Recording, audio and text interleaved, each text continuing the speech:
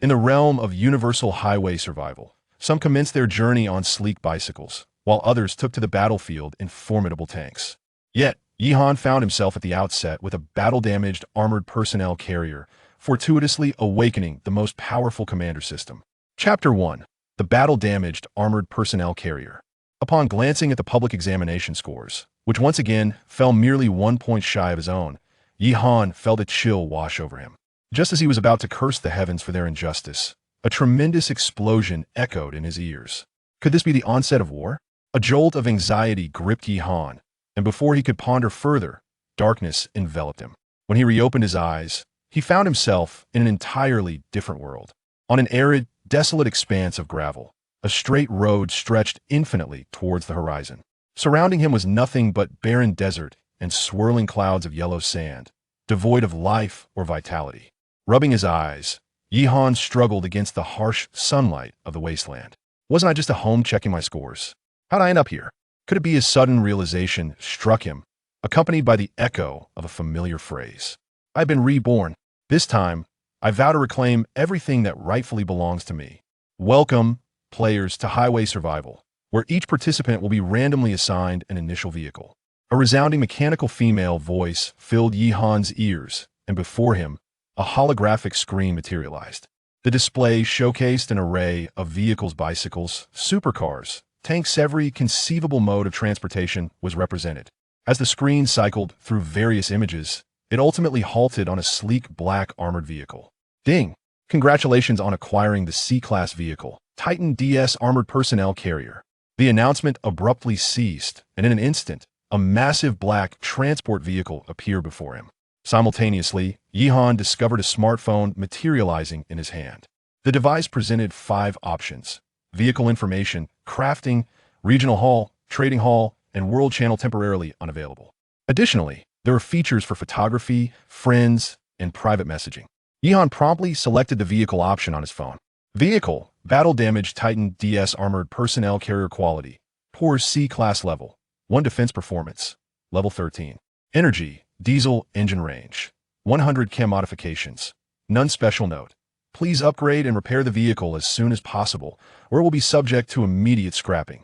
Upon reading the final line, Yihan felt a wave of despair wash over him.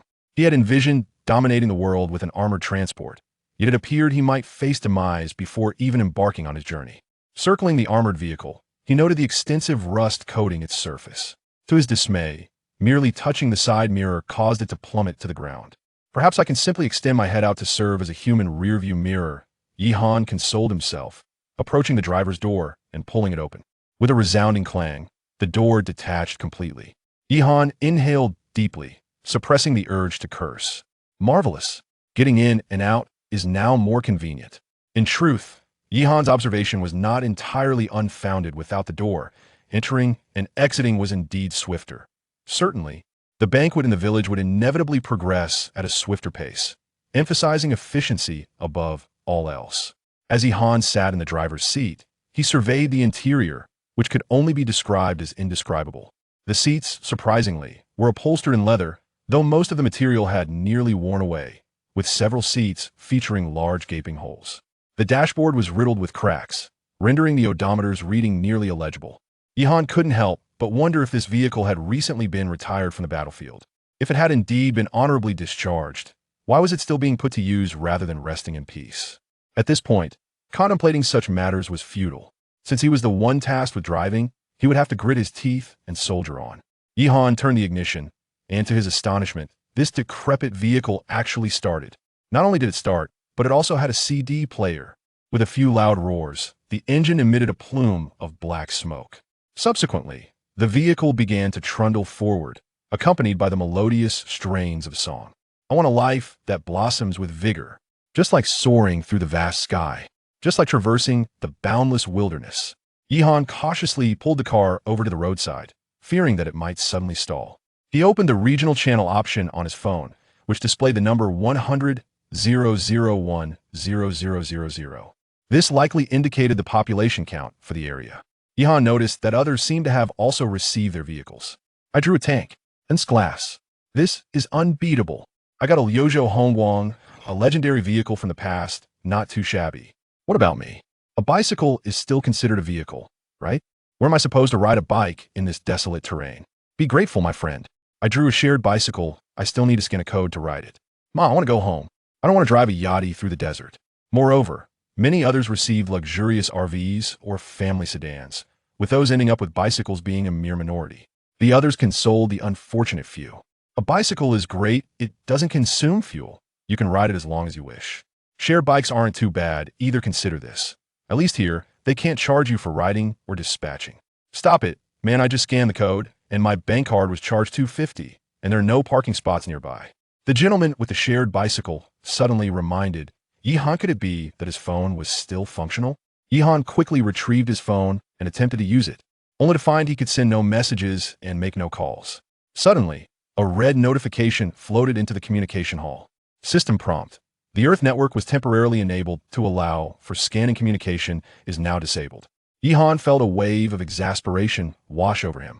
Game rules are now being announced. All players, please pay attention. The current world is a desert wasteland, and a great catastrophe will occur on the 7th day. Players' vehicles can be upgraded. Please gather parts and blueprints promptly to enhance your vehicles. Each world harbors unknown risks. High defense vehicles and weapons will aid players in withstanding these risks. All players are advised to remain vigilant. In every corner of the world, defeating monsters yields treasure chests filled with abundant resources. Players are advised to gather them diligently.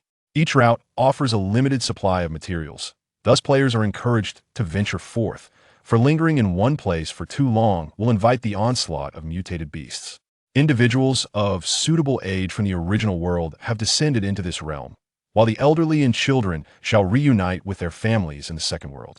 The criteria for familial relations are primarily based on social ties, supplemented by blood relations. Those whose social and blood connections have been severed will be cared for by the world system.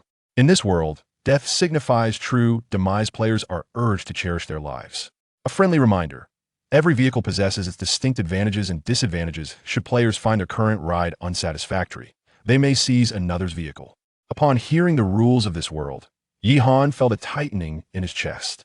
His parents had vanished when he was just a child, leaving him with only his sister, who was paralyzed from the waist down. According to the rules, she would arrive in 7 days. How could this dilapidated vehicle possibly protect her? Moreover, the rules hinted at unknown risks, and it was likely that even those on bicycles might attempt to commandeer his car. Yihan's situation was undeniably perilous. This armored vehicle offered little in terms of risk mitigation. Its only advantage was the ease of entering and exiting, along with its speed. Yet, could he outrun cyclists or those on their sturdy rides? Furthermore, the communication hall lacked any substantial information, leaving him oblivious to the unknown risks outlined in the game rules. After a moment of contemplation, Yihan prioritized his immediate concerns. Stranded in the desert, access to water and food was of utmost importance, alongside the urgent need to repair the vehicle. Otherwise, should the armored car suddenly fail, he would be left to fend for himself like a lone wanderer. Without further ado, Yihan resolved to set his plan into motion. He started the battered armored vehicle. Determined to move forward, remaining stationary was not an option. The only path to survival lay ahead.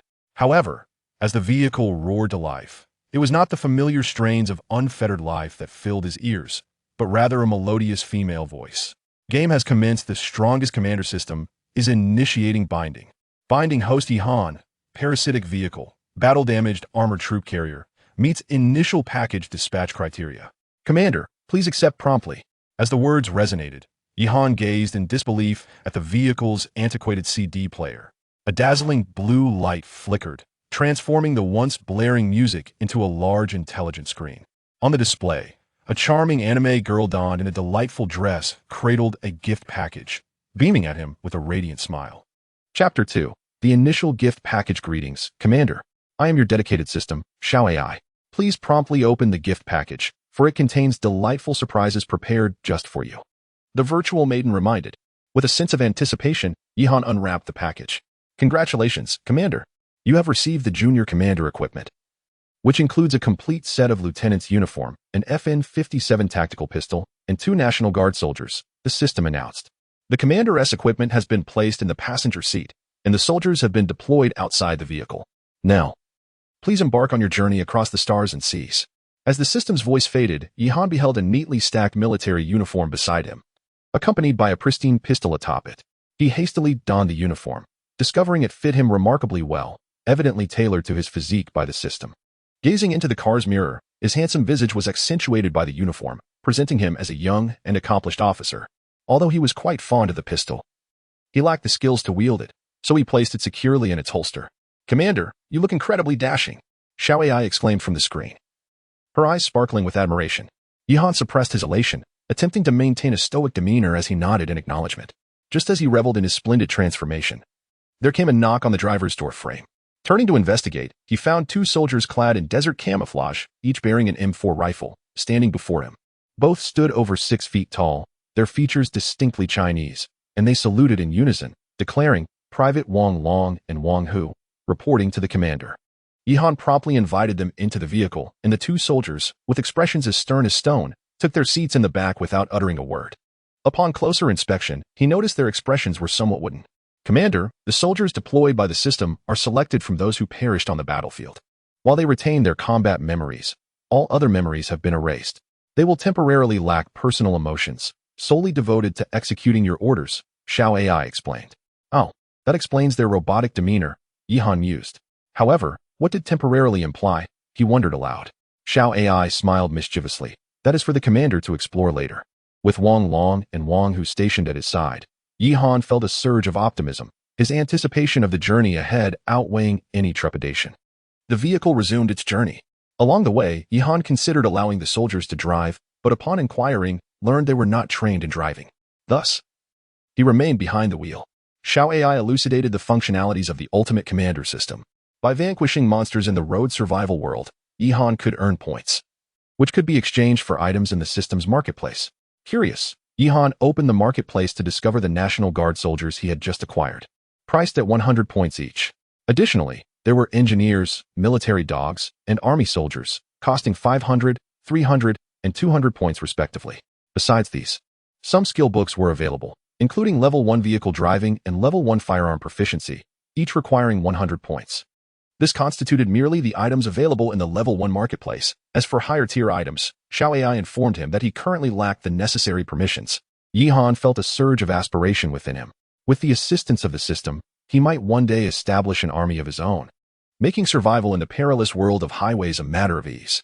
As the vehicle traversed the road, he remained vigilant, eagerly anticipating the appearance of monsters for Wang Long and Wang Hu to confront, thus allowing him to exchange points for additional soldiers. However, despite traveling over 50 kilometers, there were no signs of danger. Suddenly, a wooden chest appeared on the road. Surely, this must be the treasure chest referred to by the world's rules. With this thought, Yihan exited the vehicle, while Wang Long and Wang Hu followed closely behind, remaining alert. The wooden chest promised the acquisition of basic supplies. Just then, his phone emitted a chilling notification. Filled with joy, Yihan, who had grown exceedingly thirsty from his journey, hoped for water to emerge from the chest. In this desolate region, water was the most scarce resource. "Wang Long, please open the chest," Yihan instructed. Wang Long promptly stepped forward, raising his weapon to strike the wooden box. However, the flimsy wooden chest showed no signs of yielding under his assault. Could it be that only players could unlock it? Puzzled, Yihan approached, took Wang Long's rifle, and tentatively struck the chest. To his astonishment, it cracked open. "Indeed. Congratulations, player. You have received a bag of instant noodles and 2 bottles of mineral water." Remarkably, his desires had manifested. Just as Yihan prepared to collect the supplies, something crawled out from beneath the splintered wood. He hastily retreated a few steps, only to behold a 3-meter-long snake, its body a vibrant red, lunging toward him with its head raised. Wang Long and Wang Hu instinctively opened fire, several bullets striking the serpent and causing a gruesome spray of blood and flesh. The creature was swiftly severed in two, yet the head continued to writhe, attempting to bite. Yihan understood that snakes possess a unique nervous system, with their nerve centers distributed throughout their bodies, allowing them to react even after being severed. Unfazed, Wang Long and Wang Hu advanced, shielding Yihan and continuing to fire. Protecting their commander was instinctual. In the face of danger, they would always prioritize Yihan's safety. With a barrage of bullets, the monstrous serpent was ultimately reduced to mere fragments. Yihan took a moment to collect himself. After all, the target was relatively small, and at such times, a machete or shovel would prove more effective. Approaching the remains, his phone provided a notification. Species: mutated red racer snake. Level 1 mutated beast. Traits: average defense. Post-mutation fangs release toxins, delicious flesh. This creature was even edible, though Yihan felt a twinge of revulsion in the resource-scarce expanse of the desert. He could not afford to be choosy. He gathered the mineral water, noodles, and the mutated snake, placing them into the vehicle. At that moment, the system prompted, "Would you like to collect and decompose the wooden chest?" Yihan paused, then replied, "Collect and decompose." The wooden chest on the ground suddenly vanished, replaced by 4 neatly arranged wooden planks. It seemed there were more possibilities than he had imagined. Yihan could not help but ponder the intricate workings of this world system, yet it was beyond his current comprehension. Upon returning to the vehicle, he noticed that alongside the AI assistant, a points bar appeared on the display, indicating a total of 10 points. This was likely the reward provided by the AI system for vanquishing the mutated red-scaled snake. By this calculation, slaying 10 level 1 mutated beasts would yield sufficient points to redeem a member of the National Guard. As he contemplated this, Yihan took a few sips of water and nibbled on a piece of bread, feeling his physical discomfort gradually dissipate. Suddenly, a thought struck him. Did the soldiers summoned by the AI also require sustenance? The AI seemed to perceive Yihan's confusion and responded, "Commander, these system soldiers are indeed normal humans. They also require food and water. However, your current rank is second lieutenant, and upon promotion to first lieutenant, you will be able to exchange for ammunition, and eventually, at a higher rank, unlock facilities such as an armory. With soldiers and ammunition, acquiring supplies should not pose a challenge." Despite the AI's reassurances, an uneasy feeling crept into Yihan's mind. Future strength was one thing, but presently, although he possessed a firearm, he lacked provisions. In this vast wasteland, if he could not find food, he and his soldiers would likely perish from hunger and thirst. After all, while others were lone wolves, he had dependents to care for. His combat capabilities may surpass others, yet his resource consumption would be greater as well. He accessed the vehicle information on his phone. Vehicle: Battle Damage Titan DS Armored Personnel Carrier. Quality: Poor C-Class. Level: 1. Defense Performance. Level 1 to 3. Power Source: Diesel Engine. Range: 46 kilometers. Note: partial repairs can be made. Players should repair as soon as possible. Previously, the range was 100 kilometers, but now it had dwindled to 46 kilometers. Yihan suddenly recalled the cyclist he had encountered earlier. He likely did not suffer from range anxiety. With a sigh, he noticed that the earlier prompt urging him to upgrade the vehicle had now shifted to indicate the possibility of partial repairs. He opened the Vehicle Repair and Upgrade interface. Vehicle Condition: Poor quality. Engine condition: Poor. Requires repair. Level 1 Engine Repair Kit. Materials insufficient. Door requires repair. Simple wooden repair 4-4, or metal plate repair 0-1. Rearview mirror requires repair. Glass 0-1. Vehicle upgrade. Lacking level 2 upgrade blueprint. Feeling overwhelmed, Yihan struggled to envision how a wooden door would fare on an armored vehicle, but he had little choice. If he did not repair it now, mutated creatures might breach the vehicle while he slept, and he would be none the wiser. He pressed the repair button, and to his astonishment, the wooden panel in the vehicle vanished, replaced by a wooden barrier that allowed for the door to open and close normally, albeit without a window. Nonetheless, it was an improvement over leaving it wide open. Turning to Wang Long and Wang Hu, he noticed their parched and pale expressions. With a heavy sigh, Yihan shared a bottle of mineral water and some bread with them. Others seem to possess a system that makes them feel invincible, while I, despite having one, feel only marginally superior to a mere bicycle rider, Li Han lamented. Hearing this, little AI, with a tone of indignation, replied, "Commander, you could temporarily halt the vehicle here and dispatch soldiers to explore the desert on foot, instructing them to retrieve the wooden crates for you." Chapter 3. The Iron Chest. A few words from Xiaowai awakened Yihan to a startling realization. Why had he been foolishly driving around when he could have utilized the strength of Wang Long and Wang Hu? They were soldiers, endowed with exceptional physiques, and traversing the Gobi Desert would pose little challenge for them. He could simply remain in place and await their return with the treasure chest, thus alleviating his anxiety over distance. Although this method of exploration might be less efficient, it was undoubtedly the best course of action given his current circumstances. After all, he had encountered but a single treasure chest after 50 kilometers on the road. Perhaps the vast expanse of the Gobi would yield new discoveries. Yihan promptly commanded, "Wang Long, Wang Hu, equip yourselves and embark on foot to explore the Gobi on either side of the highway. Collect any treasure chests you find and bring them back." The two warriors responded with a resounding yes, and set off toward the desert, armed and determined. Yihan cautioned them, "If you encounter mutated beasts, fight if you can, but retreat swiftly if you cannot. Always assess your stamina during the exploration. Do not risk being unable to return." As he watched their figures fade into the distance, Yihan silently prayed, Brothers Long and Hu, please do not let me down. Our survival hinges upon your success. He sat anxiously in the vehicle, while Xiaowai offered him words of comfort. It was midday, the sun blazed fiercely over the Gobi, and Yi Han was drenched in sweat. Had it not been for the consideration of Xiaowai's presence as a female, he would have stripped down in the car. Sensing his discomfort, Xiaowai blinked her eyes and said, "Commander, let Xiaowai fan you a bit. It might provide some relief." Yi Han chuckled softly to himself, thinking, what breeze could a virtual being possibly create? Nevertheless, he nodded in agreement. To his astonishment, as the animated Xiaowai puffed her cheeks and energetically fanned him, a refreshing coolness indeed wafted through the car. Goodness, the air conditioning in this clunky vehicle actually works. Yi Han reclined in contentment, enjoying the gentle breeze. And his thoughts drifted to the cyclist. He imagined that the cyclist was likely suffering from the heat at that very moment. Lost in thought, he eventually dozed off, only to be startled awake by Xiaowai's urgent voice.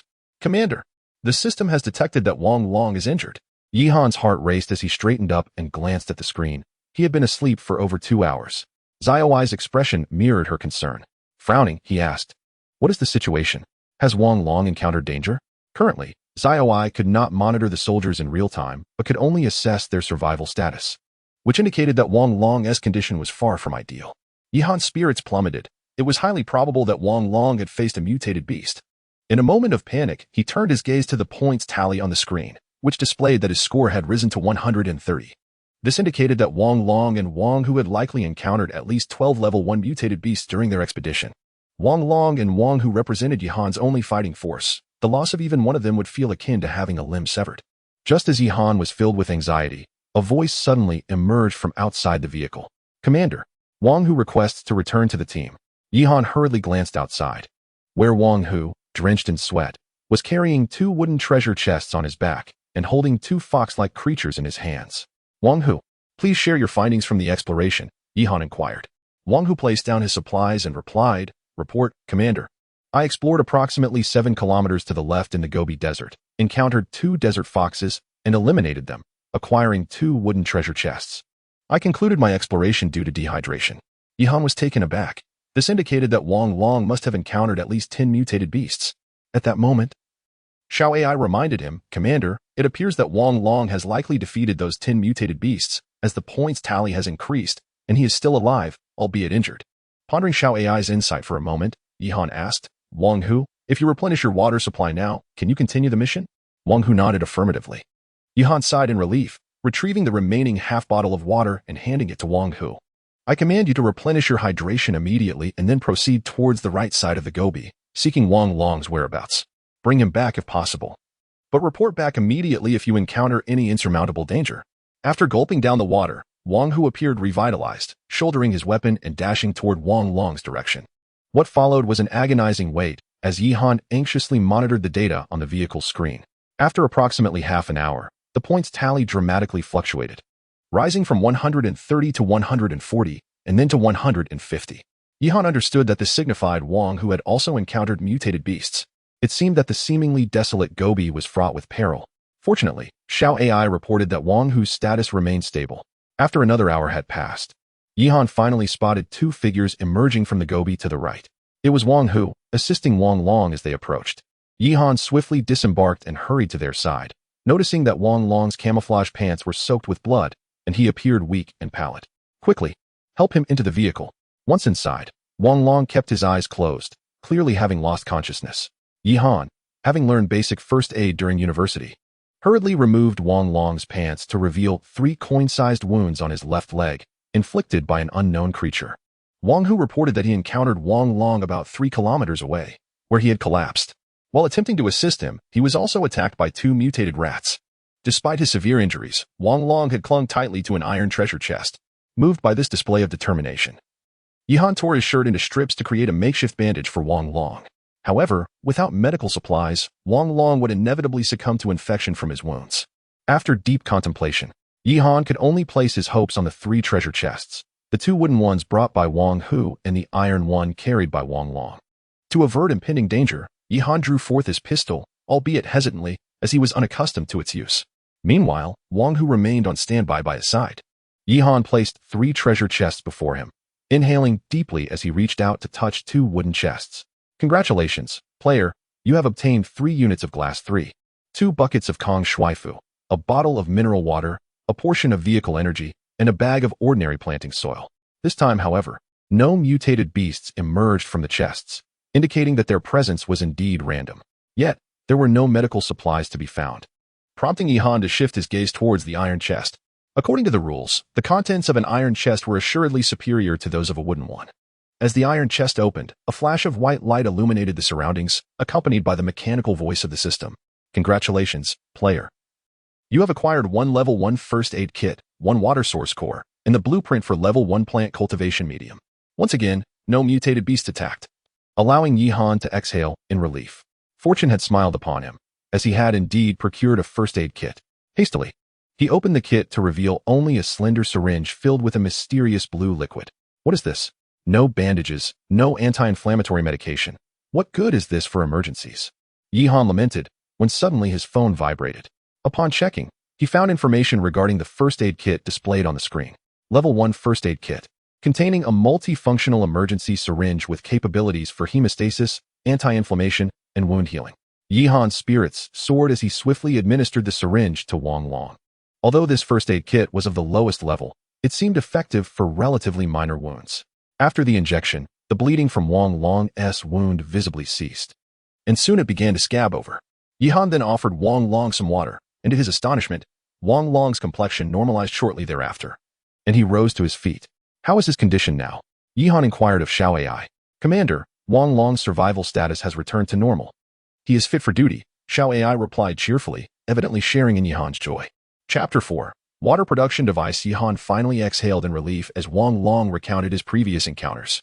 It turned out that while traversing approximately 6 kilometers, Wang Long stumbled upon a horde of mutated desert rats. Just as he contemplated taking a detour, he noticed that these creatures were guarding an iron treasure chest. In pursuit of the chest, Wang Long was compelled to take risks, employing the only grenade he possessed to eliminate several of the rats, although he sustained injuries from 2 of them. Subsequently, he encountered Wang Hu.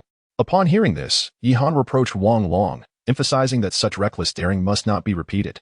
To Yihan, the well-being of his soldiers far outweighed the value of any treasure chest. He then proceeded to inspect the supplies gathered during their expedition. Instant noodles and water were, of course, abundant, but this time they had also acquired glass, planting soil, and, at long last, a source of energy. Yet, this energy source was not what he had anticipated. Instead of gasoline or diesel, it consisted of a small box containing 4 neatly arranged bottles of green liquid. After reviewing the description, Yihan discovered that this substance could adapt to serve as a power source for vehicles, with 1 portion capable of providing a range of 200 kilometers. For human-powered vehicles, it could also be exchanged for an equivalent amount of water and food, which was quite considerate. As for the other 2 items extracted from the iron treasure chest, Yihan found himself somewhat perplexed. The first was a blueprint for a primary planting culture medium. Yihan glanced at his phone for further details. Primary planting culture medium, capable of cultivating 6 varieties of crops. Required materials, planting soil, 2 glass, for iron, 1 L water. While this item held significant value, it was of no immediate use to him. The other item was a water source core, resembling a blue crystal, with a rather vague description on his phone. It merely indicated that this item was a required material for blueprints related to water resources. Did this imply that he could eventually create something akin to a rainwater collector? The thought brought a glimmer of joy to Yihan's heart. If this were indeed the case, then this item would prove to be exceedingly precious. He carefully stowed the water source core in the armrest compartment. At this moment, combined with the previously acquired energy, Yihan was capable of traveling 246 kilometers. In terms of food, he had 2 buckets of instant noodles, 3 remaining pieces of bread, along with 2 desert foxes and a red snake. This was sufficient to sustain the 3 of them for a day and night. The only shortfall was water, with merely 1 bottle of mineral water left. Fortunately, it was now afternoon, and the sun over the Gobi desert had begun to relent. In about 1 or 2 hours, it would set. Just as he contemplated this, his phone vibrated suddenly, prompting Yihan to take a look. There was but a single message, a system notification. System alert. The Gobi Desert after sunset will be exceedingly perilous. If the player's vehicle is not in optimal condition, it is advised not to continue driving. Please prepare for defense. Mutated beasts will randomly attack vehicles during the night. This conveyed 2 crucial pieces of information. First, that collecting resources at night would be challenging. Second, that mutated beasts would be prone to assault. Realizing this, Yihan hastily started the vehicle. he needed to gather more supplies before nightfall. The military transport vehicle emitted a tremendous roar as it leisurely pursued the setting sun. The journey that followed proved remarkably smooth, devoid of any unforeseen incidents, and instead, it successfully collected 2 wooden treasure chests along the way. These chests yielded 1 iron ingot, 1 piece of glass, a bag of small bread, and 2 bottles of mineral water. The 2 wooden chests were repurposed by Yihan for storage, while the 2 chests and iron box brought back by Wang Hu and Wang Long were dismantled by Yihan, yielding 8 units of wood and 2 iron ingots. As the sun finally set, the Gobi Desert became exceedingly cold at night. Yihan was well aware of the significant temperature fluctuations in desert regions. The days were scorching hot, yet the nights were exceptionally frigid. However, the military uniform provided by the AI system seemed to be crafted from some unknown material, keeping him comfortably warm during the day while also providing excellent insulation at night. Yihan parked the vehicle by the roadside and peered through the window to observe his surroundings. At that moment, all was silent. The Gobi was devoid of moonlight, making it difficult to discern the situation around him. The only sound was the howling wind, interspersed with the indistinct calls of unknown creatures. To prevent potential attacks from unidentified beings during the night, Yihan assigned Wang Long and Wang Hu to take turns on watch inside the vehicle while he nestled in the rear compartment to sleep. At this moment, the sole advantage of the transport vehicle finally revealed itself, its spaciousness, which allowed 2 adults to lie side by side comfortably, even with a substantial amount of supplies stored within.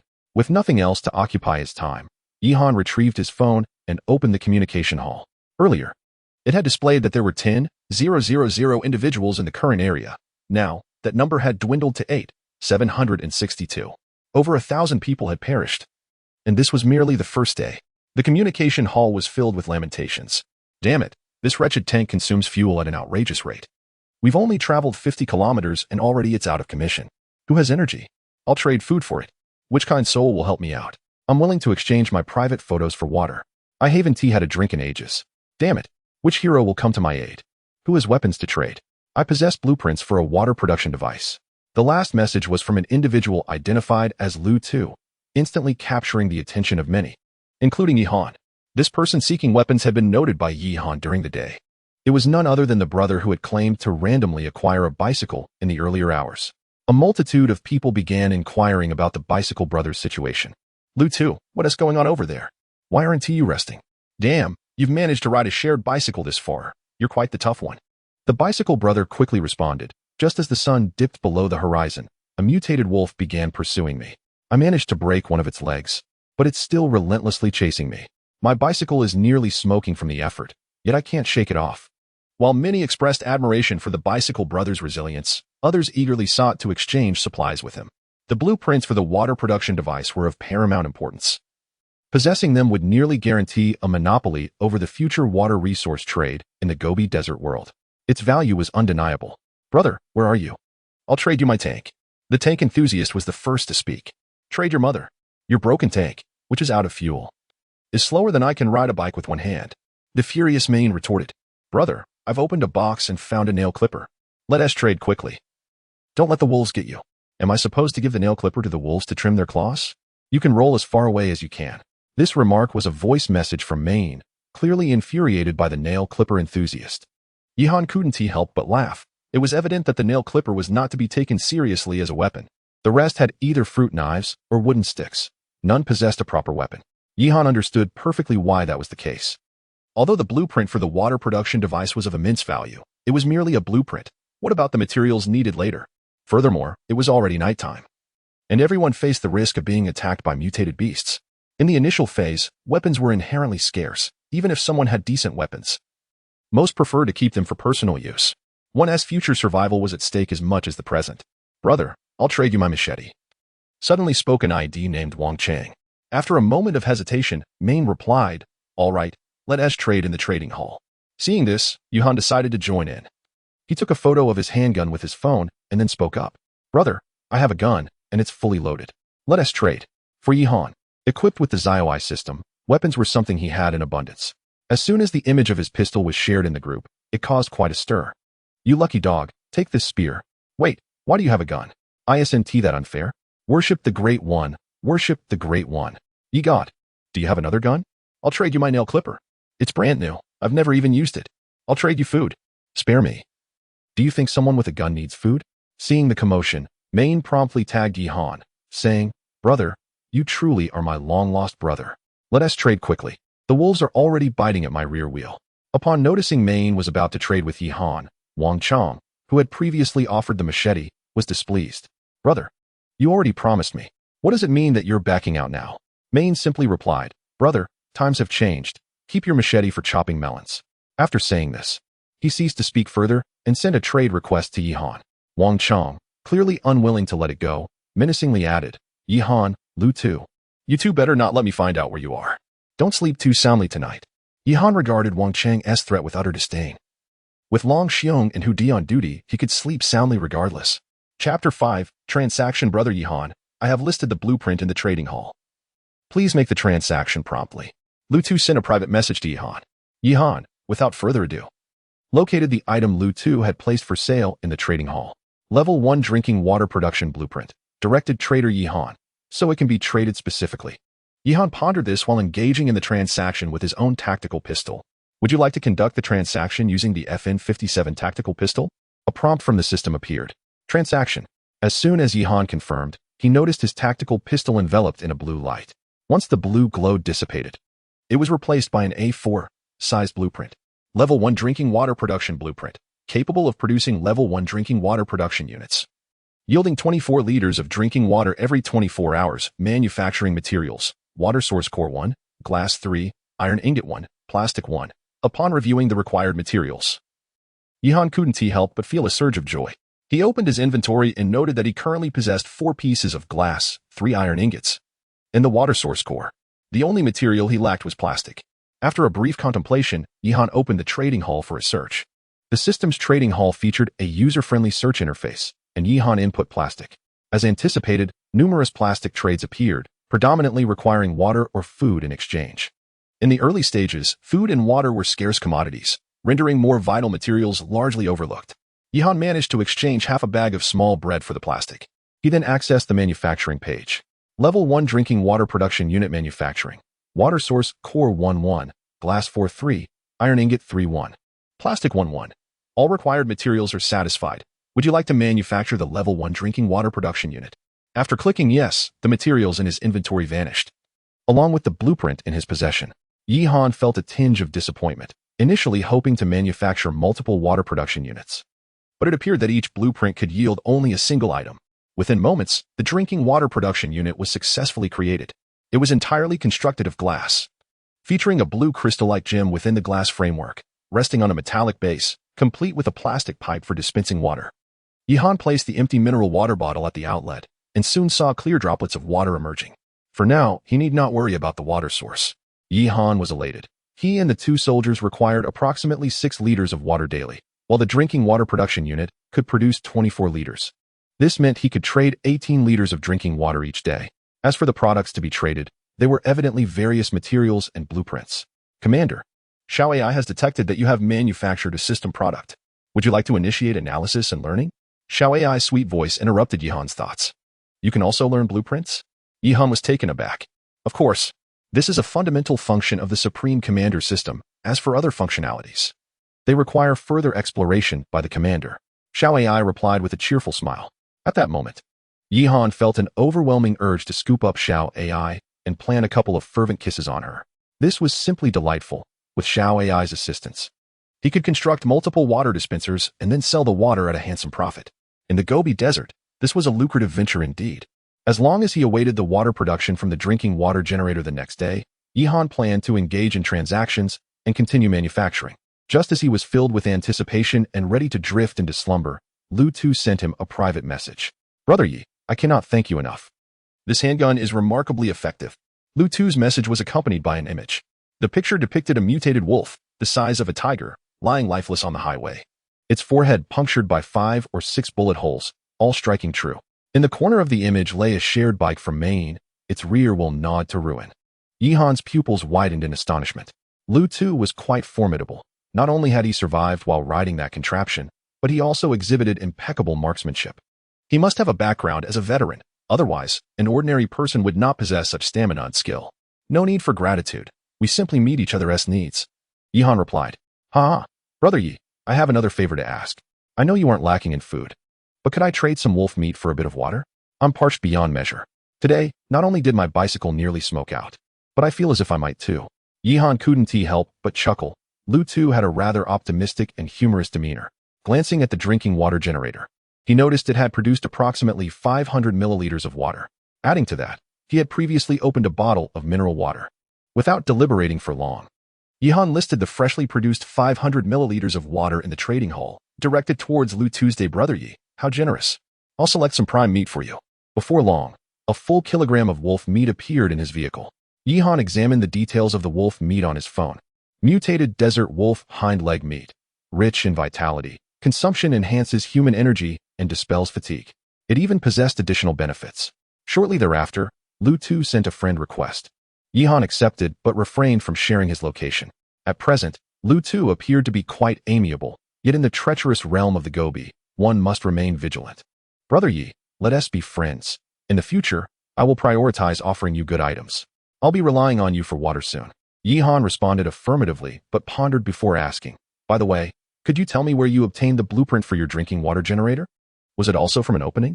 Yes, I encountered a metal treasure chest shortly after riding. It contained only this item and a skinning knife. So that was the case. Lu Tu had indeed been fortunate. After traveling such a distance, had it not been for Wang Long's valiant efforts, he would not have acquired a metal treasure chest. While this fellow had stumbled upon it empty-handed, perhaps this was the world system compensating him for drawing a shared bicycle. Nevertheless, the skinning knife was also something Yihan required, especially since he had 2 mutated foxes and a red snake in his possession. It is highly improbable that Lu Tu would part with this item, leaving only the option of trying one's luck at the trading hall tomorrow. At this moment, Wang Long was on duty, seated in the passenger seat of the vehicle, observing his surroundings with a stern gaze, tightly gripping his M4A1 rifle. Meanwhile, Xiao Ai appeared somewhat drowsy and softly inquired, Commander, I feel a bit tired. May I rest? Do virtual beings also require sleep? Yihan, somewhat puzzled, nonetheless nodded in agreement. Go ahead and sleep. Good night. Good night, Commander. As the fierce winds swept across the Gobi Desert and Xiao Ai's gentle breaths filled the air, Yihan too succumbed to a deep slumber. Chapter 6. The Beast Attack. Uncertain of how long he had been asleep, Yihan found himself in a dream where he was holding the paw of a mutated wolf and performing a ritual in the vast desert. Suddenly, the sharp sound of gunfire pierced the air, followed by the urgent exclamation of his companion. Commander, wake up. We are under attack by mutated beasts. Groggy, Yihan hastily opened his eyes to find Wang Long and Wang Hu sitting upright in the dimly lit vehicle, both gripping rifles and intently watching the outside. Peering out the window, Yihan was startled to see 8 mutated wolves, each the size of a tiger, crouching menacingly beside the vehicle. In front of the car lay a mutated wolf, already struck by several bullets, lifeless on the ground. What is happening? Yihan furrowed his brow in confusion. The mutated wolves resembled the one Lu Tu had previously slain. Could it be a pack? This was utterly bizarre. Lu Tu had encountered merely one, while he was now faced with an entire pack. Around 5 o'clock, Wang Hu had noticed several mutated wolves scratching at the car door, prompting Wang Long to awaken. When one of the wolves attempted to break through the car window, both Wang Long and Wang Hu fired simultaneously, successfully taking it down. The situation is tense, reported Xiao Ai, her voice laced with anxiety. Upon inspecting the fallen wolf, Yihan observed numerous wounds across its body, particularly 4 or 5 on its forehead. These mutated wolves possess remarkable resilience. Our shots barely affect their bodies. It appears that the fatal injuries were to the head, Wang Long remarked. The outlook was grim. The wolves seemed wary of the recent gunfire, encircling the vehicle and fixating their gaze on Yihan. Not far from the pack, a wolf king, significantly larger than an ordinary mutated wolf, sat in the distance, its eyes glowing ominously red. Yihan swallowed hard and inquired of Wang Long and Wang Hu. Do you believe you can take down these wolves? Both men shook their heads in unison. We are merely ordinary soldiers of the security team. Our marksmanship is not precise enough to guarantee headshots, and our ammunition is running low, Wang Hu replied. It dawned on Yihan that he had neglected to check their ammunition situation after their exploration during the day. Damn it, how much ammunition do you have left? He pressed. 32 rounds for the rifle, 7 for the pistol, and 1 M67 standard grenade, Wang Hu answered. 24 rounds for the rifle, 5 for the pistol. Wang Long added. How many did we use to take down that wolf? Yihan inquired further. Approximately 17 rounds, came the response. Damn it. The Xiao AI system is excellent in many respects, but the inability to exchange for ammunition at this stage is a significant flaw. Perhaps this issue will be resolved later. Yihan thought. It seemed their only option was to flee. Their ammunition was insufficient to confront the pack, especially with a larger wolf king lurking nearby. But could this battered vehicle truly outrun the wolves? With a heavy sigh, Yihan decided they must attempt to escape. Without delay, he moved to the driver's seat and started the engine.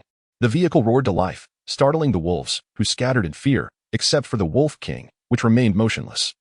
Its cold gaze fixed upon them. The transport vehicle trundled forward at a leisurely pace, while Yihan anxiously fixated on the pack of wolves. Suddenly, he caught sight of the wolf king nearby, whose face bore an unsettling smirk upon realizing Yihan's intent to flee. An ominous feeling gripped Yihan's heart. A howl erupted from the wolf king, which seemed to serve as a signal for the others to converge and launch an assault on the transport vehicle. The vehicle moved at a pace far slower than that of the wolves, and it was not long before the rear and sides of the vehicle were besieged by the pack. Even the driver's seat where Yihan sat was scratched a few times. The incessant crackling sound sent shivers down Yihan's spine.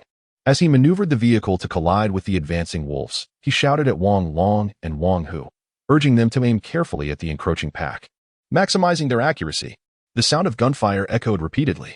However, as the vehicle was in motion, most of the wolves, having learned from their previous encounters, lowered their heads. At this juncture, it was increasingly difficult for Wang Long and Wang Hu to hit the vital points of the mutated wolves. Furthermore, the collisions caused by Yihan's vehicle were unlikely to inflict any significant damage on these wolf-sized mutants. System notification: the player's vehicle is sustaining damage. Current damage level at 30. When damage reaches 100, the player's vehicle will be completely destroyed. Continuing in this manner was futile. The defensive capabilities of this rickety transport vehicle were woefully inadequate. Once the vehicle was incapacitated, Yihan would be left vulnerable to the wolves' relentless assault. Cursing under his breath, he resolved that if he survived this ordeal, he would promptly repair the transport vehicle and enhance its defensive attributes. Glancing at his phone, the damage level now indicated 40, leaving Yihan in a state of distress. "Commander, you still have 160 unused Xiao AI points," Xiao AI hastily reminded him from the screen. Yihan's pupils dilated in shock, realizing he had forgotten about his valuable resource. He quickly navigated to the system shop on the screen. National Guard Soldier, 100 points. Description: equipped with basic military gear, carries one M4A1 rifle with 60 rounds of ammunition, one Beretta M9 pistol with 15 rounds, one M67 standard grenade, possesses basic shooting skills and combat proficiency. Army Soldier, 200 points. Description: equipped with intermediate military gear, carries one M4A1 rifle fitted with a grenade launcher, 90 rounds of ammunition, and 2 grenades, one Beretta M9 pistol with 15 rounds, 2 M67 standard grenades. Possesses intermediate shooting skills and combat proficiency. German Shepherd military dog, 300 points. Description: genetically modified German Shepherd military dog. Equipped with basic canine protective armor. Engineer, 500 points. Description: mastery of mathematics and science grants confidence. Possesses skills in basic repair, construction, and design. Carries a basic engineer's toolkit. In terms of cost effectiveness, it was evident that the Army Soldier was superior to the National Guard Soldier. However, at this moment, Yihan had no choice but to select the National Guard Soldier due to his current points.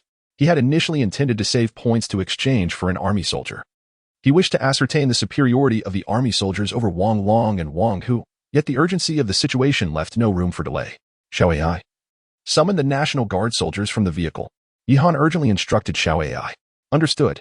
One National Guard soldier has been deployed in the trunk, Xiao AI replied.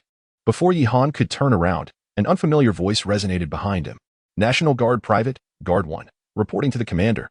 A soldier, indistinguishable in appearance from Wang Long and Wang Hu, approached the driver's seat and saluted Yihan, in an effort to aid the commander's recognition. Xiao AI had whimsically designated him as Guard 1, explaining that should the commander prefer another name, it could be changed. Yihan nodded at Xiao AI on the screen and then addressed the soldier. Guard 1, engage in combat immediately. Yes.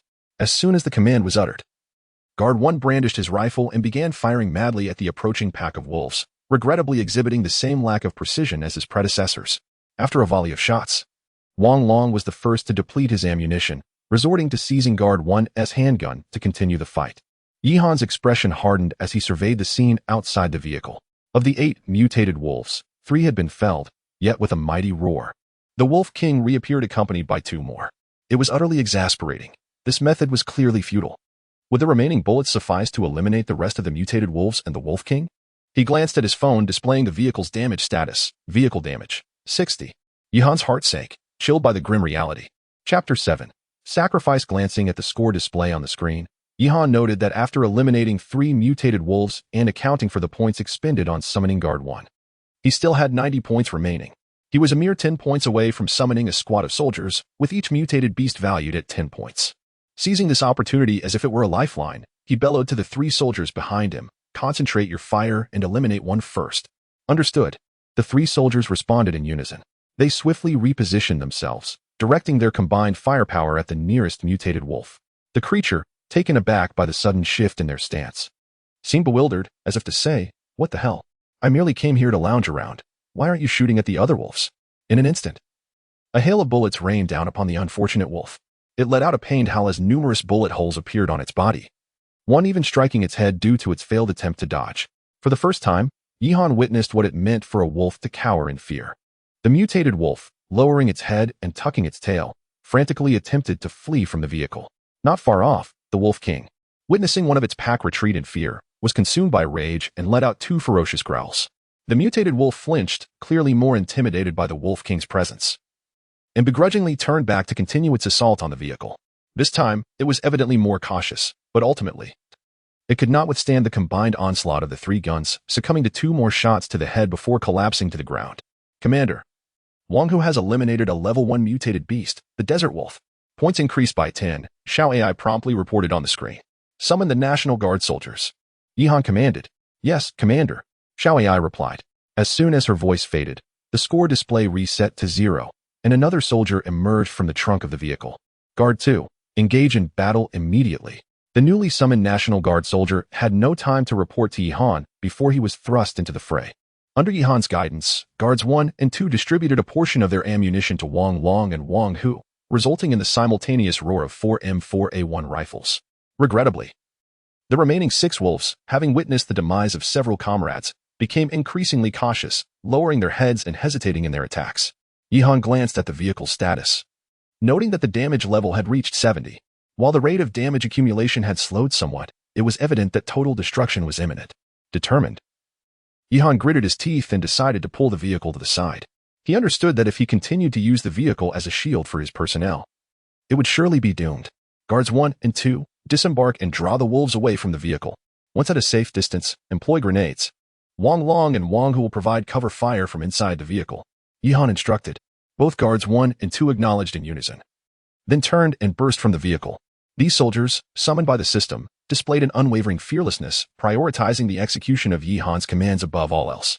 For them, sacrificing themselves for their commander was an honor beyond compare. The wolf pack, upon seeing someone burst forth from the vehicle, swiftly altered their course, pursuing the 2 individuals. Guards 1 and 2 ran while firing their weapons, with Wang Long and Wang Hu providing support. Yihan anxiously observed the situation outside the car, his greatest concern being the Wolf King. At that moment, 6 mutated wolves remained, yet the Wolf King had yet to truly engage in the fray. Yihan understood that the Wolf King would only intervene at a critical juncture. For these creatures, the sacrifice of a few subordinates did not threaten the core of their pack. However, if it were to suffer injury, it would risk facing challenges from its own kin. Yet, should the pack sustain heavy losses, the Wolf King would undoubtedly take action. After all, it could not allow itself to become a mere figurehead. Unbeknownst to the Wolf King, Yihan and his companions had devised a strategy. It assumed these humans intended to abandon the vehicle and flee, and thus it let out a low growl, commanding the pack to pursue.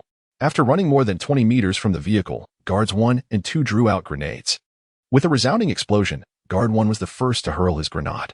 In a flash of fire, the 3 mutated wolves pursuing him were obliterated, one lying lifeless, while the remaining 2, severely weakened, retreated, howling in distress as they cowered in the distance. Yet Yihan could not rejoice, for the situation at Guard 2's position was dire. As Guard 2 prepared to extract his grenade, a mutated wolf lunged forward, knocking him to the ground, swiftly followed by 2 others that joined the attack. Wang Long and Wang Hu redirected their fire towards that direction. "Damn it," Yihan cursed. Due to their positioning with their backs to Wang Long and Wang Hu, the 2 could not effectively target the vulnerable spots of the mutated wolves, and soon, the remaining 2 had overwhelmed Guard 2. "Brothers, I will protect the commander at all costs." Guard 2 suddenly bellowed, and then, without hesitation, he hurled a grenade at his feet. Boom! A deafening roar echoed, and when the flames dissipated, both Guard 2 and the 3 wolves that had pounced upon him lay silent on the ground. Tears welled in Yihan's eyes. But there was no time to mourn the loss of Guard 2. Meanwhile, the Wolf King finally comprehended that this was, in fact, a trap. With a harrowing howl, filled with fury, the Wolf King emitted a cry that resonated with the remaining 2 mutated wolves, who responded with a mournful wail. Yihan shouted in alarm. Guard 1 was still outside. As anticipated, after the howl, the Wolf King, eyes ablaze with bloodlust, charged toward Guard 1. Wang Long, Wang Hu. Immediately dismount and assist Guard 1. Wang Long and Wang Hu swiftly exited the vehicle, firing at the Wolf King while moving towards Guard 1's position. Yihan had contemplated driving to aid Guard 1, but upon glancing at the vehicle, which was 70 damaged, he ultimately refrained from taking such a risk. After all, this battered car could not outrun the Wolf King. The only path forward was to confront it head-on. The Wolf King's speed far surpassed that of ordinary mutated wolves. And as Wang Long and Wang Hu intended to reach Guard 1, they were caught off guard when the Wolf King turned its attention toward them. Upon witnessing the unfolding chaos, Yihan hastily urged the 2 to return to the vehicle, yet it was ultimately too late. The Wolf King lunged forward, delivering a powerful strike that sent Wang Hu crashing to the ground, blood spewing from his mouth. Observing this, Wang Long ceased his targeted shots and instead unleashed a barrage of fire upon the Wolf King. However, the creature's defenses proved far superior to that of ordinary mutated wolves. The bullet struck its form with little effect as it opened its massive jaws, intent on devouring Wang Hu. Wang Long, evade. Safeguard the commander. Wang Hu roared with fury, pulling out the last grenade from Yihan's group and thrusting it into the gaping maw of the Wolf King. Chapter 8. The following day, the Wolf King did not discern the object in Wang Hu's hand, merely assuming he intended to stifle his own mouth. With a swift bite, the Wolf King severed Wang Hu's arm entirely. As if in a display of triumph, the creature swallowed the arm, along with the grenade, and then coldly fixed its gaze upon Wang Hu. At this moment, Wang Hu was left with but one arm. However, he refused to yield, drawing his pistol with his remaining hand to fire at the Wolf King. Just as the gunfire erupted, a tremendous explosion followed. Boom! It resonated like a distant thunderclap, and the gunfire ceased abruptly. Commander, Wang Hu has slain a level 1 lord, the mutated Desert Wolf King, earning 100 points. Xiao AI reported from within the vehicle. Meanwhile, Guard 1 had also dispatched 2 severely injured mutated wolves, bringing his score to 160. Yihan, unable to spare a glance at the score, rushed out of the vehicle to assess Wang Hu's condition. The Wolf King's massive form lay on the ground, appearing relatively unscathed, yet blood gushed from its jaws, indicating its demise. However, Wang Hu's condition was surprisingly different. The soldier swiftly rose to salute Yihan, his previously devoured arm miraculously restored. Sergeant Wang Hu reporting to the commander, he exclaimed. He has been promoted. Yihan murmured in astonishment. A voice from the vehicle chimed in. Yes, commander. When soldiers eliminate a certain number of mutated beasts, they are eligible for a promotion, which restores their ammunition and physical condition while providing a degree of advancement. Upon hearing Xiao AI's explanation, Yihan turned to Wang Hu and inquired, Wang Hu, please elaborate on your current status. Yes, commander. After my promotion to sergeant, my weapon remains unchanged, yet my rifle ammunition has increased to 90 rounds, with 20 rounds for my pistol, in addition to possessing 2 grenades. Furthermore, I have acquired intermediate shooting and combat skills, along with basic driving and squad leader-level command skills. Yihan was filled with elation upon hearing Wang Hu's response. Not only had his ammunition increased, but he had also gained driving and command skills, implying that he could now step away from the role of driver. Excellent. For the time being, you shall assume the position of squad leader and direct the other guard members. Our next task is to clear the battlefield. This skirmish yielded a total of 10 mutated wolves and 1 mutated wolf king, albeit with significant ammunition expenditure. Wang Long and Guard 1 have depleted their supplies, leaving only Wang Hu fully stocked. Reluctantly, Yihan invoked his points to summon a new guard soldier. However, he decided against naming the new soldier Guard 2, opting instead to continue with Guard 3. Xiao AI, will it be possible to summon back the fallen soldiers? Yihan asked, a somber expression crossing his face. Commander, with your current permissions, Xiao AI cannot provide that information. Moreover, the equipment carried by soldiers upon their demise is reclaimed by the system. Xiao AI cautiously glanced at Yihan, seemingly apprehensive of his reaction. Very well, then let Guard 2 be renamed Wang Yong and duly recorded in the system. Understood, Commander. Xiao AI responded. Yihan approached the remains of the guard, now known as Wang Yong, and solemnly removed the nameplate, carefully storing it away.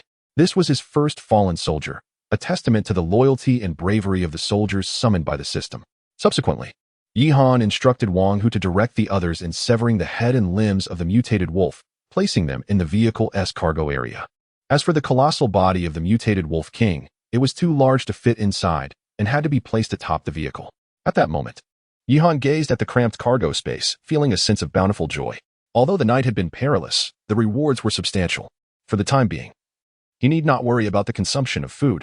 However, with the extreme temperatures of the Gobi Desert, preservation posed a challenge. As the sun rose, its gentle rays illuminated the barren landscape, dispelling the chill of the night. Congratulations to all players for surviving the first day in the Gobi world. Currently, there are 403 surviving players in this area.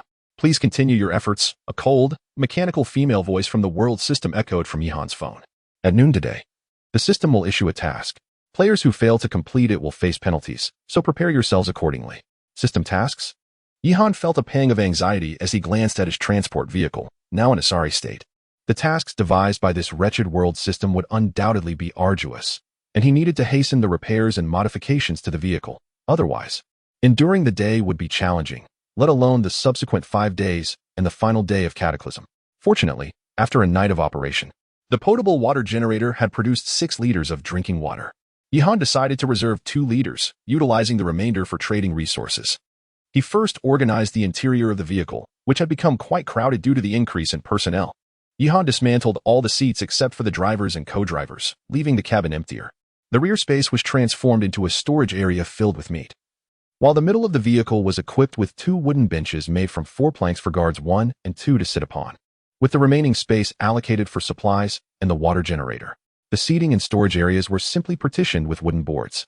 Now, Wang Hu assumed the role of driver, while Yihan comfortably occupied the co-driver's seat, perusing the communication hall. Upon opening the communication hall, a torrent of lamentations greeted him.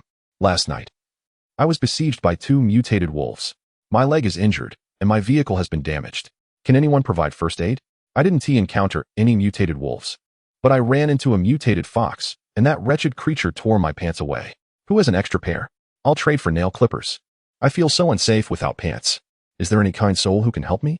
Woe is me, there is still a mutated wolf chasing my vehicle. Water. I need water. That's Scoundrel Lu Ning. If I catch you, you'll regret it. How dare you trade my urine? If I get my hands on you, you'll be in for it. Selling mutated wolf meat. Yihan noted with interest that the last message came from the very person who had threatened him, Wang Chong, indicating that this individual possessed some degree of capability. However, the majority of individuals found themselves in rather unfortunate circumstances last night, yielding little to no rewards. Perhaps the adept players were merely lurking in the shadows. Yihan, indifferent to the commotion, promptly accessed the trading hall and partitioned 4 liters of water into 20 portions of 200 milliliters each for exchange. He offered them in trade for skinning knives, flint, various blueprints, as well as glass, steel ingots, and plastic. Lo and behold, Yi Shun has listed water in the trading hall, a total of 20 portions. Grateful for Yi Shun's timely assistance.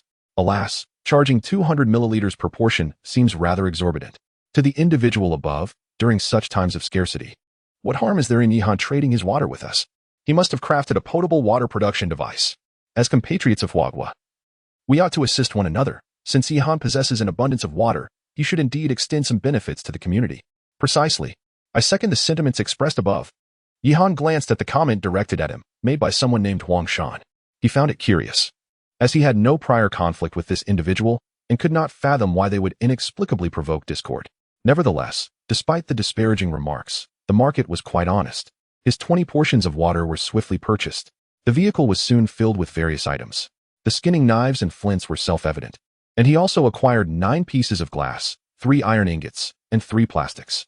This was just sufficient to manufacture 3 potable water production devices, and unexpectedly, he received a tutorial for crafting jerky. However, acquiring the water source core proved to be a more challenging endeavor. After some contemplation, Yihan decided to post a notice in the trading hall. Those willing to trade a water source core, please contact me with your price privately. Chapter 9. The path is obscured by mountains and waters. After posting this revelation, Yihan ceased to pay attention to the happenings in the exchange hall. The vehicle, under Wang Hu's careful navigation, moved forward at a leisurely pace. Yihan instructed that they should halt upon encountering treasure chests, allowing him to take charge of opening them. Meanwhile, he positioned himself at the rear of the vehicle, preparing to process the batch of wolf meat. Detected that the player possesses skinning tools. Shall the disassembly proceed? Yes. Yihan nodded affirmatively. Acquired 3,000 kilograms of mutated desert wolf meat, all entrails removed, 10 pieces of mutated desert wolf skin, Acquired 200 kilograms of mutated desert fox meat, 2 pieces of mutated desert fox skin. Acquired 3 kilograms of mutated red snake meat. Detected a jerky making tutorial. Shall the jerky be produced? Yes. Acquired 1051 kilograms of special jerky. After the jerky was produced, the vehicle's interior became significantly more spacious. Yihan extracted 551 kilograms of jerky to list in the trading hall. Special jerky, 551 portions, exchange for energy, various materials, blueprints. It wasn't long before someone initiated a private chat. A girl with the ID Lu Miao Miao inquired, Yishan, do you accept water source cores? Yihan's pupils contracted in surprise. Of course, he would accept such a valuable item. Upon examining Lu Miao Miao's profile, he noted her avatar depicted a strikingly attractive young woman. Yes, what do you wish to exchange? After a moment of hesitation, Lu Miao Miao replied, I would like to exchange for 100 kilograms of jerky. 100 kilograms. While Yihan could afford it, it seemed rather excessive. He contemplated holding off on her for a while, but less than 10 minutes later, Lu Miao Miao sent another message. How about 90 kilograms? I can also add a repair kit. Any less won't do. Yihan glanced at the photo Lu Miao Miao sent, revealing a level 1 vehicle body repair kit. This item was of immense importance to him. The previous night's battle had left his already battered transport vehicle in a dire state. It was best to seize the opportunity without haggling too aggressively. All right then. I shall reluctantly proceed with the trade. Yihan replied with a tone of feigned reluctance. Upon receiving the items from Lu Miao Miao, he immediately crafted another water production device, resulting in 2 water-generating units within the vehicle. Subsequently, Yihan reviewed the details of the Level 1 Vehicle Body Repair Kit. Level 1 Vehicle Body Repair Kit. No materials required. Directly restores the current state of the vehicle body, excluding the engine. Yihan's face lit up with joy. This trade was indeed worthwhile. After clicking to use the kit, the transport vehicle transformed before his eyes, shedding its dilapidated appearance for a brand new one. The worn-out doors and the wooden driver's door, along with the dashboard, were entirely renewed. Although the armor, being a modified component, could not be repaired, the vehicle's defensive capabilities were significantly enhanced. Vehicle, brand new Titan DS Armored Personnel Carrier. Quality, factory fresh grade A. Level 1. Defense performance, level 1 to 6. Energy, diesel engine, range, 120 kilometers. Modification, none, at this moment. The vehicle's defense performance had progressed from the initial level 1 to 3 to level 1 to 6. Yihan was somewhat eager to see how high the level would rise after adding defensive armor. He then accessed the vehicle upgrade interface, where the previous indicators for various enhancements needing repair had vanished, leaving only the upgrade option. Vehicle upgrade. Level 2 vehicle upgrade package. It seemed that he needed to pay more attention to this aspect, Yihan mused. After traversing approximately 50 kilometers, Yihan acquired 3 wooden treasure chests, which upon opening yielded several bottles of mineral water, a few sausages, and steel ingots. However, for Yihan, these items were no longer in short supply. Along the way, he instructed Wang Hu to halt, boiling water to prepare instant noodles, into which he added jerky and ham. While savoring the fragrant noodles, Yihan opened the communication hall to check on the situation. Mutated beast meat for water. Who wants to chat privately? Repair kits. Repair kits. Who has repair kits? I'll trade food for water. Can I exchange other items? I'm truly in need of water. Food for energy packs. Interested parties. Please message me. It appeared that those who had survived since the first day were gradually finding their footing. Just as Yihan was contemplating this, Lu Tu suddenly sent an abrupt message in the communication hall. Which bastard took my shared bicycle? Damn it. It disappeared while I was taking a dump. Are you out of your mind? Stealing a shared bike? Ha ha ha, brother Mayin, you're going to become the long legs brother from now on. Per Lu Tu. Losing a shared bike right from the start, and it got stolen. Of course, shared bikes are meant to be shared. Is this a fine for public urination? No. But there is nothing on this Gobi desert. Are your eyes blind? You deserve to have it stolen. You have no sense of safety. Do you think this is your home bathroom? Go to hell. Can't I relieve myself facing away from the road? Did you steal my bike, you punk? Yihan was at a loss for words, unsure whether to feel pity for Lu Tu or to consider him fortunate. If one were to argue that he was unfortunate, he had still managed to find an iron treasure chest.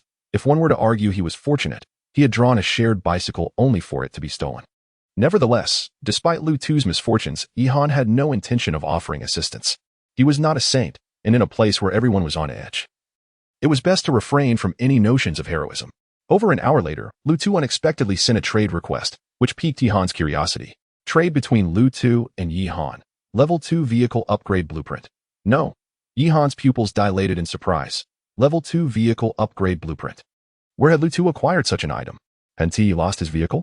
Chapter 10. Second-level mutant beast. Despite Yihan's pressing need for this item, which would undoubtedly cause a stir in the trading hall, he hesitated to accept it at first. Though he was not a saint, he was certainly not the kind of person to take advantage of others in distress. What do you mean? Yihan inquired privately to Lu Tuesday. Lu Tu responded with several voice messages, his tone laden with bitterness. Brother, I truly cannot go on any longer. I have endured too much suffering along this journey. Just now, while searching for a suitable place to end it all in the Gobi Desert, I stumbled upon an iron chest containing this item. At this point, I have even lost my shared bicycle. This item would only be wasted on me. Please keep it for yourself. I cannot return the pistol. I wish to end my suffering more swiftly. Yihan could sense the exhaustion and despair in Lu Tu's voice. After a moment of contemplation, he declined Lu Tu's offer. Brother Lu, I can provide you with some water and food, but not too much. Please try to keep moving. However, Lu Tu replied, Brother Yi, I appreciate your kindness, but I no longer want the item. Continuing on is merely torment for me. My journey has reached its end. Yihan sighed, recognizing the despair Lu Tu felt, a sentiment he had experienced before arriving in this world. It seemed that no matter how far one traveled or how hard one tried, the path only led to a dead end. He sought to comfort Lu Tu, saying, I truly understand your feelings, but this is the nature of life. Life is often filled with seemingly insurmountable obstacles, yet one must remember that beyond the darkness lies the dawn of hope. Even in the depths of despair, there will come a day when the sun rises again. Lu Tu gazed at Yihan's message, inhaling deeply. Indeed, the next line after the mountains are high and the waters are deep is there is a village where the willows are dark and the flowers are bright. He tucked away his pistol, moistening his parched lips with newfound resolve. Brother Yi, thank you. I will attempt to keep moving, but please spare me any more mentions of the sun. I feel as if I might vomit from the heat. Yihan couldn't help but smile at this, and promptly initiated a trade, offering Lu Tu some jerky and water. This unfortunate yet fortunate soul would not be allowed to fade away so easily. Closing his phone, Yihan directed his gaze towards the road ahead. After traversing approximately 40 more kilometers, he suddenly spotted an iron chest emerging abruptly on the highway. Finally, I see an iron chest, Yihan exclaimed, his excitement palpable. The contents of an iron chest surpassed those of a wooden one by far. Based on his experience from the previous day, wooden chests yielded only minimal supplies, and obtaining blueprints from them was nearly impossible. In contrast, iron chests were different. They could contain rare items such as water source cores and a variety of blueprints. Wang Hu, stop the vehicle. Let us disembark and open the chest, Yihan declared, rubbing his hands in anticipation. Yes, Wang Hu replied. The transport vehicle came to a steady halt at the roadside, and 4 soldiers, led by Wang Hu, surrounded the iron chest. Without further thought, Yihan placed his hand upon the chest and softly commanded, open the chest. The iron chest suddenly cracked open. However, instead of the anticipated treasure spilling forth, a chilling scream emanated from within. Suddenly, a creature the size of a lynx lunged forth, aiming to bite at Yihan. Commander, be careful, Wang Hu shouted, swiftly stepping forward to shield Yihan behind him.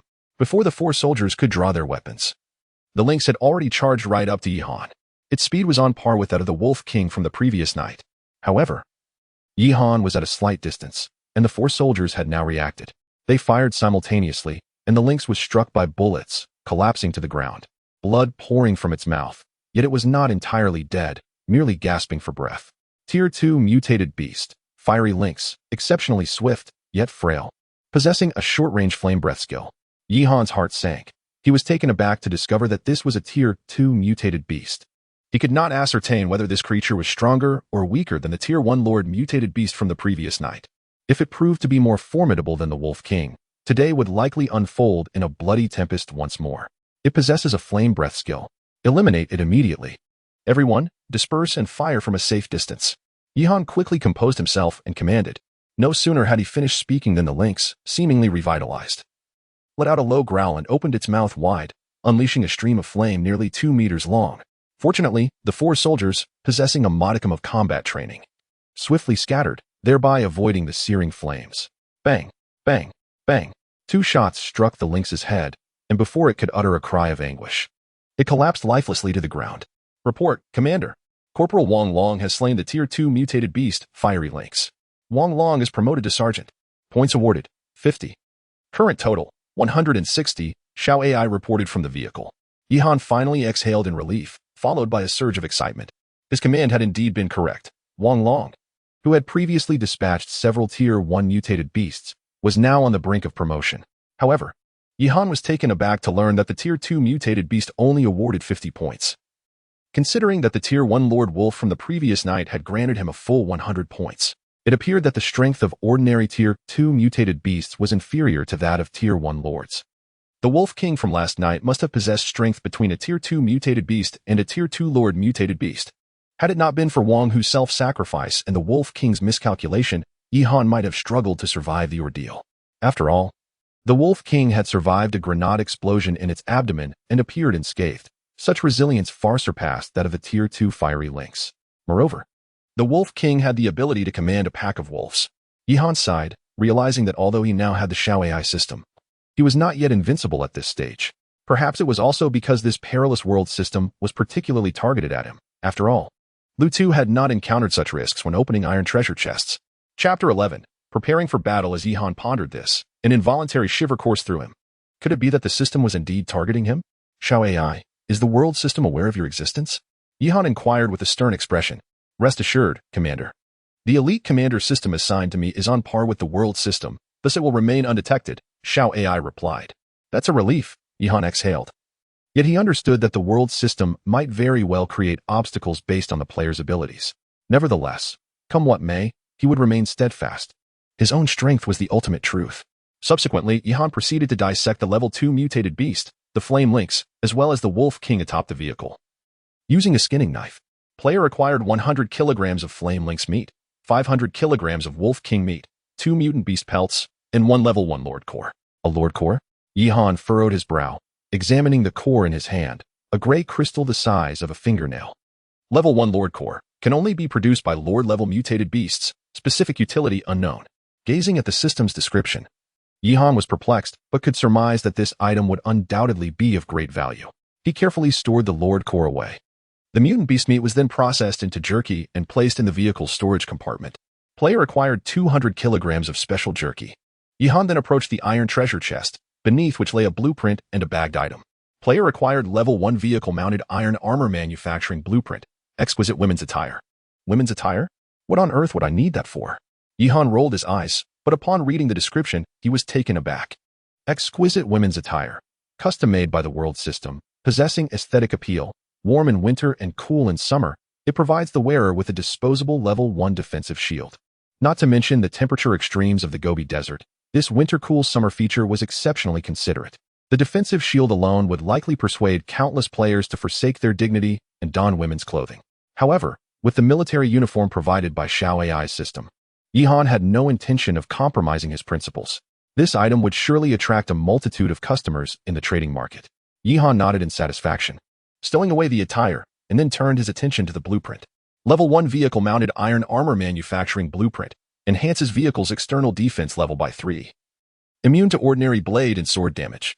Manufacturing materials, 20 iron ingots. What a splendid find. The current defense level of the transport vehicle was 16. And with the armor crafted, it would rise to 19, likely rendering it immune to attacks from level 1 mutated beasts. In that case, should he encounter the wolf pack from last night, he could comfortably observe their futile attempts from within the vehicle. Returning to the vehicle, Yihan instructed Xiao AI to summon another National Guard soldier. At this juncture, he was not lacking in food and water, bolstering his combat strength, even by a fraction, would enhance his confidence in facing the system tasks post-noon. Private Guard 4 reporting to Commander. With the addition of Guard 4, Yihan now commanded 5 soldiers, including the sergeants Long Xiong and Hu Di. His score had dwindled from 160 to 60. Yihan glanced at the time. It was already 9 o'clock. In 3 hours, the system task would arrive. After a moment of contemplation, he instructed Wang Hu to steer the vehicle towards the Gobi Desert. Although the highway was relatively safe, treasure chests and mutated beasts had become scarce, making exploration in the Gobi more appealing. Even if treasure chests were elusive, it would suffice to slay some first-level mutated beasts for points, thereby allowing him to recruit an additional guard soldier. Under the blazing sun, Yihan gazed out at the desolate expanse of the desert, sipping from his water bottle while relishing the gentle breeze from the air conditioning, a moment of pure bliss. He wondered how Lu Tu was faring at that moment. Amidst his enjoyment, thoughts of the unfortunate Lu Tu arose. Surely, he wasn't still in the desert working on his leg exercises? Suddenly, Yihan recalled the friend page on his phone, which seemed to allow for location sharing. He was uncertain whether the system shared the location of individuals or their vehicles.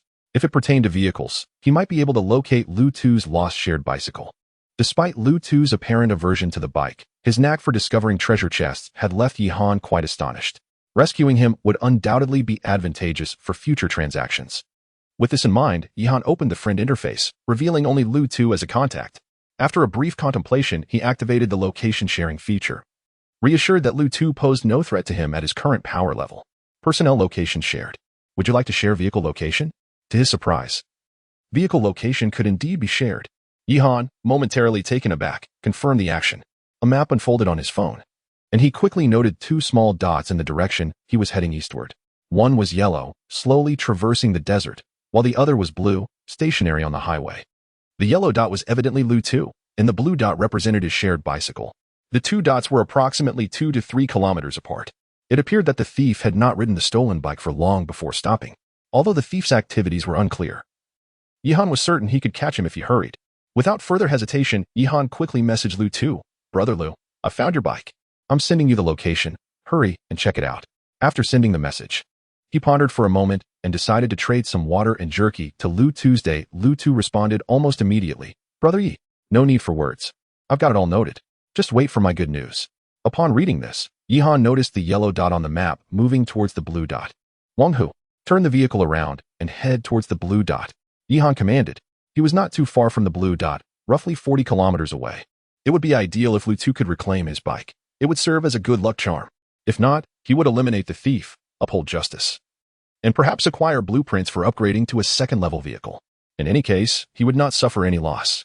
As the transport vehicle continued on its course, Yihan noted that the 551 pieces of jerky he had listed in the trading hall had all sold out. The player has sold 551 portions of specially crafted jerky, acquiring a total of 100 iron ingots, 20 units of vehicle fuel, 50 pieces of wood, 50 pieces of glass, 50 units of plastic, 20 seasoning packets, 10 bags of planting soil, 30 herbs, and 6 mechanical components. In addition to the exchanged materials, Yihan also obtained several blueprints: the blueprint for a sausage maker, a standard single-bed manufacturing blueprint, a wooden table crafting blueprint, a recipe for flavored smoked meat, and a fur processing machine blueprint. While these blueprints may seem trivial to other players, they are a delightful enhancement for Yihan. Without much contemplation, he noted that the single bed and wooden table were currently impractical due to space constraints within the vehicle. However, he could proceed to fabricate the sausage maker and fur processing machine. Shall I use 5 iron ingots and 2 mechanical components to create the sausage maker? Yes.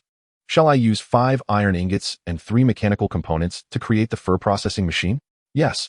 With a shift of radiance, the 2 small devices materialized within the vehicle. Yihan did not pause. He opened the vehicle modification interface and employed the blueprint for level 1 iron armor. Shall I use 20 iron ingots to fabricate the level 1 iron armor? Upon confirmation, the vehicle was suddenly enveloped in a layer of iron armor, transforming the previously bare vehicle into something resembling an armored transport vehicle. Brand new Titan DS armored personnel carrier quality. Factory new grade A level. Level 1 defense capability. Level 1 to 9 energy. Diesel engine range, 4,056 kilometers. Each unit of vehicle fuel provides 200 kilometers of range. Modification. Level 1 iron armor at this stage. The personnel carrier possessed a certain degree of defensive capability, merely lacking in engine repairs and weapon installations. In terms of combat strength, Yihan commanded a squad of 5 guards, with ammunition evenly distributed among them. At this moment, he could undoubtedly be considered well-equipped and formidable. Yihan felt confident that he could easily eradicate the wolf pack encountered the previous night, as well as any second-level mutated beasts. Chapter 12. The car thief. The transport vehicle had barely managed to traverse 40 kilometers after an arduous hour of travel. The numerous faults in the vehicle's engine rendered its speed abysmally slow, and the fact that it continued to operate at all was a source of immense relief for Yihan. As the vehicle approached its destination, Yihan spotted an old white Jetta parked not far away, accompanied by 3 bicycles. However, there was not a soul in sight, which struck Yihan as peculiar. Upon nearing the scene, he discovered the men were gathered behind the car, where 3 adult males lay sprawled on the ground. One man, with a dark complexion clad in a military green tank top and camouflage shorts, was gripping the collar of one of the others with one hand while brandishing a pistol with the other, vehemently cursing. You dare to steal my car? Are you even human? Stealing a bike, too? Without needing an introduction, Yihan recognized the man as Lu Tuesday. He instructed Wang Hu to halt the transport vehicle and took a moment to adjust his military uniform in preparation for disembarking. Before stepping out, he turned back and cautioned. You all stay alert in the vehicle. Wang Long, Wang Hu, be ready to shoot and ensure my safety. If anything unusual occurs, fire without hesitation. Wang Hu's expression was resolute as he replied, "Yes, Commander." At this juncture, Yihan preferred to keep the existence of his soldiers under wraps.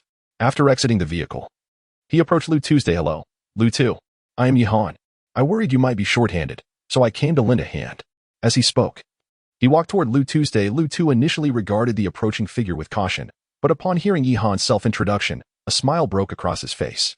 "Brother Yi, we finally meet." Lu Tu holstered his pistol and stepped closer to Yihan, momentarily taken aback by his military attire, his hand instinctively rising in a salute rather than extending for a handshake. "Brother Yi, it turns out we are comrades." Lu Tu's face radiated joy, as he assumed Yihan must have served in the military before arriving in this world. Yihan returned the salute, but refrained from responding to Lu Tu's remarks, instead redirecting the conversation. "It seems you are not in need of assistance after all." Indeed, Lu Tu required no help. Despite the robust appearance of the three men on the ground, they were no match for Lu Tu, who had the advantage of being a trained soldier, not to mention possessing a firearm. These three scoundrels, for reasons unknown, decided to abscond with my vehicle. The one in the Jetta even wielded a machete, intending to kill me, but I shot him dead. The remaining two were so frightened by the sight of death that they wet themselves. Lu Tu chuckled heartily. The scene on the ground corroborated Lu Tu's account. One man lay lifeless with a gunshot wound to the head, while the other two, trembling and soaked, cowered in fear. Yihan approached a hefty man and inquired, "Why did you attempt to steal Lu Tu's car?" Seeing Yihan approach, the man clung to the ground as if he had found a lifeline, weeping profusely. Yishin, please save me. I once bought your water at the trading hall, exchanging it for a diagram of a sausage. Please, you must help me." Yihan furrowed his brow, suppressing the urge to kick him away, and asked, "First, tell me why you attempted to steal the car. What use do you have for shared bicycles?" "It was not my intention to steal. It was Wang Chang who instigated us to do so. This morning, while we were driving, we happened upon a shared bicycle on the road, and we conjectured it must belong to Lu Tu's. Subsequently, Wang Chang sent a message instructing us to eliminate Lu Tu's. However, who does not know that you sold a gun to Lu Tu? Reluctantly, we resorted to stealing his vehicle." The man, tearfully explaining, added, "At that moment, I advocated for letting the matter go, but Lu Ji, the one who is now deceased, insisted that his Jetta was on the verge of being scrapped. If he did not take the bicycle, he would have no vehicle to drive, hence his actions. This is not my affair. It was all Lu Ji and Wang Chang's idea." Upon hearing the man's words, Lu Tu was consumed with rage and approached the man, delivering a fierce kick. "Not your affair? You made me walk for several hours across the Gobi Desert. If it weren't for Yihan providing me with water, I would have perished because of you." Yihan intervened, restraining Lu Tu from kicking further, and inquired, "Where is Wang Chang?" Yihan was well acquainted with Wang Chang, the very individual who had threatened him during a previous transaction involving water production schematics with Lu Tu's. "I do not know Wang Chang's whereabouts. He has established a desert convoy, and it is said there are numerous benefits to being a member. Therefore, we all joined him. This morning, I mentioned encountering a shared bicycle in the convoy group, and then Wang Chang ordered me to kill the owner." The mention of the desert convoy piqued Yihan's vigilance. He had initially believed Wang Chang operated alone, only to discover that he had indeed formed a convoy. Furthermore, Wang Chang had previously sold mutated beast meat in the exchange hall, suggesting he possessed some cunning. "Please elaborate on this desert convoy," Yihan urged. "The convoy is led by Wang Chang, with a convoy advisor named Wang Shan. Joining the convoy grants you a share of 100 grams of beast meat. There are over 70 members in total, with more than 20 core members who are privy to Wang Chang's location. We, however, are mere foot soldiers, only aware of these details." After finishing, the man bowed repeatedly on the ground. "Yishin, I have divulged all I can. Please spare me. I was compelled to join the convoy. I drew a .38 caliber rifle at the beginning, and without banding together with them, I would surely perish." Yihan disregarded the man and turned to Lu Tu. "What is your perspective on this?" Lu Tu snorted coldly. "What a pathetic convoy. A bunch of rabble. Since Wang Chang has sought trouble with me, he will face consequences. As for Wang Shan, I recall that he has insulted you in the hall. I shall ensure that I bind those two together and make them pedal bicycles." Yihan rolled his eyes at the absurdity of the suggestion. Lu Tu seemed to be so obsessed with the notion of cycling that he perhaps wished to make others experience the discomfort of being caught in the rain without an umbrella. "How do you plan to deal with these two?" Yihan inquired. Given that Lu Tu's adversaries were members of a convoy, others might have been concerned. But Yihan's vehicle was brimming with soldiers, rendering him unperturbed by such threats. "I have my methods to torment them," Lu Tu replied. Lu Tu chuckled mischievously, then picked up an axe and approached a Type 38 rifle, seemingly engaged in some peculiar task. Before long, the once intact rifle had been transformed by Lu Tu into two rudimentary unicycles, resembling those ridden by monkeys in a circus. I am not one to condone senseless slaughter, Lu Tu declared with narrowed eyes, a menacing tone in his voice. As a reward for your actions, each of you shall receive a unicycle.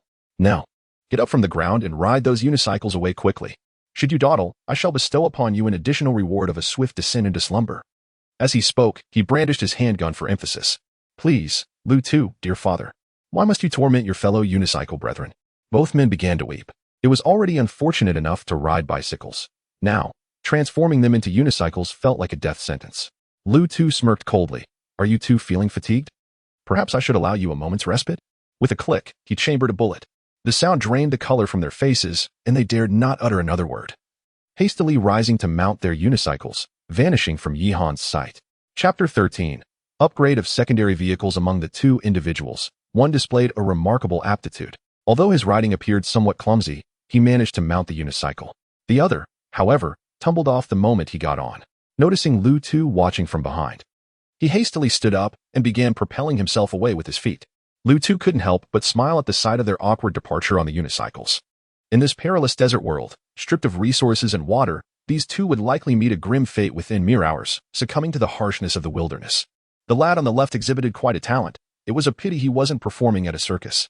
Yi Han, observing this, chuckled softly. Although the two were pitiable, their plight paled in comparison to the hardships Lu Tu had just endured. His actions were merely a form of torment for them.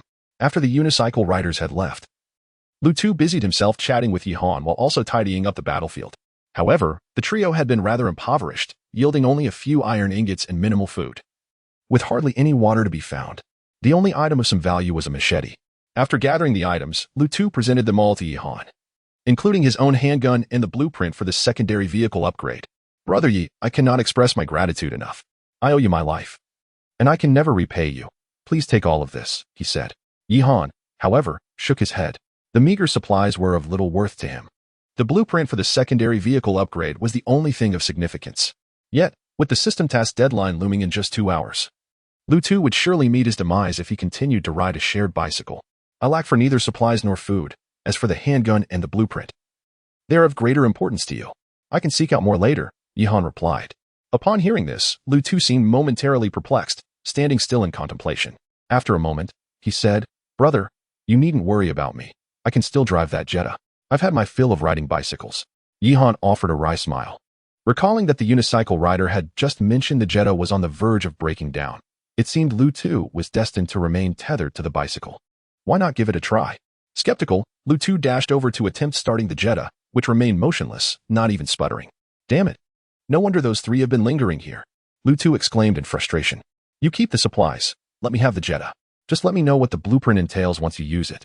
I'm curious about the purpose of the secondary upgrade blueprint, Yi Han responded. Lu Tu sighed and nodded. Brother, I will remember this kindness. With that, he took the items and set off to upgrade his shared bicycle. Yi Han, adhering to the principle of mutual respect, considered that Lu Tu had fought all the battles himself while he had merely provided information. Without further thought, he approached the old Jetta, detecting unclaimed player vehicle. Would you like to disassemble? Disassemble, Yi Han commanded. A flash of light erupted, and the old Jetta vanished, transforming into a plethora of resources scattered across the ground. The player dismantled the old-style Jetta, acquiring 20 iron ingots, 10 mechanical components, and 1 level 1 vehicle expansion package. Goodness, an expansion package, Yi Han exclaimed in astonishment. Hastily opening the description, Level 1 vehicle expansion package provides an additional 10 square meters of space within the vehicle. A maximum of 3 may be utilized per vehicle. The value of this item was self-evident to Yi Han, as the interior of his transport vehicle was nearly filled to capacity. To his surprise, this little Jetta had yielded such a treasure, albeit it had already been installed in the vehicle, which is why Lu Tu and Yi Han had not noticed it immediately. Yi Han promptly activated the Level 1 vehicle expansion package and rushed to inspect the vehicle. Upon examining the exterior, he observed no significant changes. However, upon entering, he was astonished to find the interior space had expanded considerably. While the transport vehicle was already larger than an ordinary vehicle, it had become cramped after accommodating 5 soldiers and himself, leaving little room for supplies. Now, the interior resembled the size of a normal living room.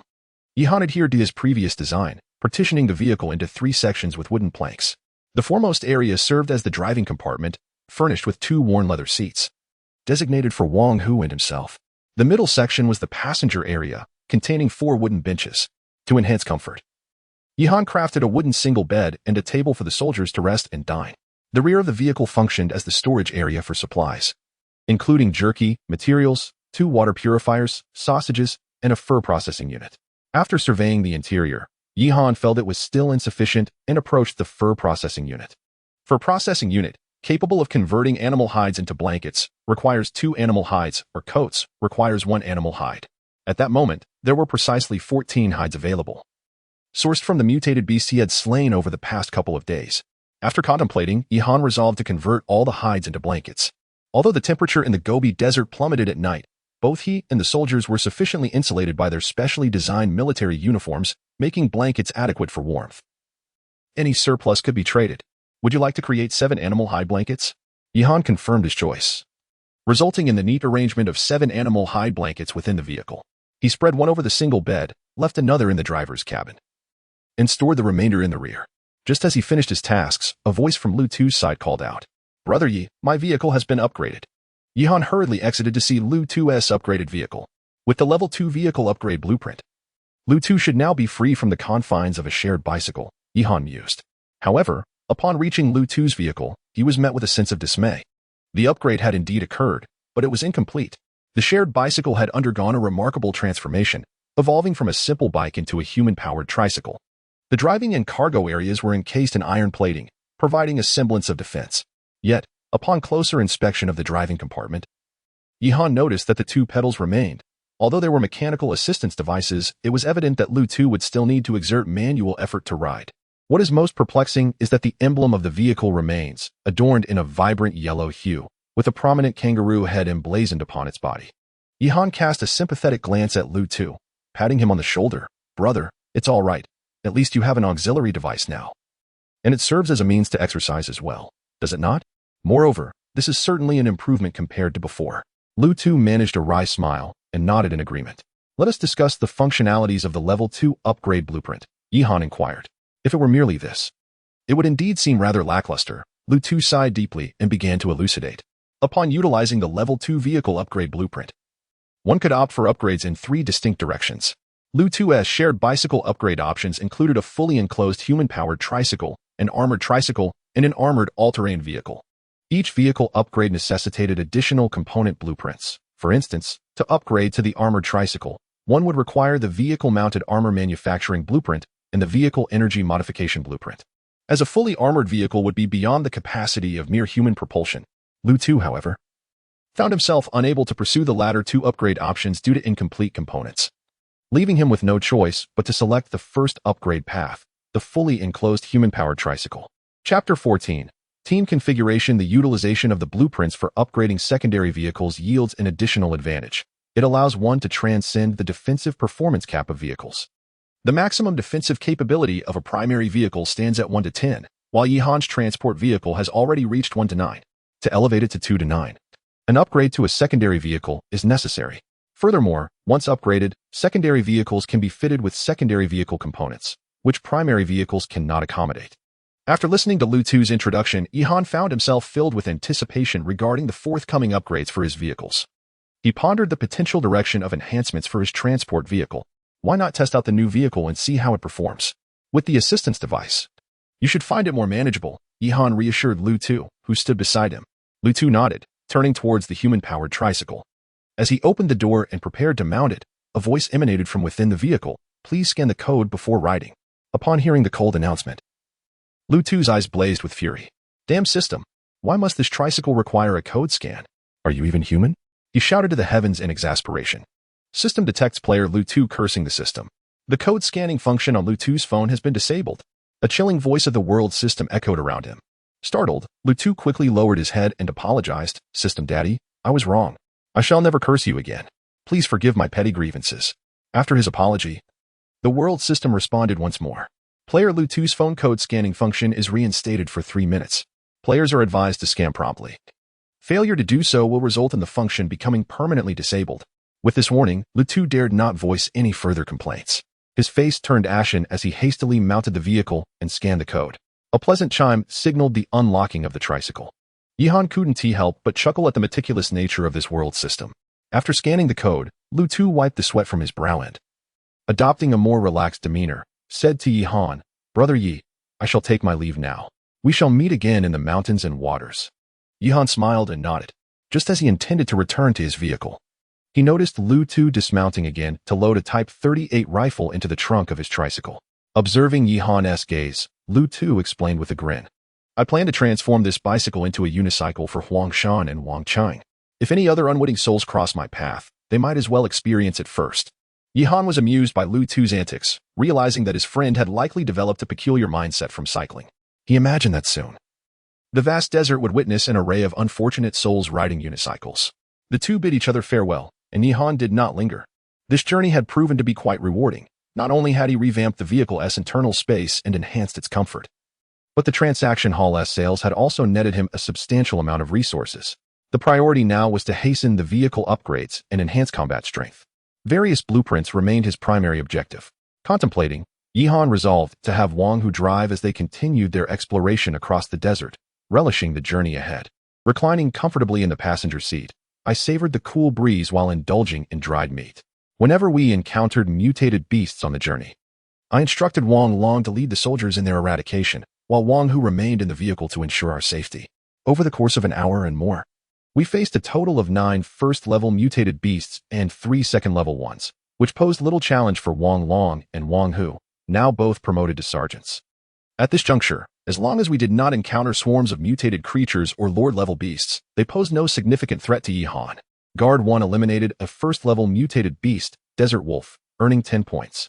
Guard 3 eliminated a first-level mutated beast, Desert Fox, earning 10 points. Wang Long eliminated a second-level mutated beast, Desert Scorpion, earning 50 points. Wang Hu eliminated a second-level mutated beast, Desert Ice Lizard, earning 50 points. After vanquishing the mutated beasts, Yihan's points surged from 60 to 300. As for the meat from the beasts, he decided to transform it all into ham sausages. Recognizing that dried meat would inevitably become obsolete in the Gobi due to its excessive dryness, the pelts were fashioned into blankets. After a moment of contemplation, Yihan resolved to use 300 points to summon 1 army soldier and 1 guard soldier, thus increasing his troop count to 7, effectively establishing a proper combat unit. Army Soldier 1 reporting to the commander. Guard 5 reporting to the commander. Yihan regarded the newly recruited army soldier, noting that he bore weaponry akin to that of a National Guard soldier, albeit with a rifle outfitted with a holographic sight and a grenade launcher, possessing a greater ammunition supply. Furthermore, the military uniform he wore was of a superior grade, while the vest worn by Wang Long and Wang Hu featured anti-stab capabilities. Army Soldier 1's vest included a degree of ballistic protection. The expenditure of 200 points proved worthwhile. With this thought, Yihan directed the two to return to formation, simultaneously reorganizing his unit's configuration. Wang Hu continued to serve as squad leader, with Wang Long as the deputy leader, as they were the only ones with basic command skills. Given that Army Soldier 1 exhibited intermediate combat proficiency and shooting skills, Yihan appointed him to remain by his side as a guard. During this leg of the journey, we also discovered several wooden treasure chests and 1 iron chest. The opening process was remarkably smooth, without any sudden appearances of mutated beasts. Upon opening the wooden chest, in addition to acquiring some supplies, Yihan was pleasantly surprised to unearth other items. Basic outdoor stove set, capable of utilizing wood as fuel, equipped with basic cooking functionality. This was quite a boon, as it meant no longer having to subsist on dried meat. Upon opening the iron chest, however, he found only a blueprint, a first-level vehicle interior expansion pack. Yihan recalled having received a similar item earlier, which was the first-level vehicle interior space expansion pack obtained from dismantling an old Jetta. However, this latest acquisition differed from the previous one.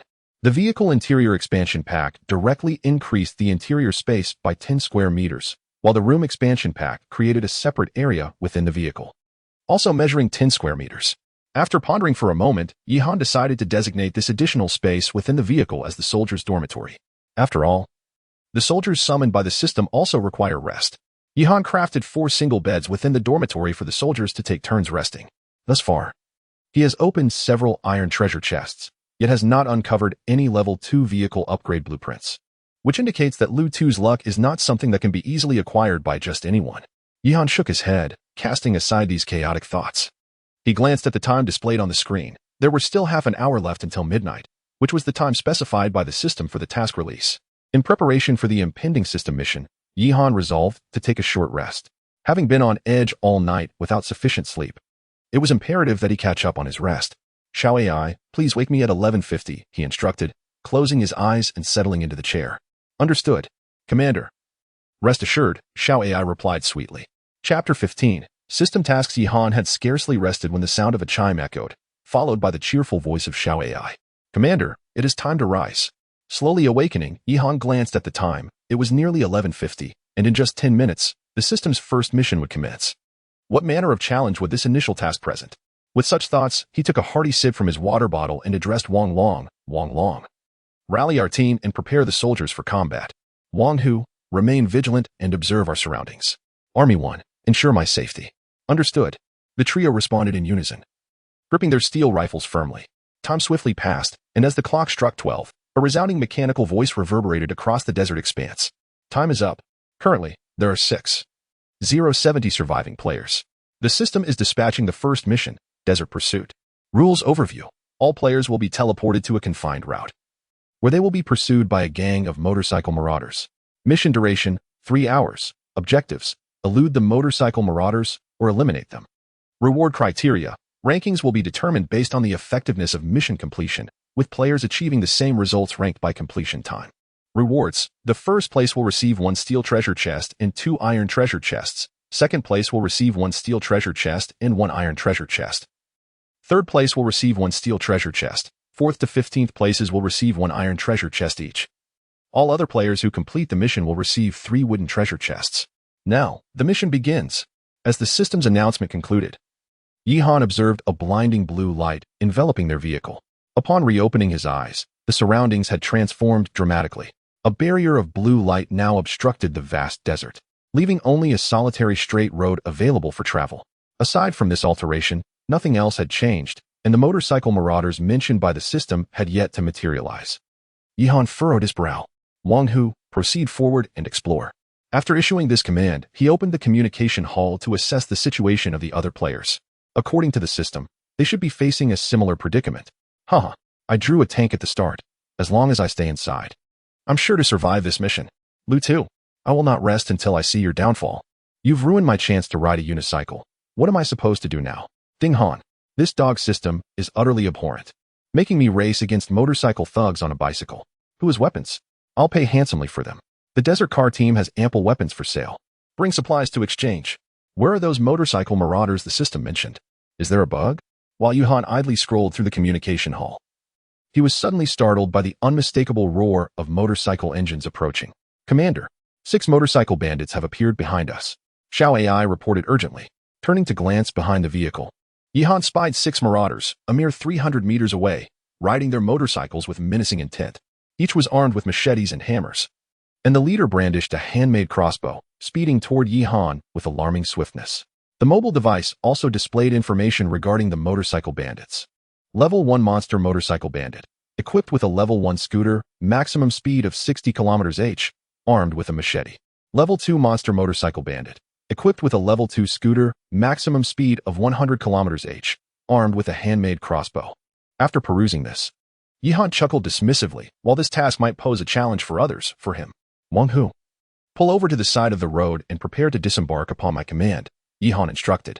The motorcycle bandits behind them, upon noticing that Yihan had halted the vehicle at the roadside, began to howl and cackle, mistakenly believing that Yihan had succumbed to fear and sought mercy. They laughed uproariously and accelerated towards him. When they were less than 50 meters away, Yihan commanded, all units, disembark. Free fire. Ensure the complete annihilation of the bandits. Yes. The 7 soldiers responded in unison. A squad of armed soldiers swiftly exited the transport vehicle, raising their rifles and unleashing a barrage of gunfire upon the assailants. By the heavens! What the hell? The lead bandit screamed in agony, attempting to turn his vehicle to escape, but before he could complete the maneuver, Wang Hu shot him dead. The remaining motorcycle bandits, utterly demoralized, lost all semblance of bravado that they had previously exhibited while riding. Wang Hu eliminated a Level 2 Monster Motorcycle Bandit, earning 50 points. Wang Long eliminated a Level 1 Monster Motorcycle Bandit, earning 10 points. Army 1 eliminated a Level 1 Monster Motorcycle Bandit, earning 10 points.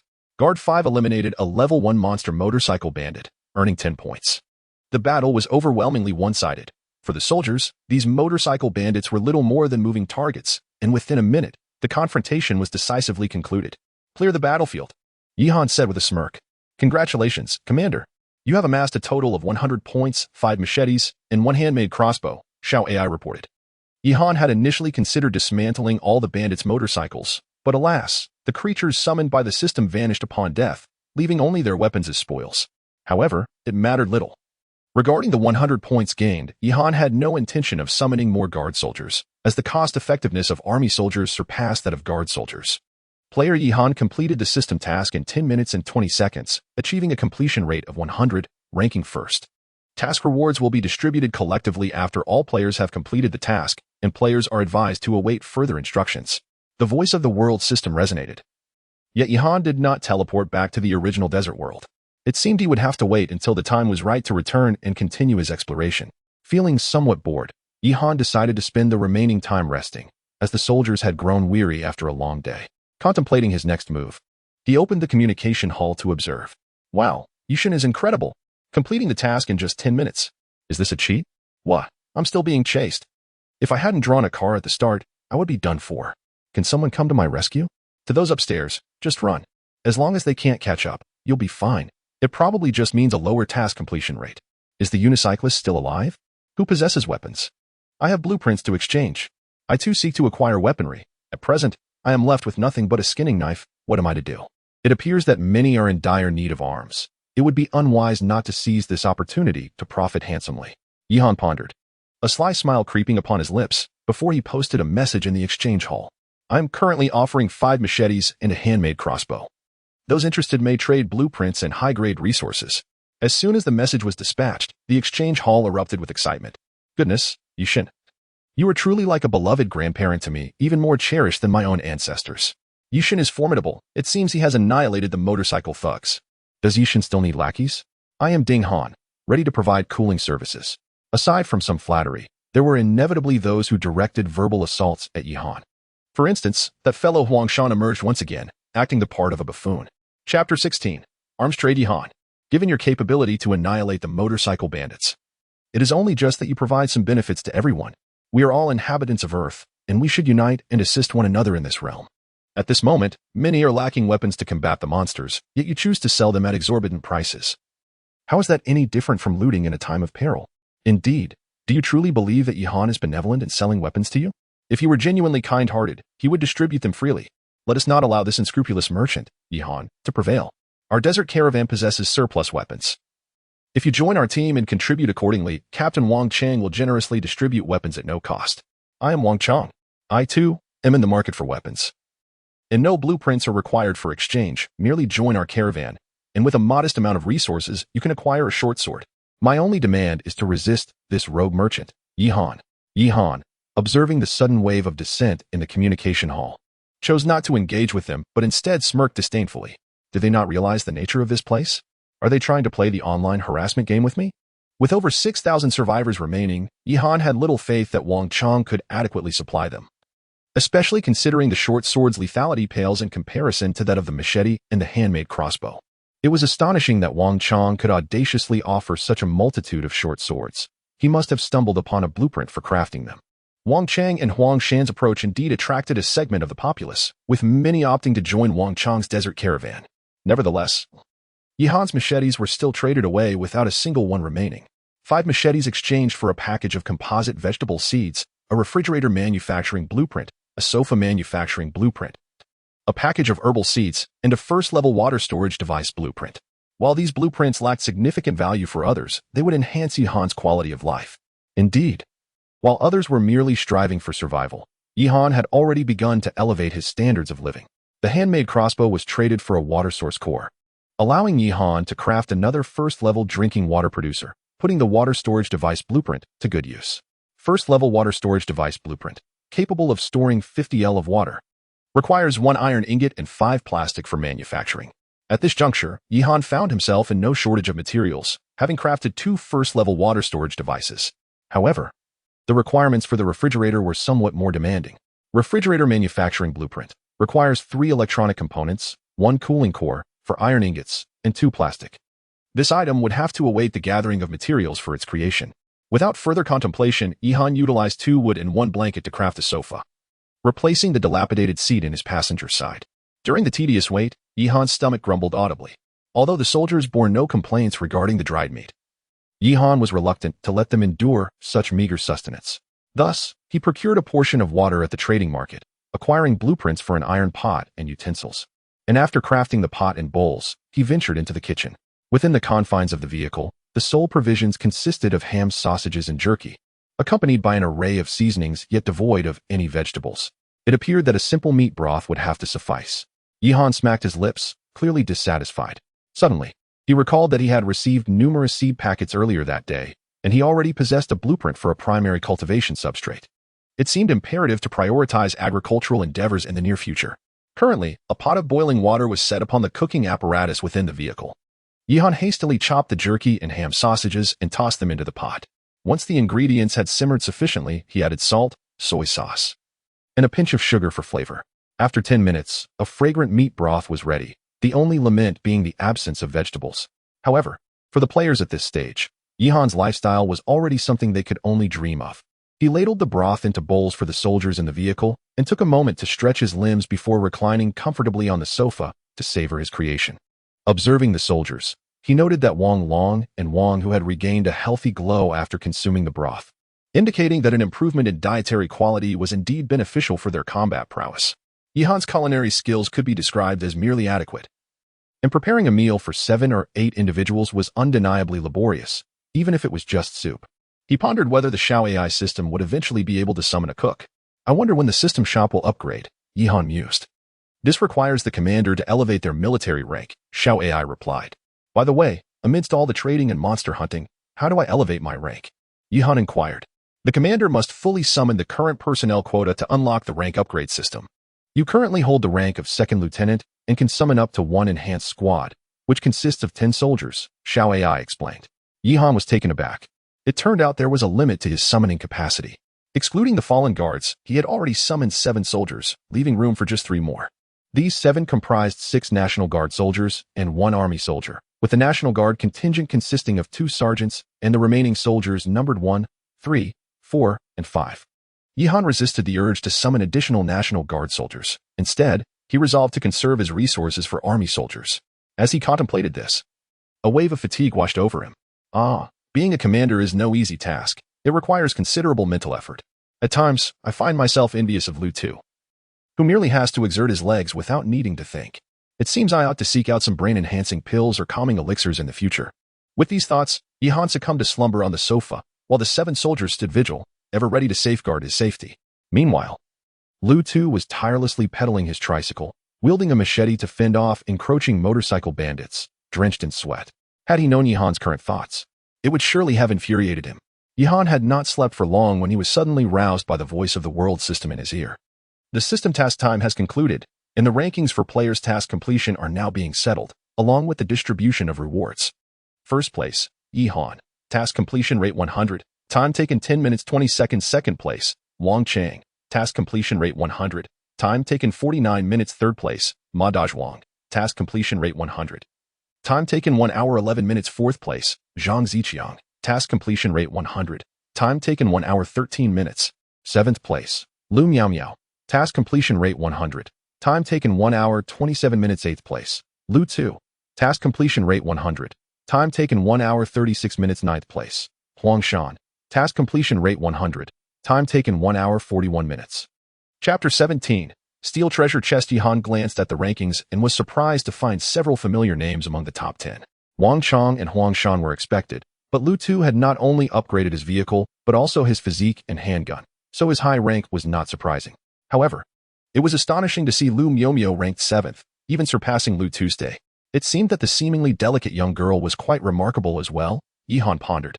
As the announcement of the rankings concluded, Yihan felt a sudden jolt, and the transport vehicle returned to its original position before the mission began. Not far ahead, 3 treasure chests were neatly arranged, 1 steel chest and 2 iron chests. This was the system reward for achieving first place in the task. Yihan's heart raced with excitement at the thought of what treasures the steel chest might hold. According to the rules of the world system, items within the steel chest would undoubtedly be of higher quality than those in the iron chests. Let us open the iron chests first, Yihan thought. hoping to uncover a blueprint for a level 2 vehicle upgrade. Approaching the 2 iron chests, he opened them, only to be disappointed by the absence of the desired vehicle upgrade blueprint. Player has obtained Level 1 Vehicle Interior Expansion Pack X1, Bulletproof Glass Modification Blueprint X1. Various ordinary supplies. Yihan had previously acquired a Level 1 Vehicle Interior Expansion Pack, which he had used to create a soldier's dormitory. After some contemplation, he decided to utilize this new one as his commander's resting quarters. The Bulletproof Glass Modification Blueprint also held some utility. Although his transport vehicle was already equipped with Level 1 iron armor, the windows remained ordinary glass. While he had not found the vehicle upgrade blueprint, the rewards were still satisfactory. Then, Yihan approached the steel chest and opened it. Player has obtained Blueprint for Cultivation Room Renovation. Can establish 100 square meters of cultivation space within the vehicle, providing ample oxygen and light. Requiring cultivation substrate for use. Required materials: 10 steel ingots, 1 oxygen generator, 1 level 2 fire attribute lord level mutated beast core, 10 glass. Initially elated, Yihan soon felt overwhelmed by the extensive requirements for this project. Setting aside the level 2 lord level core, he had no idea where to procure an oxygen generator. I suppose I'll have to try my luck in the trading market, he concluded, carefully storing the cultivation room renovation blueprint. Yihan first utilized the bulletproof glass modification blueprint to upgrade his transport vehicle. With the addition of bulletproof glass, the vehicle's defensive capabilities reached a level of 1 to 10, representing the pinnacle of defense for level 1 vehicles. To achieve further upgrades, he would need to elevate the vehicle to level 2. As for the interior expansion pack, Yihan arranged his single bed, blanket, and cooking facilities within it, resulting in a much tidier environment inside the vehicle. For now, this will have to suffice, he thought. Feeling a hint of dissatisfaction, but recognizing there were no other alternatives at the moment. By this time, it was already past 3 in the afternoon, and in less than 3 hours, the sun would set. Yihan commanded Wang Hu to continue with the previous strategy, driving forward in search of mutated beasts to slay for points, while also seeking to acquire some supply crates. However, despite their efforts throughout the afternoon, although they managed to kill a few mutated beasts, raising Yihan's points from 100 to 210, they encountered no iron crates, only an abundance of wooden ones. Yihan felt a twinge of envy at Lu Tu's luck in stumbling upon iron crates on foot. Perhaps he should consider bringing Lu Tu into the fold. Yet, this thought was quickly dismissed by Yihan, as the Xiao AI system involved too many intricacies, and he could not afford to reveal his cards to others at this stage, nor did he know Lu Tu well enough. As the daylight faded at the edge of the Gobi Desert, dusk enveloped the landscape, rendering the vast expanse eerily desolate and lonely. Yihan instructed Wang Hu to cease driving and park the vehicle by the roadside. According to the system, resource acquisition efficiency in the Gobi at night was low and fraught with danger, making it unnecessary for Yihan to take such risks at this time. He switched on the interior lights and began to prepare dinner, having grown weary of the bland meat soup from lunch. After a brief search in the trading hall, he discovered someone selling chili peppers, tomatoes, and even eggs, albeit in limited quantities, with prices set at 24 liters of drinking water each. Naturally, others would not have bothered to make such a purchase. However, Yihan had 3 drinking water producers continuously supplying him, and one of his storage tanks was already full. Thus, this amount of water was of little consequence to him. With the ingredients procured, Yihan set about cooking in the vehicle. He decided to prepare stir-fried meat with chili and scrambled eggs with tomatoes. First, he lightly marinated the mutated beast meat with seasonings, then heated the pan. Once the oil reached the right temperature, he tossed in the meat and quickly stir-fried it. After a few seconds, he added the chili peppers, stirring for a bit before seasoning with salt and plating the dish. As for the scrambled eggs with tomatoes, that was Yihan's specialty. Once both dishes were complete, he placed them on the dining table in the center of the vehicle, setting bowls and chopsticks, and placing 2 small buns and a sausage in each bowl. As Yihan invited the soldiers to take their seats, he cleared his throat. Soldiers, the second day in the Gobi world is drawing to a close. We have faced numerous dangers along the way, yet it is thanks to you that we have navigated through safely. I raise this water in place of wine to toast you. The soldiers, upon hearing this, appeared resolute, their eyes shining. And they spoke in unison, "It is our duty to protect the commander." With that, Yihan smiled contentedly and urged them to begin their meal. As they dined, an idea struck Yihan, and he casually snapped a picture of the food on the dining table and posted it in the trading hall. It was not out of a desire to show off. Rather, Yihan had deeper intentions. Although he knew that such a post would likely provoke discontent among many, it could also serve to gauge Wang Chang's sentiments and potentially dampen the morale of the desert caravan. As for inciting animosity, Yihan was indifferent, considering that the desert caravan had already set its sights on him. Are you still a person? Given the amount of food, It seems fit for 7 or 8 people. Are you offering so much tribute? Indeed. Despising Lord Yi is indeed a shameful waste.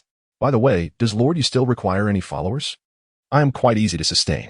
Lord Yi, might I have a taste of the plates once they have been cleared? I am feeling rather famished. Observing the lamentations echoing throughout the exchange hall, Yihan contemplated for a moment before producing a portion of food and water, placing it in the trading area. He then sent a message stating, I am offering 200 servings of jerky and sausage, along with some water. All I ask is for you to exchange them for any surplus supplies you may have. I sincerely hope everyone can weather this hardship. Chapter 18. The arms trade. As Yihan's message was sent, the communication hall swiftly filled with expressions of gratitude directed towards him. The items he had listed were promptly snatched up, leaving those fortunate enough to acquire them rejoicing, while others lamented, pleading for him to post more. However, what surprised Yihan was the absence of Huang Shan, who had chosen not to instigate conflict this time. On the other side of the desert, several SUVs were parked in close proximity, with a fully armored Hummer stationed before a blazing campfire. A group of men sat in a circle, their expressions a mix of gloom and envy. Captain Yihan's ostentation of his reserves in the group clearly serves as a provocation. If our desert team does not take action, others may truly regard him as some sort of deity, remarked a man with an effeminate yet cunning demeanor. The other team members remained silent, acutely aware that when the captain was in a foul mood, only the strategist Wang Chong could utter a few words without facing the brunt of his ire. Wang Chong suddenly smiled, the scar on his face shifting with the movement of his muscles like a writhing centipede. Let this kid prance about for another night. The materials for the player locator are nearly complete. Tomorrow, all of Yihan's reserves will belong to us.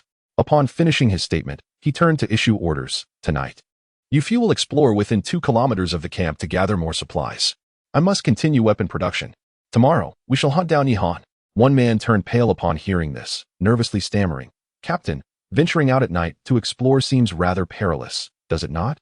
Wang Chong's expression darkened as he aimed his cold, iron-glinting shotgun at the man. Do you dare to question me? The man quickly shook his head. We shall go now. Right away, several team members drove away from the camp, leaving Wang Chong and a few key members behind. Wang Chong caressed his shotgun, having recently escaped from prison, and the weapon was seized from a guard. In addition, he carried a handgun at his waist, while the key members were each armed with a handcrafted crossbow. These were his means of confronting Yihan. Yihan, tomorrow marks your demise. Here, no one dares to oppose me as you do. Wang Chong murmured through clenched teeth. On the other side of the desert, Yihan remained blissfully unaware of the looming threat against him. As he munched on jerky, he engaged in further trading within the hall. His haul for the day had been substantial, and he intended to continue exchanging these items. For instance, the exquisite female attire he possessed held immense allure for female players. Furthermore, with the support of the Little Love system, he could fabricate surplus iron armor for vehicles. While this iron armor offered commendable defense against ordinary blades, it ultimately fell short against bullets. This was precisely why Yihan felt emboldened to sell it. On one hand, players were eager to enhance their vehicle defenses, and on the other, ensuring their survival allowed him to cultivate a larger customer base. The requirements are quite simple. Apart from the blueprints, I also need an oxygen generator, a water source core, a cooling core, and electronic components. The water source core, as one might expect, is an essential material for the creation of potable water production devices. In this moment, an abundance of water is more advantageous than scarcity. Although many players now possess sources of drinking water, the market for potable water remains vast. The oxygen generator is crucial to the success of my agricultural endeavors, as I must eventually summon troops. After all, one must ensure provisions before mobilizing an army. I certainly do not wish for my soldiers to emerge only to find themselves famished. As for the cooling core and electronic components, they are necessary for the construction of refrigerators. Who wouldn't desire a refreshing drink in the vast, arid desert? I first crafted 10 sets of level 1 vehicle-mounted iron armor, utilizing a total of 200 units of iron ingots, nearly exhausting my supply from today's trades. In addition, I listed 10 sets of fur blankets. These items still have a certain market in the desert during the night. After all, players like Lu Tu, who lack initial vehicles, are in dire need of blankets for warmth. I am currently offering 10 sets of iron armor and 10 sets of blankets. I require materials such as an oxygen generator, water source core, cooling core, electronic components, or advanced blueprints. Interested parties may privately message me for trade. Once this information was disseminated, the exchange hall was once again abuzz with activity. Yihan must be cheating. 10 sets of armor? Is this not blatant cheating? Why does this wretched world system not intervene? System notification. Player Zhou Cheng has insulted the system. Mute for 24 hours. Yi Shun, You truly are my deity. Brother Yi, could you possibly lower the price? We have none of the items you mentioned. If you lack them, step aside. I shall trade first. You may converse at your leisure. The first individual to approach was none other than Lu Miao Miao. Yi Han, I possess a level 1 healing potion recipe. Wouldn't he trading it for a set of vehicle-mounted armor be a fair exchange? Yi Han felt a surge of joy. The value of a medicinal recipe is self-evident. And trading it for a set of armor is indeed a fair deal. However, Yi Han was somewhat surprised that Lu Miao Miao would choose to barter such an item. Considering her involvement in drug manufacturing and trafficking, Lu Miao Miao had her own reasons for exchanging the healing potion recipe. She had acquired 2 copies from a loot box. And if she didn't trade it, it would merely sit idle. Well, I don't particularly need it, but since you are a lady, I shall begrudgingly extend a courtesy. Please send me the trade request. Yi Han couldn't help but indulge in a moment of weakness. On the other end, Lu Miao Miao was left speechless but still sent the trade request.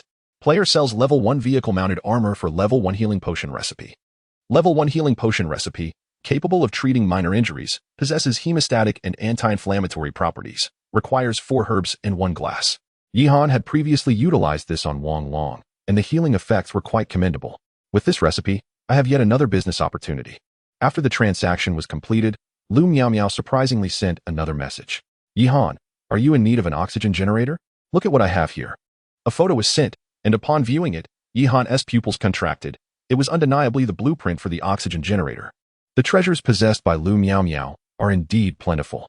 Yi Han pondered for a moment, realizing that her intention in sharing such items was certainly not merely for his observation. These items could indeed prove useful to him. Pray tell, what is it that you desire? Weapons, potable water, or sustenance? Yi Han replied to Lu Miao Miao.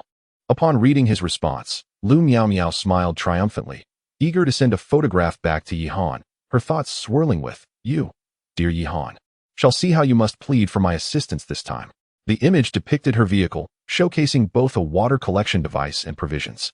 Notably, a handcrafted crossbow and a baseball bat studded with nails were casually draped across the seat. Perhaps in her haste, she inadvertently captured a glimpse of her flawlessly smooth thigh within the frame.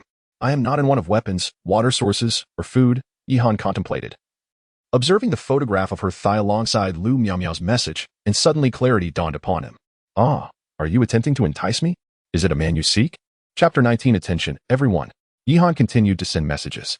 Although I am in dire need of the oxygen generator, if you wish to exchange it for my physical form, I advise you to reconsider. I, Yi Han, am not someone to be trifled with. Moreover, offering merely a glimpse of your thigh lacks sincerity. I refuse to engage in transactions with partners devoid of earnestness. Upon reading Yi Han's messages, Lu Miao Miao felt a pang of confusion, suddenly recalling something. She hastily opened the photo she had sent. Upon seeing it, her face flushed crimson, and in her anger, she attempted to retract the photo, only to discover it was irretrievable. Damn it, Yi Han. Delete the photo. Yi Han, puzzled, responded, what do you mean? Are you angry because the deal fell through? On the other end, Lu Miao Miao was nearly exasperated to the point of fury. After a considerable pause, she managed to suppress her anger. She had initially intended to put Yi Han in his place, yet found herself the subject of his teasing instead. Clenching her teeth, she replied, I have no time for idle chatter. That was entirely an accidental shot. If you wish for the blueprints of the oxygen generator, you must exchange it for equal materials and also plead with me. Stated in the communication hall. Today, I, Yi Han, implore Lu Miao Miao to trade the oxygen generator with me, and you are forbidden from being servile in my presence ever again. Upon reading this, Yi Han felt a chill of indignation. This woman was crossing the line. Why involve others in our matters? However, he could never stoop to blackmailing Lu Miao Miao with the photo, especially since it only displayed a bare thigh without revealing her face, rendering it harmless. With a cold response, Yi Han stated, if you refuse to trade, so be it. As for me begging you, that is out of the question. After uttering these words, it was impossible for Yi Han not to feel discontent. The thoughts of Lu Miao Miao were truly inscrutable. Why complicate what could be a straightforward transaction for the oxygen generator? In a moment of exasperation, Yi Han suddenly recalled a stunning piece of women's attire he possessed, an item with attributes that no woman could possibly resist. Perhaps. With this thought, Yi Han sent the attributes of the dress to Lu Miao Miao. If you find it acceptable, I shall trade this for the blueprints of the oxygen generator. After nearly half an hour, Lu Miao Miao finally replied, I am open to the exchange, but you must plead with me. Just now, Wang Chang from the desert caravan also approached me. If you do not plead, I may just give it to him. Though Lu Miao Miao said this, she had no intention of trading with Wang Chang. Previously, she had encountered him and his band on the road, had her vehicle not been swift. She might have fallen into their clutches. She was already aware of the desert caravan's notorious reputation. Men captured were forcibly stripped of their resources and compelled to join the caravan, while women were often reduced to mere playthings for Wang Chang and his crew. In the lawless expanse of the Gobi Desert, Wang Chang's group had completely devolved into tyrannical bandits.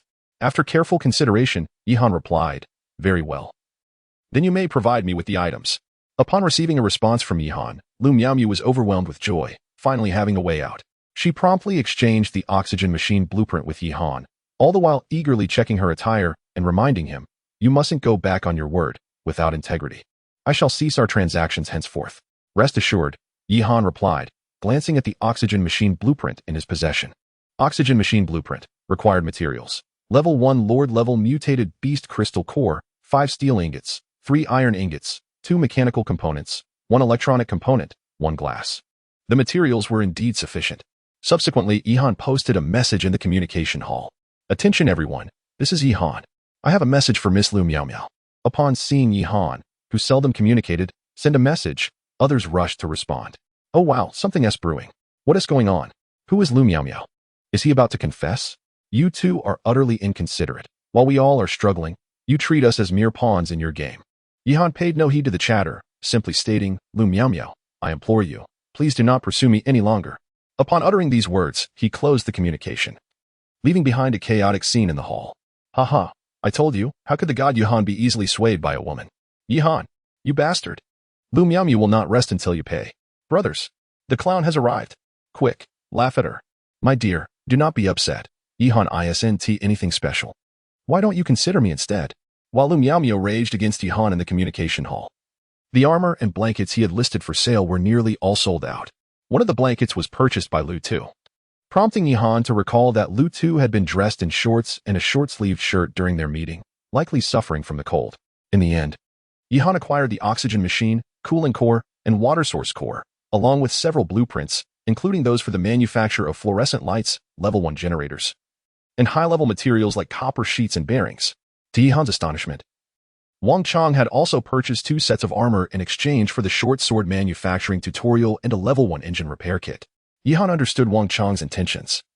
The short sword manufacturing was of little use to him, and Wang Chang must have had access to more advanced weapon blueprints. As for the engine repair kit, Wang Chang clearly did not anticipate that Yihan's transport vehicle engine was indeed malfunctioning. Otherwise, he would not have sought a trade. Wang Chang had initially thought to exchange his superfluous items for Yihan's armor, but instead, he inadvertently did Yihan a favor. Joyfully, Yihan first utilized the engine repair kit, and after the repairs, the speed of the transport vehicle, previously capped at 40 km/h, surged to 80 km/h, thus rectifying its speed deficiency. Although it was not exceptionally fast, it was no longer lagging behind others. Subsequently, Yihan employed the materials at hand to fabricate a refrigerator, a level 1 generator, fluorescent lights, and a level 1 drinking water production unit. At this moment, the interior of the vehicle was brilliantly illuminated. The generator's energy could be substituted with the onboard power source, allowing the refrigerator to produce ice water and preserve meat. Additionally, for primary drinking water purifiers had been installed, capable of generating 96 liters of water each day. Yihan reclined on the sofa, a satisfied smile gracing his face as he surveyed the gadgets within the vehicle. As for the short sword manufacturing tutorial, it had indeed become somewhat superfluous for him. After considerable deliberation, Yihan resolved to entrust the short sword tutorial to Lu Tu, for he found himself overwhelmed with an abundance of business transactions. Initially, he was engaged in trading drinking water and food, as well as blankets. Now, he had also added the trade of primary healing potions and armor. Furthermore, he was responsible for the sustenance and management within the vehicle, leaving him rather stretched thin. It seemed prudent to delegate these tasks to Lu Tu, providing him with the materials and instructions while Lu Tu would handle the sales, with profits shared at an 80-20 split.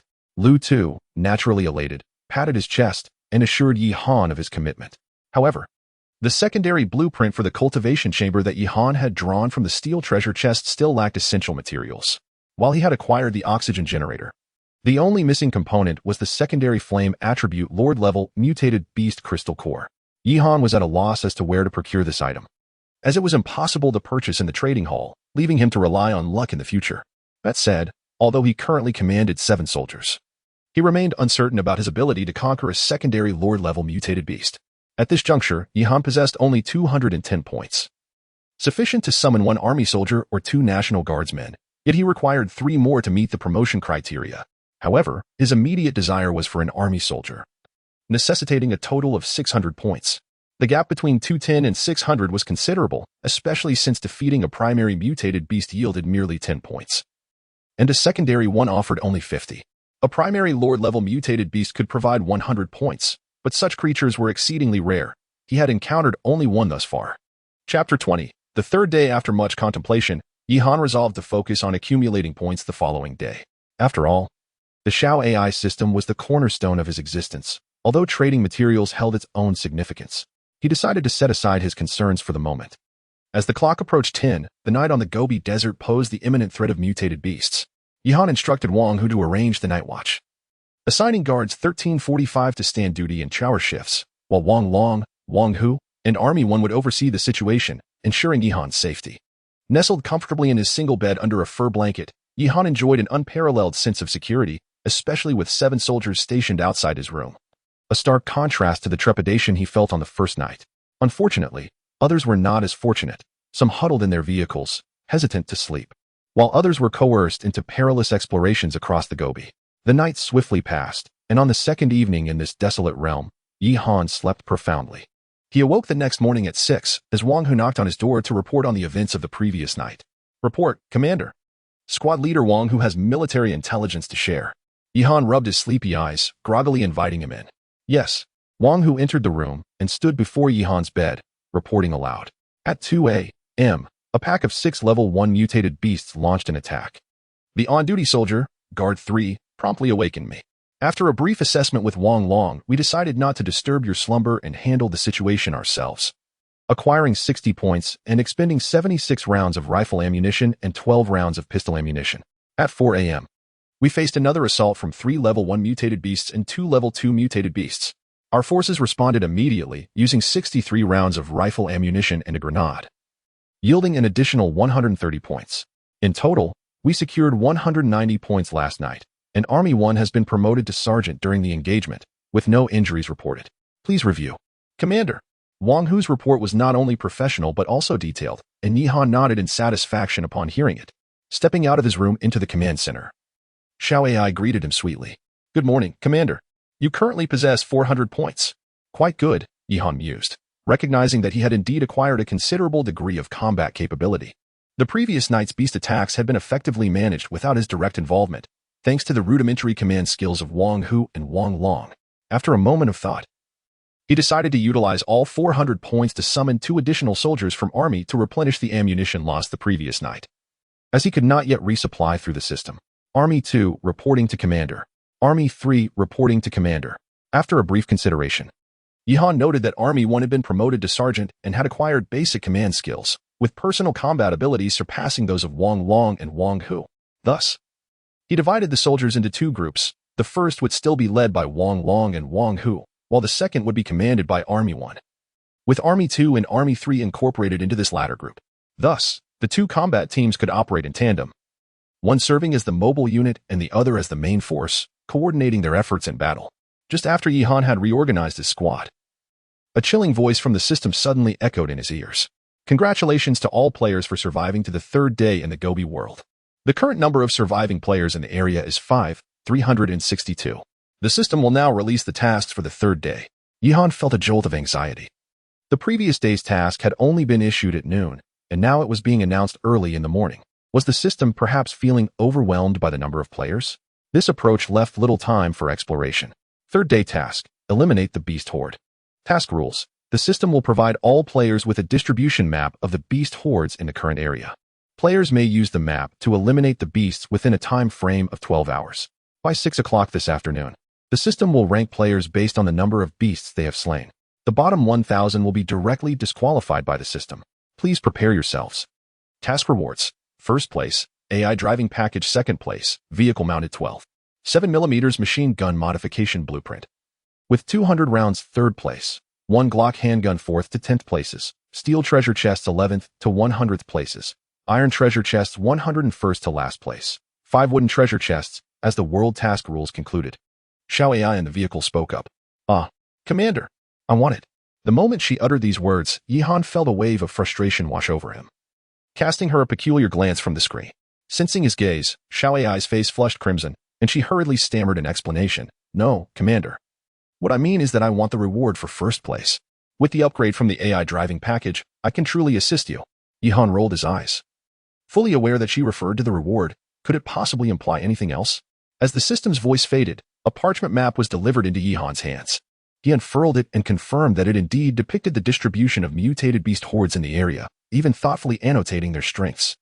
The vast majority were classified as first-tier mutated beasts, while only a scant few were first-tier lord-level beasts.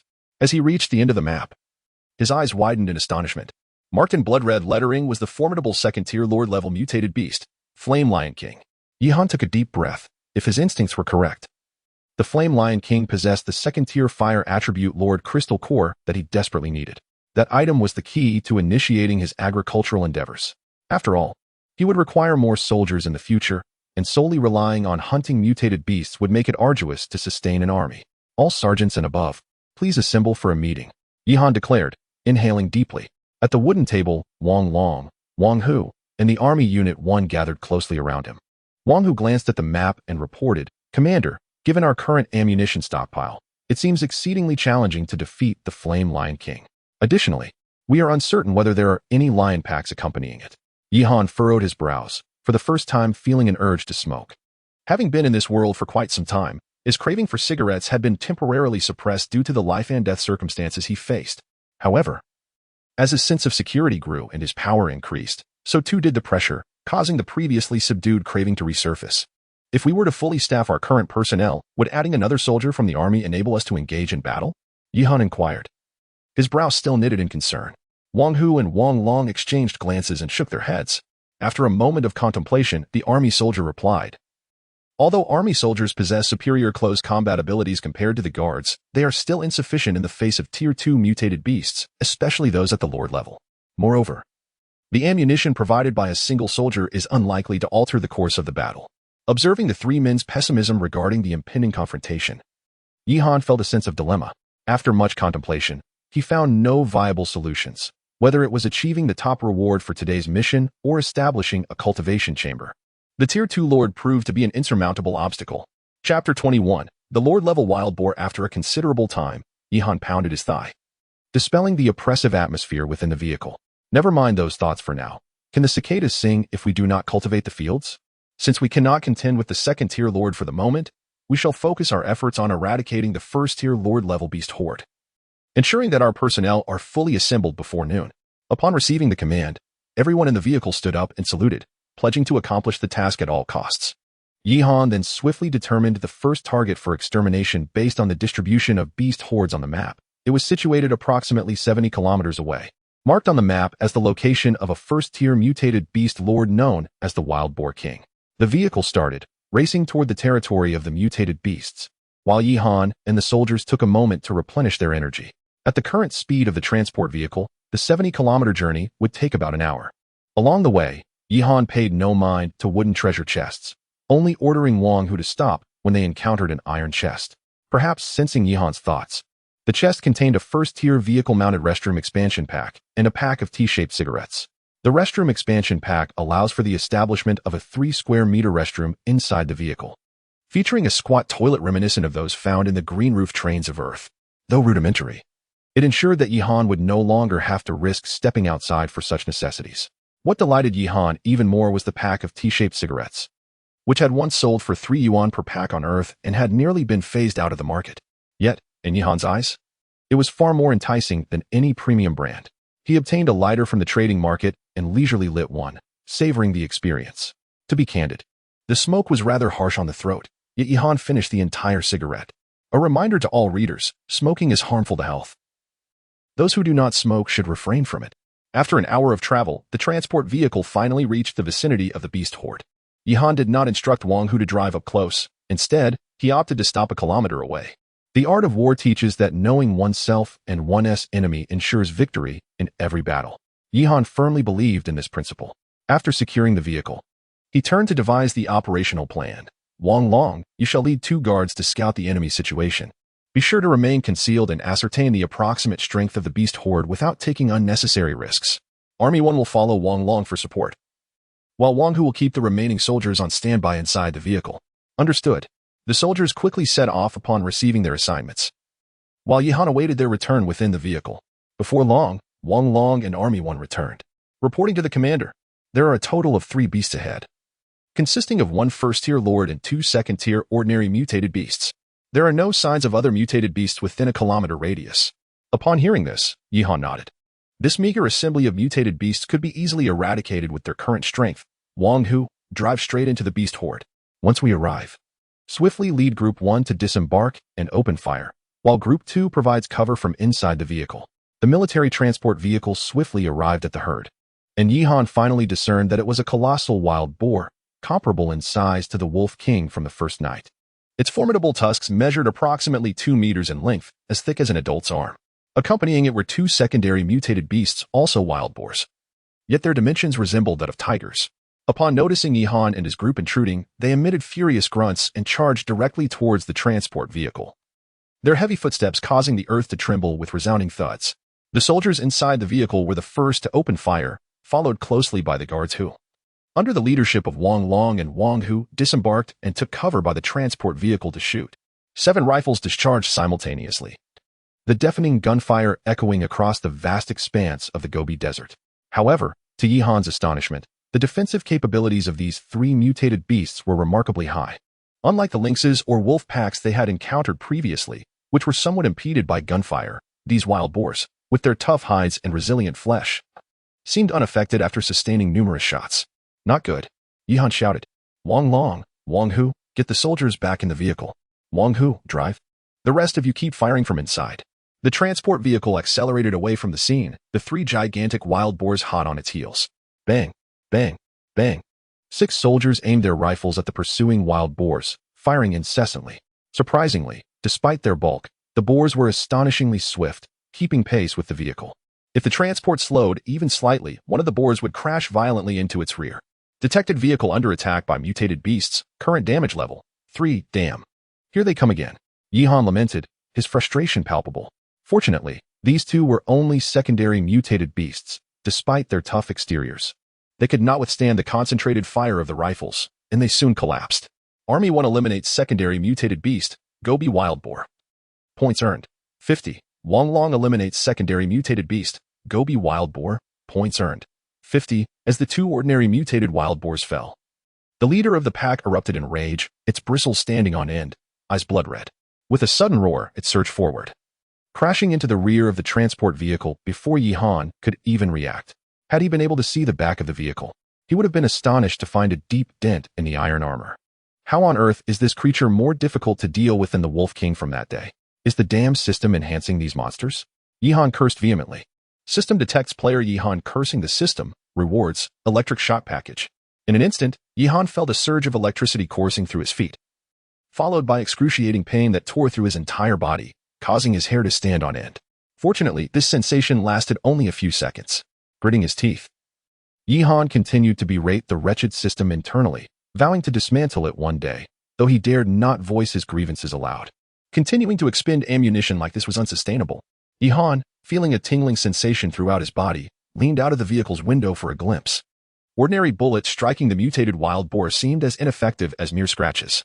Yet, he soon discovered the creature's vulnerability, although it was fast and highly defensive.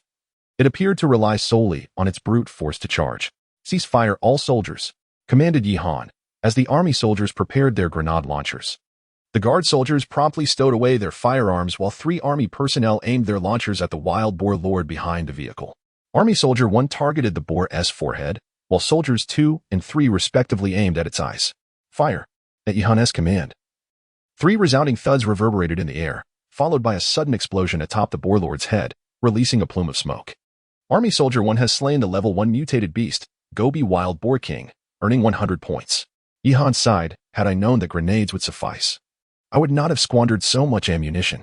He had just expended at least 60 to 70 rounds on the wild boar king alone. And with the additional rounds spent on other boars, over 100 shots had been wasted.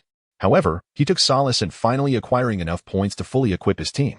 Chapter 22. Conditions for promotion to Lieutenant Xiao AI. Summon the army soldiers. Yihan commanded immediately. Yes, commander. Upon her words, a robust soldier approached Yihan and saluted. Army 4 reporting to the commander. Yihan glanced at him with satisfaction and nodded. Army 4 is assigned to the second group, under the command of Army 1. Just as this arrangement was concluded, Xiao Ai spoke up. Report, Commander. The current officer positions are fully staffed, and we may initiate the promotion system for commanders. The current rank is Second Lieutenant, capable of commanding 10 personnel. The next rank, Lieutenant, allows command of 30 personnel, and upon promotion, the Level 2 system store and the Lieutenant promotion package will be unlocked. Promotion requires 1,000 points. Upon hearing that promotion required 1,000 points, Yihan was taken aback. What? Selling all my soldiers would only yield a little over 1,000 points. Xiao Ai, startled by Yihan's outburst, shrank back. Her eyes innocent as she softly replied, this is the system's regulation, and Xiao Ai has no way to change it. If I had the authority, I would elevate the commander directly to a 5-star general, thus sparing you from such hardships. It would also reflect well on me. Are you implying that following me is a source of embarrassment for you? Yihan retorted, though he quickly calmed upon hearing her pitiful tone. All right. 1,000 points it is. Tell me, does promotion to captain require 10,000 points? In response, Xiao Ai gently affirmed, yes, commander. Promotion to captain requires 10,000 points. But the level 2 store will provide ammunition and other troop types. Furthermore, upon reaching captain rank, the commander will have company-level command authority, allowing for the command of 120 personnel.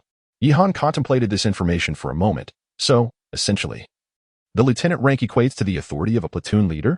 Indeed, commander, Xiao Ai confirmed. With a long sigh, Yihan conceded, all right then. Yet, Xiao Ai still appeared aggrieved, her expression teetering on the brink of tears. Yihan felt compelled to offer her a few words of comfort. It's all right. Later, I will reward you with the prize for first place as a token of appreciation. At Yihan's reassurance, Xiao Ai's demeanor brightened, and she nodded happily. Internally, Yihan grumbled, why have I been assigned such a crybaby? Nevertheless, he recognized that it was ultimately his own impatience that had caused the situation. He picked up the monster distribution map issued by the system, contemplating carefully. Perhaps he had indeed been too hasty. The current ammunition supply was dwindling, and if he were unable to promote to lieutenant before exhausting his bullets, the soldiers would be forced to engage in hand-to-hand combat with mutated beasts, a scenario Yihan desperately wished to avoid. A strategy shift was necessary. After a moment of reflection, Yihan resolved to maximize gains with minimal ammunition expenditure. 1,000 points could be exchanged for 100 level 1 mutated beasts or 20 level 2 mutated beasts, which, in retrospect, did not seem insurmountable. Wang Hu, subsequently, based on the map, centered the mission on the extermination of first-tier ordinary mutated beasts and second-tier ordinary mutated beasts, while reconnaissance was prioritized for Lord-level creatures, temporarily avoiding direct confrontations. After issuing the orders, Yihan dismounted and proceeded to dismantle the carcasses of 3 wild boars, yielding some sustenance along with a first-tier Lord-level crystal core. To Yihan's surprise, he stumbled upon an unexpected treasure, an iron chest. Upon opening it, he discovered a rare blueprint for crafting a horse-slaying saber, which proved to be significantly more effective than the previous machetes and short swords. After careful consideration, Yihan decided to forge 5 horse-slaying sabers and equip them to his soldiers, instructing them to engage in close combat whenever they encountered small groups of first-tier mutated beasts, resorting to gunfire only when necessary. This strategic adjustment indeed resulted in a notable reduction in ammunition expenditure by 2 o'clock in the afternoon. Yihan and his team had successfully eradicated 30 first-tier mutated beasts and 4 second-tier mutated beasts. This accomplishment propelled Yihan's score to 500. And Guard 1 was promoted to sergeant during the skirmishes. Wang Hu, having slain the most mutated beasts, ascended directly to the rank of corporal, not only amassing 150 rounds of ammunition, but also gaining proficiency in intermediate command and combat skills. With Wang Hu's current combat prowess, he could dispatch second-tier ordinary mutated beasts in one-on-one encounters with a dagger, though he still fell short against first-tier Lord-level creatures. However, the reduction in ammunition consumption came at the cost of soldier injuries. Fortunately, Yihan had previously obtained a recipe for first-tier healing agents from Lu Miao Miao. Provided the injuries were not fatal, the soldiers could swiftly recover from their wounds, thanks to Yihan's substantial stockpile of supplies. After adjusting their strategy, the situation markedly improved. Yihan felt quite satisfied with the current state of affairs, reflecting on his previous head-on approach, which had indeed been a demonstration of command with insufficient strategy. Yet, the circumstances had left him little choice. He would never willingly risk his soldiers in close quarters with mutated beasts. just as Yihan was about to instruct Wang Hu to head towards the next extermination point. His phone suddenly vibrated. Taken aback, Yihan opened his phone to find a message from Lu Tu, along with some supplies. The provisions were primarily the result of their prior agreement to share the spoils of weapon trades in an 80-20 split. Brother Yi, I've organized a convoy called the Main Carriage Corps, which currently consists of around 70 to 80 individuals. Would you be interested in joining? If you do, I'll gladly step back and let you take the lead. Under your esteemed name, we could undoubtedly expand our convoy. Yihan couldn't help but chuckle at Lu Tu's antics. This fellow always brought a sense of humor with him. The name Main Carriage Corps was particularly amusing. He wondered if they were all riding bicycles. Yihan chose not to respond to Lu Tu immediately. Instead, he opened the communication hall to assess the situation. He found that aside from some trading of water and supplies, there was hardly any demand for food. Weapons were in the highest demand. And Lu Tu had seized this opportunity to establish his own convoy. Others had also formed various sizes of convoys, as banding together was indeed a prudent survival strategy in such trying times. After observing for a while, Yihan suddenly conceived an idea. He realized that with his current combat strength, it would indeed be quite challenging to confront a second-tier lord. However, what if he were to enlist the aid of the main convoy? Although these individuals possessed minimal combat prowess, their numbers could prove advantageous. Moreover, he possessed the schematics for a broadsword. Contemplating this, Yihan shared his thoughts with Lu Tu's brother Lu. Would you be interested in a second-tier mutated beast? Upon reading this, Lu Tu was momentarily taken aback, followed by a cold sweat breaking out on his forehead. Brother Yi, at this moment, I am still riding a human-powered tricycle. Are you suggesting that I deliver takeout to the Lion King? Even if I am riding a main tricycle, you cannot truly expect me to act as a delivery courier, can you? Chapter 23, Non-Alignment. The Mind's Vehicle Group. Yihan smiled bitterly at the sight before him, then snapped a photo of his saber design. After a moment of contemplation, he instructed the soldiers to gather their rifles for another photograph. Brothers, what if we could all wield sabers, combined with these rifles and a few grenades, along with a handful of shells? Upon sending the message, Lu Tu fell into a contemplative silence. Meanwhile, on the other side of the Gobi Desert, Lu Tu sat with the core members of the Mind's Vehicle Group, analyzing the photographs on his phone. Indeed, Yi Shun lives up to his name. While others are still struggling for survival, he has already crafted rifles. As far as I know, Wang Chang also possesses a firearm, but it pales in comparison to Yi Shun's arsenal, particularly in terms of standardized rifles. Lu Tu cleared his throat, interrupting the team's chatter, and asked, "Do you think this deal is feasible?" The team fell into thoughtful silence. After a long pause, a youthful face rose to speak. "Captain Lu, I believe we can proceed. Over the past 3 days of combat, we have accumulated some experience. And with your level 1 anti-stab vest nearly equipping all members, together with the sabers and Yi Shun's participation, I believe we can stand a chance against a level 2 lord." Lu Tu nodded in agreement. This was also his sentiment. 70 to 80 sabers, combined with Yihan's combat prowess, indeed presented a formidable challenge. However, the issues of medical supplies and the distribution of spoils weighed heavily on his mind. Lu Tu conveyed his thoughts to Yihan, who pondered for a considerable time before responding. "Do not worry about the medical supplies. I have ample level 1 healing agents. As for the distribution of spoils, I only require the level 2 Lord's Crystal Core. I will not take any further share. Additionally, after the battle, I will manufacture level 1 vehicular armor for the team free of charge, provided they supply the basic materials. Furthermore, in the future, for all members of the Mind's Vehicle Group, I will offer healing agents, water, food, and other items at discounted prices." This offer was undeniably generous. Previously, the 10 sets of level 1 armor Yihan sold were only accessible to the wealthiest, but now participation in battle would yield free armor. More importantly, there would be sufficient medical supplies during combat, with discounted transactions afterward. Upon seeing Yihan's reply, the members of Lu Tu's group were all stirred with excitement. However, after some discussion, they presented one final request to Yihan, that he would join the Mind's Vehicle Group. This request posed a dilemma for Yihan, who was reluctant to commit to any vehicle group at this time, as power also entailed responsibility, and he did not wish to be bound by any team or individual. Lu Tu seemed to sense Yihan's hesitation and messaged, "There's no way around it. Brother Yi, your reputation precedes you, and my brothers are eager to follow you.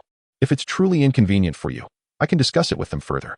After a moment of reflection, Yihan replied, "Joining a vehicle group is indeed quite inconvenient for me, but I, Yihan, can assure you that after this battle, I will be a lifelong friend of the Mind's Vehicle Group." With the assurance provided by Yihan, the Main Vehicle Corps unanimously agreed to proceed. Unbeknownst to Yihan, the Main Vehicle Corps had officially changed its name to Main Vehicle Corps Yishin, embodying a certain beauty of non-alignment.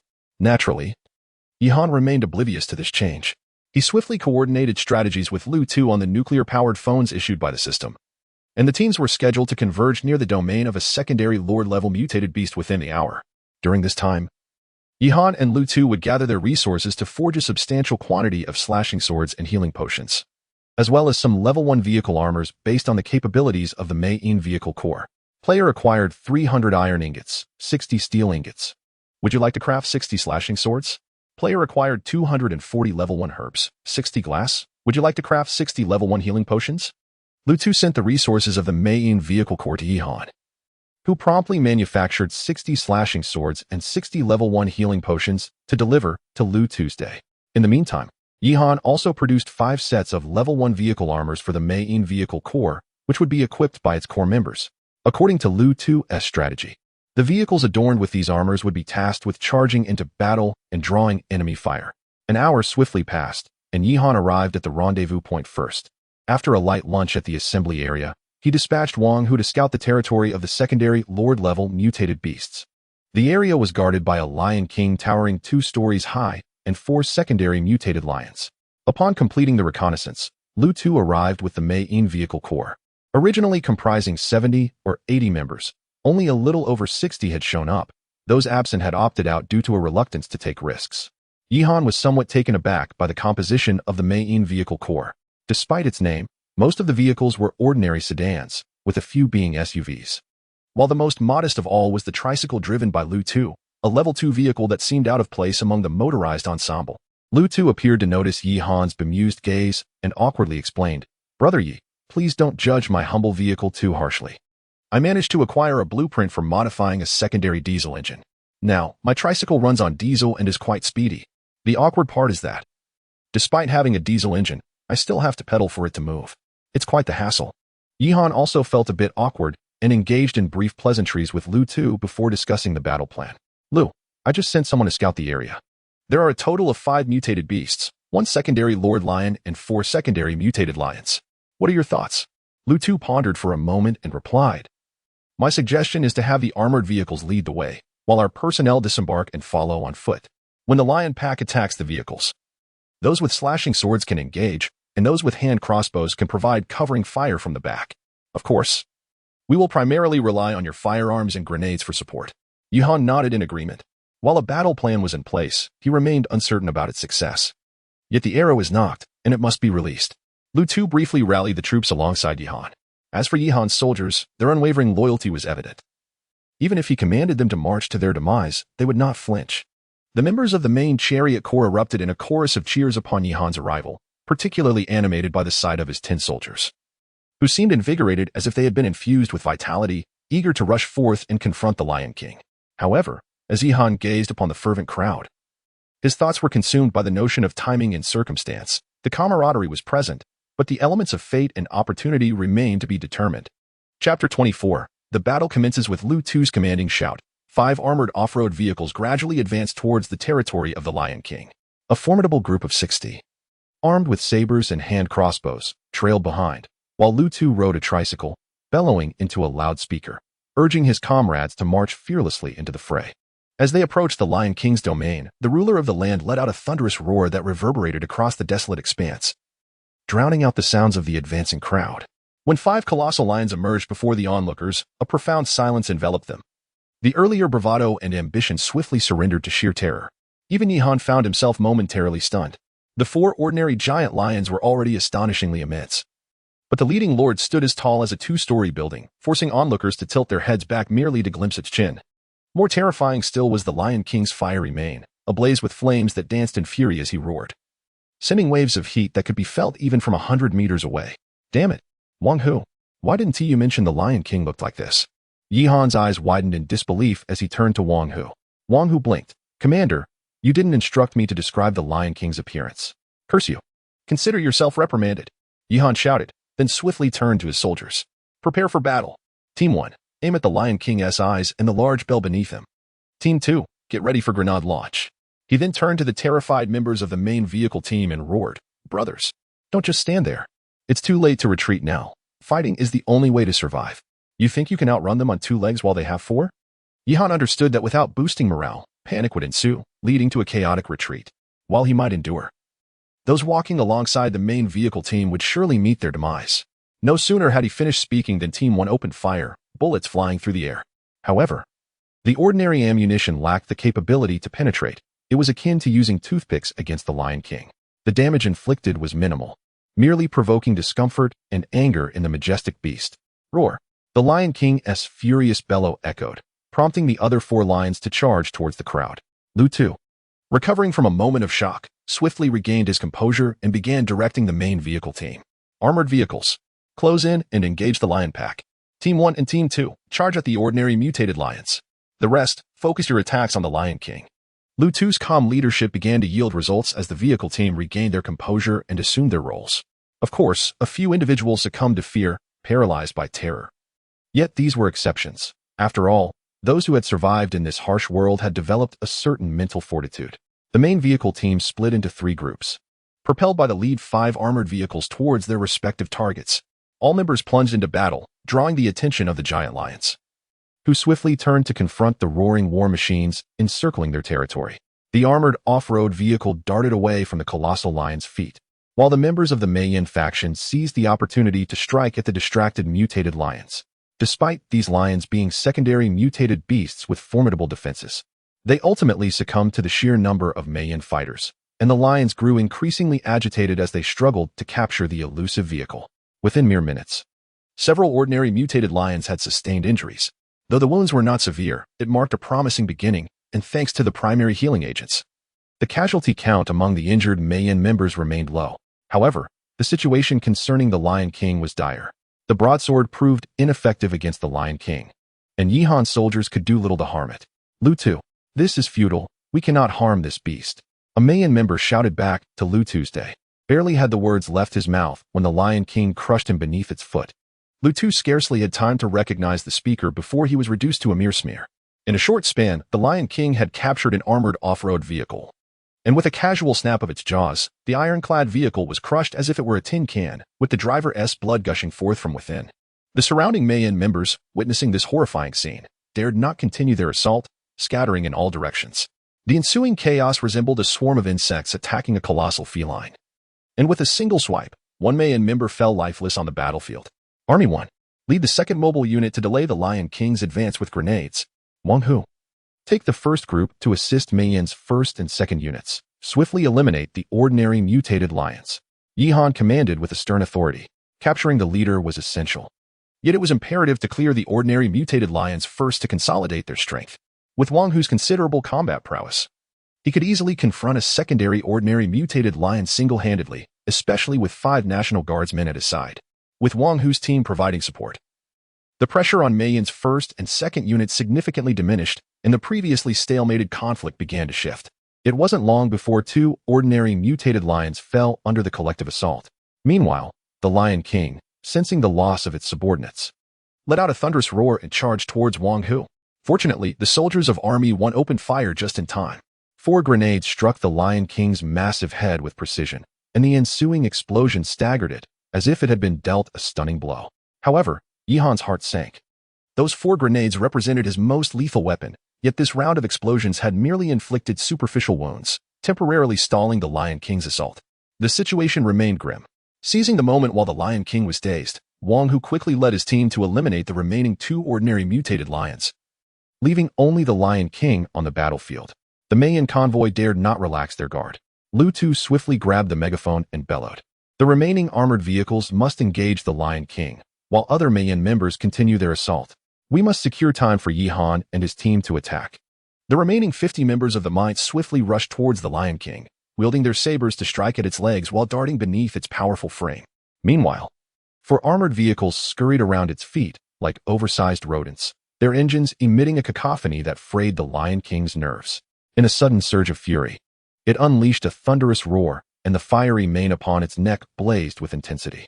This swarm of individuals buzzed around like a cloud of irritable flies. Though they inflicted no significant harm, they undeniably provoked its wrath. Observing this, Jihan's pupils constricted in alarm, and he urgently shouted, "Retreat!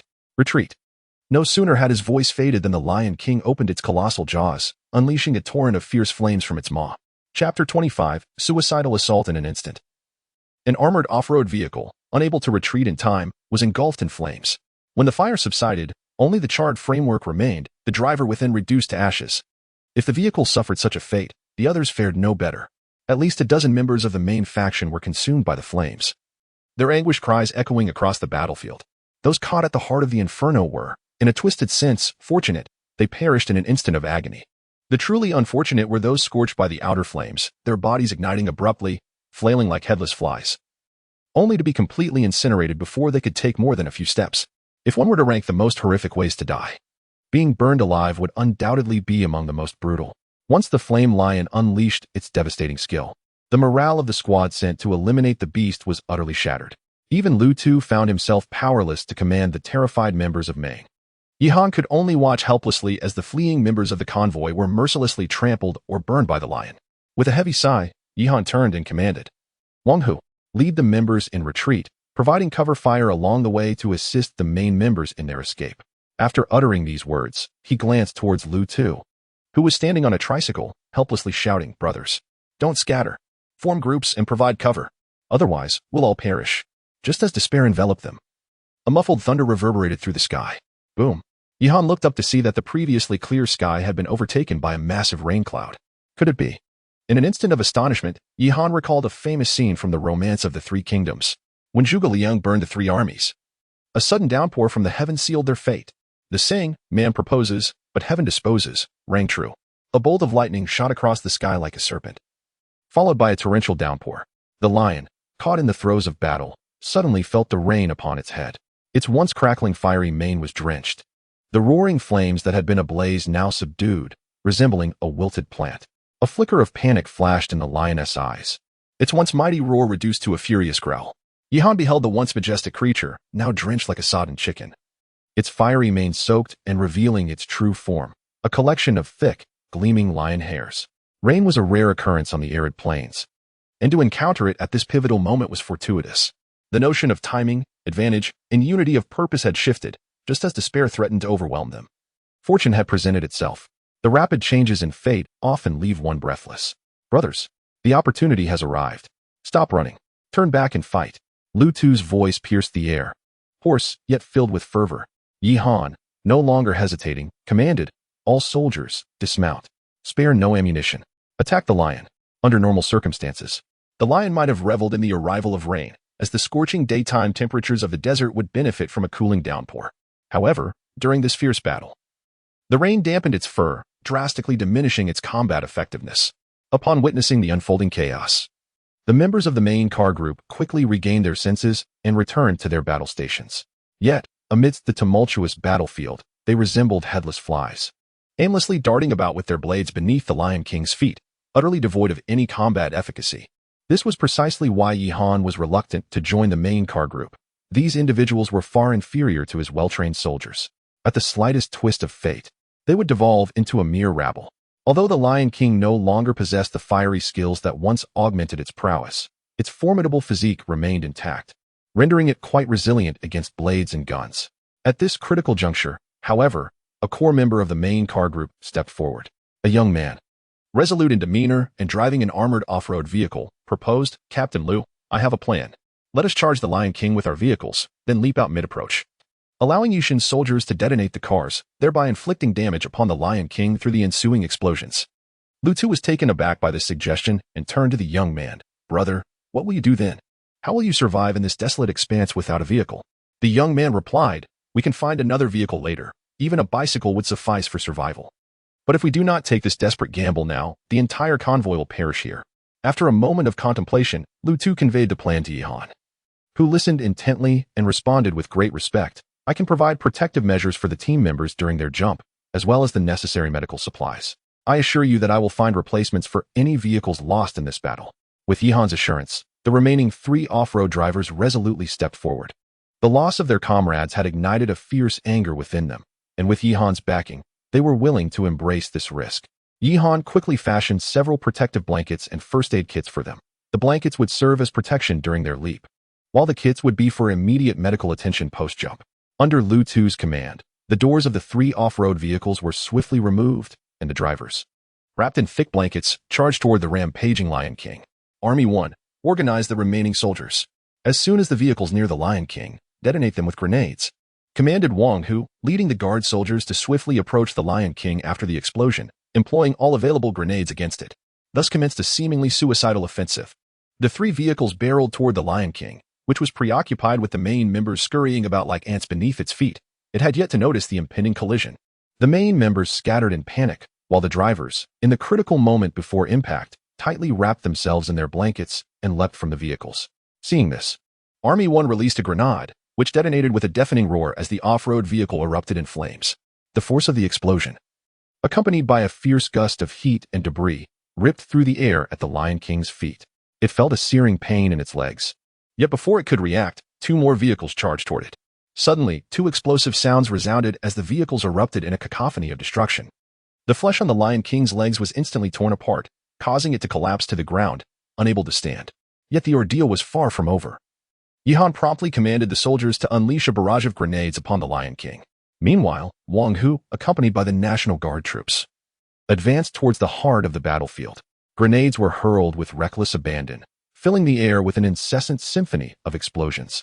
After what felt like an eternity, the detonations finally ceased, leaving Yihan's head ringing with a dull thrum. Report to the commander. Wang Hu has slain the second-tier mutated beast, the blazing Lion King, and has been promoted to sergeant. Points, 500. The voice of Xiao AI suddenly echoed in Yihan's ears, prompting him to swiftly turn his gaze towards the scoreboard displayed on the vehicle screen. Chapter 26. Task settlement. Prior to this confrontation, the points tally stood at 500.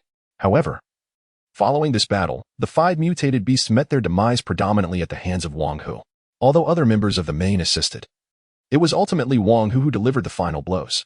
Consequently, Yihan's points surged to an impressive 1,200. This amount was sufficient for a promotion to lieutenant. However, Yihan chose not to ascend immediately, opting instead to traverse the battlefield to assess the situation. Meanwhile, Lu Tu was diligently organizing personnel to clear the battlefield and tend to the wounded. Brother Lu, how's the situation? Yihan inquired. In response, Lu Tu, typically embodying a robust demeanor, displayed an unusual expression of sorrow. Brother Yi, we have completed our initial tally.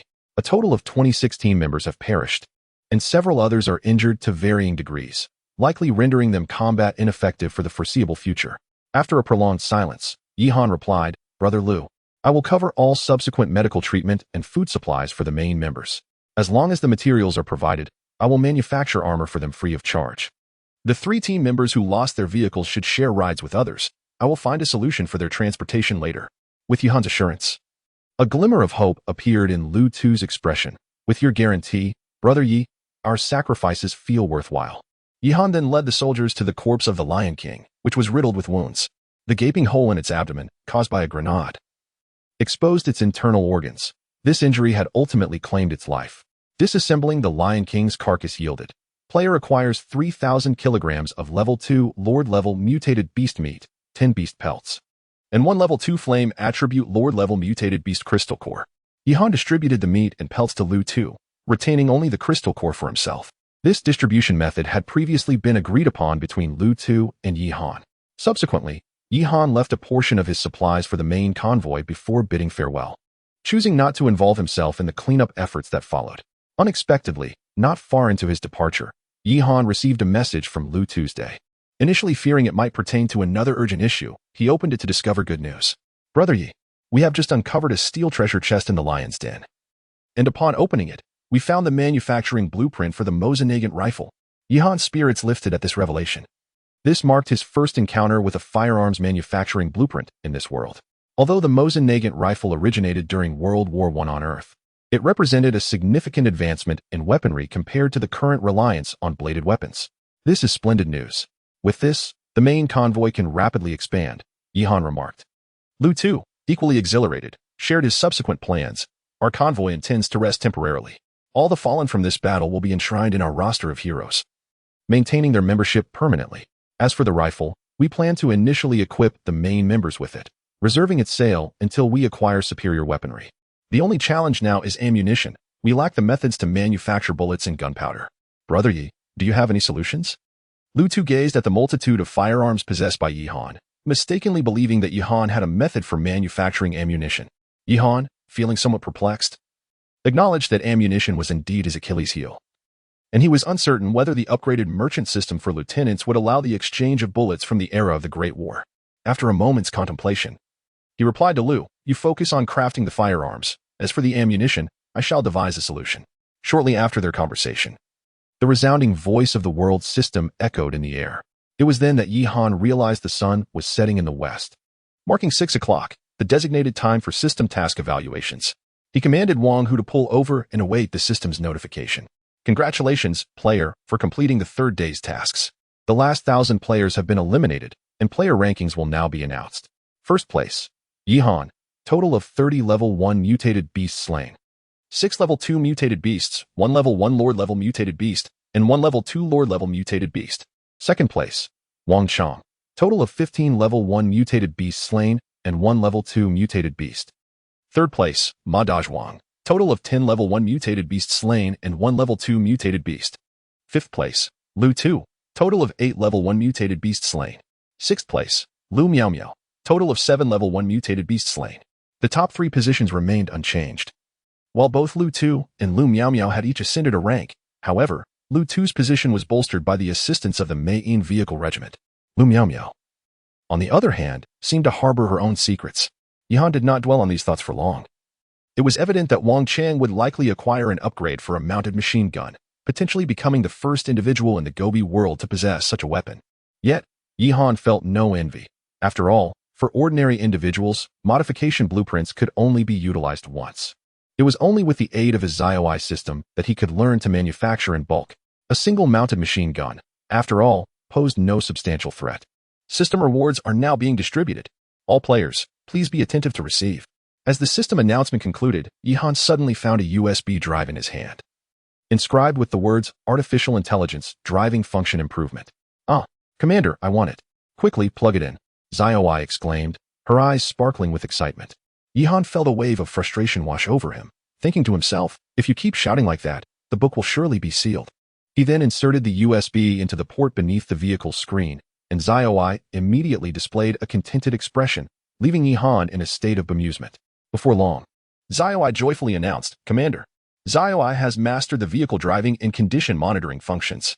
From now on, Xiaoi will assist you in driving the vehicle and continuously monitor its status." The driving capabilities and reaction speed of artificial intelligence far surpass those of ordinary humans, prompting Yihan to decide that Xiaoi would henceforth handle the driving of their transport vehicle, liberating Wang Hu from the role of driver. As the night descended upon the Gobi, other players halted their vehicles to rest inside, but Yihan was particularly exhilarated. For his greatest reward from this expedition was the acquisition of 1,200 points. Having already fulfilled the requirements for promotion to lieutenant, the officer called out, "Commander, would you like Xiao AI to demonstrate her driving skills?" With sparkling eyes, Xiao AI addressed Yihan. Upon hearing this, Yihan internally scoffed. "Do you really need to demonstrate when your wheels have just run over my face?" Chapter 27. Promotion to Lieutenant, Squad Level Authority. He interrupted the excited Xiao AI, stating, "The night is too perilous. You may showcase your skills to me later. For now, please promote me to Lieutenant." Xiao AI appeared somewhat disappointed, pouting slightly before responding. "Very well, Commander. Currently, there are 10 soldiers, and you have accrued 1,200 points, which satisfies the requirements for promotion to Lieutenant. I shall now initiate the promotion and distribute the Lieutenant's upgrade package." Suddenly, a blinding white light flashed before Yihan's eyes, followed by Xiao AI's voice continuing, 1,000 points have been deducted. The secondary marketplace is now unlocked, and squad-level command privileges have commenced. The personnel summons quota has been raised to 30, and your lieutenant rewards have been issued. 1 all-terrain vehicle, 1 set of lieutenant's uniform, and 1 Beretta M9 handgun. Please accept, Commander. Initially, Yihan had been disgruntled by the 1,000 point upgrade requirement, but upon hearing the rewards, he felt a surge of joy. The marketplace and squad-level authority needed no elaboration. Yet he was particularly astonished by the inclusion of an all-terrain vehicle. Hastily, he disembarked to inspect it, discovering a compact all-terrain vehicle parked in front of the troop transport. Yihan was somewhat familiar with this vehicle. Although the all-terrain model was petite, it was renowned for its user-friendliness, strong off-road capabilities, swift speed, and high concealment. It could effortlessly tackle both mountainous and marshy terrains during combat missions. Moreover, the all-terrain vehicle provided by Xiao AI was equipped with a fully enclosed shell and light armor. granting it a degree of protection. In terms of capacity, this vehicle could comfortably seat 7 soldiers. Yihan suddenly recalled that his security detail comprised exactly 6 soldiers, concluding that this vehicle would aptly serve for their operations. The only disappointment was that the vehicle was devoid of any mounted weaponry. It could have been equipped with a machine gun or even a rocket launcher, which would require Yihan to procure the necessary armaments himself later. Nevertheless, Yihan was quite satisfied. Subsequently, he accessed the secondary marketplace and discovered a variety of new items available. Firstly, there were options for ammunition exchange. Each point could be redeemed for 30 bullets or 10 armor-piercing rounds, while grenades and hand grenades required 10 points, a rather steep price. At this moment, Xiao Ai chimed in again. "Commander, do not be disheartened. Upon your promotion to captain, you will unlock ammunition manufacturing, which will save you considerable points. So, keep striving, Commander."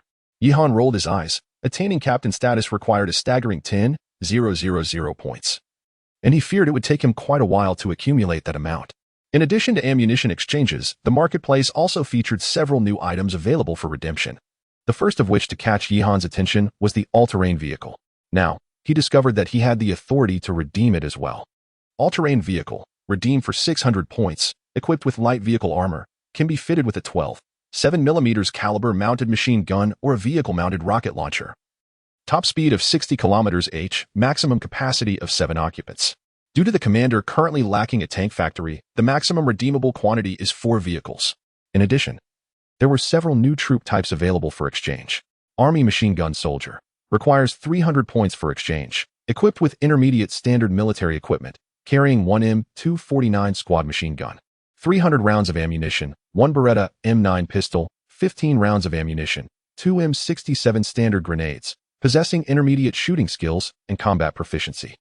Army rocket soldier requires 400 points for exchange, equipped with intermediate standard military equipment, carrying 1 M72 individual rocket launcher, 3 multipurpose warheads, 1 M4A1 rifle, 90 rounds of ammunition, 1 Beretta M9 pistol, 15 rounds of ammunition, 2 M67 standard grenades, possessing intermediate shooting skills and combat proficiency.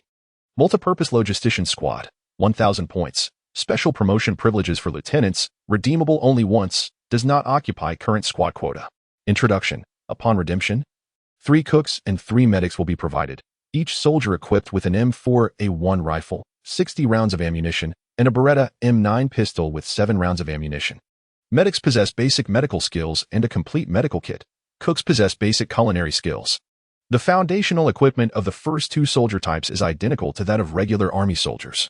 Yet they lack the functionality of grenade launchers and require an additional 100 and 200 points respectively. However, this compensates for the current deficiency of heavy weaponry under Yihan's command. What delights Yihan the most is the final special redemption package, the multipurpose logistician squad, which provides 6 crucial soldiers for just 1,000 points, ensuring logistical support for his army. Notably, this package does not occupy his squad quota. This means that Yihan's original maximum capacity of 30 soldiers can expand to 36 after redeeming the logistics squad. At this juncture, after promotion, Yihan's points dwindle to 200. He cannot redeem even the cheapest machine gunner, but he still contemplates future squad configurations and redemption strategies. Yihan has no intention of redeeming the National Guard soldier class again, aside from its low cost. Its ammunition supply and combat proficiency fall short compared to regular army soldiers, rendering it a poor value. As for the 6 existing National Guard soldiers, Yihan decides to form them into a separate guard squad responsible for reconnaissance and security duties. Sergeant Wang, who will continue to serve as the squad leader, while Wang Long will temporarily join them, with future plans to promote him to logistics squad leader. With 30 soldiers minus 6, there remain 24 slots. Yihan divides these into 3 squads of 7, consisting of 2 machine gunners, 1 rocket soldier, and 4 regular army soldiers each. These 3 squads will serve as the main force. As for the surplus of 3 slots, Yihan plans to summon 2 military dogs and an engineer, assigning the dogs to the guard squad and the engineer to the logistics squad. After a brief calculation, Yihan realized that according to his plan, the cost of a main troop unit amounted to 1,800 points, and for 3 units, it would total 5,400 points. Subtracting the 800 points from the 4 existing army soldiers and then adding the logistics team, military dogs, and engineers, the total expenditure reached a staggering 700 points. Maintaining an army certainly comes at a price. Feeling overwhelmed, Yihan collapsed onto the sofa and instinctively retrieved a pack of cigarettes, lighting one for himself. The saying "when cannons roar, gold flows" proved to be undeniably true. Nonetheless, there was no use in overthinking. He could gradually earn points later. Each time he summoned a soldier, he would gain additional combat strength, allowing him to sustain his forces through warfare. With this thought, Yihan felt considerably more at ease. Just as the frown on his brow began to ease, his phone suddenly vibrated. Upon checking, his expression darkened instantly. There was a message from Lu Tu, consisting of a single urgent line. "Brother Yi, the desert convoy is under attack, and the main convoy is in peril. Please assist immediately." Chapter 28. The desert convoy. Yihan hastily replied, "Please elaborate on the specific situation." Lu Tu swiftly responded to Yihan's message while we were resting on the highway with the wounded. Members of the desert convoy suddenly emerged and surrounded us. There are about 70 to 80 of them, all fully armed. The main convoy has just concluded a fierce battle and is no match for them. We are on the brink of collapse. Is Wang Chang there? I don't know.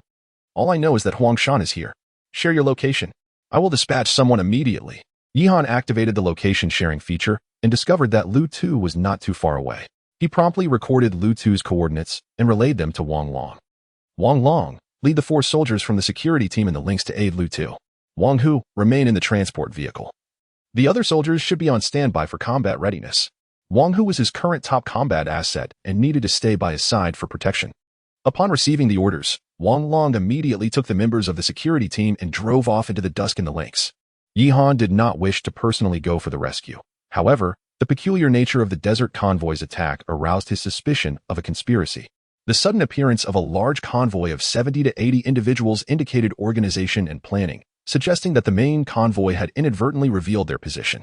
This raised the possibility of an insider within the main convoy, or that Wang Chang had known their whereabouts from the start.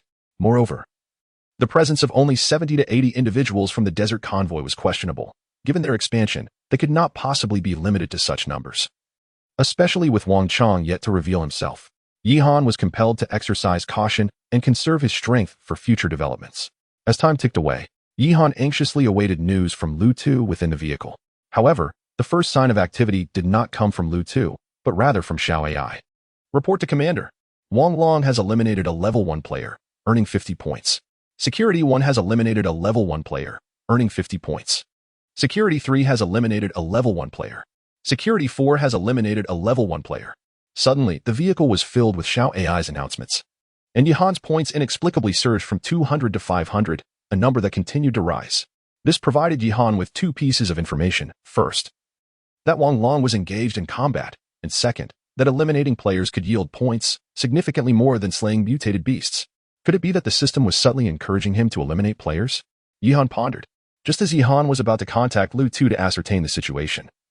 A cacophony of engine noises erupted outside the transport vehicle. Yihan's pupils constricted as Xiao AI and Wang Hu reported almost simultaneously. Report to Commander. A convoy has appeared 500 meters ahead and behind the transport vehicle. The number of personnel is unknown but is expected to exceed 100. Yihan quickly glanced outside. As the roar of engines resonated, a series of headlights suddenly illuminated the distant highway, and the number of vehicles rapidly increased. Soon, over 60 various cars came to a halt within 100 meters of Yihan, while dozens more approached from behind, effectively blocking his retreat. The vehicles from both directions number over 100. Yihan smirked coldly. Indeed, the desert team had a backup plan. It seemed that this 100 or so vehicles were the main force of the desert team. At that moment, his phone in his pocket buzzed. Upon checking, he found a private message from Wang Chang, an audio message. As he opened it, Wang Chang's lewd laughter echoed from the phone. "Brother, I told you not to sleep too soundly. It appears you haven't heeded my advice." After listening, Yihan chuckled coldly. "You besieged Lu Tu just to divert my manpower?" "Not entirely. I initially thought you would handle it yourself, and then we would appear to eliminate both you and Lu Tuesday. I didn't expect you to have another vehicle. But no matter, with just you, it will be far easier for us to deal with." Hearing Wang Chang's confident tone, Yihan felt no urgency. A second-tier Lord-level mutant beast was far more challenging than this ragtag group, yet he had managed to survive. He was puzzled by Wang Chang's misplaced confidence. "Now, surrender obediently and hand over your supplies and weapons, and perhaps I will show you some mercy and allow you to be my subordinate. Don't squander this opportunity." While Wang Chang continued to coax Yihan into surrendering, Yihan paid no heed and instead began devising a battle plan in the vehicle. At that moment, Wang Chang was likely unaware that on Lu Tu's side, Wang Long had already begun a ruthless rampage. His score had surged to a total of 1350 points, indicating that 23 players had been eliminated by the guard squad. against the armed guard squad equipped with M4A1 rifles. The desert team wielding large knives was no different from live targets. Yihan reflected, had he known that killing players would yield points so swiftly, he would have sought trouble with the desert team long ago instead of expending effort on mutant beasts. Fortunately, they had come knocking on his door. Xiao AI. Summon 2 machine gunners and 1 rocket soldier. Convert the remaining points into armor-piercing ammunition and distribute it, Yihan declared with a disdainful smile. Yes, Commander. The soldiers are ready. The remaining 350 points have been fully converted into armor-piercing ammunition. You currently have 5 points left. As Xiao AI's voice faded, 3 formidable army soldiers appeared in the vehicle. Compared to regular army soldiers, they were significantly taller. The first 2 wielded M249 machine guns, while the third carried a rocket launcher and had an M4A1 slung across his chest. Army Unit 1, Army Unit 2, Rocket Unit 1 reporting to the commander. The 3 soldiers proclaimed loudly. Yihan understood that Xiao AI had assigned these soldiers designations corresponding to their units for easier management. You are now part of the main squad. Army Unit 1, you shall henceforth be known as Wang Chuan and serve as the squad leader. Immediately lead the unit into combat readiness. Wang Hu, ensure my safety. With the orders given, Army Unit 1, now named Wang Chuan promptly led the soldiers out of the vehicle and took up a position against the transport vehicle, aiming at the distant desert team. In previous battles, Wang Chuan had already been promoted to the rank of sergeant, having mastered basic command skills, rendering him entirely capable of fulfilling the role of squad leader. Unbeknownst to Wang Chang, Yihan had long since prepared for combat and was incessantly attempting to persuade him to surrender over the phone. Dear brother Yi, in addition to a 12.7mm vehicle-mounted machine gun, I possess a shotgun and a handgun, while my subordinates are equipped with handmade crossbows and machetes. I advise you to surrender promptly and not waste my time. Upon hearing Wang Chang's enthusiastic enumeration of his combat capabilities, Yihan could hardly contain his laughter. What was this? Rather than showcasing strength, it seemed more akin to reciting a list for the sake of inventorying spoils. Chapter 29. The mob. The communication hall was bustling with excitement as a few of Wang Chang's subordinates shared the formation of the desert caravan in the group chat. Right at the front was Yihan's vehicle. Today, our desert caravan had dispatched over 120 vehicles to besiege Yihan. This kid was surely doomed. Over 120 vehicles. Yi Shun is likely in grave danger. Yi Shun? Soon, it will be Chang Ji's domain. The desert caravan is truly formidable. I have long harbored a dislike for Yihan. I want to join the desert caravan too. Of course, many felt sympathy for Yihan, but at this moment, the desert caravan stood unchallenged, and no one dared to voice support for Yihan amidst the escalating tension. Meanwhile, Wang Chang, growing impatient due to Yihan's silence, turned to his nearby subordinates and exclaimed, Damn it. This Yihan is utterly ungrateful. Mao Shu, Chang Zi, you too charge in. Just as Wang Chang finished speaking, Mao Shu trembled and said, Boss, something seems off. I think I just saw them launch a rocket. A rocket? Wang Chang scoffed. Shut up with your nonsense. Boom. Before he could finish his sentence, a vehicle in front of Wang Chang was struck by a rocket fired by the rocket troops. A massive explosion ensued, engulfing nearby vehicles in a chain reaction of blasts. Get the hell out of here. Wang Chang shouted at the top of his lungs from inside the vehicle. However, no one could hear him. Chaos erupted within the desert caravan. At that moment, a voice from Yihan's vehicle announced, Rocket 1 has eliminated 4 level 1 players, earning 200 points. Main force, fire grenades at the densely packed vehicles. Yihan commanded. The sounds of grenade launchers echoed as several grenades soared toward the desert caravan. And the previously calm explosion sounds returned with a vengeance. Yihan's score surged from 205 to 455 points in an instant. This was far more rewarding than hunting mutated beasts. Yihan felt little guilt. He had long heard of the desert caravan's notorious reputation, and eliminating these individuals could be seen as a form of justice. Wang Chang, his head buzzing from the explosions, could hardly fathom that Yihan possessed more than just a few rifles. Nevertheless, as the leader of the desert caravan, he quickly regained his composure and bellowed, Damn it! Attack! Charge at Yihan and take that kid down. The core members of the desert caravan soon organized amidst the chaos and charged toward Yihan. The 12.7mm caliber vehicle-mounted machine gun on Wang Chang's vehicle unleashed a volley of bullets toward Yihan's troop transport. Countless crossbow bolts and machine gun bullets struck the transport. While the bolts were easily deflected by its iron armor, the machine gun bullets were another matter entirely. System notification. The player's vehicle is under attack. Vehicle damage at 14. Yihan furrowed his brow upon witnessing the situation. Wang Hu, take 2 soldiers from the main squad and seize that vehicle equipped with a machine gun, ensuring it remains intact if possible. The allure of the 7mm caliber mounted machine gun was undeniable to Yihan, as his troop transport was currently devoid of weaponry modifications. Capturing such an asset would undoubtedly enhance his combat capabilities. After Wang Hu departed with 2 soldiers, only Wang Chuangue and 4 army soldiers remained by Yihan's side. Machine gunners. Switch to armor-piercing rounds and target the approaching enemy vehicles. Rocket troops fire another rocket into the dense cluster. Once Yihan's orders were issued, his soldiers executed them with alacrity. 2 machine gunners positioned the M249 on the troop transport and unleashed a furious assault on the encroaching vehicles. With the armor-piercing rounds, the players' vehicles crumbled as if made of paper, with the drivers being dispatched before they could advance significantly. Boom! A missile detonated on the highway, claiming several more lives among the players. Following this onslaught, the morale of the demo convoy waned. Even the most loyal members hesitated to approach Yihan, with some already beginning to flee. Although these deserters feared retaliation from Wang Chong, they clearly preferred the former, overcharging modern soldiers armed with blades and bows. Boss, what now? Everyone's running. One of Wang Chong's subordinates inquired while firing the machine gun from the vehicle. Wang Chong, his brow furrowed and his face twisted in frustration, muttered, "Damn it, I underestimated Yihan. Hurry and summon the team leader to me." However, scarcely had Wang Chang finished speaking when 2 gunshots rang out, and his subordinate was swiftly gunned down by the approaching Wang Hu. Seeing this, Wang Chong hastily drew his pistol and fired a couple of erratic shots, attempting to flee in the vehicle. Yet, Wang Hu would not allow such an escape. A flurry of gunfire pierced the vehicle's engine, causing a thick plume of smoke to billow forth. Damn it, Yihan, when the mountains do not move, the waters shall shift. Wang Chong's countenance darkened. He quickly dove into the trunk of the vehicle, flinging open the tailgate to escape to one of his subordinates' vehicles. Retreat, he commanded his men, though his heart ached at the sight of his meticulously crafted ride.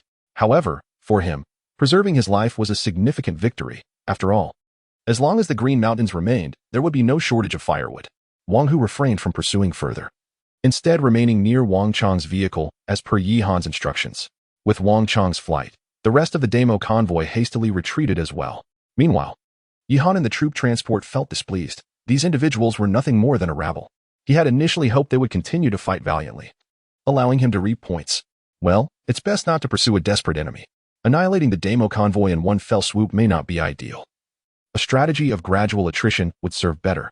Yihan glanced at the points tally, which had swelled to an impressive 1855 as a result of the skirmish involving the guard and main squads. It is indeed my first encounter with such an abundance of points, and furthermore, Wang Hu has also acquired Wang Chong's vehicle, which has long been the object of my desire due to its mounted machine gun. Wang Chong's recent expedition did not succeed in diminishing Yihan's viable forces. Rather, it turned out to be a fortuitous windfall. Xiao AI promptly exchanged for the multipurpose logistics team. Yihan instructed Xiao AI, among the offerings in the secondary marketplace, the most cost-effective option is the one-time exchange for the lieutenant's privilege, which requires merely 1,000 points to obtain 6 army logistics soldiers. These individuals not only possess a measure of combat capability, but also offer culinary and medical support. Chapter 30, Abundant Gains Commendable Commander. A deduction of 1,000 points has been made, leaving you with a current total of 855 points. The multi-purpose logistics team has been deployed inside the vehicle. As the voice of Xiaoi faded, 6 soldiers suddenly appeared in the transport vehicle. 3 bore armbands featuring a red cross on a white background, while the other 3 displayed an emblem of a shovel. With the addition of the logistics team, Yihan now commanded a total of 19 soldiers, 5 from the guard unit led by Wang Long, 7 from the main unit led by Wang Chuangue, along with the 6 logistics soldiers and Wang Hu. Yihan instructed Xiaoi to drive the transport vehicle to Wang Hu's location, where a large armored off-road vehicle stood idling on the roadside, its engine billowing smoke. Wang Hu and 2 soldiers were already positioned in front of the off-road vehicle, awaiting Yihan's arrival. Once disembarked, Yihan surveyed Wang Chong's vehicle. This armored off-roader was not only clad in heavy iron armor but also equipped with bulletproof tires, complemented by a machine gun mounted on the roof, furnishing it with both defensive and offensive capabilities. In Yihan's possession, it would surely infuriate Wang Chong. Without dwelling too much on it, Yihan approached the vehicle and began to dismantle it. Player dismantles a level 2 armored off-road vehicle, acquiring a 12.7mm machine gun, blueprints for bulletproof tires, a level 1 room expansion pack, and various supplies. To his surprise, Wang Chong had upgraded his vehicle to level 2. It seemed imperative that the upgrade of the transport vehicle be expedited as well. However, Yihan had yet to unlock the blueprints for a level 2 upgrade. After disassembly, Yihan affixed the machine gun onto the transport vehicle. Given that Xiaoi would manage the driving, the machine gun could be entrusted to other soldiers. Contemplating this, Yihan turned to Wang Hu and declared, from this day forth, Wang Hu will serve as the deputy squad leader and concurrently as the logistics team leader. These 6 soldiers shall comprise the logistics team, responsible for the supply and medical support of the entire unit. Yes, Commander. Wang Hu saluted in response. With the battle in this area finally concluded, Yihan instructed the soldiers to clear the battlefield and then contacted Lu Tu's brother Lu. How goes the battle on your end? Lu Tu quickly replied, You brother, as soon as your men arrived, the tide of battle shifted. We are currently clearing the battlefield, and we acquired several excellent vehicles from the desert convoy. The brothers who previously used vehicles for demolition now have their own rides. Good to hear. By the way, where's that scoundrel Huang Shan? Yihan inquired. Oh, that fellow. He bolted the moment things took a turn for the worse. Yihan raised an eyebrow at Huang Shan's unexpected flight but soon relaxed. Whether he ran or not was inconsequential. The crucial aspect lay in the enhancement of his combat strength. Before long, Wang Long returned from Lu Tu's location. Yihan promptly ordered the logistics team to prepare dinner and then utilized the room expansion pack he had acquired from Wang Chang's vehicle.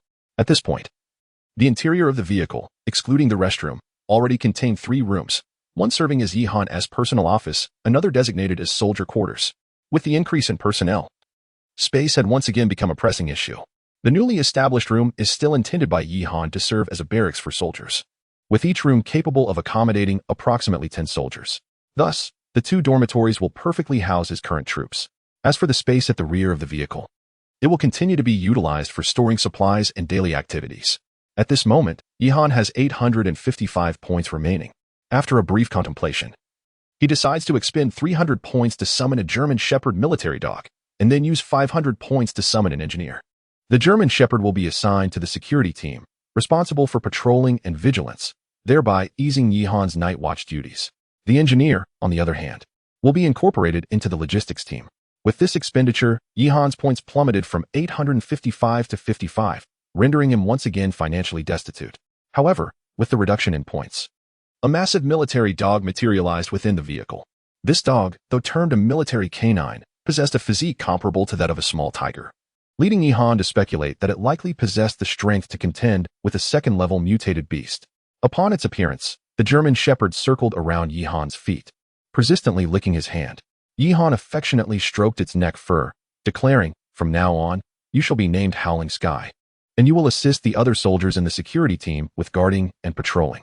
Upon hearing Yihan's words, Howling Sky barked joyfully in response. The engineer, clad in military camouflage like the other soldiers, bore a sidearm at his waist. However, he uniquely sported glasses and carried an engineering toolbox. Engineer 1 reporting to the commander. He stated as he saluted Yihan. Engineer 1, please introduce your capabilities. Yihan nodded, eager to determine whether his investment of 500 points was worthwhile, particularly since a single all-terrain vehicle merely costs 600 points. Reporting to the commander, I can provide basic maintenance skills for the troop transport vehicle. In the event of damage, I can perform repairs. Additionally, I possess a certain level of design capability, allowing me to create level 1 tool and modification blueprints, with a design time of 8 hours. Yihan was taken aback by the engineer's words, soon thereafter filled with elation. Indeed, the expenditure of 500 points was not in vain. Not only could the engineer offer maintenance capabilities, but most importantly, he could design blueprints. Though these were merely the most fundamental level 1 blueprints, they represented a stable source of designs. Excellent, Yihan exclaimed with unrestrained joy. You shall henceforth be assigned to the logistics team. Now, please disembark and commence repairs on the troop transport vehicle, followed by the creation of the blueprints. Yes, Commander, Engineer 1 replied before alighting to begin the repairs. In the meantime, the cooks from the logistics team had prepared dinner. Due to the scarcity of vegetables and staple ingredients, the table was laden solely with boiled jerky and roasted meat. Yihan sampled the fare and found the logistics team's culinary skills to be vastly superior to his own. However, the sole drawback was the lack of variety. With no fruits or vegetables, the excessive meat left Yihan's head buzzing. It was then that Yihan recalled the transformation blueprints for the planting and cultivation chamber he had previously acquired. Now, he had all the necessary materials. Swiftly finishing his dinner, Yihan laid out the materials: a level 2 fire attribute Lord Crystal Core, the blueprint for the oxygen generator, and the materials required for its construction: 10 steel ingots and 10 pieces of glass. Would you like to manufacture the planting and cultivation chamber? Yes, as Yihan responded. The materials before him suddenly vanished, and a grand iron door materialized within the vehicle. A plaque affixed to the door bore the inscription Cultivation Chamber. Yihan opened the door to the cultivation chamber and stepped inside, revealing 100 square meter space before his eyes. The walls of the chamber radiated a warm, golden light, reminiscent of the sun, while in the corner, an oxygen generator tirelessly produced fresh oxygen. The temperature and air quality within the cultivation chamber were markedly superior to those of the other rooms. The latter resembled the soft sleeper compartments of a train, comfortable enough. Yet after a prolonged stay, one could feel a sense of confinement. In contrast, the cultivation chamber enveloped him in a refreshing ambience akin to being immersed in nature. Chapter 31. The cultivation chamber. It is no wonder that the cultivation chamber serves as an excellent venue for agriculture, not only for plants. But even Yihan himself finds it tempting to remain within its confines indefinitely. Subsequently, Yihan produced the blueprints for the cultivation medium, each occupying approximately 5 square meters. And the current space could accommodate 20 of them. He exchanged some soil in the trading hall and proceeded to manufacture the cultivation bases. Before long, 20 iron cultivation bases filled with fertile soil adorned the chamber. Yihan then set about acquiring seeds in the trading hall. Not only did he procure seeds for tomatoes, peppers, and cucumbers, but he also managed to acquire wheat and rice seeds. After some contemplation, Yihan resolved to allocate 50 square meters for wheat and rice, reserving the remaining 50 square meters for vegetables. He summoned members of the guard team to assist in sowing the seeds and arranged for a water production device to generate irrigation water. It took them a full 2 hours to complete the sowing, as the soldiers, while proficient in combat, found the agricultural task quite challenging, requiring Yihan to provide hands-on instruction. Once the sowing was finished, Yihan checked the harvest time indicated for the cultivation chamber. Normally, crops grown solely in cultivation bases would require 3 days for harvest, but with the cultivation chamber, this time was reduced to a mere day. This meant that by this time tomorrow, Yihan would be able to reap the rewards of his labor, finally enjoying rice and vegetables. The thought brought Yihan a sense of comfort after a long day, and he began to anticipate the evening meal with eager expectation. As night deepened, Yihan organized the night watch duties. According to his plan, the evening vigilance and patrols would be managed by 5 members of the guard team along with their canine companion, with each individual working in 2-hour shifts. However, due to the current shortage of personnel, some soldiers from the main force were designated to assist with the watch, patrolling within a 1-kilometer radius of the transport vehicles and the all-terrain vehicle to prevent sudden attacks from mutated beasts. The logistics team, on the other hand, was permitted to rest normally. Of course, this did not imply that the workload for the guard team would exceed that of the main force and logistics, as the latter two bore the greater burden of high-intensity preparation during the day. Once the duty roster was established, Yihan retired to his bedroom and fell into a deep slumber. Unbeknownst to him, while he had been engaged in battle with Wang Chang, Lu Miaomiao had also rushed to the battlefield. Upon learning that Yihan was besieged by the desert convoy, Lu Miaomiao hastily brought her own team to the rescue, initially intending to chastise Yihan for his recklessness. Throughout her journey, she could not suppress her laughter, envisioning the gratitude Yihan would express upon her arrival. However, upon reaching the scene, she was confronted with a one-sided battlefield that made her feel as if she had stumbled into Afghanistan. After witnessing Wang Chang's group retreat in disarray, Lu Miaomiao had no choice but to lead her team away. Nevertheless, such matters became trivial, as the following morning Wang Hu arrived with hot water to report to Yihan regarding the night watch. Report, Commander. Last night, a total of 2 level 1 Lord level mutated beasts, 3 level 2 ordinary mutated beasts, and 6 level 1 ordinary mutated beasts launched an attack. Upon discovering the situation, the soldiers of the guard unit promptly reported it, and the main squad launched a decisive counterattack, annihilating the beast horde. All spoils have been processed, and the commander has earned a total of 410 points, bringing the current total to 465. Please issue your instructions, Commander. Yihan, after taking a sip of hot water offered by Wang Hu, nodded in approval. Good. Is there any other information? Wang Hu nodded and handed over a blueprint.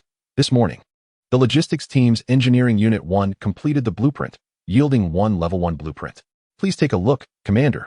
Upon hearing this, Yihan's heart leaped with joy as he accepted the blueprint from Wang Hu. Level 1 agricultural robot manufacturing blueprint, capable of producing agricultural robots that can handle simple planning tasks, including irrigation, planting, and harvesting. Manufacturing requirements: 3 iron ingots, 1 steel ingot, 1 level 1 Lord crystal core, 5 mechanical components. This is excellent. Yihan had been troubled by the lack of manpower for farming, and he hadn't expected Engineering Unit 1 to provide him with such a resource so quickly. Manufacture 2 level 1 agricultural robots.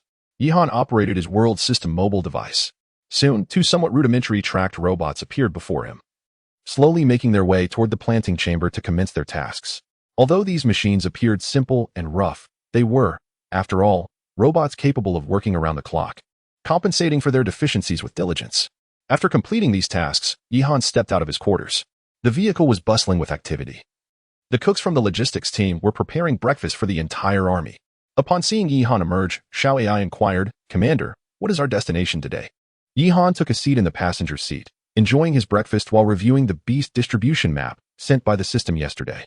Although the mission to eliminate the beast horde had been accomplished, the map had not been retracted, indicating that Yihan could continue to seek out and eliminate beast hordes as indicated. Let's head to this level 1 lord located 30 kilometers away. Today's primary objective is still to accumulate points. Wang Long, take the guard unit and drive the links ahead to clear the way, Yihan stated after some contemplation. Yes, Commander. Xiao Ai nodded, and Wang Long promptly disembarked with the guard unit, driving the links ahead. The transport vehicle sped along the highway. However, not long after, Yihan noticed that a strong wind had unexpectedly kicked up ahead, swirling a cloud of yellow sand into the air. What is happening? Is a sandstorm approaching?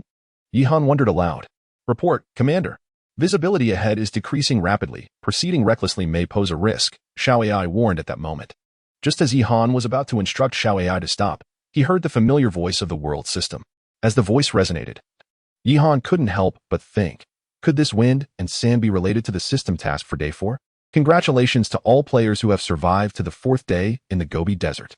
Currently, there are 567 survivors in this region. We now commence the announcement of the 4th day system mission. Players are advised to pay close attention.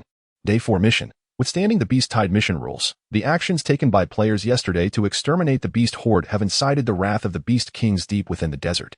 In retaliation, they have united to unleash a sandstorm. Visibility in the Gobi will diminish, and the risks of traversing the area will increase. Moreover, players will face assaults from the Beast Tide amid the storm. All players are urged to prepare for the impending onslaught. This mission is not time-restricted. It will conclude either when the Beast Kings cease their attacks or when all players have perished. Upon completion of the mission, the system will rank players based on their effectiveness in resisting the Beast Tide. Prepare yourselves accordingly. Mission rewards. First place, Level 2 Blueprint for Vehicle-Mounted Radar Manufacturing. Second place, Blueprint for an Antique Single-Barrel Shotgun. Third place, Recipe for Shotgun Ammunition Manufacturing. 4th to 10th place, Steel Treasure Chest X1. 10th to 100th place, Iron Treasure Chest X3. 100th to last place, Iron Treasure Chest X1 Chapter 32. The Beast Tide. Upon hearing the rules, Yihan furrowed his brow.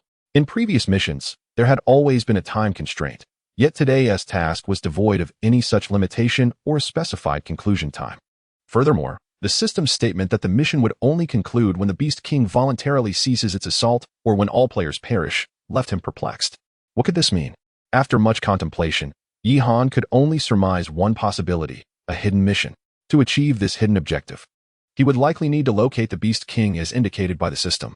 Just as Yihan was deep in thought, Wang Hu suddenly shouted, "Commander, a horde of beasts has appeared ahead." Yihan promptly followed the direction of Wang Hu's finger. At that moment, visibility on the road extended only about 10 meters, beyond which only vague silhouettes could be discerned. As he strained to identify the shapes ahead, a gigantic mutated tiger suddenly lunged out of the sandstorm. Bang, bang, bang. The mounted machine gun atop the troop carrier erupted with gunfire, unleashing a torrent of bullets upon the mutated tiger. At such close range, even though it was a level 2 mutated beast, it could scarcely withstand the onslaught. By the time Yihan looked again, the creature lay on the ground, gasping for breath, clearly beyond saving. With the fall of the mutated tiger, an increasing number of mutated beasts surged forth from the sandstorm, all converging on the troop carrier. Yihan took a quick glance. Most of the beasts were level 1 mutants, though occasionally a level 2 beast would charge out. Wang Hu, immediately lead all soldiers to fend off the Beast Tide. The logistics team must also engage in battle. Yihan commanded without hesitation. Instantly, all soldiers inside the vehicle leaned out of the windows to fire, while those unable to find space had to disembark, using the troop carrier and the all-terrain vehicle as cover. Amidst the once chaotic sandstorm, a cacophony of gunfire and the roars of mutated beasts erupted. By now, Yihan's soldiers had formed a considerable defensive line, with 3 squads led by Wang Long, Wang Hu, and Wang Chuangue, maintaining an orderly defense against the oncoming tide. In no time, the ground surrounding the troop carrier was strewn with the bodies of mutated beasts. However, the sheer scale of the beast tide was overwhelming. No matter how valiantly the soldiers fought, the mutated beasts continued to pour forth from the depths of the sandstorm, creating an incessant feeling of futility. Fortunately, after leveling up, Yihan could exchange for armor-piercing ammunition in the marketplace. Otherwise, employing standard ammunition against these beasts would be utterly impractical, as each mutated beast yielded only 10 points while the consumption of ordinary ammunition could exceed 10 rounds. In contrast, with armor-piercing rounds, only 4 or 5 would suffice. Yihan exchanged all of his over 400 points for armor-piercing ammunition and distributed it accordingly. He then utilized some resources in the trading hall to procure a number of burlap sacks. Wang Hu, allocate these armor-piercing rounds to the soldiers, and instruct the logistics team to fill the sacks with sand. We shall construct defensive fortifications around the troop carrier. Once the task was assigned, Wang Hu swiftly took the logistics team to execute it. Before long, over 20 sandbags were filled, and they proceeded to stack them around the troop carrier as Yihan had instructed, creating makeshift barriers. Although such trench warfare had largely been rendered obsolete by modern combat, its effectiveness at this moment proved to be remarkably beneficial. Wang Long led the guard squad stationed on the left side of the transport vehicle, while the logistics team managed the right flank. The greatest pressure fell upon Wang Chuan-Gue, who commanded the main assault squad in defense. Meanwhile, Yihan remained inside the transport vehicle, directing operations, as Wang Hu utilized the mounted machine gun atop the vehicle to fend off the onslaught of mutated beasts. Following this strategic arrangement, the tide of beasts was swiftly held at bay, and the battlefield bore witness to the demise of numerous first- and second-tier mutated creatures, alongside several first-tier Lord-level beasts. After over 2 hours of fierce combat, Yihan glanced at his score panel, which had surged from 0 to an impressive 1,800 points. Reflecting on the escalating intensity of each wave of assault, he noted that the initial onslaught had comprised only ordinary mutated beasts. But now first-tier Lord-level beasts were becoming increasingly common. There was a looming possibility of encountering second-tier mutated creatures. To preempt any unforeseen circumstances, Yihan decided to convert all 1,800 points. According to his prior strategy, a main assault squad consisted of 4 ordinary infantry soldiers, 200 points each, 2 machine gunners, 300 points each, and 1 rocket soldier, 400 points. The current point total was sufficient to form a complete main assault squad. As the score panel reset to 0, an entire main assault squad materialized on the battlefield. Yihan casually pointed to a newly acquired infantry soldier and instructed, "You will exchange positions with Infantry Soldier 2. Infantry Soldier 2 would henceforth be known as Wang Chuanzong, taking on the role of leader for the 2nd Main Assault Squad. Having been promoted to sergeant in a prior skirmish, he was perfectly suited for the position. With the 2nd Main Assault Squad joining the fray, the pressure on the battlefield diminished significantly. Yihan now commanded 2 main assault squads, a guard squad, and a logistics team, totaling 28 personnel, which could be considered a rudimentary battalion structure. At this juncture, second-tier Lord-level mutated beasts began to emerge on the battlefield. Yihan's gaze fell upon a colossal Tiger King, its size comparable to the Lord-level mutated lion he had previously slain. Yet, Yihan had undergone a transformation of his own. Not only had his forces significantly increased, but he also possessed armor-piercing rounds and rocket soldiers, making the confrontation with the second-tier Lord-level mutated beast far less daunting than before. Main Assault Squads 1 and 2, prepare for action. Direct all fire towards the second-tier Lord. Yihan commanded with a steely demeanor. With Wang Hu's shout of fire, a torrent of bullets, grenades, and rockets unleashed upon the newly emerged Lord-level Tiger King. The immense mutated feline barely had time to emit a roar before it was struck by 2 rockets. The battlefield erupted in a cacophony of explosions. And when the noise subsided, the second-tier Lord lay lifeless. The ease brought by heavy firepower was palpable. It was no wonder artillery units were so coveted. In the future, I shall organize an artillery regiment for myself, Yihan thought, elated. With the fall of the second-tier Lord, Yihan's rocket soldiers were promoted to sergeant. And the other soldiers also saw considerable advancements, with ammunition supply momentarily secured. Commander, it seems the tide of beasts is slowly retreating, Wang Hu suddenly remarked. Glancing down from atop the vehicle, Yihan surveyed the scene. Indeed, the beast tide was receding as King Tiger had indicated. With the number of mutated beasts on the battlefield gradually diminishing, it appeared that the recently vanquished second-tier leader was the commander of this particular beast tide. After slaying the second-tier leader and several scattered mutated beasts, Yihan's points had risen to 850. He was now tantalizingly close to the points required for full enlistment. However, this amount was merely a drop in the bucket when it came to achieving the rank of lieutenant. Without further contemplation, Yihan instructed the soldiers to gather the carcasses of the slain mutated beasts, subsequently dismantling them. The quantity of beast meat was overwhelming. Yihan selected a portion to be processed into jerky and ham for future use, while the remainder was placed on the trading market. Nevertheless, despite these efforts, a considerable amount of beast meat remained that he could not transport. Chapter 33. An unexpected encounter in addition to a substantial amount of beast meat. Yihan also acquired 5 level 1 Lord Crystals and a level 2 Lord Crystal. Moreover, upon the demise of several mutated Lord-level beasts, he fortuitously stumbled upon a steel treasure chest and 2 iron treasure chests. With fervent anticipation, Yihan hurriedly opened the chests. For such items were purely a matter of luck to obtain. They could not be purchased in the trading hall. Notably, the iron treasure chest had a chance of containing blueprints for upgrading vehicles, which were particularly vital for his current situation. Player has obtained the blueprint for a military walkie-talkie, enabling communication within a 10-kilometer radius. Required materials: 2 batteries, 3 electronic components, 2 aluminum, 3 plastic. The contents of the steel chest were reasonably practical as well. For instance, Lu Tu had previously uncovered the manufacturing guide for a Mosin-Nagant rifle. The only drawback was the scarcity of the required materials for crafting such items. Without further deliberation, Yihan proceeded to open the remaining 2 iron treasure chests. Obtained battery manufacturing guide. Requires graphite, lead, electrolyte, and membrane. Obtained level 1 room expansion pack. Allows for the creation of 10 square meters of space within the vehicle. Yet again, he failed to uncover the vehicle upgrade blueprints, leaving Yihan somewhat dizzy. Why was it that Lu Tu could effortlessly acquire such items while he struggled despite his efforts? Could it be that this cursed system was deliberately thwarting him? Nevertheless, the vehicle room expansion pack was indeed essential. Yihan promptly utilized the expansion pack and transformed the newly created 10 square meters into a storage room, where he piled up the assorted supplies and food cluttering the vehicle. The interior of the vehicle instantly felt spacious and airy. As for the battery manufacturing guide, it required an extensive array of materials, most of which were rather difficult to obtain from chests. It seemed only a science-minded individual could devise a way to gather all the necessary components. After some contemplation, Yihan called upon Engineer 1. Handing him the battery guide, try to manufacture a battery using the supplies from the vehicle. If you find yourself lacking any materials, use my phone to trade in the trading hall. You must procure that battery. Upon hearing Yihan's instructions, Engineer 1, with dark circles under his eyes, was momentarily taken aback, then incredulously pointed at himself. Me? Yihan, exasperated, replied, who else would it be? You are currently the only technical talent on the team. Figure it out based on this blueprint. Whether through innovation or shortcuts, you must produce that battery. Communication among team members had always been a significant issue. If they could successfully create the walkie-talkie, it would effectively bridge this gap. After receiving the assignment, Engineer 1 could only reveal an expression of profound resignation before turning to his dormitory to commence his research. By noon, Yihan instructed the logistics team to prepare lunch and then opened the communication hall, hoping to gather information regarding the impending sandstorm. After all, the oncoming beast tide might soon arrive, and according to the world system, the task could only conclude when the Beast King voluntarily halted the tide or when all players perished. Who could come to our rescue? There were far too many mutated beasts.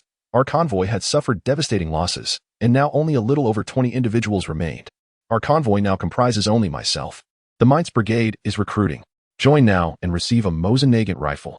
You can spare me that nonsense. The rifles distributed by your brigade are devoid of ammunition, rendering them no better than a mere stick. Joining our desert convoy is the true path. The last message was surprisingly sent by that rascal Wang Chong. It seems he remains as capricious as ever. However, the Mainz Brigade appears to be struggling as well. Lu Tu has sent several desperate messages in Yihan's private chat, clearly facing some difficulties. After some contemplation, Yihan decided to enable location sharing with friends. On one hand, he had promised to assist the Mainz Brigade in their times of need, and on the other, he wished to tempt fate. Considering he was currently free from the threat of the beast tide, Lu Tu's location was not far from him, so after a light lunch, Yihan instructed Xiao AI to slowly drive towards the Mainz Brigade. Along the way, they encountered a few stray mutated beasts and the corpses of several players. It seems this mission will claim many lives. Yihan lit a cigarette, his brow furrowed. These players are, after all, his potential clients. If the casualty rate is too high, his future business prospects will suffer. With this in mind, Yihan crafted numerous healing potions and listed them in the trading hall. The significance of medical supplies to players is self-evident, yet Yihan refrained from exploiting the situation. Each healing potion costs 4 units of herbs, and he merely listed 6 equivalent items for exchange. Suddenly, the reconnaissance links halted, prompting Wang Long to disembark and approach the transport vehicle to report. Commander, It appears there are players engaged in combat with mutated beasts ahead. Yihan peered out and, amidst the howling winds of the desert, faint gunfire echoed.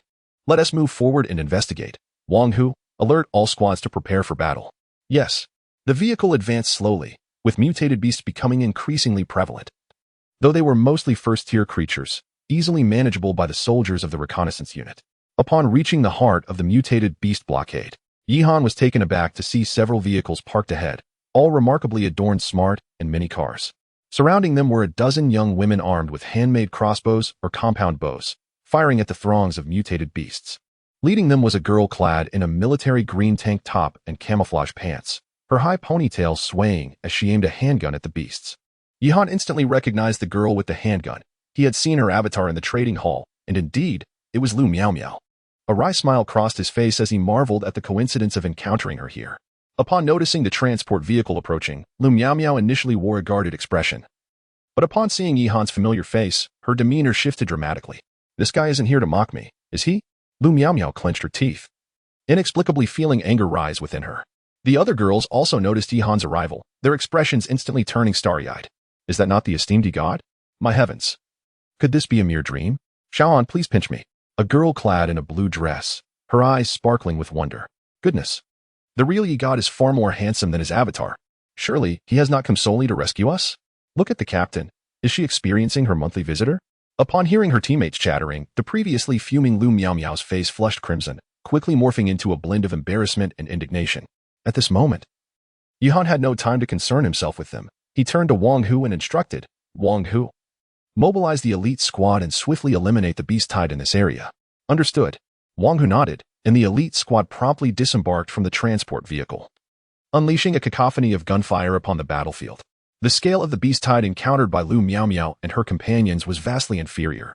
The most formidable mutated beast was merely a level 1 lord, posing no greater challenge to the elite squad than slicing through vegetables. Chapter 34. Convergence. This incident sparked a new conjecture in Yihan's mind.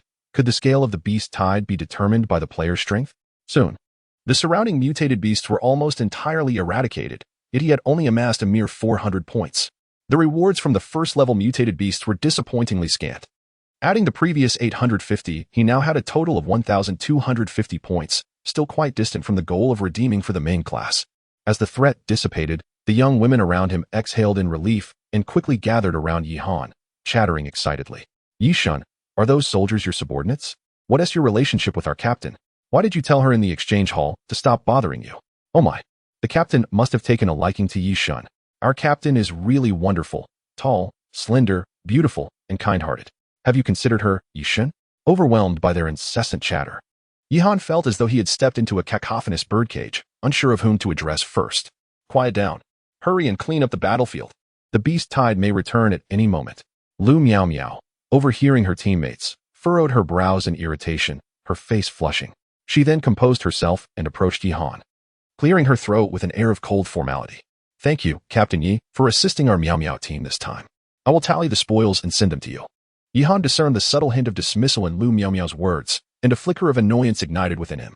Why did she always act like this whenever they met? Women's hearts were truly inscrutable. Not to mention, he had risked ammunition to save them. With this thought, a mischievous impulse took hold of Yihan.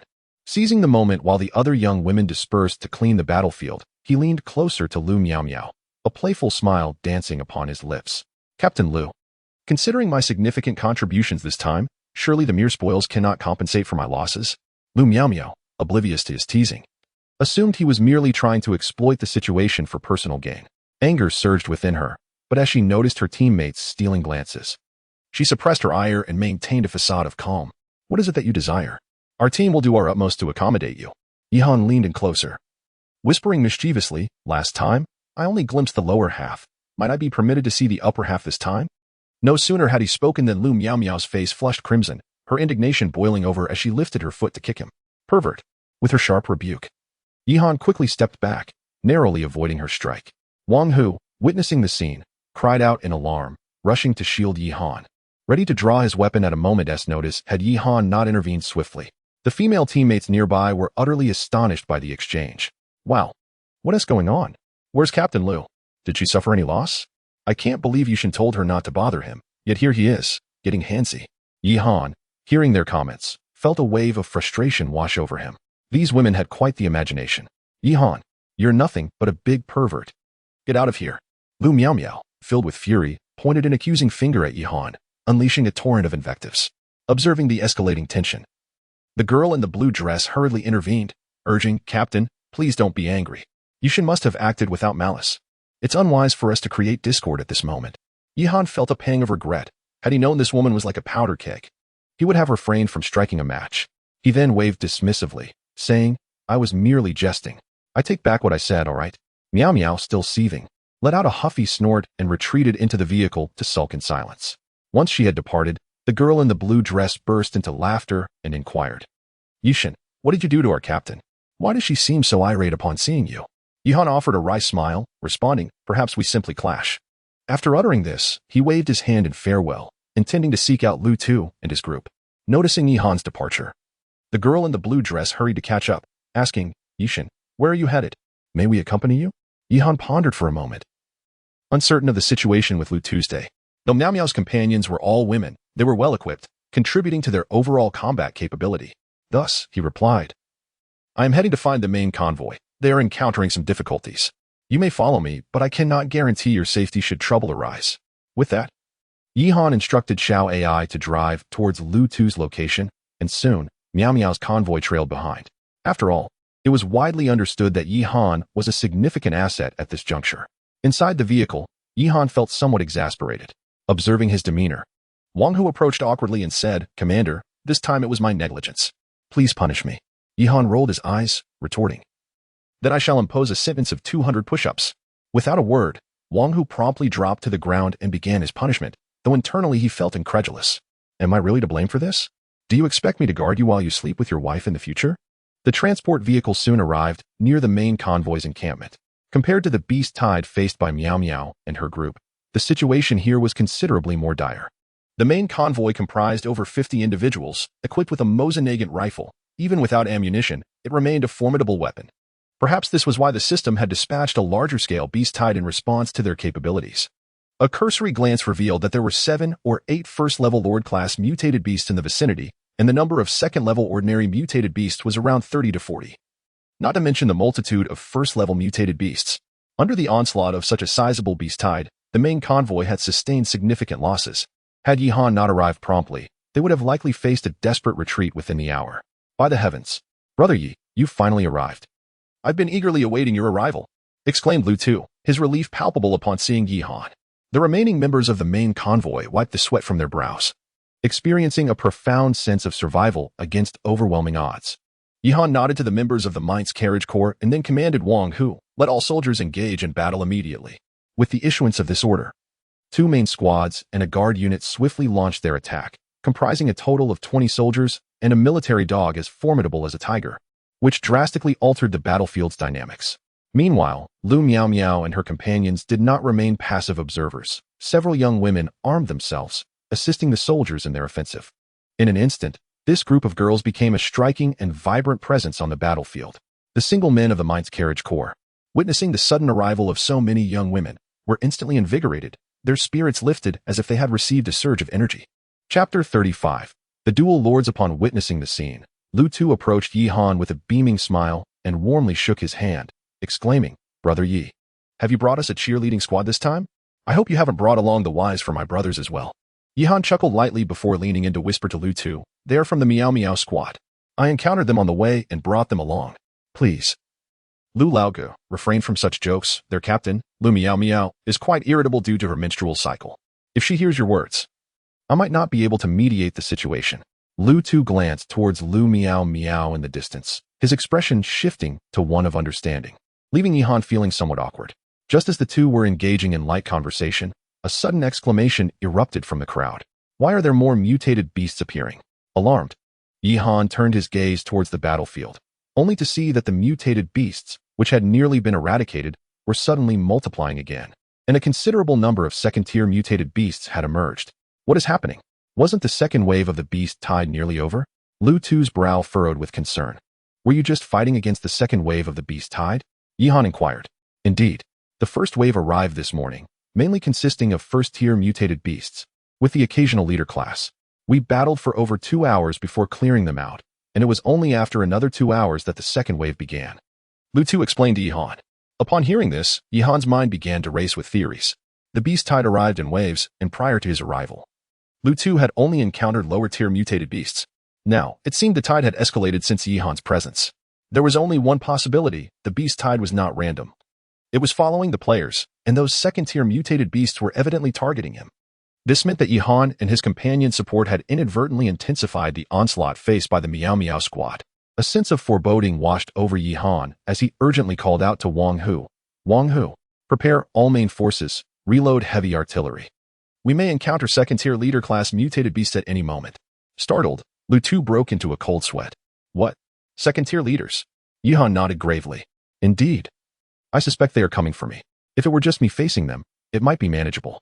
However, with so many people here, my forces cannot adequately protect them.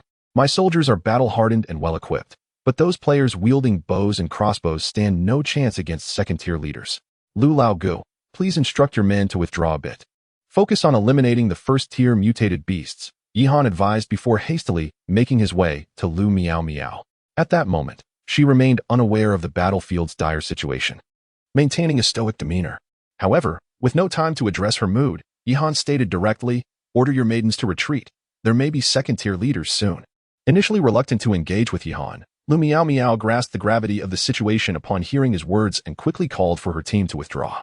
As if in response to Yihan's words, Lu Tu and Lu Meow Meow's personnel had scarcely retreated when two thunderous roars erupted from the swirling sandstorm. Yihan focused his gaze, and to his astonishment, two massive mutated bears emerged from the tempest, two second-tier overlords.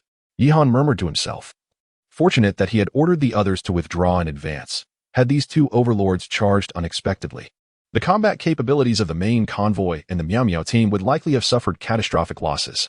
Concentrate fire on the surrounding first-tier mutated beasts. We must not allow them to disrupt my soldiers, Lu Meow Meow declared loudly, gripping her pistol firmly beside him. Meanwhile, Lu Tu directed the main convoy to focus their firepower on the ordinary mutated beasts. This strategy allowed Yihan's soldiers to conserve their ammunition against the lesser threats and concentrate their forces against the overlords.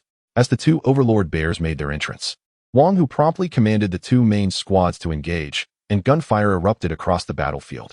With the introduction of armor-piercing rounds, the soldiers were now capable of inflicting damage on the second-tier overlords.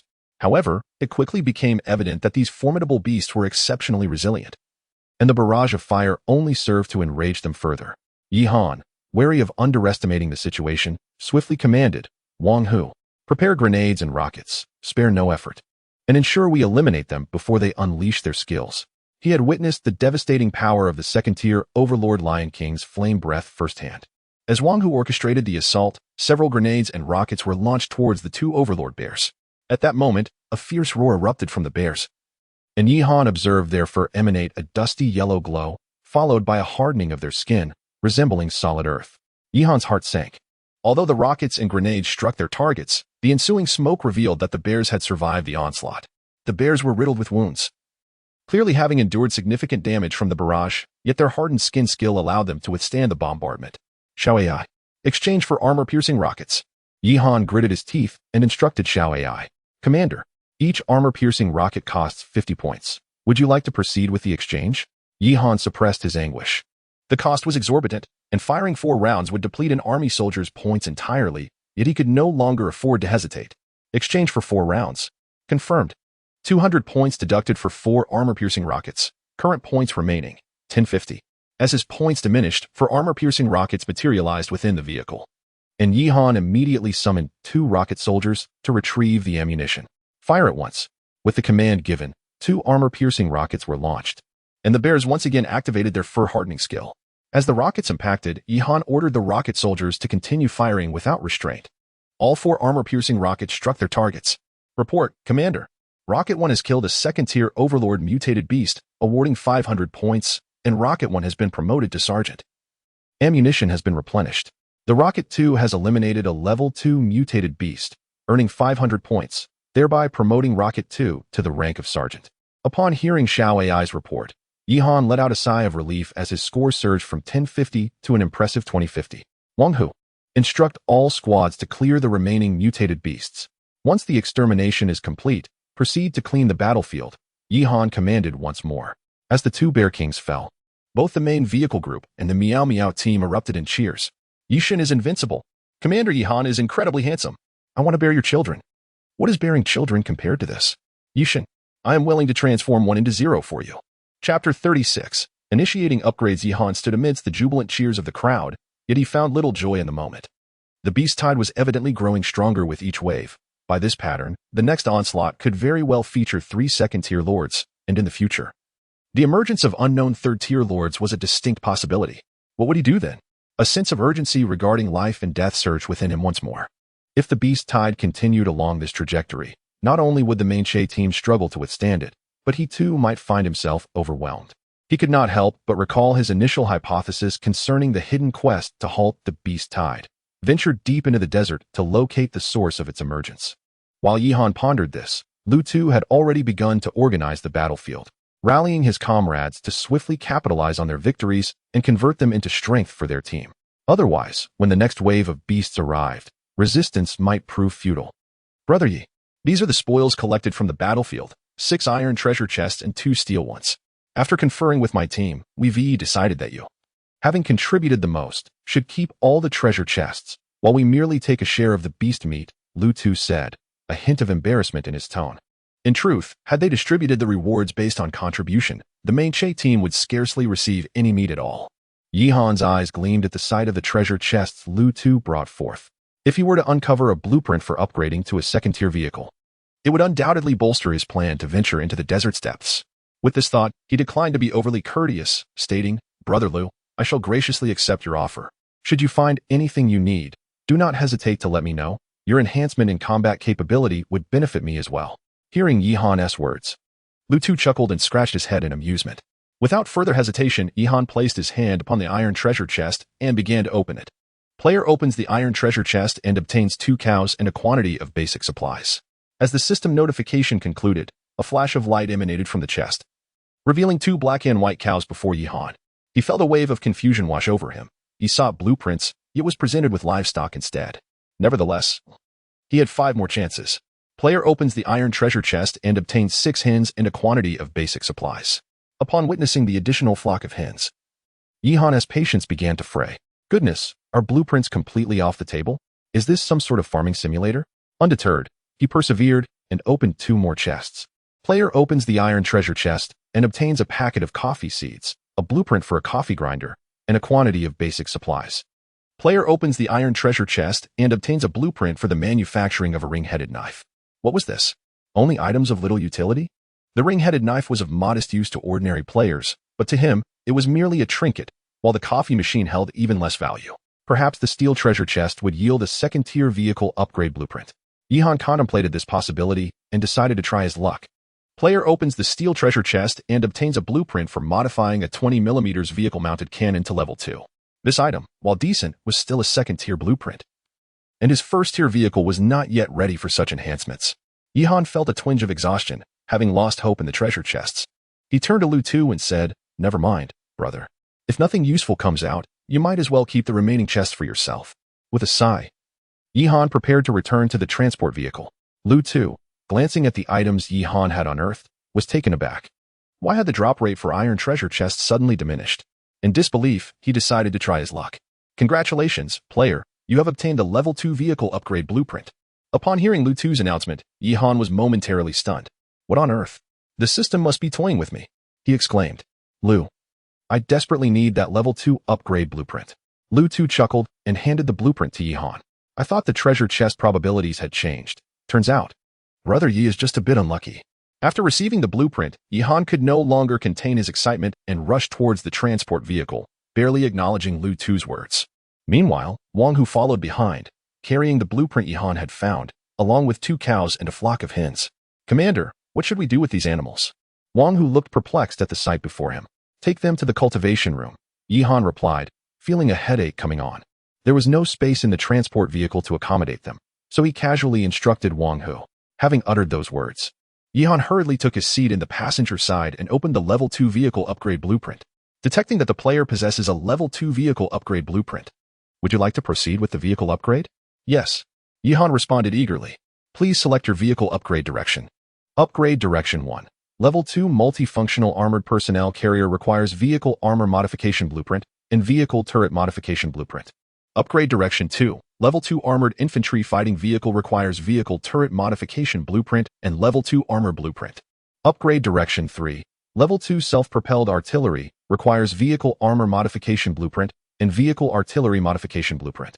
As Jihan contemplated the three upgrade options, his mind raced. The first direction was evidently the most versatile, providing not only defensive capabilities but also offensive prowess. With a multifunctional turret capable of targeting both ground and aerial threats, who knows what flying mutated beasts might appear later. The second and third options represented two extremes. The armored infantry fighting vehicle excelled in defense but lacked in offense, while the self-propelled artillery boasted exceptional firepower but was somewhat deficient in defense. Jihan hesitated. He currently lacked blueprints for both the infantry fighting vehicle and the self-propelled artillery. However, he could feasibly modify the armored personnel carrier, as he possessed a level 1 armor blueprint. And the recently acquired machine gun blueprint could serve as a turret modification blueprint. Yet, he felt a sense of reluctance. After all, that option seemed rather mediocre, lacking glaring weaknesses but also devoid of significant strengths. Just as Jihan was deep in thought, the upgrade interface suddenly flickered, as though it had encountered a bug. His gaze sharpened, for this was the first time he had witnessed a malfunction in the world system. After a few seconds, the screen stabilized, revealing an unexpected fourth upgrade direction. In that moment, Lutu encountered only 3 potential upgrade paths. Suddenly, Jihan had a revelation as he glanced at the in-car screen displaying Xiao AI. At that moment, Xiao AI flashed a cunning smile at Jihan, clearly indicating that this fourth upgrade direction was a result of the most powerful commander system Xiao AI had brought, which interfered with the world system. Upgrade Path 4. Level 2 Armed Command Vehicle, Special Upgrade Path, requires Xiao AI system support. A surge of joy filled Jihan's heart. Was this not tailored specifically for him? Commander, I recommend selecting the fourth path, Xiao AI suggested. Subsequently, you may modify the command vehicle according to your needs and preferences. And once you upgrade the armed command vehicle, you will be able to contact every operational unit in a state of survival through me. Upon hearing Xiao AI's words, Jihan hesitated no longer. The specifics of armored artillery became inconsequential. The ability to command each operational unit was more than sufficient. He chose Upgrade Path 4. The Level 2 Armed Command Vehicle. Upgrading. Please wait. A blinding flash of white light suddenly enveloped him, and moments later, Jihan opened his eyes once more, only to find that the interior layout of the vehicle had undergone a remarkable transformation. Chapter 37. The secondary armed command vehicle. At the forefront of the vehicle lies a compact driver's cabin, accommodating only 2 soldiers. However, behind this cabin has emerged a space reminiscent of a command center, measuring approximately 10 square meters. The small screen belonging to Xiao AI has been relocated from the driver's compartment to the command room. In the center of the command room stands a grand conference table, flanked by intricate instruments that display the operational status of various sections within the vehicle, including the survival status of each soldier and ammunition reserves. The once rugged passenger seat that Jihan occupied has been replaced by a comfortable single sofa, facing Xiao AI's screen. While adjacent to the sofa is the door to his commander's office, providing direct access to his workspace. Proceeding from the command room, one enters a transitional area of merely 5 square meters, flanked by 5 doors labeled Dormitory 001, Dormitory 002, Storage Room 1, Restroom, and Cultivation Room. Beyond this transitional space lies a larger area of approximately 10 square meters, furnished solely with culinary tools and some ammunition, featuring a small door leading outside and a tailgate for convenient loading and unloading of goods. In terms of spatial arrangement, the current armed command vehicle far surpasses the previous transport vehicle. Commander, the advantages of selecting the armed command vehicle extend beyond this, Xiao AI remarked cheerfully. Are there additional benefits? Please enlighten me, Jihan inquired, a sense of delight swelling within him. That discovery awaits your exploration, Commander. Xiao AI replied with a sly smile. Upon hearing her playful tone, Jihan responded jestingly. Are you teasing me again? It seems you desire a reprimand. Perverse Commander, Xiao AI exclaimed, her cheeks flushing instantly, before she shyly retreated. Jihan chuckled, unperturbed, and proceeded to open the modification page, using his resources to equip a 20mm autocannon atop the vehicle. At this moment, not only did Jihan's ride boast a 12.7mm machine gun, but it was also armed with a 20mm autocannon, significantly enhancing its offensive capabilities compared to other players. Not to mention that he commanded an entire squadron of elite combat units. Opening the vehicle status page, he noted the remarkable transformations displayed. Vehicle, M4 Basic Armed Command Vehicle, Quality, A-Class, Level 2, Defensive Performance, Level 2 to 1, Power, Diesel Engine, Range 3,776 kilometers, Maximum Speed, 80 kilometers H, Modifications, Level 1 Steel Armor. Level 1 Bulletproof Glass, 112. 7mm Machine Gun, 120mm Autocannon. Space Expansion, Level 1 Room Expansion 4, 1 Office, 2 Dormitories, 1 Storage Room. Level 1 Restroom Expansion 1, Level 2 Cultivation Room 1, Level 1 Interior Space Expansion 1. Yi-Han reclined comfortably in his command chair, gazing at the suddenly intricate interface, experiencing for the first time a genuine sense of belonging that only a commander could possess. Previously, I had been commanding from the passenger seat, which made me feel less like a commander and more akin to a driving instructor. Just as Yi-Han was musing over this, Xiao Ai suddenly interjected with a report. Commander, Lu Tu is looking for you outside the vehicle. No sooner had Xiao Ai's words faded than a screen beside the commander's seat illuminated, displaying an image from outside. Lu Tu was circling the armed command vehicle, expressing his admiration while calling out Yi-Han's name. A wave of joy washed over Yi-Han. Not only had the soundproofing improved, but he could also observe the situation outside. This level 2 upgrade was indeed worth it. Upon disembarking, Yi-Han was not immediately drawn to Lu Tu but instead mesmerized by the exterior of the armed command vehicle. It must be said that the vehicle was significantly more impressive than the previous transport vehicle. To begin with, its size was considerably larger, stretching over 10 meters in length, comparable to a freight truck, and standing nearly 2 stories high. Numerous iron boxes had been affixed to the roof for storing supplies, and above the front of the vehicle, a 12.7mm caliber machine gun was mounted, with a lookout shooting area situated behind it, allowing soldiers to fire from an elevated position. Seeing Yi-Han exit the vehicle, Lu Tu hurried over, his voice tinged with envy as he remarked, Brother Yi, your level 2 upgrade is truly remarkable, far superior to my humble 3-wheeled vehicle. Yi-Han smiled and refrained from further comment. Although Lu Tu's 3-wheeler was indeed rudimentary, it had the advantage of speed over the armed command vehicle. After all, given the size of the armed command vehicle, without appropriate power modifications, it could not achieve great speed, whereas Lu Tu's human-powered tricycle, equipped with a boost system, could move much faster. I just obtained this steel treasure chest. Do you think you need it? Lu Tu offered Yi-Han a blueprint. Yi-Han accepted it and examined it, discovering it was a manufacturing tutorial for the Southern 16 pistol, known colloquially as the turtle shell pistol, manufactured in the land of cherry blossoms. To be frank, its design was not only unattractive but also unreliable, making it of little interest to Yi-Han. Never mind, Lu. You all are in greater need of this than I am, he replied, returning the blueprint. I plan to leave shortly. You and the Meow Meow team should remain here and hold your ground. Lu Tu paused, taken aback by Yi-Han's words. Leave? Brother Yi. Where do you intend to go? According to the system, the beast tide would only cease if all players perished. So I plan to venture deep into the desert to seek a way to end the beast tide. After all, holding our position indefinitely will eventually lead to failure. Yi-Han explained. After a moment's contemplation, Lu Tu responded, You're right. How about we accompany you? While we may lack combat prowess, we can still be of assistance. It's too perilous for you to go alone. Understanding Lu Tu's concern, Yi-Han reassured him, My vehicle has been upgraded, and I have my means of escape should I encounter insurmountable danger. Having the Meow Meow team follow me will only amplify the risk. Upon learning of Yi-Han's impending departure, the expressions of those around him became increasingly complex. Some were concerned for his safety, while others feared that they would be unable to withstand the beast tide in his absence. However, Yi-Han was taken aback by Lu Meow Meow's unexpected demeanor. She did not throw a tantrum as she usually did. Are you truly determined to venture deep into the desert? Lu Meow Meow expressed an unexpected hint of worry. It's unavoidable. If I do not try, I shall simply await my demise, Yi-Han replied with a faint smile. Hearing his words, Lu Meow Meow bit her lip and then produced a small iron box, handing it to Yi-Han. You should keep this. Although I know you are not in need of weapons, an additional one can always enhance your combat capability. Yi-Han accepted the box and discovered it contained a 2 Malawian Quatches grenade. This item was evidently something Lu Meow Meow had kept in reserve. He was surprised by her willingness to give it to him. His first instinct was to decline, considering that this item could be exchanged for merely 20 points in his point store. Yet, observing Lu Meow Meow's resolute expression, he decided to accept it. Very well. I shall accept it. Without further ado, he gathered all the soldiers to board the vehicles. Wang Hu, have all soldiers board and prepare for departure. After speaking, Yi-Han contemplated a moment longer and added, Wang Long, you and the guard squad, along with Xiao Tian, will remain behind to assist the main convoy in fending off the beast tide. Understood. Wang Long saluted in response. The guard squad had little heavy firepower. Rather than accompany him, it was more prudent for them to support the main convoy. For him, having a few more guns held little significance, but for them, it was of utmost importance. After completing these arrangements, Yihan still felt a twinge of unease and inquired of Xiao Ai.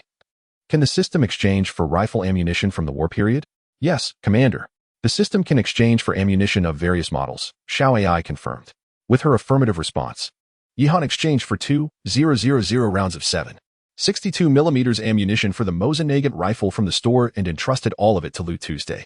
With this ammunition and the support of the guard squad, Lu Tu and Lu Miao's convoy should be able to withstand several waves of the beast tide ahead. Chapter 38. In the depths of the desert, after bidding farewell to the group, Yihan instructed Xiao Ai to steer the vehicle towards the oncoming tide of beasts. Under the vigilant leadership of Wang Chuan-Gui, the main force's first squad occupied the driver's cabin, tasked with eliminating any aberrant creatures that dared to appear. With the dual protection of a machine gun and an autocannon, any ordinary mutant beast was effectively doomed upon revealing itself. In the command room, Yihan resolved to utilize his available points to summon the main force's third squad. With 2050 points at his disposal and each squad costing 1,800, he decided to proceed with the same configuration as before. After exchanging for the third squad, he appointed sergeants from the first squad to assume the role of squad leaders. Xiao Ai summoned the main force's third squad, renamed the first squad to Wang Chuan-Nan, and assign him as the leader of the third squad. Additionally, transfer one newly summoned ordinary army soldier from the third squad to the first. Understood. With Xiao Ai's response, a brand new main squad materialized within the command room. Only one position remained available for full battalion strength, but Yihan hesitated to exchange further, as he was left with merely 250 points. Currently, Yihan commanded a total of 35 soldiers, including the logistics team. However, the dormitory could only accommodate a couple of rooms, making it difficult to house everyone. After a brief contemplation, Yihan declared, the third squad will temporarily reside in the rear of the vehicle and the command room, with arrangements to be made for accommodations once the dormitory expansion is completed. The second and third squads will stand by in the dormitory while the logistics team prepares dinner at the rear. All personnel above squad leader rank, please report to the command room. With that, only Yihan, Wang Hu, and the three squad leaders, Wang Chuan-Gui, Wang Chuan-Zong, and Wang Chuan-Nan, remained in the command room. As the clock approached 6 o'clock, Yihan prepared to inspect the crops in the cultivation chamber. But Wang Hu spoke up first. Commander, the crops in the cultivation chamber have been harvested by 2 robots.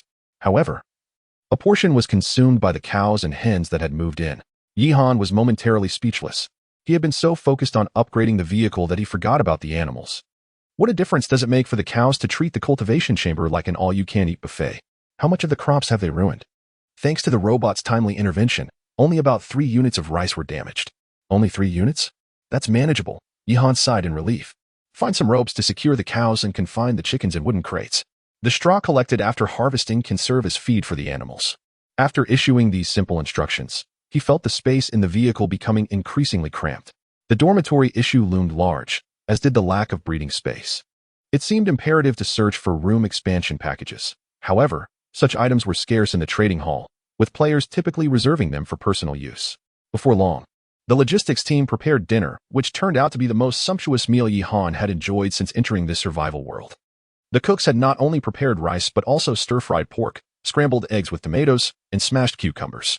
To Yihan's surprise, they had even milked the cows, serving him a glass of fresh milk. After all, milking cows was indeed a task well within the purview of the kitchen staff. As evening descended, Yihan instructed Xiao Ai to continue driving deeper into the desert. Previously, for safety considerations, Yihan had opted to halt at their encampment during the night. However, the urgency of the situation left little room for such deliberations. While the occupants of the vehicle indulged in a comfortable dinner, the frontline troops faced a tumultuous reality. They were advancing towards a tide of mutated beasts, and the onslaught of these creatures was increasing. Were it not for the 2 mounted weapons clearing the way, they would likely have been besieged by the mutated beast long ago. The points tally had also risen significantly, climbing from 250 to over 400. After finishing his meal, Yihan contemplated the arrangement of 3 primary teams to take turns in fending off the beast tide, while he retreated to his office to rest. After all, the 5th day in the Gobi world awaited them, and the deeper they ventured into the desert, the more perilous their situation became. Thus, he needed to be well rested. Once Yihan retired for the night, Wang Hu took over command within the vehicle. The 3 teams executed their defensive duties in 2-hour shifts. And thanks to Xiao Ai's exceptional driving skills, they encountered no significant disturbances along the way. Indeed, it was fortunate that Yihan had such a large contingent of soldiers and Xiao Ai's assistants. Otherwise, any other convoy would have likely met with disaster. Upon awakening the next day, Yihan was greeted by the announcement of the world system. Congratulations to all players for reaching the 5th day in the Gobi world. Current survival count, 2,686 individuals. The beast tide will intensify. All players are advised to prepare for battle. It seemed the world system was determined to eradicate the players without respite. Rubbing his sleepy eyes, Yihan exited the office and made his way to the command room, where all team leaders were already assembled, seated at the command table in anticipation of reporting to him. After sipping the hot milk that Wang Hu had brought, Yihan prompted, "Please recount the events of last night." Wang Hu reported that during their journey, they encountered 2 waves of beast tides, resulting in a total of 6 second-tier mutated beast leaders. With the cooperation of the 3 teams, they successfully eliminated 4, while 2 managed to escape, thanks to Xiao Ai's evasive maneuvers. Additionally, 6 soldiers were promoted to sergeant and 4 advanced to staff sergeant, including Wang Chuan and Wang Guai, who were elevated to sergeant major. Upon hearing Wang Hu's account, Yihan glanced at the points tally, which astonishingly reached an impressive 3,200 points, a first for him. However, he still had a considerable distance to cover before achieving the rank of lieutenant. Nodding in approval, he asked, "Well done. Is there anything else to report?" Wang Hu nodded and handed over a blueprint. "This is the revised battery design from Engineering 1, as per your request. Given the current supply of materials, we can manufacture it, though the battery's reliability is somewhat lacking." Yihan nearly forgot about this detail. Upon receiving the battery blueprint, he eagerly crafted 5 walkie-talkies for the team leaders and Wang Hu, reserving the extra one for Wang Long. Although he now possessed a command vehicle capable of directing each soldier, the team leaders lacked a means of communication with the walkie-talkies. Their subsequent operational coordination would be considerably more efficient. "Xiao Ai, where are we currently?" Yihan inquired. "According to my own pace, I must have traveled at least 700 or 800 kilometers, and I should have already ventured deep into the desert." Reporting to the commander, "We entered the heart of the Gobi at 5 o'clock in the morning and have now exited the range of the sandstorm." Upon hearing Xiao Ai's response, Yihan glanced outside the window, only to behold a transformed landscape. The desolate and boundless scenery of the Gobi we had traversed before was devoid of trees, with scarcely a patch of withered grass. Yet now, remarkably, poplar trees had unexpectedly emerged along both sides of the road. Chapter 39, Level 3 Lord. "Bifeng, why does the ecology seem to improve as I venture deeper into the desert?" Yihan pondered this question, but soon reasoned that it was likely nearing the lair of the mutated beasts, making a more favorable ecological environment quite plausible. With this thought, Yihan's vigilance heightened. After some contemplation, he exchanged 600 points for a Lynx all-terrain vehicle, reducing his points to 2,600. "Wang Chuangue, lead the main squad in operating the Lynx ahead to clear the path. Report any anomalies immediately to the command vehicle. Xiao Ai, reduce speed and await the reconnaissance from the first squad."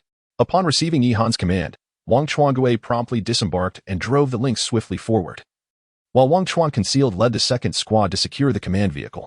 Approximately an hour into their journey, Wang Chuangue, tasked with reconnaissance, suddenly reported to Yihan, "Commander, a group of approximately 30 level 3 mutated beasts has appeared ahead, along with a level 3 Lord-class mutated beast." Yihan's expression turned grave at Wang Chuangue's announcement. "Withdraw the main squad immediately." "Commander, we have been forced into combat. The enemy possesses aerial units." Wang Chuangue's voice rang from the vehicle, startling Yihan. Flying mutated beasts had finally made their appearance. "Xiao Ai, accelerate towards Wang Chuangue's position. Wang Hu, prepare all soldiers for battle." Yihan commanded swiftly, and the command vehicle surged forward at maximum speed. As they traveled, Xiao Ai suddenly reported, "Commander, sensors indicate that there are injured soldiers in the main squad." Glancing at the survival monitoring device within the vehicle, Yihan noted that several members of the main squad were indeed injured. This marked the first instance of soldiers being harmed since his promotion to lieutenant, underscoring the perilous situation ahead. Grinding his teeth, Yihan withdrew 2,000 points from his total to procure ammunition. "Xiao Ai, exchange for 12,000 armor-piercing rifle rounds and 16 armor-piercing rockets, distributing all ammunition to the main squad members. We remain unaware of the current battlefield conditions. I must prepare thoroughly." After about 10 minutes of travel, Yihan abruptly beheld the scene unfolding on the road ahead. The Lynx of the main squad had halted on the highway, one tire emitting thick smoke, apparently rendered immobile. Members of the main squad, under Wang Chuangue's leadership, took cover behind the massive rocks flanking the road, firing at the horde of mutated beasts. Most distressingly, 2 army soldiers from the main squad were grievously injured, and one had already succumbed. Before them, more than 10 enormous level 3 mutated bears charged forth, while above, a dozen flaming-winged level 3 mutated fire cranes circled, unleashing torrents of flames upon the ground as they soared through the sky. What instilled a profound sense of dread in Yihan was the formidable creature known as the Lord, a being reminiscent of a crane, possessing but a single leg, adorned with azure feathers marked by crimson spots. Although its stature was modest, it was engulfed in raging flames. With every opening of its beak, a fierce blaze erupted, igniting the ground in a surging inferno. The main squad could do naught but seek refuge behind nearby cover, utterly unable to mount a counterattack. A notification regarding the mutated beast arrived on Yihan's mobile device. Level 3 Lord-class mutated beast, Bifong bird, resembling a crane, possessing one leg. With red patterns on azure plumage and a white beak, its call akin to a shriek, it brings calamity with fire. Was this creature not one of the mythical beasts from the classic of mountains and seas? Yihan's gaze faltered momentarily. He recalled having read the classic of mountains and seas in his youth, and the peculiar bird described therein lingered in his memory. Could it be that this so-called Gobi world bore a connection to the tales of the classic? Such thoughts flitted through Yihan's mind, but he promptly dismissed them. For the battle at hand had reached a critical juncture. Wang Hu, direct the 2nd and 3rd squads to engage in combat immediately. The logistics team is to assist the wounded. With Yihan's command, soldiers from both the 2nd and 3rd squads disembarked and initiated their assault, while logistics personnel rushed onto the battlefield to evacuate the injured warriors. The air was soon filled with the cacophony of gunfire. The ordinary level 3 mutated beast posed a threat roughly equivalent to that of level 1 to level 2 lords. With the support of armor-piercing rounds, they were relatively manageable. Moreover, the presence of numerous sergeants, whose marksmanship was commendable, led to several of the circling level 3 fire cranes being downed. Yet, the Bifong proved to be a formidable adversary. Not only was it a diminutive target, but it also flew with remarkable swiftness, evading even the aim of Sergeant Wang Hu. However, it was this very Bifong that posed the greatest threat to the military. Its fiery breath ignited the ground, and one machine gunner from the 2nd squad, caught unawares, was swiftly reduced to a pile of ash. Witnessing this, Yihan's fury surged. It was not merely a matter of the machine gunner's cost of 300 points for redemption, but he was a living soldier under his command. Rocket troops, aim for the Bifong. Yihan nearly roared. 2 rocket soldiers from the 2nd and 3rd squads, upon receiving the order, immediately targeted the soaring Bifong. 2 missiles screamed forth, yet at the crucial moment before impact, the creature flapped its wings violently, unleashing an explosion of flames in midair, causing both missiles to detonate harmlessly. The Bifong, unfazed, soared away, a glimmer of disdain evident in its eyes, before releasing a more ferocious flame that claimed the lives of 2 army soldiers. At this juncture, Yihan had already suffered the loss of 3 army soldiers and 1 machine gunner, a devastating toll he had never before endured. The soldiers on the ground were utterly powerless against the Bifong. It flew with great speed and inflicted significant damage. The main squad was forced to contend with the incessant assaults of the ordinary level 3 mutated beasts while simultaneously guarding against the fiery onslaught of the Bifong, leaving them utterly stretched, were it not for the recent battles that had enabled them to level up and enhance their combat prowess. The casualty figures would have been even graver. At this moment, Yihan sat within the confines of the vehicle, beset by a tempest of anger and frustration. Since his promotion to lieutenant, the array of goods available in the marketplace had remained disappointingly limited. Although there had been some augmentation in heavy firepower, the means for aerial defense were virtually non-existent. While rockets and conventional firearms could suffice against the slowly moving mutated beasts, they were utterly ineffective when confronted with the swift and agile adversaries. The prospect of enduring this predicament felt akin to awaiting one's demise. If this stalemate persisted and the elusive Bifong bird remained unresolved, the hard-earned treasures he had amassed would be gradually eroded by its relentless onslaught. The crux of the matter was that even contemplating a retreat was futile. The Bifong bird, with its remarkable speed, could effortlessly overtake the command vehicle. Yihan gritted his teeth, pondering the course of action he should take in this dire situation. Chapter 40. Settlement. Just as Yihan was at a loss, Xiao Ai suddenly spoke up. Commander, should I intervene in the weapon system? Yihan turned to the screen displaying Xiao Ai. Intervene in the weapon system? Are you saying you can operate the onboard weaponry? Indeed. However, since you have yet to authorize it, I am unable to utilize the onboard weaponry at this moment. Yihan felt a surge of joy. As a highly intelligent artificial intelligence, Xiao Ai's capabilities in operating machinery far surpassed those of an ordinary soldier, and her precision undoubtedly exceeded that of human counterparts. Immediately engage the weapon system and target the Bifong bird with the onboard autocannon. Yes, Commander. Xiao AI has now accessed the autocannon system and is commencing operations. As Xiao AI's voice resonated, The 20mm autocannon atop the command vehicle began to rotate slowly, aligning its barrel towards the soaring Baifeng bird. At that moment, the Baifeng bird remained oblivious to the movements of the command vehicle, arrogantly soaring above the soldiers, spewing forth torrents of flames. Bang, bang, bang. Under Xiao Ai's guidance, the autocannon erupted with ferocity, unleashing a barrage of rounds towards the Baifeng bird soaring in the sky. The third-tier lord, true to its rank, exhibited a reaction speed far superior to that of the second-tier lord. The Baifeng bird swiftly detected the commotion from the command vehicle and quickly altered its course, ascending into the sky. However, Xiao Ai's aim was remarkably precise. Despite the Baifeng bird's rapid evasive maneuvers, it was still struck by 3 or 4 rounds. An explosion of flames erupted from its abdomen, and Yihan witnessed tattered azure feathers mingling with blood as they drifted down from the sky.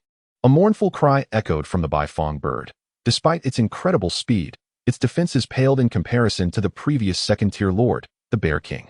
The hits from several rounds had undeniably inflicted severe damage.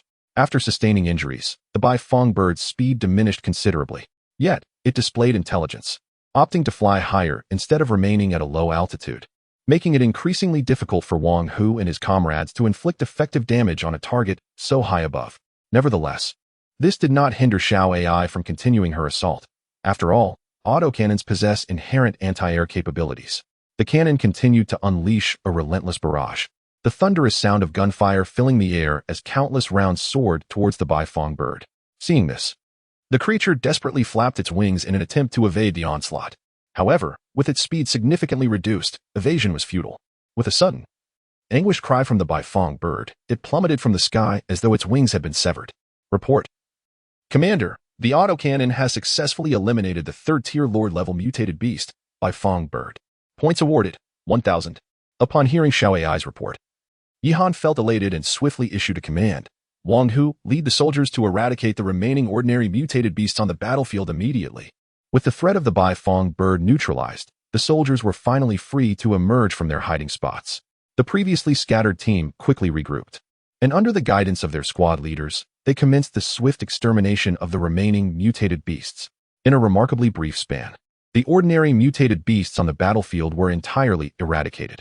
A level 3 mutated beast yields 120 points, and with the additional 1,000 points from the Baifeng bird, Yihan's score ascended to 5,200, already half of what is required for his promotion to lieutenant. However, this battle also resulted in the loss of 3 regular army soldiers and 1 machine gunner, compelling Yihan to expend an additional 900 points to replenish his ranks, leaving him with a remaining score of 4,300.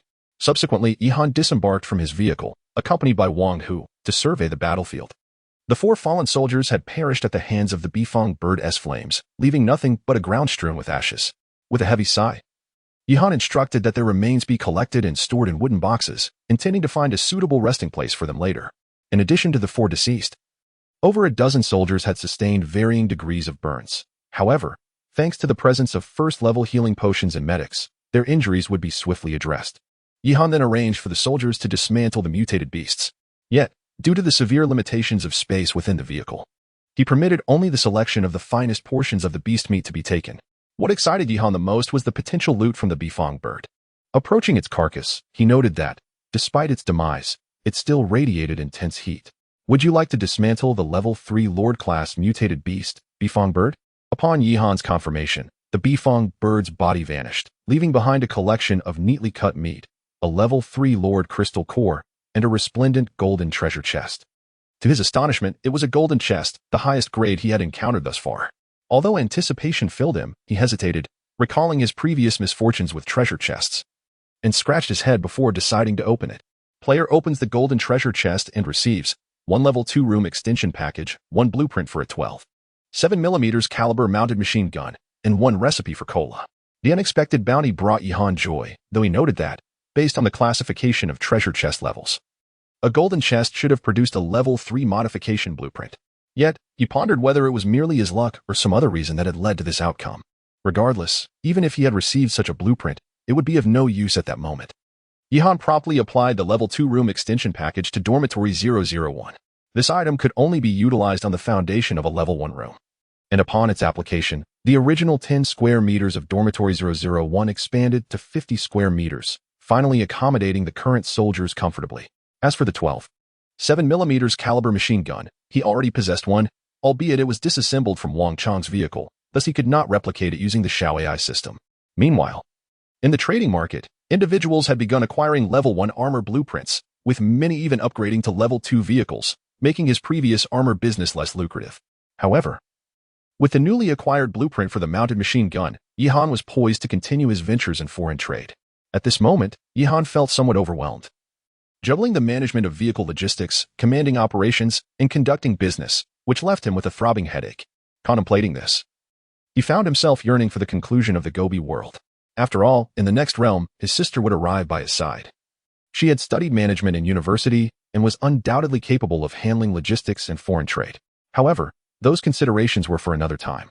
Yihan dismissed these thoughts and entrusted the cola recipe to the logistics team, subsequently instructing the cooks to prepare some cola. After chilling it in the refrigerator, he distributed a bottle to each soldier as a reward for their efforts post-battle. By now, the clock had struck 1 in the afternoon. Yihan directed Wang Hu to lead the soldiers in a brief respite while the logistics team prepared lunch. Chapter 41. The Mysterious Lord. At this moment, Yihan surveyed the conditions within the communication hall. Compared to the first day, the number of players had significantly dwindled. Those who remained had proven their mettle, resulting in a conspicuous absence of the earlier cries for help and desperate pleas. Who has the level 1 armor blueprint? I can offer a level 1 explosion-proof tire in exchange. Brother, I possess a level 1 armor. Let us trade now. The desert caravan is recruiting. Join now to receive a handmade crossbow. The North Wind team requires assistance. Who can help? We can trade supplies. Why haven't we seen Lord Yi recently? What Lord Yi? He was eliminated by the desert caravan long ago. How could he survive being besieged by over 100 vehicles? Don't listen to the nonsense above. Wang Chang from the desert caravan lost his shorts to Lord Yi. Joining the main team is the way to go. I heard Lord Yi supplied ammunition to them yesterday. And now everyone has a Mosin naked. At this moment, Lu Tu also sent a message to Yihan. Brother Yi, have you encountered any danger? Feeling warmth from Lu Tu's concerned inquiry, Yihan appreciated such camaraderie in the unpredictable Gobi desert. Nothing alarming. What is the situation regarding the beast tide on your end? Yihan reciprocated the concern. With your soldiers assisting, our defense against the beast tide has been much easier. This morning, we faced only level 1 mutated beasts, and there were hardly any level 1 lords. However, during noon, we did encounter some level 2 mutated beasts. It may become challenging later on. But as long as there are no level 2 lords, we can manage. This aligned closely with Yihan's expectations. Considering the levels of the main team and the Meow Meow team, they were unlikely to confront level 2 lord-level mutated beasts for the time being. The previous encounters with 2 level 2 Lord Bear Kings had solely been due to his own provocations. That's good to hear. If you have any needs, feel free to reach out. After responding, Yihan concluded the private chat. He then turned his attention to the trading market, quickly assessing the situation before deciding to craft 5 vehicle-mounted 12.7mm machine guns. He also exchanged some ammunition for the machine guns from the system mall and created several pieces of level 1 armor to display in the trading market. In addition, he listed some chilled cola for trade, as everyone was generally well-stocked with food, leaving only items that could enhance their strength and demand. Nevertheless, even luxury items like cola had buyers willing to pay. As soon as the items were listed, the communication hall erupted into chaos. Well, Lord Yi has put up vehicle-mounted machine guns. 5 of them, each with 100 rounds of ammo. Did he raid a weapons depot? Lord Yi always makes a grand entrance. He was the largest water and food dealer, and now he is a weapons dealer. What weapons dealer? Can't you see he is also selling cola? Isn't Yihan living too well? How much better can it get? The beast tide 1 TCs. We'll all eventually perish, including him. I'll trade a level 1 room expansion pack for it. The 5 mounted machine guns were swiftly sold out, yielding 1 level 1 room expansion package, 3 water source cores, and 1 level 1 explosion-proof tire blueprint. As for the level 1 armor and cola, they too were sold off one after another, replenishing the resources that Yihan had consumed during this period. Indeed, had Yihan put the mounted cannon on the market, it would likely have attracted even more buyers. However, he had his own considerations. A mounted machine gun posed no real threat to a command vehicle.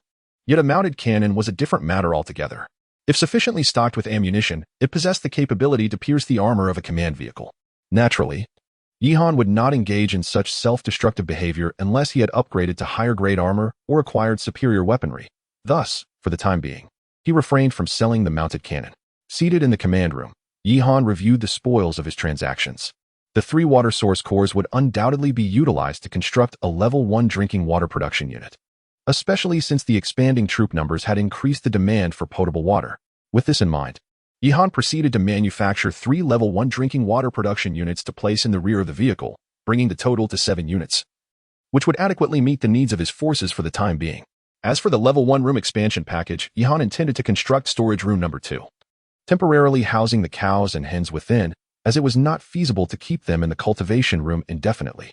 He also quickly equipped the Level 1 explosion-proof tires onto the vehicle, replacing the original 8 standard tires, thereby enhancing the reliability of the command vehicle.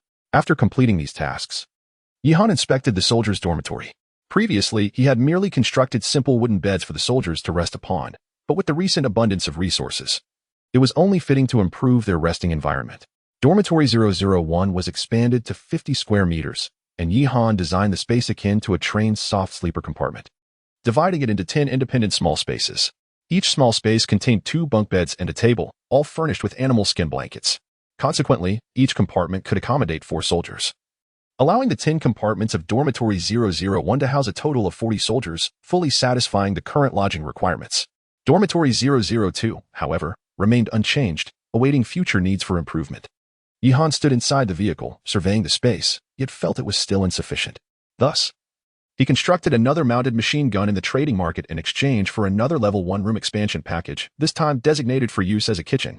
The spatial arrangement inside the vehicle had significantly improved. However, the number of restrooms remained somewhat inadequate, and there was a lack of shower areas. Yet, given the current water supply capacity, providing showers seemed somewhat extravagant. Just as Yihan pondered this, Wang Hu suddenly rushed up to him, breathless and visibly agitated. "What is the matter?" Yihan furrowed his brow, for it was the first time he had witnessed Wang Hu in such a state of distress. "Commander, a large number of mutated beasts have appeared around the vehicle.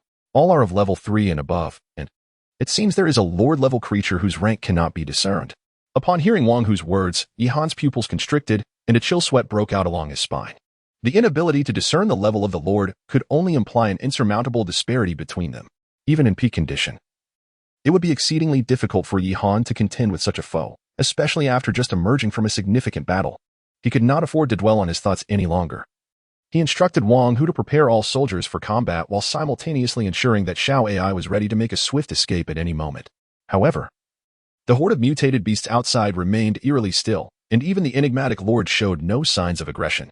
"Commander, it seems that lord is waiting for you." Xiao AI hesitated for a moment before suddenly speaking up. Chapter 42. The hidden task. "Are you waiting for me?" Yihan inquired, somewhat puzzled. He glanced at the vehicle screen displaying the external environment. Surrounding the command vehicle, a multitude of various mutated beasts stood densely packed within 100 meters, all at level 2 or higher. However, the lordly mutated beast had yet to make its appearance. The mysterious lord that Wang Hu spoke of was not akin to those beasts, but rather a woman. As Yihan stared at her in a daze, the woman outside seemed to sense his scrutiny and calmly smiled, saying, "Warrior, please lower your guard. I mean you no harm. I simply wish to converse with you." Upon hearing this, Yihan felt a flicker of skepticism but quickly dismissed such thoughts. Given her vast entourage of mutated beasts and her seemingly inscrutable abilities, she possessed the power to launch an attack against him if she desired, yet she refrained. This suggested she harbored alternate intentions that, for the moment, did not appear to be malevolent. After a moment of contemplation, Yihan turned to Wang Hu and instructed, "Have the soldiers remain on standby. You and I shall disembark to meet her." Wang Hu followed Yihan out of the command vehicle. The instant they stepped outside, Yihan felt an inexplicable surge in temperature on the arid desert, as if he had plunged into a furnace, rendering him uncomfortable in the desolate expanse. The so-called mysterious lord was indeed a woman, clad in azure attire, her appearance reminiscent of a celestial maiden from myth. She emanated an intense radiance and warmth. Upon seeing Yihan approach, a smile graced her face. "Warrior, congratulations on passing my test to arrive here." Yihan, perplexed, asked, "Test? Are you referring to the beast tide?" The woman chuckled softly and shook her head. "No, it was the Baifeng bird you recently vanquished. Only a true warrior would dare to risk their life for their kin, unafraid in the presence of a formidable lord." Yihan's eyes widened in realization. "Was that Baifeng bird sent by you?" "Indeed. Only by slaying it could you pass my test. Consequently, you are now qualified to accept my task to save this realm." As the woman spoke, Yihan connected the dots.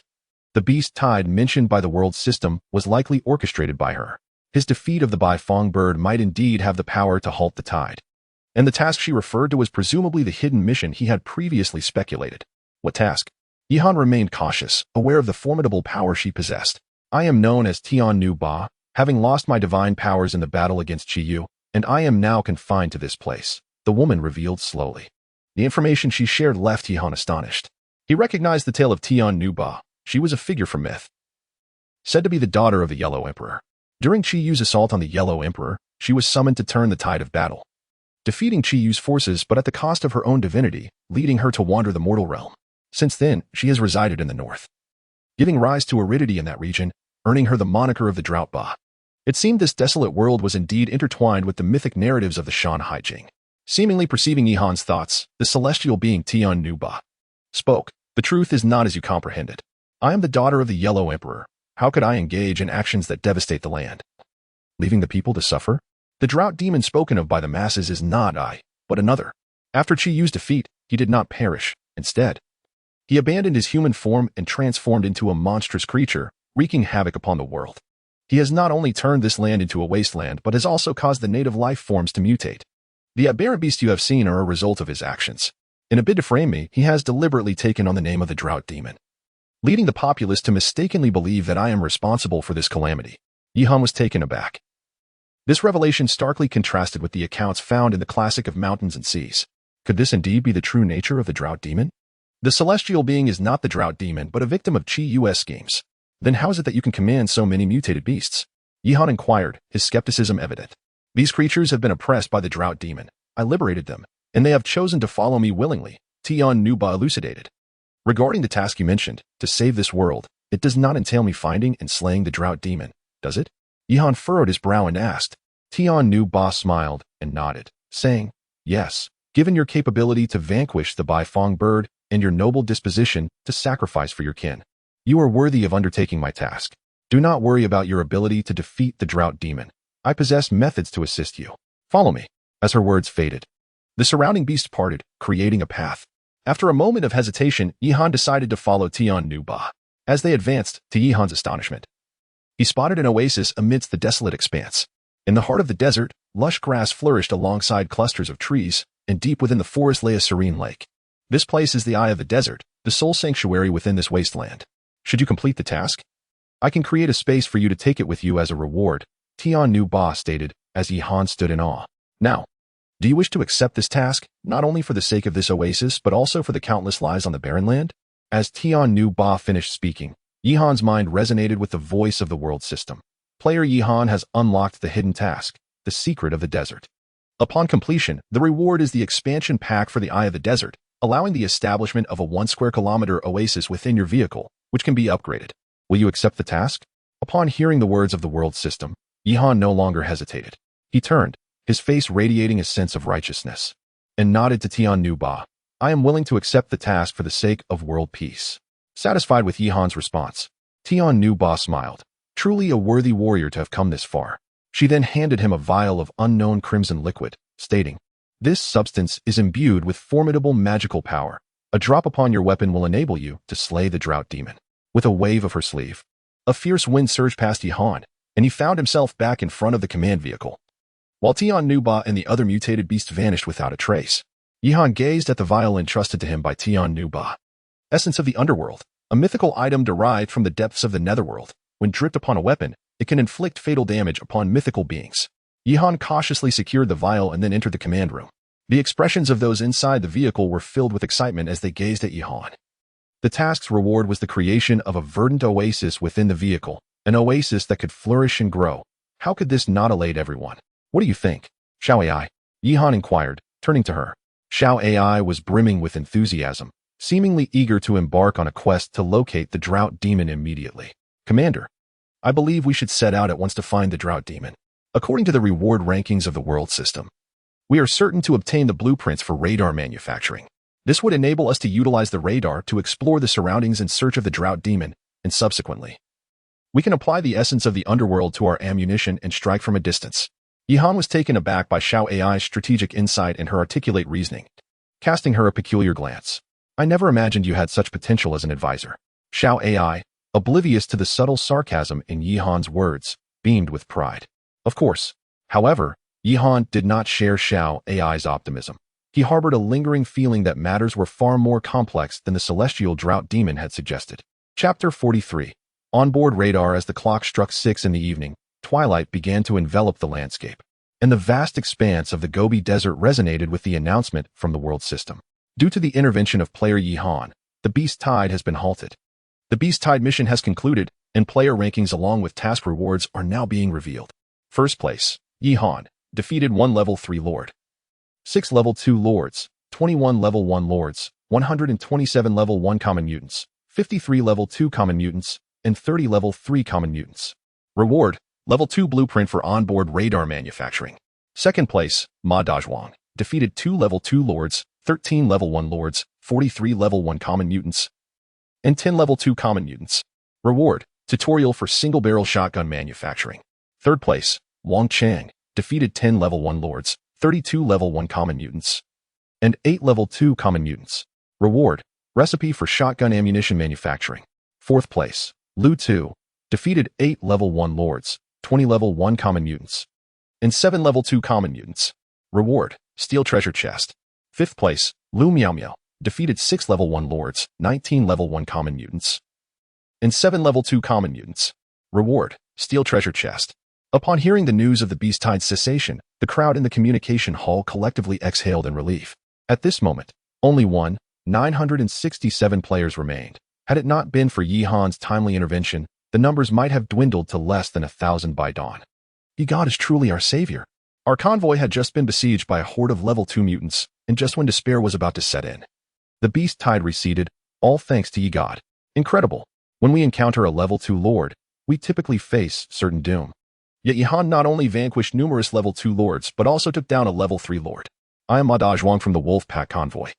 We have formed an alliance with the Desert Convoy. Joining the Wolf Pack now grants you priority access to redeem a single-barrel shotgun, with ammunition supplied by the convoy. The requirement for joining is to secure a position within the top 500 of the Beast Tide rankings, or to possess a level 2 vehicle. I am Wang Chang from the Desert Convoy. Joining us grants you a flintlock pistol, with ammunition provided by the convoy. The requirement is to rank within the top 200 of the Beast Tide. Wow, a single-barrel shotgun. I must join the Wolf Pack Convoy. Can I join if I rank 501? Yihan observed the recruitment efforts of the Wolf Pack and Desert Convoys in the communication hall without uttering a word. The Desert Convoy had always been at odds with him, and their alliance with the Wolf Pack was likely a move aimed at him. As for Ma Dazhuang, the captain of the Wolf Pack, his name was not unfamiliar. He had consistently ranked high in previous world missions. At that moment, Lu Tu also sent a message. Brother Yi, I have just gathered some information regarding the Desert Convoy and the Wolf Pack. It seems the situation is rather complicated. Do share, Yihan replied. At the onset of the Beast Tide, the Wolf Pack Brigade allied with the Desert Brigade. Meanwhile, Ma Dazhuang had somehow acquired a manual for crafting wooden-handled grenades and a recipe for gunpowder, resulting in an abundance of grenades within their ranks. This advantage enabled them to secure the second position. Furthermore, the vehicle-mounted machine guns sold previously had predominantly found their way into their arsenal. Now, with the recent acquisition of shotgun recipes, the Wolf Pack Brigade and the Desert Brigade could pose a significant threat. Yihan pondered for a moment before replying to Lu Tu. Thank you, my friend Lu. I shall remain vigilant regarding the situation you described. Firearms like shotguns and flintlock guns do not pose a substantial threat to Yihan, as his vehicle is equipped with first-level armor and bulletproof glass, and these weapons have limited range. However, an abundance of wooden-handled grenades could indeed become problematic, being grenades regardless of their era. If one were not cautious, they could inflict harm on both soldiers and vehicles. Yihan realized he must exercise caution around these individuals to avoid potential sabotage. He then turned his attention to the system rewards he had just received. Level 2 Blueprint for Vehicle-Mounted Radar, capable of producing Level 2 Vehicle-Mounted Radar, which detects biological entities within a 1-kilometer radius and categorizes them as hostile, friendly, or neutral. The manufacturing requires 1 Level 2 Lord Crystal Core, 5 electronic components, 1 antenna, and 1 signal receiver. This item proved to be quite practical, yet he lacked the signal receiver necessary for production. Fortunately, this component was available in the trading market. Yihan promptly exchanged a set of Level 1 vehicle armor for the signal receiver in the trading hall. He subsequently manufactured the vehicle-mounted radar and installed it in the command vehicle. A new screen appeared in the command room, displaying biological signals within a 1-kilometer range. Yihan observed that there were currently no signs of life in the vicinity. With this radar, the soldiers would no longer need to take the risk of patrolling outside. In the cultivation chamber, today's harvest had yielded a significant amount of vegetables and rice, along with the production of fruits, allowing Yihan to achieve self-sufficiency at last. Tomorrow marks the 6th day in the Gobi world, and it is anticipated that the world system will introduce some unforeseen challenges. Moreover, the 7th day of cataclysm looms near, and he still has hidden missions to complete. Considering these matters, Yihan resolved to further enhance his combat capabilities. He first summoned the guard unit that had assisted the main brigade in fending off the beast tied through his assistant, Xiao Ai. Then, he utilized his 300 points to exchange for 2 Lynx all-terrain vehicles and a military dock. After spending 500 points, he was left with 800 points. Yihan's personnel configuration was now fully staffed, and aside from insufficient points, he met the requirements for promotion to lieutenant. Currently, Yihan commanded a total of 36 individuals. Organized into 5 squads, the guard unit led by Wang Long, comprising 5 guard soldiers and 2 military docks, 3 main combat squads, each led by Wang Chuan Gui, Wang Chuan Zhang, and Wang Chuan Nan, consisting of 4 army soldiers, 2 machine gunners, and 1 rocket soldier, and finally, the logistics unit, co-led by Wang Hu, consisting of 3 cooks, 3 medics, and 1 engineer. In addition to the logistics team, each combat squad is equipped with an all-terrain vehicle, the Lynx, to enhance combat effectiveness. Yihan ingeniously fashioned 4 mounted 12.7mm caliber machine guns for the Lynx. This modification allows Yihan to oversee operations from the command center, directing soldiers as they maneuver the Lynx to execute their missions, thereby significantly augmenting the army's mobility and operational capability. Presently, Yihan finds himself at a bottleneck in strength. Further enhancement can only be achieved through promotion to the rank of captain. However, accumulating the requisite 10,000 points for this promotion in the short term seems implausible, particularly as there are no more mutated beasts available for him to vanquish. Thus, he must rely on upgrading vehicle components or, perhaps, eliminating other players. With this in mind, Yihan finds himself eagerly anticipating the system tasks for the following day. On the 5th night in the Gobi world, Yihan instructed the soldiers to take turns on patrol, while Xiao Ai piloted the command vehicle through the vast desert. Their dual objectives were to hunt high-level Lord-class mutated beasts and to gather information regarding the drought demon. The celestial being had provided him with methods to defeat the drought demon, but had not specified its exact location, compelling Yihan to allow Xiao Ai to autonomously navigate the desolate expanse. The night swiftly passed, and at dawn the next day, Yihan was roused by the voice of the world system. Congratulations to all players for reaching the 6th day in the Gobi world. Today marks the final day before the Great Cataclysm. Please prepare yourselves, as we now announce the system task for the 6th day, the Battle Royale. Chapter 44, the 6th day task rules. All participants will be transported to a confined desert area, where players will engage in combat against one another and the secondary Lord-level mutated beasts. Eliminating other players will yield 1 point, while vanquishing a secondary Lord will grant 10 points. Rankings will be determined based on the points accumulated by each individual, with the task duration extending until 6 p.m. Task rewards. 1st place, preview of the second world. 2nd place, secrets of the desert. 3rd place, custom vehicle weapon blueprints. 4th to 10th places, custom weapon crafting tutorials. 10th to 100th places, steel treasure chest 2. 100th to 500th places, steel treasure chest I. Beyond 500, iron treasure chest 3. After the conclusion of this task, the top 10 players will collectively receive their rewards in the designated area. Yihan was momentarily taken aback by the system rewards presented this time. The allure of custom weapons and vehicle-mounted arms was not particularly compelling to him, as he already possessed a vehicle-mounted machine gun and cannon, along with a full complement of soldiers. The crux of the matter lay in the rewards for the top 2 positions. They were not tangible prizes but rather informational insights. The significance of such information disparity is self-evident, particularly as 1st place promised foresight into the second world. With such knowledge, he could prepare in advance and secure an advantage upon arriving in the new realm. As for the 2nd place reward, secrets of the desert, he surmised it must pertain to the legendary drought demon, especially since the hidden mission he had undertaken was titled The Mystery of the Desert. It seemed imperative that he secure both rewards, and the task's final note indicated that the top 10 would gather to claim their prizes, which might present an opportunity. 1st place was a certainty for him, while the 2nd reward would depend on who claimed it. If it were a friend, he could negotiate an equal exchange of resources. If an enemy, he could only wish them luck. At that moment, the world system initiated its function, and Yihan perceived a brilliant beam of light flashing outside the command vehicle, followed by a jolt of the vehicle. When the light dissipated, the scenery outside had transformed. The location remained within the desert, yet numerous vehicles were now visible. Yihan glanced at the display on the vehicle's radar. Within a 1-kilometer radius, There were several neutral targets and one hostile target, the latter likely being the secondary Lord-level mutated beast. As soon as the players were placed together, they were instantly engulfed in a chaotic melee as the elimination of players yielded points, leaving only a few seemingly reluctant to engage, retreating to the sidelines. Yihan did not focus on those players initially. He was not a ruthless killer who would resort to murder for mere points. However, if it were an enemy, the situation would be different. Furthermore, eliminating players only granted 1 point, while each slain lord yielded 10 points. Clearly, the rewards for defeating the lords were greater. With this in mind, he instructed Wang Chuan and Wang Chuan Nan to lead their primary squads in the hunt for the secondary lord, while he remained in the command vehicle with the rest, enjoying breakfast, equipped with radar and command vehicles. There is no need to personally confront a level 2 lord-level mutated beast. Dispatching a mobile unit suffices. Shortly after 2 main squads departed. As Yihan was savoring his breakfast, Xiao Ai suddenly reported, "Commander, radar has detected 3 players approaching." Upon hearing this, Yihan glanced at the radar, which indicated 3 small dots rapidly closing in on the command vehicle, clearly identified as neutral targets players. At that moment, 2 SUVs and a small cargo truck drove up outside the command vehicle. Although all vehicles were of level 1, they had been reinforced with iron armor. Yihan promptly ordered the soldiers to take their positions. It was evident that those drawing near could only be foes. The 3 vehicles halted 100 meters from the command vehicle and remained stationary. Shortly thereafter, 3 individuals emerged from the vehicles.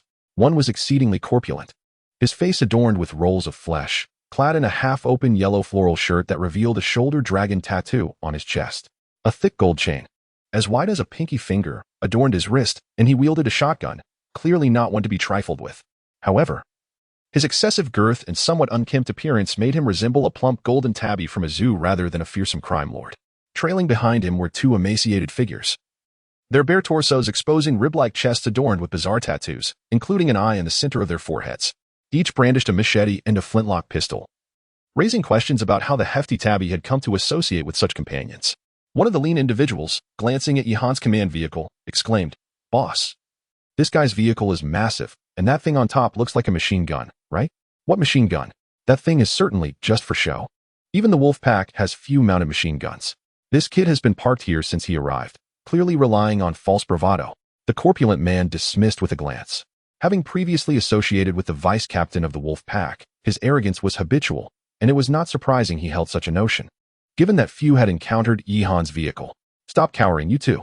A vehicle like his must harbor treasures. If we seize everything, we can elevate our status within the wolf pack." The hefty man scolded his underlings casually before patting his shotgun. "And what is there to fear? We possess advanced weaponry." Seeing the shotgun in their boss's hands, the underlings displayed envious glances. Shotguns were exclusive to the wolf pack, while they could only scavenge for flintlock pistols within the Desert Brigade. Bolstered by their leader's presence, the 2 subordinates grew emboldened, rushing to point their flintlock pistols at Yihan's command vehicle while shouting loudly, "You are surrounded. Come down immediately and hand over your supplies. And perhaps my brother will allow you to join us as a subordinate. Otherwise, don't blame my gun for being unkind." Yihan found their antics amusing and utilized the external speaker system in the vehicle to respond. "You seek supplies, but not my life? Is that it? What nonsense. Hand over the supplies, and you shall live." One of the slender figures sneered, urging, "You better get out of the car quickly. Don't keep my big brother waiting. He's a member of the wolf pack, and countless lives rest on his hands. Just look at the weapons we hold. You have no right to question us. Keep hesitating, and we might just sever your limbs and leave you in the Gobi to become a mere target." Upon hearing their taunts, Yihan chuckled softly, realizing they were merely a bunch of insignificant members of the wolf pack. "Since you have stated it so clearly, I feel no burden at all," he replied. The 3 outside, puzzled by Yihan's words, were taken aback as the car doors suddenly swung open. In an instant, 7 soldiers from the main force swiftly disembarked, each aiming their firearms squarely at the trio. At that moment, the 2nd and 3rd squads, returning from a hunting mission in their Lynx vehicles, noticed the audacity of those who dared approach the command vehicle. They quickly encircled the scene. The 3 main squads, along with the machine guns mounted on the 2 Lynx vehicles, surrounded the trio. "So now, who is truly surrounding whom?" Yihan retorted, turning the tables on them. Chapter 45, The Great Escape. As the 20-some ominous gun barrels were aimed at them, the 2 emaciated figures felt a sudden buzzing in their heads, followed by a warm sensation spreading in their trousers as urine trickled down. Having associated with the wolf pack for some time, they were no strangers to firearms and had witnessed players meet their demise at the hands of guns. However, this was their first encounter with modern rifles. and the sheer number left them feeling as if they were trapped in a dream. The bravado they had previously displayed evaporated in an instant. One of the thin men, trembling, glanced back at his older brother wielding a shotgun. "Brother, those must be BB guns, right? Please tell me they are BB guns." The portly man was drenched in cold sweat, acutely aware that they had kicked a hornet's nest. The only reason for such an arsenal could be Yi-Han. How had they, out of 1,000 others, found themselves in this predicament, and worse still, how had he failed to recognize him? "Brother Yi, you God, you father. It's all a misunderstanding. We came to bring you warmth, and this shotgun is a tribute to you." The portly man, stripped of any courage to shoot, reverently cradled the shotgun in his hands. Seeing their brother's demeanor, the two younger men finally grasped the reality of their situation, their legs buckling as they collapsed to the ground. Yi-Han, disinterested in further dialogue, assessed the trio. They hardly appeared to be virtuous souls, especially given their association with the wolf pack. It was likely they had more blood on their hands than he did. "Wang Hu, fire!" At Yi-Han's command, Wang Hu and several soldiers pulled the triggers, the sharp reports of gunfire echoing. Bullets sped forth, each striking the heads of the three players. With a series of dull thuds, they fell without even a scream, their bodies convulsing involuntarily, a reflexive response following brain death. Yi-Han approached, suppressing the intense nausea rising within him. Such scenes would inevitably recur, and it was better to acclimate now than be startled by corpses while commanding tens of thousands in the future. The soldier's aim had become remarkably precise. Each bullet found its mark at the center of the forehead, leaving a wound no larger than a fingernail, from which crimson blood flowed profusely. However, if one were to glimpse the back of their heads, they would find gaping wounds the size of bowls, as the bullets, spinning at high velocity, not only inflicted extensive damage to the exit wounds but also wreaked havoc internally. Such injuries would be beyond saving, even in an ICU. Yi-Han collected the two flintlock pistols and the shotgun from the ground. The craftsmanship of the flintlocks was exceedingly crude, indicating that these men were likely mere lackeys in the pack, yet the shotgun was well crafted, its wooden grip remarkably comfortable. Though the weapon held little utility for him, it could be traded with other players or offered to members of the mine's convoy. Afterward, Yi-Han instructed Wang Hu to scour the trio's vehicle while he returned to the driver's seat. Due to the elimination of 3 players and the defeat of a secondary lord, Yi-Han's task points surged to 13. The 3 players contributed 150 points. And coupled with the 500 points from the secondary lord and the 3 primary lords dispatched by Wang Hu's team during their journey, Yi-Han's point tally ascended to 3,750. A brief calculation revealed that an additional 6,250 points were required for his promotion to lieutenant, if no unforeseen events occurred this time. The system's release of the Battle Royale mission could very well enable him to accumulate the necessary points for his advancement. Such a promotion would grant him the authority of a commanding officer, effectively doubling his troop capacity. Not to mention the increased array of exchangeable items available in the Tier 3 market. With this thought, Yi-Han felt a swell of anticipation. Before long, Wang Hu returned with supplies. The 3 men were utterly impoverished, lacking any vehicle parts, all driving first-tier vehicles with scant resources. It was hardly surprising, given the ruthless exploitation one would face within the ranks of the wolf pack. Possessing a hunting rifle or flintlock was already commendable. At that moment, the area was devoid of secondary lords, with only 7 or 8 players engaged in combat. Yi-Han, uninterested in their trivial skirmishes, instructed Xiao AI to continue driving. After approximately 10 minutes, a grove of poplar trees and some sagebrush suddenly appeared on the horizon, indicating a nearby water source. Indeed, as Yi-Han scanned the area, he spotted a substantial river flowing not far ahead, spanned by a stone bridge about 5 or 6 meters wide leading to the opposite bank. Yi-Han observed the lush greenery at the bridge's entrance, rendering it difficult to discern what lay above. "Commander, radar indicates 8 neutral targets are lying in wait at the bridge's entrance." Upon hearing Xiao AI's alert, Yi-Han cautiously glanced at the radar, confirming the presence of 8 small dots likely concealed behind the poplar trees. "Still playing the bridge guarding game, are we?" Yi-Han scoffed, suspecting these individuals intended to ambush passersby at the bridge. Crossing the bridge was imperative, for the radar indicated that approximately 700 meters beyond lay a secondary lord. While directing several teams to maneuver the links around to encircle from the side, Yi-Han urged Xiao AI to accelerate towards the bridge's entrance. As the command vehicle reached the bridge, several off-road vehicles suddenly emerged from the surrounding poplar forest, one of which was armored. They surrounded the command vehicle, and 8 men disembarked, brandishing machetes and handmade crossbows, with their leader wielding an antiquated shotgun.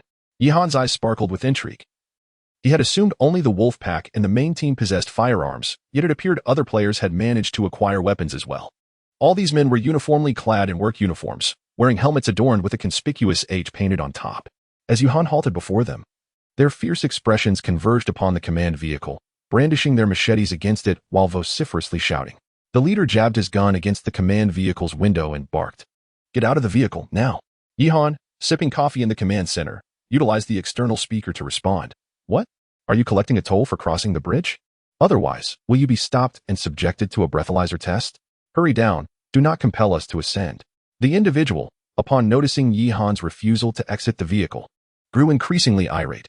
At that moment, Wang Hu had already ascended to the top of the command vehicle, skillfully maneuvering the mounted machine gun to aim at the several individuals ahead, while other units drove their armored vehicles, the Lynx, to surround the area.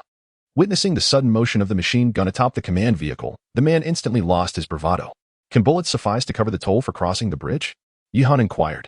"My dear sir, it was all a misunderstanding. We were merely jesting with you. Our H team had come specifically to welcome your arrival. Please proceed at your leisure, and we shall clear the way for you immediately." The leader, while speaking, hastily instructed the others to make way. Chapter 46. The town and the map. Yihan was too preoccupied to engage in pleasantries. The individuals before him, each possessing a silver tongue and quick wit, had the audacity to press their guns against the car window while boasting about their welcoming demeanor.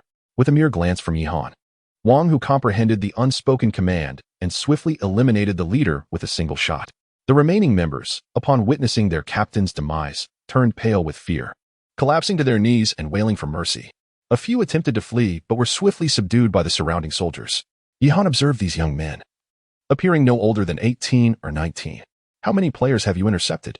Yihan inquired. "Only one, and she was a girl. We felt pity seeing her cry, so we let her go, only taking some supplies," a young man sobbed. "Is that true?" Yihan asked, skepticism evident in his tone.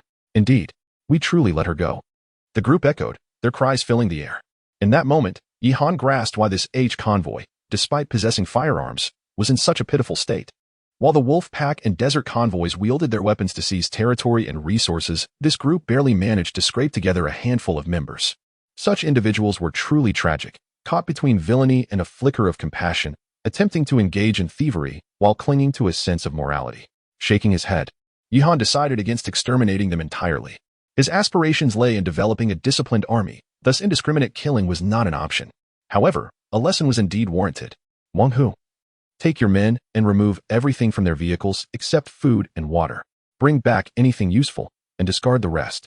With that command, Yihan lit a cigarette and awaited the outcome. Before long, a cacophony of voices erupted outside the vehicle. "Bro, you're too muscular. You'll end up dead. Please. I'm really not interested in men. Don't do this. Can't you find someone else? That guy enjoys this kind of thing. Please, I beg you. Just put on a condom." Yihan furrowed his brow and rolled down the window to inspect the commotion. He beheld Wang Hu and his men stripping the young men of their clothing, leaving several of them half-naked and trembling in the cold. One scrawny fellow covered his backside, pleading pathetically with Wang Hu. Yet, in his eyes, Yihan detected an unexpected glimmer of anticipation. Yihan felt a wave of frustration wash over him. "What are you doing stripping them?" he queried Wang Hu. Wang Hu, momentarily taken aback, stammered, "Commander, you instructed us to take everything from them except food and water. Doesn't clothing count?" Yihan was momentarily speechless, waving his hand dismissively. Forget it. Get back in the vehicle and continue on your way. Stop undressing them." Upon hearing Yihan's directive, the soldiers exchanged bewildered glances, standing motionless as if uncertain of their next step. "What are you dawdling for?" Yihan pressed, irritation creeping into his voice. "Commander, does that mean it counts, or it doesn't?" Wang Hu queried. "It doesn't count. Get in the vehicle, you fool." Yihan rolled his eyes, bemused by Wang Hu's bewilderment. At that moment, the soldiers laid down their tasks, one by one boarding their vehicles. The group of young men, witnessing the soldiers' departure, collectively exhaled in relief. However, Yihan distinctly observed a few individuals revealing expressions of disappointment. Subsequently, he provided them with the coordinates of the main vehicle team, instructing them to seek out Lu Tu, as the main team was currently in dire need of personnel. And these individuals could indeed offer assistance after some training.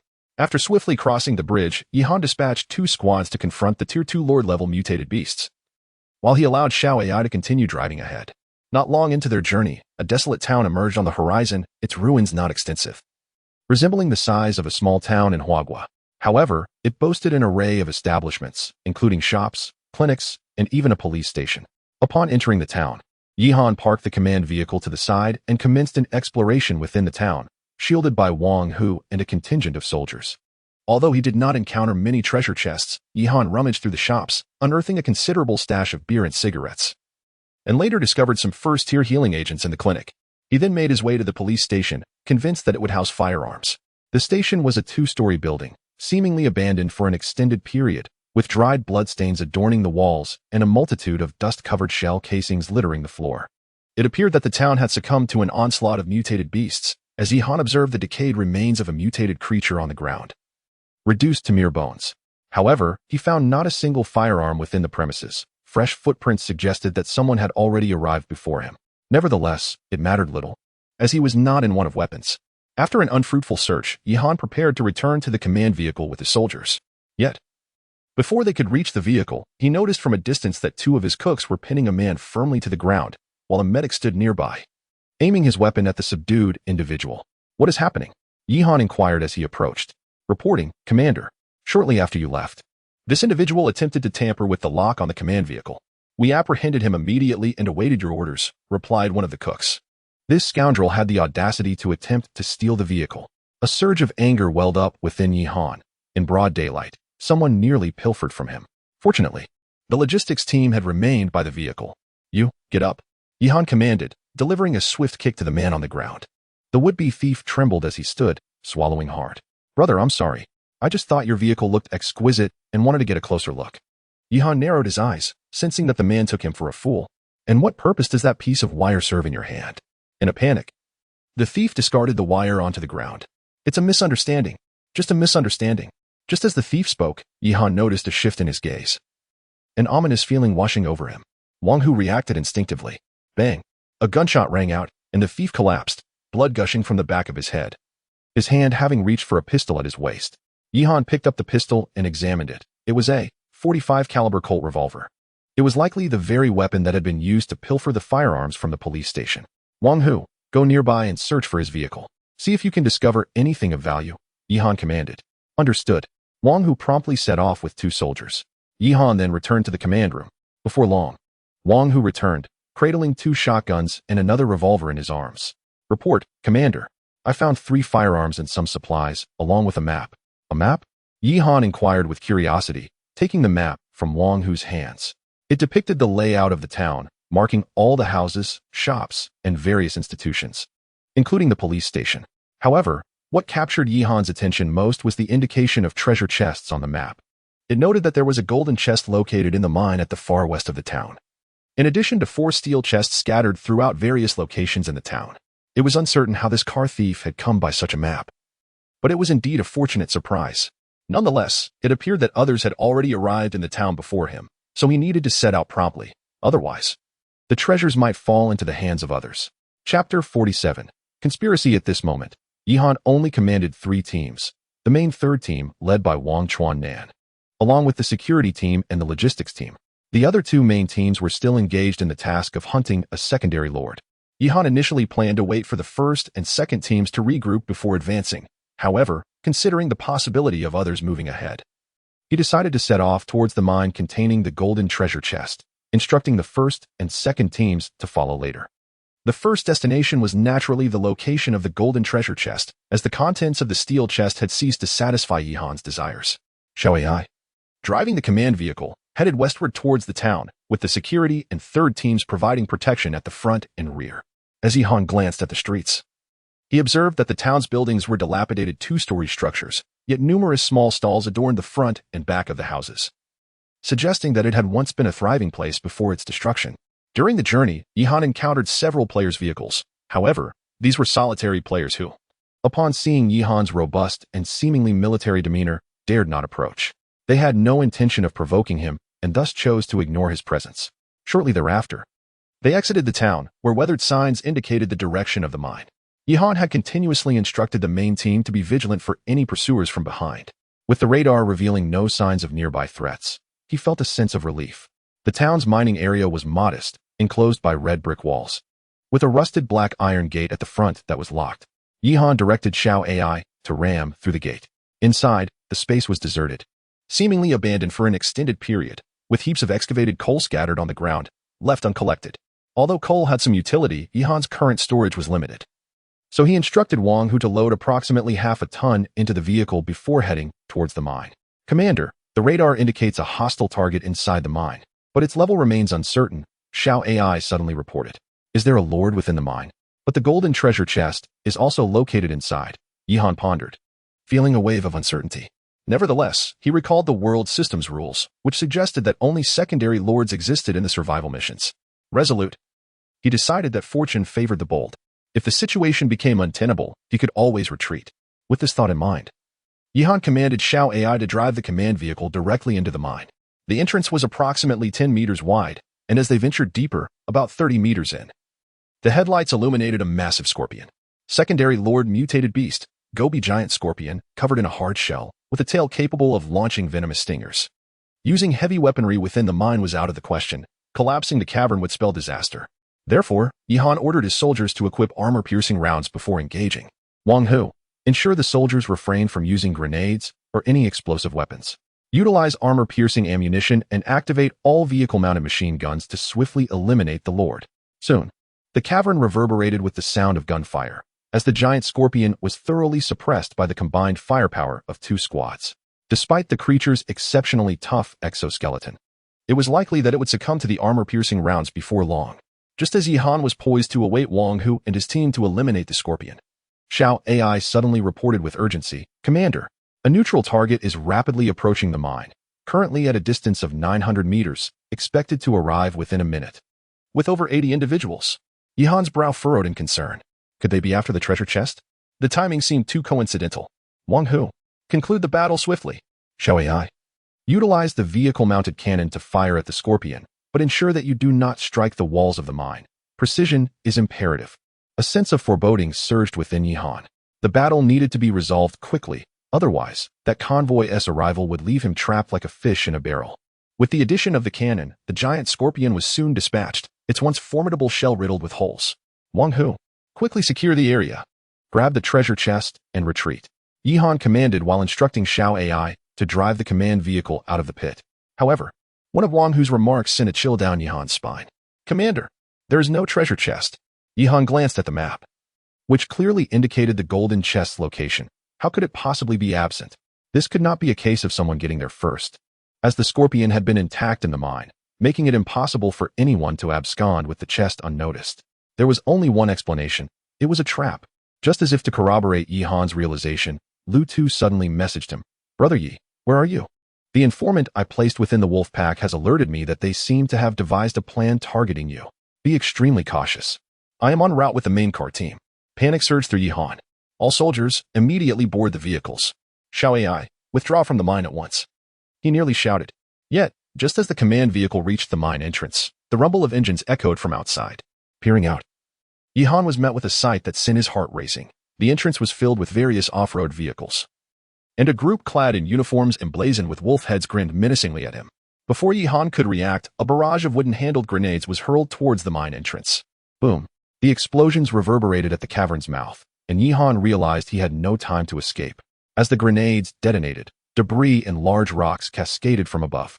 With a thunderous crash, the mine entrance collapsed completely. Yihan heard a deafening roar nearby, followed by the violent shaking of the entire command vehicle, before darkness enveloped him. The command vehicle, along with two all-terrain cats, was buried beneath the rubble of the collapsed mine, while the onlookers outside erupted in triumphant cheers. This was Yihan, the mightiest player in the Gobi world, now entombed by their cunning scheme within this forsaken cavern. Indeed, from the moment Yihan set foot in this quaint town, the members of the wolf pack convoy had their sights firmly fixed upon him. Ma Dazhuang and Wang Chang, fully aware of Yihan's formidable prowess, meticulously devised this seemingly foolproof plan. Initially, they employed a car thief as bait, intending to lure Yihan with a map marked with the location of a coveted treasure chest of gold. The allure of such a treasure is irresistible to anyone, and Yihan, despite his formidable armament, was no exception. They calculated their timing with precision, refraining from drawing near to Yihan, all in a bid to lower his guard. At the moment he ventured deep into the mine, the wolf pack convoy would re-emerge, employing grenades to collapse the mine and entomb him within. In such a scenario, no matter how many weapons Yihan possessed, escaping from the rubble of the collapsed mine would be an impossibility. Chapter 48. Rescue. At this moment, Yihan, situated within the command vehicle, was not crushed as he had feared. The wolf pack team had evidently underestimated the defensive capabilities of the command vehicle. Moreover, Yihan's convoy had already surged towards the cave entrance, and the collapsed debris was not as extensive as they had anticipated. Xiao AI, what is the current status of the command vehicle and the soldiers? Yihan shook his dizzy head. Reporting to the commander, the command vehicle remains unscathed, but it is trapped under debris and cannot move. The doors are also blocked. 2 Lynx all-terrain vehicles have sustained frame damage, and 3 soldiers have incurred varying degrees of injuries, Xiao AI reported. Yihan sighed. He realized he had been somewhat negligent. At this moment, it seemed utterly impossible to escape from the ruins solely by his own strength. Not only was he trapped, but the security team in the main Force's 3rd Squad were also ensnared within the Lynx vehicles. Fortunately, his reflexes had been quite swift. Had they not reached the cave entrance, even with the command vehicle's level 2 defensive capabilities, being buried deep within the mine would have drastically diminished their chances of survival. Outside the mine, the wolf pack team had not dispersed. Rather, they had gathered to celebrate. No matter how formidable Yihan is, he has fallen into our trap. Let us arrange some grenades for him later to ensure his demise, one of them remarked. Can I have one of his machine guns? I put in quite a bit of effort this time. I nearly dislocated my arm throwing grenades. Rest assured, Yihan has at least 20 guns in his possession. We will certainly get our share, another replied. Listening to the raucous chatter outside, a cold smile crept upon Yihan's lips. This group of rascals seemed to revel in premature celebrations, discussing the spoils of war before confirming his fate. Indeed, it was rather premature. Xiao AI, immediately contact the 1st and 2nd main squads and instruct them to rush to the mine for support. Yihan commanded Xiao AI. Fortunately, he still had 2 main squads outside. Otherwise, the situation would have been exceedingly difficult.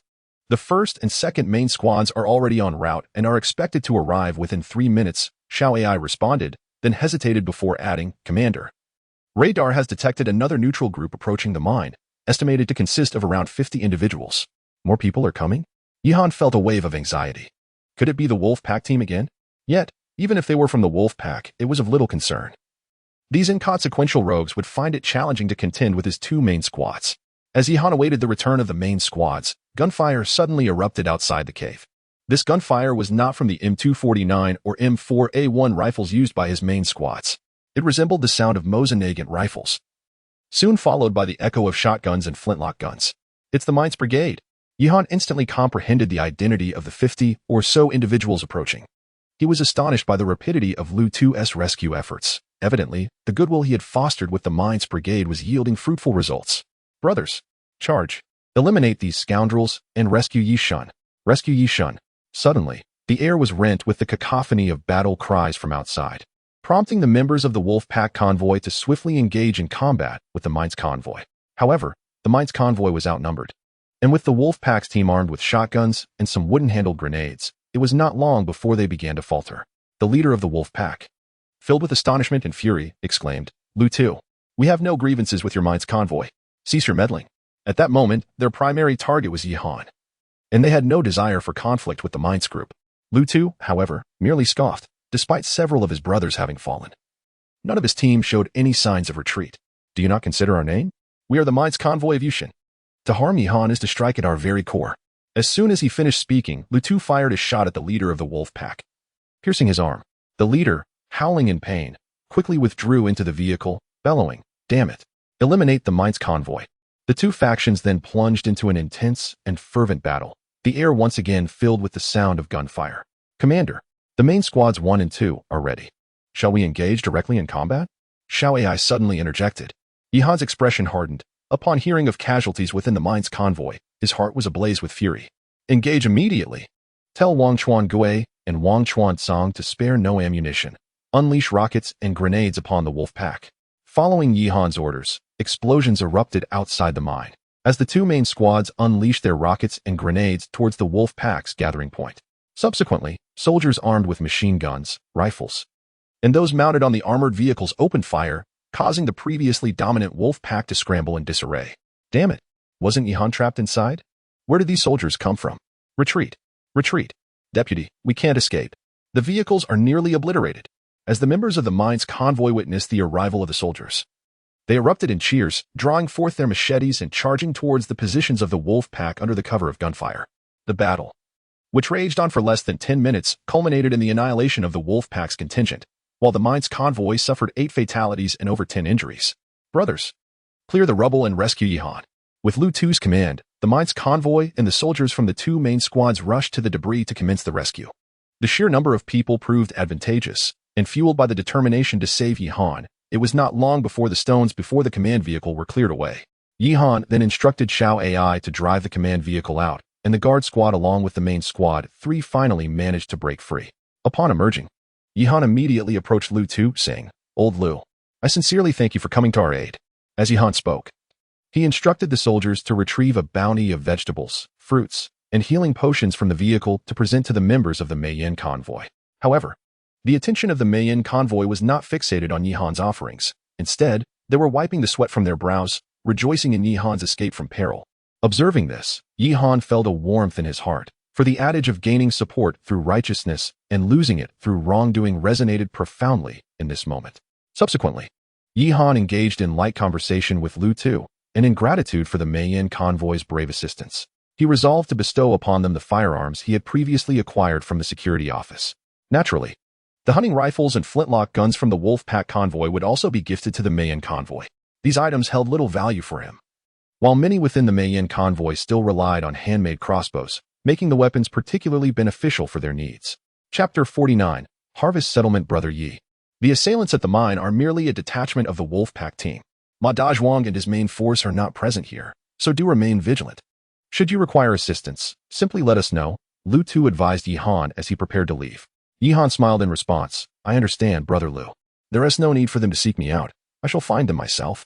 The two exchanged knowing smiles, as Yihan was determined not to let the wolf pack team escape unscathed during the reward distribution phase of the world system.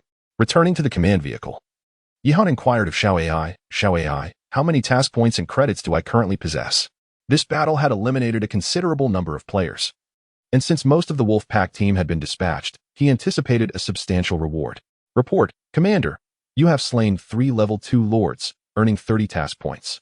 Along with the 62 eliminated players, your total task points amount to 92, and your current credits stand at 7,700. A wave of joy washed over Yihan upon hearing Xiao Ai's report. The wolf pack team alone had contributed nearly 3,000 credits. And with the defeat of the level 2 lords, his total earnings reached 4,000 credits, bringing him closer to his promotion to lieutenant. However, with the clock striking 4 in the afternoon, only 2 hours remained until task settlement, making it evident that accumulating an additional 2,300 credits in such a brief period was implausible. After some contemplation, Yihan instructed Xiao AI to drive the vehicle away from the mine.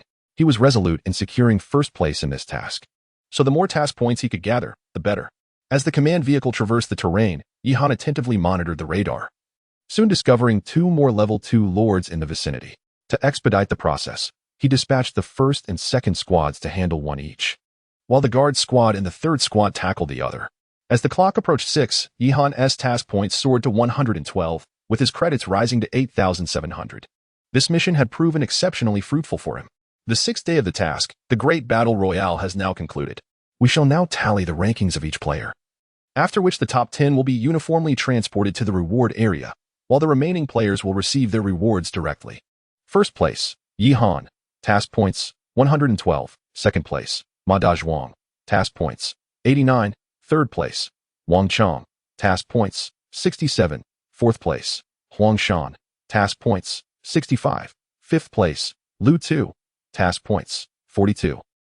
Notably, Lu Miao Miao was absent from the top 10, likely struggling with the task of eliminating players for points, as level 2 lords posed a significant challenge. Just as Yihan pondered this, a sudden flash enveloped him, and the command vehicle was instantly transported to an expansive, barren desert. In the center of the desert lay the rewards, and not far from Yihan, 9 vehicles were parked, including the familiar 3-wheeler belonging to Lu Tuesday. As the voice of the world system echoed, several vehicles surged towards the reward zone on the Gobi Desert with frenetic urgency. Yihan swiftly spotted the armored off-road vehicle adorned with a wolf head emblem, undoubtedly driven by Ma Dazhuang. Xiao AI immediately steered the command vehicle to ram that wolf-headed off-roader, Yihan declared with a cold smirk, regardless of whether it was for the second-place reward or to settle a score. Ma Dazhuang would not let this opportunity slip away easily. Seeing Yihan's vehicle barreling towards him, Ma Dazhuang was momentarily taken aback. With one hand on the steering wheel, he attempted to accelerate away, while the other brandished a wooden grenade, intending to hurl it at Yihan. Yet, Yihan's soldiers were not inclined to grant him such an opportunity. Wang Hu and Wang Chuan had already locked onto Ma Dazhuang, and two gunshots rang out. One struck the tire of the off-road vehicle, while the other hit the hand that was poised to throw the grenade. "Ah, Yihan, you bastard!" Ma Dazhuang howled in pain. The others, witnessing the confrontation, dared not intervene and hurriedly made their way to the center of the Gobi. A swift participant had already claimed a reward and was whisked away by the world system. Yihan remained unperturbed, as long as the awardees were alive. No one else could claim the rewards. He had ample time to toy with Ma Dazhuang. With a thunderous crash, the command vehicle collided with the door of the off-road vehicle. However, Ma Dazhuang's armored vehicle demonstrated exceptional resilience, sustaining only a shallow dent from the impact of such a hefty vehicle. This fellow has undoubtedly upgraded to level 2 armor. No wonder he is so arrogant. Yihan discerned with a keen eye that Ma Dazhuang's off-road vehicle was far from ordinary. Realizing he had no avenue for escape, Ma Dazhuang clambered atop the vehicle, intending to utilize the mounted machine gun to retaliate against Yihan. Yihan found this amusing. Had it been anyone else, they would have long since begged for mercy. Yet Ma Dazhuang remained defiantly resolute. "King Hu, end this with one shot," Yihan said, his interest in the struggling Ma Dazhuang waning. With a single gunshot from Wang Hu, the leader of the wolf pack met his demise atop his own vehicle. Yihan then instructed Wang Hu to scour and dismantle Ma Dazhuang's vehicle. As the leader of the wolf pack, it was certain that the vehicle contained valuable items, which was why Yihan refrained from simply obliterating it. Before long, Wang Hu reported back, "Commander, we have secured a complete set of level 2 vehicle-mounted steel armor. 112, 7mm caliber vehicle-mounted machine gun, 10 single-barrel shotguns, a shotgun manufacturing guide, a shotgun ammunition manufacturing guide, a gunpowder manufacturing recipe, a wooden-handled grenade manufacturing guide, 2 sets of level 1 vehicle rooms, 2 drinking water production units, and various other supplies and standard equipment. Gather the items and board the vehicles," Yihan commanded. The value of these items is quite reasonable. However, for Yihan, the only useful piece is the secondary armor. After transferring the armor to his vehicle, the defensive capabilities of the command vehicle improved from level 2 to 1 to level 2 to 4. With this set of armor, the command vehicle is essentially immune to attacks from standard ammunition. Subsequently, Yihan instructed Xiao AI to drive the command vehicle to collect the reward. At this moment, he found himself alone in the reward realm. Suddenly, Yihan smacked his forehead, realizing that in his fervor to eliminate Ma Dazhuang, he had completely forgotten about Wang Cheng and Huang Shan. Nevertheless, it mattered little. Without Ma Dazhuang, Wang Cheng and Huang Shan posed no significant threat. Most of the rewards in the desert had already been claimed by their respective owners, leaving only 2 plaques of unknown material on a wooden table. Yihan dismounted and collected the plaques before returning to the vehicle.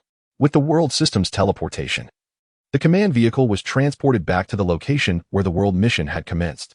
Yihan examined the 2 plaques in his hand. They were translucent, chilling to the touch, resembling a kind of holographic screen. One bore the inscription of the Second World Preview, while the other displayed the words Secrets of the Desert.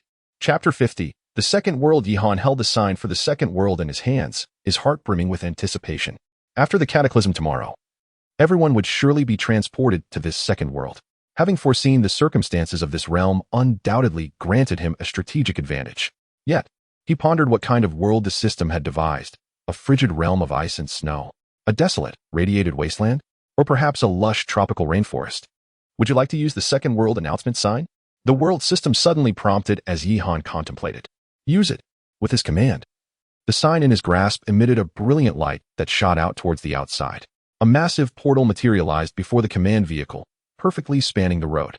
Yihan peered into the shimmering gateway, utterly bewildered by what lay beyond. It seemed he would have to venture in to uncover the truth. "Wang Hu, we cannot ascertain what awaits us ahead. Prepare the soldiers," Yihan instructed, taking a deep breath. Wang Hu nodded and promptly issued orders via the intercom. "Attention all units. Check your gear and enter combat readiness." As Yihan observed the soldiers gearing up, a sense of reassurance washed over him. "Xiao AI, drive the command vehicle into the portal." "Yes." With Xiao AI's affirmation, the command vehicle and 4 all-terrain vehicles gradually advanced into the luminous gateway. Upon entering, the world before them transformed dramatically.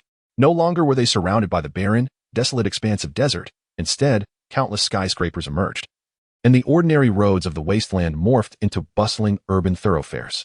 A city. Yihan felt a surge of joy. A city signified human society, and the abundance of food and resources would surely be plentiful. Most importantly, it would facilitate communication with civilization. However, this elation was fleeting, as he soon discerned something amiss amidst the urban landscape. It was eerily silent, so quiet that it could only be described as deathly still. There were no bustling vehicles, no lively crowds, and no signs of bustling life.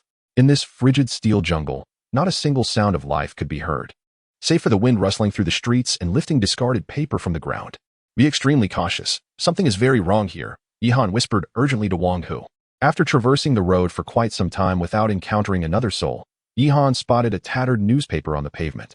Upon reading it, he began to piece together the calamity that had unfolded. A viral outbreak had occurred, but it was no ordinary lethal influenza. It resembled something out of a zombie film he had once watched. A pharmaceutical company in Sakura country, known as Apocalypse, had disseminated the virus globally through the release of nuclear wastewater.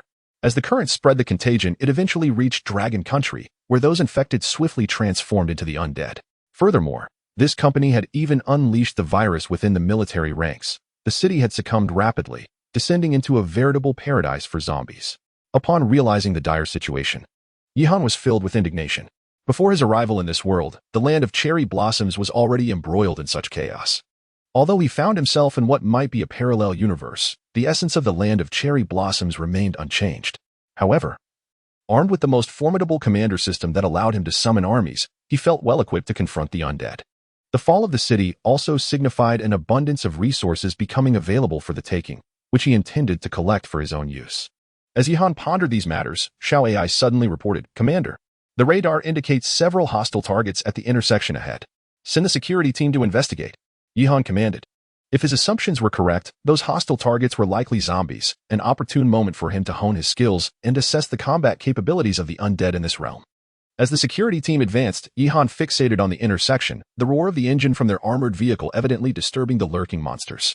Shortly after the security team arrived, a horde of virus-infected individuals lunged towards them, their faces grotesque and smeared with dried blood, emitting feral howls akin to those of beasts. "Report, Commander. Wang Long requests permission to fire," Wang Hu announced. Permission granted. With Yihan's command, the soldiers of the security team raised their weapons and unleashed a barrage of gunfire, shattering the eerie silence of the city. To Yihan's astonishment, these seemingly fragile zombies continued their charge, unfazed by the hail of bullets. "They are remarkably resilient," he mused. "Is it truly the case that only headshots can eliminate them, as depicted in films?" Wang Long, instruct the soldiers to aim for the zombies' heads, Yihan ordered, furrowing his brow. The soldiers quickly adjusted their aim, and indeed, upon striking the heads of the zombies, they collapsed motionless to the ground. "Report, Commander. The security team has eliminated 12 level 1 common zombies, earning 120 points." Xiao Ai reported promptly after the skirmish concluded. It appeared that these zombies were less formidable than the level 1 mutated beasts encountered in the Gobi world. Though they appeared intimidating, a well-placed shot to a vital area was sufficient to fell them. Thus, it seemed that the survival pressure in this world would be somewhat less than that in the Gobi realm. However, the presence of level 1 zombies suggested that more formidable variants might exist, warranting caution. With the elimination of the dozen or so zombies, the radar indicated that there were no hostile targets within a 1-kilometer radius. Yihan directed Wang Hu and the others to disembark and scour the nearby convenience store for supplies. After a prolonged search, they unearthed only some rotten and moldy food, with the most valuable find being an unconnected computer. Upon inspection, the hard drive contained an entire 500 gigabytes of adult films. It seemed there were indeed survivors in this world, likely having already claimed any useful items. Yihan swiftly concluded that the most scarce resources in this realm were likely food and firearms. On one hand, the city has come to a standstill, rendering agricultural activities impossible, making fresh food exceedingly precious. On the other hand, zombies are inherently infectious, and firearms undoubtedly provide the most efficient and secure means of dealing with them. Thus, ammunition becomes a crucial resource. It appears that upon returning, I must gather a greater stock of food for future needs. As Yihan contemplated this, he intended to instruct his soldiers to continue their exploration when he heard Xiao Ai's anxious report. "Commander, the recent gunfire seems to have attracted other zombies. Currently, there are tens of thousands of hostile targets rapidly approaching, and their numbers continue to swell." Tens of thousands of zombies. Yihan felt a chill run down his spine. He only had a single platoon of soldiers at his disposal, and counting his 2 dogs, he had merely 37 combat units. Moreover, in terms of combat capability, he was even inferior to his dogs. What was he to do? Chapter 51. The Cataclysm. As Yihan prepared to prompt Xiao Ai to make a swift escape, the resounding announcement of the world system echoed in the air. World announcement concluded, teleporting back to the Gobi world. A radiant beam of light enveloped them, and Yihan, along with his soldiers, found themselves once again transported to the Gobi world. Yihan was left somewhat speechless. It appeared that this biochemical realm was not easily navigable. While the combat prowess of individual zombies was rather low, their sheer numbers proved to be overwhelming. He could effortlessly handle 100 or so, but thousands posed a significant challenge that his current forces could hardly withstand. It seemed imperative that he swiftly elevate his rank to lieutenant. For even a city of modest size harbored millions, which translated to a horde of zombies numbering in the hundreds of thousands. Commanding authority at the battalion level was necessary, if not essential. With these thoughts swirling in his mind, Yihan felt a pang of anxiety. It was clear that advancing in rank was of utmost urgency. Presently, he possessed 820 points, placing him tantalizingly close to achieving the rank of lieutenant and the accompanying command privileges. It was high time to strategize the configuration of his troops moving forward. As he pondered this, he retrieved a second token, the Desert Secrets. Upon selecting to use it, the token emitted a flash of blue light, followed by the familiar voice of the world system. Desert Secrets. You may inquire about a question regarding the Gobi world. Upon questioning, this item will vanish. Naturally, Yihan intended to inquire about the location of the drought demon, as completing this hidden task would reward him with an oasis to place in his vehicle. Clearing his throat, he focused on the token and asked, "Where is the drought demon located?" The token shimmered, and the mechanical voice of the world system responded, "The drought demon resides in the Valley of Red Water. The valley will open on the morrow of the cataclysm, at which point players may venture forth to seek it." With the response from the world system, the token dissolved into nothingness. The Valley of Red Water? Indeed, the Shan Haijing also recorded the drought demon's dwelling as along the banks of the Red Water, aligning with the ancient texts. Glancing at the time, Yihan noted it was nearly 8 in the evening. He took a moment to compile the spoils of the day. He had successfully outfitted his vehicle with the second-level armor acquired from Ma Dazhuang, in addition to having obtained 2 first-level room expansion packs, which he converted into storage rooms for provisions in preparation for the second world. As for the weapon blueprints, Yihan had no intention of selling them at this moment. He anticipated their value would appreciate once he entered the second world. After enjoying a meal prepared by the logistics team, Yihan retired early to bed. For the morrow heralded the cataclysm, and he needed to be well rested. The night swiftly passed, and Yihan was roused early the next day by the voice of the world system. Congratulations to all players for surviving to the 7th day in the Gobi world. Currently, there are 1021 survivors. The 7th day of the apocalypse is now commencing. The arid expanse of the Gobi has become inhospitable to human life due to the relentless drought. Players are urged to swiftly journey to the Valley of Red Water to escape the impending catastrophe. The location of the valley has been disseminated among all players, and mutated beasts are also expected to converge there, so caution is advised. Players who fail to arrive at the designated location by 6 o'clock this afternoon will face elimination by the system. Upon hearing the voice of the world system, Yihan hastily scrambled out of bed, his phone already buzzing with the coordinates of the Valley of Red Water, a staggering 800 kilometers away. This accursed system. My command vehicle can only reach a maximum speed of 80 kilometers h. I'll have to push myself to the limit for a whole day. I must set off immediately. As Yihan raced out of the office, the moment he opened the door, a wave of heat engulfed him. The temperature inside the vehicle was at least 7 or 8 degrees higher than yesterday. Wang Hu and the other squad leaders were stripped to the waist, beads of sweat glistening on their brows, making it look as if a group of men were indulging in a raucous party. Yihan glanced out the window and was startled to see 9 suns rising slowly on the horizon, their blinding rays rendering it nearly impossible to keep his eyes open. The sweltering air felt scorching even through the glass. Though the Gobi was always hot during the day, there was a limit to it. This current heat, however, was utterly unreasonable. Yihan thought that if he were to go out in the nude, he could return and be served directly at the dining table. Report, Commander. The external temperature is 61 degrees, and the internal temperature is 45 degrees. Shall we activate the air conditioning? Xiao AI, despite being displayed on the vehicle S screen, seemed to be struggling against the heat, clad only in a small tank top. But Yihan had no time to admire her.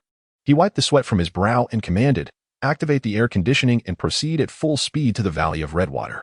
As the command vehicle advanced, the air conditioning blew out a stream of cool air that quickly turned warm as it emerged from the vents. Fortunately, Yihan had previously prepared a refrigerator stocked with dozens of chilled cola bottles. Wang Hu, take all the ice-cold cola from the fridge and distribute it among the soldiers. Also, freeze all the fruits from the greenhouse, Yihan said as he removed his shirt and reclined in the command chair. And let us chill some of the drinking water as well. At this point, other players must also be sweltering. It was time for his refrigerator to come into play. Yihan opened the communication hall to find it in chaos. I'm really about to melt. Is there anyone who can sell something to cool off? I'm on the verge of heat stroke. Is this the second world? Did I just see my great-grandmother? Where is my father? Am I hallucinating from the heat? Brothers, stay calm. It will naturally cool down. It seemed that a significant number of players lacked air conditioning or refrigerators. Once the drinking water in his refrigerator was sufficiently chilled, Yihan took the opportunity to trade. Typically, 1 unit of water would exchange for 2 units of supplies or food, but he would not let this golden opportunity pass. He posted 100 units of chilled water at a high price, exchanging them for 6 units of supplies or food, tripling the value. The moment it was listed, it was sold out instantly. Subsequently, Yihan instructed Wang Hu to repeat the operation. Ice water, selling water. One can only imagine the bountiful rewards Yihan would reap by the end of this day, although he himself was sweltering. His situation was vastly preferable to that of the other players, for he had the comfort of air conditioning and a refrigerator, while relishing chilled fruits under the cool breeze. He was soon alerted by Xiao AI that the temperature outside the vehicle had soared to 66 degrees. This unbearable heat rendered the soldiers within the armored vehicles nearly incapacitated. Reluctantly, Yihan had no choice but to tether all 4 armored vehicles to the rear of the command vehicle, allowing the soldiers to board it for relief. He cursed under his breath, wondering if their journey to Chishui Valley would offer any respite. It was still morning, and if it continued to heat up like this, they would surely suffer by noon.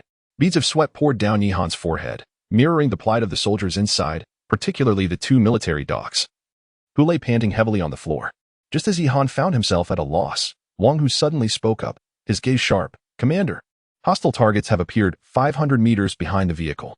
Yihan swiftly turned to the command screen, where he saw 2 massive level 2 mutated beasts racing towards them. Panting heavily, a surge of joy welled within Yihan. Was this not a fortuitous opportunity for points? With 820 points already accrued, he was but a step away from attaining the rank of captain. Truly, it seemed that fortune favored him at the most opportune moment. Chapter 52. The Red Earth for Miles. Dragon Wang maintained vigilance with the security squad. Tiger Wang summoned the 3 main rocket teams to the rear, preparing to engage the 2 level 2 lords approaching from behind. Yihan commanded promptly. Upon hearing his orders, the soldiers rose, yet their expressions were grim, flushed as if they had just emerged from a boiling pot of crayfish. Observing their gear, Yihan understood their plight. The oppressive heat coupled with their heavy equipment rendered them uncomfortably burdened, diminishing their combat effectiveness. Attention all units. Have the soldiers remove all gear except their weapons, stripped down to their undergarments, and each should take a bottle of ice water before swiftly assuming their combat positions. Yihan instructed several squad leaders. Yes. Wang Chuangu and the squad leaders responded in unison. Consequently, the occupants of the vehicle began shedding their gear, and with the reduction in weight, the soldiers felt somewhat relieved. However, the scene inside the vehicle was far from pleasant, as muscular men bared their torsos, swaying with the vehicle's motion while beads of sweat cascaded down their skin. Yihan, witnessing this, couldn't help but scold. Put on your shorts. What kind of appearance is this? Meanwhile, at the rear of the vehicle, the 3 rocket soldiers had taken their positions, clad only in their undergarments, shouldering M136 rocket launchers aimed at the 2 level 2 Lord Wolf Kings that were rapidly closing in. Strangely, the Wolf Kings seemed oblivious to the impending danger, panting heavily as they sprinted along the road. Yihan approached the rear to inspect the road behind the Wolf Kings, and it was then that he noticed something amiss. Not far behind the Wolf Kings, under the scorching sun, vast expanses of land had abruptly cracked open, causing the desert terrain to collapse. While streams of molten lava surged forth from the fissures, the world system truly seeks to eradicate the life here, Yihan muttered to himself. It was no wonder that the roads were largely devoid of attacking mutated beasts. They were all frantically fleeing for their lives. Only Yihan, the cunning strategist, would seize this moment for a surprise attack. Fire. Wang Tiger, standing beside the rocket soldiers, recognized the distance was sufficient and immediately commanded. The rocket launchers emitted a piercing sound as 3 rockets, trailing flames, shot toward the 2 lords. The Wolf Kings, preoccupied with the threat behind them, only reacted to the noise of the launchers, turning to face forward just in time to be struck head-on. Despite their formidable defenses, enduring 2 rocket hits while caught off guard was catastrophic. One Wolf King was knocked senseless, staggering and collapsing onto the roadway, unaware of the impending ground fissures that would soon overtake it. The other Wolf King fared slightly better, sustaining only 1 hit. Its mind clouded for mere moments before it resumed its frantic dash, emitting a furious wail as it ran. Were the Wolf King capable of speech, it would undoubtedly curse Yihan for his lack of martial decorum. Yet the Wolf King had not fled far when the second rocket struck, catching him off guard and rendering him momentarily incapacitated. Yihan felt no sorrow for the demise of the Wolf King. He promptly turned and made his way to the command room to assess the situation. The score had reached 98-20, a mere 180 points away from promotion to lieutenant. Xiao AI, what is the current speed of the groundfisher? Is there any risk of it catching up to us? Yihan inquired. Report, Commander.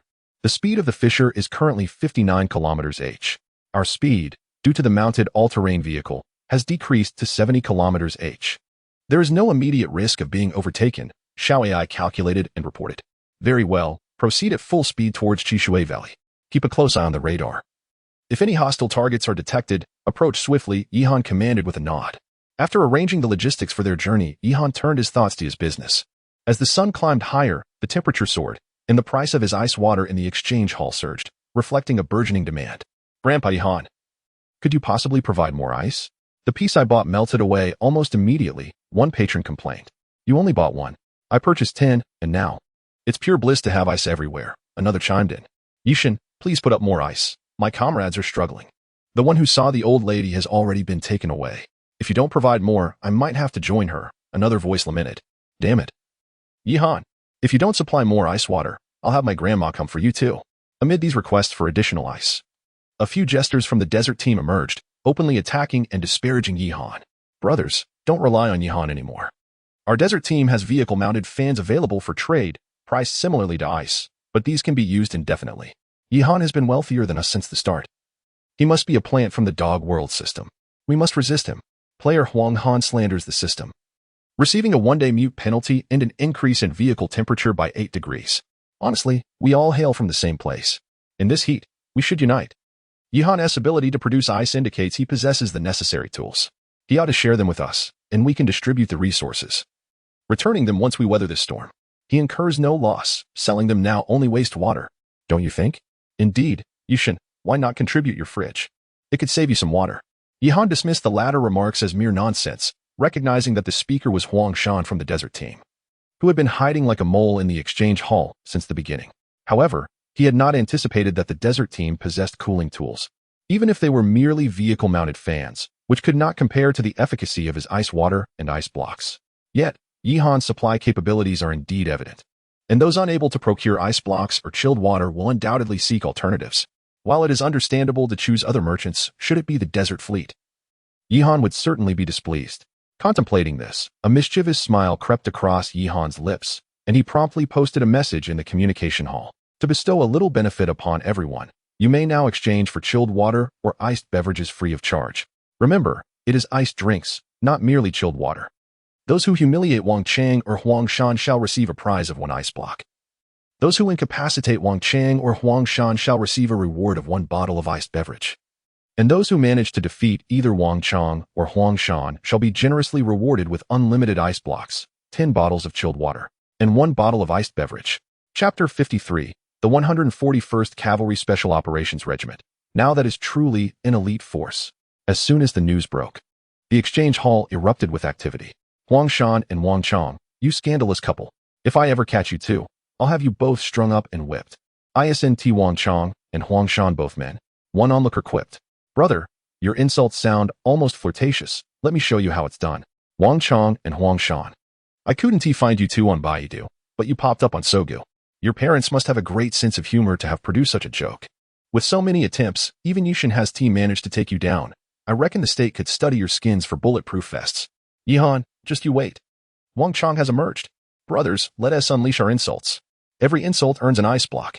At that moment, Wang Chang and Huang Shan were perceived by players as walking ice blocks, drawing ire wherever they appeared. Not only in the trading hall, but also within the ranks of the desert team, leading to discord. After all, under the lure of great rewards, brave men must arise. Inside the desert team, Wang Chang was wiping himself down with an ice block in one hand while furiously texting back at the players with the other. The heat was already unbearable, and with Yihan's antics, Wang Chang felt as if he had just consumed a steaming hot dish. Captain, I have something to say, but I'm not sure if I should. A nervous subordinate, drenched in sweat, timidly inquired. Wang Chang, too preoccupied to acknowledge him, glanced away and impatiently replied, spit it out quickly. Can't you see I'm busy? Then I'll just say it, Wang Chang. You son of a sudden outburst erupted from the subordinate, who was simultaneously filming a video on his phone. Wang Chang looked at him incredulously, as if he had seen a ghost. What the hell did you just say? The subordinate, slightly embarrassed, scratched his head and chuckled. "Captain, don't take it personally. I'm just feeling the heat. Let me vent a little. I promise I won't bring up your mother." Suddenly, various forms of exclamations filled the vehicle, showcasing the impressive verbal dexterity of Wang Chang's subordinates. Before long, his ancestors had been thoroughly greeted in every possible manner. However, amid the chaos within the desert team, Yihan was too preoccupied to notice. His focus was solely on crafting refrigerators and eliminating mutated beasts along the way. Given the enormous demand for iced drinks and blocks, Yihan reluctantly gathered more materials to manufacture 3 additional refrigerators. With all 4 refrigerators working simultaneously, the fuel consumption of the command vehicle increased significantly. But compared to the profits, this cost was negligible. Moreover, as the command vehicle continued its journey, the encounters with mutated beasts grew increasingly frequent, most of which were already close to collapsing from the heat. Yihan effortlessly reaped points from these encounters. At last, around 1 o'clock in the afternoon, he accumulated the requisite 10,000 points to be promoted to the rank of lieutenant. Glancing at the score tally showing 10,000, Yihan wiped his brow and finally allowed a satisfied smile to grace his face. The moment he had long anticipated, the promotion, was finally at hand. "Shall I immediately promote me to lieutenant?" Yihan, brimming with excitement, spoke up. "All right, Commander. The promotion to captain is now initiated, with a deduction of 10,000 points. You have been elevated to the rank of captain, unlocking company-level command authority, with a current maximum personnel capacity of 120, excluding special teams. The Tier 3 marketplace is now available, along with the issuance of a promotion package for the captain rank, which includes a complete captain's uniform set, 7 soldiers from the 141st Cavalry Special Operations Regiment, and 1 randomly selected hero-level character." As Xiao Ai's voice faded, Yihan felt a significant upgrade in the military shorts he was wearing. Previously, his lieutenant shorts were made of polyester, often causing discomfort as he moved, yet now they had been replaced with cotton shorts, a far more comfortable alternative. The military uniform Yihan had shed also transformed into a higher-grade material, with his insignia now reflecting the rank of captain. However, he was too preoccupied to dwell on the comfort of his attire, hastily accessing the Tier 3 marketplace to explore its offerings. Within the marketplace, in addition to the familiar National Guard and Army soldiers, there was now a presence of soldiers from the 141st Cavalry Special Operations Regiment, as well as cooks and medics. Yihan clicked to review the descriptions of the new units. 141st Cavalry Special Operations Regiment soldier requires 800 summoning points for elite Army unit, proficient in all-terrain, all-weather operations. Capable of undertaking special operations tasks, equipped with precise shooting skills, special operations skills, and advanced combat skills. Soldiers may choose from 4 summoning roles.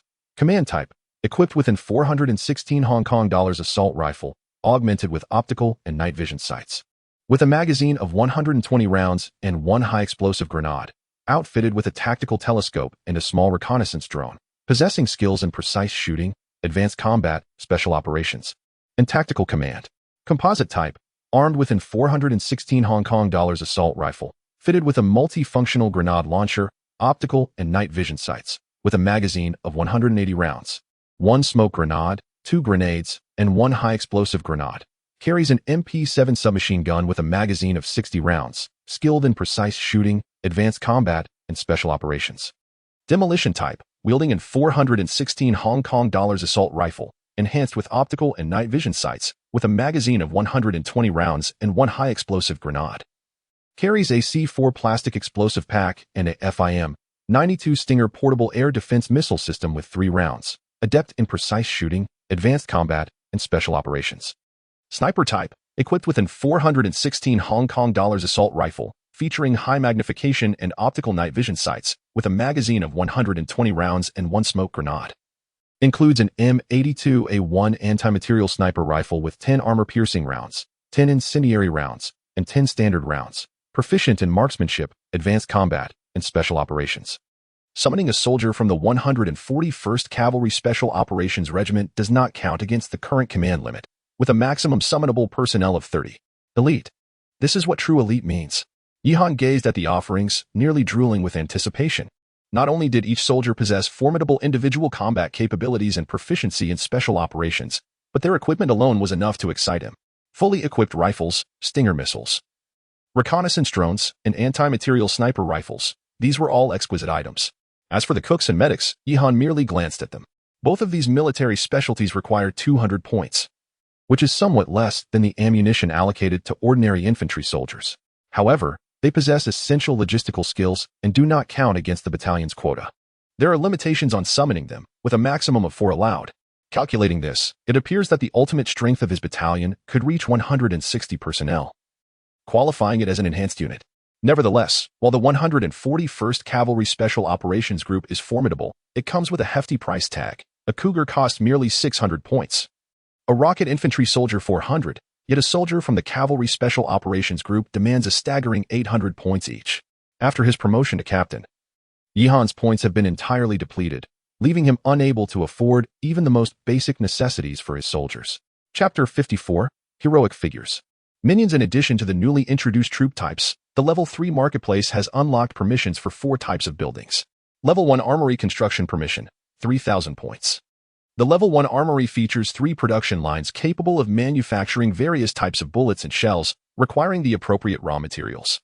Level 1 Vehicle Factory Construction Permission, 5,000 points. The Level 1 Vehicle Factory has 2 production lines, capable of producing Military Marauder 917 off-road vehicles, Lynx all-terrain vehicles, and M2 infantry fighting vehicles, necessitating points for production. Magnetic Energy Plant Construction Permission, 1,000 points, capable of providing continuous energy consumption. Material Processing Plant Construction Permission, 2,000 points, accompanied by a material collection truck, capable of processing various types of waste.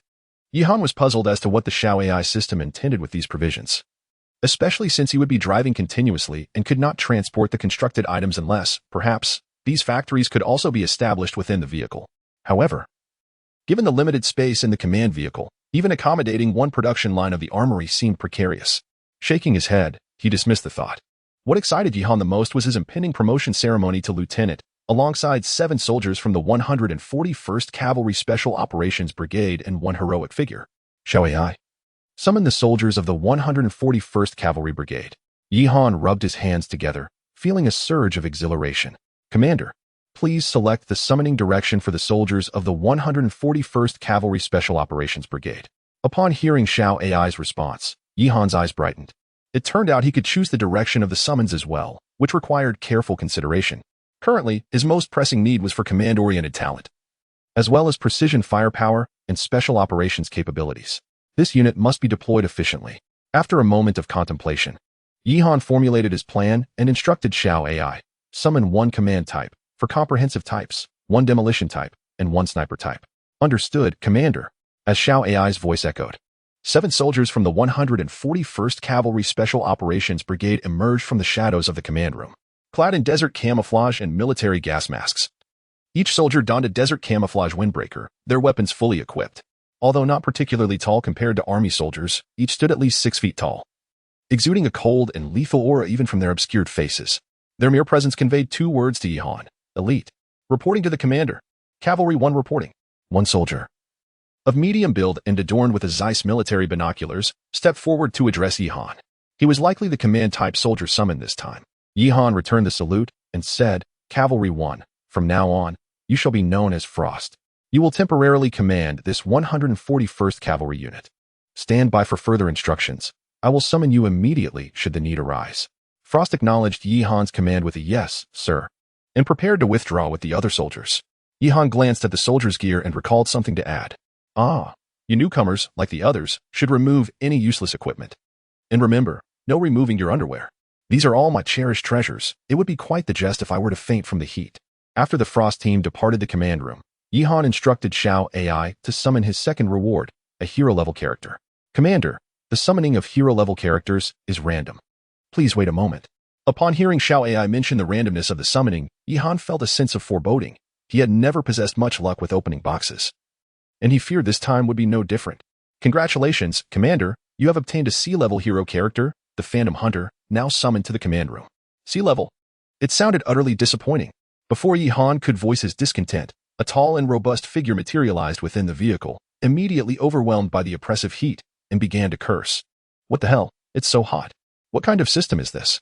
Is this still our country? This fellow's entrance made him seem utterly unreliable.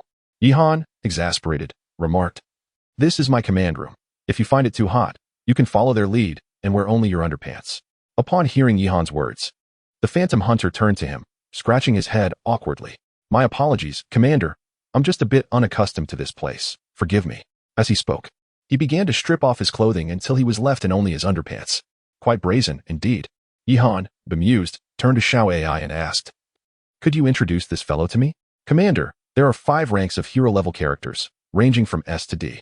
This hero character is a C-level Phantom Hunter, equipped with specially modified Nepalese dual daggers capable of inflicting lethal damage on zombie-like creatures. He also wields an FAL camo rifle, fitted with an M203 grenade launcher, and possesses 300 rounds of specialized biochemical ammunition, along with 12 high-explosive grenades. The ammunition can be replenished through the system. Furthermore, the Phantom Hunter has undergone genetic modification, endowing him with extraordinary speed, stamina, strength, and perception, as well as self-healing abilities and immunity to viruses." It didn't sound too terrible, and Yihan continued to inquire, "What is his combat power equivalent to in terms of mutated beasts?" "His solo combat capability is roughly comparable to that of a level 2 to level 3 lord. However, considering his unique effectiveness against biochemical entities, he would be more akin to a level 3 lord." Hearing this, Yihan felt a sense of relief. It seemed the C-level character was indeed worthy of the title of hero, especially since Wang Hu, maxed out at the rank of sergeant, could not even compete with a level 2 lord in terms of individual capability. However, the name Phantom Hunter was rather lengthy and pretentious. Such a name could not be tolerated within his convoy. He needed to bestow upon this fellow a more memorable moniker. Observing the Phantom Hunter's bronzed skin and full beard, inspiration struck him. "Phantom Hunter, from now on, you shall be known as Little Yellow Man." "What on earth? Little Yellow Man?" The Phantom Hunter was taken aback. Then his expression morphed into one of indignation. "Commander, no matter what, I am still a hero-level character. How can I face others with such a name?" Yihan furrowed his brow, remarking, "You are entirely adorned in a brass hue. Should I not call you Little Yellow Man? Would you prefer Little Copper Man instead?" "Perhaps Yellow Phantom would suffice." The Ghost Hunter quietly countered, "Calling me Yellow Phantom could work as well." After his promotion to lieutenant, Yihan's overall combat prowess ascended to a new echelon. With a current allocation of 120 regular soldiers and 40 special task force members, Yihan contemplated and resolved to adhere to his previous vision. Chapter 55, the Chishui Valley. The quota for the 40-member special task force was a foregone conclusion. The 30-man 141st Cavalry Special Operations Group served as the spearhead, accompanied by 10 logistical soldiers. The 120 ordinary soldiers were organized into 4 squads, each comprising 30 individuals, divided into groups of 10, consisting of 2 rocket soldiers, 2 machine gunners, and 6 regular army personnel. Previously mere squad leaders, Wang Long, Wang Chuanghua, Wang Chuan, and Wang Chuan were now elevated to the rank of squad leaders. As for the deputy squad leaders, they would select from within their ranks. However, this quota ultimately proved to be an empty promise. For instance, Wang Long's guard squad, including himself and his 2 dogs, barely amounted to 7. Yihan glanced at the score panel displaying a 0, shook his head, realizing he needed to start amassing points again, as fully staffing his 141st Cavalry Special Operations Group would require a staggering 19,200 points. Just contemplating this was enough to induce a headache. By now, it was already 3 in the afternoon, with less than 200 kilometers remaining to the Chishui Valley. Yet, the temperature showed no sign of abating. Yihan's ice block and chilled water business continued to thrive. Yihan also removed unnecessary supplies from his vehicle to exchange for food in the trading hall. The next world awaited him in an urban environment, where resources like iron and steel would surely be plentiful. However, food would become increasingly scarce. Other players were oblivious to the conditions of the forthcoming world, providing Yihan with a unique opportunity. Before long, his vehicle was left with only a minimal amount of ordinary supplies, while storage rooms 2 and 3 were brimming with various food items, from jerky and ham to buns and bread. Yihan welcomed it all, estimating that the food reserves now totaled around 40 tons and were still increasing. As he approached the Chishui Valley, he noticed a significant increase in the number of players around him.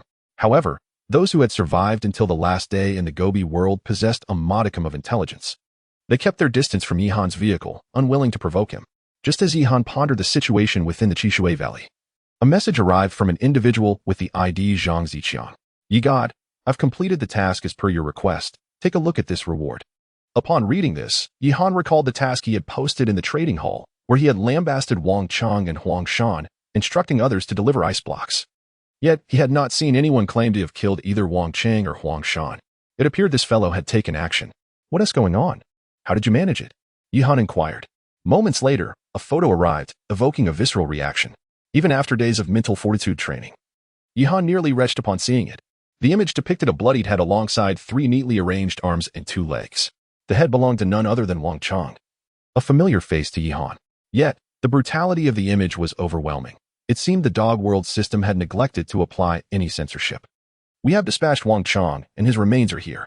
According to your directive, the reward should consist of 6 bottles of chilled beverages, unlimited ice, and 10 bottles of cold water. The excess pertains to Huang Shan. He fled too swiftly for us to apprehend him. However, without a hand, his survival will likely prove difficult, Zhang Ziqiang added. Zhang Ziqiang, previously a member of the Desert Convoy, seems to have defected. Although Huang Shan escaped, he has nonetheless achieved his own objectives. Yihan distributed the rewards entirely to Zhang Ziqiang before promptly shutting off the unsettling images on his phone. The death of Wang Chang raises questions about its implications. Zhang Ziqiang is evidently more despicable than Wang Chang. Nonetheless, this development does not significantly impact Yihan. A cunning cockroach remains a cockroach, but it is certainly unwelcome news for the other players. Commander, we are nearing our destination, Xiao AI suddenly reported. Yihan glanced ahead at the vast river winding through the Gobi, flowing eastward into a valley. This must be the famed Qishui Valley, where 2 towering mountain ranges abruptly rise, enclosing the Qishui River. Despite the river's nurturing presence, the mountainsides remain desolate, barren of vegetation. The road they traveled followed the river, leading into the valley's mouth. Xiao AI, proceed into the valley at full speed, Yihan commanded, anticipating that the valley shelter would provide a slight reprieve from the heat.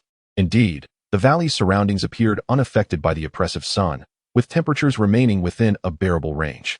However, just as their vehicle approached the valley's entrance, Yihan suddenly felt a jolt, followed by the unmistakable voice of the world system. Player has entered the periphery of Qishui Valley. The valley trial is now commencing. Mutated beasts will be dispatched based on the player's combat capabilities. Prepare accordingly. Before Yihan could fully process this, the air was pierced by the roars of mutated beasts.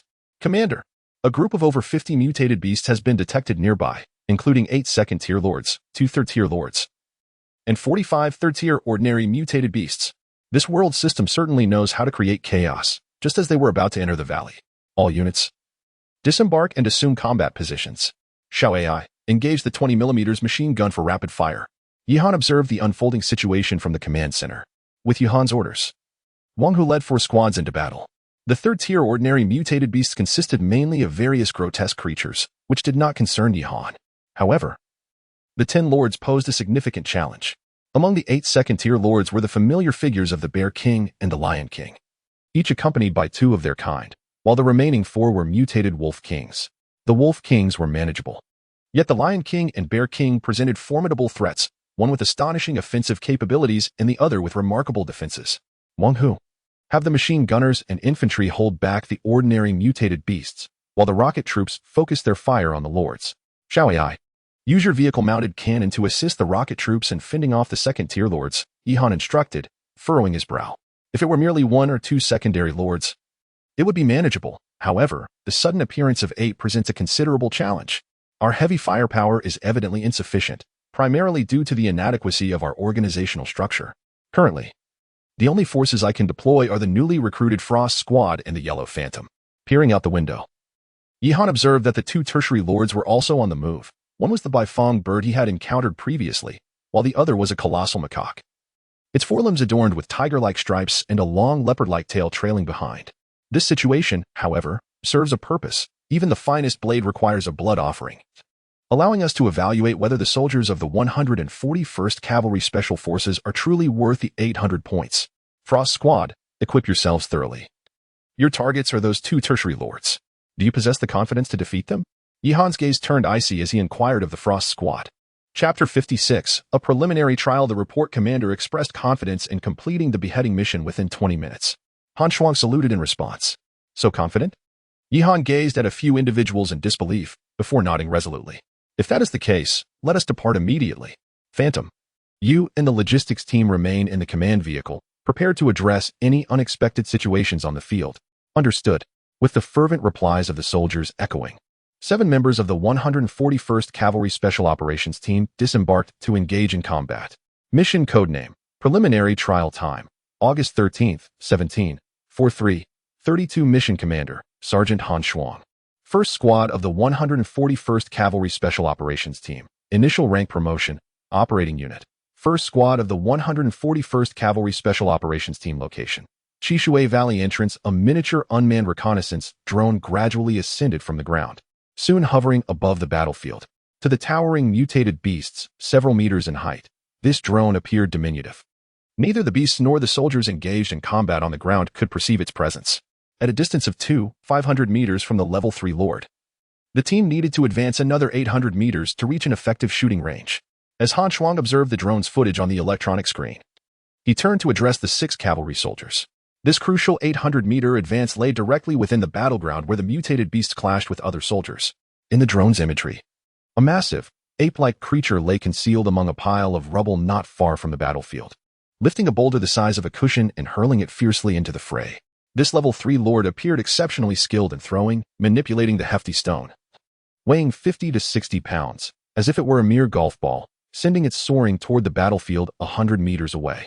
Fortunately, the army soldiers reacted swiftly, dodging the incoming boulder. However, upon impact with the ground, countless fragments were sent flying, injuring several soldiers to varying degrees. The situation on the battlefield was dire. The main unit and the guard team, assisted by the vehicle-mounted cannon, struggled against the swarm of mutated beasts and 8 level 2 lords, leaving no room to contend with the level 3 lord, the Beastmaster, who continued to rain down boulders. Moreover, another level 3 lord, the Baifeng bird, circled high above, occasionally diving to unleash flames upon the battlefield. In just over 10 minutes of combat, while 2 level 2 lords had perished under the assault of rockets and cannons, several soldiers had sustained injuries from the attacks of the Baifeng bird and the Beastmaster. The effective range of the M72 rocket launcher carried by the rocket soldiers extended only to 300 meters, rendering them incapable of targeting the Beastmaster. Meanwhile, the vehicle-mounted cannon was preoccupied with the level 2 lords and could not divert its attention to the Baifeng bird, which had learned from the previous encounter to only risk flying down when the cannon fired at the ground. As the battlefield fell into a stalemate, there was an urgent need for Han Shuang's squad to break the deadlock. Meteor, take down the Baifeng bird in the sky. As the Frost called back the drone, he turned to a soldier equipped with a Stinger missile system and commanded, yes. The Meteor positioned the Stinger missile system on his back, swiftly targeting the circling mythical bird high above. The altitude of the target was 3,100 meters. The infrared guidance system detected the heat sources surrounding the bird, locking on securely. Launch. With a thunderous roar, a Stinger missile surged toward the elusive bird. Initially dismissive, the bird soon realized the missile was soaring higher and panicked, flapping its wings in a frantic attempt to evade. Yet, how could the Stinger's guidance system be so easily deceived? The missile relentlessly pursued the bird, which, in a desperate maneuver, attempted to shake off its pursuer. However, the missile inexplicably curved at an astonishing angle and struck the bird directly. Boom! A tremendous explosion reverberated through the battlefield, and the once mighty bird disintegrated into a shower of flesh, plummeting to the ground. Target neutralized, the Meteor reported as he retracted the launch system. Advance immediately, Frost commanded upon witnessing the bird's demise. 7 soldiers clad in desert camouflage swiftly infiltrated the battlefield, their attire blending seamlessly with the surrounding arid terrain, rendering them nearly invisible unless observed from a close distance. After advancing approximately 600 meters, they neared a herd of beasts. An ordinary mutated wolf sensed something amiss, its keen eyes scanning the vicinity. Suddenly, it spotted a soldier's camouflage cloak fluttering in the wind and let out a piercing howl before charging toward the squad. Before it could close the distance, the soldiers raised their weapons and fired. The suppressed gunshots emitted only faint sounds. All bullets struck the wolf's forehead. However, being a level 3 mutated beast, it was far more resilient than the level 1 mutated wolves encountered by Yihan before. After a brief moment of agony, it lunged toward the team, intent on tearing out a throat to alert others. But Frost and his team would not grant it that opportunity. Every soldier aimed their weapons, and the muted gunfire erupted once more, bringing the mutated wolf crashing to the ground, lifeless. After advancing another 200 meters, they finally reached their designated position. Frost turned and commanded, Eagle Eye, where the hell is the Barrett? Get it up here. The M82A1 anti-material sniper rifle, colloquially known as the Barrett, manufactured by Barrett Firearms, had previously achieved a record range of 6,800 meters. However, this was merely a record. Considering accuracy and environmental factors, the effective range was around 1,800 meters, which explained why Frost's team had pushed forward an additional 800 meters. Following Frost's orders, one of the soldiers knelt down, and Eagle Eye placed the sniper rifle on his back. No wind, 0 elevation, target locked, Eagle Eye murmured, his finger resting on the trigger. At the other end, The giant, oblivious to the impending danger, believed itself to be at a safe distance. As it hurled massive boulders, it reveled in the sight of army soldiers being injured by the debris, letting out jubilant roars. However, celebrating prematurely on the battlefield has always been a grave folly. Suddenly, a thunderous gunshot echoed as eagle eye squeezed the trigger. The giant merely heard a rustling sound near its ear, and in an instant, the arm that raised the stone was transformed into mist, sending its colossal body hurtling several meters away. A report indicated that the vital area of the target's head was concealed behind the rubble, allowing only the exposed arm to be targeted. Eagle Eye continued to search for the giant's vulnerabilities. Frost nodded in acknowledgement. It's done. The target is severely injured. Our position has been compromised. We must advance swiftly, escape the area, and ensure the giant's swift annihilation. Following the gunshot, the secondary leaders on the battlefield sensed the shift and turned to see the giant gravely wounded, its eyes burning with rage as it charged toward Frost's squad. Yet, the front lines would not afford them any opportunities, with the pressure from the mythical creatures lifted. All army soldiers, under the command of King Tiger, pressed forward with renewed vigor, and even the command vehicle began to advance steadily. Chapter 57. The battle concludes. The mutated beasts on the battlefield found themselves in an awkward predicament. One was flanked from behind, while another struggled to escape from the front. Seizing this opportunity, the Frost squad stealthily approached the pile of rubble where Ju Fu was located. Amidst the colossal stones lay remnants of flesh and blood, marking the trail left by Ju Fu. Following the Crimson Trail, the group arrived at the concealed entrance nestled within the stone heap. "Captain, shall we venture inside?" asked Lu Xing. Frost glanced up at him. "What purpose would that serve?" "Greedy wolf, Earth Rampart. Toss in all the high-explosive grenades you brought and obliterate the entrance." This was the simplest and safest approach. Although Ju Fu was injured, he was still a Tier 3 lord, and one could never ascertain what tricks he might have up his sleeve. Moreover, the 20-minute countdown was nearing its end. 2 high-explosive grenades soared from the soldiers' hands into the cavern. Inside, a barely conscious Ju Fu heard voices at the entrance but saw no sign of their entry, igniting a sense of urgency within him. Why haven't they come in yet? If they keep this up, the trap I set will be of no use. Just as he contemplated screaming to draw Frost and the others in, he witnessed the 2 grenades being tossed inside. A terrible premonition gripped him as he crawled closer to the entrance to peer outside. There he saw Frost's group hastily retreating behind the stones after throwing the grenades. And the situation became all too clear. "Are they serious?" Ju Fu exclaimed, frustration boiling over as he spoke aloud. With a thunderous explosion, the entire cavern collapsed. After the dust settled, Frost brushed off his clothes and checked his watch. "Not bad. We completed the task in 18 minutes and 32 seconds. That's passable." Frost glanced toward the front lines, where Wang Hu and his team had begun their counteroffensive. "Now, Frost's squad, immediately support our allied forces and eradicate the remaining mutated beasts." In the command room behind the battlefield, Yihan sat in the command chair, observing the unfolding situation. A satisfied smile graced his face when Xiao Ai reported that the Frost squad had successfully slain the Tier 3 lord, Ju Fu. With the absence of a Tier 3 lord, the remaining mutated beasts were swiftly annihilated between the onslaught of the Frost squad and the army units. "Report, Commander." "The battle is concluded, with a total of 10,500 points earned." Yihan nodded in approval. The calculations aligned perfectly. The 45 ordinary Tier 3 mutated beasts yielded 4,500 points, while 8 Tier 2 lords contributed 4,000 points, along with an additional 2,000 points from the 2 Tier 3 lords. This skirmish propelled Yihan's previously empty points tally to over 10,000. At that moment, Wang Hu and the members of Frost returned, bringing with them the spoils of their endeavor. Wang Hu stepped forward to report, "Commander, the battle is complete. Our forces suffered 11 injuries, including 9 minor and 2 severe. All have been treated by medics and will soon regain their combat capabilities. In this battle, our forces have successfully acquired 10 tons of premium exotic beast meat, 10 iron treasure chests, 4 steel treasure chests, and 1 gold treasure chest. All soldiers have been promoted to the rank of sergeant or above, with the guard platoon and the main 1st and 2nd platoons elevated to the rank of staff sergeant. Commander, please review." Yihan glanced at Wang Hu and nodded, subsequently stating, "You all fought exceptionally well. Let the soldiers rest and arrange for additional provisions for the logistics team." "Yes." Wang Hu saluted and departed. Yihan then fixated his gaze on the Frost team with the same intensity as one would admire a beautiful maiden, which left the members of Frost feeling quite uncomfortable. Ahem. Frost cleared her throat and reported, "Commander, the Frost team completed the mission in 18 minutes. I, Frost, have been promoted to staff sergeant, and the remaining soldiers to sergeant. Please provide further instructions." "Very well, very well. You may also go and rest," Yihan replied with a broad smile. The combat prowess of the Frost team was fully exhibited during this engagement. Their capabilities with the toxin missiles, anti-material sniper rifles, and reconnaissance drones surpassed those of other units, much to Yihan's satisfaction regarding the soldiers' combat abilities. However, the cost remains a concern, rather steep indeed. Yet, the expense is not an issue of the 141st Cavalry Special Operations Unit, but rather a reflection of my own financial constraints. Even with a sum of 10,500 points at hand, I am unable to fully staff this team. However, the current operational capabilities of the Frost team suffice for the time being. Player Yihan has completed the trial mission and is being transported to the Redwater Valley. As the trial mission concluded, the voice of the world system resonated, and Yihan was subsequently transported to the Redwater Valley. In the command room, Yihan instructed Xiao AI to lead the convoy into a spacious area to set up camp, while he took the opportunity to assess the spoils of war from this battle and reorganize logistics matters.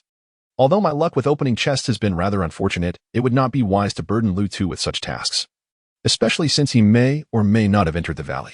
Open all the treasure chests, Yihan declared, standing before a pile of chests. Congratulations.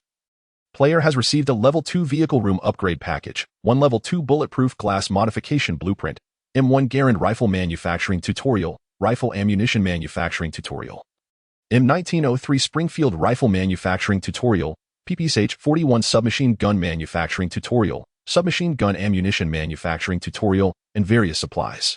Gold Treasure Chest opened. Receive Level 3 Modification Blueprint for Vehicle-Mounted M202 Quadruple Rocket Launcher. By the heavens! Is this a celebration before the end of the First World? To uncover so many valuable items at once?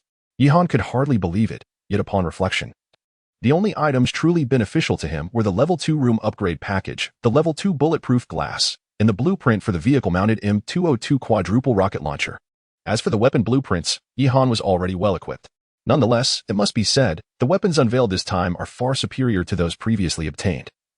The M1 Garand and Springfield rifles are renowned from World War II, boasting unparalleled stability and lethality, and this time, ammunition tutorials were also included. The pivotal PPSH submachine gun, also known as the People's Submachine Gun, reflects the profound admiration people hold for this weapon. This fully automatic firearm surpasses the semi-automatic arms previously wielded by other players' teams. The manuals for these weapons shall be reserved for commerce. Naturally, the fully automatic variant should be exclusively utilized by allies. However, the Garand and Springfield can be marketed extensively, as the rising capabilities of other players will inevitably enhance the purchasing power of customers. Yihan murmured to himself while holding a stack of blueprints. The Mainz team still relies on the Mosin Nagant, had it not been for Lu Tu's acquisition of the Ammunition Manufacturing Manual. His firearm would have been little more than a makeshift club. The introduction of the PPSH would significantly bolster the Mainz team's strength. After all, the Desert team and the Mad Wolf team have merely lost their leaders, which allows the internal hierarchy to vie for power. Moreover, with the potential influx of more players in the next world, all these factors necessitate the Mainz team to maintain equilibrium. Thank you for your encouragement and generous gifts that have prompted this update. These 2 chapters are additional content, and there will be 2 more updates after 6 o'clock this afternoon. I appreciate all your support. Issues previously pointed out by some readers have been addressed in the preceding text, particularly concerning female characters, and I shall remain vigilant regarding such matters going forward. Thank you for your constructive criticism and guidance. Chapter 58, The Cataclysm concludes. The game persists, having secured the manufacturing manuals for weapons and ammunition. Yihan shifted his focus to other acquisitions. Foremost among them were 5-room expansion packages. At present, the command vehicle, inclusive of his office and restroom, comprised 9 compartments. Yihan's command office, Dormitory 001, Dormitory 002, a cultivation chamber for storage rooms, and a restroom. Previously, Dormitory 001 had been upgraded to Level 2, and its internal space had been allocated, now accommodating 40 soldiers. Given his current rank of company commander, it was evident that he would need to bolster his forces. Thus, Dormitory 002 must be equipped similarly to 001. Consequently, the 2 Level 2 dormitories could house a total of 80 soldiers. Furthermore, the storage rooms required prompt upgrading, and surplus supplies should be swiftly converted into food resources. However, the restroom demands for an entire company could not be met at this time. Solutions for shower and toilet facilities needed to be devised. After all, it was hardly feasible to resolve such matters with bottles inside the vehicle. What about the more pressing needs? As Yihan utilized the facilities, Dormitory 002 and the 4 storage rooms were upgraded to Level 2, alleviating the previously cramped conditions somewhat. Perhaps the fourth storage room could be repurposed as a communal restroom? While contemplating this, Yihan summoned Engineer 1. In recent days, Engineer 1 had managed to produce some items, yet his low level limited the sophistication of his blueprints. Since the initial creation of a level 1 agricultural robot, Yihan had urged him to work overtime, but it seemed as if Engineer 1 had lost his creative spark, generating only blueprints for mundane items such as razors and hairdryers. Engineer 1, I have a task for you. Transform storage room number 4 into a communal restroom. Select the necessary materials. I will sell off the surplus shortly. Should you require anything, just inform me. Additionally, convert the previous single restroom into a kitchen.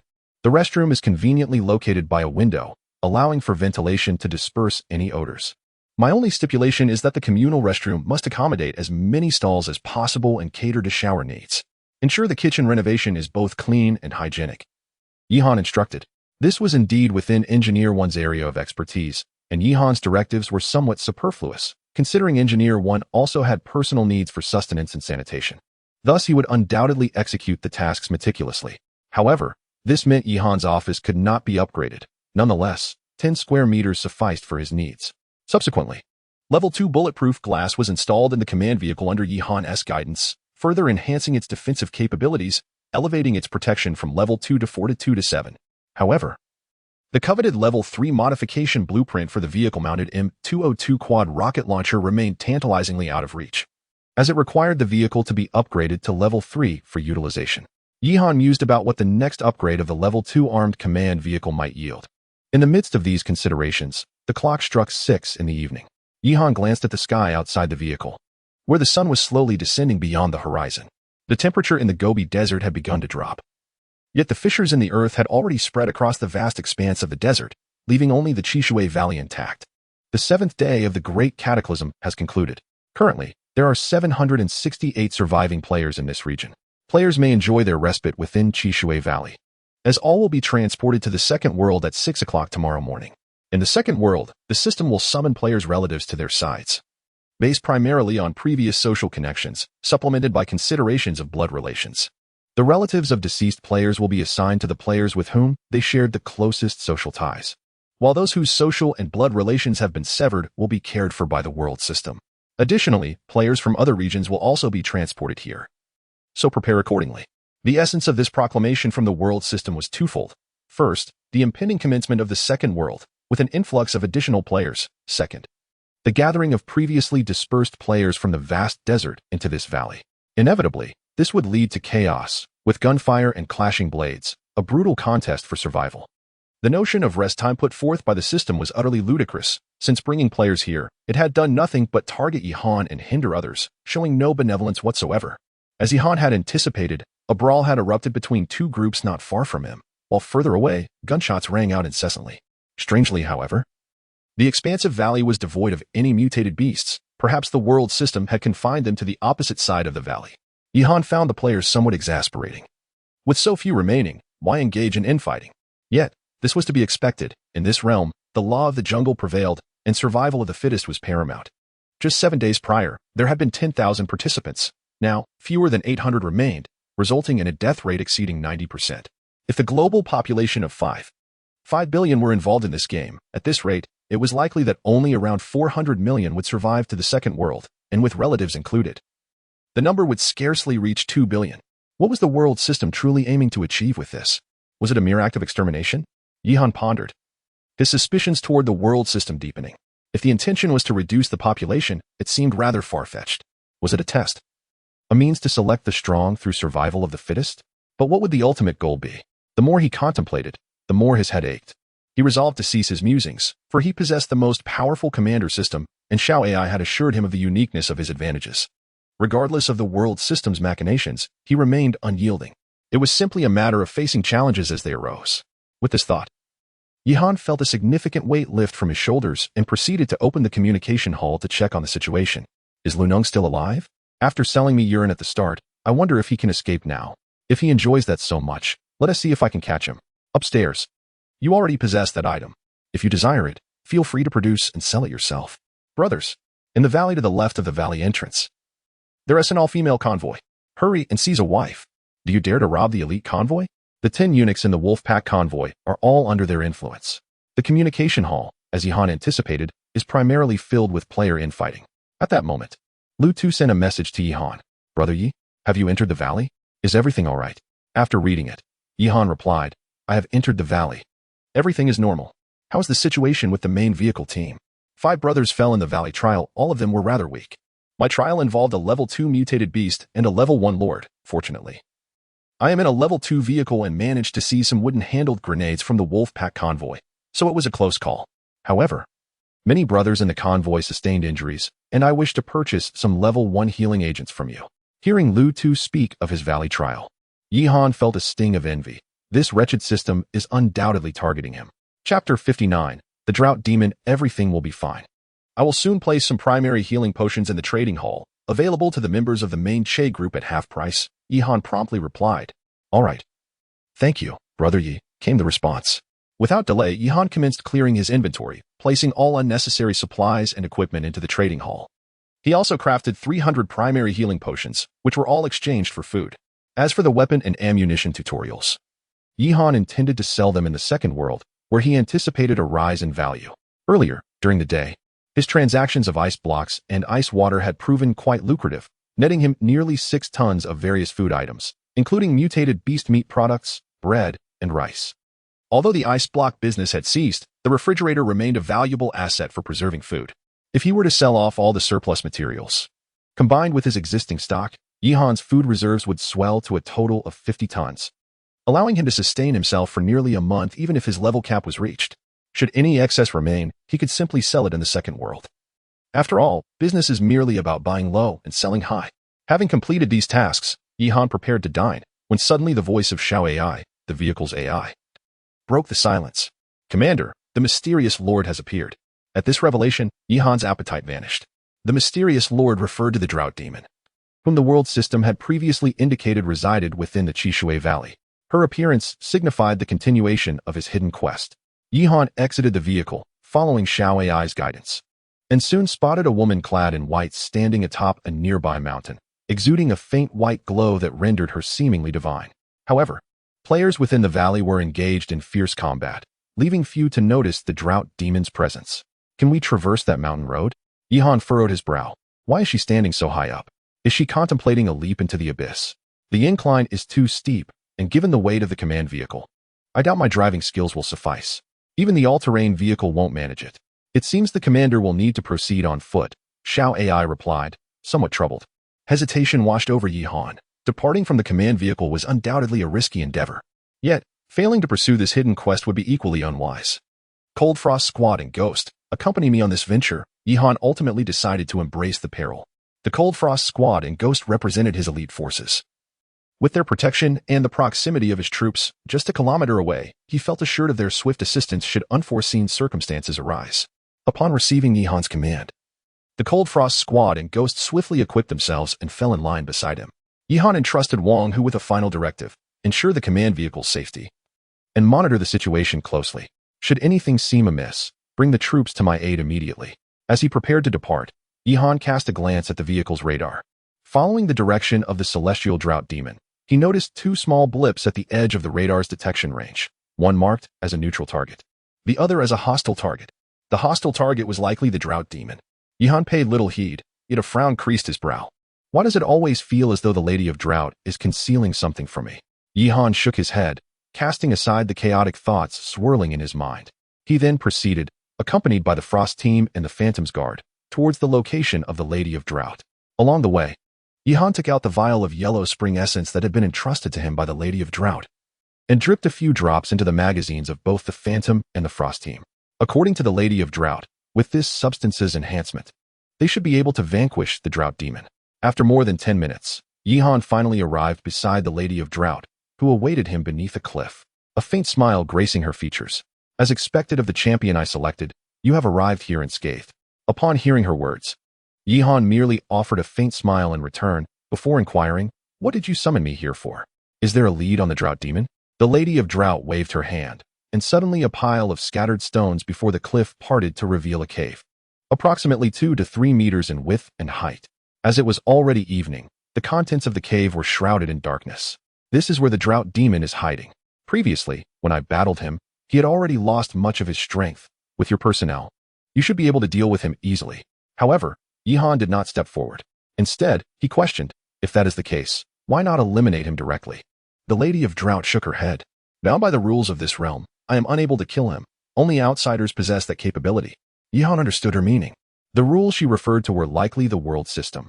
This insidious system had transformed the conflict between the two lords into a hidden quest, necessitating the intervention of players to resolve it. Very well then, Di Chong, you shall remain at the cave's entrance to provide support. The remaining members of the Frost team and the Phantom ensure my safety as we venture inside. With Yihan's command, Di Chong stayed at the cave's mouth while the others surrounded Yihan. The Lady of Drought walked alongside him as they slowly entered the cave. As the Frost team switched on their flashlights, Yihan finally discerned the interior of the cavern, which was less than 10 meters deep and adorned with primitive drawings etched into the walls. The lines were rugged and the colors limited to charcoal black and crimson red. Yihan observed the illustrations, which bore a striking resemblance to the depictions of the Yellow Emperor he had once seen in books. In addition, there were numerous small figures depicted, some hunting and fishing, others tending fires and cooking, and still others weaving and farming. The Lady of Drought interrupted Yihan's desire to continue observing. That is the Drought Demon. He is now on the verge of death. You only need to use a weapon imbued with the yellow spring essence to easily slay him. Following the direction of the Lady of Drought's finger, Yihan gazed into the depths of the cave, where a small platform lay covered in withered yellow leaves. Upon it rested an exceedingly grotesque creature. This being bore no resemblance to any creature Yihan had encountered before. Its physique resembled that of a robust monkey, devoid of fur and revealing bluish-purple skin. It possessed 2 arms, yet its hands appeared to have tiger claws embedded in human-like fingers, and it had but a single leg beneath it. The grotesque visage of the creature was profoundly unsettling. Disheveled locks obscured half of its face, while the exposed portion evoked memories of the zombies Leaf Han had encountered, hideous and menacing, crowned with a horn that jutted out like a hand. This being seemed inherently loathsome, instilling fear and revulsion in all who beheld it. Its appearance was entirely consistent with the ancient texts that described the Drought Demon, simian in form, with flowing hair and a single leg for locomotion. As the Drought Demon noticed Leaf Han and his companions gazing upon it, it struggled to rise from its grievous injuries, elongating its neck to unleash a horrific roar at them. Beast. The celestial Drought Demon scoffed coldly before turning her gaze toward Leaf Han. Warrior, act swiftly. Slay this creature, and I shall reward you with the Eye of the Desert. Leaf Han stood in a momentary daze, then retreated a few steps to stand beside the specter. He addressed the celestial Drought Demon softly. Very well. Frost Squad, aim your weapons at the Drought Demon. Eliminate it. Raising his hand, he gestured forward, prompting the members of Frost Squad to immediately elevate their firearms, targeting the celestial Drought Demon who stood beneath the cave wall. Chapter 60. The crisis in the valley. At this moment, the female specter, standing beneath the cliff, had yet to grasp the situation, her brows and eyes betraying a cunning smile of triumph. Suddenly, a cacophony of gunfire shattered the stillness of the cave, as countless bullets flew towards the vital points of the female specter. Each member of the Frost team had undergone systematic and rigorous training, rendering their marksmanship far superior to that of the guard soldiers. Upon being struck by the specially designed bullets, the female specter was instantly gravely wounded, spitting out a mouthful of dark blood, and then gazing incredulously at Yihan, who had retreated to the cave entrance. Have you lost your mind? Your target is the Drought Specter. Yihan merely regarded her with cold indifference, asking each word with deliberate clarity. Oh, is that not you? At this juncture, the Frost team had encircled Yihan, with the Phantom raising her weapon in protection beside him. The female specter quickly regained her composure, her pale face furrowing in distress. When did you figure it out? I harbored suspicions from the very beginning. Logically speaking, the Drought Specter, being the daughter of the Yellow Emperor, would not engage in the slaughter of living beings. Yet you utilized the life of the Baifeng bird as a trial. Furthermore, you informed me that the Drought Specter is he, yet I have seen no evidence of him commanding the mutated beasts. Rather, it was you who clearly led them that day. As Yihan spoke, he simultaneously signaled the command vehicle outside the cave for support. Although the female specter appeared severely injured, no one knew if she had any hidden cards left to play. Is this all you have? Do you comprehend the consequences of killing the wrong target? The female specter, seething with rage, straightened her wounded form and shouted at Yihan. In that moment, her previous sanctity and solemnity evaporated, replaced by a visage of grotesque fury. Yihan had no intention of revealing that his certainty about her being the Drought Specter stemmed from the radar information. The radar had indicated a neutral target and an enemy target in this vicinity, yet their positions were reversed. This meant that the female specter standing at the cave entrance was indeed the enemy target, while the so-called Drought Specter within was the neutral one. All things may deceive, but machines merely state the facts. Upon entering the cave, Yihan became increasingly convinced of his assessment. If, as the female spectre claimed, the drought spectre was a transformation of Qiyu, how could Qiyu, the sworn enemy of the Yellow Emperor, be depicted with such reverence and grandeur in the mural? After all, it is human nature to portray one's adversaries as treacherous and sinister. The only plausible explanation is that the creature resembling a monster was the female spectre, while the entity outside, which had guided Yihan to this place, was the true drought spectre. Phantom, Eagle Eye, eliminate her. Yihan commanded coldly, forsaking further dialogue. Upon witnessing the guns raised by the assembled team, the female spectre let out a furious roar. Yihan, if I perish, you shall never escape this valley. Yihan dismissed her threat as mere bluster. What can you do to prevent the world system from allowing my escape? The gunfire resounded once more, and the severely wounded female spectre collapsed entirely, her breath extinguished. To Yihan's astonishment, her form disintegrated into a heap of putrid bones alongside the fading of her life force. Congratulations to player Yihan for completing the hidden quest mystery of the desert. The drought spectre has been eliminated. The quest reward. The Desert Eye Oasis expansion pack has been dispatched to the player's vehicle. Upon hearing the voice of the world system, Yihan wiped the sweat from his brow. Realizing that his suspicions had been confirmed, this insidious system was indeed laying traps for him once again. At that moment, Wang, who arrived at the cliff with a contingent of soldiers, wiping his brow and addressing Yihan with a serious expression, "Commander, we must retreat immediately. A large number of mutated beasts have suddenly appeared in the mountains. Although the number of secondary lords is scarce, the ordinary mutated beasts are exceedingly numerous." Yihan's heart sank upon hearing Wang Hu's words. He hastily grabbed the binoculars from Hans Wang and activated the night vision, gazing into the valley. There, he beheld countless mutated beasts surging down the undulating mountains. Due to player Yihan provoking the mutated beast horde in the mountains, the horde will now assault the Qishui Valley. Please prepare. The time for teleportation to the second world remains unchanged. The voice of the world system echoed once more. A wave of frustration washed over Yihan.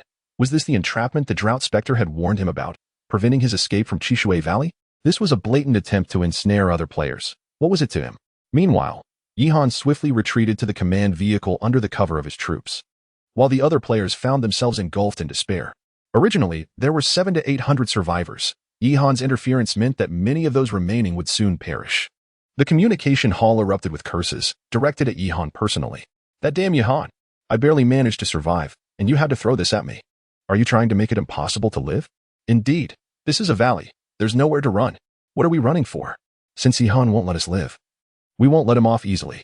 Let us team up and charge at him. Anyone who dares to rush at Yi God is opposing our main car team. Brothers, the most important thing now is to stop fighting among ourselves. We must unite. Just a few more hours, and we'll reach the second world. I don't care. I'm in a level 2 tank. What mutated beast can breach this? Enjoy your game. Just don't scream too loudly when you die. Don't disturb my slumber. Damn it. Let us take down this tank brat first. Upon returning to the command vehicle, Yihan noted the vitriol in the communication hall, yet he felt no remorse. A truth echoed in the hall. Unity is the solution, but unity is forged among friends, not foes. Those who called for his demise were predominantly the rabble from the Dune car team and the Howling Wolf car team, scoundrels who were not worth lamenting. As for players from other teams, Yihan had already arranged for the main car team to rendezvous near his camp. In reality, with Yihan's current strength, he could certainly protect himself against a large number of ordinary mutated beasts, if not eradicate them altogether. His actions were primarily motivated by a desire to prevent excessive casualties among his clients. Although the next world would host a greater number of players, even the smallest mosquito is still a morsel, and this predicament indeed stemmed from his own actions. Thus, it was certainly necessary to extend a helping hand. At this juncture, the wealthier players had already acquired semi-automatic firearms, while the less affluent possessed flintlock guns. If they could unite and engage in battle from their vehicles, it was not out of the question that they could endure until 6 o'clock the following morning. However, to ensure their safety, Yihan decided to retrieve the weaponry manuals he had previously obtained. Initially, he had intended to engage in the arms trade in the next world, but given the current circumstances, he found it imperative to sell a portion of them in advance. Chapter 61. The Armed Forces. Immediately, Yihan summoned Lu Tu, showing him the weapon tutorial in his hand. Brother Lu, he began, the current situation is rather unique. I intend to lend out a portion of our weapons. We have 3 types of firearms, the M1 Garand rifle, the M1903 Springfield rifle, and the PPSH submachine gun, all accompanied by ample ammunition. Players in need of weapons can borrow them from me, provided they supply their own materials for crafting. As for the ammunition, I shall provide that. However, the firearms must be returned to me after the battle. Should you wish to keep them? A trade of 150 kilograms of food for a semi-automatic weapon and 300 kilograms for an automatic weapon will suffice. After making his declaration, Yihan cast a sidelong glance at Lu Tu, aware that even in peacetime, such prices would be considered exorbitant. The prospect of exchanging nearly half a ton of food for a World War II semi-automatic firearm was not merely a matter of exploiting opportunities. It was akin to skinning a sheep bare. Yet, Lu Tu, upon hearing this, clapped his thigh in delight. Brother Yi, you are truly a benevolent soul. Players who have persevered until now are generally not in want of food. If we can withstand this battle, our food supplies will be more than ample. You are effectively helping players deplete their stockpiles. Moreover, those who do not wish to purchase weapons can borrow them without cost. Players will undoubtedly be grateful to you. Yihan, feeling somewhat embarrassed by Lu Tu's praise, couldn't help but feel a twinge of guilt even for his own mercantile intentions. I hope the players will remember to thank me in the next world. Once the two reached a consensus, Yihan began to collect materials from the players borrowing weapons, ultimately crafting 80M1 Garand rifles, 60M 1903 Springfield rifles, and 110 PPSH submachine guns. As the crowd received the firearms lent by Yihan and learned that they could exchange food for them if they chose not to return them, gratitude towards Yihan surged. Oh, my God, you were too generous. 150 kilograms is a mere pittance. Ye God, I am willing to offer 200 kilograms for a firearm. Brothers, rest assured, not only has Ye God sent troops to assist us, but he has also provided us with weapons. We must ensure that the mutated beasts do not return. It felt as though Ye God were a system-appointed administrator, simultaneously orchestrating our challenges while bolstering our combat capabilities. As players near the command vehicle camp expressed their gratitude towards Yihan, members of the abandoned desert and wolf teams were less than pleased. Ye God, those who opposed you were Wang Chang and Ma Dazhuang, and now they are dead. You have no reason not to assist us. Indeed, Ye God, if you do not wish to lend us weapons, at least provide us with the tutorial so we can craft our own. We promise to return it once we are finished. Ah, do not dream, Yihan replied. Are you not aware of the unsavory deeds you have committed in the Gobi world? It is already a mercy that I do not seek your demise. Do not expect me to repay malice with kindness. We ought to concentrate on how the desert and wolf teams might withstand the onslaught of the mutated beasts. At this moment, the tide of mutated beasts besieged the vicinity of the camp. Yihan instructed Wang Hu to lead 4 combat squads, along with 4 Lynx terrain vehicles equipped with mounted machine guns, to the front lines in support of the 400 players brought by the main car brigade. Though the horde was indeed vast, numbering perhaps in the thousands, their high-tier combat capabilities were rather limited. This may have been due to Yihan's prior elimination of most high-ranking lords in the Gobi world. The overwhelming majority of the beasts were first-tier lords, with second-tier lords being a rarity and not a single third-tier lord in sight.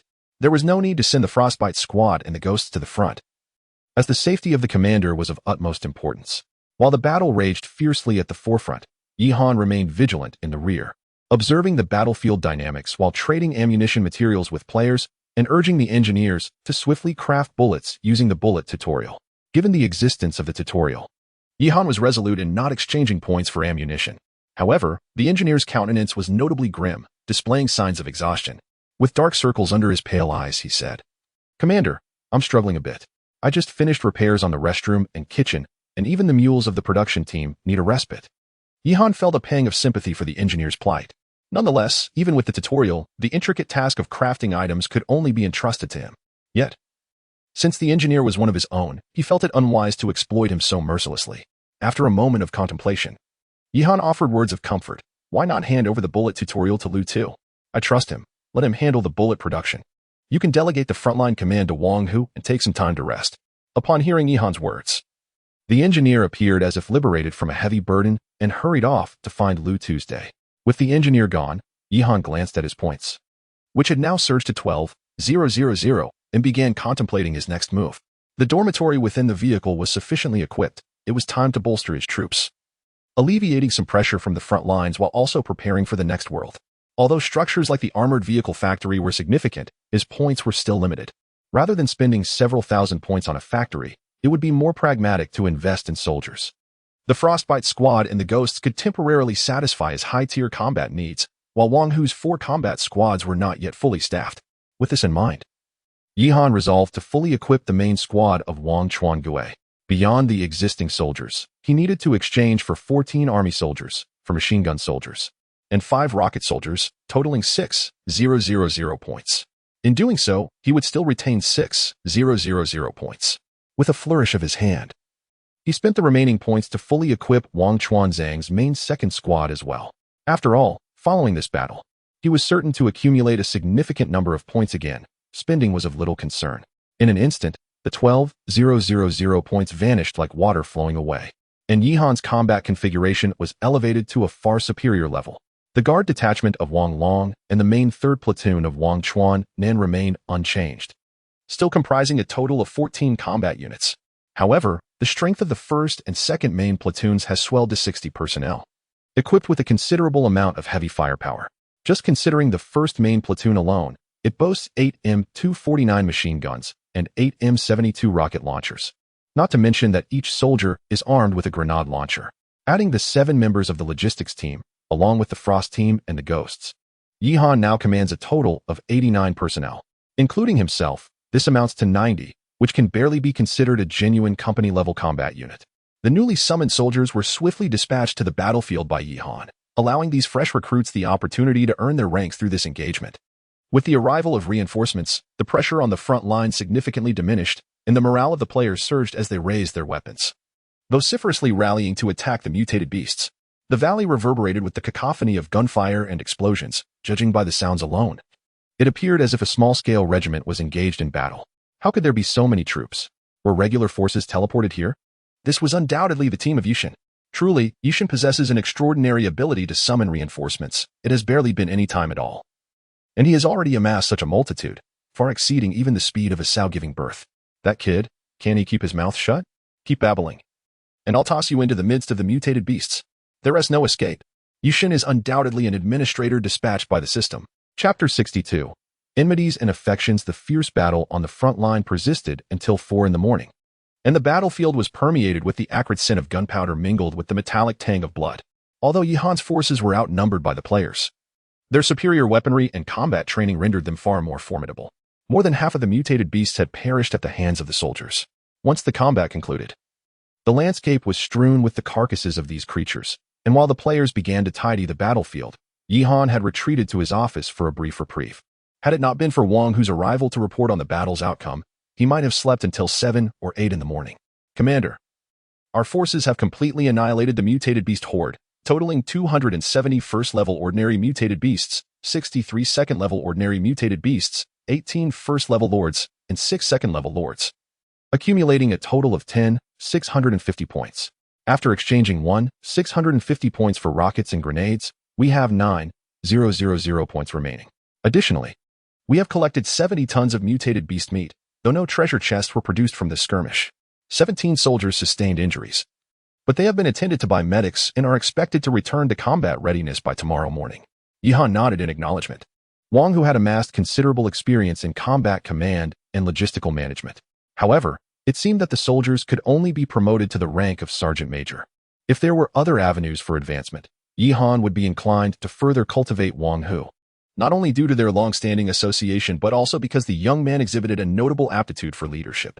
Were he to shoulder all these responsibilities alone, Yihan would likely be overwhelmed. Excellent.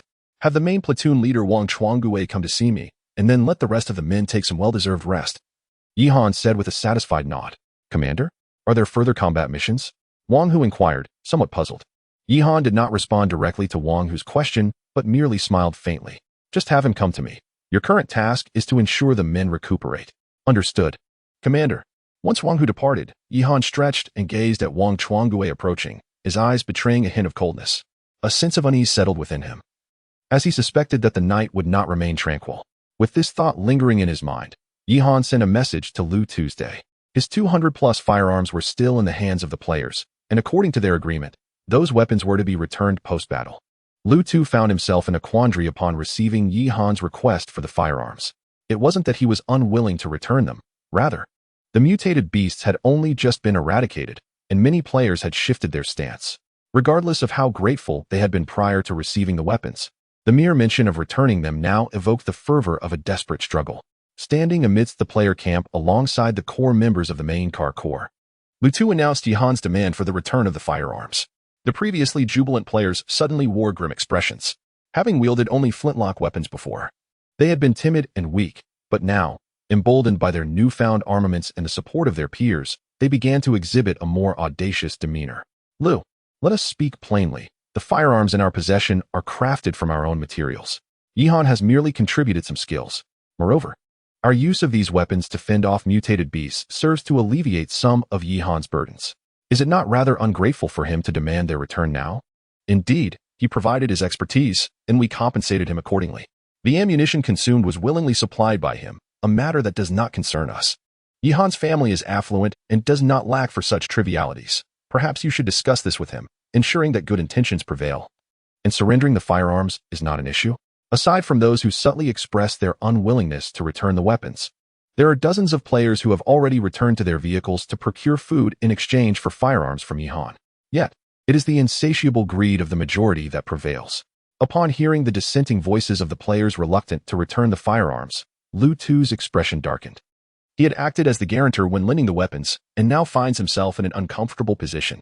With a stern demeanor, Lu Tu stated, "You all agreed before borrowing the weapons that they would be returned after the battle. For those unwilling to comply, you shall purchase them with food." The players fell silent for a long moment, until a burly middle-aged man finally scoffed. "We did agree, but Yihan's demands are exorbitant. 150 kilograms for a semi-automatic. 300 kilograms for a fully automatic. How is this any different from extortion?" He continued, "Since we have covered the material costs, then the ammunition he provided should offset that. A semi-automatic should cost 20 kilograms, and a fully automatic 30 kilograms of food." Before he could finish, Lu Tu interrupted sharply, "Do not overstep your bounds. Were it not for Yihan's willingness to lend you these firearms, you would have been long dead." The middle-aged man, in response, adopted an air of self-righteousness. "By your logic, if we had not aided Yihan in repelling the beast tide, wouldn't he have perished long ago?" Lu Tu was nearly incredulous at the absurdity of the man's reasoning. Did Yihan truly require their assistance against the beast tide? In that moment, Lu Tu grasped the essence of human nature's inherent flaws. Gritting his teeth, he articulated, "So, you mean to imply that you do not intend to return them?" The members of the main organization sensed the tension in the air and approached Lu Tu, each of them wielding their firearms. Their gazes icy as they fixed their attention on the group of players. What if we choose not to return them? Can Yihan truly eliminate us all? After all, we provided the materials for these weapons, and we aided him in resisting the beast tide. If he dares to harm us, he will be betraying his benefactor. The man, undeterred, loaded his M1 Garand rifle, and seeing someone stand up to Lu Tu, other players grew emboldened, likewise loading their weapons and encircling Lu Tu and the members of Maine. At this moment, Lu Tu confronted 100 armed players. While his own side comprised merely a handful, faced with such overwhelming odds, the members of Maine began to feel a sense of trepidation. Lu Tu asked, "There are simply too many of them. Should we not lower our heads for the time being and then seek counsel with Yishin?" A member of the Maine faction swallowed hard and whispered to Lu Tuo. Upon hearing this, Lu Tuo's expression grew complex. After a moment of contemplation, he sighed deeply and addressed the players loudly. "I do not concern myself with how you handle this. Nevertheless, our Maine faction shall uphold our commitment. Let me make this clear. Those affiliated with Maine must either return the firearms to Yihan or exchange food as previously agreed." Having uttered these words, Lu Tuo prepared to lead the Maine members out of the encirclement. The players, witnessing Lu Tuo's departure, instantly believed they had emerged victorious, and they erupted in applause, their faces adorned with smug smiles. Chapter 63 Conclusion. Who claimed they were unwilling to return the firearms? Just as Lu Tu and the members of the Maine group bowed their heads to retreat, amidst the chaotic cheers of the players, a calm voice pierced through the clamor. Upon hearing that voice, Lu Tu instantly recognized its owner, and his expression transformed rapidly from disappointment to surprise, only to be intermingled with a sense of embarrassment upon seeing Yihan. The players, upon catching sight of Yihan and the row of soldiers trailing behind him, fell into a stunned silence, some still wearing expressions of naive joy, believing they could take advantage of Yihan. "Brother Yi, I apologize for failing in my role as a guarantor, but the firearms belonging to the Maine group must be returned. And what needs to be purchased should be bought." Lu Tu awkwardly addressed Yihan. Yihan merely waved his hand dismissively. "This is not your fault. You and the Maine group have done well. As for these individuals, I had anticipated their actions. Lending firearms to such a vast number of players inherently carried the risk of folly, yet Yihan was willing to take that chance, partly due to the potential for profit, and partly due to his confidence in himself and his soldiers. As the saying goes, when a scholar encounters a soldier, reason often fails to prevail, especially when these players lack the eloquence of a scholar and possess no justifiable grounds. I shall ask once more. who just stated they were unwilling to return the firearms. Yihan's piercing gaze swept over the surrounding players. At that moment, the players lost the bravado they had displayed earlier towards Lu Tu, each one rendered mute with trepidation. They had witnessed how Yihan's troops engaged in battle against mutated beasts, exhibiting a fearlessness that was beyond question, particularly given their ability to rain down explosive firepower. After a prolonged silence, a middle-aged man gritted his teeth and, mustering his courage, addressed Yihan. "Lord Yi, it was I who said that. I find your conditions for borrowing the firearms quite unreasonable." "Oh, in what way are they unreasonable?" Yihan was taken aback that this individual dared to respond. The middle-aged man, sensing that Yihan did not seem inclined to rage, felt a glimmer of hope and proceeded to present his argument. "Firstly, we are covering the material costs, and secondly, we are assisting you enough." Yihan interrupted, having heard enough of those arguments earlier. "Is there anyone else who shares his sentiments?" The arena fell into a profound silence, and the man, feeling the weight of the atmosphere, began to sweat profusely. He turned to his fellow players, urging them, "Brothers, speak your minds. Lord Yi is not one to indiscriminately slaughter the innocent. We stand on the side of reason. The price Lord Yi offered is indeed unreasonable. Moreover, we provided the materials for the firearms ourselves. Why should we return our own weapons?" This man was quite astute, attempting to rally support from the other players, hoping to sway Yihan with the notion of collective dissent. Yihan merely smiled at this, showing no inclination to argue. "You truly lack shame. If you find Lord Yi's price unreasonable, why did you borrow from the outset? Furthermore, without Lord Yi's support, would you have survived to this day? What? Is your worthless life less precious than the firearms?" A melodious female voice suddenly pierced the air, causing Yihan to glance in surprise. It was none other than Lu Miao Miao. Before the man could articulate a rebuttal, Yihan preemptively interrupted Lu Miao Miao, who was poised to continue her tirade. "When adults are speaking, children should refrain from interjecting." "You ungrateful wretch, Yihan," Lu Miao Miao retorted, momentarily taken aback before turning away in anger, choosing silence. Yihan, witnessing this, felt a sense of resignation. This enigmatic woman consistently emerged at inopportune moments, hindering his enjoyment of the spectacle. Several players, emboldened by Yihan's audacity to interrupt Lu Miao Miao, rallied in support of the man. "Indeed, this weapon was crafted from our own materials. On what grounds do you demand its return? Your asking price is utterly absurd. Lower it, and we might consider assisting you." This is what one might call inciting the wrath of the masses. Yihan, best advised to retreat from this situation. Casting a glance at the vociferous players, he turned to Wang Chuangue and instructed, "That middle-aged man, dispose of him. The remaining few, break their hands. I have other rewards in store." Before the bewildered individuals could comprehend his words, a series of gunshots rang out as the soldiers from the main force opened fire. The once aggressive middle-aged man lay lifeless, his face frozen in disbelief, unable to fathom that Yihan would truly pull the trigger. As for the players who had rallied to his cause, they found their hands perforated by bullets, writhing on the ground in agony. The remaining players erupted into chaos, shouting that Yihan had turned against them, uttering accusations of betrayal. A few foolhardy souls attempted to raise their weapons, only to be swiftly silenced by the soldiers' gunfire. The Mainz Brigade and army soldiers swiftly encircled the players, and Yihan, standing in their midst, coldly surveyed the scene before declaring, "I trust you will understand that the favors I extend are not to be taken for granted. Should you engage in moral coercion, be prepared for dire consequences." Realizing the gravity of the situation, the players trembled and lowered their weapons, subsequently crouching with their hands atop their heads. Pleased with their submission, Yihan approached the injured players and inquired, "Do you have anything further to say?" "Ye God, I was wrong. I should not have been disloyal. I offer all my resources to you. Please do not take my life. I beseech you. I truly comprehend my mistakes. It was that scoundrel who incited us. I now fully recognize my errors. Spare me. Ye God, I implore you." Yihan's eyes held no trace of sympathy as he replied, "You have not erred in your actions. I shall not only spare you, but also reward you." The players, confused by his words, bowed repeatedly in gratitude. Yihan then turned to Wang Chuangue and Lu Tu, saying, "Have the soldiers dismantle their vehicles, take what is due, and discard the rest. Additionally, Brother Lu, I recall that you possess a treasure in your tricycle that has yet to see use. Please bring it forth." Lu Tu, understanding Yihan's intent, hastened to retrieve his prized possession. The individuals kneeling on the ground gazed at Yihan with incredulity in their eyes. "Ye God, you promised not to kill us. You dismantled our vehicle. How shall we fare in the next world?" Yihan replied, "I had no intention of taking your lives. We are on the brink of entering a new realm, and you should embrace it with a fresh perspective." As Yihan finished speaking, Lu Tu approached, shouldering 4 unicycles with a faint smile upon his face, for he was particularly fond of this spectacle. Chapter 64. A new world. Lu Tu placed 4 unicycles on the ground, instantly reminding the group of the previous tales about the unicyclist on the highway. Their faces falling into expressions of despair. It appears you are not fond of my generous gift, yet I have thoughtfully considered your injuries, making this mode of transport quite suitable for you, Yihan remarked coldly. You should have mercy on us. We truly cannot. The individuals pleaded with tears streaming down their faces. For them to ride unicycles to the next world was akin to a death sentence, perhaps even more torturous than a swift demise. Yihan, observing their plight, felt a tinge of boredom. He turned to Lu Tu and said, Lu, it seems they are not adept at this. Please train them while I retreat to the command vehicle. Not a problem. Lu Tu responded with a hearty laugh. With that, Yihan led the main team back to the command vehicle. Due to the player's delay, it was already 5 o'clock, and the time to transition to the next world was imminent. Yihan needed to prepare. Before long, Lu Tu sent a message. Brother Yi, the players have delivered the agreed-upon food supplies, totaling 54 tons.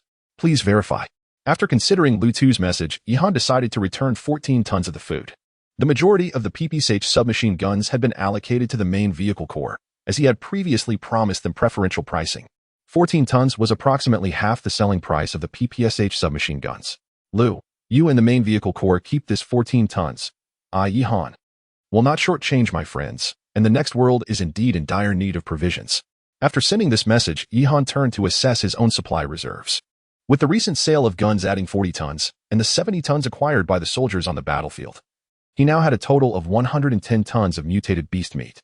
Yihan utilized the world system's crafting interface to convert all the beast meat into jerky and ham, resulting in 50 tons of preserved meat with an extended shelf life. Alongside the 40 tons of food he had previously amassed, his reserves now totaled 90 tons. Having completed these tasks, Yihan ventured to the rear compartment of the command vehicle, where the system's reward, the Eye of the Desert, had been installed. It was an ancient stone door, and stepping through it transported him to the Eye of the Desert. Yihan took a brief look around.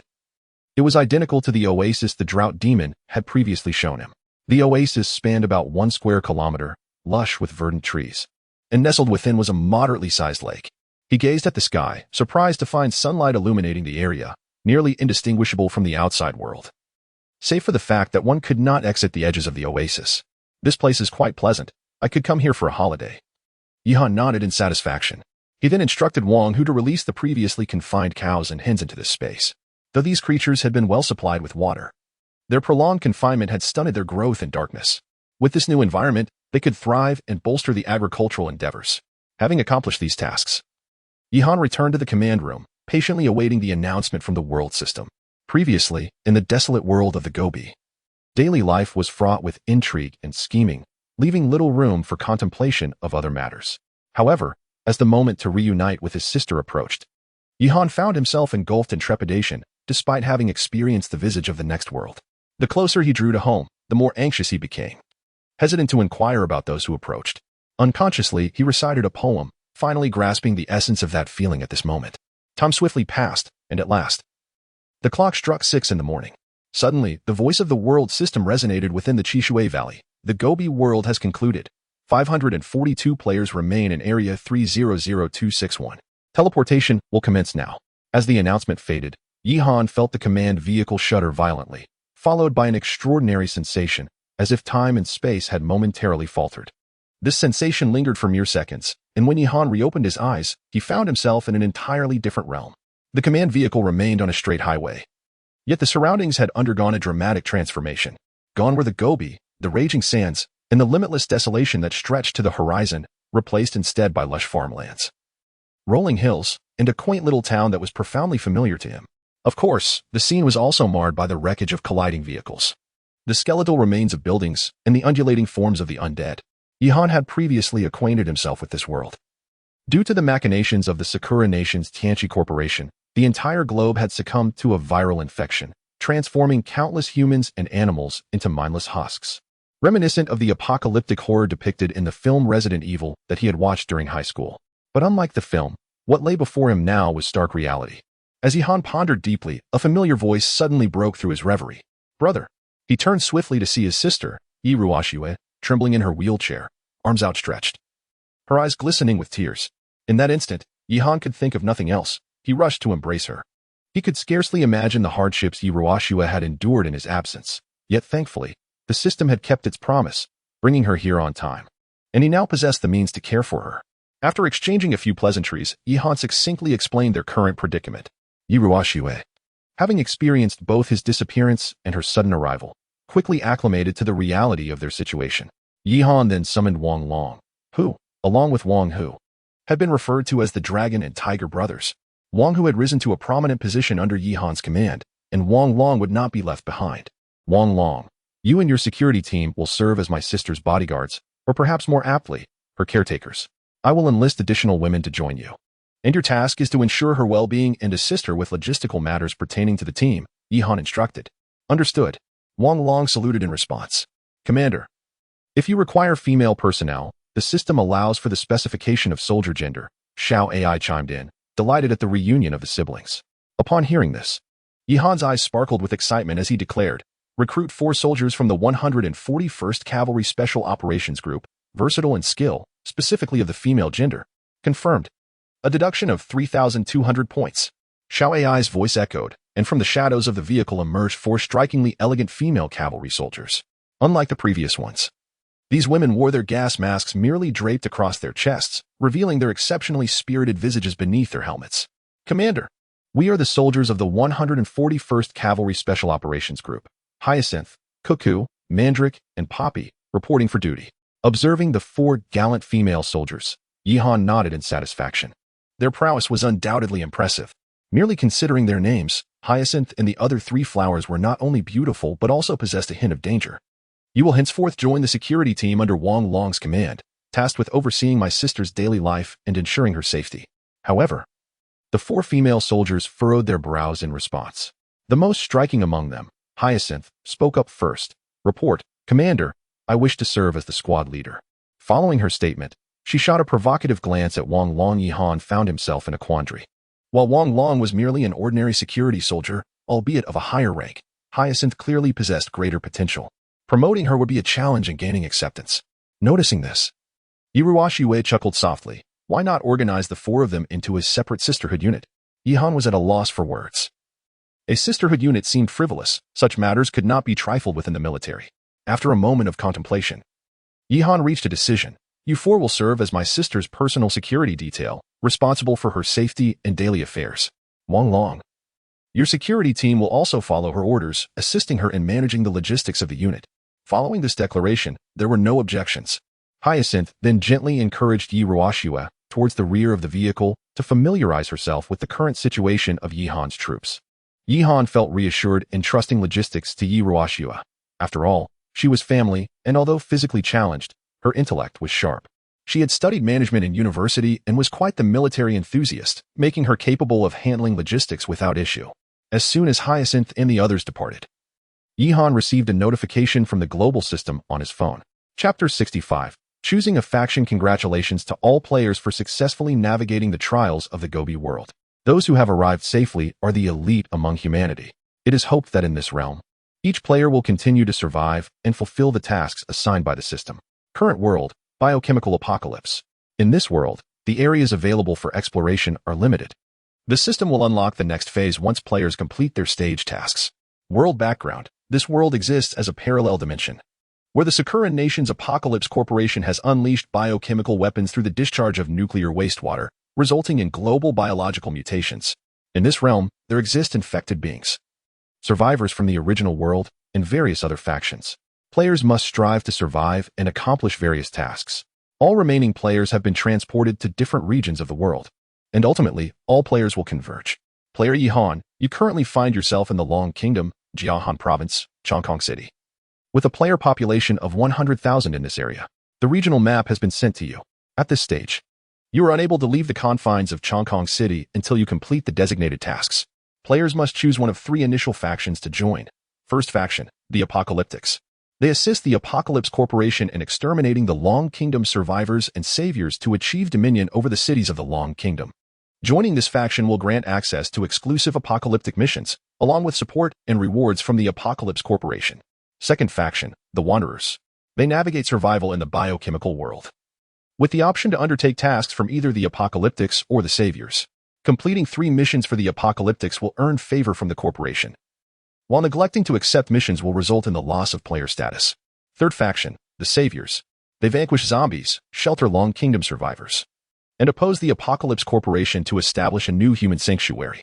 Joining this faction will allow access to exclusive savior missions. Yihan perused the information dispatched by the world system. It was undeniably more intricate than the first world. The previous 7-day cycle has transformed into phase tasks, suggesting a prolonged stay in this world. Furthermore, the player population has increased significantly, and the power structures appear exceedingly convoluted. The most pivotal aspect is the choice of faction. The Apocalyptics, one could argue, bear a striking resemblance to traitors. Although this is a parallel world, Yihan, being a citizen of the Long Kingdom, has harbored a profound disdain for the Sakura nation since childhood, and this sentiment remains unchanged. Even with the various supports and rewards offered by the Apocalyptics, Yihan could never stoop to become a traitor, nor would he ever serve the Sakura nation. As for the Wanderers, they seem akin to opportunists, a choice many players who neither wish to be subservient nor possess the means to resist might opt for, making it a middle ground option.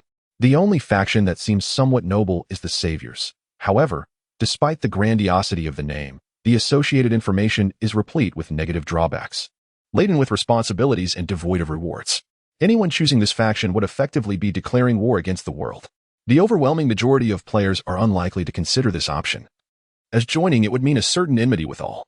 Yihan found himself in a quandary. He would certainly not align with the Apocalyptics, especially with his little AI system by his side, rendering it unnecessary to serve as a pawn. Moreover, Yihan possesses a sense of dignity. However, the Savior bears an excessive number of negative buffs, and one might even have to play the role of a saint. Perhaps the Wanderer is a better choice? Yihan murmured to himself as he opened the communication hall, eager to see how other players would decide. The communication hall was far more vibrant than in the previous world, with the number of participants soaring to 100,000. Brothers, what have you chosen? One player inquired. I picked the Harbinger, and right after my selection, the Harbinger Corporation rewarded me with an August assault rifle, complete with 10 magazines. Haha, brother, I too am a Harbinger. The rewards bestowed upon me were blueprints for a secondary vehicle-mounted machine gun. I had been salivating over that in the last world. Thank you, Harbinger Corporation. This time, I shall reclaim all that I have lost. Wait a minute, are you also spineless? Isn't being a Harbinger akin to being a dog for the Sakura nation? You would stoop so low? With your audacity, why not choose the Savior? Haha, only a fool would select the Savior. Yihan observed the communication hall, a sense of discomfort stirring within him.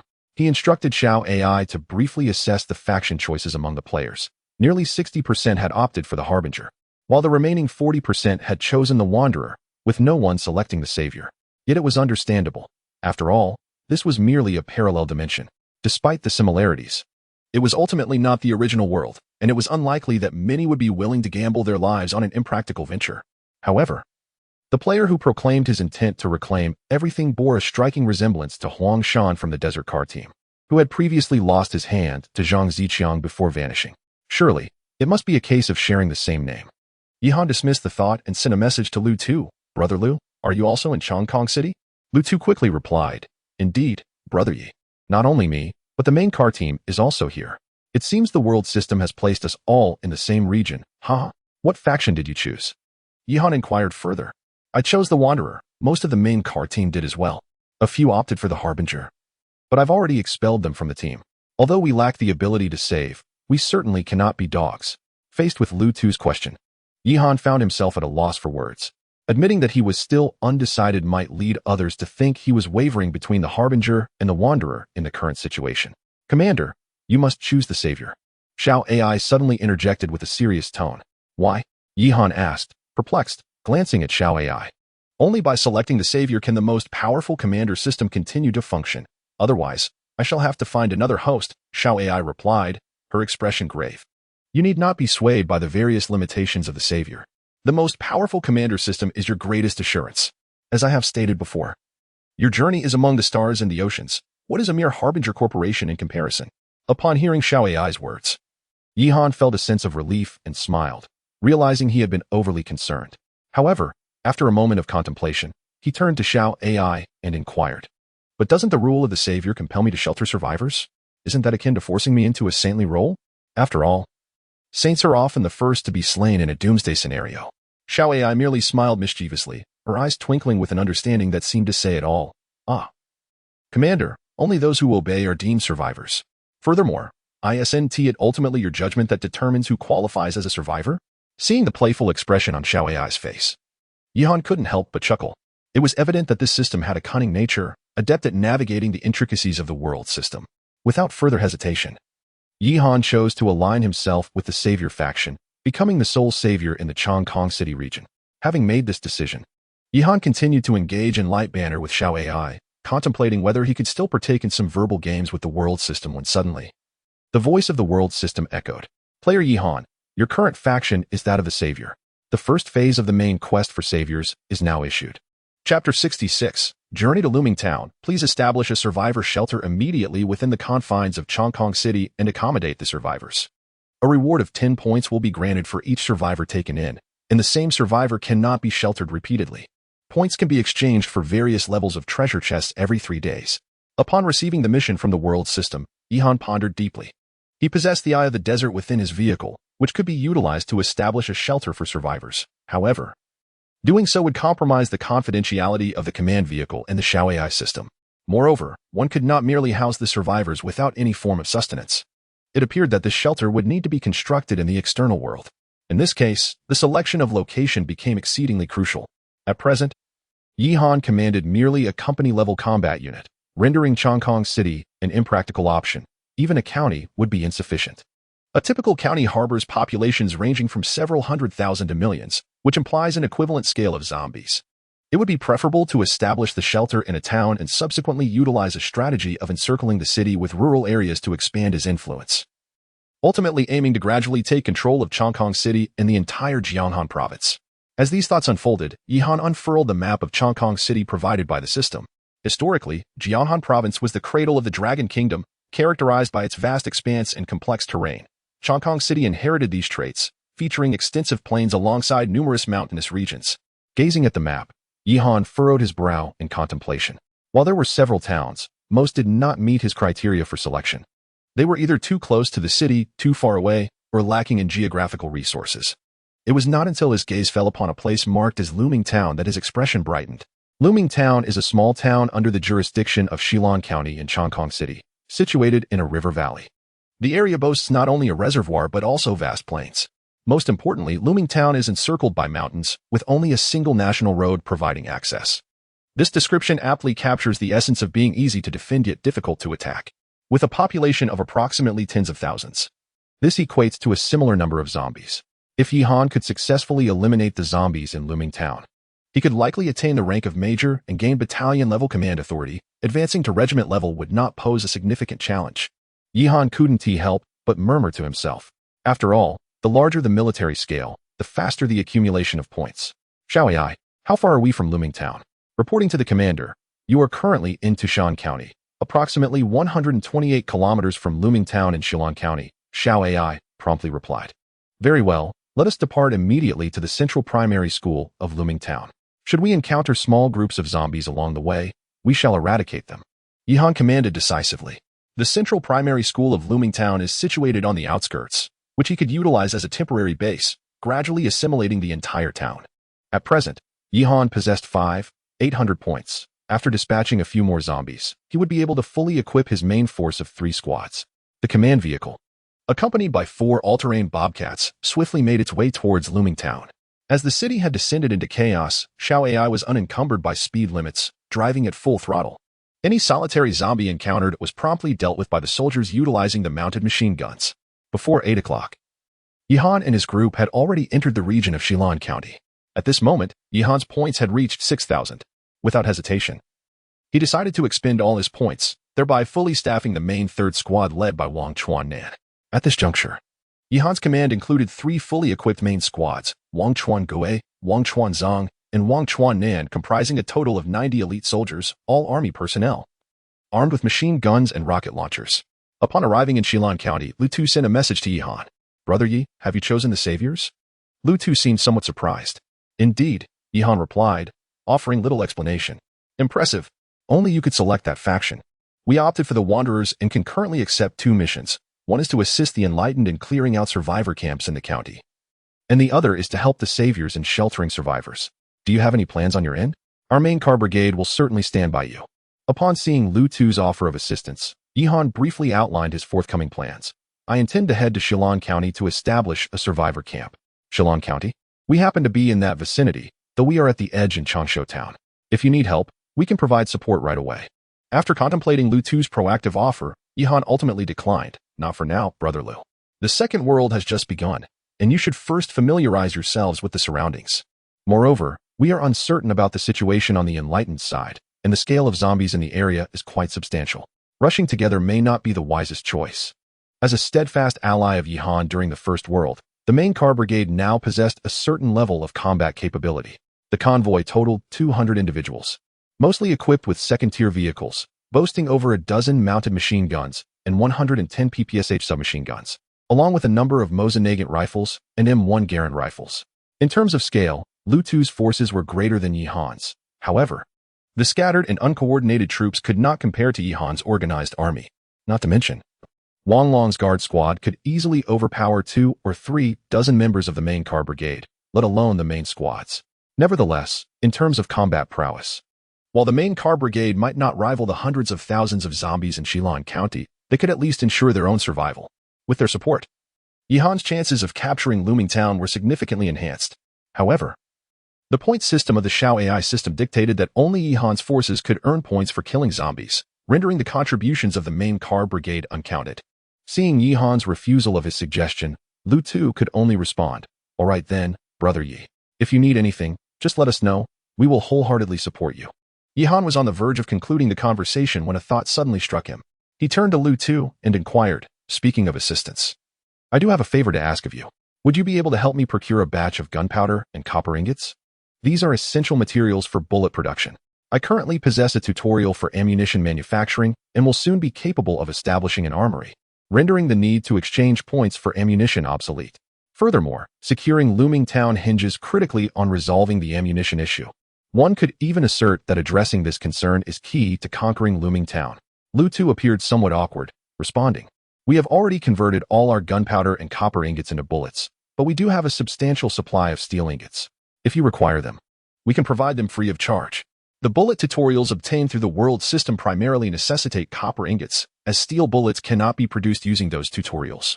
Chapter 67. The Gunpowder Factory. Yihan felt a bit overwhelmed, but eventually stated, "Please send me the steel ingots. I shall exchange them for food." Although Lu Tu claimed it was a gratuitous transaction, Yihan was not one to take advantage of others, recognizing the difficulty in amassing supplies for the main Che Corps. Ultimately, he bartered 5 tons of food for 15 tons of steel ingots. "Brother Yi, if you seek gunpowder, I know of a location. One of our members has been assigned to the outskirts of Shillong County. He mentioned a modest fireworks factory there, which surely contains gunpowder. However, he also noted that there is a considerable horde of zombies, numbering close to 1,000, which is why the players in Shillong County have refrained from venturing there." Upon hearing Lu Tu's words, Yihan was elated. He could easily handle over 1,000 zombies with his own strength, which not only promised gunpowder, but also the potential for earning over 10,000 points. This would undoubtedly assist in his promotion to major. "Please send me the location of the fireworks factory. I shall set out immediately," Yihan quickly replied. Very well. Once Lu Tu sent the location, Yihan promptly instructed Xiao AI to drive towards the fireworks factory. The group departed from a secluded path in Shillong County, where the entire town was eerily silent, devoid of any vitality. As they passed through, Yihan had Han Shuang utilize a reconnaissance drone to survey the county situation. On just one street, there were tens of thousands of zombies wandering aimlessly. The sight made Yihan's scalp tingle. If such a massive horde were to charge at him, his only recourse would be to flee, as his meager forces would be outpaced by the zombies. Upon securing the fireworks factory, he would need to swiftly elevate his military rank. Otherwise, facing the potentially millions of zombies in Chongqing City, let alone the hundreds of thousands within Shillong County, would be utterly unmanageable. Soon, Yihan arrived near the fireworks factory as indicated by Lu Tuesday, due to the nature of the materials processed there. The factory was situated some distance from the town.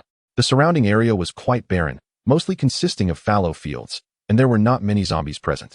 Yihan instructed Xiao AI to halt the command vehicle 200 meters away from the factory, and then had Han Shuang use the drone for an internal reconnaissance. The drone ascended swiftly, circling above the factory and capturing a comprehensive view of the interior. These 4 buildings appeared to be the warehouses for gunpowder, and to safely transport the gunpowder out, it was imperative to eliminate all the zombies inside. As Yihan gathered Wang Hu and the other platoon leaders, he pointed at the screen and remarked, "If we engage in combat within the fireworks factory, We will likely be unable to utilize explosive weapons such as grenades and rocket launchers. Wang Hu responded thoughtfully after reviewing the footage. Indeed, Yihan was somewhat taken aback by Wang Hu's insight. With the elevation of his rank, Wang Hu's cognitive abilities were gradually enhancing. He was no longer the simple executor of Yihan's commands, but had begun to formulate his own thoughts. However, this did not hinder his unwavering commitment to faithfully execute Yihan's orders. There are approximately 1,000 zombies here, and the fireworks factory is situated about 4 to 5 kilometers from the outskirts of Shilan County. Although this distance is sufficiently far for safety's sake, we must act swiftly to avoid disturbing the large-scale zombie horde in the county. There is no need for us to engage in combat within the factory premises. The main entrance is a considerable distance from the buildings. We can simply blast it open with grenades, drawing the zombies out to eliminate them externally. Heavy weaponry is prohibited inside the factory, but you are free to use it outside. Yihan succinctly issued the combat orders, directing the Frost Squad to first open the factory's main gate, then lure out the zombies, while the 3 main platoons stood ready under the leadership of their respective captains. Upon receiving the command, the soldiers swiftly sprang into action. As the Frost Squad pried open the gate, gunfire erupted, and thousands of zombies, clad in the factory's uniforms, surged forth from within. Seated in the command room, Yihan intently monitored the situation outside. As the horde entered the designated position, he promptly gave the order. All units, take note. Open fire immediately. The 1st and 2nd main platoons will clear the frontal zombie horde, while the 3rd platoon will provide support on the flanks. All mounted machine guns, commence firing. As Yihan's words fell, a cacophony of gunfire ensued. With the efforts of the 3 combat platoons, the zombie horde fell in waves, with each line collapsing as they charged forward. Although the marksmanship of the army soldiers could not be deemed exceptionally precise, it was certainly superior to that of the guard soldiers or players.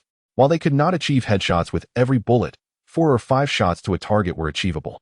Moreover, with the support of mounted machine guns, cannons, and grenades, even if they did not strike vital points, reducing the zombies to mere fragments yielded the same effect.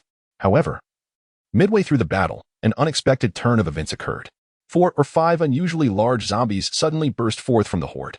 They appeared to have evolved due to the virus, spewing forth a putrid, crimson fluid from their mouths, which instantly generated faint wisps of black smoke upon contact with the ground. It was evident to Yihan that this substance was indeed toxic. Besides these peculiar zombies, there were also several exceptionally fast zombies in the horde. Had it not been for the quick reactions of the 3rd platoon soldiers, those zombies would have already reached the front lines. Level 2 Lord Zombie, Sprayer, skin hardened by viral modification, capable of spraying corrosive, virus-laden mucus.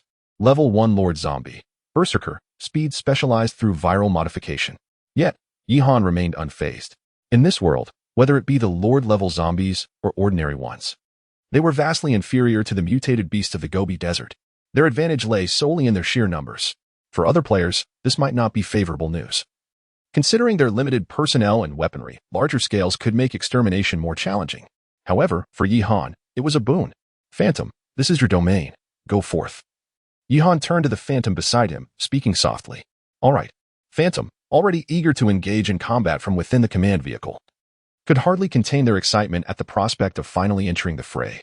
The moment Phantom stepped onto the battlefield, they resembled a cat that had fallen into a mouse den, their face alight with manic laughter as they charged into the zombie horde, foul camo rifle in hand, leaving Yihan momentarily startled.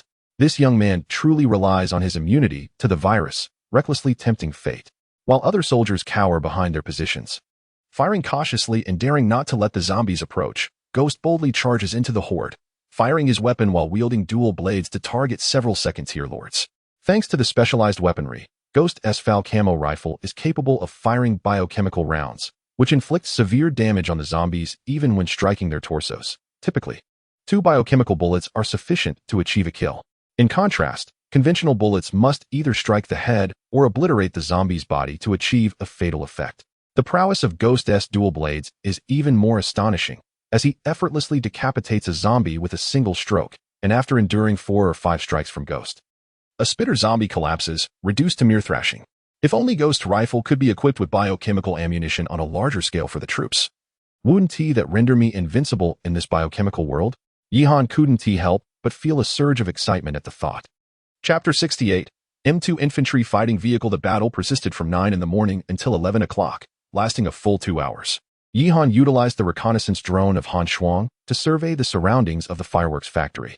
noting that the persistent gunfire had attracted a number of stray zombies from the vicinity. However, the numbers were not overwhelming, amounting to merely around 100. Wang Chuanan. Lead the 3rd platoon to maintain vigilance around the fireworks factory. Eliminate any zombies that approach immediately, Yihan commanded decisively. By this time, the zombies within the factory had been largely eradicated, leaving the entrance piled high with their remains, emanating a profoundly unpleasant odor. Yihan instructed Xiao AI to drive the vehicle directly to the front of the warehouse at the fireworks factory and then ordered the soldiers to assess the inventory. 10 minutes later, Wang Hu returned to the command vehicle to report, "Commander, we have successfully secured a total of 14 tons of black powder from the fireworks factory." Yihan nodded in acknowledgement and promptly instructed Wang Hu to load all the powder onto the vehicle. The storage room could no longer accommodate such an abundance. So the previously traded steel ingots and black powder were all stored within the vehicle's oasis space. In truth, the black powder stored at the factory was mostly of inferior quality, suitable only for producing firecrackers and fireworks. Manufacturing bullets from it would be quite challenging. It was not that production was impossible, but the stability and lethality of the resulting ammunition could not be guaranteed.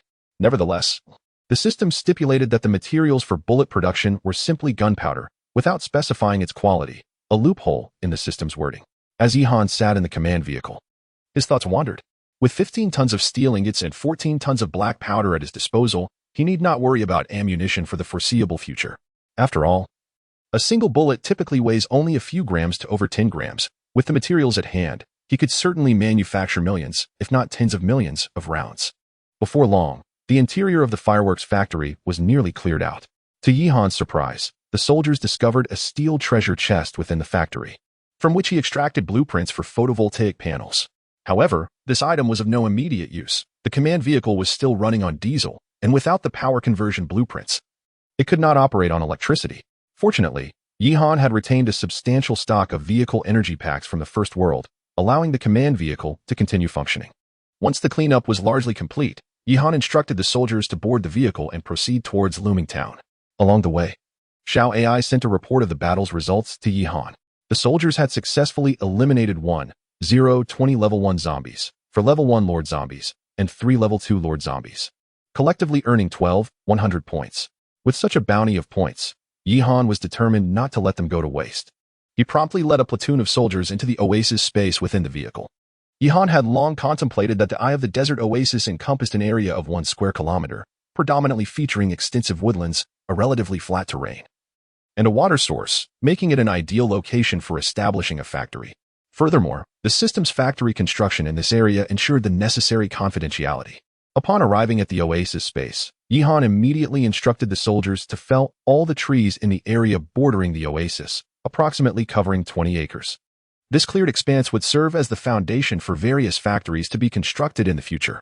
Once the soldiers completed their task, Yihan promptly commanded Xiao AI. Immediately exchange for a level 1 armory, a level 1 vehicle factory, and a magnetic energy plant, to be situated on the vacant land within the oasis space. Understood, Commander. A total of 9,000 points will be consumed, and the factories have been successfully established, Xiao AI's voice echoed. No sooner had her words faded than 3 small factories materialized on the previously empty ground, reminiscent of the structures Yihan had encountered in the Red Alert game during his childhood. Each factory was crafted from an unknown metallic substance, and before each one stood a small screen, allowing the selection of production directions and factory levels. Commander, the factories issued by the system are fully automated. The production and processing procedures require no human intervention. You need only assign processing tasks via the screen, Xiao AI elaborated. The vehicles produced by the vehicle factory would be dispatched to the vicinity of the command vehicle. Yihan nodded in satisfaction upon hearing this. Xiao AI's system was meticulously designed, as it would have posed a dilemma if the manufactured tanks could not be deployed from the oasis space. Subsequently, Yihan directed the soldiers to transport all bullet materials to the front of the armory. He then issued commands to the armory, with 3 production lines set to manufacture various types of ammunition, grenades, and rockets. For the time being, the level 1 armory could only produce ammunition, but upgrades would allow for the manufacture of firearms and uniforms. Yihan had previously familiarized himself with the vehicle factory, which could produce the M917 off-road vehicle, the Cheetah all-terrain vehicle, and the M2 infantry fighting vehicle, with production reliant on points. The Cheetah all-terrain vehicle required 400 points, as did the M917, while the M2 infantry fighting vehicle necessitated a full one, 000 points. Yihan already possessed 4 cheetah all-terrain vehicles, distributed among 4 platoons, though swift. Their defensive and combat capabilities were mediocre, making them suitable for patrolling and small skirmishes, yet inadequate for larger confrontations. The M917 off-road vehicle faced similar limitations. Conversely, the M2 infantry fighting vehicle boasted superior specifications. Its fully welded structure featured composite armor, equipped with an M242 Bushmaster 25mm chain gun and an M240C7 62mm machine gun. Additionally, it had a deployable M27 dual-tube tow anti-tank missile launcher on the left side of the turret, accommodating a maximum of 9 personnel. This vehicle could not only operate in tandem with tanks on the battlefield but also engage independently, underscoring its formidable capabilities. In terms of combat and defensive prowess, it far surpassed Yihan's command vehicle, which merely consisted of steel armor and inferior weapons. Yihan's excitement grew as he contemplated the M2 infantry fighting vehicle. Yet after establishing the factories, he found himself with only 100 points remaining. Gritting his teeth, he resolved to issue the production order. Thus, 3,000 points were expended, and 3 brand new M2 infantry fighting vehicles emerged outside the command vehicle. Yihan promptly returned to the command center to summon all the squad leaders. The 3 M2 infantry fighting vehicles are our unit's new weapons. Each of you 3 main squads will be allocated 1. I will continue to supplement our vehicles to ensure the mechanization of the entire squad. Upon hearing this, the squad leaders of the 3 main units were filled with excitement. Currently, each of their squads only has 1 Lynx vehicle, which can accommodate a maximum of 7 individuals, leaving the rest to march on foot. With the addition of these vehicles, their combat capabilities will significantly enhance. Particularly, the first squad leader, Wang Chuan-Gui, could hardly contain his joy. He immediately jumped out of his vehicle and climbed into the infantry fighting vehicle, eagerly exploring its features and grinning broadly, his face adorned with wrinkles of delight. However, one squad leader appeared discontented. Wang Long, with a sorrowful expression etched on his face, looked at Yihan with a sense of grievance, his teeth clenched yet silent. Chapter 69. The situation in looming town. Yihan noticed the expression on Wang Long's face, which made him feel somewhat awkward. He had always prided himself on being equitable, advocating that both the palm and the back of the hand are flesh. Thus, the 3 main squads were uniformly equipped and staffed. Yet, it was Wang Long, the steadfast warrior who had been with him from the beginning, who felt unjustly treated. In the past, they had been like brothers, but now, Wang Long had become the foremost figure under Yihan's command, not only serving as Yihan's personal guard and confidant, but also holding the position of the company commander, wielding both power and prestige. In contrast, Yihan found himself merely a humble platoon leader, engaged in routine patrols and miscellaneous tasks. Though he had finally secured a position, it was simply to act as a caretaker for his sister. Moreover, it was disheartening to see Wang Hu surpass him, alongside newcomers like Wang Chuan-Gui and Wang Chuan-Zhang, who had also risen above him. Other platoons were genuinely filled to capacity and well-equipped with M2 infantry fighting vehicles. Yet, Wang Long's guard platoon consisted of only 7 individuals, including a dog, and recently, even the fierce Howling Sky had been privately expressing discontent, wishing to transfer to the main platoon. How could he not feel a sense of disparity and injustice? However, Yihan found himself limited in options, as resources were scarce. Every time a few points were acquired, they were promptly allocated to critical needs, leaving Wang Long's position difficult to support. After pondering for a moment, Yihan reassured Wang Long, saying, "Do not lose heart, Wang Long. You are aware of our current circumstances. I promise you, once we secure Looming Town, what others possess will also be yours. Furthermore, the position of Deputy Company Commander remains vacant. It shall be yours to fill, regardless of the military's growth." Yihan would always remain the supreme commander and the primary figure of the unit. With Wang Hu as the company commander, Wang Long could indeed serve as the deputy commander while also leading the guard platoon. Upon hearing Yihan's words, Wang Long's face lit up with joy, and he solemnly saluted Yihan. Before long, Yihan's troops finally arrived at Looming Town. Due to the virus, the town was devoid of life, with countless zombies wandering the 2 main streets. Uncertain of the situation, Yihan ordered his troops to exercise caution and directed them to the central primary school of Looming Town. The school, situated at the far end of the town, comprised a 4-story teaching building and 3 3-story dormitories, complete with a playground and cafeteria. At the school's entrance, sandbags were piled high, effectively blocking the road. As Yihan's convoy entered the school grounds, the radar indicated over 20 neutral targets within the primary school. Could there be survivors inside? Yihan murmured to himself. As if in response to his thoughts, a voice of surprise suddenly emerged from the security booth at the school's entrance. "It's the army. The army has come to rescue us." Yihan began to understand. These must be the survivors of looming town. Typically, primary schools have high walls, and the cafeteria often stores considerable amounts of rice, flour, and oil, making it an excellent refuge in times of crisis. Wang Hu, take a few soldiers with me to assess the situation. Soon after, Yihan, accompanied by 4 or 5 soldiers, arrived at the entrance of the school, where several unfamiliar men were engaged in discussion regarding Yihan's command vehicle. They must be military personnel, yet I have never seen such uniforms before. Was it not stated that the army was decimated due to the internal spread of the virus? Could they be stragglers? What of it? When has the army of Long Country ever bullied its own people? Did you not notice they even possess tanks? Surely they are a regular military force. What tanks? Those are clearly infantry fighting vehicles, though the model does not appear to be from our Long Country. Yihan disregarded their discourse, merely clearing his throat before inquiring. Are you residents of Looming Town? What is the situation here? One bespectacled man, appearing quite refined, hurried forward to grasp Yihan's hand firmly. Comrade soldier, you have finally arrived. We have been eagerly awaiting your presence, he exclaimed. I am Lu Dong, a Chinese teacher at Looming Town Primary School. After the catastrophe, the zombies in the school all fled, and I, along with several teachers, brought the surviving students back here. Our food supplies are nearly exhausted. If you do not come soon, we shall truly starve. Upon hearing this, Yihan nodded and promptly stated, in that case, clear the roadblocks. We need to establish our presence in this primary school. Lu Dong hastily summoned the other teachers to assist in moving sandbags and to expedite the process. Yihan directed a row of soldiers to join in. At that moment, 2 middle-aged men arrived at the school entrance, both clad in suits. One was bald and corpulent, while the other was notably slender. Director, this is the arriving military unit. We are saved at last, the lean man said eagerly, trailing closely behind the bald man.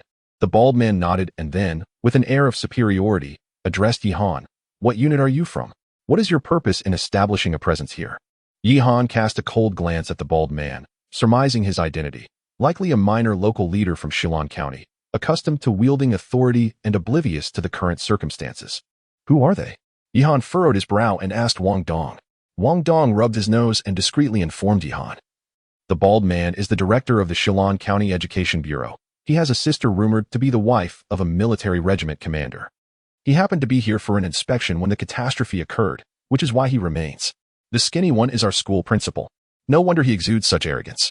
Yihan remained silent, while the bald man, noticing Yihan's disregard, appeared somewhat irate. Are you deaf or mute? Did you not hear my question? He barked. Wang Hu, give him a slap. Yihan commanded directly.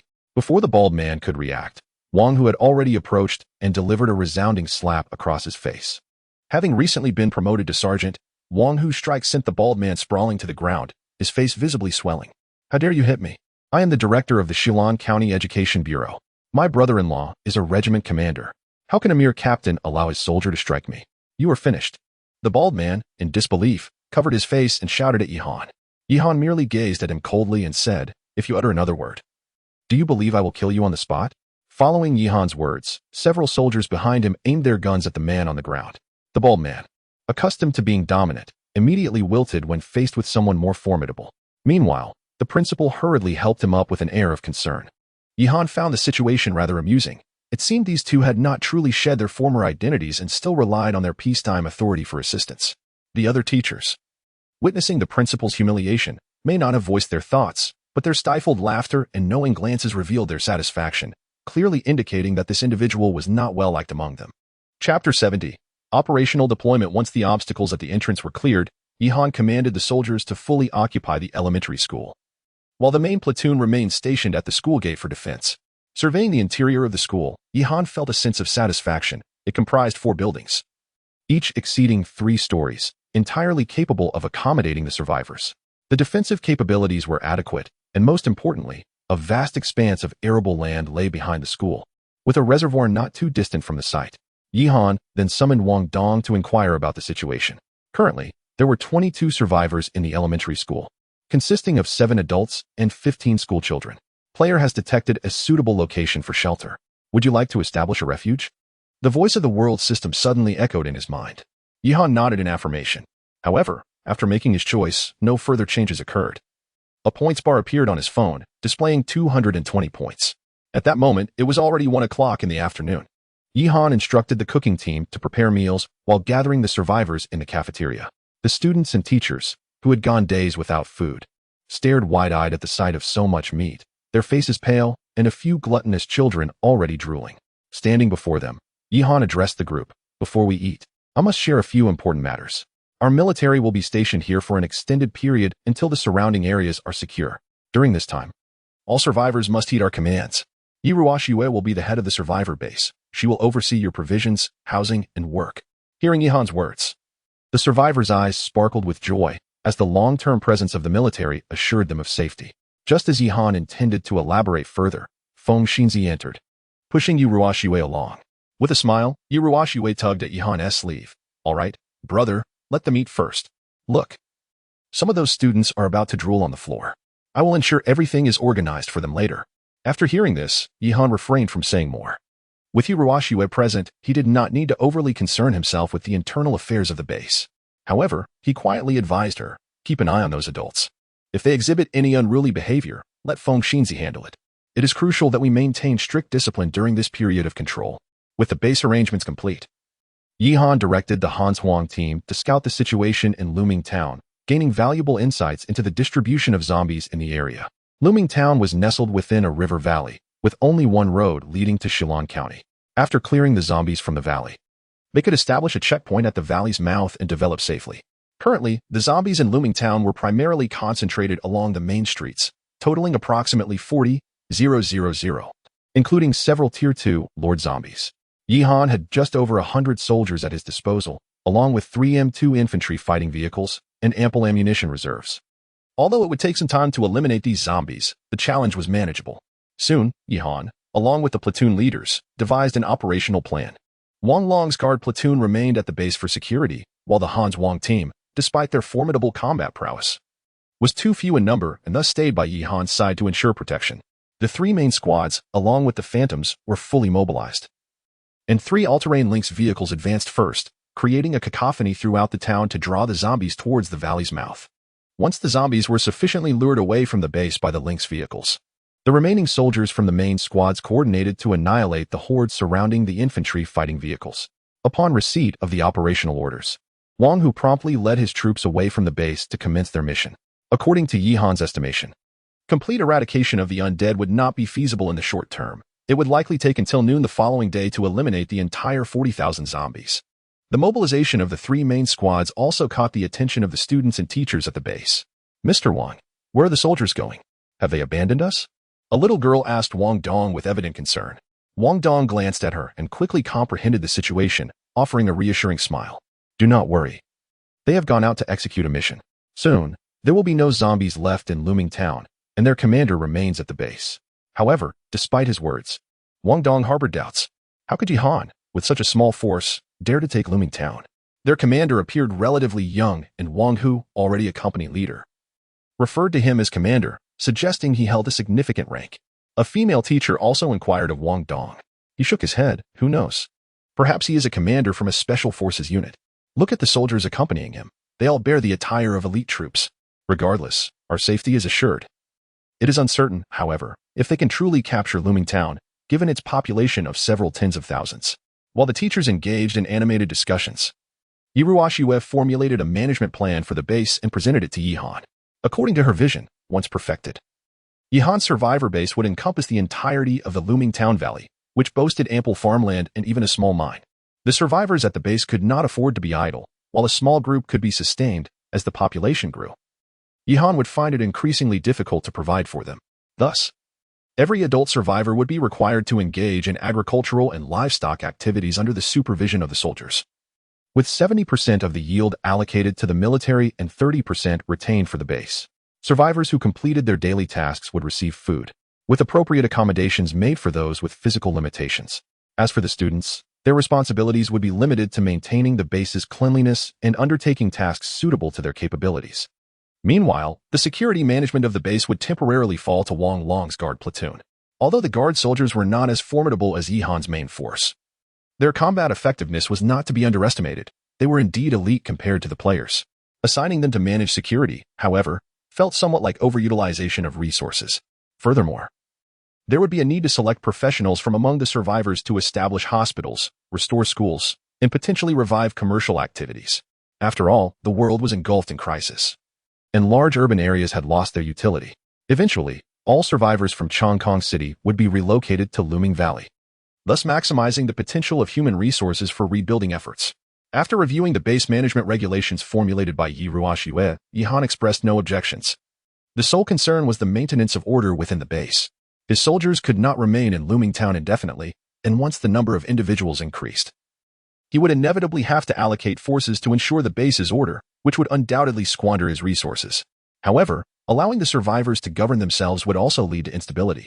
The most effective solution would be to establish a security team composed of individuals he could trust to uphold order among the survivors, while he would merely need to manage the security team with his troops.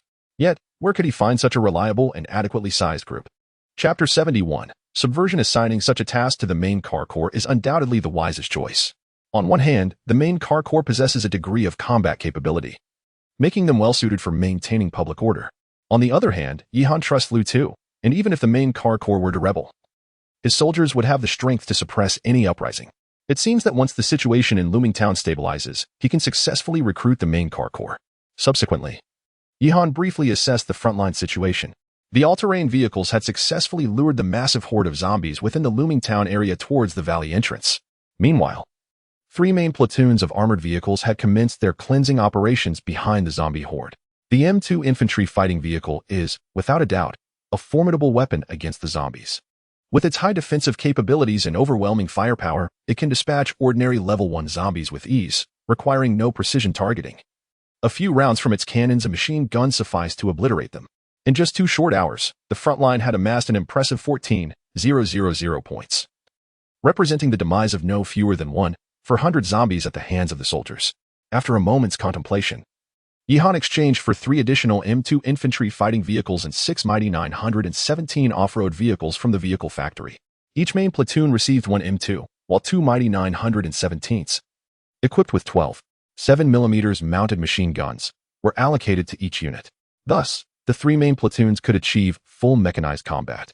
The vehicle exchange consumed 5,400 points, leaving Yi Han with 8,600 points, which he had no intention of retaining. Since he had promised to bolster Wang Long's security platoon, he felt compelled to keep his word. Moreover, upgrading to the rank of major would require a fully staffed unit. However, Yi Han did not plan to supplement Wang Long's platoon with army soldiers. Instead, he opted to exchange for 100 National Guard members. This decision stemmed from the fact that the National Guard's price is merely half that of army soldiers, and he currently experienced no anxieties regarding firepower. Wang Long's security platoon had no immediate combat requirements and was simply tasked with safeguarding the base. In this regard, the security personnel sufficed, as external operations could be handled by the main platoons. Should the main platoons falter, the addition of a security platoon would not significantly alter the outcome. Wang Long's security platoon need only maintain order within the base, and Yi Han could later upgrade their equipment through the armory. Perhaps this inclination stemmed from Yi Han's obsessive-compulsive nature. He believed that a family should be perfectly organized. Thus, if it were labeled a security platoon, it must consist entirely of security personnel. With this thought in mind, he promptly expended 100 points to exchange for 22 security soldiers and a German Shepherd military dog. Additionally, he equipped the security platoon with 3 all-terrain vehicles and 1 mighty 917 off-road vehicle, all fitted with mounted machine guns. Though Wang Long's security platoon may lack the combat prowess of the main platoons, their responsibilities are equally significant. The main platoons engage in external operations, while the security platoon maintains internal order. Having completed these arrangements, the once substantial 14,000 points had swiftly dwindled to 4,500. Yet there would be minimal expenses moving forward. At present, Yi Han's forces have achieved full personnel allocation. They merely await the accumulation of 45,000 points to reach a total of 100,000, enabling his promotion to major and the unlocking of level 4 marketplace privileges. Simultaneously, the 141st Cavalry Special Operations Regiment must also gather points, as this unit will serve as Yi Han's elite force in future endeavors. As the clock struck 8 in the evening, fierce battles continued to rage at the front lines, showing no signs of abating anytime soon. Yi Han busied himself arranging for the newly summoned guard soldiers to deliver supplies to the front line, while instructing Yi Ruoxue to organize meals within the base.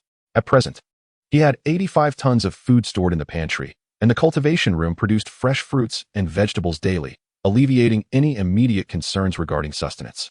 Upon inspecting the evening meal, He noted that the staple was rice from the cultivation room, accompanied by dishes such as braised pork ribs, minced meat stir-fried with eggplant, and scrambled eggs with tomatoes. Fresh oranges and apples were provided, along with a glass of milk for each student. This menu was quite commendable compared to the pre-catastrophe era. For a fleeting moment, the survivors within the base even experienced a fleeting illusion that the catastrophe had come to an end, as the survivors expressed their sentiments.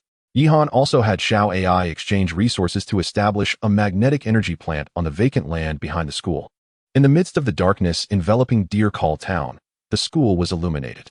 Yihan, having just arrived on the first day and with students present, contemplated screening a movie to entertain everyone, hoping to dispel the gloom cast by the catastrophe.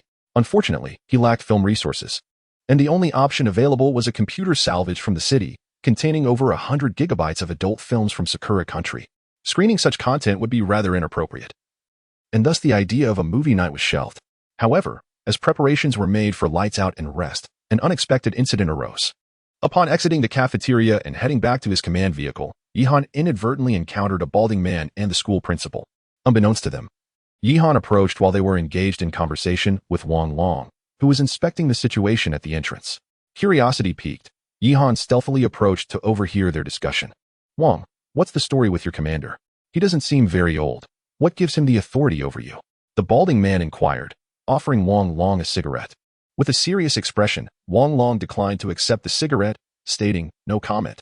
The balding man, undeterred by the rejection, continued, "I can surmise without your input. He holds the rank of lieutenant, likely just a recent military academy graduate. Your experience far exceeds his. In these chaotic times, are you truly content to be subordinate to him?" As Yihan listened to the balding man's words, a glint of cold fury flickered in his eyes. It became apparent that this individual sought to undermine him. Had he chosen to remain within the base, Yihan could have provided him a path to survival. Instead, this old fool was intent on digging his own grave. Wang Long listened to his words in silence. It is well known that a soldier's foremost duty is to obey orders, and the act of inciting a soldier to rebellion is inherently fraught with difficulty. Moreover, Wang Long was summoned by Yihan through the system, and apart from Yihan, he would never heed anyone else's commands. The bald man, noticing Wang Long's silence, mistakenly assumed he was wavering and continued, "My brother-in-law is a regiment commander, possessing considerable influence in Chongqing City, with all of Yihan's forces deployed elsewhere. This is indeed a prime opportunity." "Prime opportunity?" Wang Long replied, casting a glance at the man who stood a head shorter than him, his eyes betraying a barely perceptible hint of murderous intent. "Indeed," the bald man continued, "the director believes you should seize this moment to take your troops and depart. Remaining here with these commoners holds no promise for your future." The principal also stepped forward, attempting to sway Wang Long. Chapter 72. Establishing authority. "If you merely escort me to my brother-in-law, given his standing in the military, securing you a position as a company commander, or even a battalion commander, would be a trivial matter. The current circumstances call for capable individuals, and having someone of Wang's caliber languish under Yihan is a gross misallocation of talent. Yihan possesses little acumen for utilizing personnel. Those several company commanders, burly and seemingly devoid of intellect, are merely known as Wang Chuan Gui and Wang Chuan Song, are they not? They are the three simpletons of the Wang clan. Yet, under their command, the equipment surpasses yours, and their combat missions are duly assigned. In stark contrast, Commander Wang, brimming with ambition, finds himself confined to merely guarding Yihan's domain. I truly lament your plight." These two exchanged barbs, inciting Wang Long against Yihan. But why unleash unwarranted ire upon Wang Chuan Gui and his companions? Is there truly a need for such disparagement? Wang Long's envy towards Wang Chuan Gui is merely that, envy. After all, they are brothers who have faced life and death together. Where is the animosity? Furthermore, Yihan has just secured Wang Long a well-cooked opportunity with the deputy company commander position in a fully staffed security platoon, making him superior in rank to Wang Chuan Gui and his cohort. Their attempt at sedition utterly failed to select the right candidates or the opportune moment. How someone could rise to leadership while lacking such discernment is beyond comprehension.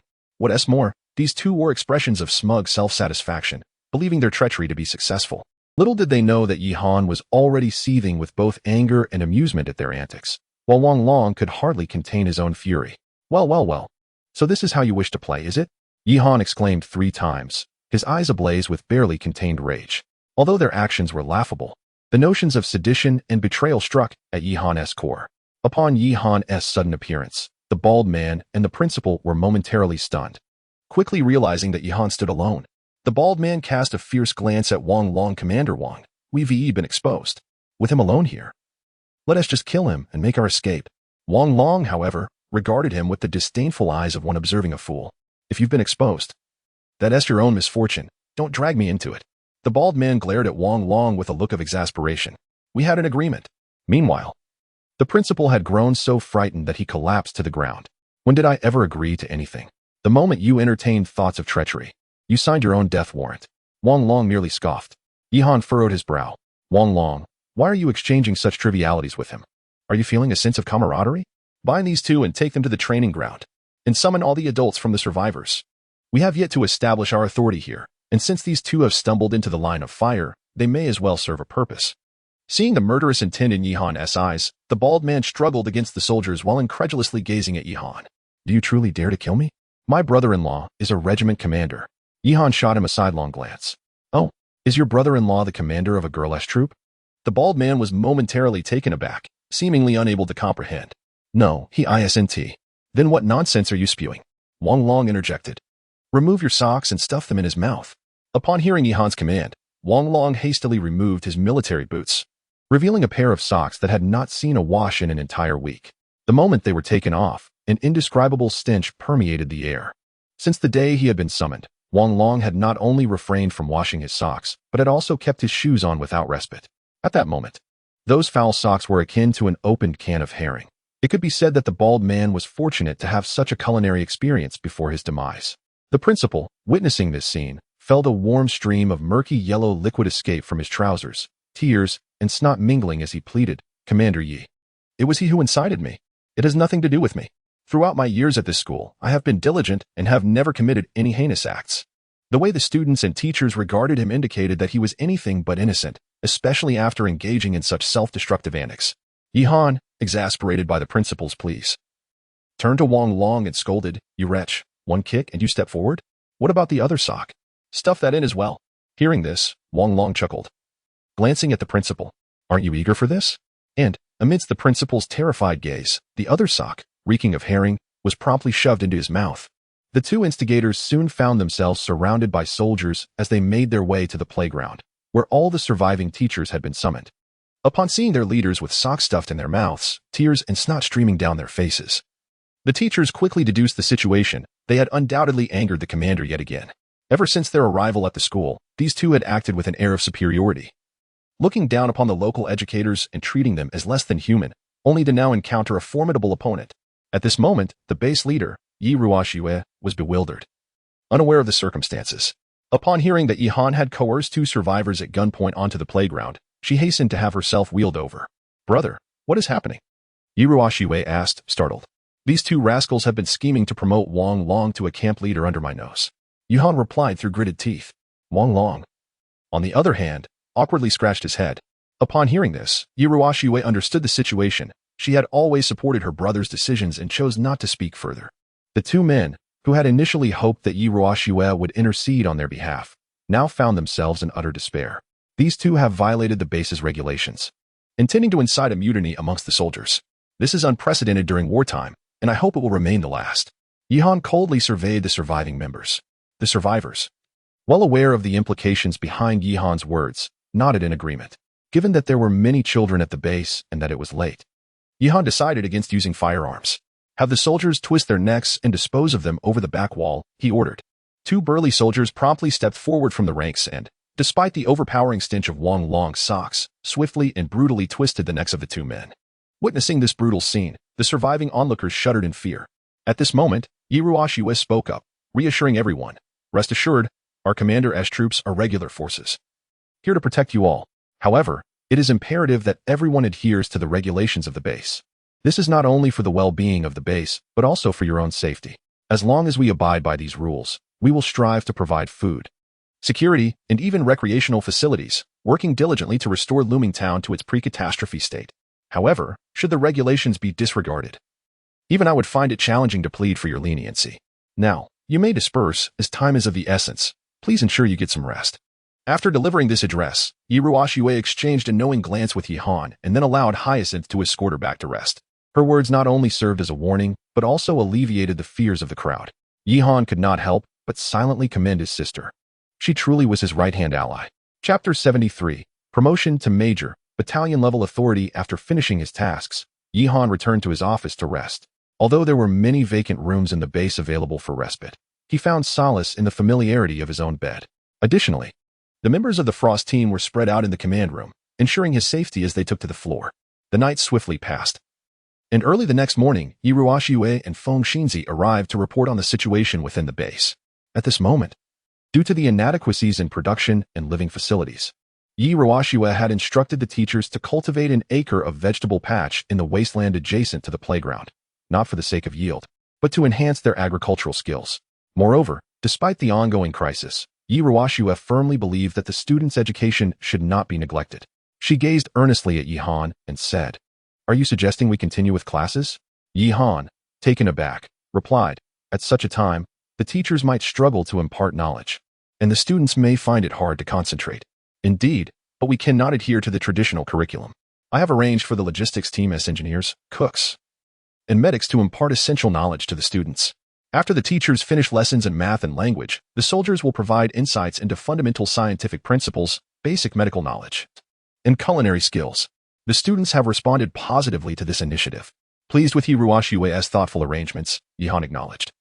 Even though the students are unable to engage in physical labor, acquiring such practical knowledge will not only benefit the base but will also aid in future logistics for their own units.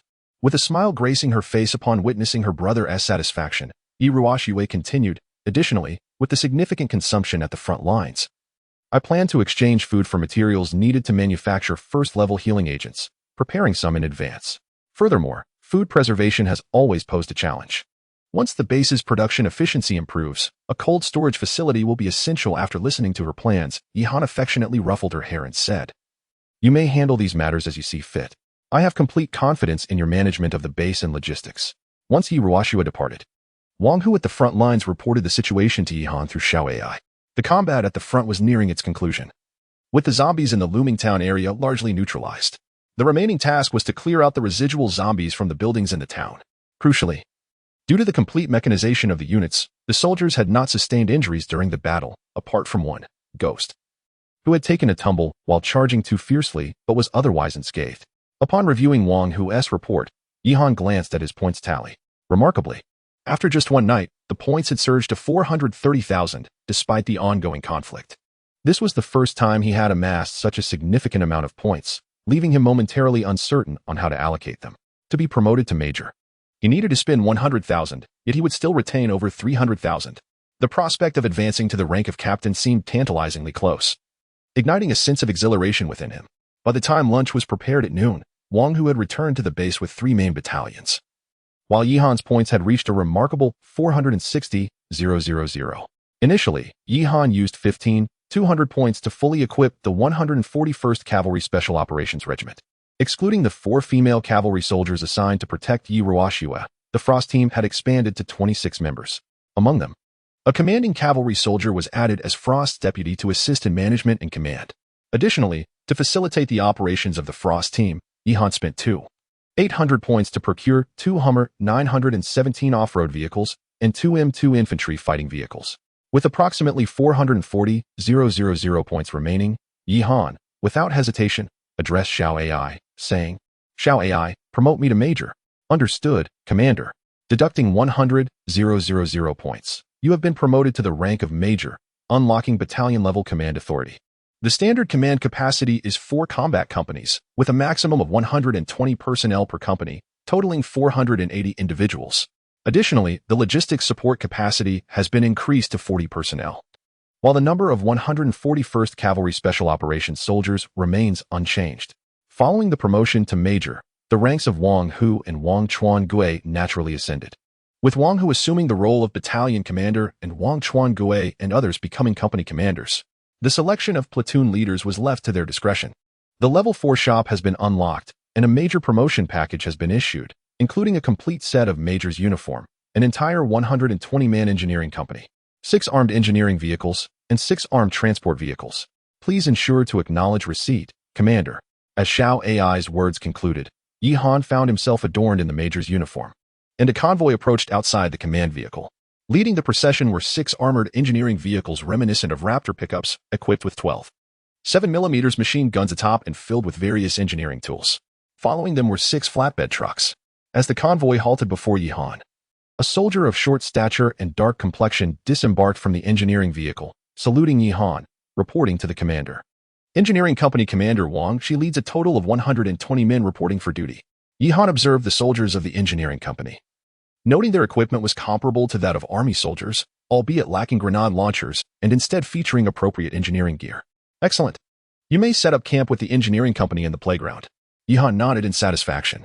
The arrival of this engineering company was timely. Following the liberation of Looming Town, construction of walls and various buildings would be necessary, all of which required the involvement of engineers. Moreover, the 6 trucks would facilitate transportation on the battlefield.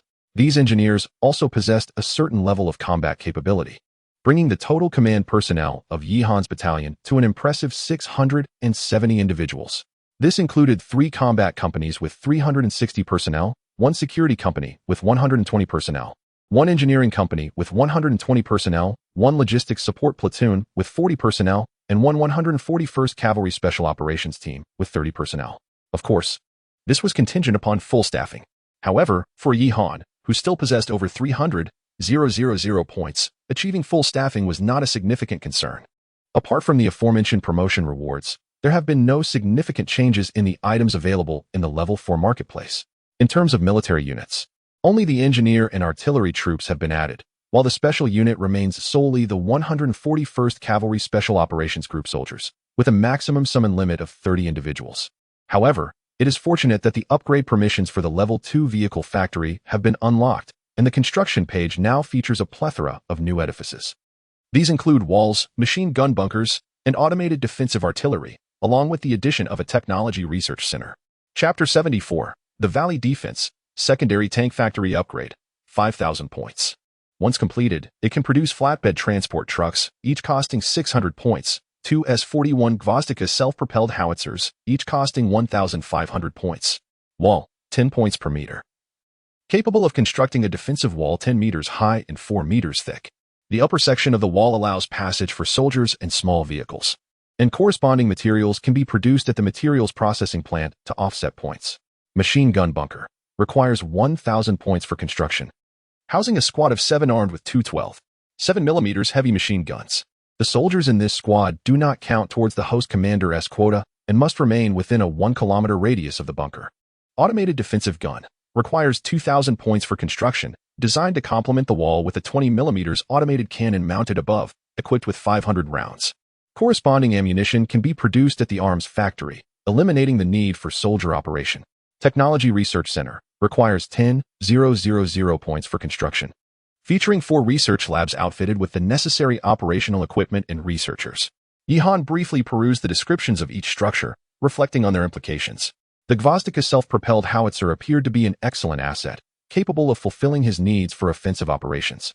This artillery piece is equipped with an 82mm caliber howitzer, boasting one of the largest calibers available aside from tanks, and its long-range capabilities are particularly advantageous. Perhaps he could form an artillery or armored platoon utilizing this equipment, with plans to upgrade to larger caliber or superior gear in the future. While Yihan was immersed in thoughts regarding troop arrangements, Wang, who entered the command room to report, "Commander, we have thoroughly cleared the valley surrounding Looming Town to prevent unauthorized entry. The main platoon has been stationed at the valley's mouth. Additionally, during the clearing operation, we discovered 10 steel treasure chests, 1 gold treasure chest, and located 20 survivors, 17 adults, 2 children, and an infant. Please review the findings, Commander." Yihan nodded in response. "You may delegate the management of the survivors to my sister. Bring the treasure chests over." The 10 steel chests yielded various materials along with numerous weapon tutorials, primarily focused on semi-automatic firearms from the Second World War. These would be reserved for the Minehart Brigade. The gold chest, however, contained a Level 3 vehicle space upgrade kit, which, upon upgrade, would provide 300 square meters of independent space within a vehicle, though it requires a Level 3 vehicle to utilize. At present, Yihan only commanded a Level 2 armed command vehicle. Additionally, the treasure revealed a tutorial for constructing a 50mm mortar, another relic from the Second World War, yet one that Yihan found useful. After reviewing the spoils, Yihan instructed Xiao AI to drive the command vehicle towards the valley area of Looming Town. Along the route, they passed through the town center, where the ground was littered with the corpses of zombies, exuding a pungent stench. Most buildings had been ravaged during the battle, rendering them uninhabitable. The reconstruction efforts following the disaster have emerged as a significant challenge, with countless corpses and survivors overwhelming the capacity for proper handling. Even the system's soldiers would require several days to manage the situation, much to Yihan's chagrin. While awaiting at the valley entrance, Yihan surveyed the surrounding terrain. Towering mountains flanked both sides, while a straight asphalt road led into the valley. He estimated the length of the valley entrance to be approximately 1,000 meters. If fortified with a wall, the town of Luming would be securely protected within. Access would necessitate traversing the mountains, thus making large-scale invasions exceedingly difficult. However, this endeavor would not be without considerable cost, as a 1,000-meter wall would demand 10,000 points. Although Yihan possessed a substantial number of points, he was prudent, believing in judicious expenditure.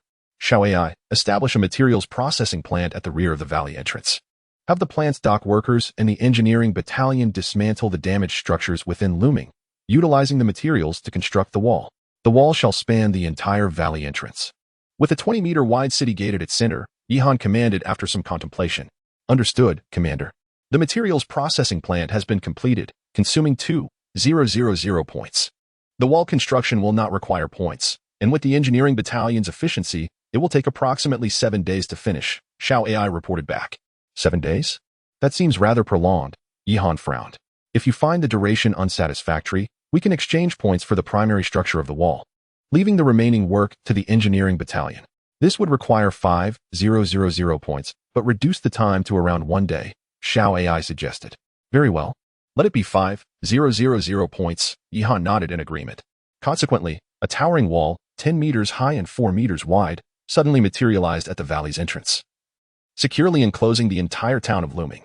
Upon closer inspection, it became evident that the wall was not yet fully constructed. Meanwhile, the materials processing plant's dock began transporting building materials to the valley entrance, and the engineering battalion's soldiers swiftly engaged in the wall's construction. 2 machine gun bunkers were erected on either side of the city gate, with automated defense cannons positioned every 200 meters atop the wall. Yihan continued to relay his directives to Shao AI. As points were expended rapidly, the construction of the Luming base's wall approached completion. Yihan had used 21,000 points, leaving him with 320,000 points remaining. With the wall nearly finished, attention turned to the deployment of personnel. The main force, now referred to as the First Company, could not remain stationed there indefinitely. As Yihan's primary troops, they were meant for broader endeavors. Transferring the defense responsibilities of the wall to Wang Long Shao AI. Augment the current configuration of the guard platoon to form a complete guard company, Yihan instructed. Wang Long's guard platoon, currently comprising 30 personnel, included 27 guards and 3 military dogs, alongside 4 Lynx all-terrain vehicles and 1 Warrior 917 off-road vehicle. The unit comprises 3 guard squads, each consisting of 9 soldiers and a military dog, equipped with a Lynx vehicle. The 917 off-road vehicle serves as Wang Long's personal transport, while the surplus Lynx serves as logistical support for the guard platoon. Following Yihan's promotion to major, he acquired battalion-level authority, and Wang Long's 30-man guard platoon was elevated to a 120-man guard company, now capable of encompassing 4 guard platoons. Although the cost of each guard platoon is significantly lower than that of the main battalion, it still requires a consumption of 600 points. The total expenditure to establish the guard company amounts to 19,800 points, prompting Yihan to exclaim in disbelief. Fortunately, he can now be considered a prosperous landlord, or else he would hesitate to spend so liberally. Meanwhile, Wang Long is delighted, as just last night, a defector had attempted to bribe him with the position of company commander, and now Yihan has unexpectedly appointed him to that very role. Most importantly, he can finally hold his head high. Previously, he would allocate points to Wang Chuan and others first, but this time it is his turn to revel in his own success. Chapter 75. Establishment of the Logistics Support Department. Now, Wang Long, you are in command of 4 guard platoons, each equipped with transportation. Although their armaments may not match those of the main combat platoons, the responsibilities they bear are no less burdensome. You must remain vigilant, Yihan cautioned Wang Long. Upon hearing this, Wang Long's expression turned serious as he raised his hand in salute, responding, "Rest assured, Commander, even with a mere shotgun in hand, I shall not falter." Yihan, noticing his resolve, patted him on the shoulder. "Position 2 of your guard platoons to patrol the perimeter, while 1 remains stationed at the base command, specifically at the school. The remaining platoon should conduct mobile patrols throughout the valley. With 4 guard platoons at your disposal, the security of the base will undoubtedly be assured. Focus on 2 critical aspects of security. One is the threat of zombie incursions, and the other, of utmost importance, is the prevention of sabotage by hostile entities, which includes, but is not limited to, other survivors. Do you understand? Yihan inquired. Though Wang Long appeared rugged, his mind was agile, swiftly grasping Yihan's intentions. Defending against zombies was relatively straightforward, as they lacked intelligence and were overt in their actions. However, human malice presented a different challenge. In these tumultuous times, the intentions of survivors were often inscrutable, and given Yihan's alignment with the Saviors, he would undoubtedly face opposition from the Apocalypse Corporation and its followers. After organizing the guard units, Yihan turned his attention to the main combat unit. With the guard company and the 141st Cavalry Special Operations Team fully staffed, the remaining vacancies were in the main combat company, along with a logistics platoon. At this juncture, there remained just over 300,000 points. Although this was still a distance from being promoted to lieutenant colonel, it was more than sufficient to fully staff the main combat company and the logistics platoon. Yihan first adjusted the configuration of the logistics team, opting not to establish it in the traditional format of squads and companies, but rather to transform the logistics platoon into a logistics support department. The cooking team, medical team, engineers, and the newly integrated engineering company were all incorporated into the logistics support department. Yi Ruoshui was appointed as the head of the department, with Wang Shi, the commander of the engineering company, serving as her deputy. The logistics support department would report directly to Yihan's command, meaning it would be under his direct oversight. In truth, the position of head of the logistics support department was tantamount to the battalion commander role held by Wang Hu. Even when Wang Hu needed to requisition supplies for combat, he would either seek Yi Ruoshui as coordination or consult with Yihan, the overall commander. Yihan's decision was not born from distrust towards Wang Hu, but rather from the immense weight of his own responsibilities and the multitude of matters he had to manage daily, which often left him in a state of mental disarray. Since his sister could manage logistics with such precision, it made sense to entrust her with this aspect, both to hone her skills and to ensure that everyone was utilized effectively. Yi Ruoshui and Wang Shi were naturally pleased, especially Wang Shi, who had transitioned from being merely a company commander to a position equivalent to that of Wang Long's deputy battalion commander. However, with joy comes sorrow, and at that moment, Wang Long found himself in a state of dismay. How vexing it is. Just as I have been promoted to deputy battalion commander, I find myself sidelined. The main combat company is under the command of Wang Hu, while in logistics, I now have a colleague of equal rank, Wang Shi. It seems my role as deputy battalion commander is reduced to overseeing only my own guard company, which is partially comprised of military dogs. Little does Yihan know of Wang Long's disparagement. After all, Wang Long's position as deputy battalion commander is merely nominal. His primary responsibilities revolve around base security and patrol duties. Why else would he have so many dogs at his disposal? With the establishment of the logistics support department, the focus shifted to augmenting personnel and equipment. Initially, the combined count of cooks, medics, and engineers was a mere 7 individuals, which sufficed at the company level but became insufficient at the battalion level. Now, with the entire battalion consisting of 600 to 700 personnel, relying solely on 6 or 7 individuals is utterly impractical. Even preparing meals poses a challenge. A single cook would struggle to provide sufficient food for the entire battalion. The logistics team's personnel cap has recently increased to 40, yet this figure still falls short, though it is at least somewhat manageable. Yihan furrowed his brow in contemplation. Shall AI increase the number of cooks to 15, elevate the medical team to 25, and then exchange for 4 flatbed transport vehicles and 4 Hummer 917 off-road vehicles? Directly allocate them to the school area and have my sister assign their tasks. The transport and off-road vehicles are intended for the logistics department to transport the injured and food supplies. With 15 cooks, we can prepare meals for over 1,000 people, while 25 medics should suffice during peacetime. However, in the event of a fierce battle, that number would be insufficient. Yet, if the situation escalates to widespread casualties, even assigning 1 medic per individual would not be enough. Very well, the total cost is 11,600 points. Yihan sighed, reflecting on the ease of expenditure compared to the difficulty of earning. A single cook requires the points equivalent to 2 guards, making the cost of 40 personnel comparable to half a guard company. Meanwhile, at the school, Yi Ruoshui learned of Yihan's arrangements from phone XINZ, her expression brightening slightly, not due to her promotion, but rather from the excitement of seeing her brother's strength grow. At that moment, the logistics soldiers and vehicles Yihan had summoned arrived at the school entrance, emerging unexpectedly from an inconspicuous path. Chef Wang Chu, along with 14 members of the cooking team, reporting to the minister.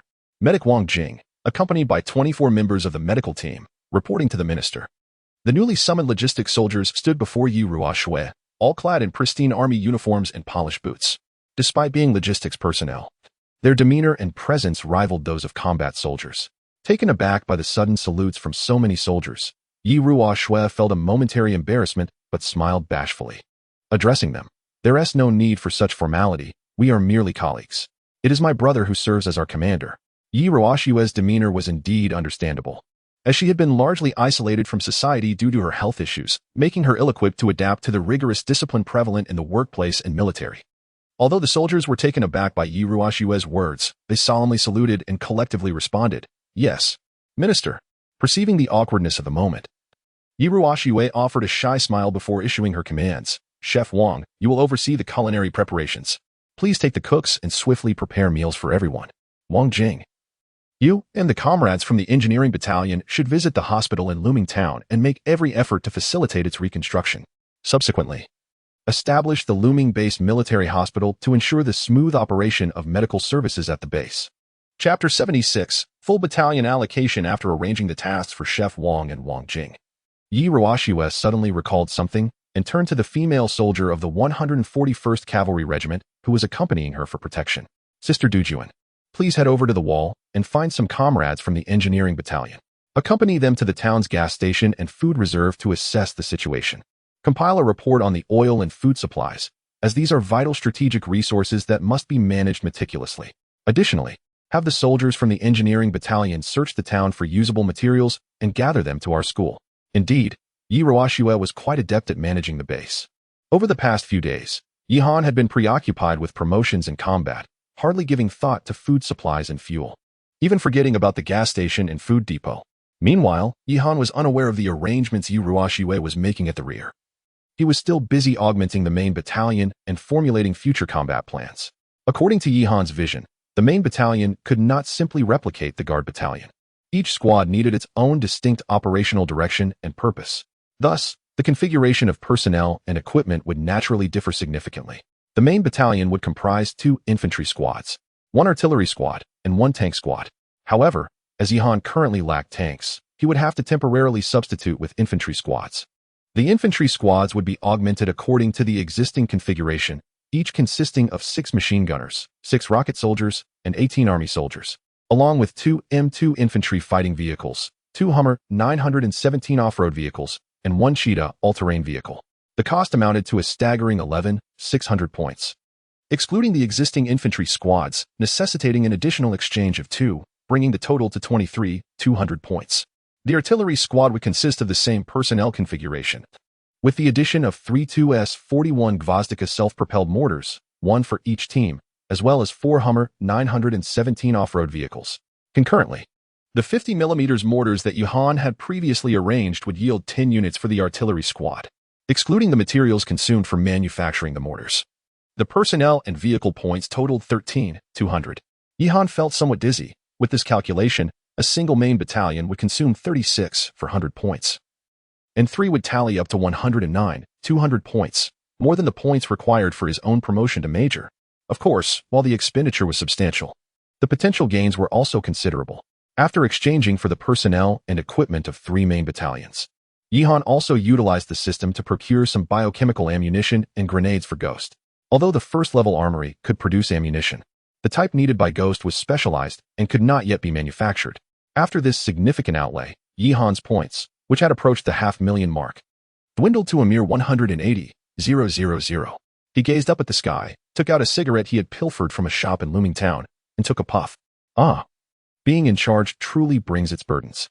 He then instructed, "Xiao AI, let us return to the school camp. The remaining tasks here can be entrusted to the guard battalion and the engineering battalion." The voice was unexpectedly tinged with melancholy. The afternoon breeze wafted through the partially open window of the command vehicle, and Yi Han's cigarette danced between his fingers, half drawn by the wind and half by himself. Xiao AI felt a twinge of confusion. Having just been promoted to major and commanding a formidable force, why did the commander suddenly seem so pensive? Little did she know the depths of Yi Han's thoughts. Just moments ago, with nearly 500,000 points in hand, he had been brimming with ambition, ready to surge forward towards the rank of lieutenant colonel. Yet, after a series of expenditures, the distance to that goal seemed to stretch further away, leaving him despondent. As they passed through the urban area of Looming Town, an idea struck Yi Han. He turned to Team Hans Wang and said, You should check on the grain depot and fuel station in Looming Town. Our troops are now equipped with so many vehicles, and energy supply is becoming a significant issue. Moreover, with the recent increase in personnel, relying solely on the scant 100 tons of food at hand is not a sustainable strategy. Before Han Huang could respond, Xiao AI interjected. Commander, my sister has already sent Du Wan and the engineering battalion soldiers to scout the situation. She continued, due to the concentration of personnel. Looming Town has a secondary fuel station, currently storing 60 cubic meters of gasoline and 50 cubic meters of diesel. The grain depot is still being assessed, but it is estimated to contain nearly 100 tons of rice and flour. Upon hearing Xiao AI's report, Yihan first reflected on the advantages of having a sister who was so considerate, and then felt a sense of satisfaction with his choice of Looming Town. The supplies of food and fuel appeared ample, alleviating immediate concerns. Before long, Yihan returned to the school, arriving just as the clock struck 5. The cafeteria was bustling with activity, and the aroma of delicious food wafted through the air. At this moment, under the protection of Feng Xinzi and others, Yi Ruoxue was hosting a social gathering for the survivors on the playground. Beneath the evening sun, the atmosphere was filled with laughter and joy, a stark contrast to the apocalyptic world surrounding them. Yi Ruoxue organized this gathering not only to provide entertainment for the survivors and dispel negative emotions, but also to summarize the day's work. After all, it was the first day of base construction, and such a review was essential. Yihan chose not to interrupt the merriment, but instead stood quietly to the side, listening to Yi Ruoxue's address.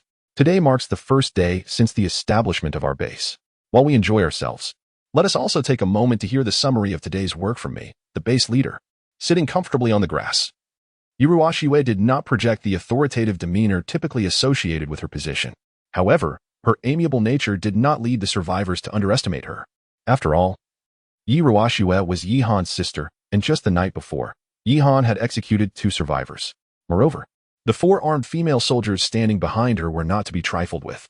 Though Feng Xinzi and her companions possessed striking beauty, their intimidating presence was undeniable. When addressing Yi Ruoxue, their expressions softened, but towards others, they maintained a stern countenance. Upon hearing Yi Ruoxue's words, the previously playful survivors hurriedly settled down, eager to listen attentively to her remarks. Today, the educators at the school have conducted their teaching endeavors quite successfully, and the students have displayed a commendable enthusiasm for learning the new curriculum. This enthusiasm is something we must strive to maintain, as acquiring these skills will undoubtedly contribute to both personal growth and the development of our community. However, the teachers still lack experience in agricultural practices, and their physical stamina leaves much to be desired. In the future, it would be beneficial for them to engage in morning exercises alongside the soldiers to enhance their physical fitness. Furthermore, as the population at the base continues to grow, I have decided to organize management by household. Thus, the teachers from our school will form a household with the students, until they can locate their relatives. The educators must assume the role of guardians, becoming not only the teachers of the students but also their parental figures. Chapter 77, The Base Development Plan Beside Her. Yihan listened to Yi Ruoxue's remarks and couldn't help but nod in admiration. This management approach was indeed well-suited for the base. Organizing households into groups would significantly enhance management efficiency while also catering to the survivors' emotional distress from losing their loved ones, allowing them to integrate into the new order more swiftly. As for Yi Ruoxue's subsequent comments, Yihan chose not to pay attention, nor did he intend to make an appearance. It was clear that the survivors felt a closer affinity to Yi Ruoxue, while they regarded Yihan with a degree of trepidation. However, this was advantageous. With someone playing the role of the good cop, it was necessary for another to assume the bad cop role. Fear was certainly preferable to being disregarded. Han Shuang, please convey a message to Wang Hu and the others, instructing them to have all officers at the company level and above gather in the command vehicle after dinner for a meeting to formulate the upcoming operational plan. Yihan instructed Han Shuang. At that moment, Wang Hu was reviewing the newly arrived soldiers and equipment alongside Wang Chuan and others, all beaming with delight. Before long, it was time for dinner. Upon hearing about the meeting, they hastily devoured their meals and rushed to the command vehicle, each having thoughtfully brought a portion of food for Yihan. In this regard, Wang Hu and the others were somewhat presumptuous. After all, as the overall commander, it was improbable that Yihan would go without his own special provisions. He had already arranged for the cooks to prepare a personalized meal, which was delivered to the command vehicle. Yihan, observing the soldiers arriving with their lunchboxes, chuckled and chided. You lads ought to put more thought into the management of the troops. Wang Hu and his companions, feeling somewhat embarrassed, scratched their heads. All right, now that you're here, let us sit down and commence the meeting. Wang Hu, Please begin with the matters concerning the troops, Yihan said, chewing on his food. Report, Commander. The newly assigned soldiers have been reviewed, and each unit has selected their respective squad and team leaders. The current issue is accommodation, Wang Hu reported. Yihan paused in his hearty consumption. Indeed, arrangements for the soldiers' lodging needed to be addressed. After all, the veteran troops had fought through the night and required rest. Yet the current command vehicle could not accommodate so many individuals. His own secondary command vehicle could house a maximum of 80 personnel. After some contemplation, Yihan proposed. Isn't there a small community adjacent to the school? Have the soldiers of the main company stationed there, while reserving the school's dormitory for the logistics support department and the guard company. Of course, this is merely a temporary measure, as my troops are destined to be deployed to other cities in the future. Thus, upgrading to a tertiary command vehicle must be prioritized. It would be unwise to have a large contingent of troops exposed to the elements. Additionally, allow the veteran troops who participated in last night's operation to rest first. Today, the newly summoned soldiers should work overtime to clean the battlefield at the center of looming town, transporting the zombie corpses to the valley behind and finding an appropriate space for a proper burial. Furthermore, a monument should be erected, inscribed with a tribute to the victims of the biochemical incident involving the Sakura Nation's Tianchi company, bearing the words, "What shall we wear? We shall wear the same armor as you." Yihan had contemplated this matter during the day, although it was a parallel world. These zombies were still compatriots from the Dragon Kingdom, whether from a humanitarian perspective or a sense of national sentiment. He could not bear to let their bodies rot in the wilderness. The phrase clad in the same robes not only commemorated their tragic fate, but also encapsulated Yihan's intent for vengeance against the Tianchi Corporation and Sakura Nation. Regardless of his previous limitations, he now possessed the capability to ensure that blood debts would be repaid in kind. Yes, Commander. I will issue orders to the squad leaders immediately, Wang Hu nodded in agreement. This task can wait. Our immediate priority is to confirm the subsequent operational plans. Yihan lit a cigarette and began to study the map of Chongqing City. At that moment, the zombies within the base of Looming Town had been completely eradicated.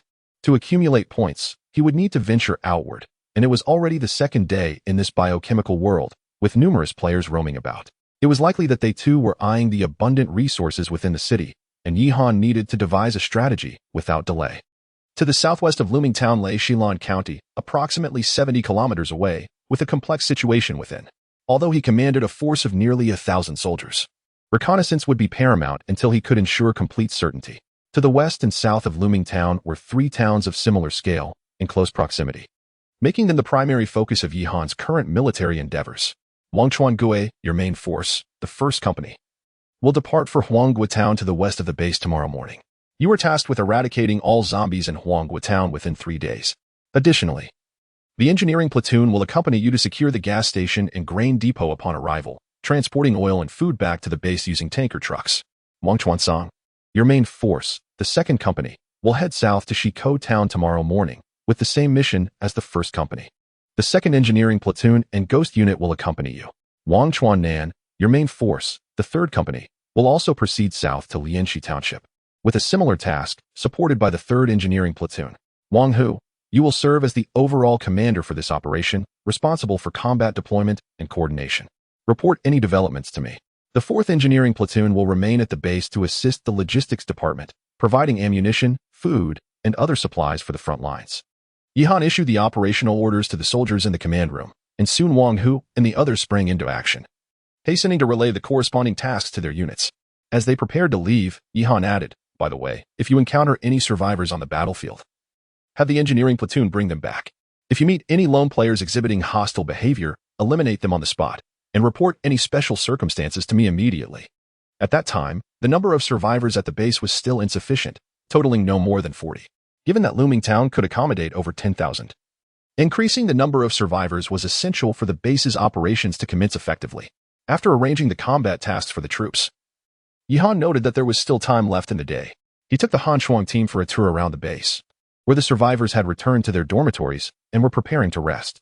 As Yihan reached the foot of the dormitory building, he was met with the fervent sounds of an argument between 2 men emanating from above. It appeared they were embroiled in a dispute over the allocation of dormitory spaces. Both individuals seemed to possess rather fiery tempers, and their shouting escalated, hinting at a potential physical confrontation. Yihan shook his head in exasperation. Yi Ruoxue retired early each night, and if the two continued their raucous exchange, it would surely disturb her peace. With the dimness of nightfall, it would be inconvenient for Yi Ruoxue to intervene and mediate the situation. If such discord could arise among the scant few present at the base, what would it be like when the numbers increased? Moreover, the soldiers of the guard company would hardly intervene in trivial conflicts among survivors. As long as no firearms were drawn and no threat was posed to Yi Han and his companions, they would remain indifferent, even if the combatants were to inflict grievous harm upon one another. It seemed that the establishment of a security team had become an urgent necessity. Yi Han murmured to himself. Chapter 78. Drones. With these thoughts in mind, Yi Han resolved to allow Lu Tu and the main vehicle team to take residence in the base once it became more populated in a few days. He then instructed Han Zhuang to ascend the building and inquire about the situation. 141st Cavalry Special Operations Regiment. Open the door. In an instant, 7 armed soldiers from Han Zhuang's squad charged upstairs, delivering a series of fierce kicks to the door. These soldiers, unlike law enforcement personnel, were not inclined to adhere to any principles of civilized law enforcement. Any resistance would be met with gunfire. The 2 individuals inside were left utterly bewildered. Before they could even reach the door, it was forcefully kicked down by Han Zhuang, and 7 rifles were immediately aimed at them.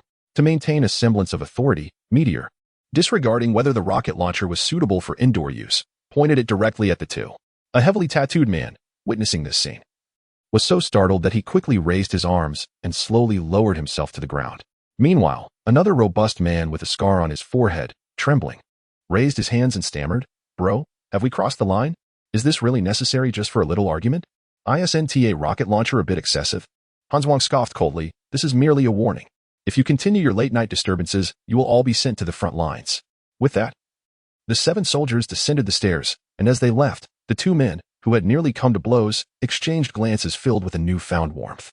From that moment on, the survivors at the base, regardless of past grievances or conflicts, managed to coexist peacefully. Such is the nature of adulthood. Had it been children, Yi Han would have found it difficult to intervene. After completing these tasks, Yi Han and the soldiers retreated to the command vehicle to rest, and before long, the next day dawned. Before the sun had risen, the mess hall had already prepared breakfast.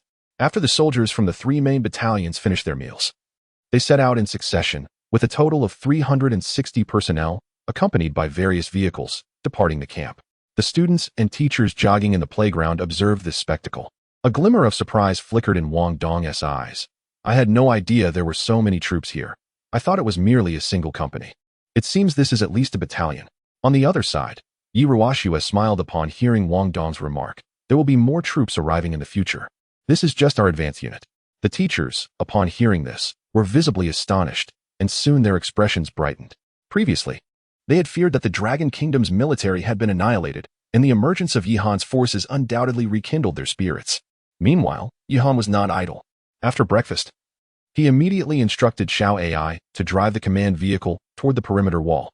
Following a night of labor, the zombie corpses within the urban area of Looming Town had been largely cleared, with only the streets needing to be swept clean of blood and debris. The damaged buildings had mostly been demolished, leaving only a few intact residential blocks. At this moment, the area surrounding the wall had been completed under the efforts of the engineering company. The towering 10-meter wall exuded a sense of security, and any survivors arriving here would undoubtedly perceive it as a miraculous fortress. Yi Han instructed Xiao AI to maneuver the command vehicle atop the city wall, where he settled in to await reports from the front lines. As boredom consumed him, he glanced at the communication hall. Originally populated by 100,000, the number had dwindled to 96,782 over the course of 2 days, suggesting that approximately 3,000 players had perished. However, Yi Han understood that mortality rates would inevitably decline. In the nascent stages of this world, the death rate was at its peak, with those unable to adapt to the transformation and possessing inferior survival skills being the first to be eliminated. Subsequently, only the more resilient players would remain. In the Huijin County region, a large encampment of survivors was discovered, armed with numerous weapons. Was there no interest from the Apocalypse faction in their convoy? Capture the survivors and split the spoils. Are you even human? They are, after all, our compatriots. You Apocalypse followers are nothing but curs. This fellow is but a vagabond. Dare to oppose us, the Apocalypse faction? Are you tired of living? The Dimensional Convoy seeks to recruit players, specifically from the Vagabond faction. We shall not partake in the missions of the Apocalypse or the Saviors, only striving to survive in this world. Failure to engage in main quests will result in the loss of player status. Shouldn't you hasten to find and eliminate a few survivors? The survivors are well hidden now. Who can locate them? With so many zombies wandering the urban landscape, it is a miracle if we can protect ourselves with our meager weapons. Why do you refuse to join the Apocalypse faction? The Apocalypse players who are faring well possess AK-47s now. Yihan observed the content in the communication hall and began to assess the current situation. The Apocalypse players had established dominance in this world, although the vagabonds were numerous. They were progressing cautiously. On the brighter side, it had only been 2 days since the onset, and the Apocalypse players had yet to consolidate their power, remaining dispersed across various convoys. Despite belonging to the same faction, internal conflicts were inevitable. Their influence was primarily wandering through rural towns, lacking the capacity to encroach upon county towns and Chongqing City. He needed to swiftly elevate his status to that of a regiment and seize control of Shillong County. On one hand, the number of survivors in the county town was undoubtedly substantial. If he did not intervene, they would be annihilated by the Apocalypse players. On the other hand, he needed to subtly unite the various Apocalypse convoys to dismantle them one by one. Although the strength of the Apocalypse players was negligible in Yihan's eyes, a larger number could prove troublesome, as players were not mindless zombies devoid of intellect. This was a challenging predicament. He needed Wang Hu and the others to expedite their progress. Yihan furrowed his brow. The timeline originally set for the main forces was 3 days, but it now seemed rather prolonged. Shall I relay the command to Wang Hu to accelerate the pace of the main forces? Yihan instructed. Xiao Ai nodded in affirmation, then suddenly appeared to recall something as she addressed Yihan. Commander, there seems to be an unidentified target invading above the base. The radar indicates a hostile unit. Yihan furrowed his brow at this revelation, pondering who would dare to intrude at such a time. Gazing outside the command vehicle, one finds no discernible targets beyond the walls. However, the soldiers stationed to guard the perimeter are all intently focused on the sky. At that moment, 3 drones are swiftly approaching the looming base, soaring at an altitude that renders them impervious to ordinary rifles, leaving the guards with no choice but to watch helplessly. Xiao Ai, instruct the vehicle-mounted cannon to bring them down. Yihan commanded decisively. Recognizing them as hostile entities, it was imperative to neutralize the threat. Under Xiao Ai's guidance, the cannon swiftly aimed at the encroaching drones. As the cannon unleashed its fiery barrage, 2 drones were obliterated in midair. However, one drone, sensing imminent danger, rapidly ascended and continued its approach towards looming base. Chapter 79. Soldiers of the Dragon Kingdom. Yihan refrained from allowing Xiao Ai to pilot the command vehicle in pursuit of a mere drone, which posed no significant threat to the base. However, the identity of the drone's operator remained a mystery. It was unlikely to be the Wanderers, for they were reluctant to provoke even a horde of zombies, let alone engage with him without cause. Thus, the only possible culprits were the players from the Apocalypse. Had these individuals already begun to harbor nefarious intentions against him? Contemplating this, Yihan noted the drastic changes in looming town over the past few days. The sound of artillery had echoed throughout the night, followed by the rapid construction of towering walls and the deployment of 3 main combat companies from the valley. It was impossible to remain unnoticed under such circumstances.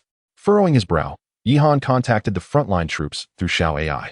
Meanwhile, Wangchuan Gui, Wangchuan Zong, and Wangchuan Nan, the 3 main companies, had arrived at their designated positions and commenced the clearance of zombies from the outskirts of the town. However, new developments were reported from Wangchuan Zhang's side. Commander, we have discovered a survivor camp in Huanghua Town, housing over 300 individuals. In addition to the survivors from Huanghua Town, many have fled from Looming Town to seek refuge here. Yihan's interest peaked. It was no wonder that Looming Town had only 40 survivors. He had previously wondered how such a small number could exist, only to realize they had all migrated to the neighboring town. What is the current situation of the survivor camp in Huanghua Town? Have you made contact with them? Wangchuan Gui promptly replied, we have established contact, but these individuals appear to distrust our forces. Furthermore, there are 20 armed personnel within the camp, equipped with both police gear and military standard weapons. Upon hearing this, Yihan fell into deep contemplation. It was not unusual for survivors to possess police equipment, but the presence of military-grade arms was certainly perplexing. Could it be that the Dragon Kingdom's army had not yet been entirely annihilated? After deliberating, Yihan decided to personally assess the situation. The base was secured by a garrison, and with the main company stationed in Huanghua Town, safety was not a concern. After a brief moment of thought, Yihan returned to the school to summon Wang Dong, who was currently teaching. Given the presence of Looming Town's residents in Huanghua Town, Wang Dong's expertise could prove invaluable. It was Wang Dong's first time entering Yihan's command room, and apart from his nervousness, his eyes sparkled with curiosity and excitement. Yihan glanced at him curiously. Mr. Wang, you seem quite knowledgeable about the military? Wang Dong, slightly bashful, smiled and explained. I always dreamed of joining the military as a child, but my family opposed it, leading me to attend a normal university. Thus, I am somewhat of a military enthusiast. Understanding Wang Dong's background, Yihan chose not to press further and instead inquired about other matters. Wang Dong had lived in Luming Town for 6 or 7 years and was familiar with most of the local residents, possessing a decent rapport among them. The group swiftly arrived at Huangwu Town, where Company Commander Wang Chuangui awaited Yihan at the town's entrance. Meanwhile, the 3 main squads under his command were engaged in the eradication of zombies throughout Huangwu Town, leaving only 1 squad for mobile support. The sounds of gunfire echoed within the town, interspersed with the explosions of artillery barges. "Where is the survivor camp?" Yihan inquired directly upon meeting Wang Chuangui. "The camp is located at the grain depot in Huangwu Town. We have constructed walls and set up checkpoints there. Since most of the soldiers from our company have gone to the front lines, we have not dispatched troops to manage the area," Wang Chuangui replied. Yihan nodded and then said, "Have the soldiers from the mobile detachment accompany me." The combat detachment retained by Wang Chuangui was a newly assigned infantry squad, comprising 30 well-equipped soldiers, along with 2 M2 infantry fighting vehicles. Their uniforms were pristine, and the soldiers presented a disciplined and formidable appearance, reminiscent of a regular army unit. Before long, Wang Chuangui's infantry squad escorted Yihan's command vehicle to the vicinity of the grain depot in Huangwu Town. The grain depot was similar in appearance to that of Luming Town, resembling a small factory. However, the survivors had not only reinforced the height of the walls but also established sentries at the entrance leading to the depot. Sandbags were piled up to block the entrance, behind which stood 5 men armed with rifles. Among them, 3 were in civilian clothing, while the other 2 were clad in the uniform of the Longwu Guard forces. Yihan immediately discerned that the 2 men in military attire were not impostors. Their sergeant insignia and upright posture were unmistakably indicative of regular Longwu troops. Upon sighting Yihan and his entourage, the 5 sentinels at the grain depot exhibited expressions of vigilance. Yet the 2 soldiers in uniform revealed glimmers of joy in their eyes. Yihan instructed the command vehicle to halt nearby, and then he led the Frostbite squad forward. The 2 soldiers, upon noticing the major insignia on Yihan's shoulder, brightened and saluted, exclaiming, "Greetings, Comrade Battalion Commander." Yihan was taken aback. These 2 were undoubtedly members of the official Longwu military. "Which unit are you from? What brings you here?" he queried. A youthful soldier, appearing no older than 19, promptly replied, reporting to the battalion commander, "We are soldiers from the 3rd Squad of the Shilin County Guard Forces. Following the outbreak, a contagion spread within our unit, and our squad leader had no choice but to lead us to Huangwu Town." Yihan's heart stirred. What happened to the rest of the Shilin County Guard Forces? "And who among you is the squad leader?" The soldier's expression turned somber. "Most of the guard forces have been infected. Only the 7 of us managed to escape. Upon reaching Huangwu Town, to gather and protect the townsfolk, our squad leader and 4 comrades were bitten by zombies and have since taken their own lives. Only the 2 of us remain." Yihan sighed. Indeed, Longwu soldiers are committed to protecting the populace even unto death. Despite the chaos and disarray within their ranks, they instinctively made the right choices rather than becoming stragglers. However, since the official forces had lost their command capabilities, Yihan was spared the complications of interacting with them. Although his troops resembled a regular army, they were not affiliated with any nation, and engaging with official forces could lead to trouble. In light of the current situation, it was somewhat convenient. "In that case, please open the checkpoint. I wish to assess the condition of the camp and subsequently take over your responsibilities here," Yihan promptly stated. The 2 soldiers naturally had no objections. After a brief acknowledgement, they intended to instruct the personnel to remove the sandbags obstructing the entrance. However, the remaining 3 armed men were unwilling to comply. "No, they cannot enter. We must wait for the camp commander to arrive." The 2 soldiers, filled with indignation, retorted, "Move aside at once." "What camp commander? This place is about to be taken over by the military. Are we to allow you to continue your reckless behavior?" Yihan observed the commotion among the 5 individuals with a sense of curiosity. What was the situation? Wasn't this camp under the jurisdiction of the guard unit? Casting a glance at the standard-issue rifles in the hands of the 3 men, Yihan surmised that after the soldiers of the guard unit had fallen, their weapons must have ended up in the possession of these individuals. With only 2 soldiers remaining, although their combat proficiency surpassed that of ordinary individuals, they were ultimately unable to contend against multiple adversaries, resulting in a natural relinquishment of control over the camp to others. Chapter 80. The Camp No. We must wait for the person in charge to arrive. Even if they are from the military, it is still unacceptable. Besides, just look at their uniforms. They bear no resemblance to those of the Dragon Country's forces. A tattooed man pressed one hand against the sandbags, preventing the soldiers from touching them, while his other hand clutched his firearm tightly. Upon hearing his words, the two soldiers of the guard unit exchanged perplexed glances but continued to insist that the sandbags be moved. Although the uniforms worn by Yihan's troops closely resembled those of the Dragon Country's army, there were still subtle differences. However, the faces of the soldiers were unmistakably those of Dragon nationals, and given that the Dragon Country is a renowned global power, which nation could possibly deploy troops here? Moreover, with the world in such disarray, other countries are preoccupied with their own affairs. Who would come to this place? We are a special forces unit of the Dragon Country. Allow us passage immediately. Yihan furrowed his brow, growing increasingly impatient. Initially, he had hoped to communicate effectively with these survivors, but were they intent on provoking him? On the other side, Wang Chuan-Gui, catching Yihan's glance, promptly turned to the infantry soldiers he had brought along and commanded, "Move the sandbags. Anyone who dares obstruct the advance of the troops will be shot immediately, in accordance with wartime regulations." As soon as Wang Chuan-Gui's words fell, four fully armed soldiers approached the sandbags with stern expressions.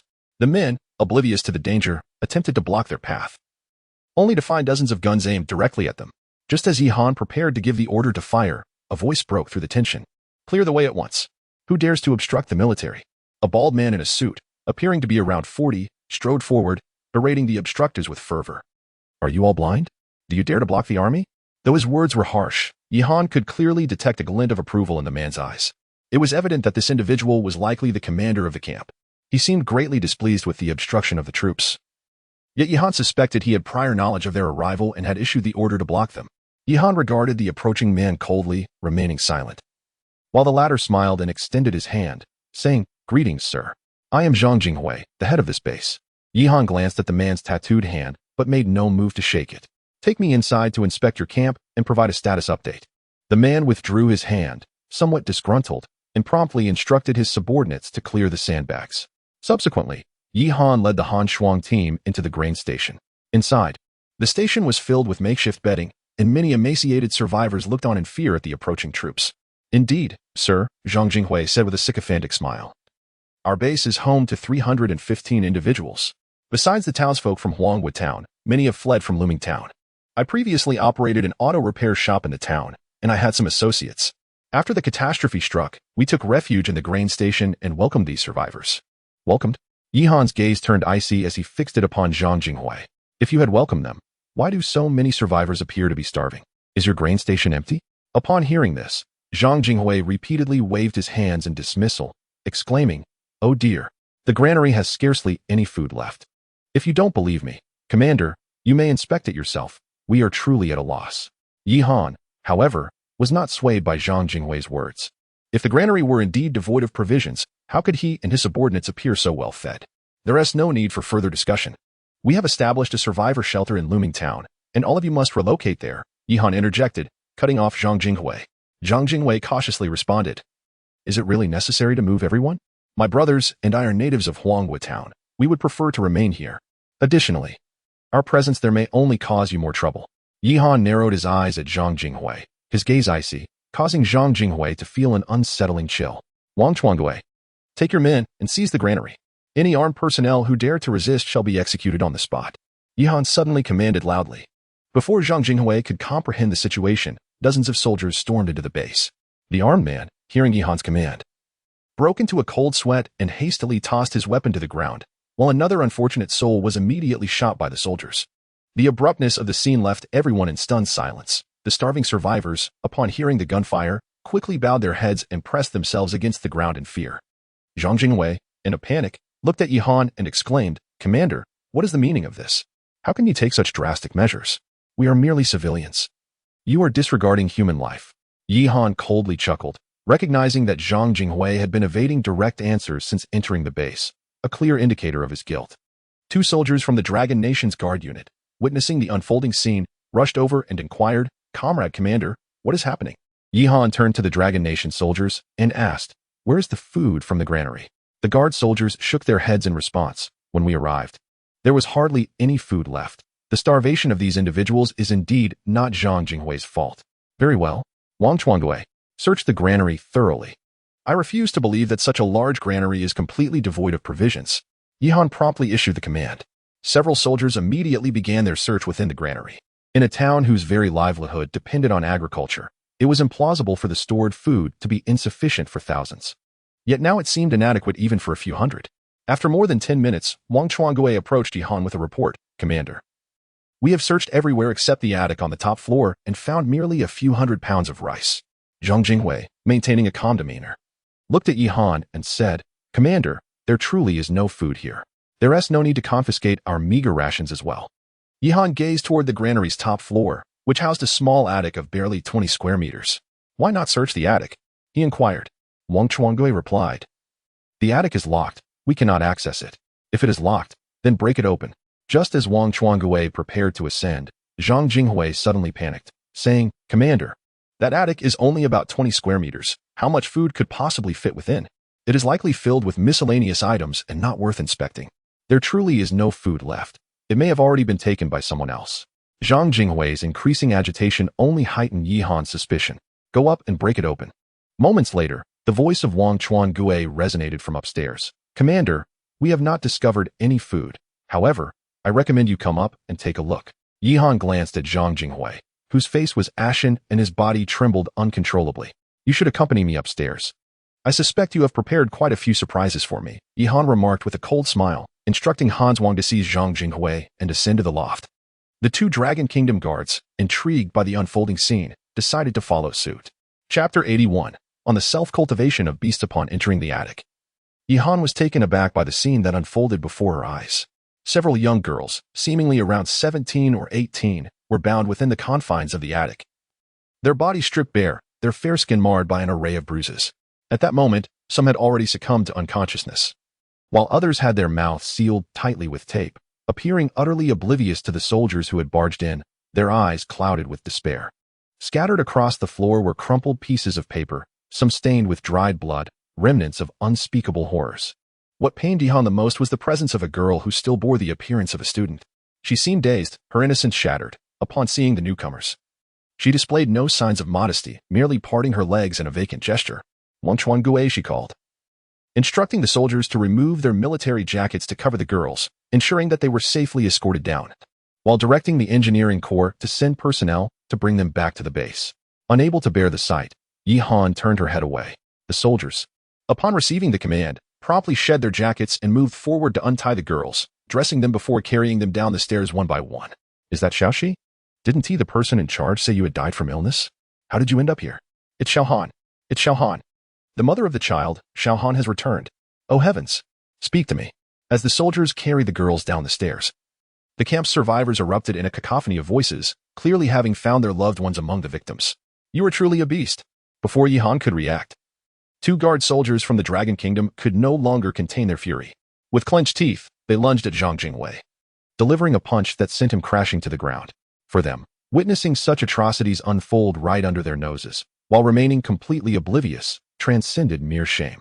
Yihan coldly regarded Zhang Jinghui, who now resembled a battered figure, and turned to the two guard soldiers, asking, Are you two not going to intervene in such matters occurring within the camp?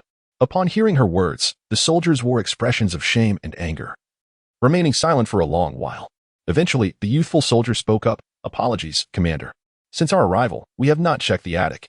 Zhang Jinghui claimed it was merely a storage area, and we did not think further of it. We have neglected our duties. Yihan shook her head, choosing not to elaborate further, and then turned her attention back to the disoriented Zhang Jinghui. Wang Chuangui, take this scoundrel away. I have a delightful spectacle planned. Killing him would be too lenient.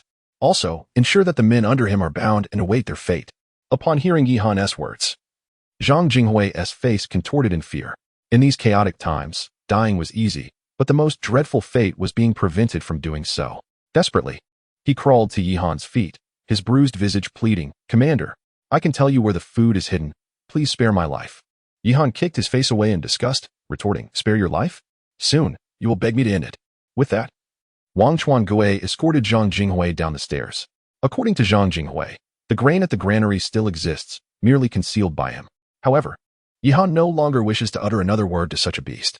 While pondering the whereabouts of the hidden grain, Wang Dong approached with a small boy in tow. Dog Egg, tell the commander what you heard that night, Wang Dong urged the young lad, who clearly knew him. The boy, affectionately nicknamed Dog Egg, gazed at Yihan with admiration before clumsily saluting and reporting, Commander, while I was urinating that night, I overheard those bad men discussing getting some meat after their shift behind the alley. Yihan crouched down, ruffling Dog Egg's hair, and said, "Well done. Leave the rest to us." Upon hearing Yihan's words, the famished boy beamed with pride. Yihan smiled in return and proceeded to issue commands. Wang Dong, gather the surviving members of the camp. I will arrange for the soldiers to escort you back to Looming Town shortly. Wang Chuangue, send someone to inspect the buildings in the alley behind the granary. Before long, the soldiers returned with a report. Commander, we discovered a large stockpile of grain in a warehouse in the back alley, estimated at around 40 to 50 tons. Yihan nodded. Have the engineer battalion transport it when the time comes. It seemed Zhang Jinghui had fled to the granary with his men right from the onset of the disaster, taking advantage of the chaos to stash the grain in the rear, subsequently controlling the area with it. Once the soldiers of Longwu became infected and he regained access to firearms, his audacity only grew. It was no wonder he was reluctant to leave. With grain and guns at his disposal, had Yihan not appeared unexpectedly, this scoundrel might have established a significant stronghold. After arranging the camp's affairs, Yihan returned to the command vehicle, his face a mask of cold fury. It was time to deliver a proper punishment to these beasts. Han Shuang, bind Zhang Jinghui and his cohorts to the back of the command vehicle with ropes and make them run without clothes. Xiaoai, maintain the vehicle's speed at 44 kilometers per hour. Let us see if these creatures can break Usain Bolt's world record, Yihan remarked with a chilling smile. If they were indeed beasts, they ought to be able to run swiftly.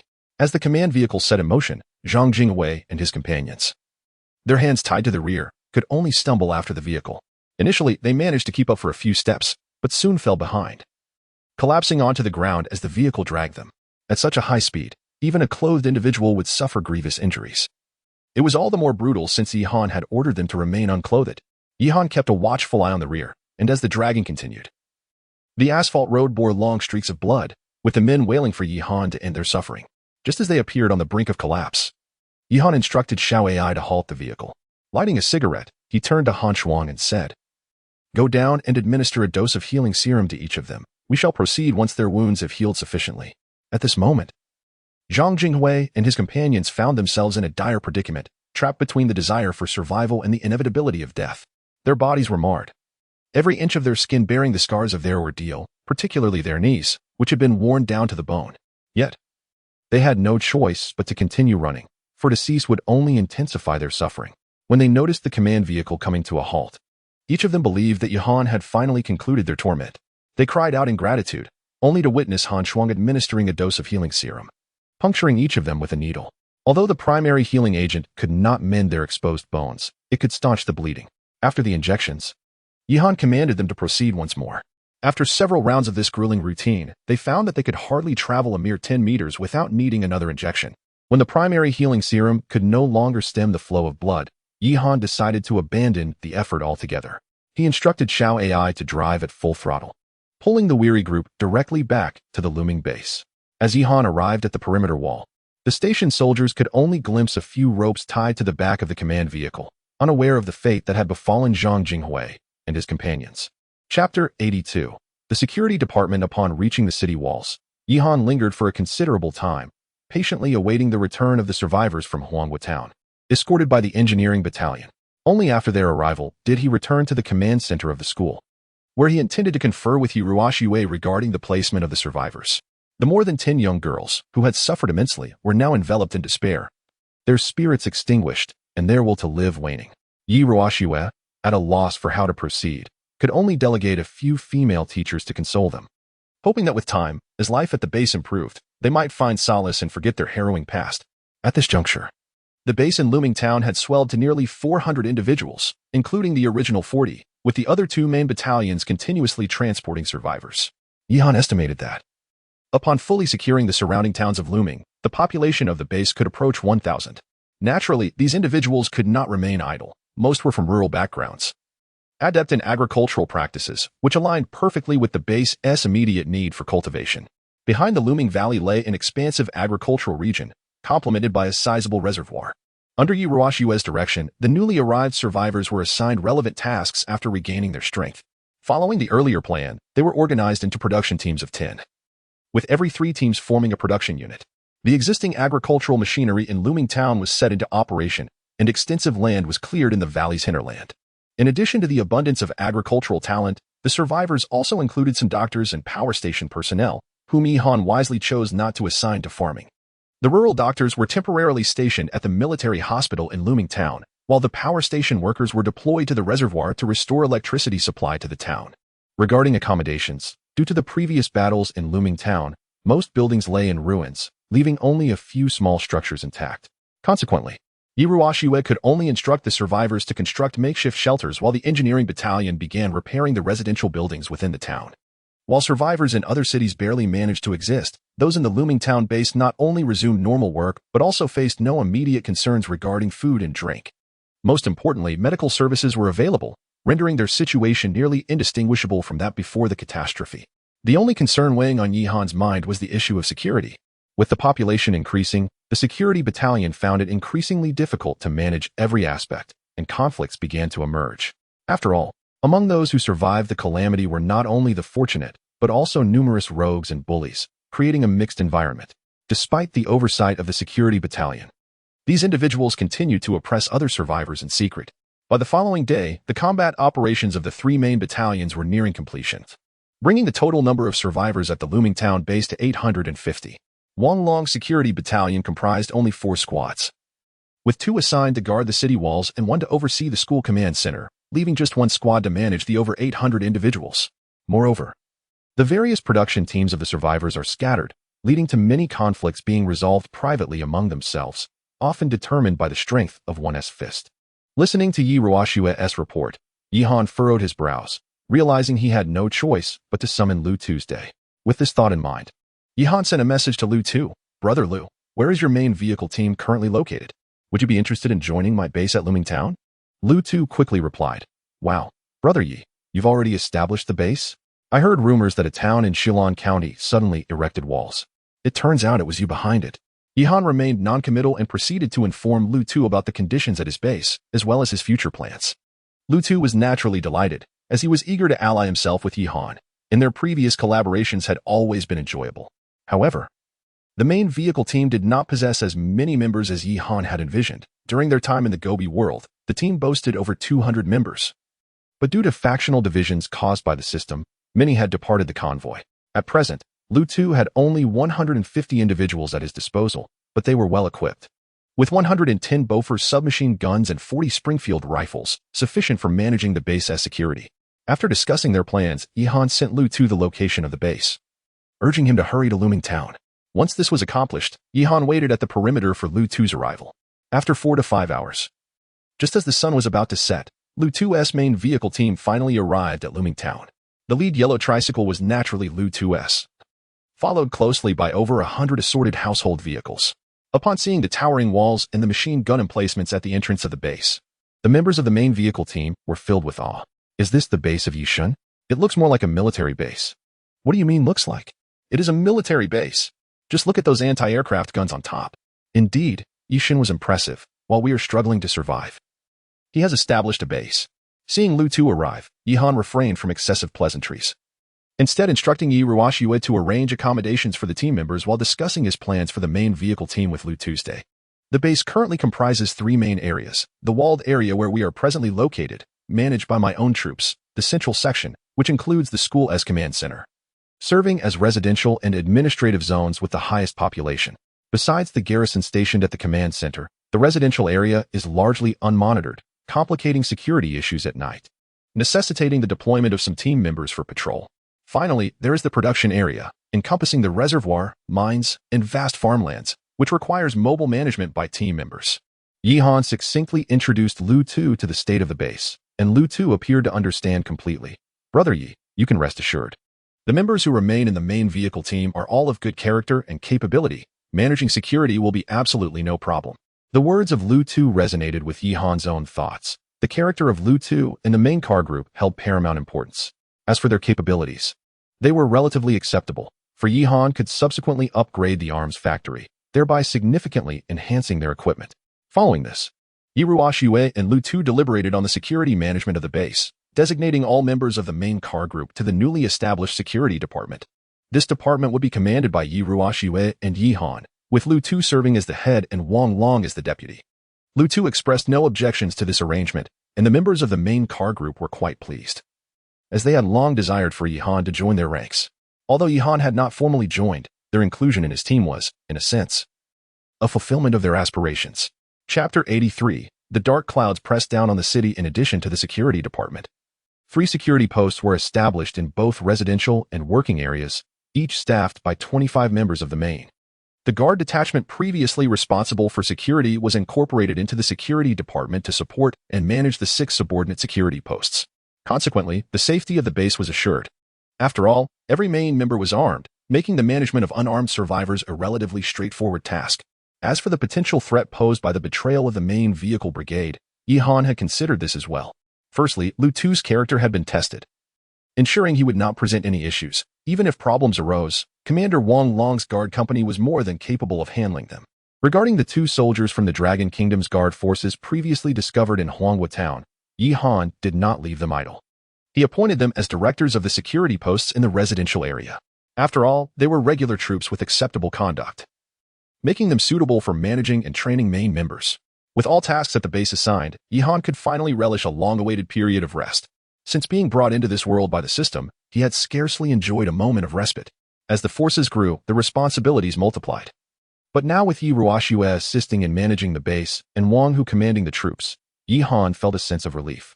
Just as he contemplated sending Hans Huang to fetch the deputy fishing rod for a leisurely fishing trip, Lu Tu suddenly rushed over, visibly flustered. "What is it?" Yihan inquired, observing Lu Tu's perspiration.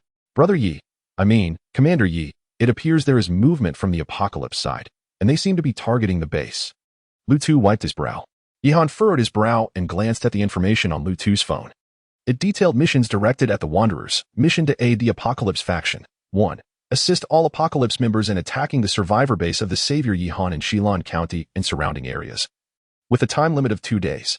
Mission to aid the Apocalypse faction. 2. Support the siege against Yihan's forces in Huanghua Town, Shiko Town, and Linsha Township.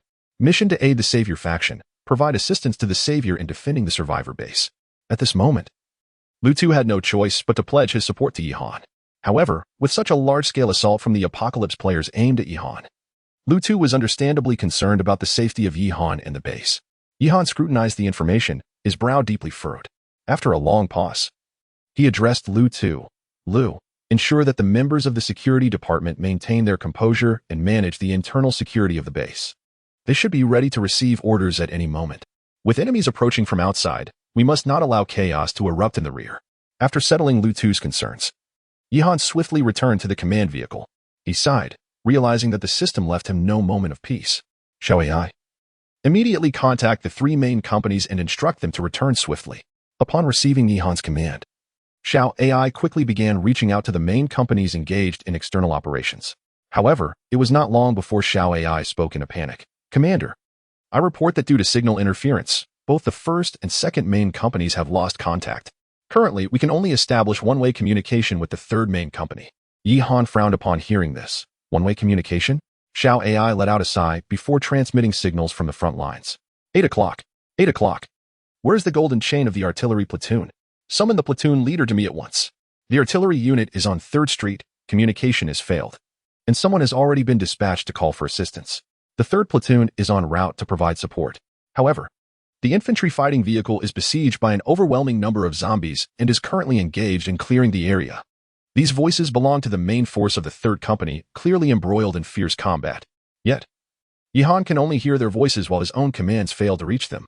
Before long, amidst a crackling static, the voices of the 3rd Company were abruptly cut off. A sense of foreboding washed over Yihan. It was evident that someone was jamming the signals. The only entities capable of such interference, aside from the world system, could only be the Apocalypse Company. This realization brought to mind the reconnaissance drones he had observed hovering above the base that day.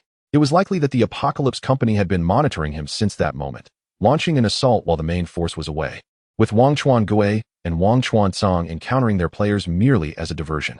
Meanwhile, the main force remained oblivious to the crisis confronting the base, only aware that they had suddenly lost contact with command. Yihan had previously ordered them to engage in annihilation operations upon encountering hostile players. "Where's Wang Hu?" Yihan inquired, furrowing his brow. "Wang Hu is currently commanding the 3rd Company's combat operations," Xiao AI replied. Yihan sighed and lit a cigarette, realizing he needed to find a way to restore communication to summon the main force back swiftly.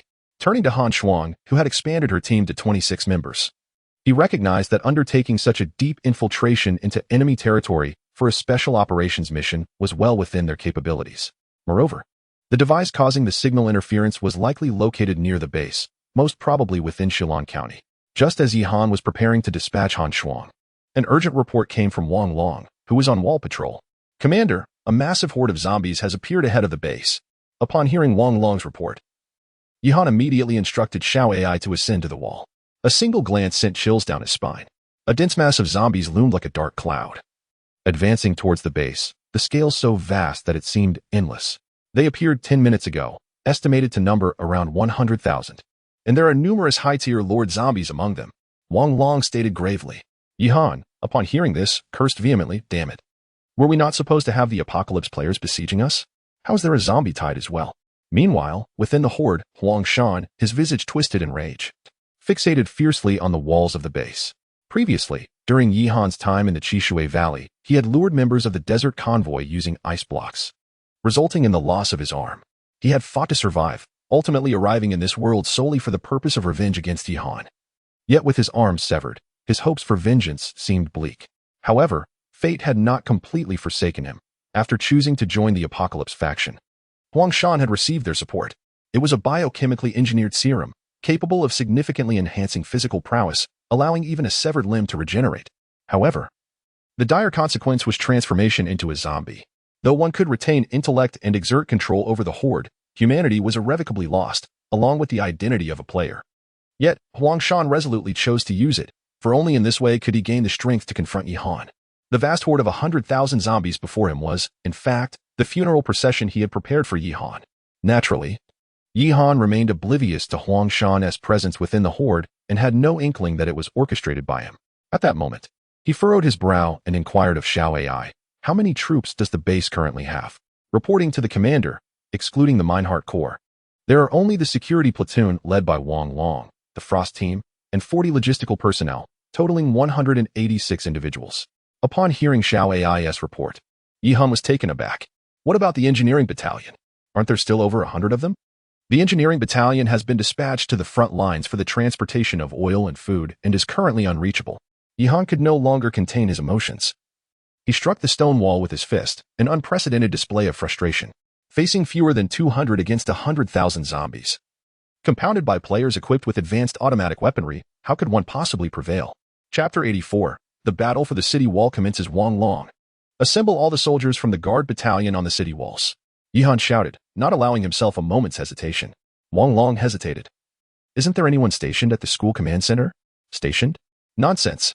Have my sister and the others retreat to my command vehicle. All guard battalions, including cooks and medics, must ascend the city walls to defend." In such a perilous moment, Yirua Shui could no longer afford to take risks. All internal operations at the base were to be entrusted to the main vehicle brigade.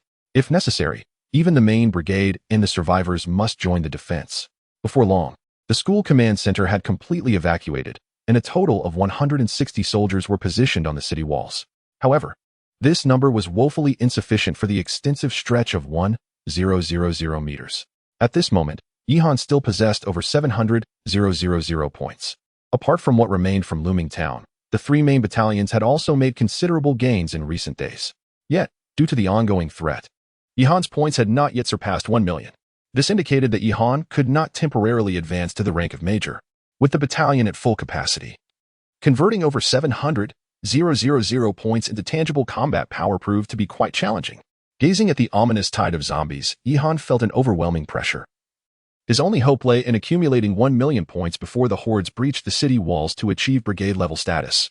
However, with less than 200 soldiers against such a vast zombie horde, Yi Han remained uncertain of their ability to hold the line. Xiao AI exchanged for 20 units of the 2S-41 Gvozdika self-propelled howitzers. Yi Han commanded after a moment's contemplation. Currently, soldiers could not be summoned. The only available option was to procure vehicles from the factory. "Understood, Commander. 30,000 points have been expended, and the Gvozdikas have been deployed behind the walls." With Xiao AI's prompt response, 20 brand new self-propelled howitzers materialized at the designated location. Wang Long, gather 20 soldiers of sergeant rank or above to operate the artillery. "I do not expect you to maneuver these machines. Merely ensure they fire at the zombie horde indiscriminately," Yi Han stated coldly. "For now, the priority was to hold the line. In the worst-case scenario, he could resort to the factory to produce 100 or 180 M2 infantry fighting vehicles and charge out himself. However, such a large production would inevitably lead to surplus, which would be unmanageable before he reached brigade level, as soldiers were the core, weapons and equipment required human operation. This was a last resort for Yihan, who aimed to utilize the zombie tide to elevate his status to brigade level while still maintaining the defense. After all, within crisis lies opportunity. As the 20 Gvozdikas opened fire, within mere seconds, countless shells arced towards the heart of the zombie horde. In an instant, the densely packed area of the horde was subjected to indiscriminate artillery fire, with soil and debris flying as numerous limbs and body parts shattered in the chaos. This initial volley of artillery resulted in the obliteration of over 100 zombies, granting Yihan thousands of points in return. However, the horde of zombies was still overwhelmingly vast. The vacancies left by the demise of 100 zombies were swiftly filled by their successors, and a dense throng of the undead surged forward towards the walls. Above the fortifications, Wang Long, while unleashing a barrage from his rifle upon the mass below, roared commands for the soldiers to attack with urgency. Under Huang Shan's leadership, these mindless zombies suddenly displayed an uncanny coordination, no longer flailing about like headless flies. They not only focused their assault on the city gate, but also dispatched a portion to attack the distant walls. As thousands of zombies reached the base of the walls, they halted momentarily, only to be replaced by an endless stream of their kin, trampling over the fallen and forming a living ladder to surge upward towards the battlements. At the city gate, machine gun bunkers unleashed a relentless hail of bullets. Under the fire of the 12, 7mm caliber machine guns, it took but a few rounds for a single zombie to be reduced to mere fragments, complemented by the automated artillery fire from above the gates. In the brief span of 10 minutes, no less than 5,000 or 6,000 zombies had launched multiple assaults on the city gate. Yet they were ultimately repelled by the defenders stationed at the walls. However, as time wore on, the overheating of the guns became a pressing concern. If the incessant firing continued, the machine guns would soon ignite from the heat. Reluctantly, Wang Long ordered the bunkers to stagger their attacks, as 2 guns overheated. The others would step in to maintain the barrage. Yet, this tactic diminished their firepower, allowing some zombies to breach the defenses and infiltrate the city gate.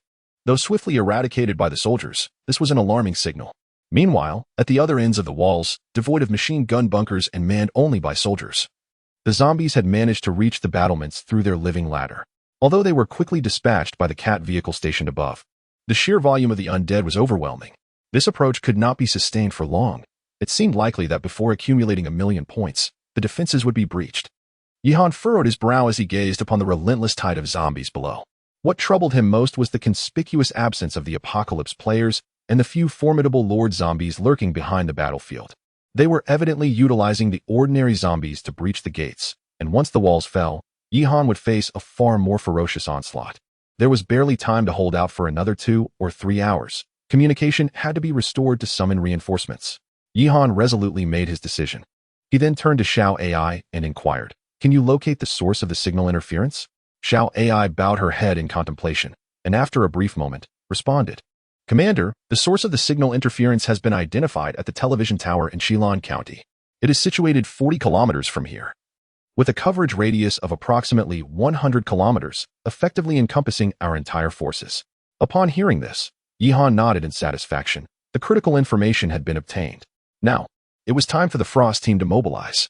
"Frost, you are to immediately drive the Hummer away from the base and head to the television tower in Shilan County to destroy the signal interference device and restore communications for the entire army. Once you leave the base, you will be unable to contact the command center. All command and in-the-field tactics will rest solely on you and Metal. Ensure that the mission is accomplished." Metal, a commanding soldier newly appointed to the 141st Cavalry Special Operations Group by Yihan, serves as Han Shuang's deputy. Upon receiving Yihan's command, Han Shuang and the remaining 25 soldiers of the 141st Cavalry Special Operations Group saluted in unison, affirming their commitment to fulfill the mission. Without delay, 5 armored vehicles swiftly departed from the city gates, carrying 26 cavalry soldiers.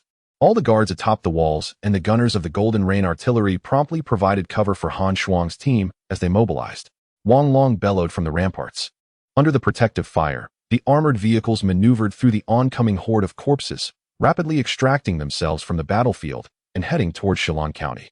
Huang Shan, amidst the sea of undead, coldly observed the 5 armored vehicles' emergence without flinching. With a chilling smile, he raised his gaze and fixated intently on Yi Han above the walls. Even your soldiers are abandoning you, Yi Han. It appears this time, you are truly at your end. Chapter 85. Infiltration Behind Enemy Lines. Mission Codename: Infiltration Behind Enemy Lines. Date: August 24, 1937. 42. Mission Commander: Sergeant Hans Wang. Commander of the 141st Cavalry Special Operations Group. Operational Team: 141st Cavalry Special Operations Group, 1st Division. Location: Shilan County. Have we managed to shake off the horde behind us? Hans Wang inquired, a frown etched upon his brow as he turned to Metal. At this moment, hundreds of thousands of zombies roamed the streets of the county. And as soon as Hans Wang's squad entered Shilan County, they were besieged by the throng of the undead. Reluctantly, Hans Wang had to divert 2 of their armored vehicles to fire upon the horde, drawing them away while he led 3 others onwards towards the television tower. We should have successfully evaded them. We are approximately 1 kilometer from the tower area, Metal replied. Nodding in acknowledgement, Hans Wang issued a command. Stop the vehicles 500 meters from the tower. The drones are inoperable due to signal interference, and we are unaware of the situation around the tower. To avoid alerting the enemy, we must proceed on foot. Metal concurred, given the presence of jammers. The forces of the Apocalypse Corporation will undoubtedly be guarding the area. Stealth is our safest approach. We cannot hold our position for long. We must resolve this conflict swiftly. The 3 armored vehicles swiftly approached the vicinity of the television tower. After instructing his soldiers to conceal the vehicles, Hans Wang led them into a nearby 5-story building adjacent to the tower. Atop the tower, a signal jammer loomed, standing 10 meters high, while below, a dozen soldiers clad in black uniforms patrolled, each adorned with a cherry blossom emblem, clearly soldiers of the Apocalypse Corporation. Their numbers were around 60, equipped with automatic firearms. Metal noted as he surveyed the scene through binoculars. Hans Wang turned to the 18 soldiers beside him. The others had drawn the zombies away. We will split into 2 teams. Metal, you lead a feigned assault on the tower while the rest accompany me to infiltrate it. The time is 1945. We will commence simultaneous action in 5 minutes. Synchronize your watches. 5 minutes later, both teams had reached their designated positions. Metal's team initiated fire, prompting the soldiers at the tower to rush towards Hans Wang's squad. Hans Wang glanced back at the meteoric and earthbound comrades and nodded. Ensure silencers are affixed. Let's commence our operation. 9 soldiers swiftly entered the tower building, where several Apocalypse soldiers were patrolling, oblivious to the rapid and camouflaged movements of Hans Wang's team. 2 at 9 o'clock, 3 at 12 o'clock. Eliminate them swiftly. Hans Wang gestured while crouching low to approach the guards.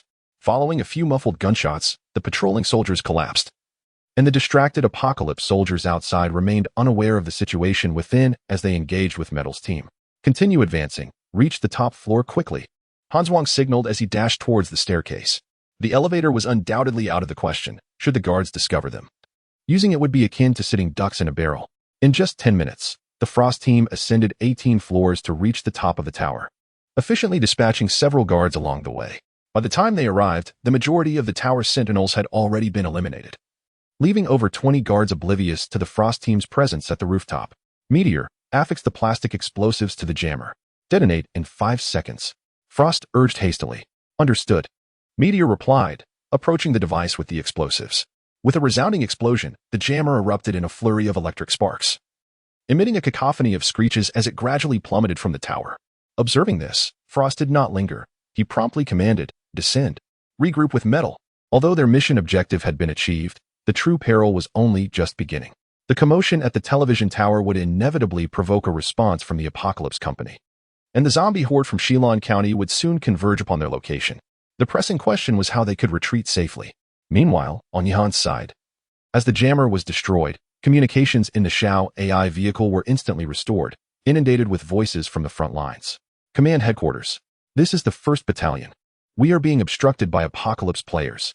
Do we engage? Reporting to Headquarters. This is Wang Hu. Wang Chuangue, what is your status? At 8 o'clock. Have the artillery fire upon them? Hearing the commotion in the vehicle, Yihan's brow lifted in delight. He rushed into the car, shouting, Wang Hu, summon the main forces to rescue me. The situation at the walls is dire. The zombie tide has breached the city gates, and a massive influx of undead is pouring in. Fortunately, Wang Long promptly directed soldiers to block the entrance with the golden broom, and I managed to exchange for 10 M2 infantry fighting vehicles to barely hold the line. However, while the situation was precarious, news from the rear brought further dread. Hundreds of Apocalypse players had abandoned their vehicles and stealthily infiltrated from the mountains behind Looming Town. while Lu Tu had already taken the members of the main vehicle corps to confront the enemy. Moreover, without the oversight of the main vehicle corps, the survivors began to lose their semblance of order. Many cried out that the base would fall, and looting commenced, with some demanding firearms from Yihan. At that moment, 2 soldiers from the Dragon Kingdom security forces stepped forward, shooting down 2 survivors attempting to seize weapons, temporarily restoring a semblance of calm. Yet, how could just the 2 of them manage the chaos of over 1,000 survivors? Yihan fixated on the points tally, which had surged to an impressive 960,000. With just 40,000 more points, equivalent to 4,000 zombies, he could elevate to a battalion level. At that point, not only could he sustain his forces through battle, but he would also receive a promotion gift pack, which, based on his past experiences, would undoubtedly be substantial. Previously, he had acquired a cheetah all-terrain vehicle, cavalry soldiers, and an entire engineering company from such a pack. Wang Long, we must hold our ground. In 20 minutes, the main battalion will provide support. Yihan bellowed at Wang Long. Commander Yi, we need assistance from the rear. There are too many apocalypse players. We can scarcely hold them back. They're about to breach the residential area. At this moment, Lu Tu also sent a message to Yihan. However, Yihan found himself overwhelmed, barely managing to defend the walls before him, let alone the rear. Commander, the Lord zombies are on the move, Wang Long suddenly reported. Yihan hurriedly ascended the city wall to gaze ahead, where 5 mutated zombies, towering over 3 meters, were steadily approaching. Though they retained a humanoid form, their physiques were several times larger than that of an ordinary human, and most alarmingly, they were armed with weapons slung across their shoulders and waists. Messages regarding these lords flashed on his mobile device. Level 4 Lord Zombie, Avenger, altered by Apocalypse Corporation, exhibiting enhanced speed, endurance, and defense. Equipped with a Gatling gun and dual shoulder-mounted rocket launchers, alongside electronic identification and targeting assistance features. A mere glance at this information sent a chill through Yihan. These 5 entities had only just entered the fray, choosing the moment when the defenders of the walls were at their most strained, akin to the final straw that broke the camel's back. Report, Commander. You have accumulated 1 million points. Will you be promoted to the rank of Major? Upon promotion, you will receive the privileges of a battalion commander, including a selection package from which you may choose one among the General Synthesis Battalion, General Aviation Battalion, or General Tank Battalion. Chapter 86. The Brigade Promotion Package. Suddenly, a voice emanated from the command vehicle, urging and insistent. Upon hearing this, Yihan hastily glanced at the points displayed on the screen, which indicated precisely 1 million points. At that moment, he had no time to investigate the unexpected surplus of 40,000 points. Resolving the current predicament was of utmost importance. Promote to Lieutenant Colonel Brigade Commander. Yihan promptly addressed Xiao AI. Affirmative, Commander. 1 million points have been deducted, leaving a balance of 0. You are now promoted to the rank of Lieutenant Colonel. Unlocking the brigade capacity, which can encompass 5 combat battalions. Each battalion can accommodate up to 520 personnel, allowing a full brigade composition to reach 2,600 individuals. The logistics, engineering units, and special forces do not count towards the brigade capacity. The Level 5 marketplace is now open, and a brigade commander package has been issued. Please select one from the Combined Infantry Battalion, General Tank Battalion, or General Aviation Battalion. Xiao AI spoke rapidly while facilitating Yihan's promotion, revealing a plethora of information. Yihan quickly discerned the critical details. Upon reaching the rank of brigade commander, the full capacity could approach 3,000, and accounting for the non-capacity units, it might even exceed that number. Most importantly, he could select one from the 3 combat battalions. Caught in a quandary, Yihan pondered over the tank battalion, infantry battalion, and aviation battalion. He desired them all. Xiao AI, please provide an introduction to these 3 combat battalions, he urged, realizing there was no time to waste. He needed to comprehend swiftly and decide decisively. Certainly, Commander. First, we have the Armored Combined Infantry Battalion, which comprises 4 combat companies and 1 enhanced support platoon, totaling 520 personnel. This includes 2 mechanized infantry companies, each equipped with 12 Type 09 Dragon infantry fighting vehicles, 1 tank company, containing 4 Type 96 Dragon medium main battle tanks, and 8 Type 15 Leopard light main battle tanks, 1 artillery company, featuring 10 PLZ Dragon 155mm self-propelled howitzers, and the enhanced support platoon, which consists of 40 specialized technical soldiers and 6 various support vehicles. Yihan was internally astonished. This single combined infantry battalion already surpassed the capabilities of his existing forces in terms of equipment. Without counting logistical vehicles, the operational armor had already reached 46 units, and judging by the models, they all appeared to be from the Rabbit family of main battle equipment. However, Xiao Ai paid no heed to Yihan's astonished expression and continued to elaborate on the remaining 2 combat battalions. The General Tank Battalion consists of 3 tank companies and 1 armored air defense company, along with a support logistics platoon, totaling 520 personnel. Each tank company includes 6 Type 99A Dragon heavy main battle tanks, 4 Type 15 Leopard light tanks, and 2 Type 96 Dragon medium main battle tanks. The Armored Air Defense Company comprises 10 Dragon-flagged, 17A air defense missile vehicles. And the Support Logistics Platoon consists of 2 Type 09 Dragon infantry fighting vehicles and 6 various support vehicles. The General Aviation Battalion comprises 4 aviation combat companies and a ground support platoon, totaling 520 personnel. It consists of 2 aviation assault companies equipped with 8 Dragon Z-10 attack helicopters and 4 Dragon Z-20 tactical utility helicopters. 1 attack reconnaissance company with 12 Dragon Z-20 tactical utility helicopters, and 1 support transport company featuring 10 Dragon Z-8L transport helicopters alongside 2 Dragon Z-20 tactical utility helicopters. The ground support platoon includes 40 ground personnel and various types of support vehicles, as well as 6 Hunter Eagle rotary wing aircraft. After listening to Xiao Ai's introduction, Yihan, initially filled with excitement, found himself in a quandary. Each option appeared more appealing than the last, making his decision increasingly difficult. Any of the 3 could effortlessly resolve the current predicament. However, after a brief moment of hesitation, Yihan ultimately chose the 3rd Aviation Combat Battalion. The reason was straightforward. On one hand, there were numerous Apocalypse players stationed at the looming town base, where deploying a large armored unit would be impractical. Helicopters would be far more suitable. On the other hand, the Frost team was still stranded within Shilin County, and helicopters could efficiently retrieve them. Furthermore, acquiring this aviation battalion would also rectify the deficiency in aerial firepower within Yihan's forces. Xiao Ai, I choose the General Aviation Battalion from the Commander's promotion package. Yihan promptly declared to Xiao Ai after making his decision. Understood, Commander. The aviation battalion has been exchanged, and it is expected to arrive at the battlefield in 5 minutes.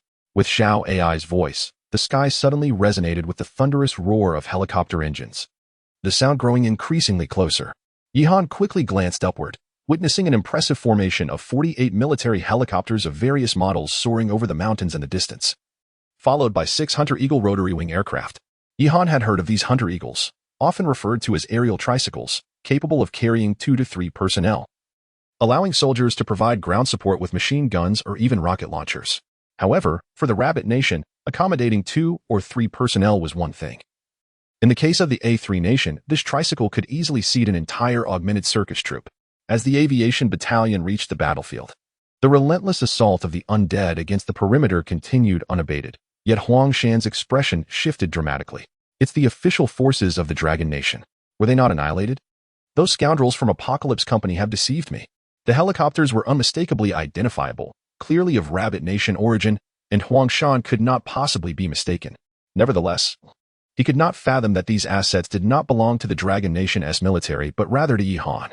While Huang Shan frantically commanded the zombies to surge towards Yihan, one of the Dragon Z-20 helicopters from the formation flew directly overhead, gradually descending. A young officer clad in military uniform disembarked and promptly approached Yihan, saluting. Reporting to the commander. Battalion Commander Wang Xing and the 520 soldiers of the Aviation Battalion report to you. Yihan, brimming with joy, stepped forward and patted the officer on the shoulder, exclaiming, "Excellent. You promptly dispatched the assault company to the battlefield, aiding the ground forces in clearing the relentless tide of corpses. The reconnaissance and transport units swiftly arrived at the valley, securing the rear areas. While the transport unit allocated 1 long G8L and 1 long G20 to West Lawn County to retrieve Team Cold Frost. Upon receiving the orders, Wang Sheng quickly led his soldiers into the fray. The tide of battle in the walled area shifted dramatically with the intervention of the Aviation Battalion. These helicopters, being the latest equipment from the Dragon Kingdom, boasted formidable combat capabilities. With the onslaught of anti-ground missiles and machine gun fire, the horde of corpses rapidly retreated. The aerial assault, unchallenged by any anti-aircraft means from the zombies, was akin to a massacre. The only potential threat to the helicopters came from the Lord Zombie, the Avenger. Wielding a shoulder-mounted rocket launcher, however, this weapon was no match for the advanced helicopters, akin to a World War II armament facing a modern military. The rockets were swiftly intercepted by the Long G-10, reducing the Avengers to ashes under the bombardment. Meanwhile, Wang Hu led 3 combat companies to the battlefield. What began as a horde assault on the base had now transformed into a situation where the zombies were encircled, unable to advance or retreat. At that moment, an overwhelming hatred surged within Huang Shan, yet he found himself powerless, reduced to a helpless roar amidst the chaos. Chapter 87. Aviation Camp. Upon returning to the rear of the base, the players of the Apocalypse had descended into frenzied chaos. After joining the Apocalypse Corporation, they had largely acquired modern automatic weaponry, and some fortunate souls even wielded rocket launchers. Although they could not drive vehicles into the base, their individual combat prowess vastly outstripped that of the ragtag group from the main car corps. After all, the main car corps was still armed with the outdated PPSH submachine guns. Renowned as they were, they had ultimately fallen behind the times. Minister, we can retreat no further. If we fall back any more, we will reach the command center at the school. While there may not be any significant figures present at the moment, should it be occupied, it would certainly pose difficulties for the overall commander, one member of the main car corps, hiding behind a wall, remarked to Lu Tuesday. At that moment, they dared not show themselves, engaging in a tactical withdrawal while firing. Resolving matters for the overall commander was relatively simple. However, the fear lingered that should these players breach their defenses, the survivors would suffer dire consequences. Moreover, the situation ahead appeared dire as well. Lu Tu sighed deeply. Why not? Defect? One member of the main car corps suddenly proposed, his eyes gleaming with a flicker of treachery. They had initially banded together merely to make a living. But with the collapse of their previous affiliations, joining the Apocalypse seemed a desperate necessity, as human strength could hardly withstand the tide of fate. Lu Tu regarded the member who suggested defection with a complex gaze before he sighed once more. Brother, I do not fault you for harboring such thoughts. But do not blame me either. As soldiers, our duty is to obey. We must never entertain notions of betrayal. With that, Lu Tu drew his pistol and decisively shot the man. For Lu Tu, once a choice was made, there could be no turning back. The other members of the main car corps stood momentarily stunned but said nothing, continuing their gunfight with the players of Apocalypse ahead. After all, they had followed Lu Tu for a long time and held deep respect for Yihan. Who among them would wish to defect unless absolutely necessary? Aha, brothers.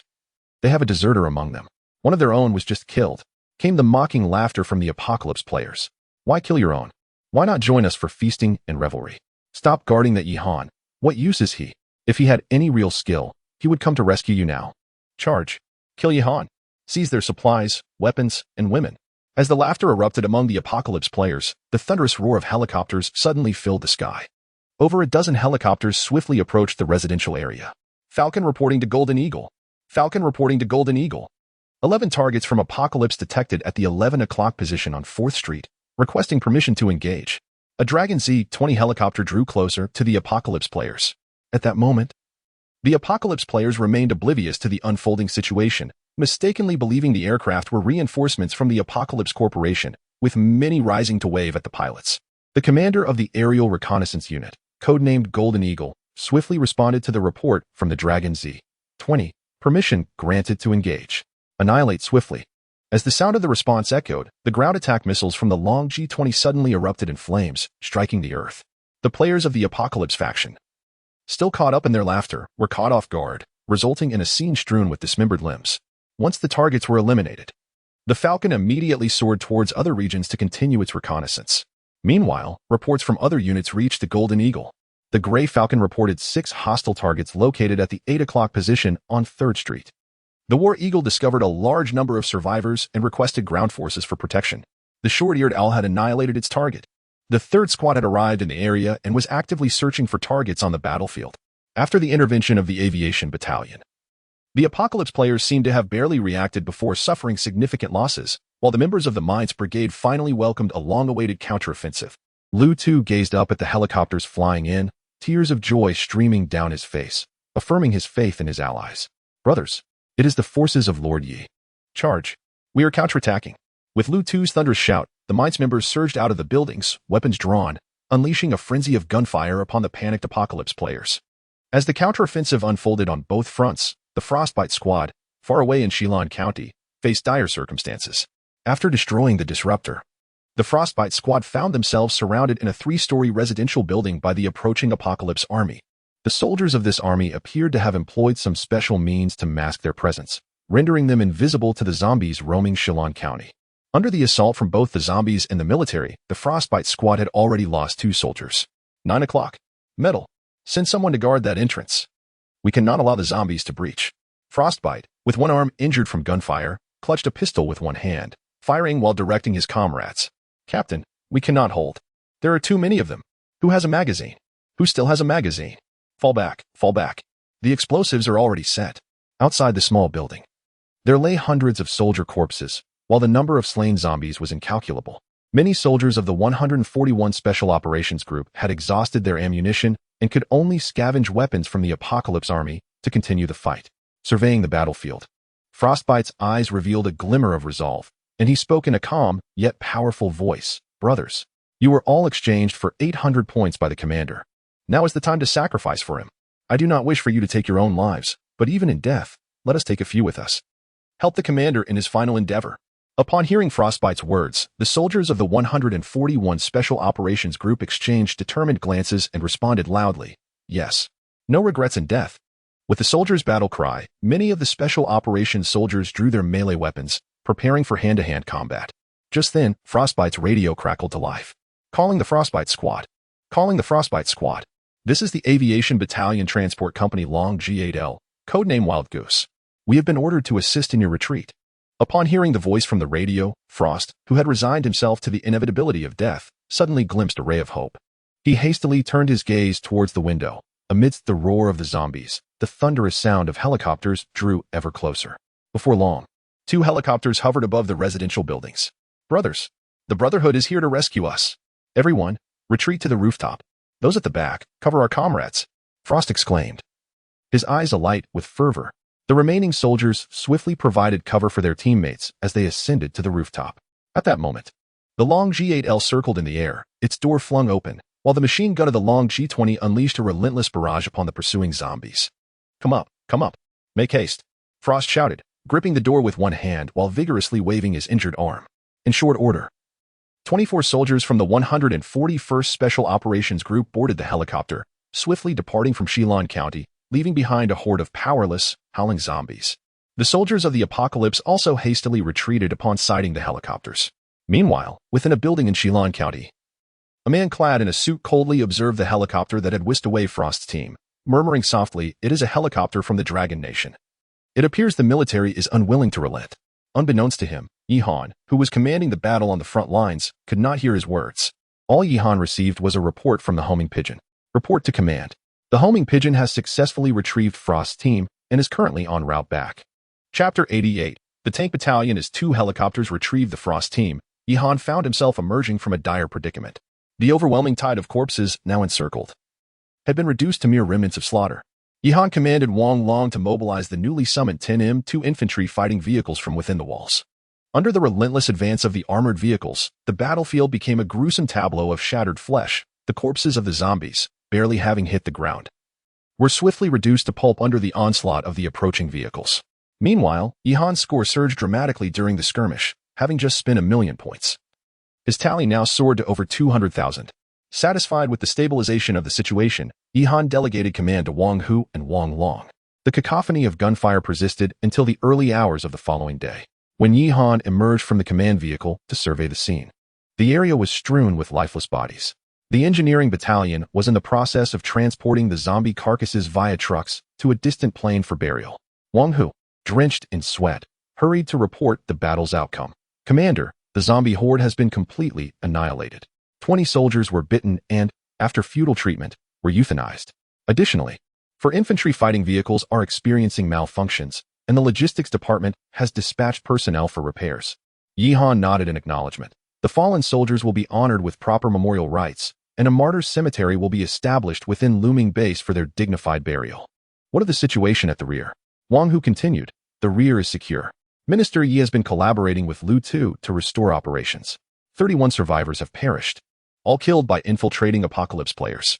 Approximately 50 survivors betrayed us but have since been apprehended and confined within the Looming Town Detention Center. Yihan was incensed at the audacity of survivors choosing to defect at such a critical juncture, equating their actions to those who aligned with the nationalist forces in 1949. Is there not a collapsing mine within Looming Base? Send all these traitorous survivors there to toil mercilessly. Execute any who dare resist, Yihan declared through gritted teeth. Understood. Wang Hu promptly departed to execute the orders. Yihan then turned his gaze towards his score panel. With the battle concluded, His points had accumulated to over 600,000. However, the threshold to ascend to the rank of Colonel Brigade Commander remained a daunting 10 million. Such a colossal figure would likely not be achievable merely by conquering Shillong County. It necessitated the clearing of the surrounding counties and towns as well. Nevertheless, with 700,000 points, he could indeed bolster his current forces. Upon promotion to regiment commander, his standard troop strength would rise to 600, not accounting for specialized and logistical units. Yi Han perused the level 5 marketplace, where, in addition to the familiar guards and army soldiers, a plethora of other troop types had emerged. The Army Aviation Unit required 500 points, offering equipment comparable to that of Army soldiers, yet included helicopter piloting capabilities. The Army Medical Corps requires 3,000 points for redemption, offering a unit of 30 personnel, which includes 5 distinguished military physicians and 25 medics, without occupying regular quotas. Additionally, the maximum capacity of the 141st Cavalry Special Operations Group has been expanded to 120 individuals, achieving the status of a company-level combat unit. Given the abundance of points at his disposal, Yi Han, naturally unwilling to languish in anticipation of his promotion to colonel, first expended 600 points to replenish the ranks of the fallen soldiers, followed by an investment of 3,000 points to redeem the Army Medical Corps. The newly appointed medical unit is now assigned to the Logistics Support Department, incorporated into the military hospital in Looming Town. At this juncture, following the conclusion of a major conflict, the demand for medical services is considerable, and the arrival of the Medical Corps alleviates the pressing shortage of healthcare provisions. Subsequently, Yi Han accessed the construction interface, where the Level 3 armored vehicle factory had been unlocked, requiring 5,000 points for an upgrade. He opted for the enhancement, which introduced a plethora of new vehicles into the upgraded factory. Dragon Type 09 Infantry Fighting Vehicle, equipped with composite armor. It accommodates a maximum of 7 personnel and is armed with a 30mm automatic cannon, a 7.62mm machine gun, and dual Dragon Arrow 73C anti-tank missiles, along with 12 smoke grenade launchers. Redemption points: 1,500, Type 15 Leopard Light Main Battle Tank, weighing 35 tons. It supports a maximum crew of 3 and features a modern fire control system and information technology, coupled with reactive armor. Its primary weapon is a 105mm rifle tank gun, complemented by a 7.62mm coaxial machine gun, an 88 Type 12, 7mm vehicle-mounted anti-aircraft machine gun, and a 4 Type 35mm automatic grenade launcher. Redemption points: 2,000. Dragon Type 99, a heavy main battle tank, weighing 52 tons. It accommodates a maximum of 3 personnel, featuring constraint-type composite modular armor, a modern fire control system, and an active protection system. Its main weapon is a 125mm smoothbore gun, with secondary armament including a 7.62mm coaxial machine gun and a 12.7mm anti-aircraft machine gun. Redemption points: 3,000. Dragon Type 96 medium main battle tank, weighing 48 tons. It supports a maximum crew of 3 and is equipped with medium tank armor, a modern electro-optical fire control system, and a primary weapon of 125mm caliber smoothbore gun, along with secondary armament of a 7.62mm coaxial machine gun and a 12.7mm anti-aircraft machine gun. Redemption points: 2,500. Among these 4 vehicles, 3 are tanks, spanning from light to heavy classifications.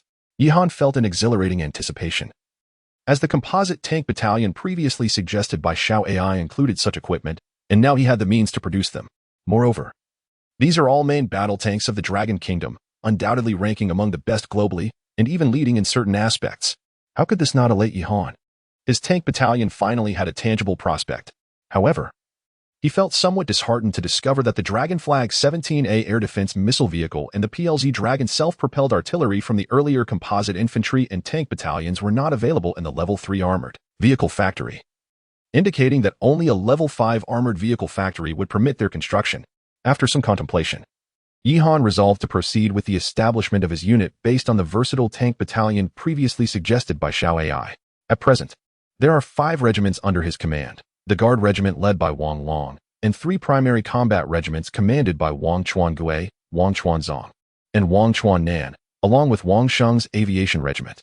The Guard Regiment continues to fulfill the role of securing the base, while Wang Chuan Gui's main regiment has been transformed into his own tank battalion. This tank battalion is fully staffed with 520 personnel, organized into 3 tank companies, a fire support company, and a logistics platoon. Each tank company comprises 6 Type 99A tanks for Type 15 Leopards and 2 Type 96 tanks.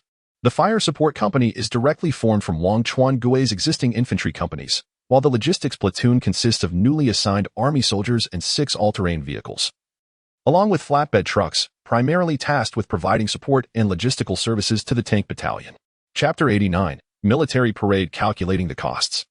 Wang Chuangui's tank battalion would require nearly 200,000 points, reducing his original 700,000 to just over 400,000. This upgrade alone accounted for over 90,000 points for vehicles and an equal amount for personnel. Previously, Wang Chuangui had only 6 M2 infantry fighting vehicles. And to bolster combat effectiveness, Yihan exchanged for an additional 6 Dragon 09 infantry fighting vehicles, expending 9,000 points. Although the expenditure of points was substantial, the enhancement in strength was undeniably evident. At that moment, the distant roar of engines echoed, causing the ground to tremble as nearly 40 colossal tanks, accompanied by the newly summoned soldiers, approached.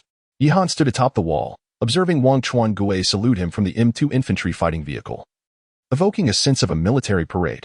"Commander, good day." The soldiers of the tank battalion raised their heads in salute while collectively shouting in unison.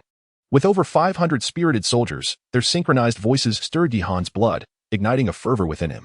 At a loss for a suitable response to their greetings, Yihan initially intended to say, "Comrades, good day," but in a moment of impulsiveness, he instead bellowed, "Yura." Upon hearing Yihan's response, Wang Chuangui and the soldiers of the tank battalion were momentarily taken aback, but soon a thunderous chorus of "Yura" resounded throughout the entire base. With the tank battalion upgraded, Yihan turned to Wang Chuanzong and Wang Chuannan. One tank battalion sufficed, while Wang Chuanzong would serve as the commander of the infantry battalion and Wang Chuannan as the commander of the artillery battalion. The infantry battalion would consist of 4 infantry companies and a logistics support platoon. Yihan allocated the 10 M2 infantry fighting vehicles he had acquired during the city defense to Wang Chuanzong, and for further exchanges, the Dragon 09 infantry fighting vehicles were the clear choice. Since the Xiao AI system had provided him with the 09 vehicles, they were certainly intended to replace the M2s.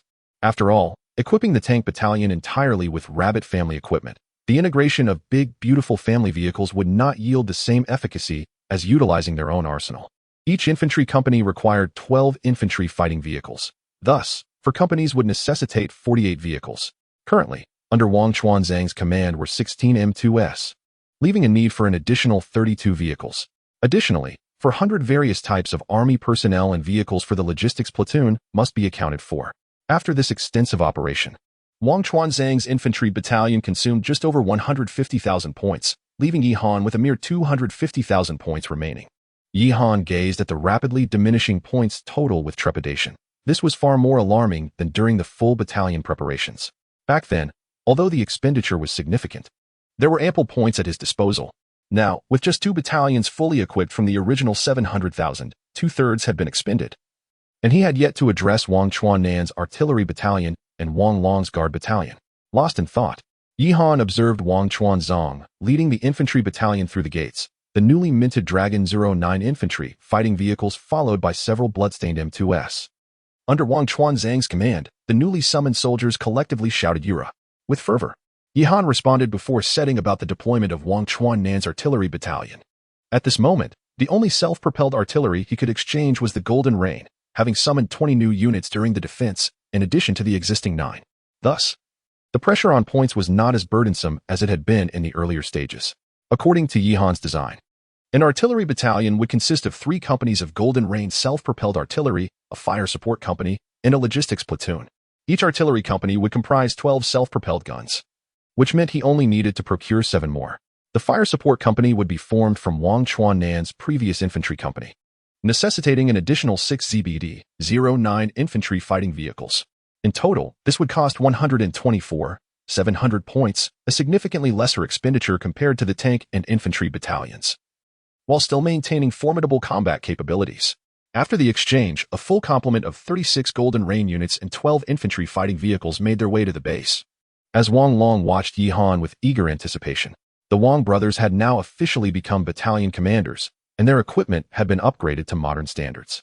It was only fitting that Yihan's guard company received a similar enhancement. Moreover, this recent defense had highlighted the guard company's outstanding contributions, during a critical moment when the three main companies were away. It was the 120 soldiers under his command and the logistics support department that valiantly held off 100,000 zombies for several hours. Yi Han was acutely aware of Wang Long's eager gaze, yet he found himself with only 130,000 points remaining. Completing the enhancement of Wang Long's guard company might render him financially destitute. Nonetheless, this recent battle had indeed exposed numerous issues, the most glaring being the guard company's inadequate heavy firepower. Although facing 100,000 zombies, other main battle companies would likely not have performed significantly better, given the sheer numbers involved. However, Wang Long's guard company was still lacking in mechanization. All their vehicles were either warriors or lynxes, which, while effective against players, were sorely lacking against zombies. Despite being a guard unit, it was still a military formation, not a police force, and Yi Han could not treat it as merely a security department.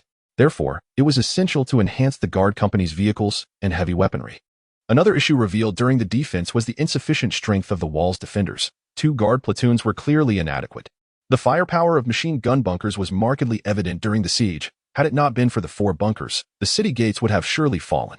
After some contemplation, Yi Han decided to increase the number of machine gun bunkers. Each bunker would house 7 soldiers. Although these soldiers could not stray more than a kilometer from their respective bunkers, they would sufficiently guard the walls and could perform patrol duties during quieter times, thereby freeing up the guard battalion's forces. Furthermore, these bunkers did not count against his brigade's personnel cap, making their addition all the more advantageous. He resolved to add a machine gun bunker every 100 meters along the wall, bringing the total to 14 bunkers, including the 4 at the city gates, thereby increasing the number of soldiers to 98. Yi Han incorporated them all into the guard battalion, meaning that once fully staffed, the guard battalion could reach a total of 618 personnel, including the soldiers stationed at the machine gun bunkers along the walls. The guard battalion is subdivided into 5 guard companies and a logistics support platoon. The machine gun fortress soldiers form a separate wall guard company, tasked with the daily patrol of the perimeter. The remaining 4 companies are organized into 1 heavy fire support company, 2 infantry guard companies, and 1 mobile guard company.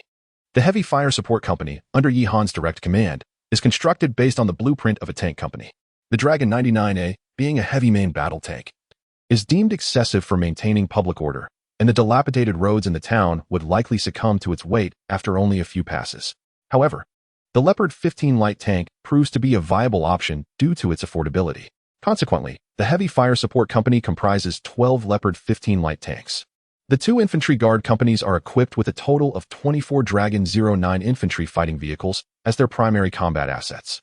In contrast, the mobile guard company retains the older equipment from Wang Long's previous guard company, consisting of Marauder off-road vehicles and Mountain Cat all-terrain vehicles, which are faster than infantry fighting vehicles and suitable for rapid support both inside and outside the base. The logistics platoon maintains a configuration similar to other battalions, comprising 40 guard soldiers and 6 Marauder vehicles. Personnel-wise, a conversion of 100 guard soldiers has taken place, with those who have previously been promoted to sergeant now assigned to various companies to operate the vehicles. In total, Wang Long's guard battalion incurs an expenditure of 117,600. Given that this figure includes an additional wall guard company compared to the tank battalion, it is remarkably economical, while its combat capabilities remain formidable. Not only does it feature a substantial number of Leopard 15 tanks and 24 infantry fighting vehicles, but it also boasts an additional 98 wall guard soldiers. Wang Long's guard battalion exemplifies the principle of achieving significant results with modest investment.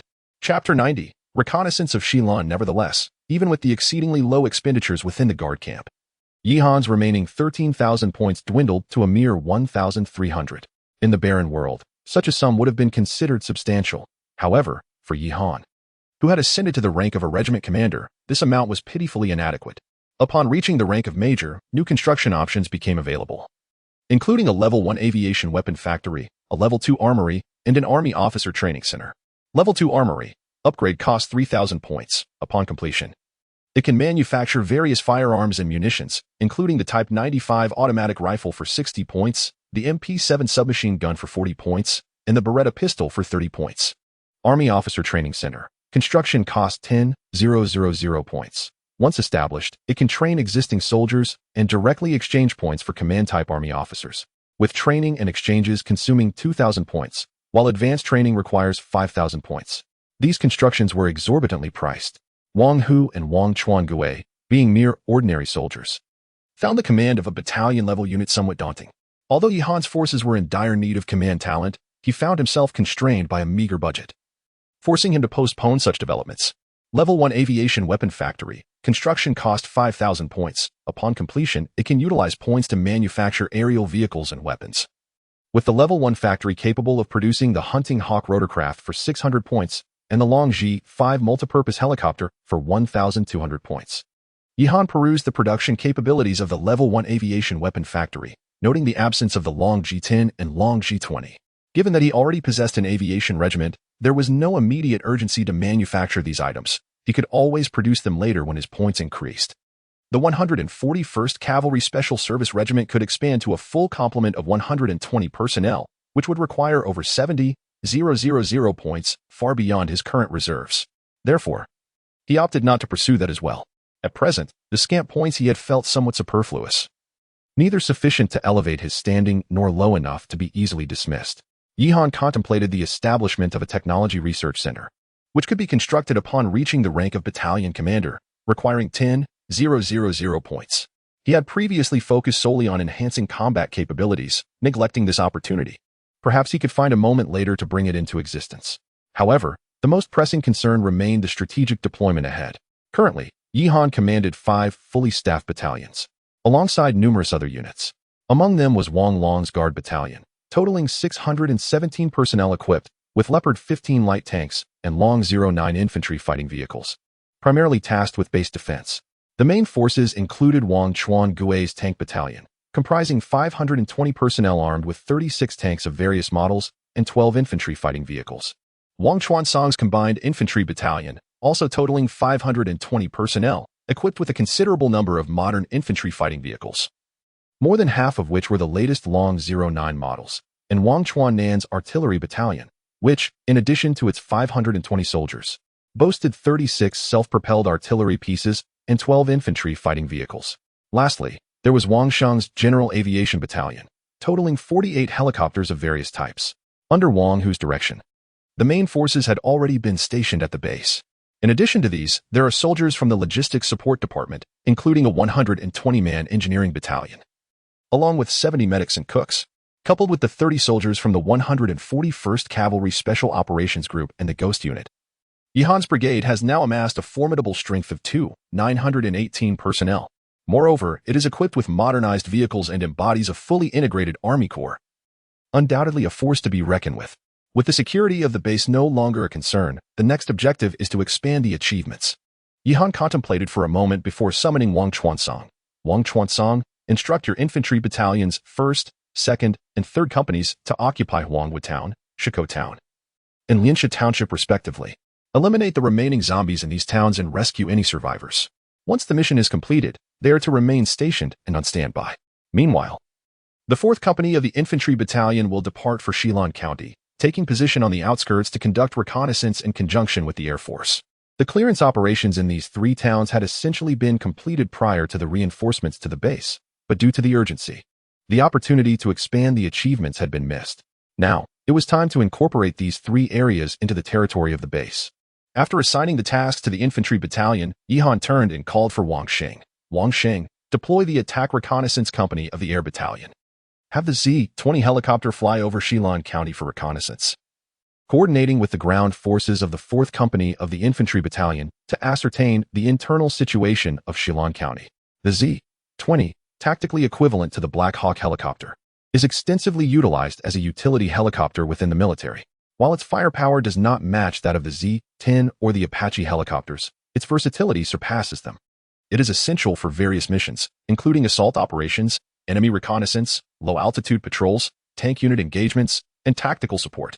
Furthermore, the Z-20's performance exceeds that of the Black Hawk, making it an overkill for reconnaissance over a small area like Shilin County. However, considering the complexities of the situation, Yi Han decided to have ground forces accompany it. Once the tasks for Wang Chuansong and Wang Sheng were arranged, Wang Hu approached Yi Han and inquired, "Commander, what about the artillery and tank battalions?"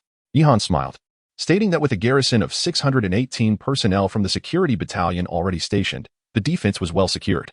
Therefore, the tank and artillery battalions would be dispatched to the front lines. He ordered them to occupy 2 nearby villages close to Shilin County. ready to seize it at a moment's notice. From the ongoing situation, Yihan surmised that there were no large-scale armed forces from the Apocalypse Company in Shilan County. Otherwise, they would have already sent them to confront him. Their command consisted of merely 1,000 Apocalypse players and a horde of zombies. Now, it was only a matter of waiting for the reconnaissance teams to confirm the situation. Once the circumstances in Shilan County were clarified, the ground forces would undoubtedly follow suit immediately. Hundreds of thousands of zombies represented millions of points. Capturing Shilan County and subsequently the surrounding counties would elevate Yihan to brigade-level command authority. At that point, the sprawling metropolis of Changkong City, with its population of over 1 million, would be within his grasp. As the 12 Dragon Z-20 helicopters of the Reconnaissance Assault Company soared over Shilan County, chaos erupted at the Xian County Tianqi branch located in the heart of the county. The head of the Tianqi branch was on the phone, his brow furrowed with anxiety. The Longwa forces at Luming Base have dispatched helicopters to commence reconnaissance in Shilan County. Meanwhile, reports from the front indicate that 2 armored battalions have advanced into a village 20 kilometers away, seemingly eyeing our county with predatory intent. After a prolonged silence on the other end of the line, the voice inquired, "Have you ascertained to which faction of Longwa this unit belongs? Is there any connection to the Shina forces in Changkong City?" "No, this unit appears to have emerged from nowhere, but it is certain that, for the time being, they have no ties to Changkong City. Will Changkong City send troops to assist in our defense? With our limited numbers, we certainly cannot hold out." Chapter 91. Research Center on the other end of the phone. A light chuckle resonated. The company in Changkong City is currently preoccupied with assimilating the internal forces of the Chinese army, and we have now reached a critical juncture. A regiment-sized unit poses no threat. Since they intend to assist in eliminating the zombies in Shilan County, let them proceed. We merely need to wait for Changkong City to conclude its affairs, and then we can reap the rewards from this battalion. You are to retreat immediately and allow them to engage with the zombies. After this statement, the call was abruptly terminated. The person in charge of Shilan County gazed out at the helicopters circling above, his expression fluctuating between uncertainty and contemplation. After a prolonged silence, he sighed and informed his subordinate, "The higher-ups have ordered us to retreat and avoid direct confrontation with the Luming faction." The subordinate, taken aback, expressed disbelief. "It's merely a small regiment. Why isn't Changkong Company dispatching reinforcements?" Furrowing his brow at the subordinate's remarks, the leader replied, "The higher-ups undoubtedly have their own strategies in place. Is it your place to concern yourself with such matters? Have you forgotten how the company deals with those who speak out of turn?" Upon hearing this, the insubordinate subordinate shuddered, fully aware of the company's methods of handling its own. Many of the Avengers were, after all, individuals from the Dragon Kingdom who had erred within the company and were subsequently transformed. The forced implantation of agents into their bodies had turned them into war machines, with only a small fraction, merely 2 or 3 out of 10, surviving the process to become Avengers. Seeing his subordinate rendered speechless in fear, the leader smiled with satisfaction and continued, "Rest assured, as long as you diligently serve our company, Apocalyptic Corp, rewards will follow. Now, withdraw the personnel and release the modified zombies within Shilan County. If they desire Shilan County, let us grant it to them." Upon receiving the leader's orders, the players of Apocalyptic Corp in Shilan County hastened to the various warehouses of the company. As the iron gate slowly opened, a procession of Lord Zombies, now unrecognizable as human, emerged one after another. Meanwhile, Yihan, still at the Luming base, remained oblivious to these subtle stirrings in Shilan County.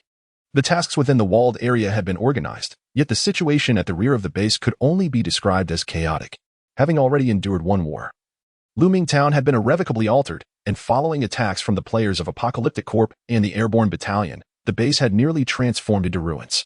Only the command center and a few remaining residential areas had managed to endure. Under Yi Ruoshue's direction, the engineering battalion had commenced repair work within the base, and Lu Tu had brought news of the post-war conditions. "Commander Yi, this is Minister Ye's report regarding the situation at the base. Please review it," Lu Tu said as he handed a pile of documents to Yihan. Yihan perused the report, which was remarkably detailed, leaving no stone unturned. First, it outlined the status of supplies. Thanks to the timely intervention of the Airborne Battalion, fuel and food supplies had not suffered significant losses, and the Engineering Battalion continuously brought in resources from outside the base. Various types of oil had amassed to 400 cubic meters, while food reserves approached 700 tons. However, considering the expansion of the troops, 400 cubic meters of oil was still insufficient. Yi Ruoshue thoughtfully added that Yihan must swiftly secure Shilan County to remedy this situation. According to estimations, the oil reserves within Shilan County exceed a minimum of 1,000 cubic meters.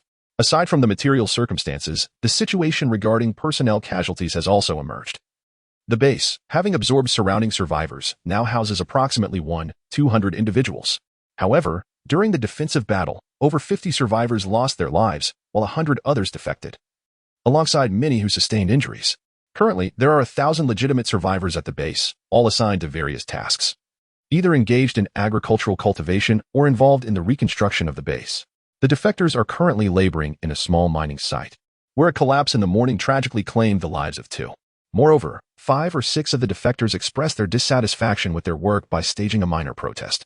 Yihan issued a directive regarding this matter, stating that those who do not perform their duties properly should be sent to rest. If they refuse to work, there are plenty of others willing to do so. In addition to this, there are the casualty figures from the main car group, or rather, the Public Security Department. The main car group has performed commendably during this conflict, a feat attributable to the command of Lu Tuesday, originally comprising over 100 members. Only 90 remain. To honor the main car group, Yihan ordered the remaining armored vehicles and off-road vehicles to be allocated to them, which are far superior to their own. These vehicles are equipped with mounted machine guns. As for the fallen members of the main, Yihan treated them with the respect befitting martyrs, interring them in the martyrs' cemetery.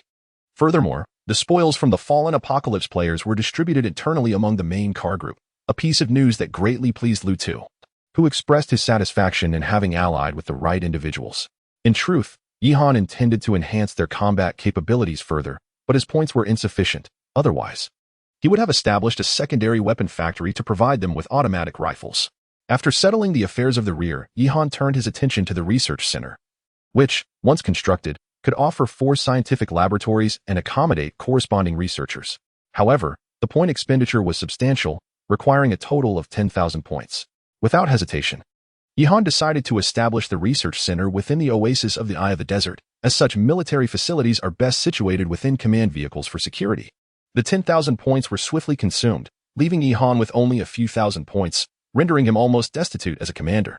The research center comprises 3 small buildings, each 10 meters in height, adorned entirely with glass curtain walls. In the center of the base, a small artificial garden was created, making it arguably the finest environment among the system's constructions. At this moment, 20 researchers stood at the entrance of the research center, awaiting Yihan. Upon his arrival, they saluted and greeted him. "Commander, good day." Yihan, bypassing pleasantries, nodded and inquired, "Who among you is the person in charge?" An elderly gentleman, appearing to be in his 60s, stepped forward and replied, "Report, Commander, I am Chun Zheng, the chief supervisor of the research center." The elder, named Chun Zheng, appeared youthful despite his gray hair, his demeanor notably more amiable than that of soldiers like Wang Long and Wang Hu. He proceeded to provide an overview of the research center's situation. After listening to Chun Zheng, Yihan began to elaborate. The research center comprises 4 laboratories, staffed by a total of 20 researchers, each overseen by a professor-level researcher. These laboratories can conduct medical experiments, energy optimization, and facility improvements, with each research endeavor requiring 1,000 points. The notion that research necessitates points caused Yihan to frown. Previously, he would not have batted an eyelash at expanding his forces, but now he found himself financially constrained. Regarding the medical experiments, is it possible to develop an antiviral agent against zombies, akin to the Phantom? Yihan inquired. Chun Zheng furrowed his brow in response. Such experiments are quite complex and carry a significant risk of failure. I would recommend that the commander undertake these only when points are abundant. We can also develop agents to enhance soldiers' physical attributes, but these endeavors also require substantial points for support. Although Yihan felt a fleeting disappointment upon hearing Chun Zheng's words, he quickly reassured himself that once he secured Shilan County, he would undoubtedly have several million points, more than sufficient for conducting experiments. At present, the most pressing concern was energy. The aviation unit required specialized aviation fuel, while the armored division needed various types of diesel, and the base predominantly stored gasoline. Let us proceed with energy improvement research first, he proposed. The focus should be on developing universal gasoline or the ability to freely convert various types of fuel, based on regular gasoline to meet the energy needs of aircraft, helicopters, tanks, and other vehicles. Chapter 92, 15 Treasure Chests upon receiving Yihan's command. Chun Zheng promptly led the researchers in the pursuit of energy enhancements. By this time, the battlefield cleanup had essentially concluded, and Wang Hu approached Yihan to report, "Commander, the cleanup of the front line is complete. We have acquired a total of 5 golden treasure chests for your review." At the mention of the treasure chests, Yihan's eyes sparkled. These past few days, he had been preoccupied with the advancement of his forces, while his command vehicle remained at a mere level 2. The blueprint for the quad-mounted rocket launcher had yet to be utilized. Upon obtaining the chests, Yihan did not rush to open them. His luck with treasure chests had always been rather poor. Since Lu Tu was currently at the base, he decided it would be better to have him assist with the opening. Contemplating this, Yihan summoned Lu Tu from the rear. During Lu Tu's approach, Yihan perused the points marketplace within the world system. Previously, he had been informed that for each survivor rescued, the savior would earn 10 points, which could be exchanged for various treasure chests within the system. Currently, there were a full 1,000 survivors at the base, translating to a total of 10,000 points. As he opened the points marketplace, he was greeted by a dazzling array of available treasure chests. Firstly, the wooden chest could be exchanged for just 1 point, while the iron chest required 10 points and the steel chest demanded 100. The golden chest, which could yield blueprints for level 3 vehicle upgrades, cost a substantial 1,000 points. In essence, a golden chest was valued at the contribution of 100 survivors, a considerable expense indeed. Above the golden chests lay the platinum chests, priced at a staggering 10,000 points. Without a doubt, these would contain superior items, likely blueprints of level 4 or higher. But Yihan had no immediate use for such treasures and thus postponed that acquisition for now. Consequently, Yihan exchanged for 10 golden chests through the world system, bringing his total to 15 when combined with those obtained from the battlefield cleanup. Upon Lu Tu's arrival, he was astonished by the sight of the 15 golden chests before him. "Commander Yi, have you robbed the world system? Our main vehicle corps toiled tirelessly to assist the saviors, and we only managed to earn a single golden chest. Some with lesser contributions received merely a steel chest." Yihan smiled ambiguously, replying, "As if golden chests are so easily obtained. I have contributed an entire regiment's worth of manpower to secure these." It was commendable that Lu Tu's contingent had managed to acquire even a single golden chest. "All right, Brother Lu, these golden chests are in your capable hands. I would greatly appreciate your assistance in opening them," Yihan said, handing Lu Tu a cigarette and stepping aside. Lu Tu, stretching his wrist and signaling Yihan to relax, began the process of opening the chests. With Lu Tu's deft handling, the 15 golden chests were swiftly opened, revealing an array of splendid items that left Yihan gaping in awe. Lu Tu had proven his worth. His luck was indeed extraordinary. Among the treasures, there were no less than 5 level 3 room expansion upgrade packages. It is noteworthy that this remarkable apparatus can provide an expansive in-vehicle space of 300 square meters. Thus, with 5 units, it amounts to an impressive 1,500 square meters, equivalent to the scale of a modest factory. However, for Yihan, this is not particularly significant, as he possesses the Desert Eye Oasis, which sufficiently accommodates his spatial needs. The remaining 10 items are of exceptionally high caliber, beginning with the Vehicle Power Energy Enhancement Package and the onboard photovoltaic power generation system. Together, these innovations transform a conventional fuel vehicle into an electric one, and furthermore, into a self-sustaining energy vehicle. Naturally, a mere photovoltaic system alone would struggle to power a command vehicle. But Yihan has the benefit of a magnetic energy power plant at his disposal. In addition to these 2 items, Lu Tu has also released an improved vehicle-mounted electronic fire control system package, along with blueprints for a 105mm rifled cannon and 2 sets of Tier 3 vehicle upgrade blueprints. As for the remaining items, they lack novelty. A manufacturing tutorial for a 75mm individual mortar, 2 tutorials for the AK-47 rifle, and blueprints for a single-shot vehicle-mounted rocket launcher. Yihan finds no need for these 4 items. Thus, he graciously bestows them upon Lu Tuesday. As for the surplus Tier 3 vehicle upgrade blueprint, Yihan has no intention of giving it to him. With Lu Tu's good fortune, he will likely acquire it himself within days. Instead, he decides to place the Tier 3 vehicle upgrade blueprint on the trading market to benefit from other players. After utilizing Lu Tu, Yihan exchanged pleasantries before swiftly entering the command vehicle, eager to commence his Tier 3 vehicle upgrade endeavor. It is essential to note that nearly 2 weeks have passed since his last vehicle upgrade, which undoubtedly stirs his excitement. Detected that player Yihan possesses Tier 3 vehicle upgrade blueprints. Would you like to initiate the upgrade for the Tier 2 armed command vehicle? With a heart full of anticipation, Yihan clicked yes, and immediately, a selection interface for upgrade directions appeared before him. Upgrade Direction 1. Self-propelled tactical fortress. Requires Tier 3 vehicle-mounted composite armor blueprints, large-caliber rifled cannon blueprints, and vehicle-mounted autocannon modification blueprints. Upgrade Direction 2. Tactical class armed command vehicle. Requires vehicle-mounted radar modification blueprints, and more than 3 Tier 3 vehicle space expansion blueprints. Upgrade Direction 3. Tactical class armed base vehicle. Requires electronic fire control system modification blueprints, and more than 5 Tier 3 vehicle space expansion blueprints. This time, there is no fourth upgrade direction as there was during the first upgrade, but Yihan pays little mind to this, as the 3 available options are already ample for him to consider. Firstly, the self-propelled tactical fortress not only requires advanced armor blueprints but also necessitates a large-caliber rifled cannon and autocannon, clearly indicating its dual role in both offense and defense. The term fortress suggests a vehicle designed to push to the front lines. To other players, this option would likely be the preferred choice. For once the self-propelled tactical fortress is constructed, it could potentially dominate the entire biochemical world, provided it does not encounter missiles or aerial strikes. Yihan, however, merely glanced at the self-propelled tactical fortress before dismissing it. The reason is simple: he has no need to charge into the front lines. With a formidable armored composite regiment at his disposal, supported by the Dragon 99A tanks on the ground and the Dragon Z-10 and Z-20 helicopters in the air, what purpose would a tactical fortress serve for him? While enhancing the defensive capabilities of one's vehicle is undoubtedly essential, transforming it into an impregnable fortress seems somewhat excessive. Consequently, Yihan shifted his attention to the remaining 2 options, a tactical command vehicle and a tactical base vehicle, both of which presented a challenging choice. Should he opt for the command vehicle, its functionality would likely resemble that of his current one, serving primarily as a battlefield command center, the brain of the entire army. In contrast, the base vehicle represented something entirely different. It signified the very core of the army, embodying logistics support and the vast rear operations of the entire force. Chapter 93 Tactical Level Armed Base Vehicle. After careful consideration, Yihan ultimately opted for the tactical level base vehicle. This choice was driven by 2 primary factors. On one hand, with Xiao AI's capacity to regulate the entire army, he could effectively command from the base vehicle. On the other hand, the looming base was merely a temporary location for him, a transient presence that could not remain indefinitely.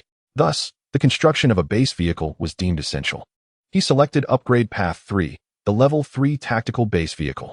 Without further hesitation, Yihan pressed the upgrade option. In an instant, a flash of white light enveloped him, and the voice of the world system resonated in his mind. Upgrading. Please wait. This upgrade took significantly longer than the first, lasting a full 10 minutes before completion. When Yihan opened his eyes, he found himself in a place unrecognizable. His original command room, though not cramped, was modest in size, similar to an ordinary conference room, featuring a 10-person meeting table and his command chair, with little remaining space. However, the command room before him could no longer be referred to as such. It was more aptly termed a command center. The area had expanded to an impressive 300 square meters, akin to a small plaza. The front of the command center was adorned with various electronic devices, and the walls were lined with screens displaying not only the base vehicle's safety data and operational status, but also information regarding resource reserves and the deployment of various units. Additionally, the command center boasted 5 rows of seating equipped with computers, accommodating approximately 30 individuals. Yihan contemplated the potential of stationing battlefield command personnel here, transforming it into a staff headquarters, nodding in approval at the command center. Exiting the command center, he found a corridor flanked by 2 doors, one labeled Commander's Resting Room, and the other Conference Room. A brief inspection of both revealed minimal changes in his resting quarters, which now featured a private bathroom and shower, with furnishings upgraded from ordinary wooden pieces to modern soft beds and pearwood desks, complete with bookshelves. Although he seldom found time to read, at least the appearance was befitting. The conference room resembled a school auditorium, equipped with seating for up to 100 individuals, and 2 tables accompanied by microphones on the stage. At the end of the corridor lay a second passage, which presented 8 doors and a staircase leading to the upper level. The first 4 doors were labeled soldier dormitories. However, 2 remained locked, likely due to insufficient expansion space, rendering them merely placeholders. The remaining 2 dormitories each offered 300 square meters, divided into 10 small rooms, all designed with bunk beds, sufficient to accommodate an entire battalion. As for the remaining doors, 2 led to storage rooms, 1 to a kitchen, and the last to a communal restroom. As for the second floor, Yihan ascended to take a look. The front section was designated for the control of weapons on the base vehicle, allowing for direct operation of various armaments for both offensive and defensive maneuvers. The latter part granted access to the interior of the Desert Eye Oasis, which housed not only a tank factory, an armaments factory, and a research center, but also vast expanses of forested land. After touring the base vehicle, Yihan hurriedly exited to survey the exterior, and he was instantly astounded. In contrast to the secondary command vehicle, the base vehicle was colossal. Its height approached that of a 3-story building, and its length resembled that of 2 railway carriages. The original front 4 and rear 8 wheels had been replaced with a semi-track design, enabling the base vehicle to navigate a variety of complex terrains, provided, of course, that maintenance and upkeep were diligently performed. After all, tracks are prone to malfunction, yet for Yi-Han, who had an engineer battalion at his disposal, this was hardly a concern. Estimating the dimensions, Yi-Han mused that when the base vehicle was on the road, it would occupy both lanes entirely, leaving no room for concerns about crossing lines. It would simply overrun them. It can't possibly get any larger, or it would surely collapse the road beneath it, he murmured to himself. Subsequently, Yi-Han loaded all the additional blueprints and the quadruple rocket launcher onto the base vehicle. At this point, the weaponry area of the base vehicle was not only equipped with a 105mm rifled cannon, but also featured a quadruple rocket launcher, an anti-aircraft autocannon, and a mounted machine gun. In terms of firepower, it far surpassed the infantry fighting vehicles and tanks obtained through the system's exchange. Moreover, the base vehicle had undergone modern modifications, boasting an electronic fire control system, a primary onboard radar, and a power energy system complemented by photovoltaic equipment, allowing it to operate largely independent of fossil fuels. Its only shortcoming lay in its defensive capabilities, as it still relied on secondary steel armor and ballistic glass. However, this was a minor issue. After all, no one could breach an armored battalion to reach him, unless he ventured out with the base vehicle. Furthermore, Yi-Han could readily procure any necessary items through the trading market. Gazing at the imposing base vehicle, Yi-Han was suddenly struck by an idea. If machine gun bunkers could be constructed on the perimeter walls, might it be possible to develop his base vehicle further? Could the automated defense machine guns and gun emplacements from the AI system be mounted onto it? If such enhancements could indeed be integrated, the base vehicle would scarcely differ from a self-propelled tactical fortress. While Yi-Han indulged in these lofty aspirations for the future, Lu Tu returned to observe the upgrades Yi-Han had achieved, and upon a mere glance, he was left momentarily speechless. Commander Yi, this is quite extraordinary, isn't it? While others have third-tier vehicles, none have reached such an extreme size. It resembles a fourth-tier vehicle, Lu Tu remarked incredulously. Upon hearing Lu Tu's words, Yi-Han regarded him curiously. Others have third-tier vehicles? Has anyone else upgraded to that level? I've only just achieved my third-tier vehicle today. My progress has been swift. How could anyone possibly surpass me? Of course there is. Not everyone is as unfortunate as you. Lu Tu jested with a chuckle. Yi-Han was somewhat at a loss for words. Could it possibly be your main vehicle team? Not at all, Lu Tu replied. The system rewards from the main vehicle team are minimal. Just recently, I managed to acquire a level 3 vehicle blueprint, and I haven't even had the opportunity to upgrade it yet. It's that group of the Enlightened. There are 2 team captains from the Enlightened faction in Shilan County who have reached level 3 vehicles, and one from the Wanderers faction has also achieved the same. As he spoke, Lu Tu lit a cigarette for himself. After taking over Looming Town, cigarettes and alcohol had been transferred under the management of the logistics department. And as the head of the public security department, Lu Tu found it easy to procure some. So many? Yi-Han expressed disbelief. I just inquired. And in the Enlightened faction, killing a survivor grants 100 points. For them, the pressure to exchange for golden treasure chests is significantly reduced. Upon hearing this, Yi-Han furrowed his brow, unable to suppress his frustration with the world system. He simply could not comprehend why this flawed system seemed to favor others. Saving one survivor only rewarded him with 10 points, while others gained 100 for a kill. However, unbeknownst to Yi-Han, while he was cursing the world system, the system itself was equally vexed. It was perplexed by the sudden emergence of Yi-Han's formidable military strength. If this continued, the game would become unbalanced. Reluctantly, it resorted to frantically patching the system, providing additional benefits to the Enlightened faction. Chapter 94. The Trap. After bidding farewell to Lu Tu, Yi-Han furrowed his brow as he observed the situation in the exchange hall. According to his analysis, there were approximately 800 to 900 players in Shilan County, the majority of whom belonged to the faction of Apocalypse. Rumors circulated that the Apocalypse branch in Shilan County was planning to withdraw. Should we also consider a retreat? Nonsense. The 2 team leaders of Apocalypse and Shilan County are both Tier 3 players, equipped with 25mm cannons, nicknamed the Little Tanks of Shilan. Why should we fear Yi-Han's advance into the county seat? The young lad upstairs, he must have never faced death. The 25mm cannon is hardly more than a mere toothpick. Yi-Han not only possesses helicopters, but also tanks armed with 125mm cannons. When they meet, it will surely be a case of the grandson confronting the grandfather. Ha ha ha, the Apocalypse players in Shilan are in for a rude awakening. After all, we are wanderers who do not offend either side.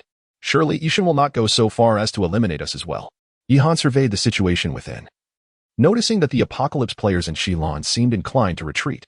This simply could not be allowed. It appeared he had revealed too much of his hand. scaring the rabbits away from the trap. What would he do now? The Apocalypse players in Shilon were behaving like startled birds, utterly devoid of the will to confront Yihan, only wishing to flee. However, there were factions within advocating for a more aggressive stance, but they lacked the equipment to stand against Yihan and were therefore unpopular. With 900 Apocalypse players, primarily Tier 2, that translated to 90,000 points and 900 deliveries, how could Yihan possibly relinquish this opportunity, even if it meant incurring some losses? He needed to ensure that these Apocalypse players remained in Shilon to engage him. With this thought in mind, Yihan summoned Lu Tu. Brother Lu, my reputation precedes me, making it inconvenient for me to act directly. Find some fresh faces within the mine's caravan and have them conduct business in the trading hall. Conduct business? Lu Tu was perplexed by Yihan's intentions. Yihan grinned mischievously and shared his plan with Lu Tu, which involved creating an impression that he was merely a FAAD of strength while secretly facilitating the sale of high-grade weaponry to the Apocalypse players through the mine's caravan. After all, regular arms posed no threat to Yihan, and it would be an opportunity to reap some benefits from Apocalypse. However, these two strategies alone would not be sufficient to lure the Apocalypse players in Shilon into confronting Yihan. Hence, he instructed Lu Tu to collaborate on a performance. They would stage a battle between the mine's caravan and the 4th Company of the Guard Battalion just outside Shilon County, making as much noise as possible to ensure that the Apocalypse players could hear it. The fight would be staged, of course, and the mine's caravan must emerge victorious in a grand manner. Yihan and Lu Tu quickly devised a plan, and both the 4th Company of the Guard Battalion and the mine's caravan rushed to their designated positions, preparing for the show, while Yihan took on the role of the director, commanding from the base. As for the security of the base, it was temporarily overseen by the Guard Battalion. As night fell, around 8 or 9 o'clock, with a command from Yihan, the mine's caravan and the 4th Company of the Guard Battalion swiftly engaged in battle.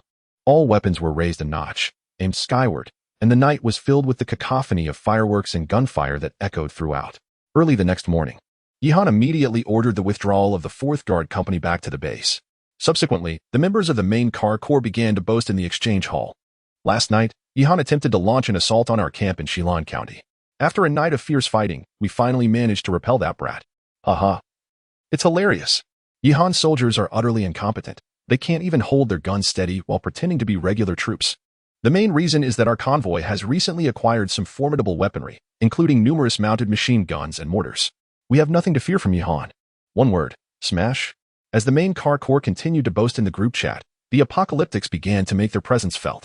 Is it true? Yihan's tank was driven off by your few shabby guns? Surely, this cannot be a deception? Someone questioned.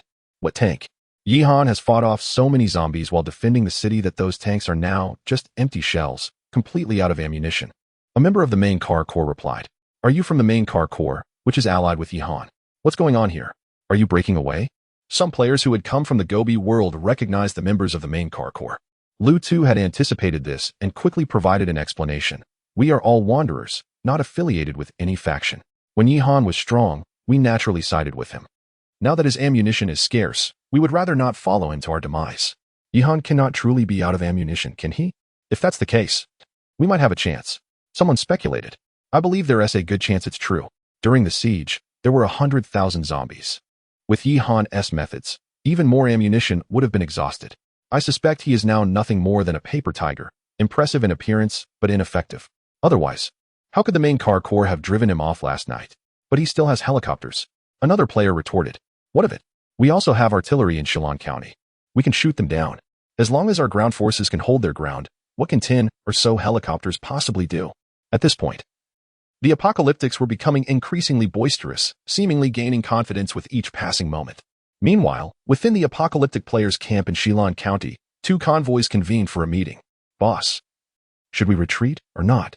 Gunfire echoed throughout the night, and Yihan retreated the next day. Perhaps we actually have a chance to fight. Indeed, we have around 800 or 900 apocalyptic players in Shilon County, while the main car corps has only a handful. If we defeat Yihan, all his tanks and armored vehicles will belong to us. If we don't act now and let Shilon County slip away, it will become difficult to contend with Yihan once he resupplies. Hearing the discussions of his subordinates, Chen Sihu found himself swayed. Although he had acquired level 3 vehicles, his men were poorly equipped. If the rumors from the exchange hall were true and Yihan was indeed out of ammunition, then he might have a genuine chance in a conventional firepower confrontation. If victorious, he could acquire dozens of armored vehicles and tanks, enough to establish his dominance over Shilon County and perhaps even rise to power in Changkong City.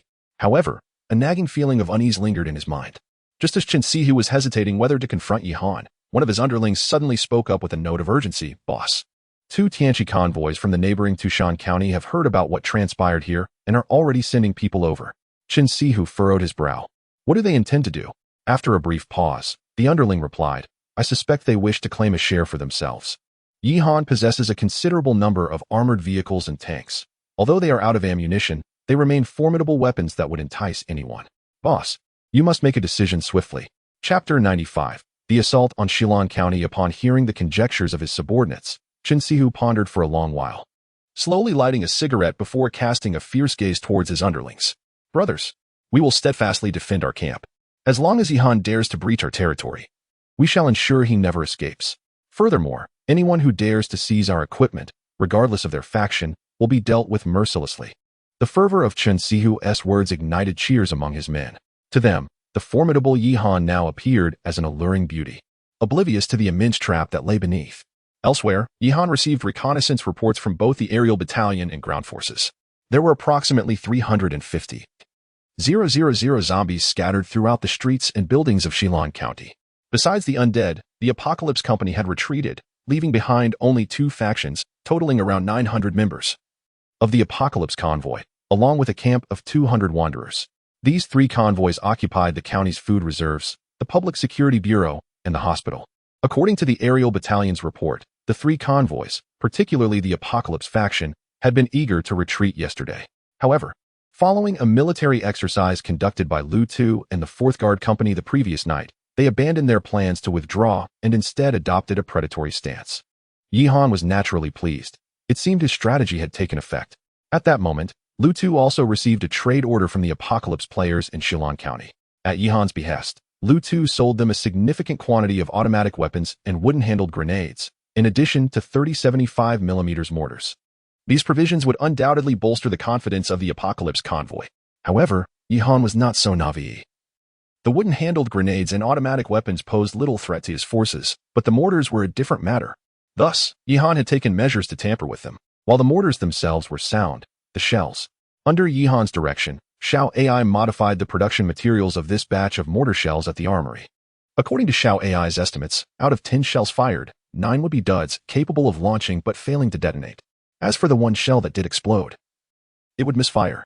This cunning stratagem orchestrated by Yi Han was designed to eliminate all Apocalypse players in Shilin County. Meanwhile, the players of Apocalypse, having received their new equipment, were elated, treating it like a family heirloom, hoping it would earn them Yi Han's tanks and infantry fighting vehicles. In reality, however, Chen Sihu's artillerymen were akin to ticking time bombs, destined to detonate amidst their own ranks. As noon approached, Yi Han issued the operational orders for the assault on Shilin County from the command center of the base vehicles. In this battle, aside from the Guard Battalion and the main vehicle corps safeguarding the base, all other forces would be deployed.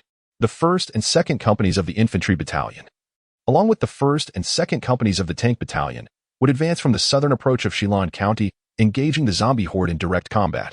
The 3rd and 4th companies of the Infantry Battalion would head towards the food storage and hospital where the 2 Apocalypse convoys were stationed, preparing to collect the fallen.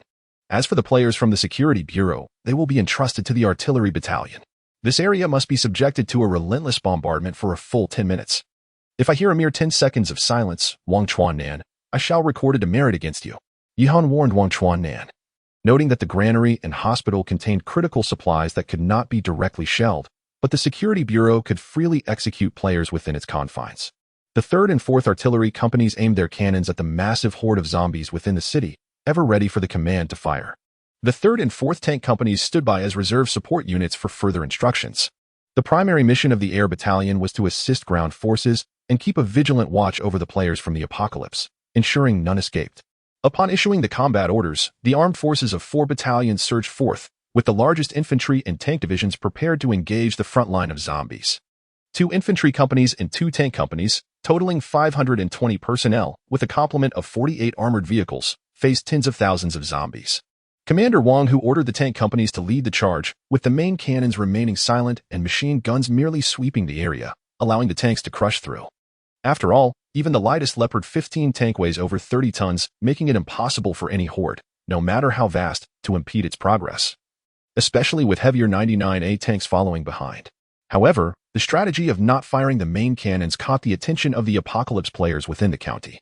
Wang, who initially deemed it unnecessary, but the reconnaissance team of Apocalypse players concluded that Yi Han must be out of ammunition.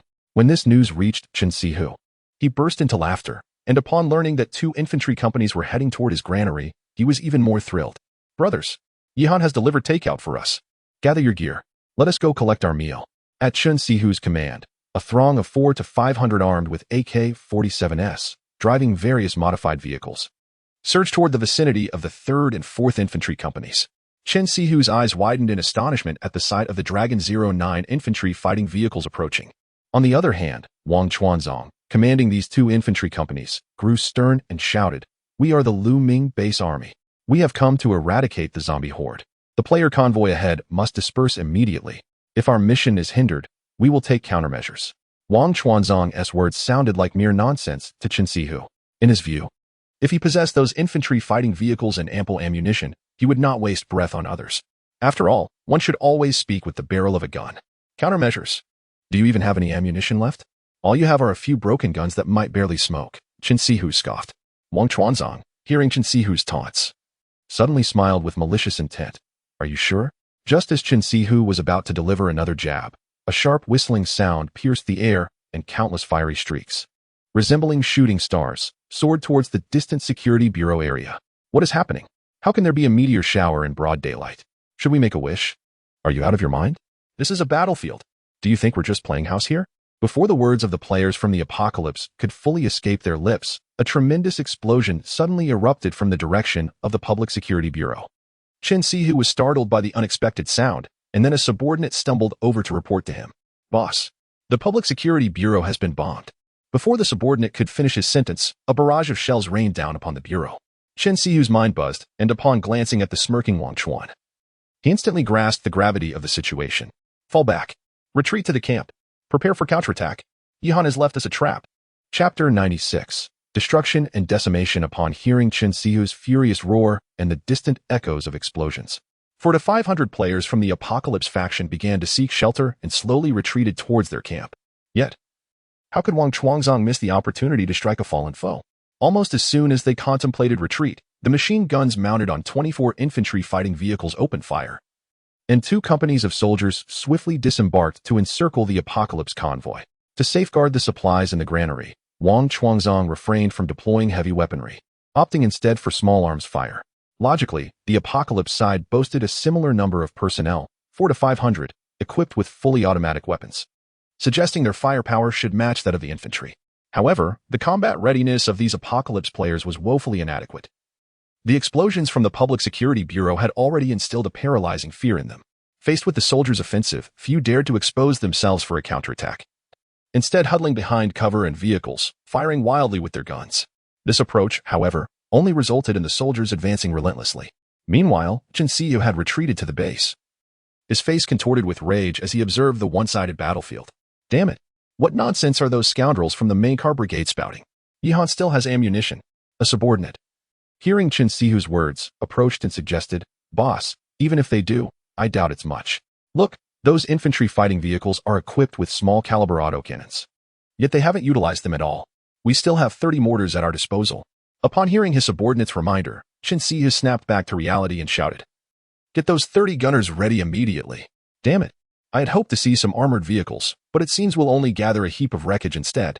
Outside the Apocalypse camp, a group of players struggled to fend off the soldiers' assault, while inside, Chen Sihu had reached the mortar position, ready to issue the firing command.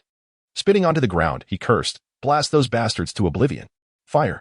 The mortar unit swiftly prepared, and with a series of thunderous booms, 30 solid rounds shot towards the infantry fighting vehicle positions, creating several dents upon impact.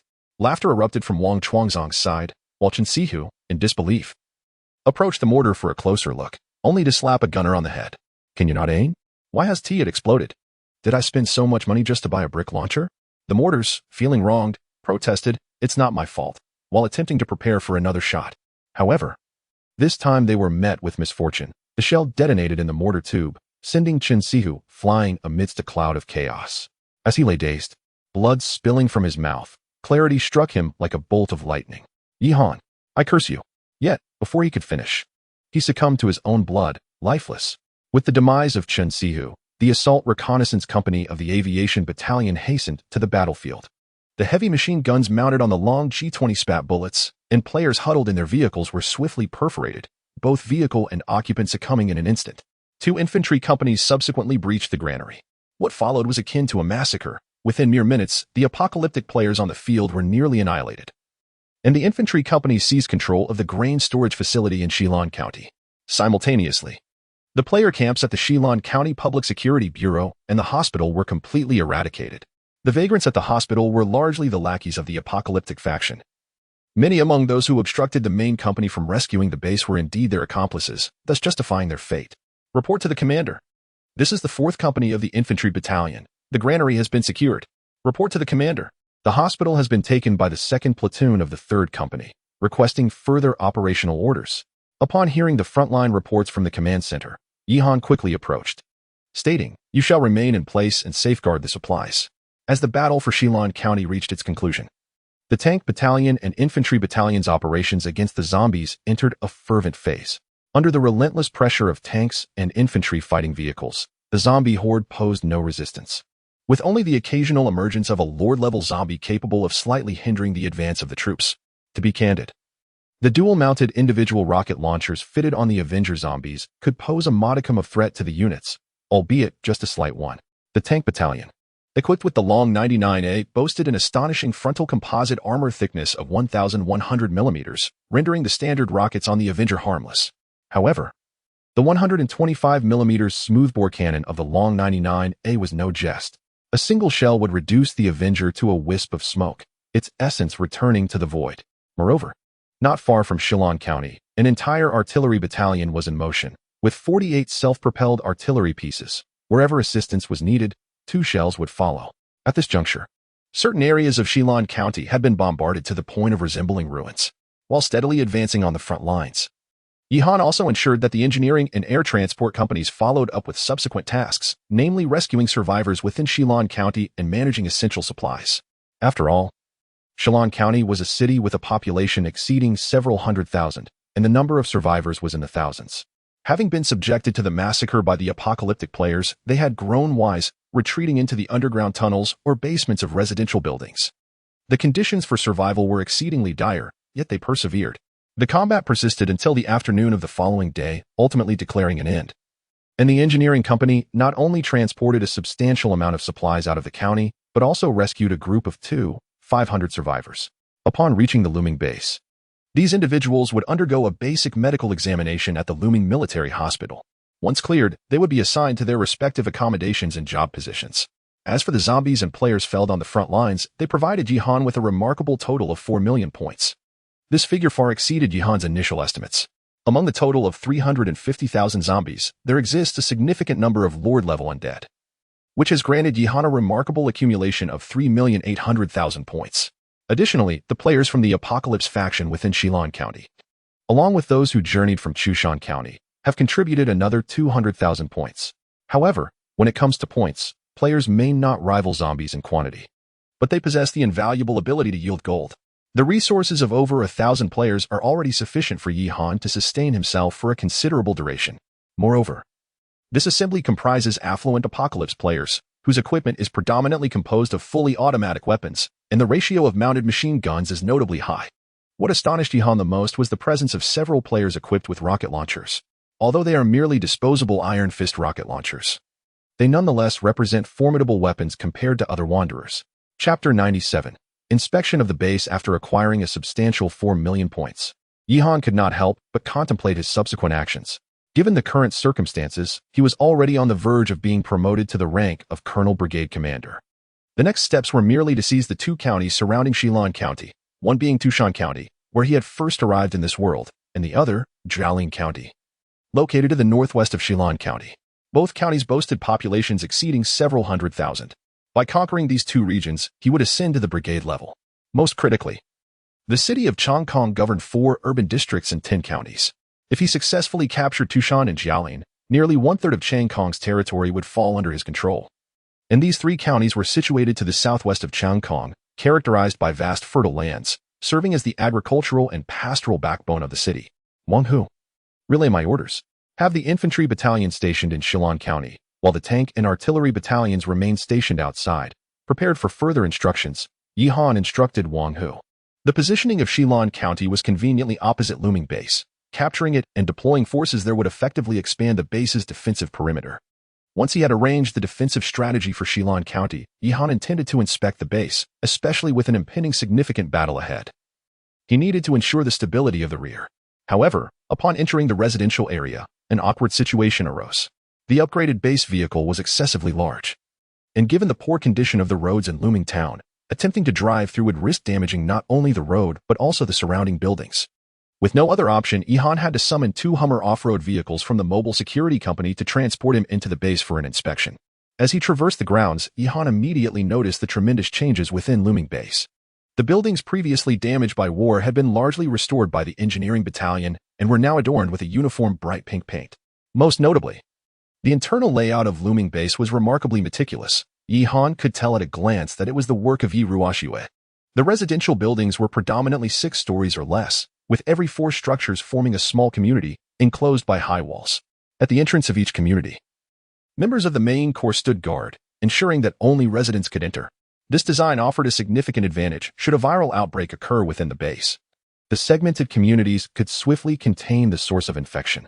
Moreover, this arrangement facilitated management, as the previous layout of Luming Base had been exceedingly dispersed, with residential buildings scattered far and wide, making it laborious for the security department to manage.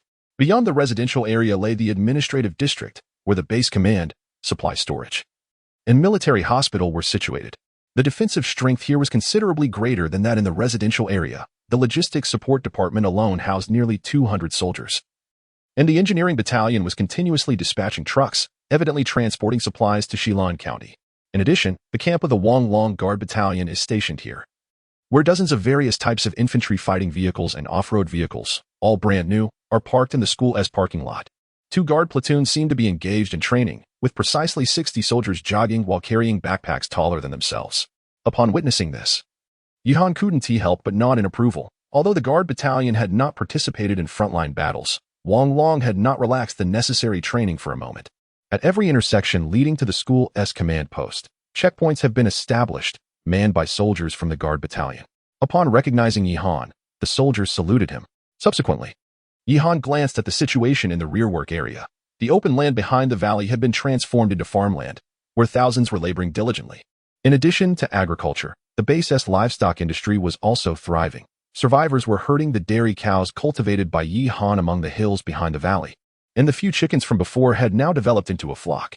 At this moment, Wang Long supplemented, "Commander, the management of the rearwork area has always been the responsibility of the main vehicle corps, and the mobile 4th Company of the Guard Battalion conducts patrols periodically. Furthermore, having learned from previous experiences, I have stationed squad and platoon-level units at the high points of the rear mountain to prevent any intruders from sneaking in. And the main vehicle corps will also have personnel patrolling the area." Hearing Wang Long's additions, Yi Han nodded in satisfaction. It appeared that the base had stabilized, with defenses as solid as a fortress. The perimeter was guarded by 3 armored battalions stationed in Shillong County, while the interior was secured by the guard company. Moreover, the number of survivors had increased to over 5,000, and normal production activities had commenced in an orderly fashion. After assessing the situation at the base, Yi Han returned to the base vehicle and glanced at the 4 million points at his disposal, deciding to invest a portion to enhance his strength further. At that moment, the only unit not fully staffed in the entire army was the 141st Cavalry Special Operations Battalion, including the 4 female soldiers previously dispatched to protect his sister. The total count for the 141 unit was 30, while the maximum summonable number had increased to 120 after upgrading to a battalion level. Yi Han contemplated transforming the 141st Cavalry into a specialized operations company under his command, as its soldiers could fully meet the demands of special operations. Yi Han first spent 72,000 points to fully staff the 141st Cavalry Special Operations Battalion. And then he planned to construct several buildings that had previously not been developed due to the lack of points. The first was a Level 1 aviation weapons factory, which cost 5,000 points. Once completed, Yi Han proceeded to manufacture 6 multifunctional Dragon G-5 helicopters and 10 Falcon rotary wing aircraft. These aircraft were not intended for his own forces. Should the 141st Cavalry require aerial combat capabilities, The aviation battalions G-10 and G-20 helicopters would sufficiently meet the operational needs. Yihan's decision to procure these 6 outdated long G-5 helicopters was primarily intended for the main vehicle brigade. The presence of such assets significantly enhances their capability to maintain stability at their base and conduct patrols. As for the lack of piloting skills, this can easily be remedied by training provided by the aviation battalion's pilots. Subsequently, Yihan established a secondary arms factory within the oasis of the Desert Eye. The previous siege revealed a critical flaw. The combat effectiveness of Lu Tu's main vehicle brigade was alarmingly deficient. Although the morale of the main personnel was on par with that of the Apocalypse players, their equipment was woefully inadequate. Currently, the Apocalypse players are predominantly equipped with fully automatic firearms, including a plethora of AUGs, AK-47s, and M16s, along with a variety of formidable rocket launchers. Chapter 98. Army Officer Training Center. Due to the numerous advantages offered by the Apocalypse camp, it has significantly outpaced Lu Tu and his band of wanderers in terms of equipment. During the siege, the main vehicle corps was armed with PPSH submachine guns and semi-automatic weapons from World War II while engaging in combat against the players of Apocalypse. Had it not been for the intervention of the airborne camp, the main vehicle corps might have faced complete annihilation. With the establishment of a secondary arms factory, Yihan promptly instructed Lu Tu to swiftly compile the current membership of the main vehicle corps, intending to use his accumulated points to equip them anew. A Type 95 rifle cost merely 60 points. Even outfitting the entire main vehicle corps would be a trifling expense for Yihan at this juncture. After all, he had spent 200,000 points on just one battalion. Such a small sum felt hardly more than a mere scratch. Lu Tu quickly reported the compiled numbers. Previously, the main vehicle corps had fewer than 100 members, but after capturing Shilin County, many wanderers flocked to join, swelling the ranks to a formidable 300. Without hesitation, Yihan commanded the secondary arms factory to commence the production of 300 Type 95 rifles and 300 Beretta pistols, totaling an expenditure of only 27,000 points. While this equipment would barely enhance Yihan's combat capabilities, it held profound significance for Lu Tu and his comrades. At that moment, the 300 members of the main vehicle corps received their assigned weapons, each face reflecting disbelief and elation. Once he had concluded the enhancement of the main vehicle corps combat strength, Yihan turned his attention to the final construction project, the Army Officer Training Center. Although his current forces had command personnel, figures such as Wang Hu and Wang Chuanlang were ultimately soldiers by training. Despite their high ranks, their command abilities appeared to have reached a plateau, particularly for Wang Hu, while he had managed to command a battalion with some success. Overseeing an entire regiment proved beyond his capacity. "Commander, shall we construct the Army Officer Training Center?" Xiao Yi's voice chimed in. "Yes. Place it within the vehicle's oasis space." Yihan nodded, and immediately, his points were deducted by 10,000. As the points were subtracted, a new structure resembling a school materialized within the oasis space on the second floor of the base vehicle, emblazoned at its entrance with the words, Army Officer Training Center. "Commander, you can utilize your points to directly exchange for qualified officers within the training center or train your current soldiers to become officers," Xiao Ai explained. Yihan approached the control panel at the building's entrance, examining it closely. A basic training or exchange costs 2,000 points, while advanced training requires 5,000 points, allowing the acquisition of 3 types of officers. The first type is battlefield commanders, the second is battlefield staff officers, and the third is logistics management officers. After some contemplation, Yihan decided to have Wang Long attempt the training first, for his proximity made it convenient. With the deduction of 2,000 points, Wang Long entered the Army Officer Training Center with a furrowed brow. Approximately an hour later, he emerged, now clad in a new military uniform. His demeanor imbued with an air of sternness, and the sergeant major insignia on his shoulder had been replaced with that of a major. Upon noticing this transformation, Yihan's eyes brightened as he inquired, "Wang Long, what did you gain from your experience inside?" Wang Long saluted solemnly and replied, "Report, Commander. Following the training, I have attained the rank of major, with the capacity to command a battalion and potentially lead a brigade. Additionally, I have acquired skills in battalion-level tactical command. During my operational command, the morale of the soldiers is enhanced by 10. Yihan blinked in surprise at Wang Long's statement. Morale? To put it simply, it translates to combat effectiveness. Under my command, I can better leverage the strengths of each soldier, thereby increasing their combat capabilities and efficiency by 10, Wang Long elucidated. With a smile spreading across his face, Yihan realized the investment in the officer training center was indeed worthwhile. Essentially, this meant that 2,000 points could enhance the combat effectiveness of a battalion by 10, which is quite a value. Subsequently, Yihan enacted a similar strategy, summoning several battalion commanders stationed in Shilan County, including Wang Hu. After expending 8,000 points, Wang Chuan and the other 2 battalion commanders also attained the rank of major, while Wang Hu achieved the same. It appeared that this foundational training could only elevate individuals to the rank of major at most. After enhancing the officers under his command, Yihan was not inclined to halt his progress. Instead, he set about establishing his own staff. Xiaoai, expend 5,000 points for a high-level exchange to obtain battlefield staff officers. As Yihan's command resonated, a refined officer, adorned with glasses and bearing the appearance of a strategist rather than a frontline commander, emerged from the Army Officer Training Center. Yihan noted the colonel insignia on his shoulder, causing his brows to raise slightly. What a surprise, a rank higher than his own. Report, Commander. Staff Officer Yi Jingyu reporting for duty. The newly summoned staff officer saluted Yihan. After returning the salute, Yihan directly queried, "What capabilities do you possess?" Given that Wang Long had managed to enhance a battalion's combat effectiveness by 10 with just the rank of major, Yi Jingyu, as a colonel, surely had more to offer. Nodding, Yi Jingyu responded, "I can provide operational deployment and tactical arrangements for a division, primarily offering intellectual support to the entire army. Under my command, a division's combat effectiveness can be increased by 10, a brigade by 15, and a regiment by 20. Upon hearing Yi Jingyu's assertions, Yihan could not help but smirk. Recognizing the immense value of the offerings within the Xiao AI system, he then proceeded to exchange for 8 major staff officers, 1 colonel logistics officer, and 6 major logistics officers through the Army Officer Training Center. The major staff directly collaborated with Yi Jingyu, establishing a command department at the command center of the base vehicles to provide strategic support for the entire Army's operations. Meanwhile, all logistics officers were assigned to the Logistics Management Department, assisting in the overall coordination of logistical support for the military. After this series of arrangements, Yihan's forces could finally be regarded as a complete and regular army. Previously, Yihan's troops were merely an assemblage of soldiers and equipment, relying solely on the leadership of sergeant-level officers like Wang Hu, while logistics were managed by individuals lacking expertise. However, the situation has now transformed. Frontline command is led by seasoned major officers, complemented by a fully fledged staff department, and logistics are supported by dedicated logistics officers, finally elevating the unit to a legitimate regimental level. Chapter 99, Class D Human Modification Serum. After completing these tasks, Yihan found that his points had hardly changed.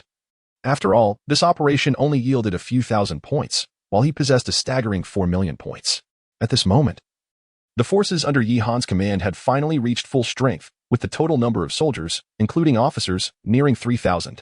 Now, he merely needed to accumulate enough points to await his promotion to brigade commander. However, as Yihan's combat capability continued to strengthen, a meeting of county-level leaders was convened at the Tianqi branch in Chongqing City. The Shina forces from Luming had successfully seized control of Shilan County. According to reconnaissance reports, this unit boasted at least 50 armored vehicles, all of the latest models from Longhua, and their combat prowess should not be underestimated. The head of Shilan County spoke with a somber expression. How can they be underestimated? They are merely a regiment. Currently, a division from Longhua is tightly restricted in Chongqing City. How much turmoil can a single regiment stir? Scoffed the head of Zhaostian County. To him, Yihan's strength was of little consequence. His own Zhaostian County was far from the Luming base, and any mishaps would not affect him. Do not belittle this regiment. It is a fully equipped, heavy mechanized regiment. They took Shilan County with almost no resistance.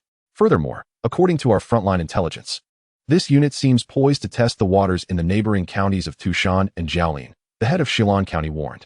Upon hearing this, the heads of Tushan and Jiaolin counties exchanged anxious glances. If Yihan truly intended to assault Tushan and Jiaolin, their meager forces would likely be insufficient to hold the line. They would end up like the head of Shilan County, becoming lost and destitute. Sensing the oppressive atmosphere at the table, a frail old man seated in the center suddenly inquired, "How many awakening agents are there in Tushan and Jiaolin? Combined, there are approximately 3,000, but their combat proficiency is quite poor. They are scarcely better than bandits," replied the head of Tushan County, furrowing his brow. The old man chuckled at this, seemingly unfazed. These unruly bandits can sometimes prove exceptionally useful. If the forces from Luming remain coiled in Shilan, that is one thing. But if they become emboldened, then you are to distribute the company's equipment to the awakening agents below, assisting them in upgrading their vehicles. Enhance their combat capability. I wish to see them transformed into an ironclad legion upon my next inspection. Upon receiving the old man's orders, the heads of Tushan and Jiaolin counties swiftly stood and bowed. repeatedly assuring him they would fulfill the task. Meanwhile, Yihan, far away at the looming base, remained oblivious to the events unfolding. He was currently preoccupied with establishing a radio station at the base. Yi Ruoxue had just suggested to Yihan the idea of setting up a radio station to attract survivors and wanderers to join the looming base through broadcasts, radio communications, and even promotional videos. After all, the battle for Shilin County had merely spread Yihan's name, yet the looming base had not yet achieved widespread recognition. As Yihan acquired more territory, it became increasingly impractical to send soldiers door to door in search of survivors. Instead, he decided to establish a radio station to invite survivors to come forth. Yi Ruoxue had already tasked the engineering corps with gathering materials to construct a television signal tower at the center of their base, which would cover the entirety of Jianghan province. The host for the radio and television stations had also been selected. The radio host was a sweet-voiced 17-year-old girl, perfectly suited for the role. However, Yihan was somewhat bemused to find that the television station's head was none other than Lu Miao Miao. Fortunately, she seemed to get along well with Yi Ruoxue, and given her striking appearance, Yihan refrained from commenting further. After finalizing the broadcast arrangements, Yihan inspected the situation within the base. The cultivation chamber was already providing fresh vegetables exclusively for him, given its limited 100 square meter area, which could hardly supply the entire base. Meanwhile, the scientific research center brought forth encouraging news. They had resolved the energy conversion issues Yihan had previously assigned. The machines developed there could produce universal oil energy, ensuring that his armored units would not suffer from a lack of diesel. Yihan then allocated a substantial sum of 10,000 points to initiate research across 4 laboratories, focusing on the development of human enhancement serums. Previously, Chen Zheng, the head of the research center, had informed Yihan that the experiments would be complex and fraught with risks of failure. However, with ample points at his disposal, Yihan was prepared to invest heavily in this endeavor. As anticipated, the outcome was as Yihan had predicted. After expending 10,000 points, there were 9 failures before they finally succeeded on the 10th attempt in creating the desired serum. The cost of these 10 development attempts included not only the points, but also the numerous needle marks on the subject, Ghost. Indeed, this enhancement serum was developed based on Ghost's unique physiology. As a heroic figure, Ghost was immune to biochemical viruses and possessed formidable individual combat abilities, all stemming from his modified body. Commander, this is a D-class human enhancement serum developed from Ghost's characteristics. Our experiments indicate that this serum grants immunity to biochemical viruses and enhances physical capabilities after injection. However, due to its basis in a C-class hero's physiology, the serum's quality is limited to D-class and cannot bestow the same combat prowess as Ghost, reported Xinzheng. Upon hearing this, Yihan's eyes lit up. The mere immunity to biochemical viruses was a significant benefit, and the added enhancement of physical abilities was beyond his wildest expectations. He could only imagine the waves this serum would create in the trading market. How many doses have you produced? Yihan inquired, turning to Chen Zheng. Commander, currently, we have only 3 doses available, as the production of this serum requires the blood of a C-class hero, came the response. Upon hearing Chen Zheng's words, Yihan could not help but turn his gaze towards the Phantom. If this elixir could be equipped to the entire army, such a thought was almost too fantastical to fathom. It was likely that this regiment would become invincible in the realm of bioengineering. However, the dilemma lay in the fact that a regiment comprises 3,000 men. This could very well drain the Phantom completely. The Phantom felt a chill at Yihan's scrutiny. Having already endured over 10 injections, a sensation akin to being compelled to donate blood washed over him. Although his constitution was robust, the process of hematopoiesis required time. Commander, please, no more. I have not a single drop left. The Phantom lamented. Observing the Phantom's plight, Yihan felt a pang of difficulty.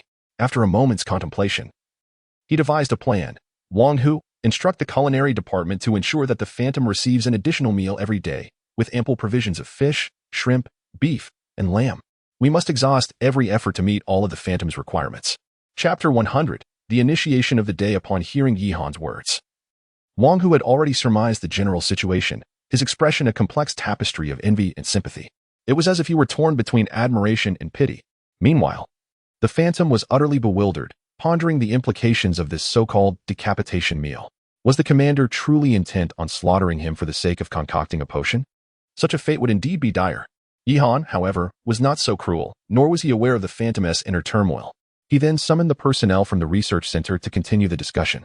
Given the Phantom's unique constitution, how much blood could be drawn each month without jeopardizing his health? After deliberating with the researchers behind him, Qin reached a conclusion. While a normal individual could donate only 400 milliliters of blood every 6 months, the Phantom's enhanced physique, thanks to his modifications, boasted remarkable hematopoietic and healing abilities. Coupled with a diet of abundant provisions, it was determined that he could safely donate 100 milliliters each month. Yihan furrowed his brow upon hearing this. Would drawing 100 milliliters each month adversely affect his health? No, he might feel a bit weak on the day of donation, but he would recover swiftly, Qin replied. Reassured by Qin response, Yihan resolved that the Phantom would have to make a sacrifice. Let us draw 400 milliliters today, then 100 milliliters each month thereafter. The Phantom, overwhelmed with despair, could only acquiesce as the researchers extracted 400 milliliters of his precious blood for the creation of the potion. Yihan patted the Phantom's shoulder in consolation, saying, "Do not dwell on these trivial matters. Make sure to indulge in good food when you can. Wang Hu, go. Have the logistics department prepare a whole roasted lamb for the Phantom to replenish his strength." Upon hearing of the promised roasted lamb, the initially aggrieved Phantom was instantly filled with excitement. The 400 milliliters of heroic blood could yield 400 doses of D-grade human modification serum, which the 141st Cavalry Special Operations Brigade would certainly require for each member, totaling 120 doses. The distribution of the remaining serum, however, posed a dilemma. After some contemplation, Yihan decided to initially allocate the serum solely to Han Shuang's Cavalry Special Operations Unit, reserving the remainder for future production for other units. To assess the serum's efficacy, Yihan summoned Han Shuang and instructed the researchers to inject the serum into her body. Throughout the procedure, Han Shuang appeared to feel nothing. It was only after 10 minutes that she suddenly approached Yihan, her face alight with excitement, exclaiming, "Report, Commander. After the injection, I can distinctly feel an enhancement in my physical condition." Hearing Han Shuang's declaration, Yihan was convinced of the serum's potency. In addition to its antiviral properties, it provided a modest enhancement to human capabilities. With each of the 120 members of the 141st Cavalry Special Operations Unit set to receive this serum, the unit would undeniably become a significant asset for Yihan. After distributing the serum to the Special Operations Unit, Yihan resolved to administer a dose to both himself and his sister, reasoning that there were no notable side effects to contend with. After all, one should seize such opportunities when they arise. As the serum was injected into his muscles, Yihan experienced a tingling sensation coursing through his entire body. Almost immediately, he noticed a remarkable enhancement in both his vision and hearing. Most importantly, he could perceive a significant increase in his physical strength. With a sudden impulse, Yihan seized Wang Hu's handgun, eager to test his aim. He set his sights on a bottle of mineral water situated 100 meters away and fired 3 shots in quick succession. However, due to his lack of experience with firearms, all 3 bullets landed short of the target. Disappointment washed over him, but Wang Hu was far from disheartened. He remarked that for a novice, simply managing to hold the gun steady was an accomplishment, let alone firing 3 shots that nearly hit the mark. This indicated that, under the serum's transformation, Yihan's wrist strength, perception, and focus had all seen considerable improvement. "Commander, your failure to hit the target is primarily due to inexperience. Achieving this level on your first attempt is nothing short of genius," Wang Hu sincerely remarked. "Inexperience, you say?" Yihan murmured, gazing into the distance. It seemed he would need to venture out for some hunting expeditions. Staying cooped up in the base had grown tedious. Meanwhile, the enhancements that Yu Ruoshui experienced post-injection were even more pronounced. Her previously injured legs had miraculously healed. Although she felt somewhat unaccustomed to moving after such a prolonged period of immobility, this development heralded the imminent possibility of abandoning her wheelchair for free movement. Just as Yihan felt a surge of joy for his sister, Lu Tu suddenly sent a report. "Commander Yi, you must check the communication hall. There seems to be some activity from the Apocalypse faction." Yihan furrowed his brow upon reading Lu Tu's message. He promptly opened the communication hall, which was flooded with messages from Apocalypse players. What on earth is happening at headquarters? Why are they suddenly distributing so many valuable items? I just received a vehicle-mounted 15mm alloy armor, and my vehicle has been upgraded to level 3. It's practically indistinguishable from an armored car now. Armored car? Please look at mine. Apocalypse just sent me the blueprints for an 85mm rifled cannon. I'm about to transform into a tank. Wait a moment.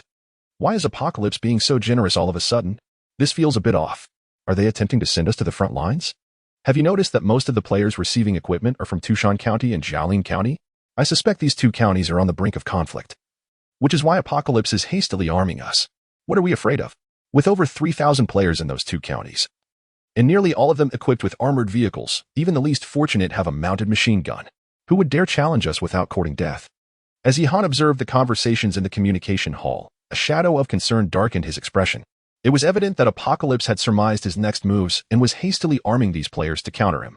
The crucial point was that if 3,000 players were to be equipped, it would not only pose a threat to Yihan but also present a significant obstacle. Moreover, this was solely the Apocalypse players, excluding the soldiers from Apocalypse Corp and the modified Lord Zombies. With a mere 3,000 personnel at his disposal, he found himself at a disadvantage in terms of troop strength against Tanchi. Although he still maintained an edge in equipment, that disparity was gradually diminishing. Yihan furrowed his brow in deep concentration. It was imperative that he secure both Tushan County and Jialing County.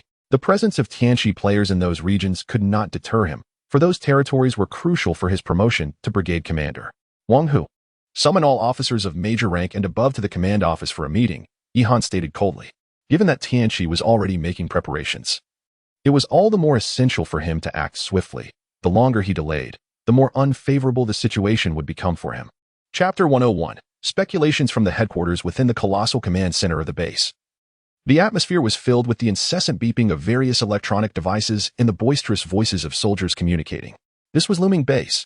This was looming base. The 3rd Squad of the 4th Company of the Shilin County Infantry Battalion, please report on the patrol situation. Have any enemies been detected? Report from the responsible officer. A squad from the 2nd Platoon of the 3rd Company of the Infantry Battalion discovered enemy reconnaissance during their patrol. The target appears to be originating from Jialing County. The 2nd Platoon of the 3rd Company is engaged with the enemy. The target consists of approximately 7 individuals. The 4th Squad of the Aviation Battalion's Reconnaissance Assault Team has sent a report. A large number of Apocalypse players have been detected moving in the southwest of Shilin County. It seems they are establishing defenses in Jialing County. Dozens of soldiers were anxiously contacting the various squads and platoons stationed at the front lines, compiling the information they gathered. Adjacent to the command center was the conference room, where 22 officers of major rank and above sat upright, awaiting Yihan's directives. Among these officers, apart from the 5 battalion commanders from the combat troops and the regiment commander Wang Hu, there were 9 staff officers from the general staff and 7 logistics officers from the logistics support department. The highest-ranking officer present was Colonel Yi Jingyu, a staff officer, alongside the newly appointed Colonel Liu Songjia, the supply officer. At this moment, Yihan's expression was grim. The movements of the Apocalypse forces were advancing far more swiftly than he had anticipated. During the time the research center was probing the specters, both Jialing County and Tushan County had already established checkpoints at the city entrances, with substantial Apocalypse convoys stationed there. The reconnaissance units of the Aviation Battalion had captured images of their defensive positions. The roads leading to Tushan and Jialing counties had been destroyed, and on the opposite side of the roads, 2-meter-high fortifications made of sandbags had been erected. The number of Apocalypse players stationed along this single road reached as high as 300, and all their vehicles were outfitted with 7.62mm mounted machine guns, with several also equipped with small-caliber artillery and anti-aircraft cannons. According to the information in the photographs, most of their artillery was around 35mm, with the largest being 85mm, which posed little threat to our forces. However, there were over 25mm anti-aircraft guns at this one position, which could potentially pose a significant risk to our aviation battalion. Colonel Yi Jingyu remarked as he gazed at the photographs. Furthermore, our reconnaissance units have detected that the enemy seems to be laying down minefields. Though we are currently unaware of the types of mines being deployed, if they are anti-tank mines, our armored units may face restrictions in their movements, Wang Chuan also interjected. Hearing the officers' discussions, Yihan leisurely lit a cigarette and inquired, Colonel Yi, what are your thoughts on their actions? Both Yi Jingyu and the 8 newly appointed major staff officers hailed from the Army Officer Training Center, and when it came to tactical command and strategic foresight, they were well-versed in their expertise. Yihan had nurtured this staff for moments like these. After a moment, Yi Jingyu pulled out his notebook. Report to the commander. Our staff held an internal discussion regarding this matter prior to the meeting. We believe that the actions of the players from the Apocalypse faction are undoubtedly supported by the Apocalypse Corporation, particularly its branch in Changkong City. Otherwise, the players from the counties of Tushan and Jiaolin would not have been able to gather and coordinate their efforts in such a short span of time. And the origins of their equipment also raise suspicions. Furthermore, it seems that the Apocalypse Corporation recognized the formidable strength of our army only after the liberation of Shilin County, which prompted them to hastily organize a defense. We have also speculated about the prior non-resistance exhibited by Shilin County. Upon hearing Yi Jingyu's words, a trace of solemnity crossed Yihan's features. Could it be that the non-resistance in Shilan County was not due to an awareness of their inferiority? Our conjecture posits that Shilan's non-resistance stemmed from both underestimating the enemy and their superiors being unable to provide assistance. In the face of such pressure from our forces, the best Tushan and Jiao Lin could muster was to organize players for resistance rather than dispatch personnel for direct support. This line of thought compelled Yihan to ponder. Indeed, the Frost team encountered the army of the Apocalypse Corporation while on a mission to Shilan County. Yet when it came to the actual confrontation, the army was nowhere to be seen, although Tushan and Jiao Lin's defenses are considerably stronger than those of Shilan. The level of support provided by the Apocalypse Corporation to the players indicates their desire to prevent the fall of these two counties. However, why has Chongqing City not directly sent troops to provide assistance? Surely the army of the Apocalypse Corporation is superior to mere players. The current situation can only suggest that the Chongqing branch is overstretched, or perhaps they wish to reap the benefits from the conflict. While the players of the Apocalypse belong to the same faction, they are merely auxiliary forces, not true allies. How could the Apocalypse Corporation allow them to grow unchecked? To illustrate, the players are akin to watchdogs raised by the company, fed just enough to perform their duties, but should they grow too strong and well-fed, the risk of them turning against their masters looms. It appears that the greatest threat in this battle does not stem from the 3,000 players of the Apocalypse, nor from the nearly 1 million zombies within the city, but rather from the hidden machinations of the Apocalypse Corporation in Chongqing City, Yihan murmured. Upon hearing Yihan's words, Yi Jingyu and the assembled strategists exclaimed in unison, "Commander, your insight is commendable. We share your perspective." Meanwhile, Wang Hu and Wang Chuan, who had been listening, were drenched in cold sweat. Previously, they had thought that the mere 3,000 rogue players would be easily dispatched. But after hearing the analysis from the strategists and Yihan, they felt a tightening in their chests. They were merely tactical officers when it came to on-the-ground command. Tactical deployment and troop management, they were superior to these strategists. But once the discussion shifted to a strategic level, they found themselves at a loss. What then? Should we refrain from engaging and merely wait? Wang Hu asked, furrowing his brow. Before Yi Jingyu could respond, Yihan's declaration resonated throughout the room. We must engage. We must strike, no matter how difficult. The sooner, the better. Currently, it is merely 2 counties. If we do not attack, we will only be forced to retreat into Shilan County, destined to be consumed. Even if we return to the Luming base, how long can we hold out relying on the terrain? A single blow will prevent 100 retaliations. Yihan's words resonated powerfully, eliciting nods of agreement from those present. Yet, despite his outward confidence, a sense of unease gripped Yihan's heart. Should the conjectures of the military command hold true, then the maneuvers of Tianqi Company would indeed amount to an inescapable scheme. Engaging in combat would force Yihan to deplete his military strength against the players of Tianqi while simultaneously exhausting his resources against the zombies. Ultimately, he would find himself confronted by a weary army. Conversely, abstaining from conflict would prevent Yihan's forces from growing, permitting Tianqi Company to gradually erode his military might. In this light, whether Yihan could see Shilan County became inconsequential to Tianqi Company, explaining their decisive abandonment of the region. Chapter 102. The strategy to break the deadlock. The pressing question now is, how shall we engage them? Do you have any plans or suggestions from the general staff? Yihan turned to Yi Jingyu and inquired. Upon hearing Yihan's words, Yi Jingyu promptly nodded and replied, "We have deliberated on this matter. A direct assault on Tushan and Jiaolin would be the least favorable option, although we could leverage the long-range artillery of the Golden Shower self-propelled guns to strike their positions. Our reconnaissance indicates that the 2 identified road positions host merely 600 individuals, while the number of Apocalypse players in these 2 counties undoubtedly exceeds 3,000. This implies that at least 2,400 are still holed up within the city. Should they engage us in urban warfare, it would significantly impede our advance, compounded by the presence of a vast horde of zombies within the city." This analysis not only garnered Yihan's approval but also led Wang Hu and Wang Long to nod in agreement. It was evident that the Apocalypse players at Tushan and Jiaolin were no longer the disorganized rabble found in Shilan County. There, they fought independently without any structure, allowing Yihan to dispatch them with relative ease. However, with the Apocalypse Corporation orchestrating their efforts, urban combat would inevitably become a tactical necessity for them. Wang Hu and Wang Chuan, both seasoned military personnel, were acutely aware of the implications urban warfare held for them. Air superiority and armored advantages could be significantly diminished, forcing soldiers to abandon their armored vehicles and engage in perilous ground combat. After all, Yihan could not simply obliterate all the buildings within the city. Even if he were to do so, the resultant ruins would hinder armored operations and provide the Apocalypse players with opportunities for ambushes. What shall we do then? Wang Hu inquired anxiously. Perhaps we can utilize the zombies, Yihan suddenly proposed.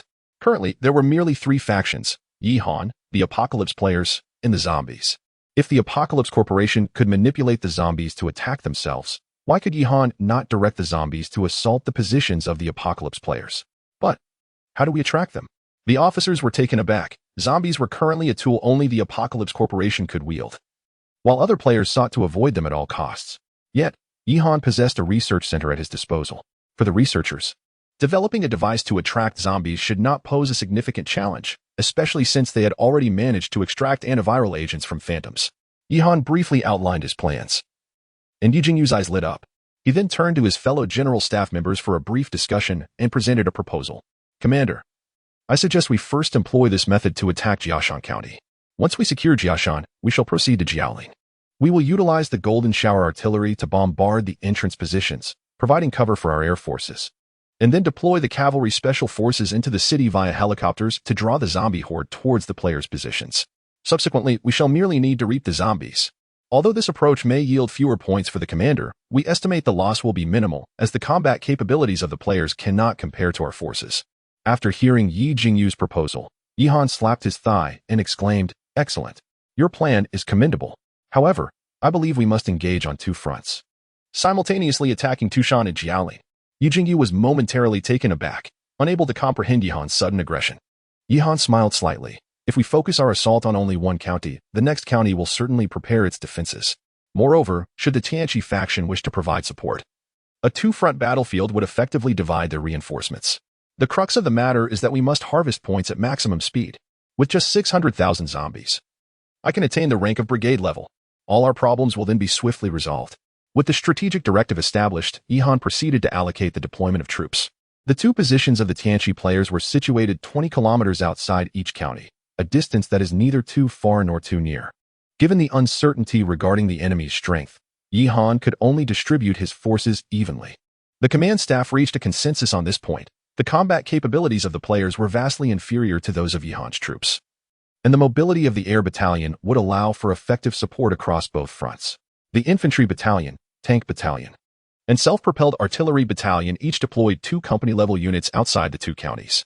The transport company of the air battalion, loaded with special cavalry units, stood ready for immediate deployment, while the remaining helicopters were designated for battlefield support. Furthermore, as a precaution, Wang Long's heavy fire security company and an infantry security company were also engaged in the combat, stationed in Shilan County for immediate assistance. After all, the looming base had temporarily stabilized, and with Lu Tu's assistance, Wang Long's mobile security company and an infantry security company managed the survivors effectively. Moreover, Wang Long's 2 units were quite formidable. The heavy fire company boasted 12 Leopard 15 light tanks, while the infantry security company was equipped with 12 Type 09 infantry fighting vehicles. Despite being labeled a security company, in terms of equipment, they were unequivocally main battle units, akin to a cook wielding a cleaver. However, just as Yihan was about to head to the research center to procure some technology after completing the troop deployment, the newly appointed logistics officer, Colonel Lu Sangjia, suddenly called out to him, "Commander, if we proceed with this troop deployment, our logistics must be advanced. Currently, fuel, food, and medical supplies are primarily stored in the rear. While operations in Shilan may proceed smoothly, should the front line advance to other counties, logistical efficiency may diminish." Upon hearing Lu Sanjia's remarks, Yihan nodded. He understood the principle that one must secure provisions before sending forth troops. "I have a plan for this. There is no need to relocate the warehouses to Shilan County. Since we now possess base vehicles, they will handle this task. I will instruct the logistics support department to load some supplies into the vehicles, and we shall proceed directly to the front lines." Upon hearing Yihan's words, the group was taken aback, with Wang Hu expressing astonishment. "What? His Majesty intends to lead the charge personally?" Yihan, feeling exasperated, replied, "I'm going to the front line to command. Are you picking up this nonsense from Wang Long? I'll have you steamed." There was no issue with bringing the base vehicles to the battlefield. With an entire regiment safeguarding Yihan's safety, it posed no significant problem.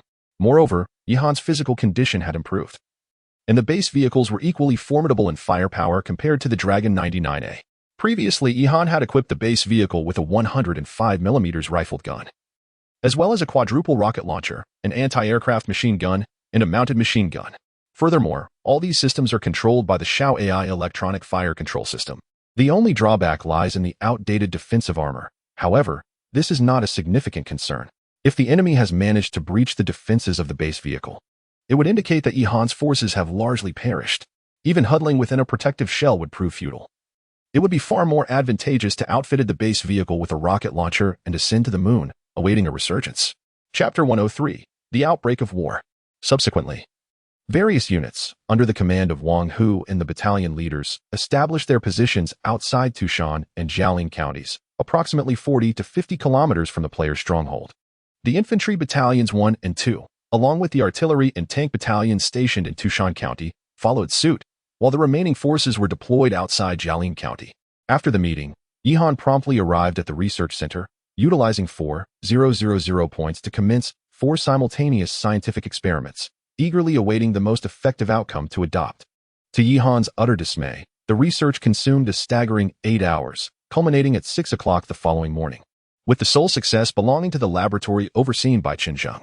Qinzheng, while carefully placing the concoction before Yihan, gently roused him from his slumber in the command chair. "Commander, this is the result we hastily produced overnight, a zombie inducement agent. The agent is designed as a smoke bomb. Upon activation, it will immediately aerosolize, with a windless dispersal radius of up to 3 kilometers. Zombies affected by the agent will follow its scent into a frenzied state, relentlessly attacking all living targets." Upon hearing Qinzheng's words, Yihan straightened in his seat, inquiring, "How many of these aerosolized zombie inducement agents have you produced?" Qinzheng smiled. "In consideration of the battlefield situation and operational needs, we have manufactured a total of 50 vials, which will surely suffice." Energized by this revelation, Yihan shook off his fatigue, his face alight with excitement as he patted Qinzheng's shoulder and summoned several soldiers from the cavalry special forces to deliver the aerosolized zombie inducement agents to the frontline units. Within a mere 30 minutes, by 6:30 in the morning, the entire army was poised for battle. Even the military dogs at the looming base exhibited a grave demeanor upon hearing the soldiers discuss the frontline conflict, their previously drooling mouths now tightly shut. The only one at ease was Ghost, who had been assigned a more significant task and thus was not included in this battle. While the army readied for combat, Ghost merrily indulged in a feast in the kitchen. Clearly, his role as a mobile bloodbag had eclipsed his identity as a ghostly hunter. Wang Chuan commence fire at 6:40. Bombard the apocalypse positions in both counties to secure flight opportunities for the air transport unit. Upon receiving Yihan's command, Wang Chuan fixated on his watch, and as the clock struck 6:40, he immediately ordered, "All units, fire." The 4 battalions of golden rainflowers erupted in a cacophony as countless shells hurtled toward the apocalypse positions. Conversely, the defenders at the apocalypse positions had long sensed the movements of Yihan's forces, having spent the entirety of the previous night fortifying their defenses and concealing their vehicles within the city. As the golden rainflower's self-propelled artillery unleashed its thunderous roar, everyone instinctively retreated into the underground bunkers. However, Yihan had never anticipated that the artillery would claim many lives. His primary objective was to ensure that they did not dare to expose themselves to operate the anti-aircraft guns.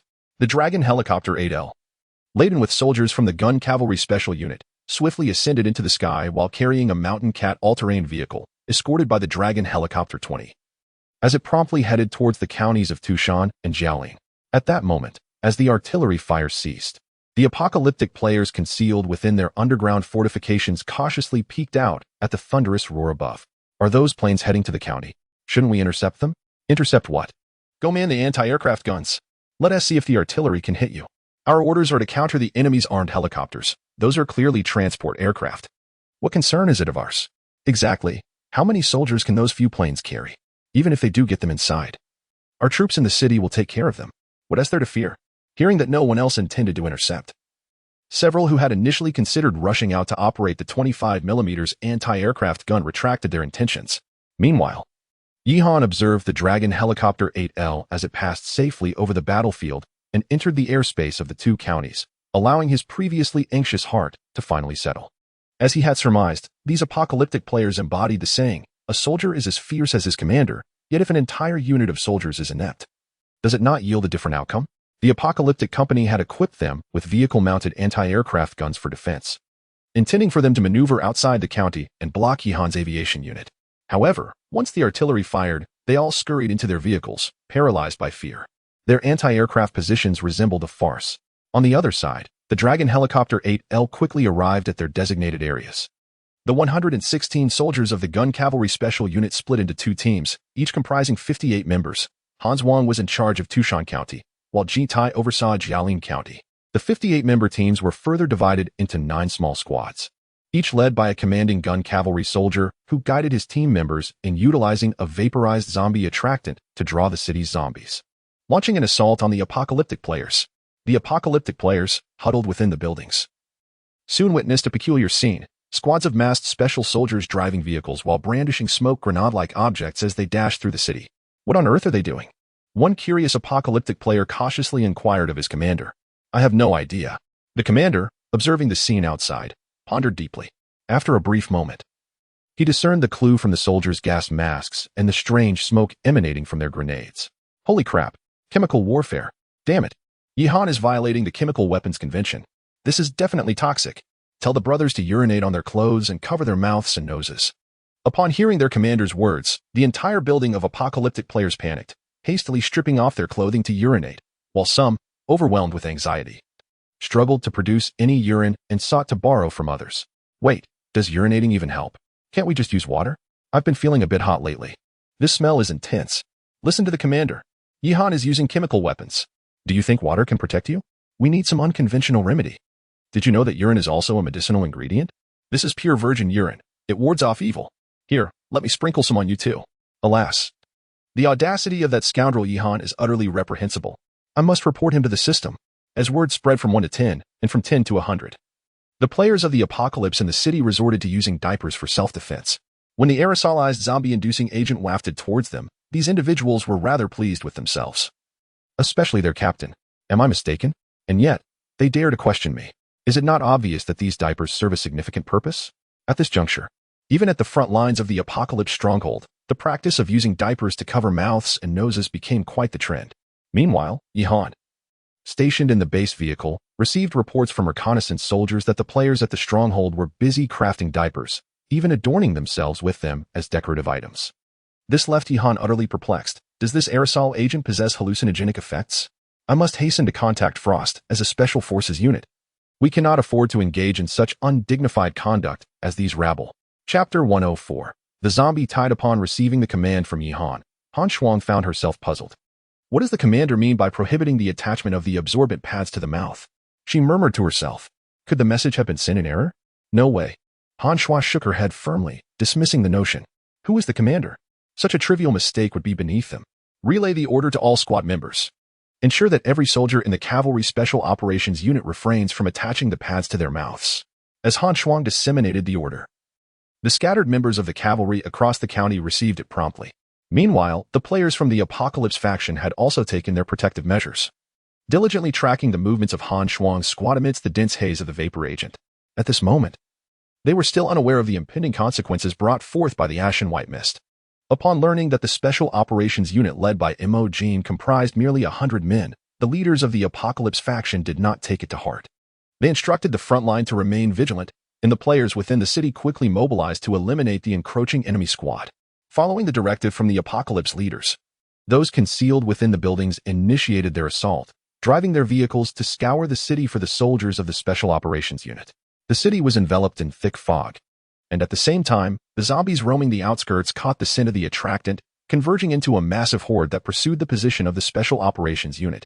Influenced by the attractant, the zombies, much like sharks drawn to blood, exhibited red-rimmed eyes and significantly increased their speed.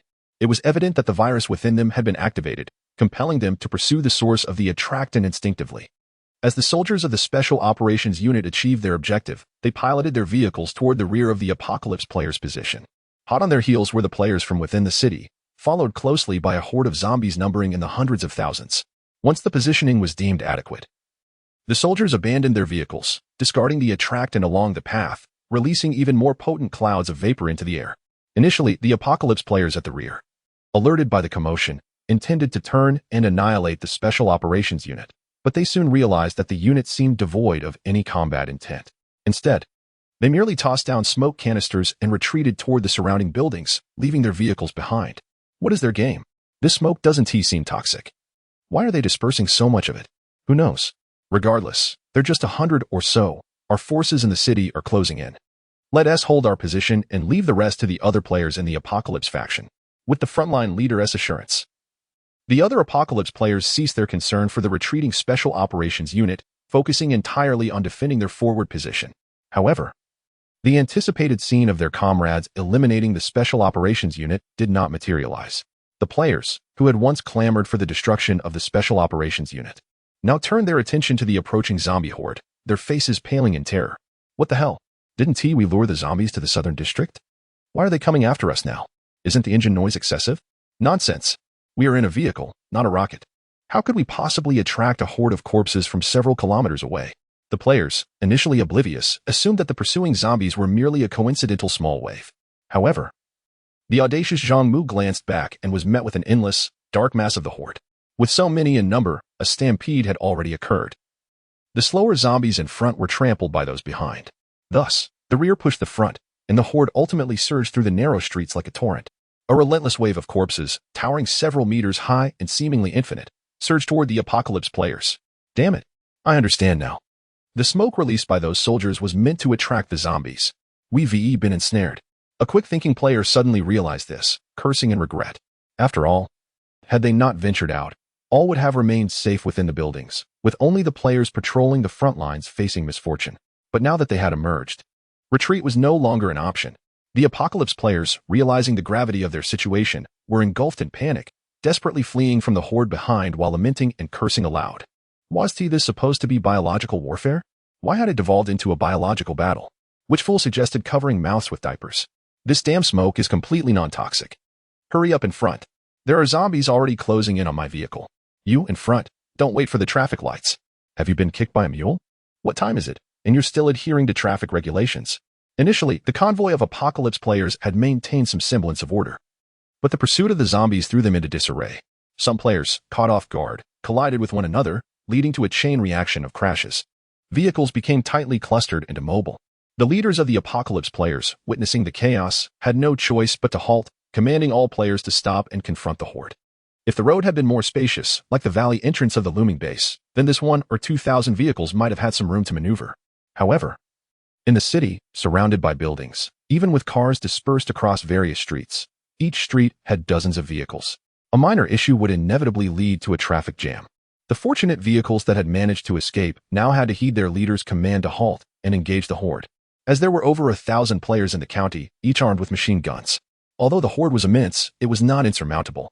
Indeed, as the players halted to confront the threat, mounted machine guns and rifles unleashed a torrent of fire, filling the city with the sounds of gunfire and explosions. These players, supported by the Apocalypse Company, had significantly bolstered their firepower, their scale and equipment rivaling that of an enhanced battalion, even a regiment. The relentless tide of corpses, under the barrage of gunfire, found their advance considerably slowed. While their momentum remained formidable, the overwhelming force threatening to engulf everything had been curtailed, provided they had sufficient ammunition. It was not impossible for these players to hold their ground. However, they were not equipped like Yihan, whose personal arsenal could sustain them indefinitely. It was too long before some players ran out of bullets. In less than half an hour, many players found their automatic weapons depleted of ammunition, forcing them to resort to the antiquated World War II relics they had previously discarded. Meanwhile, 50 kilometers away in the county town, Yihan was acutely aware of the unfolding situation in the city, as reconnaissance helicopters from the aviation battalion consistently relayed updates to him. Upon hearing that the Apocalypse players were already engaged in combat with the horde of zombies, Yihan felt a sharp pang of anguish. Each zombie was worth 10 points. Had it not been for his desire for stability, he would have been unwilling to forfeit even a single point. Chapter 105, The Ashes of the Ship and the Tower. Enough is enough. If these mutts keep fighting, I won't be able to take it anymore. Yihan impatiently exclaimed, casting a sweeping glance over the dozens of vigilant technical soldiers and advisors in the command center as he issued orders. He commanded the artillery battalion commander to unleash the full firepower of all 4 artillery companies, focusing the bombardment on the skirmish sites within the 2 county towns where players clashed with the horde of corpses.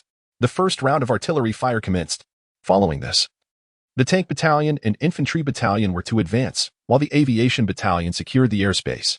With Yihan's directive, the 4 self-propelled artillery companies under Wang Chuan-nan, totaling 48 2S-41 Carnation self-propelled howitzers, abruptly opened fire.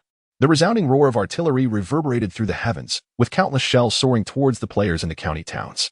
Upon hearing the thunderous cannonade, The Apocalypse players stationed outside the towns hastily sought refuge in underground bunkers. However, the players within the towns had no such sanctuary. Confronted with the ominous sounds of shells overhead, they were paralyzed with indecision, forced to continue their resistance against the undead horde, surrendering their fate to the whims of destiny regarding the incoming artillery. After the initial barrage, not only did the Apocalypse players suffer grievous casualties, but even the vanguard of the zombie horde was left in disarray. Some desperate Apocalypse players attempted to seize the chaos to flee towards the front line, stealing away vehicles from those stationed outside the county town, yet met their demise upon triggering a landmine shortly thereafter. The players at the positions erupted in curses, while the forces led by Yihan arriving from outside the town found great amusement in this turn of events, as it acted as a form of clearing the mines for them. After 5 rounds of bombardment, the county town lay in ruins, and the players within had sustained heavy losses, with only the relentless undead remaining lively on the battlefield. The most tormented were not the players inside the town, who had met their end by the blasts. Rather, those stationed outside found themselves trapped, unable to retreat or advance. Surrendering to Yihan was akin to courting death, as the Apocalypse faction and the Savior faction were sworn enemies, with no possibility of coexistence. At this juncture, the progress in both county towns was nearly identical. Yihan glanced at his score, which had surged from below 4 million to nearly 4,100,000 following the artillery strikes. This indicated that those 5 artillery barges, totaling 240 shells, had claimed nearly 10,000 zombies. This not only underscored the formidable power of the 2S-41 Carnation self-propelled howitzers, but also hinted at the staggering number and density of the undead within the towns. As the bombardment concluded, the tank companies, in conjunction with the infantry, began their slow advance towards the county town. In front of Truce County, a precise formation of 24 infantry fighting vehicles accompanied by 24 tanks rolled down the highway, leaving the Apocalypse players stationed at the intersection in despair. The enemy was already better equipped, and with their own backyard aflame, the battle had become untenable. Some terrified Apocalypse players, fearing the torment ahead, chose to take their own lives with a bullet, while the majority could only muster a futile resistance with the limited equipment at their disposal. Damn it. Just because you have tanks, does that mean I don't? One terrified Apocalypse player drove his upgraded Tier 3 vehicle equipped with an 85mm rifled gun onto the battlefield. With a resounding roar, the 85mm rifled cannon abruptly discharged, the shell striking directly against the frontal armor of a Long 99A. What? Is it hailing? The driver of the Long 99A pondered, scratching his head at the noise outside. No, it seems we are being shelled from across the way, the observer calmly replied. Let us fire back, the gunner exclaimed with excitement upon hearing the sound of the opposing fire. Meanwhile, the Apocalypse players observed in dismay as their 85mm cannon merely tickled the surface of the enemy tank. The frontal armor of the Long 99A boasted a defensive capability exceeding 1,000mm, and the fact that their non-armor-piercing shell could achieve even this effect was already commendable. In response to the enemy's artillery, the 10 tanks of the battalion swiftly aligned their 125mm smoothbore cannons towards the Apocalypse position, with the command to fire. A massive burst of flame erupted from the cannon's mouth, causing the very ground beneath to tremble. The fortifications painstakingly constructed by the Apocalypse players over countless hours were obliterated in mere moments, as if made of paper, while those who had sought refuge behind them vanished without a trace. The armored units then advanced into enemy territory, forcing the Apocalypse players to resort to World War II tactics, hurling Molotov cocktails and grenades at the tanks. However, before most players could even retrieve their weapons, they were mercilessly riddled with bullets from the machine guns mounted on the tanks and infantry fighting vehicles. A few players, possessing clearer heads, sought out rocket launchers, but their shots either failed to penetrate the armor or were rendered useless the moment they attempted to fire. In this battle, the soldiers of the tank and infantry battalions sensed an air of monotony. It felt less like warfare and more akin to a campaign against bandits. The head of the Apocalypse Company in Truce County, situated within the city, was infuriated upon hearing reports from the front lines. He had originally planned to use the city's outskirts to hinder the advance of the armored forces and then exploit urban combat and hordes of zombies to wear down Yihan's strength. Little did he expect that Yihan would employ zombies, forcing the players to engage in a grim dog-eat-dog scenario. Most critically, he had not anticipated the incompetence of the Apocalypse players. Despite receiving extensive equipment and tactical guidance, they managed to fight like bandits. This perspective was indeed somewhat unfair to the players, as few could remain composed when pursued by a horde of zombies. In a mere 15 minutes, Yihan's tanks and infantry fighting vehicles had crossed the front line and were now engaged in direct combat with the tide of zombies within the city. As the battle intensified, Yihan's score surged dramatically, and as the last of the zombies in both counties were vanquished, it would mark the moment Yihan ascended to the rank of Colonel Brigade Commander. Chapter 106, The Assault. What shall we do now?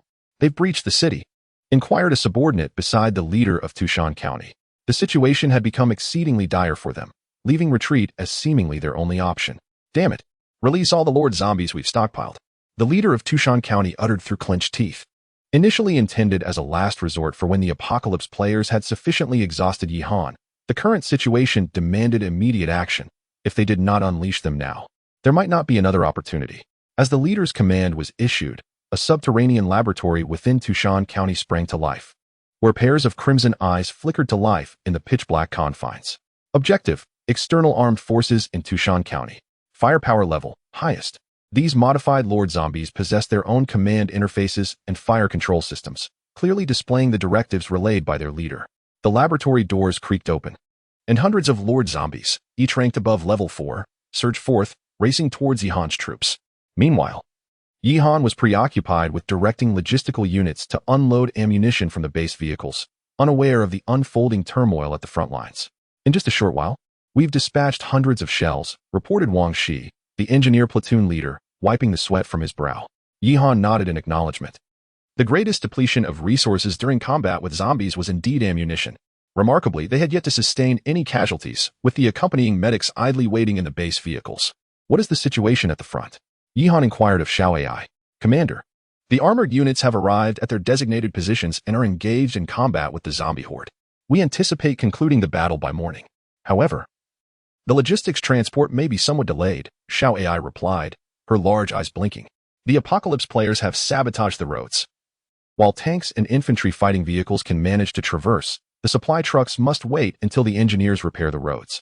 Yihan shook his head in exasperation. These Apocalypse players were akin to cockroaches, impossible to defeat, yet thoroughly irritating. Have the engineers expedite the repairs, Yihan instructed. By the way, what is the status of the Special Operations Unit? The Aviation Battalion has dispatched transport teams to retrieve them. They should return shortly, Xiaoyai answered. After a moment of contemplation, Yihan suddenly directed, immediately contact Hans Wang and Wang Xing. Instruct the Special Operations Unit and the reconnaissance team of the Aviation Battalion to penetrate the rear of the county seat. Locate the Apocalypse Company within the city and capture the county leaders. This mission must be accomplished at all costs. Previously, the leader of Shilan County had eluded capture, but now the leaders of Tushan and Jialing counties were undoubtedly still within the city, directing the battle. Yihan could not let this opportunity slip away. As the old adage goes, to catch a thief, one must first capture the king. By apprehending the leaders of these two counties, he could glean more information about Chongqing City and the Apocalypse Company itself. Upon receiving the command, the Special Operations Unit and the Aviation Battalion reconnaissance team sprang into action. 6 long, 8L transport helicopters, in concert with 12 long, 20 helicopters, first flew to various buildings where the special forces were stationed to extract them, and then promptly soared towards the heart of the county. At this moment, the entire county was engulfed in the cacophony of artillery and gunfire from the tank and infantry battalions, leaving the players of the Apocalypse barely aware of the helicopters overhead. Even if they did notice, what could they do? The players of the Apocalypse had already suffered significant losses, their minds consumed with thoughts of escape. It was anticipated that they would arrive at their designated location in 5 minutes, landing 100 meters beside the building. Han Shuang sat in one of the long 20s, gazing at the Apocalypse Corporation building in the center of the county. We received your message. The pilot intended to respond to Han Shuang, but suddenly, the radar blared an alarm. Everyone in the cabin was drawn to the unexpected sound, as multiple red dots appeared on the radar, rapidly approaching the aircraft. The pilot reacted immediately, lifting his gaze to the distant horizon. He spotted several missiles trailing fiery tails, hurtling toward the helicopter. A glint of determination flashed in the pilot's eyes as the Long 20's passive defense system activated, deploying infrared jamming devices. Several missiles lost their targets amidst the jamming, plummeting harmlessly to the ground, while the remaining ones were intercepted and destroyed by countermeasures launched from the Long 20. With the threat neutralized, the pilot smirked dismissively. However, Han Shuang sensed something amiss. Peering around, he was suddenly struck by the sight of peculiar entities. Dozens of beings, sporting leathery wings and humanoid bodies, yet with faces reminiscent of the undead, were hurtling towards the helicopters. Most alarmingly, these bizarre creatures were equipped with what appeared to be rocket launchers. At Han Shuang's signal, the pilot also took note of these monsters, his pupils constricting in shock. Damn it! Iron Eagle calling Red Falcon. Iron Eagle calling Red Falcon. Evade immediately. Please evade at once. The pilot shouted into the communication device, witnessing one creature barreling toward the long 20 designated as Red Falcon. Unfortunately, the pilot of Red Falcon was a moment too slow to respond. The creature lunged onto the cabin of the long 20. This beast, only slightly larger than an adult male, possessed astonishing strength. Its claws ferociously tore at the external armor of the long 20, producing a cacophony of sparks and sounds as the aircraft began to veer uncontrollably off its intended course due to the onslaught. The other helicopters, now alert, quickly maneuvered to distance themselves, evading the creature's assaults. Red Falcon, please respond. Red Falcon, please respond. Can you break free from the attack? Can you break free from the attack? The pilot of Han Shuang's Long 20 incessantly shouted into the radio, desperate for a reply. Chapter 107. The Bastion. Red Falcon is unable to disengage. Red Falcon is unable to disengage. The frantic voice of the pilot echoed through the communication device as the Dragon Helicopter 20, codenamed Red Falcon, found itself ensnared by a monstrous creature. Alarms blared, and crimson warning lights flickered violently. Damn it! The pilot of the Golden Eagle cursed vehemently, swiftly maneuvering the Dragon Helicopter 20 to hover above Red Falcon. He carefully aimed the cannon mounted beneath the cockpit at the creature clinging to the side of Red Falcon and unleashed a series of precise bursts. This maneuver was fraught with peril. A miscalculation could result in the cannon striking Red Falcon, potentially exacerbating an already precarious situation. The creature's claws were exceedingly sharp, making it nearly impossible to shake off once embedded in the helicopter's armor. As the cannon spat forth its ammunition, the 30mm rounds detonated upon impact with the creature's back, eliciting a pained shriek from the beast. Seizing the moment, the pilot of Red Falcon yanked the control stick, lifting the helicopter with a sudden jolt, and the creature was flung into the air. In that very instant, as the monster was dislodged, Red Falcon broke free from the fray. Simultaneously, a surface-to-air missile launched from the Golden Eagle's cockpit, striking the creature before it could emit a final cry, obliterating it in an explosive display. Elsewhere, other helicopters commenced their counteroffensive, the sounds of gunfire and missile launches reverberating in the air. Yet, the sheer number of these creatures was overwhelming, and their speed was astonishing. Had it not been for the exceptional performance of the Dragon Helicopter 20, they would have likely faced total annihilation. Nonetheless, the situation remained grim. Immediately report the situation to headquarters. Relay the data to the commanding officer. The team leader commanded, his expression grave. Meanwhile, Yihan was engaged in light-hearted banter with Xiao AI, who, her face flushed, suddenly adopted a serious demeanor. Commander, the aviation transport unit executing supply missions in the county has come under attack by unidentified creatures. Momentarily taken aback, Yihan quickly responded, "What is the situation ahead?" "It is the monster encountered by the aviation transport unit. They are currently engaged in aerial combat. However, the situation is quite dire, and the Special Forces unit originally set to penetrate the county has also been stranded on the aircraft," Xiao AI reported. Upon hearing Xiao AI's words, Yihan turned to the screen, displaying images of the monsters that Red Falcon and Golden Eagle had encountered. Pursuer, Level 4 Lord-class zombie, specially modified by the Apocalypse Corporation. Possessing limited flight capabilities, equipped with a longbow rocket launcher, sharp claws, and a body with a degree of resilience against damage. Another Level 4 Lord zombie. Yihan mused, furrowing his brow. It was evident that this creature had been unleashed by the Apocalypse Corporation, likely as a contingency plan.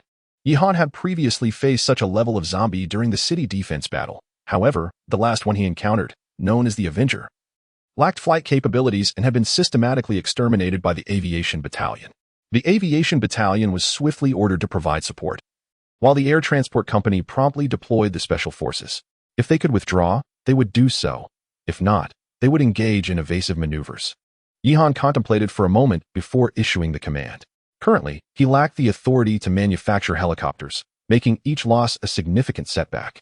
Therefore, it was imperative to save the Aviation Battalion's transport company. Moreover, it appeared that the number of creatures attacking was only around 40 to 50. Once the Aviation Battalion's Long Ji-10 arrived, the situation could be turned in their favor. At that moment, as Wang Sheng led the Aviation Battalion to the fray, the frontline tank and infantry battalions were under a massive assault from Lord Zombies. In Guangtu Mountain County, there were over 200,000 zombies, while the troops engaged comprised merely 2 tank companies and 2 infantry companies. Initially, the armored units could have eradicated the zombies, but the overwhelming numbers rendered them incapable of addressing the sudden onslaught of Lord Zombies. Yihan gazed at the photographs sent by Xiao AI, deep in thought. At this moment, the ground forces in both counties were embroiled in a fierce battle. with a layer of corpses nearly a meter thick accumulating before the tanks and infantry fighting vehicles, affecting the movement of armored vehicles. The emerging Lord zombies included a significant number of Avengers and a new type of fourth-level Lord known as the Barrier Bearer, similar in form to the Avengers. The Barrier Bearers were evidently human modifications, lacking rocket launchers and Gatling guns, replaced instead by a half-meter-thick alloy shield resembling a door. This shield served as a formidable meat shield, and even with their muscular physique, the Barrier Bearers struggled to lift it. The Apocalypse Corporation had even equipped them with exoskeletons to assist their movements. The machine guns and cannons of the Long 09 infantry fighting vehicles were nearly ineffective against these alloy shields, leaving the tank units as the primary threat. However, the relentless swarm of ordinary zombies consistently interfered with the tank's operations, causing hundreds of Avengers to attack the armored units from a distance. Unfortunately, the armored battalion found themselves ensnared in a tide of corpses, making it difficult to disengage. Although the Avengers' rockets struggled to penetrate the Dragon 99A's armor, allowing them to continue their assault was not a viable strategy. The situation appeared to have reached an impasse. Shall I immediately contact Wang Long and instruct him to dispatch the Heavy Firepower Guard Company and Infantry Guard Company to reinforce the two counties? Yihan furrowed his brow and declared. Fortunately, he had retained a backup plan. The addition of 12 Leopard 15 light tanks and 12 Long 09 infantry fighting vehicles, while insufficient to sweep the enemy, would at least stabilize the battlefield. Yuhan scratched his head, feeling somewhat vexed. Launching an attack on two counties simultaneously was indeed challenging. The root of the problem lay in his insufficient troop strength. If he had a heavy mechanized brigade, they would have likely advanced towards Chongqing City by now. Chapter 108, Promotion to Brigade Level. At this moment, the artillery battalion was far from idle, relentlessly bombarding the endless tide of corpses surging from the rear, thereby alleviating some of the pressure on the armored units at the front. However, the sheer number of zombies was overwhelming, inundating the battlefield like an inexhaustible wave. Initially, the soldiers could simply remain in their armored vehicles to launch attacks, but given the current circumstances, they were compelled to take risks and disembark. They had to assist the armored troops in clearing the zombies directly in front of them, while also devising ways to strike at the Avengers lurking in the distance. Each zombie emitted a nauseating stench, interspersed with deep, guttural growls, rendering the battlefield akin to hell itself. Decaying flesh was crushed under the armored vehicles, and the acrid scent of gunpowder mingled with the foul odor, creating an atmosphere reminiscent of toxic gas. This unbearable stench surpassed the soldiers' limits, forcing them to fight while retching. Meanwhile, the apocalyptic players hiding in the buildings seized the opportune moment to take potshots with their rifles. Although these players had suffered significant losses from the preceding artillery bombardment and the relentless zombie assault, 100 or so had managed to huddle in the structures surrounding the battlefield. Amidst the hail of bullets, injuries and fatalities among the soldiers became inevitable, prompting the previously idle medical units to engage in the fray. Yihan could only maintain a stern expression while utilizing his points to replenish the frontline losses. Within a mere hour, the engineer platoon had transported over 60 soldiers' corpses from the front lines. This was equivalent to half a company being wiped out. While such casualty rates might be typical in conventional warfare, this was the first time Yihan had faced such devastating losses. Even though the fallen soldiers could be immediately replaced through the system, to Yihan, they were not mere points. They were living, breathing individuals. As the CEO of a certain company might put it, they were brothers. As a certain streamer might express, they were family. In the terminology of version T0, they were comrades. Faced with the deaths of half a company of his family, brothers, and comrades, how could Yihan not feel enraged? Nonetheless, the advantages of waging war on two fronts soon became apparent. The original 4.5 million points had surged to 8 million as a result of the frontline battles, leaving only a mere 2 million points until his promotion to colonel. This remarkable increase of 1.5 million points was largely attributed to the contributions of the apocalyptic players, most of whom had upgraded to level 3 vehicles, each providing 500 points. Commander, don't be anxious. At the current pace, we should reach the required points in about 2 hours, Xiao AI reassured Yihan. He nodded silently, refraining from further conversation, and lit a cigarette. His eyes filled with a glint of determination. Before long, 2 hours had elapsed, and Yihan's points finally surpassed the 10 million mark. Commander, shall we promote you to colonel? Xiao AI inquired with wide eyes. Yihan took a deep breath and replied solemnly, promote. As he confirmed his decision, the point tally shifted from 10,000,000 to 0, followed by Xiao AI's notification. Congratulations, Commander, on your successful promotion to Colonel Brigade Commander. The requisite 10 million points for your promotion have been deducted. You now possess the command authority at the brigade level. At this level, You may command 5 fully staffed combat regiments, each with a maximum capacity of 600 personnel, allowing a brigade to exceed 13,000 members. The maximum summonable number of logistical soldiers has been elevated to battalion level, totaling 520 personnel, while logistics, engineering, and special forces do not occupy brigade slots. The Level 6 marketplace is now open, accompanied by the release of Brigade Commander gift packages.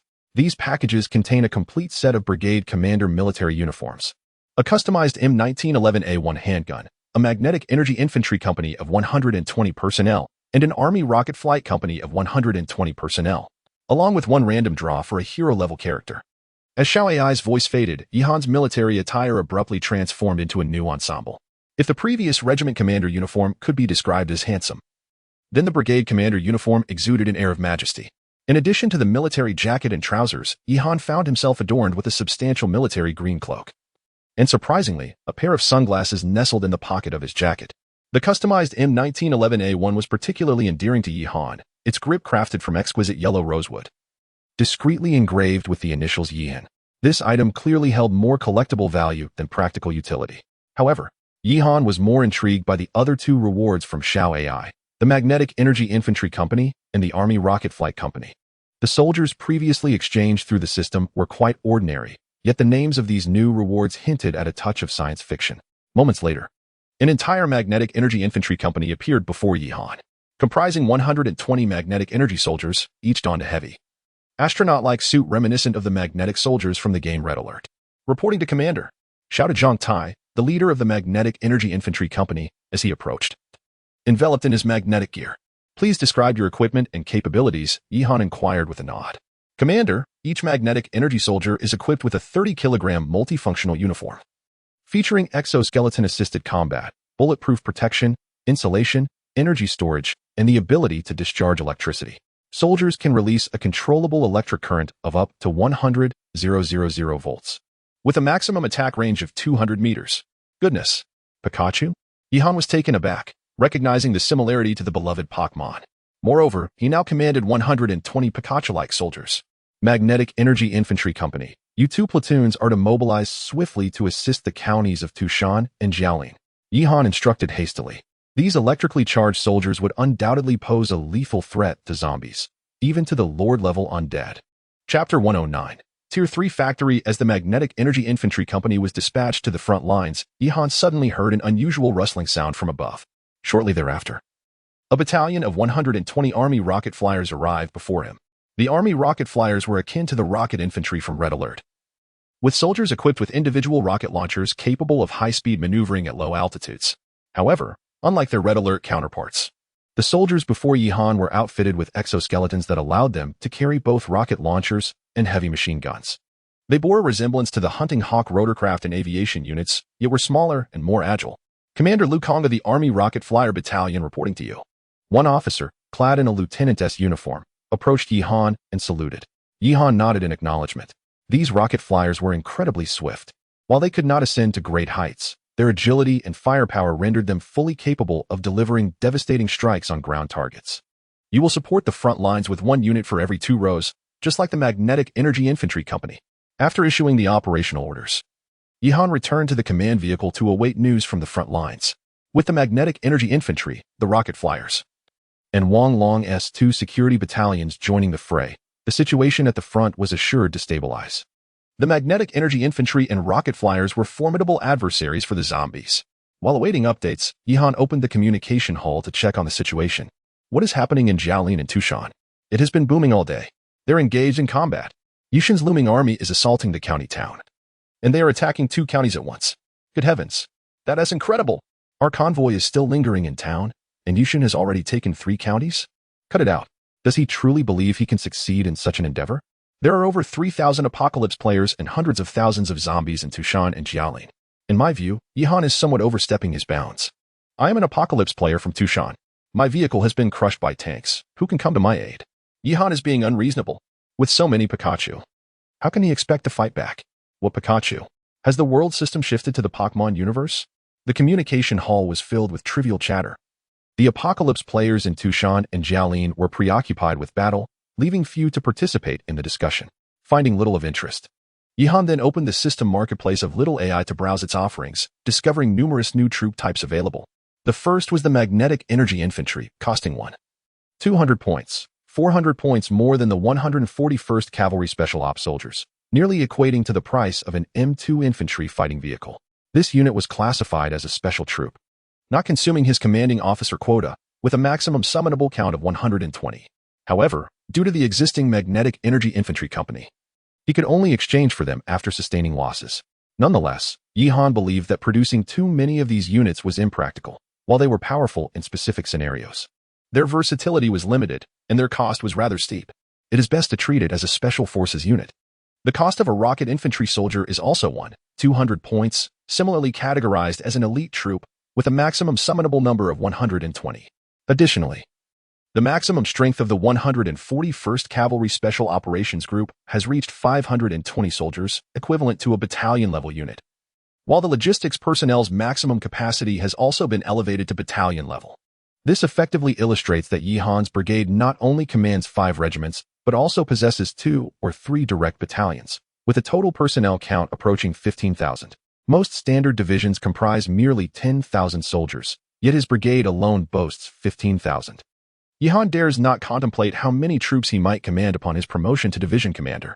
However, the requisite points for advancement to colonel division commander is a staggering 100 million. Such a figure is no jest. To achieve this, he would need to vanquish a staggering 10 million zombies, likely necessitating the liberation of the entire Long Kong city to reach this objective. The thought of the points needed for promotion to division commander gives Yihan a headache. Yet he quickly dismisses these concerns and begins to strategize the configuration of his brigade. He does not intend to alter the existing regiment. In the past, his promotions involved expanding squads into platoons, platoons into companies, and companies into battalions. However, he intends to retain the old structure and personnel of this regiment, making it the elite force of his brigade and a foundational seed for a heavily armored combined arms brigade in the future when he reaches the divisional level. As for the other 4 vacant regiments, Yihan plans to develop them in a manner akin to constructing a tall building from the ground up once he accumulates ample points. Beyond troop types, the construction options have significantly diversified. Firstly, a level 3 armory is now available for creation, requiring 3,000 points for upgrade, enabling the production of individual grenade launchers, RPG rocket launchers, and various types of light and heavy machine guns. The most crucial aspect is that the level 3 armory introduces a brand new functionality, material crafting and point exchange for replacement. Henceforth, as long as Yihan provides sufficient materials, he can acquire firearms without expending points. Furthermore, custom weapon crafting has been initiated, allowing the armory to produce bespoke weapons tailored to Yihan's specifications. In essence, this means the potential for unique skins. It appears that this level 3 armory is steering Yihan towards the path of an arms dealer. Additionally, the vehicle factory can also be upgraded to level 3, requiring 10,000 points for advancement, after which he can exchange for the Longqi 17A anti-air missile vehicle for 2,500 points, and the PLC-05 self-propelled howitzer for 2,500 points. These 2 types of vehicles signify that Yihan's air defense capabilities have been reinforced, and artillery equipment can now rival that of tank and infantry battalions. Beside the level 3 vehicle factory page, a small building for vehicle modification has also appeared, requiring merely 1,000 points for construction. Yihan, intrigued, clicks to explore, and upon a brief glance, he finds himself drooling. Chapter 110. The rebirth of the Cat Car. This so-called battle vehicle modification factory astonishingly possesses the capability to produce corresponding modified battle vehicles, integrating weaponry manufactured in the armory. Level 1 Battle Vehicle Modification Factory. Construction points 1,000. The Level 1 Battle Vehicle Modification Factory can produce modified variants of the Lynx all-terrain vehicle as per requirements. With the following styles: 66 Lynx all-terrain vehicle with 107mm rocket launcher, crew of 2, equipped with a 107mm rocket launcher. 88 Lynx all-terrain assault vehicle, maximum crew of 6, fitted with a 12.7mm heavy machine gun. 44 Lynx all-terrain vehicle with Dragon Arrow, 8 anti-tank missile, maximum crew of 2, equipped with an anti-tank missile launcher. 66 Lynx all-terrain vehicle with 120mm howitzer, maximum crew of 2, outfitted with a 120mm howitzer. 66 Lynx all-terrain vehicle with 82mm rapid-fire mortar, maximum crew of 2, armed with an 82mm rapid-fire mortar. 66 Lynx all-terrain vehicle with AKS-2 anti-air missile, maximum crew of 2, equipped with AKS-2 missiles. In addition to the aforementioned variants, the Battle Vehicle Modification Factory can also modify the 66 Lynx all-terrain medical transport vehicle for evacuating the wounded and the 66 Lynx all-terrain armored transport vehicle for transporting ammunition and supplies. Yihan was rendered speechless. This Lynx was a marvel of versatility, capable of handling logistics while also serving as an anti-tank, anti-air, and infantry countermeasure vehicle. At that moment, Yi Jingyu, not far away, noticed the scene unfolding before Yihan and approached with a glimmer in his eyes. Commander, although the Lynx vehicle lacks protective armor, it is cost-effective and excels in terrain traversal. Now that we have so many modified versions, I believe we can rely on this to create a mechanized light infantry unit. Upon hearing Yi Jingyu's words, Yihan paused. A light infantry unit? Wouldn't it be more advantageous to transform everything into armored units? Yi Jingyu smiled. I have reviewed the topographical maps of Jiahan province and even the entirety of Long Nation. In certain terrains, light infantry can execute missions more conveniently than armored units. Moreover, light infantry carries minimal logistics, allowing them to maneuver freely on the battlefield, attacking the enemy's flanks and rear with remarkable practicality. The key is that the current Lynx vehicle enhances the light infantry's capabilities, providing them with the firepower of armored units while retaining their mobility and agility. Yihan immediately grasped the essence of Yi Jingyu's words. In past wars, the greatest challenge for light infantry was the lack of heavy weapon support, rendering their firepower and protection exceedingly weak. Yet, the advantages of light infantry are undeniable. Their high mobility and tactical flexibility are unmatched by armored units. They can operate without being constrained by road networks, navigating through mountainous, forested, and marshy terrains with stealth, encircling the enemy, disrupting their deployments, and severing supply lines, thereby creating tactical chaos. Before Yihan now stood these Lynx vehicles, which not only boasted speed and excellent terrain adaptability, but were also armed with heavy machine guns, howitzers, and even missiles. Although the light infantry has not seen an enhancement in protective capabilities, its firepower now rivals that of armored units. The mere thought of this filled Yihan with excitement. It was imperative to establish a Cat light infantry regiment to engage in direct confrontations while the armored forces operated on the battlefield, allowing the Cat infantry to execute covert operations behind enemy lines. Furthermore, it appeared that within his Level 1 aviation weapons factory, there was a Hunter Eagle rotorcraft, a veritable airborne feline vehicle that could bolster the Cat light infantry's aerial firepower. With such a combination of ground and air support, their stealthy maneuvers would surely cause headaches for any adversary.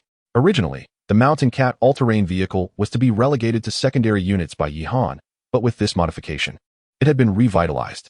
As he continued to review the information, he discovered that the Level 1 aviation weapons factory was now eligible for an upgrade to Level 2. Level 2 aviation weapons factory. Upgrade requires 5,000 points. Post-upgrade, it can produce Longji 8L transport helicopters, 2,800 points. Longji 20 multi-role tactical helicopters, 3,200 points. Longji 10 attack helicopters, 3,500 points. The prospect of this upgrade was quite promising. The Longji 20 multi-role helicopter, undoubtedly in high demand, and the Longji 8L, capable of transporting Mountain Cat all-terrain vehicles, would also be beneficial for the Cat light infantry regiment. In addition to the upgrades of existing structures, a new building had appeared on the construction page, titled the Intelligence Talent Training Center. Intrigued, Yihan clicked on the introduction page for the center. Intelligence Talent Training Center. Construction requires 20,000 points. Once established, this facility can train intelligence personnel who can infiltrate enemy lines for information gathering and reporting. Each intelligence operative requires 2,000 points for training. Isn't this essentially a spy training center? Yihan felt a surge of delight. At present, he was completely oblivious to the internal circumstances of the Apocalypse faction, and the ability to deploy intelligence personnel would afford him insights into the enemy's movements, thus granting him the upper hand in future operations. Clearly, this facility should be prioritized for construction. However, the cost was indeed substantial. 20,000 points for the building and an additional 2,000 for each trained operative. Yet, one must consider the extensive skill set required of a spy, which far exceeds that of a conventional soldier. They must possess exceptional physical fitness and combat prowess comparable to that of special forces, coupled with absolute composure, high intelligence, adeptness at disguise, cunning strategy, and diverse expertise. Most importantly, they must embody self-sacrifice and unwavering loyalty. In this light, investing 20,000 points to establish the Spy Training Center seems exceedingly worthwhile. Chapter 111. The Heroic Figure. Muge at this moment, Yihan possessed merely a little over 8,000 points, all of which had been painstakingly accumulated from the front lines. It appeared that the construction of various edifices would have to be postponed. Furthermore, as a brigade-level unit, he found himself with only a single regiment. The subsequent exchange for soldiers and equipment would consume a significant amount of points.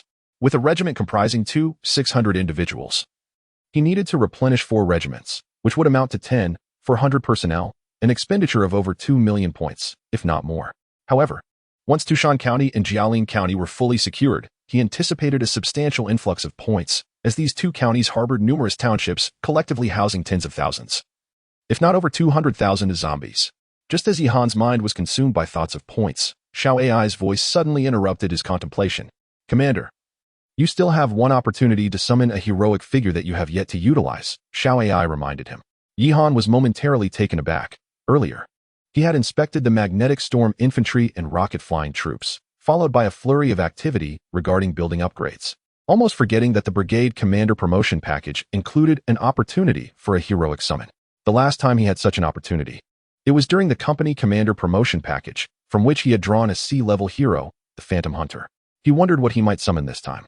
Confronted with the lottery wheel, Yihan hesitated. His reluctance stemmed from a persistent streak of ill fortune in such endeavors. After a prolonged contemplation, he cursed, "Damn it, am I really unable to exchange 10 years of my lifespan for an S-level figure?" As he muttered curses, he pressed the summon button. The wheel spun and eventually slowed to a halt, landing on the image of a strikingly beautiful young girl, seemingly around 18 or 19 years of age. Yihan felt a wave of disappointment. The girl appeared delicate and fragile, and despite her beauty, he doubted she could withstand a single punch without crying for an entire day. What use was a mere ornament? Alas, it seemed that his ill fortune persisted, and the S-level figures were not easily obtained. However, before Yihan could voice his lamentations, Xiao Ai's voice rang out. "Congratulations, Commander. You have summoned an S-level hero, Muge. She has now been brought to the office." As Xiao Ai spoke, a hint of sympathy flickered in her eyes. Knowing the price Yihan had paid with 10 years of his lifespan, upon hearing Xiao Ai's words and observing her expression, Yihan's countenance transformed into a complex tapestry of emotions. "Commander, hello." At that moment, the office door swung open, revealing the newly summoned Muge, who peeked her head in with a look of curiosity adorning her lovely face. However, upon seeing her, Yihan reacted as if he had encountered a ghost, rushing forward to firmly press her head down and push her out. "Hey, Commander, what are you doing?" Muge exclaimed, startled by the sudden turn of events. "Damn it, I want to return her. Xiao Ai, take her back. I refuse to exchange 10 years of my lifespan for this." Upon witnessing the scene, the little AI on the side expressed a sense of helplessness and promptly reassured Yihan, saying, "Commander, once summoned, one cannot simply return what has been called forth. Moreover, let us approach this scientifically. The most formidable commanders have not diminished your lifespan. It is merely a psychological effect. Consider it as your substantial safety net arriving." At this moment, Yihan felt a profound sense of despair, managing only a bitter smile, resigning himself to this self-comforting notion. Consequently, he abandoned the idea of returning Mujin. Mujin, having grasped the situation, became somewhat indignant and exclaimed to the little AI, "Xiao Ai, the commander does not welcome me. Since he wishes to return me, why not fulfill his request? Just let me go."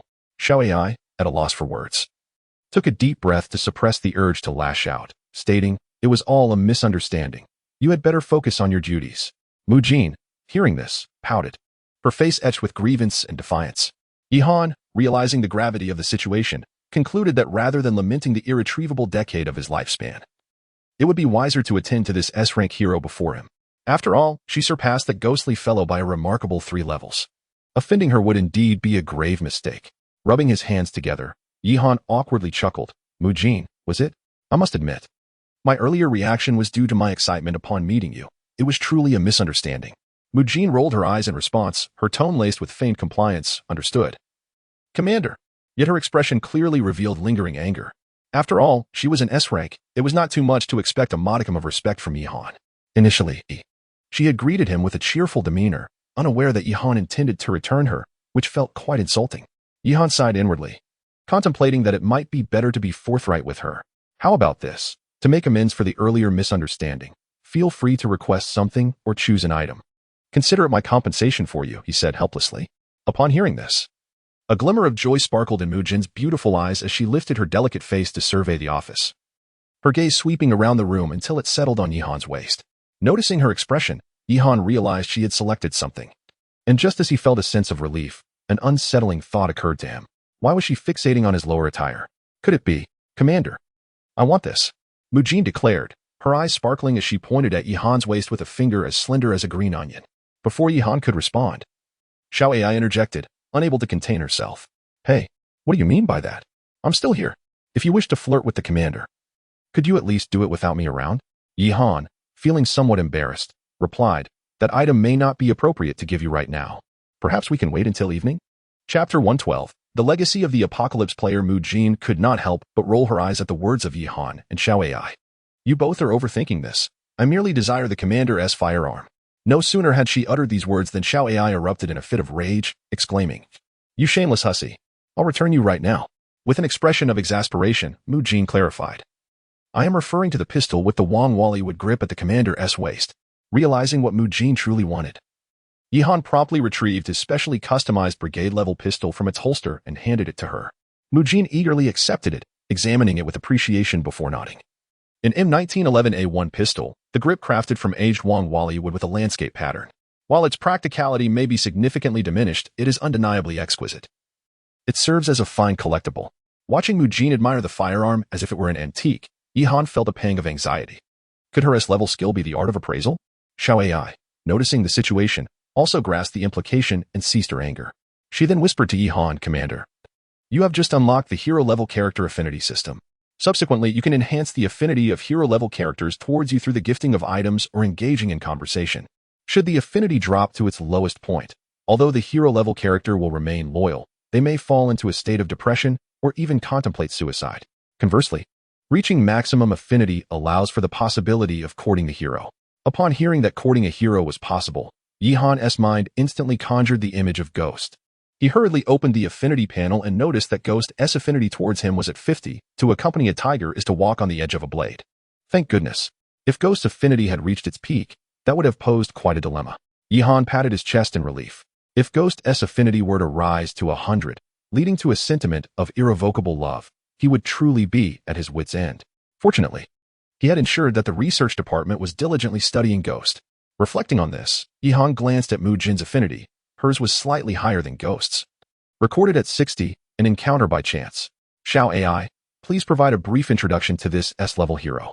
I hope she is not a master appraiser, Yihan requested. Reporting to the commander, this hero-level character is S-grade, named Mujin, female, 19 years of age, with a vivacious personality. She possesses the commanding abilities of a martial and exceptional strategic judgment. Her unique ability is foresight, enabling her to periodically predict the future trajectory of situations. However, Mujin's individual combat capabilities are somewhat lacking, comparable only to a B-level combat hero. Additionally, the commander has just unlocked Mujin's hidden information. She enjoys collecting various firearms. And gifting her collectible-grade firearms can enhance her affinity. Upon hearing Xiao Ai's introduction, Yihan was overjoyed. What he currently lacked was precisely the talent for command. The army had reached the brigade level, and although Wang Hu was a major, he was no longer capable of command. Yi Jingyu, a colonel, was merely an advisor, lacking in on-the-spot command skills. Mujin's addition not only filled the void of top-level command personnel, but her diverse abilities were entirely suited for leading the army. Even her weaknesses surpassed those of a Spectre, which illustrates the formidable strength of an S-rank individual. Mujin, you shall henceforth serve as the chief of staff and deputy commander of the entire brigade, overseeing all military affairs. With this, Yihan Yu addressed Mujin. She accepted Yihan Yu's sidearm, casting aside the previous unpleasantness. Upon hearing the command, her expression turned serious. Yes, Commander. You may rest assured with the army in my hands. Now that Mujin had assumed the role of deputy commander, she would temporarily take on the responsibilities of the commander. Should a more suitable candidate arise in the future, or should Mujin gain further experience, she would willingly step aside to allow for a transition, while continuing to serve as the chief commander of the entire military. As for Wang Hu, he could no longer hold the position of commander. As a major, he could at most oversee battalion-level matters, which was already a stretch. Given that the Army Officer Training Center indicated that majors were better suited for commanding units at the battalion level, it seemed she would either need to cultivate more officers or consider promoting Wang Hu.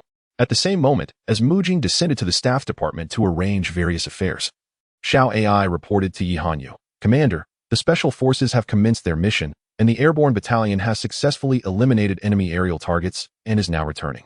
The ground forces in Chushan County, with the assistance of the electromagnetic infantry and rocket-flying troops, have eradicated the enemy's Lord-level zombies and are currently clearing the tide of corpses. The remaining Lord-level zombies in Jialing County are few and are expected to be eliminated shortly. Upon hearing Xiao Ai's report, Yihan Yu nodded. The outcome aligned with his expectations. The electromagnetic infantry and rocket-flying troops were indeed the nemesis of zombies. Regardless of how robust the defenses of the barricaders were, and no matter the scale of the zombie tide, the currents unleashed by the electromagnetic infantry were indiscriminate. While the aerial threat posed by the rocket-flying troops was considerable, given this, let us rally our efforts and instruct the cooks to deliver lunch to the battlefield. Yihan Yu commanded. Yes. Additionally, there is another matter concerning the front lines. After the eradication of the apocalyptic players, many of their relatives remain within the county. The engineering corps has secured them. What shall we do now? Yihan Yu pondered this issue. The world system had previously relocated all player relatives into the area. Now, with the apocalyptics eliminated, these individuals found themselves without support and lacked the right to participate in the game like the players. In terms of identity, they resembled survivors of this world, yet they could not be treated as such, for Yihan Yu was indeed their adversary. He was suddenly overwhelmed. There were likely thousands of these individuals. To eliminate them indiscriminately would be expedient, yet such brutality was excessive. After all, population is productivity. It would be far more advantageous to utilize them rather than exterminate them. Moreover, should word of such slaughter reach other players, Yihan Yu would become a target of collective ire. His army must represent a righteous force, possessing the moral authority to uphold justice. Engaging in the massacre of civilians would undermine his ethical standing, leading to a loss of influence. A certain nation of squids serves as a striking example. Chapter 113, 2 million points. Upon considering this, Yihan reached out to Yi Ruoshui, who was stationed at the base, via Xiao Ai. The intricacies of survivor accommodation and management were well within Yi Ruoshui's expertise, making her the most suitable candidate to devise a plan. At that moment, Yi Ruoshui was occupied with overseeing the survivors' production efforts at the base. Upon hearing from Feng Xinz that the commander was seeking her, she promptly answered the call. Yihan lit a cigarette and inquired of Yi Ruoshui, Sister, we have approximately 4,000 relatives of the apocalypse players here. How do you suggest we arrange their accommodation? Understanding Yihan's intent without hesitation, Yi Ruoshui replied, divide and conquer. Yihan took a deep breath. Please elaborate. These 4,000 individuals harbor hostility towards you and, by extension, the entire base. If they are congregated in one location, there is a significant risk of them forming a faction of rebellion. Therefore, I propose that we disperse them among other survivor groups to dilute their influence. Over time, their animosity will wane, allowing them to settle into their lives peacefully. Currently, the agricultural and pastoral development at Looming Base has reached saturation, and there remains ample idle land outside the base. I suggest we integrate them with other survivors and allocate them to various villages within Shillong County. The Public Security Department, led by Lu Tu, can establish security posts, and we can erect walls and construct machine gun bunkers at the entrances of these villages to maintain order. Yi Ruoshui shared her comprehensive plan with Yihan, who nodded in agreement. That sounds feasible. Proceed as you suggested. And I will instruct the engineering battalion to transport the individuals back. Following this, Yihan organized subsequent matters, noting that the battlefield had stabilized, and he felt no need to dwell on it further. According to the current pace, capturing the two counties was merely a matter of time. The battle continued until 7 o'clock the next morning, having raged for an entire day and night. When Yihan rose from his office early that morning, Mu Jin was already waiting with a glass of milk, eager to report on the progress. Indeed, Mu Jin possessed a rather pleasing appearance. At that moment, she wore a fitted white t-shirt on top, paired with loose military trousers below, accentuating her slender figure with delicate shoulders and a trim waist. Her arms resembled tender lotus stems, and though her chest was modest, it stood proudly. Her fair face, adorned with a pair of slightly youthful, large eyes, was fixed in a gaze of ennui upon the ceiling. Yihan observed her demeanor with a hint of curiosity, pondering how someone who appeared so ornamental could be associated with military command.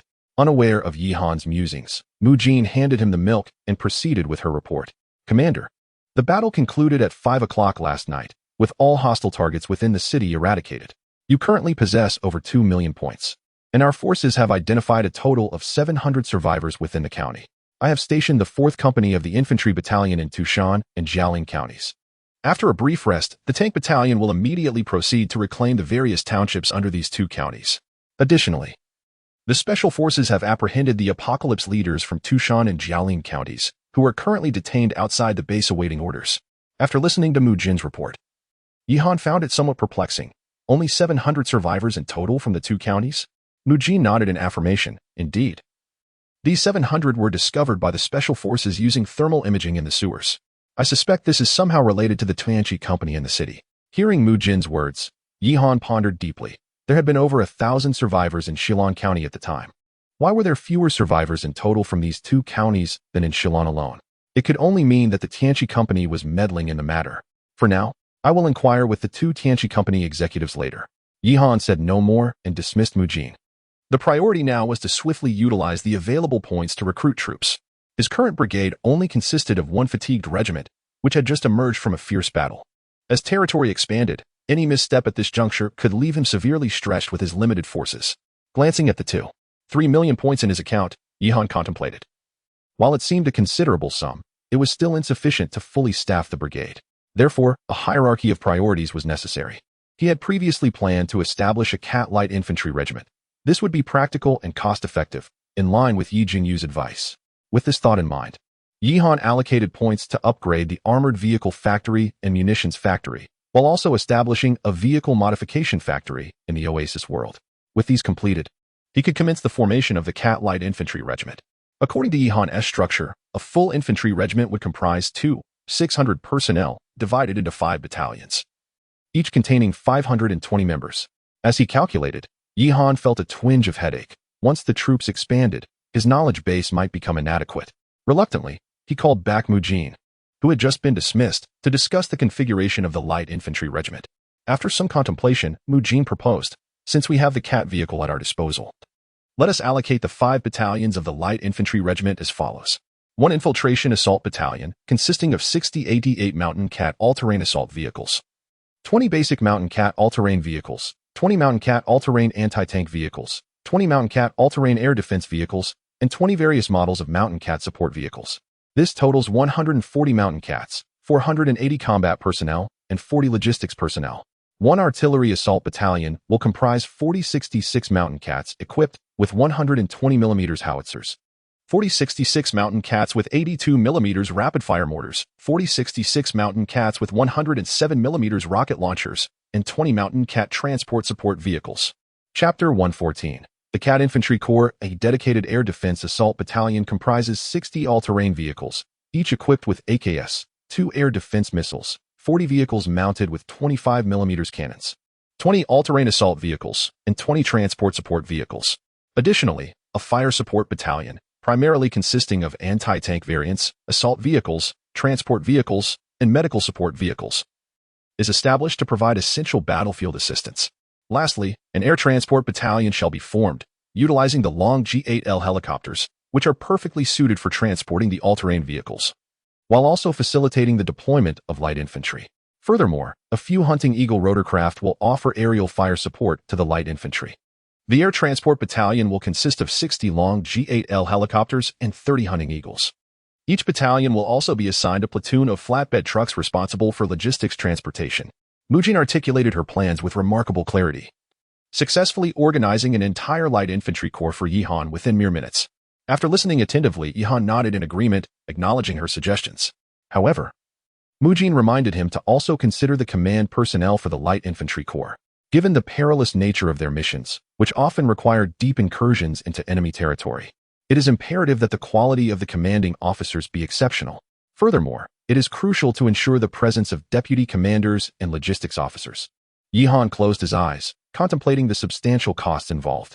Xiao AI, let us proceed as Mu Jin has advised, he instructed. As soon as he concluded his statement, Xiao AI affirmed, understood, Commander. We shall begin the procurement of the required equipment and personnel to equip 5 battalions with the all-terrain vehicles.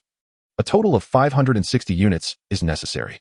Out of these, only 20 are the basic model, which costs 600 points each. The remainder must be modified, with costs varying from 100 to 300 points.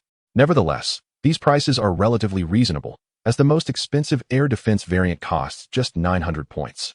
In total, the expenditure for the all-terrain vehicles will approximate 400,000 points. Next, the air transport battalion will require 60 long G8L helicopters and 30 Hunting Eagles. which will amount to an additional 186,000 points, equivalent to the cost of 2 light infantry battalions. This calculation pertains solely to helicopters, not fixed-wing aircraft. Furthermore, personnel costs will include a total of 600 individuals, based on a configuration of 6 ordinary soldiers, 2 machine gunners, and 2 rocket soldiers per squad, culminating in an expenditure of 676,000 points. Additionally, incorporating 50 flatbed trucks will add another 30,000 points to the total. Thus, the establishment of the Cat Infantry Corps will ultimately require approximately 3 million points. Yihan's initial allocation of 3 million points has been halved. This is merely for the most economical battalion, and further expenses are anticipated. Xiao AI, exchange for 10 major-level commanding officers, 10 major logistics officers, 2 colonel-level commanding officers, and 2 colonel-level logistics officers from the officer training center. Yihan wearily gestured, continuing, having already spent 1 million, I might as well not skimp on the officers' points. Understood. Commander, a total of 60,000 points will be deducted, and all officers will be dispatched to the office shortly, Xiao AI replied. Let them in. Yihan nodded in acquiescence. As Yihan's voice resonated, the sound of synchronized military boots echoed from outside the office, followed by a cadre of young officers, each towering over 6 feet, clad in pristine uniforms and possessing striking features, entering the room. Upon spotting Yihan and Mu Jin, they raised their hands in salute, collectively exclaiming, "Greetings, Commander. Greetings, Brigade Leader." The title of Brigade Leader referred to Mu Jin. Although she held the position of Deputy Brigade Leader, she was, after all, an officer, and such social niceties were not lost on her. Yihan nodded in acknowledgement and then turned to a commanding officer bearing the rank of colonel, inquiring, "What is your name?" Reporting to the commander, "My name is Gao Sheng." The colonel, Gao Sheng, responded with a resounding voice, "Very well. You shall henceforth serve as the commander of our light infantry regiment. The other colonel will serve as your deputy, and the remaining majors will be assigned to various battalions. The quartermaster will oversee the logistics for the light infantry regiment according to their ranks." Upon hearing Yihan's directives, all the officers saluted and replied in unison, "Yes." Subsequently, the 24 officers departed the office to commence their duties with the light infantry regiment. Out of curiosity, Yihan followed Mu Jin outside to observe. At that moment, outside the base, a vast expanse of land was filled with a multitude of armored vehicles, known as Lynx vehicles, many of which were equipped with heavy machine guns or mortars and rocket launchers. Yihan felt a shiver of excitement. With such modifications, it seemed conceivable that even nuclear weapons could be mounted on these vehicles in the future. Additionally, an open area housed no fewer than 50 Dragon Z-8L helicopters, which made Yihan feel as though he were within a munitions factory. Meanwhile, Gao Sheng was busy organizing the placement of 600 soldiers into their respective squads and distributing 20 majors across the battalions. Observing this, Mu Jin suddenly suggested, "Commander, perhaps we should deploy the light infantry regiment to execute clearance operations in the towns. With 2 counties liberated and not much of a zombie presence, it would be prudent to retain the tank and artillery battalions at the county borders. This strategy would serve to prevent any surprise attacks from the apocalypse, while simultaneously instilling a sense of deterrence." Yihan nodded in agreement. That is a viable plan. The road conditions in the towns are less favorable, making them more suited for the light infantry regiment. Have Gao Sheng establish the regiment's headquarters in Shilin County, and deploy the remaining forces to ensure that Shilin, Tushan, and Jiaolin counties are thoroughly cleared. After a moment, he added, "Once the area is secured, let the light infantry regiment leave a few companies at the border to set up observation posts, to thwart any enemy incursions." However, upon hearing this, Mu Jin shook her head. "Commander, I believe that may not be necessary." Chapter 115. The person in charge of the apocalypse. Yihan cast a curious glance at her, pondering, now that we have secured control over 3 counties, should we not establish watchtowers for protection? Mu Jin shook her head, replying, "What use is the territory? Our primary objective in attacking Tushan and Jiaolin is not merely for points, but also to suppress the Apocalypse Company. If we cling to land at the cost of lives, we risk losing both." The populations of Tushan and Jiaolin have been relocated to Luming Base and Shilin County. The land we protect has become barren wasteland, and we would only squander our military strength on futile endeavors. Mu Jin's words enlightened Yihan, prompting him to inquire, what if the Apocalypse Company manages to infiltrate? We need only garrison Tushan and Jiaolin. Our defensive focus remains on Shilin County and Luming Base. Should the Apocalypse Company stealthily approach Shilin County, they would effectively be walking into a trap. They would face not only the forces of Shilin County, but also be encircled by troops from Tushan and Jiaolin. Given our current population, it is challenging to utilize the land resources of Tushan and Jiaolin, so there is no need to concern ourselves with them. As long as we transport the resources from each county and town, we can allow them to enter the land if they wish. I doubt they would be foolish enough to attempt to eliminate our forces while simultaneously occupying so much land for cultivation. In the end, they would only be benefiting us. As Mu Jin spoke, she shook her head playfully, exuding a charming confidence regarding the situation, observing her self-assured demeanor and sound reasoning. Yihan chose not to voice further objections. At this moment, having just completed the formation of the Cat-Light Infantry Corps, along with the original combined corps, Yihan now commanded a total of over 5,000 troops, an impressive force. The creation of other corps would have to be postponed.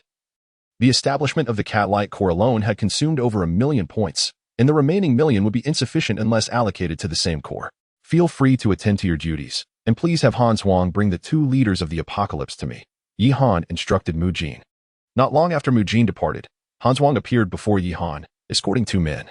These individuals were the heads of the apocalypse from Tushan County and Jiaolin County. Yihan studied them. One was a gaunt old man, while the other was a corpulent middle-aged man. Both sported what could only be described as a stereotypical militaristic appearance, complete with the so-called little day hygiene mustaches. Upon seeing Yihan, the thin old man bared his teeth and shouted in halting Chinese, "You brat! Await your demise. How dare you oppose our great Sakura nation? I advise you to release me now and kneel in submission. That was your sister, wasn't he it? Offer her to me now, and I may forgive your transgressions. Otherwise, when reinforcements arrive from Chongqing City, I will torment her before your very eyes and then turn you into a zombie." Yihan stared at him, momentarily at a loss for words. It seemed that soldiers from the Sakura nation shared a peculiar trait of failing to grasp the situation, insisting on being thoroughly beaten before they would willingly submit, rather than ceaselessly vexing others. Originally, Mu Jin had already distanced herself, but upon hearing the old man bellowing and shamelessly demanding that Yihan offer himself to him, she turned back. With a lollipop dangling from her mouth, she regarded the old man on the ground with a dispassionate gaze. "I am not the commander's sister. I am a subordinate and the deputy commander of the entire brigade." The old man scoffed at her words. "Brigade? You deceitful woman from China, you are merely a regiment. Where's this so-called brigade? Our influence in Chongqing City far exceeds your imagination. If you submit to me now, I might consider making you my pet." After uttering this, the old man leered at Mu Jin with a repulsive and lascivious gaze. Seeing this, Yihan squinted his eyes, ready to draw his gun and execute the old man on the spot, but Mu Jin merely smiled serenely. "Commander, allow me to handle him. I have my methods to deal with his obstinacy." Yihan, upon hearing this, holstered his weapon and nodded. "Very well, there is no need to demean yourself. If communication proves impossible, simply eliminate him." Mu Jin responded with an affirmative hum and instructed the soldiers to drag the old man towards the camp. Along the way, she contacted Wang Long to request 2 military dogs from the guard unit. Before long, the sounds of barking and the subsequent tearing, accompanied by the old man's pleas for mercy, echoed in the air. 10 minutes later, Mu Jin had the soldiers bring the old man back, now drenched in blood, particularly his lower half, where his trousers had been shredded by the military dogs. His emaciated thighs were now gnawed to the bone, and most crucially, the dogs had confiscated his vile instruments. "Speak up, did you not claim you were willing to converse?" Mu Jin prodded his face with a toilet plunger she had inexplicably acquired, yet the old man merely opened his mouth and turned away, lifeless. "What? Is he dead already?" Mu Jin observed in disbelief. "Never mind, there is still another here." Yihan shifted his gaze to another responsible individual. At this moment, the middle-aged man was utterly paralyzed by fear. Upon meeting Yihan's gaze, he hurriedly prostrated himself on the ground, pleading, "Please, brother, spare me. I am also a citizen of the Dragon Kingdom. I am willing to divulge everything." To Yihan's surprise, this man spoke fluent Chinese. He kicked him in confusion. "What is going on? Aren't you from the Sakura nation?" The middle-aged man raised his head with a sycophantic grin. No, we are genuine citizens of the Dragon Kingdom. All compatriots here." Yihan narrowed his eyes at him. "Then what is the situation with that mustache?" The man stammered, "I am also compelled. Working for the Tianchi company requires me to adopt their customs and attire." As he spoke, he began to tear away the adhesive mustache from beneath his nose. Indeed, it was stuck on quite firmly. However, Yihan was not swayed by this act of contrition. After all, in certain respects, the underlings could be more culpable than their superiors. Chapter 116. Information. Yihan gazed at the middle-aged official before him, who presented a facade of authority. A wave of revulsion surged within him. Just as the gaming community has its own factions of harbingers and saviors, even among the survivors, there exists a fair share of traitors and sycophants. However, The group represented by this middle-aged man was far more despicable than the Harbingers. After all, the Harbingers could at least claim, it's merely a parallel world, no harm done, it is not the original realm. At the very least, they kept the lights off. These traitors were brazenly performing in plain sight, and before other survivors, no less. Ugh, with such thoughts, Yihan had already sentenced this obsequious sycophant to death in his mind. Unbeknownst to him, the official from Tushan County was blissfully ignorant of Yihan's inner musings. His face bore a fawning smile as he gazed at Yihan, his knees instinctively bending to the ground. Father, I am your own flesh and blood. I share the same Dragon Kingdom lineage as you. As Yihan observed the man preparing to cling to his leg, he quickly stepped back a couple of paces, suspecting that he likely spoke in similar tones to those from the land of cherry blossoms. First, disclose all that you know about the Apocalypse Company. If your answers satisfy, I might consider sparing your life, Yihan stated, attempting to maintain a facade of amiable composure. As soon as Yihan finished speaking, Mujin chimed in, Indeed, as long as you speak well, our commander not only will spare you, but may even reward you. However, do not entertain the notion of fabricating stories to evade our scrutiny. Our unit possesses its own intelligence channels. Should we ascertain that you have lied, your fate will be far grimmer than that of the unfortunate soul beside you. Upon hearing Mujin's warning, the Tushan official glanced back at the mangled old man from Cherry Blossom Land, and a shiver ran down his spine. Mujin was not one to jest lightly. I shall speak, the Tushan official proclaimed, his demeanor suddenly resolute, his gaze intense enough to lead Yihan to momentarily believe him a paragon of loyalty. The Apocalypse Company has appointed a county-level official in each county across the Dragon Kingdom, primarily selecting from retired personnel of the Cherry Blossom Nation and virtuous citizens of the Dragon Kingdom. Each county hosts a regiment of Apocalypse soldiers, and with the permission of the higher-ups at the Apocalypse Company, they can issue commands to the Apocalypse players within their jurisdiction. Moreover, the Apocalypse Company in Chong Kong City commands approximately 10,000 Lord-level zombies, and it is rumored that an entire army of the Dragon Kingdom has been encircled by them. Yihan was momentarily taken aback, astonished that the Apocalypse Company in Chong Kong City had amassed such a formidable number of Lord-level zombies. With such scale, combined with ordinary zombies and Apocalypse players, it seemed there would be no room for him to maneuver. Curiosity piqued, Yihan inquired, where did these Lord-level zombies originate? Are they all from the Apocalypse Company? The Tushan official responded, part of them were provided by the Apocalypse Company in Chong Kong City, while the rest were produced by us. Produced by you? Yihan frowned, a sudden realization dawning upon him. Could it be that the survivors who had vanished from Tushan County and Reef Forest County had been captured for experiments? The leader of Tushan seemed to perceive Yihan's doubts, his face displaying a palpable unease. Father, he began, please don't be angry. Before you planned the assault on Tushan County, I received orders to confine all the survivors within the county to the laboratory, converting as many as possible into lordly zombies. However, this was all dictated by higher authorities. I had no choice in the matter. After all, we are all from Longhua, and I could hardly bring myself to act against them. Most of it was carried out by my subordinates, and I am not truly responsible. Yihan interrupted him with a wave of his hand. I am already aware of all that. Just tell me where the laboratory is. The Tushan County leader hesitated momentarily, but upon seeing the unchanged expressions on Yihan and Mujin's faces, he relaxed. The laboratory is located beneath the company building. I suspect the one in Jialing County is in the same vicinity. The access code is... Enough. Silence. Yihan cut him off. Han Shuang, assemble the special operations team and proceed to the location he mentioned. If the door cannot be opened, blow it open. On the other side, Han Shuang saluted and responded. Understood. As for you. Yihan turned to face the kneeling Tushan County leader, stroking his stubble thoughtfully. Unaware of Yihan's true intentions, the Tushan County leader, believing he had accomplished a great feat, smiled proudly at Yihan. Father, there's no need to put me in a difficult position. Just assign me a small team leader to manage about 100 soldiers. Beside him, Mujin was rendered speechless by the audacity of the man. Your abilities are modest, yet your ambitions are lofty. The Tushan County leader failed to grasp Mujin's insinuation and merely looked at Yihan with confusion. Let's inquire further about Chong Kong City. If he is unwilling to divulge information, let Xiaodian handle it. Yihan remarked dismissively, not even sparing a glance at the man. Mujin, unfazed, ordered a nearby soldier to drag the Tushan County leader by his legs towards the doghouse, while the leader emitted desperate cries. Oh, father, I am your son. What do you mean by this? A mere glance from Yihan was enough for the accompanying soldiers to understand. They promptly removed their military boots and produced their foul-smelling socks, which had been marinated for half a month, to gag the Tushan County leader. Under the dual pressures of potential death and the stench of the socks, the Tushan County leader could not catch his breath, his eyes rolling back as he fainted. Yihan paid him no mind and turned to enter the command room, feeling no need to extend even a shred of sympathy towards such a wretched character.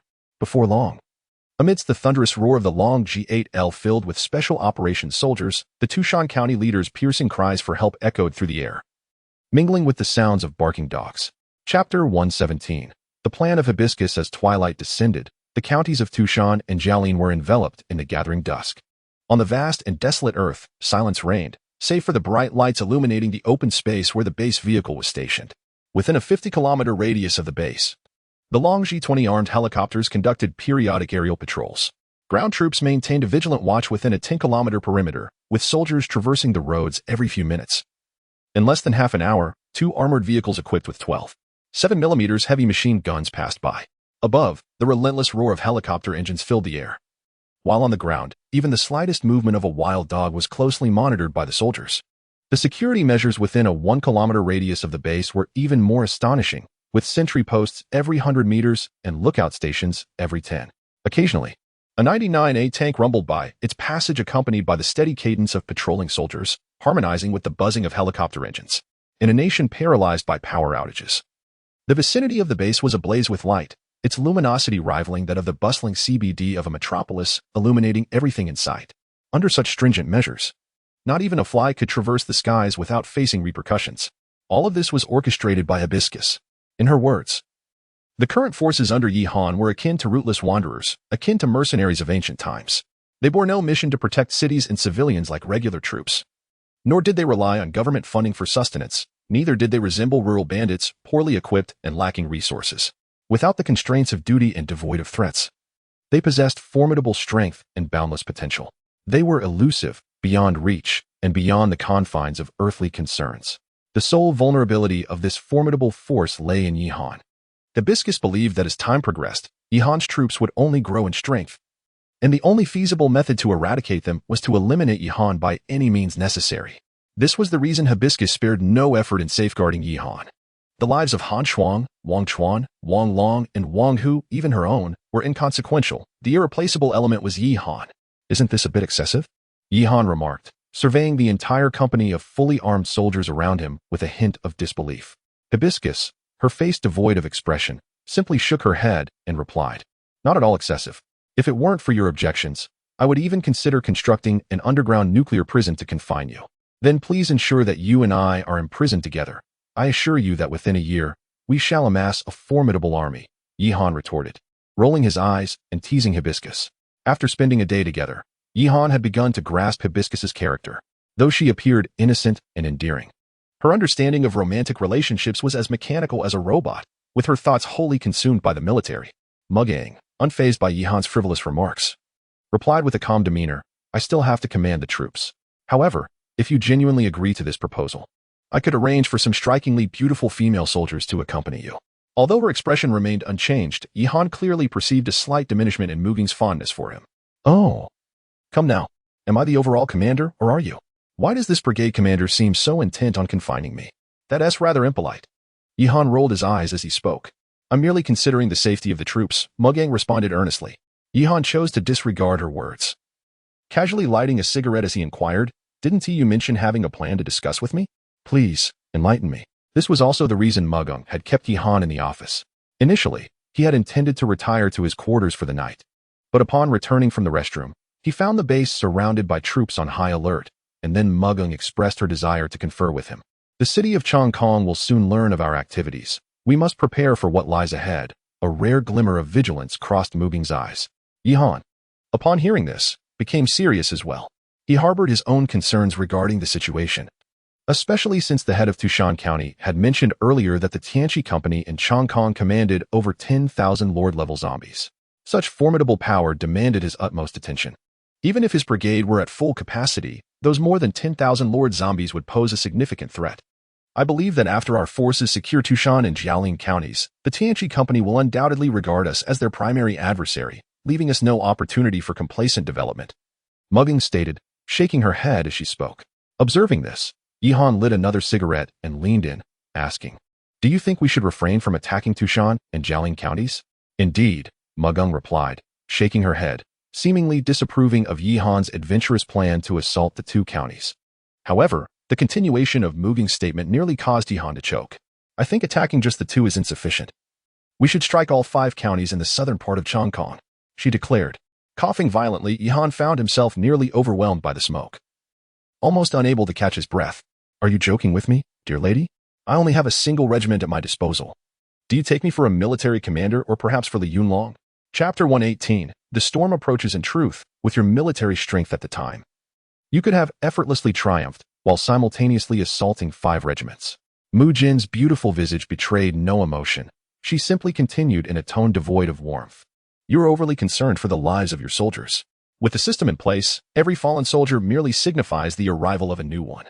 Engaging 5 counties concurrently may result in the complete annihilation of entire units, but ultimately it is merely a matter of points expenditure. When you capture Qilan County, the Tianqi Corporation in Chongkong City may not have yet taken notice of you. However, after the fall of Tushan and Jiaolin, your entire strength will be laid bare before them. The crux of the matter is that you currently find yourself at an impasse. Struggling to advance to the brigade level in the near term, and replicating a breakthrough in the heat of battle will be exceedingly difficult. Should Chongkong City's Tianqi Corporation decide to take action, we shall find ourselves at a significant disadvantage.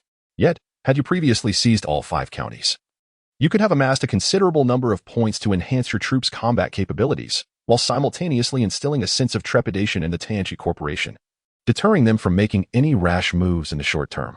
Moreover, even if Chongkong were to initiate an attack later on, we could rely on the territories of the 5 counties to wage a war of attrition, exchanging space for time, and ultimately dragging you into the brigade level. However, at this moment Mu Jin's expression shifted slightly before she fell silent. After absorbing Mu Jin's analysis, Yihan too felt an ominous shift in the situation. The ostensible strength of Chongkong City far surpassed his own, with 10,000 Lord Zombies, 1,000,000 ordinary zombies, alongside tens of thousands of Tianqi players. What could he possibly do should they direct their attention towards him? This exemplifies the distinction between strategic and tactical thinking. Yihan and Yi Jingyu could only perceive the immediate gains and losses of battle, whereas Mu Jin foresaw the trajectory of future circumstances. Nonetheless, this does not imply that Mu Jin is superior to Yihan. Given her disregard for cost and warfare, she resembles figures like Littlebeard or Stalin. Yet she shall never become the radiant sun illuminating the east. Yihan felt no regret for his previous approach to combat for him. Those soldiers summoned by the system were as flesh and blood as any human. Through his time spent with them, Yihan increasingly recognized that while their loyalty to him was paramount, they also possessed their own emotions. Though sacrifice was inevitable, until other alternatives presented themselves, he would not employ his soldiers as mere human bombs. That was a tactic reserved for when there was no retreat left. What are your thoughts on the development of the subsequent battlefield?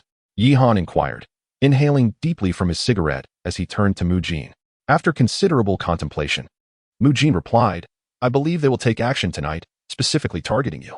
We have just concluded a significant battle, and it is highly likely they will dispatch individuals for assassination. As if in response to Mu Jin's words, Xiaoyai suddenly announced, Commander, the airborne battalion has detected a small enemy force 3 kilometers from the base, which has been eliminated. Mu Jin paid no heed to Xiaoyai's proclamation. As if everything was to be expected, in 3 days, Chongkong City will initiate a series of probing actions, and after 3 days, their maneuvers will become increasingly aggressive. They may even launch a counteroffensive against us, and the likelihood is exceedingly high. They will no longer afford us the opportunity for development. I anticipate that once they take action, they will mobilize their entire force, and we will face an immense threat. Yihan remained silent for a long while after hearing this. Confronted with an enemy force tenfold greater than his own, could he truly defend the looming base? Nevertheless, the advantages of his own troops were unmistakable. Beyond the continuous replenishment of soldiers, there was one aspect that the apocalypse could never hope to match. There seemed to be room for maneuver in this situation. As Yihan pondered, he lifted his gaze to meet Mu Jin's eyes. In that fleeting moment, they shared an unspoken understanding, and a knowing smile crossed their faces. Early the following morning, Yihan issued a new round of reform orders. This directive encompassed not only military reforms, but also changes at the looming base. First, regarding troop arrangements. Wang Long's Heavy Armed Guard Company would accompany the Infantry Battalion's 4th Company to ensure the safety of the base vehicles.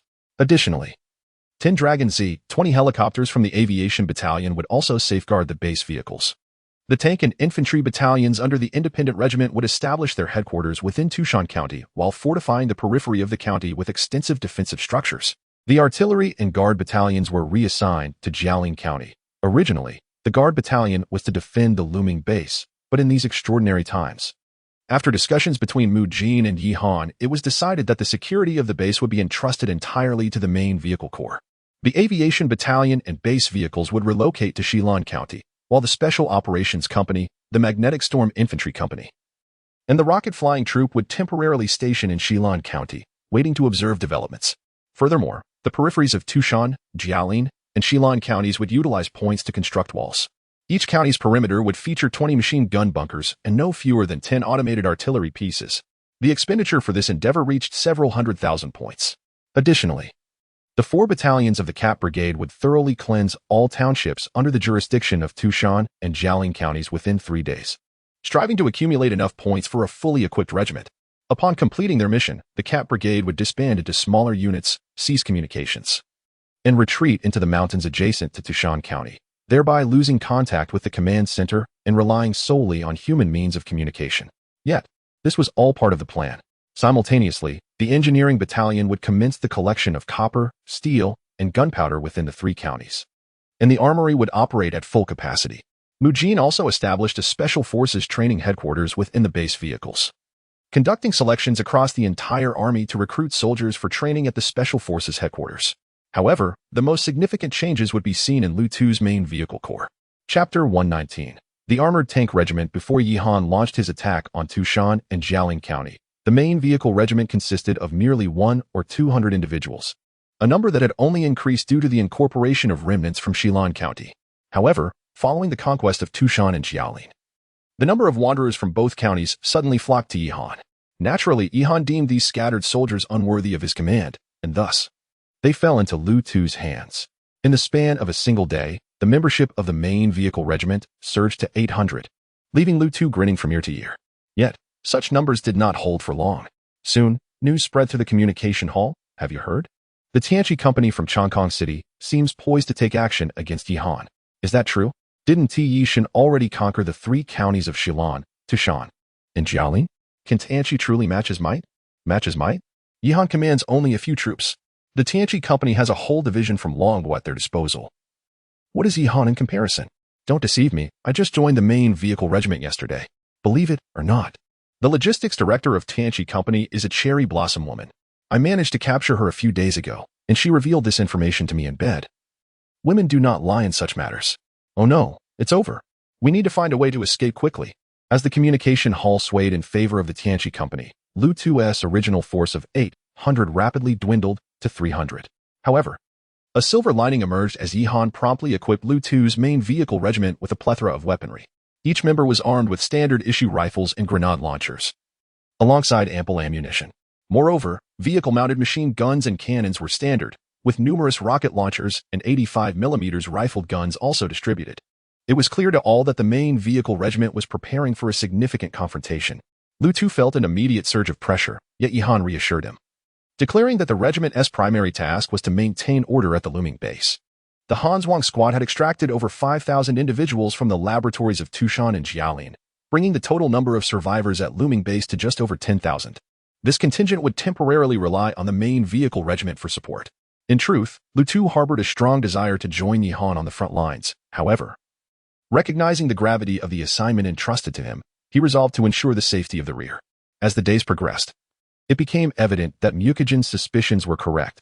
The Tianchi Company engaged in continuous minor skirmishes, launching probing attacks on Tushan and Jialin every few hours. The number of covert infiltrations was staggering, comprised primarily of either Tianchi's own forces or the newly deployed Avengers. Fortunately, the Cat Light Infantry Regiment had finally cleared all the towns under the jurisdiction of Tushan and Jialin, accumulating enough points for Yi Han to form another regiment. Without a moment's hesitation, Yi Han and Mukijin briefly conferred and established a foundational framework for this new regiment. A fierce confrontation is inevitably set to unfold on the ground, and the 2 regiments under my command are unable to fully deploy their capabilities. There is an urgent need for the integration of an armored division. In the formation of this regiment, Yi Han has decided to align with an armored tank unit. An armored tank regiment comprises a total of 600 personnel and is divided into 5 battalions, 1 heavy tank battalion, 2 mixed tank battalions, 1 assault tank battalion, and 1 mechanized infantry support battalion. The heavy tank battalion exclusively utilizes the long 99A vehicles, which, despite their high cost, are unparalleled in performance when the terrain is suitable. This heavy tank battalion possesses a total of 48 long 99A tanks, along with 6 supply vehicles and 5 off-road vehicles. The supply vehicles are employed for transporting materials, while the off-road vehicles primarily facilitate communication among the various companies. The mixed tank battalion is primarily composed of 30 long 96 medium tanks, supplemented by 9 long 99A heavy tanks and 9 Leopard 15 light tanks. 2 such mixed tank battalions have been established to serve as the backbone of the tank regiment. The assault tank battalion emphasizes mobility and cost-effectiveness, consisting entirely of Leopard 15 light tanks. Although their armor and firepower may not match that of the Long 99A and Long 96, their combat effectiveness remains commendable when compared to adversaries such as the Apocalypse players or zombies. The final Mechanized Infantry Support Battalion consists of 3 Mechanized Support Companies and 1 Air Defense Missile Company. The Mechanized Support Companies employ 12 Long 09 infantry fighting vehicles, while the Air Defense Missile Company is equipped with 12 Long Chi-17A air defense missile vehicles. The Long 09A infantry fighting vehicles are designed to collaborate with tank units, while the Long Chi-17A vehicles provide essential air defense. Tanks are notably vulnerable to aerial assaults, and the recent battles in Tushan and Jialin counties have already witnessed the emergence of aerial overlord-level zombies, necessitating adequate preparation. In total, Yihan's armored tank regiment boasts the following equipment: 66 Long 99A heavy tanks, 198,000 points, 60 Long 96 medium tanks, 150,000 points, 66 Leopard 15 light tanks, 132,000 points, 36 Long 09 infantry fighting vehicles, 54,000 points, and 12 Long Chi-17A air defense missile vehicles, 30,000 points. Additionally, there are several supply vehicles and off-road vehicles. The total expenditure of points amounts to 1,264,000, with 664,000 allocated for personnel and 36,000 for logistical support vehicles. Furthermore, Yihan has appointed 4 colonels and 20 majors to bolster the armored tank regiment, which is commanded by Colonel Li Chengwang. Chapter 120. Intelligence Personnel Training Center. Thus, at this moment, Yihan's forces had amassed a total of 3 fully staffed regiments. To facilitate distinction, Yihan ordered the staff to assign designations to each unit. First was his trusted cohort, the Heavy Armored Seed Regiment, commanded by Wang Hu, designated as the 111th Regiment, comprising 5 battalions. Due to Wang Long's security battalion, which included an entire base perimeter guard company, this regiment boasted the largest personnel count, totaling 698 individuals. This force represented the elite of Yihan's troops, equipped with a comprehensive array of units, including artillery and army aviation. Next was the Cat Light Infantry Regiment, led by Gao Sheng, designated as the 112th Regiment, also comprising 5 battalions with a total of 600 personnel. This regiment primarily utilized various models of the improved all-terrain mountain Cat vehicles, supported by an entire Army Aviation Transport Battalion. While its direct combat capability may not rival that of an armored regiment, this unit excelled in mobility and flexibility, playing an irreplaceable role on the battlefield. Lastly, there was the newly formed Armored Tank Regiment, commanded by Colonel Li Chengwang, designated as the 113th Regiment, consisting of 5 battalions, all tank units, totaling 600 personnel. Equipped primarily with modern tank models, this regiment was set to become the main force on the front lines in the ensuing battles. In addition, Yihan had a logistics support engineer company, along with culinary and medical units, totaling fewer than 200 personnel. He directly managed a cavalry special operations company, an electromagnetic infantry company, and an army rocket flight company, which collectively comprised an additional 360 personnel, including the 420 soldiers stationed at the recently constructed machine gun fortifications. Yihan's command had nearly reached 9,000 personnel. Under the arrangements of Mujin, all 3 main regiments had been deployed to their designated positions. After completing these tasks, Yihan found himself with fewer than 100,000 points and decided against retaining any. Following the upgrade to brigade level, the construction of the Intelligence Personnel Training Center within the facility had yet to commence. Although the cost was substantial, the trained spies would prove invaluable, potentially aiding in the internal dynamics of the Apocalypse Company and enhancing the situation on the front lines. With this in mind, Yihan addressed Xiao AI. Initiate the construction of the Intelligence Personnel Training Center, placing it within the Oasis space. Understood, Commander. Deducting 20,000 points, the Intelligence Personnel Training Center has been completed. Xiao AI responded. Upon hearing her voice, Yihan hurriedly exited the office and ascended the stairs to the second floor of the oasis space.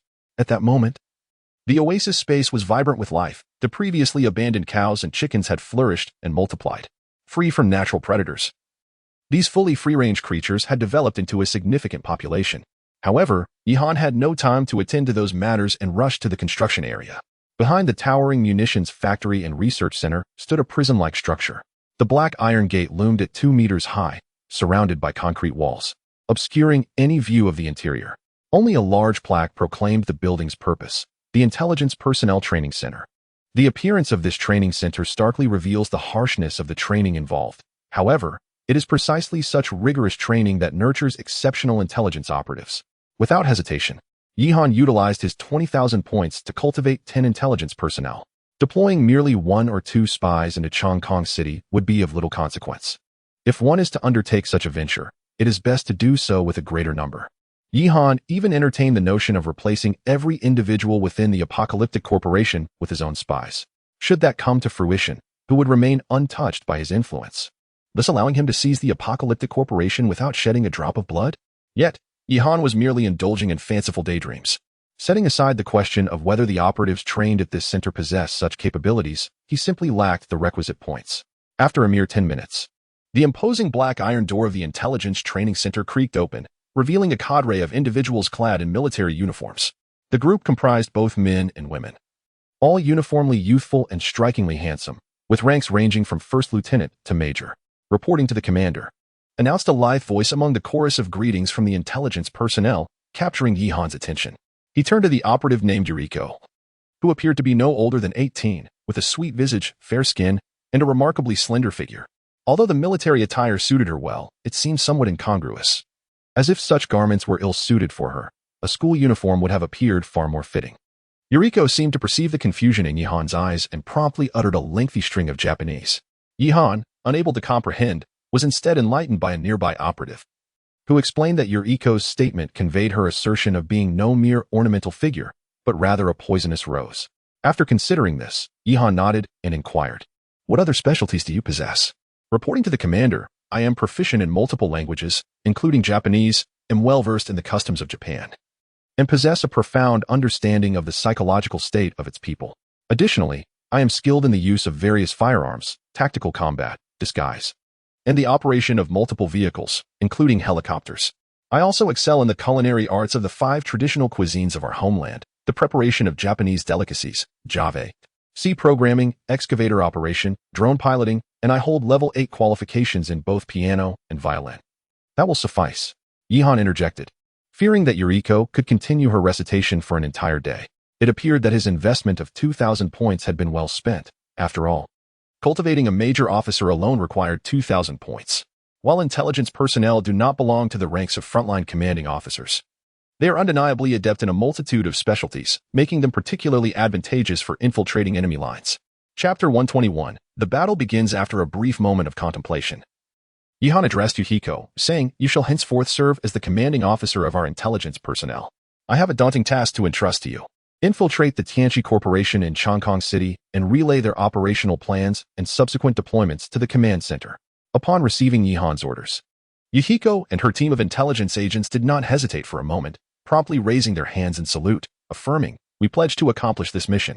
Previously, after successfully dismantling the stronghold of Tianqi in Tushan County and Jialing County, Yihan had acquired numerous uniforms from Tianqi soldiers, which would serve as perfect disguises for Yuriko and her team. As for how they would navigate their way into the Tianqi Corporation in Chongqing City, that was a concern for Yuriko and her team to address. A day swiftly passed, and indeed, as predicted by Mushin and Yihan, the actions of the Tianqi Corporation grew increasingly audacious. Initially, the corporation had dispatched only small units from the county town bordering Tushan County and Jialing County to probe the area. However, according to reports from the frontline troops, last night alone, nearly 10,000 Tianqi players had amassed near Tushan County. There were even reports of individuals directing a horde of several 100,000 undead towards Tushan County. On the other hand, the situation in Jialing County was even more dire. During the early hours of the night, the machine gun fortifications along the county's walls had been activated, and a massive tide of the undead was fiercely assaulting Jialing County. The 113th Regiment, tasked with defending Jialing County, had already engaged in battle, and the description of a battlefield strewn with corpses was hardly an exaggeration. The remains of the blasted zombies were strewn across the land outside the city. Yet, the ordeal did not end there. As the tide of the undead continued its assault, the Tianchi players organized a formidable army to attack Jialing County. While the 113th Regiment focused its firepower on the undead, they found themselves outnumbered by enemy players several times over, and their commander, Li Qingwang, was in a state of utter disarray. Meanwhile, Yi Han, seated in the command center, wore a grave expression. The situation on the front lines was far from optimistic. Tushan County and Jialing County flanked the western borders of Shilan County, acting as its natural defenses. Should either county fall, Shilan County would soon find itself in peril, and subsequently, the looming base would be left in jeopardy. Currently, the 113th Regiment was protecting Jialing County, while the 111th Regiment defended Tushan County, both facing enemies that vastly outnumbered them. Yet, Yi Han had no additional troops at his disposal apart from 3 specialized battalions. Even though the Cavalry Special Battalion, the Magnetic Storm Infantry Battalion, and the Rocket Soldiers were formidable, how much of a difference could they make against formations exceeding brigade strength? Commander, Yahiko has successfully infiltrated the Tianchi Corporation in Chongqing City, and our frontline units have estimated the enemy's distribution based on the intelligence she provided. Xiao Ai's voice suddenly resonated, causing Yi Han's eyes to brighten. Display the enemy's distribution on the large screen. As Yi Han commanded, a massive map unfurled on the command center's large screen, clearly marking that the horde surrounding Tushan County numbered over 300,000. In addition to the undead tide, there was also a mixed division of over 12,000 Tianchi players and soldiers. Similarly, Jialing County faced an identical predicament. As I had estimated accurately, the total count of zombies reached 1 million, accompanied by over 30,000 members of the Apocalypse forces, which likely constitutes at least half of the military strength of Chongqing City. Mu Jin, standing beside me, spoke with an air of nonchalance, as if she had anticipated the unfolding events. What is the enemy's equipment like? I disregarded Mu Jin's remarks and directed my question towards Xiao Ai. The frontline reports indicated that the horde consisted primarily of ordinary zombies, while the majority of the Apocalypse army comprised level 3 vehicles operated by Apocalypse players, equipped with a modest number of 60mm caliber artillery. Beyond that, there was little else of significance. However, the sheer magnitude of the enemy forces imposed considerable pressure on our defenses, despite our troops sustaining minimal losses. After reflecting on Xiao Ai's words, I lowered my head in contemplation and instructed, connect me to the 111th and 113th Regiments. Understood. With a series of beeping sounds, the command center swiftly established a connection with the visuals from the 111th and 113th Regiments. Meanwhile, within Tushan County, Wang Hu bellowed at the top of his lungs, urging the logistics soldiers to expedite the delivery of ammunition, while Wang Long, with a grim expression, fired his weapon. The cacophony of gunfire, shouts, and explosions on the battlefield was incessant, each soldier's face drenched in a mixture of sweat and mud, rendering them nearly indistinguishable from one another. Wang Chuan Gue had initially intended to lead the tank battalion directly into the horde, but faced with the prospect of confronting hundreds of thousands of zombies, he had to abandon that plan. Despite the formidable defenses of the tanks, such a massive scale of zombies could easily overwhelm them, burying the battalion beneath their numbers. The battlefield they faced could only be described as a hellish landscape. The hundreds of meters of open plains had transformed into a quagmire. The shattered bodies of zombies were trampled into the ground by the relentless onslaught, and the continuous barrage of artillery fire pulverized the flesh and earth into an even more desolate state, creating a dark crimson mire of blood and guts. The scene was dominated by 2 hues, the gray of dust and smoke, and the dark red of sanguine sludge. Yet, that was not the end of our troubles. Behind the horde, countless Apocalypse players, utilizing modified vehicles, relentlessly fired upon my soldiers. The helicopters of the aviation battalion had scarcely taken off before they were met with a barrage of rockets and cannon fire. The soldiers could only cautiously fend off the advancing horde from behind their fortifications, while the tank units were the only ones able to occasionally retaliate with a few artillery shots against the players attacking from the rear. The disparity in forces was overwhelming, forcing my troops to adopt a defensive and arduous stance within Tushan County. On the other side, Jialing County found itself in a similarly dire predicament. As I gazed intently at the images on the screen, my brow furrowed tightly, my mind racing with countless thoughts. Chapter 122, New Faction Mission Given the Current Circumstances. The fall of Tushan County and Jialing County is merely a matter of time, despite the formidable scale of the onslaught. Even if Yi Han were to bolster his forces with an additional 2 or 3 regiments, it would be of little consequence. The prophecy of Mu Jin has indeed come to fruition. From the moment the assault on Tushan County and Jiaolin County commenced, the apocalyptic forces throughout the entirety of Chongqing City would no longer afford Yi Han any opportunity for development. However, both Mu Jin and Yi Han, though acutely aware of the dire situation, maintained an air of calmness. One who harbors thunder within yet presents a visage of tranquility may indeed be deemed a general of great merit. On one hand, Yi Han serves as the cornerstone of the entire army. While chaos may envelop others, he must remain steadfast. On the other hand, Yi Han had already devised a strategy to confront the impending threat. At this moment, a notification arrived on Yi Han's mobile device, revealing a mission prompt from the world system. Mission for the Savior faction. The Apocalyptic Corporation of Chongqing City has detected a threat from the Savior forces. The Apocalyptic faction has initiated a purge against the Savior Yi Han's forces across Chongqing City and its 4 surrounding counties. Please repel the Apocalyptic forces and await further instructions. Mission deadline: 1 week. Failure penalty: Savior Yi Han will be utterly annihilated by the system. Chongqing City shall fall. Mission reward: none. Yi Han's anger surged upon reading the system's notification. While he had managed to maintain a composed demeanor in the face of the daunting battlefield, this dogged system's message shattered his restraint. It was utterly infuriating that the penalty for failure was his own obliteration, and the reward was, in fact, non-existent. Yet, upon further reflection, Yi Han dismissed the gravity of the situation.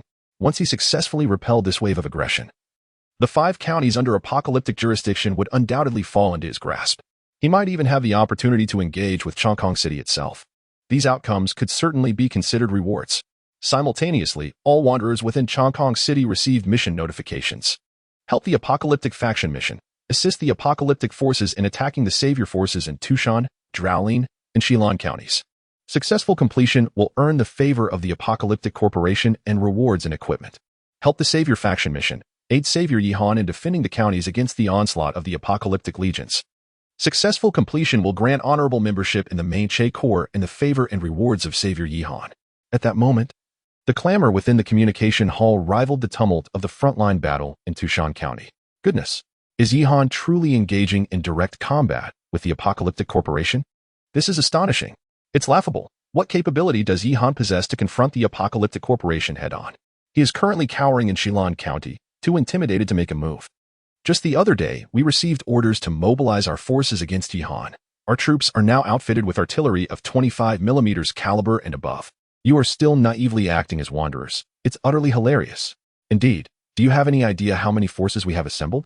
Just the combined might of the apocalyptic players and the military of the apocalyptic corporation across 5 counties and Chongqing City amounts to 80,000. Yi Han stands no chance. Upon hearing the triumphant declarations of the harbingers in the communication hall, the previously indecisive wanderers began to voice their opinions. What is Yi Han even playing at? I have chosen to aid the harbingers, brothers. Let us show them what we're made of. Pathetic. Cowards. You from the Mei Jin vehicle squad talk a big game. But when the harbingers reach your base, you'll likely be left trembling in fear. At this moment, nearly all the wanderers opted to support the harbingers, which was an inevitable choice given the stark disparity in their respective data. The scant few wanderers wishing to assist Yi Han found themselves powerless, resorting to trading their resources for his benefit through the exchange hall. Yi Han, however, paid little heed to the thoughts of the wanderers. After all, an abundance of lice does not fear itching, and these individuals were mere weathercocks, claiming allegiance to the harbingers merely to back the victors. Once his side gained the upper hand, they would undoubtedly realign themselves with him. Dismissing the ongoing situation in the communication hall, Yi Han turned to issue orders to the command center. He commanded Li Chengwang and Wang Hu to maintain their defenses for at least 2 more hours. After this period, they were to lead their respective units in a gradual retreat, luring the enemy into the county town. Once the enemy entered the town, the armored troops would swiftly withdraw to the second defensive line to prepare for defense, while the infantry would enter the buildings in waves to engage in urban warfare. Operating in units, they would cover their retreat while simultaneously launching counterattacks. The artillery would continue to bombard the enemy as concentrated areas. A series of commands swiftly reached the frontline units from the command center, and the 2 main forces in Tushan County and Jiaolin County commenced their final 2-hour defense of the town. This was the first step of the plan devised by Yi Han and Mu Jin to draw the harbingers' tide of corpses and players into the county town, utilizing urban warfare to delay the enemy's advance and buy time for subsequent plans. This tactic, initially intended by the harbingers' leaders in Tushan and Jiaolin counties to counter Yi Han, had been cleverly circumvented by him. Ironically, the same strategy would now be employed against the harbingers themselves. These 2 hours would be excruciatingly tense, with the liaison soldiers in the command center remaining ever vigilant, while intelligence from the front lines continued to pour in. The speed of the corpse tide's assault was accelerating, and on numerous occasions they nearly breached the defenses, only to be repelled by the soldiers. Yuhan's heart tightened with each passing moment. The strategy of overcoming a larger force with a smaller one demanded flawless execution. Although situated in Shillong County, with the battle not directly upon them, the garrison troops at the base were not idle. Aside from the special forces, all other units were actively engaged in the frontline combat. Chapter 123. The second step of the plan. Several days prior, Yihan had instructed his soldiers to gather all the copper ingots, steel, and gunpowder within the borders of 3 counties. Trucks from the engineering battalion were continuously transporting ammunition to the front lines, while the armory within the oasis space was tirelessly engaged in production. Meanwhile, the Magnetic Storm Infantry and Rocket Flight Battalion had made their way to Tushan County and Jialing County, respectively, ready to play a pivotal role in urban warfare. The lengthy 2 hours swiftly elapsed, and as the opportune moment arrived, Yihan promptly issued orders to the command center. He commanded the 111th and 113th Regiments to execute the plan and commence their withdrawal. As Yihan relayed his orders, Wang Hu and Li Qingwang disseminated the commands down through the ranks. The 1st and 2nd Battalions were to withdraw first, moving all armored vehicles to the second line of defense outside Shillong County, while the soldiers prepared to fortify the buildings within the city for a counterattack. The 1st and 2nd Battalions would serve as the initial wave of defenders, with the 3rd and 4th Battalions following as reinforcements. Under the leadership of 113th Regiment Commander Li Qingwang and 111th Regiment Commander Wang Hu, soldiers within the defensive fortifications began to withdraw in batches. Observing the onslaught of the corpse tide and the apocalypse players, the latter surged forward with frenzied enthusiasm. "Brothers, charge! They're retreating. Haha, I thought they were formidable. Turns out they're nothing. Yihan's troops are just this capable. TCH. They're merely a small faction. Do they not understand that power is paramount in this world? They dare to engage us in battle with such a meager force?" At this moment, the atmosphere was rife with derision, both in the communication hall and within the ranks of the Apocalypse army. Yihan regarded the scornful comments in the communication hall with a knowing smile. The old adage rings true: pride precedes a fall. As the momentum of attack intensified, so too did the loss of rational thought. As the 111th and 113th Regiments withdrew, countless Apocalypse players surged into Tushan County and Jialing County, following closely behind the tide of corpses. "Commander Yi, what is the situation at the front? Can you hold the line?" Lu Tu suddenly messaged Yihan, his words laden with concern. The members of the main battalion, stationed at the base, were acutely aware of the developments in the communication hall, and nearly all harbored skepticism toward Yihan's prospects, save for the main members who continued to support him. However, despite their support, doubts lingered in their hearts. Yihan, upon receiving Lu Tu's message, replied directly, "Lu, rest assured, focus on your responsibilities. As long as you're aboard this ship, I will not let you sink into the depths." "Brother Yi, that is not what I meant. Regardless of the situation, I, Lu Tu, will never abandon you." Feeling a warmth in his heart at Lu Tu's words, Yihan reflected on how Lu Tu had consistently referred to him as Commander Yi since the main battalion's alliance with him. Yet, in this moment of crisis, Lu Tu addressed him as Brother Yi, clearly indicating a bond of camaraderie. Extraneous words were now futile. There was no need for excessive formality between them.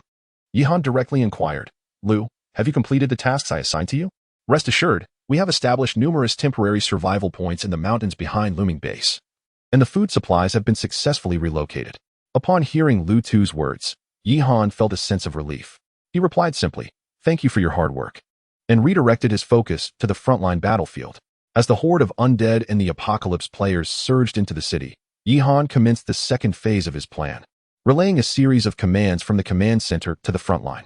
The troops within the county town were instructed to utilize the buildings as cover to repel the enemy, gradually retreating in batches.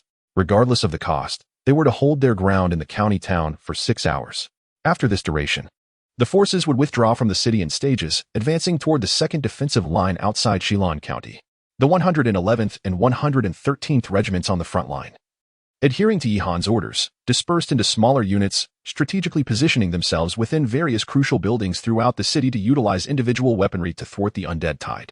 In addition, infantry fighting vehicles and tanks executed a fighting retreat along the roads, while helicopters from the aviation battalion provided aerial fire support.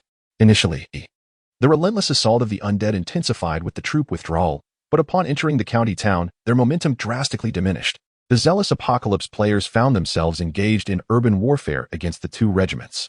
Urban combat, characterized by the principle of using fewer troops to counter larger forces, proved to be exceptionally fitting in this scenario. The undead were relentless in their forward charge, oblivious to the soldiers concealed within the structures, while the numerous Apocalypse players, determined to eliminate the soldiers within, inevitably faced delays in their advance. In this manner, Yihan's objectives were realized. However, this strategy led to significant troop casualties, with entire squads and even platoons being annihilated. As Yihan observed the casualty reports flashing across the command center's large screen, a subtle pain pierced his heart. Yet, this was an unavoidable reality.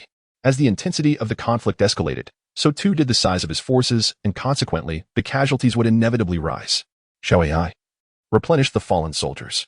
The newly summoned troops shall head directly to the front line, Yihan stated impassively, though his simmering anger was palpable to all present.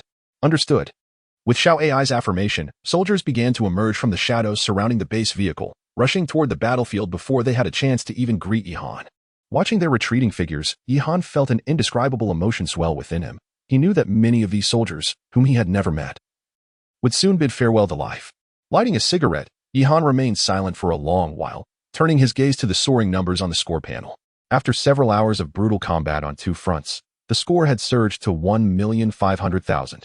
This figure signified the fall of 150,000 undead on the battlefield, the sacrifice of countless soldiers at the front line, and heralded the emergence of Yihan's 4th Regiment. Breaking news. The Apocalypse Army has breached Yihan's defenses in Tushan County and Jialing County.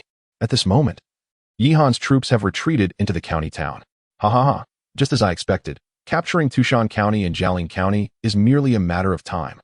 It appears that Yihan is truly facing his demise. Indeed, nothing lasts forever, and no one enjoys perpetual favor. From his remarkable exploits in the Gobi Desert to his current predicament, it seems he may not rise again this time. Is there truly no hope left for the god of Yi? If he were to perish, what would become of us wanderers and the remaining survivors? Alas, my brother, I do not wish to discourage you, but you may lack an understanding of the vast disparity in strength between both sides. To my knowledge, Yihan commands merely 1 regiment. Even if he were to recruit some mindless wanderers, he would at most have 2 regiments. In contrast, the forces on the side of the Apocalypse comprise nearly 80,000 players. Do you grasp the magnitude of 80,000? That is equivalent to approximately 30 regiments. And this is merely the strength of the players. No matter how formidable Yihan's troops are, or how superior their equipment, 2 or 3 regiments cannot withstand 26. Even if those 26 regiments were akin to swine, capturing them would take Yihan 10 days to half a month. This does not even account for the hundreds of thousands of undead swarming and the subsequent forces from the Apocalypse Corporation. The analysis provided by the brother above is astute. Yihan is indeed doomed. Should we not seize this opportunity to benefit as well? Count me in. Yihan was oblivious to the discourse in the communication hall. Yet he had long discussed this matter with Mu Jin. Is there any chance of victory for 1 regiment against 30? The answer is none. However, what if the soldiers of this regiment were equipped with the finest gear in the world, possessed an indomitable spirit, and had endless supplies along with top-tier strategic command?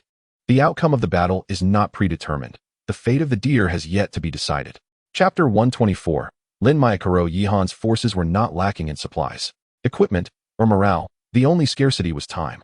Trading space for time was indeed a viable strategy. As the counties of Tushan and Jialing became mired in the quagmire of urban warfare, the resulting loss of territory eventually yielded its due rewards for Yihan.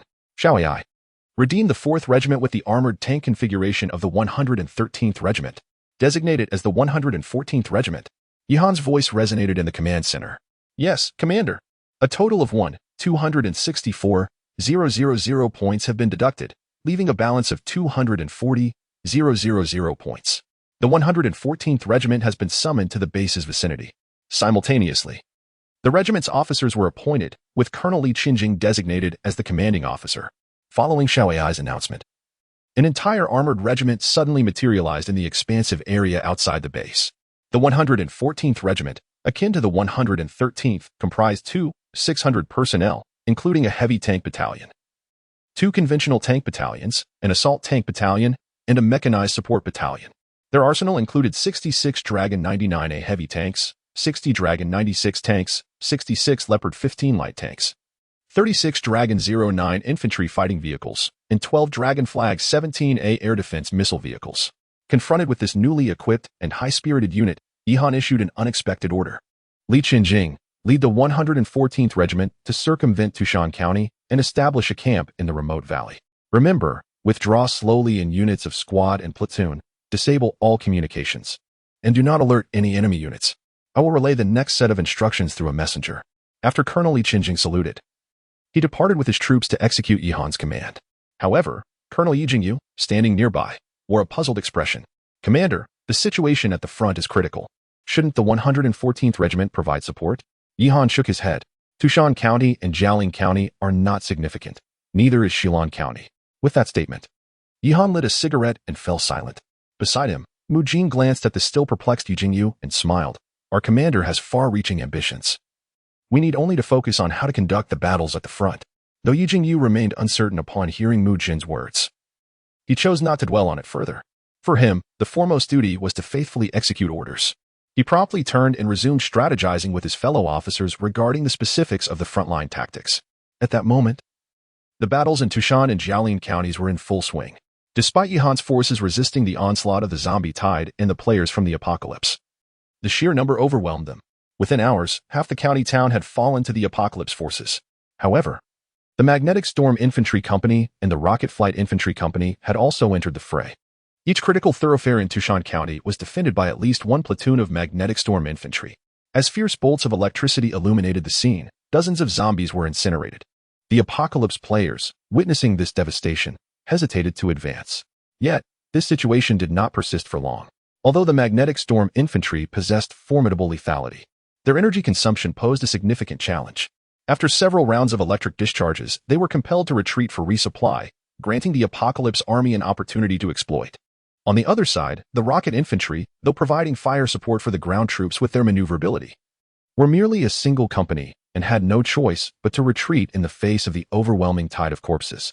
Report to the commander. Tushan County and Jialing County are on the verge of collapse. Colonel Wang and Colonel Li request further instructions. In the command center, Yi Jingyu, holding the frontline report and wearing a worried expression, looked towards Yihan. Mu Jin glanced at the time, her face unperturbed.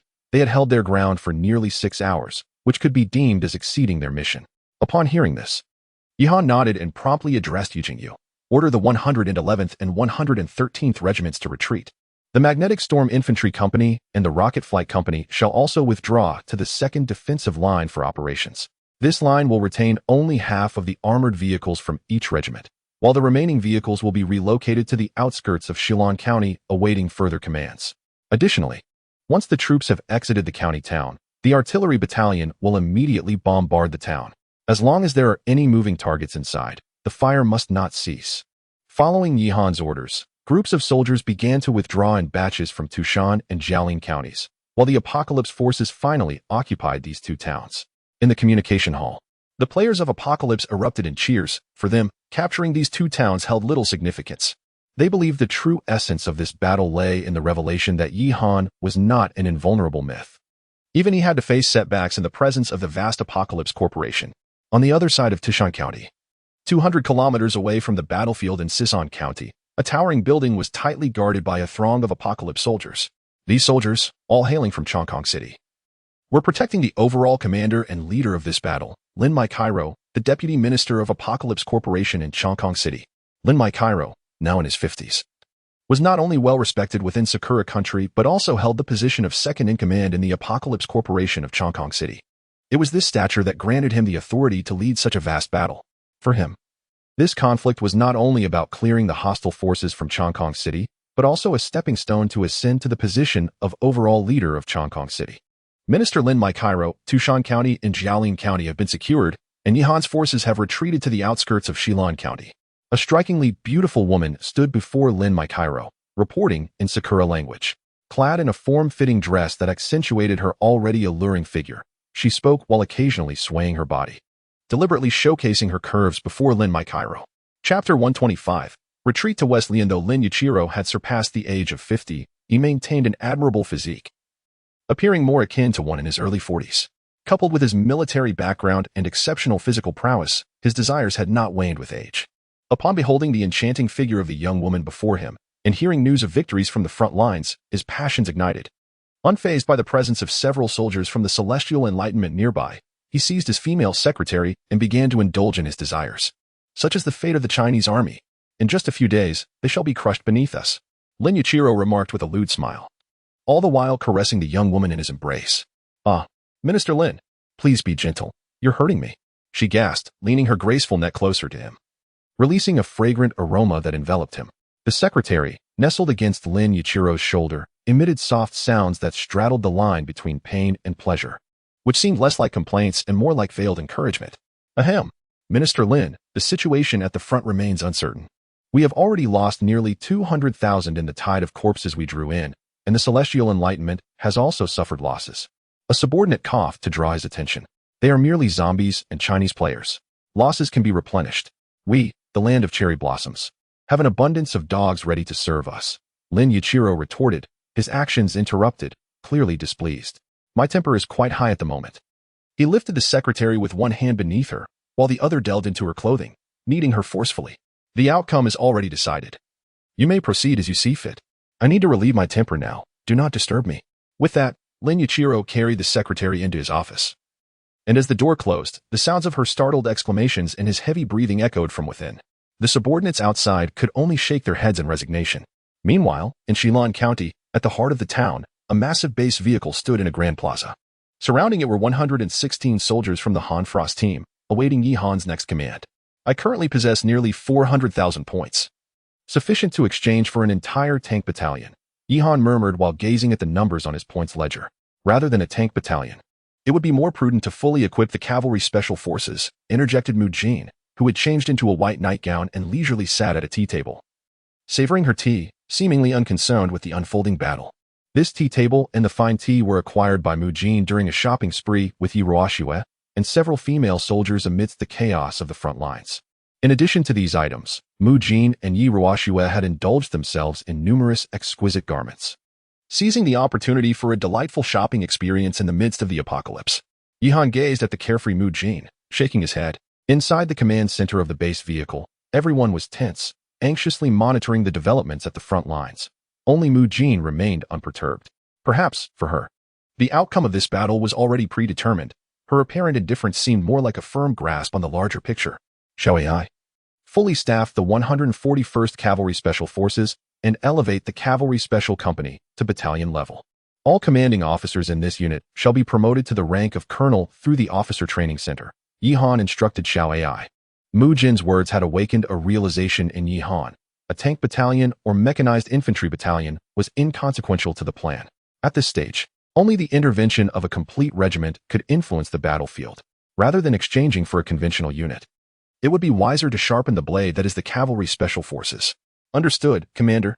A total of 320,000 points have been expended. The 141st Cavalry Special Forces is now fully staffed with 520 personnel.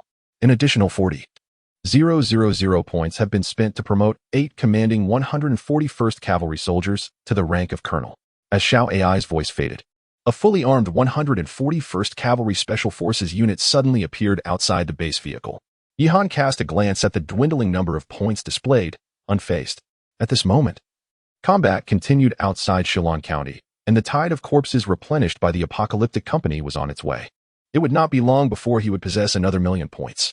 What is the situation at the front? Yi Han inquired, turning to Yi Jingyu. Report, Commander. The 111th Regiment is currently holding the southeastern defense line of Shilan County, but it is estimated they can only hold for another hour. The commander of the 113th Regiment has already called in, requesting a retreat. Their defenses have begun to be breached, Yi Jingyu replied. Yi Han found this hard to believe. The combat strength of the 113th Regiment was not weak, even if half of their armored forces had retreated to execute another operational plan. They should not have been breached so quickly. Have the aviation battalion transmit the frontline footage, Yi Han said, frowning. Yes, with Yi Jingyu's response. The frontline visuals were suddenly projected onto the command center's large screen. It was now midnight, and the vast plains outside Shilan County were engulfed in a cacophony of artillery fire. The dark expanse occasionally flared with bursts of fire as the Leopard 15 light tanks stationed at the defense line opened fire.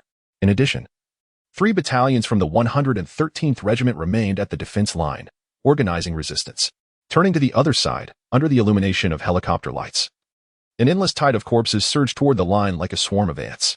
A number of zombies had already climbed atop a Leopard 15 light tank, while a secondary lord within the swarm was incessantly spraying a viscous liquid to attack the soldiers.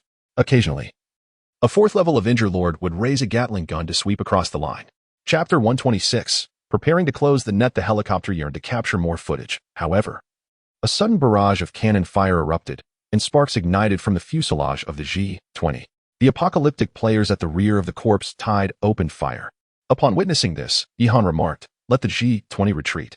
The 113th Regiment is currently withdrawing in batches to Shilan County. In 10 minutes, the 111th Regiment will also retreat to Shilan County. Subsequently, the 111th and 113th Regiments would converge, leaving all infantry to guard the county town while the armored units withdrew to the outskirts, poised to rendezvous with the 114th Regiment once the enemy engaged in Shilan County." Upon hearing Yihan's command, Mujin leisurely approached with a cup of tea, glancing at the screen before breaking into a light laugh. It appears that Lin Maikairo's side has successfully replenished the subsequent waves of the corpse tide. Urge your little bird to exert itself. It seems we may finally commence our last step. Yihan cast a bemused glance at the seemingly vacationing Mujin. Needless to say, Han Shuang, instruct the Special Operations Battalion to board the base vehicle. Xiao AI, once everyone is aboard, drive the base vehicle away from Shilan County and head towards the valley outside Tushan County to rendezvous with the 114th Regiment. Upon receiving Yihan's orders, the base vehicle emitted a thunderous roar as over 500 vigilant special forces swiftly boarded. As Wang Hu's 111th Regiment and Li Chengwang's 113th Regiment retreated towards Shilan County, the base vehicle stealthily departed Shilan County under the cover of dusk. Meanwhile, at the Apocalyptic Operations Command in Sisan County, Lin Maikairo's subordinates excitedly rushed to his office, disregarding the alluring sounds emanating from within, and shouted exuberantly, "Minister Lin, good news from the front lines. Yihan's 2 regiments have been defeated by our forces and have retreated to Shilan County. According to our intelligence, both regiments have suffered heavy losses, with less than a regiment's worth of effective personnel remaining." Upon hearing the report, Lin Maikairo, initially irritated by the interruption, perked up. However, before he could respond, his female secretary emitted a tantalizing sound. "Minister Lin, continue." The sound stirred Lin Maikairo's blood, prompting him to casually toss a pill into his mouth and resume his fervent endeavors. Outside, his subordinates exchanged perplexed glances as they heard the unusual noises from within. One subordinate, gritting his teeth, stepped forward and inquired, "Minister Lin, what shall we do next? Should we escalate our offensive?" Needless to say, Lin Maikairo bellowed, then slammed his hand down on a surface, inciting an even more vigorous round of applause. "What does this mean?" The subordinates murmured amongst themselves. "It means we should intensify our assault. It would be impolite to inquire further. However, our command only possesses 2 brigades, comprising both Lord-level zombies and our own troops. We cannot act unless absolutely necessary. Let us deploy 1 brigade to the front lines and swiftly capture the looming base so we can fulfill our obligations. This situation is acceptable. After all, Yihan's forces have suffered significant losses, leaving a single brigade for defense without issue." Following discussions among Lin Maikairo and his subordinates, a brigade-sized army of lordly zombies was dispatched to the front lines of Shilan County. The mobilization of such a brigade was swiftly detected by the reconnaissance units that Yihan had stationed outside Sisan County. Upon learning that Sisan County had sent out reinforcements, a smile of satisfaction appeared on Yihan's face. Observing this, Mujin remarked with a calm smile, "It seems we can prepare to close the net." Yihan nodded in agreement. It is indeed time to prepare for the net to be drawn in. Yi Jingyu, send word to the 112th and 114th Regiments to cease radio communication. Once in contact, establish a communication group for mid-level officers and above through the command system to discuss subsequent operational plans. The 112th Regiment, known as the Cat Light Infantry Regiment, had received Yihan's orders to disperse the entire unit into smaller groups, secretly maneuvering through the mountains near Chongqing City while maintaining radio silence. The 114th Regiment, a newly summoned armored tank unit, was dispatched by Yihan in batches to the valley surrounding Sisan County as the counties of Tushan and Jiaolin fell. These 2 covert deployments required both regiments to operate in complete radio silence and to disband their formations, splitting the entire regiment into dozens of squads for a fragmented approach to warfare. In other nations' armies, such an operation would be exceedingly challenging. However, the loyalty and discipline of Yihan's troops far surpassed that of ordinary forces. What appeared to be a daunting operational plan was, in fact, manageable for them. The Long G-20 quickly relayed Yihan's orders to the 112th and 114th Regiments, which had long been out of contact with the command center.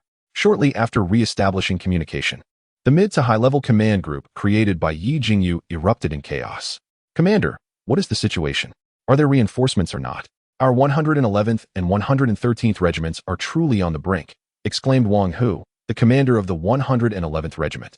Brother, I am drenched in sweat. The enemy has hundreds of thousands of zombies, advancing with nearly 30 brigades. We cannot hold out much longer, shouted Li Qingguang, commander of the 113th Regiment. Calm down. Both of you, replied the overall commander Yi Han. Hold on for another half hour, then you can retreat. The armored units will proceed to Sison County in batches, while the infantry will fall back to Looming Base for continued defense. By the way, is anyone from the research center available? The newly recruited cavalry special forces like a batch of D-grade enhancers. Please draw some blood from the ghost. Shock expression, responded the ghost hunter. Understood, Commander, replied Xinjiang, the director of the research center. Ghost brothers, our needles are quite large. You'll have to endure. Commander, should we prepare an extra meal for the ghost tonight? Asked the head of the culinary department. Commander, I measure you, said the ghost hunter. Yi Jingyu, did I not specify a group for mid-level officers and above?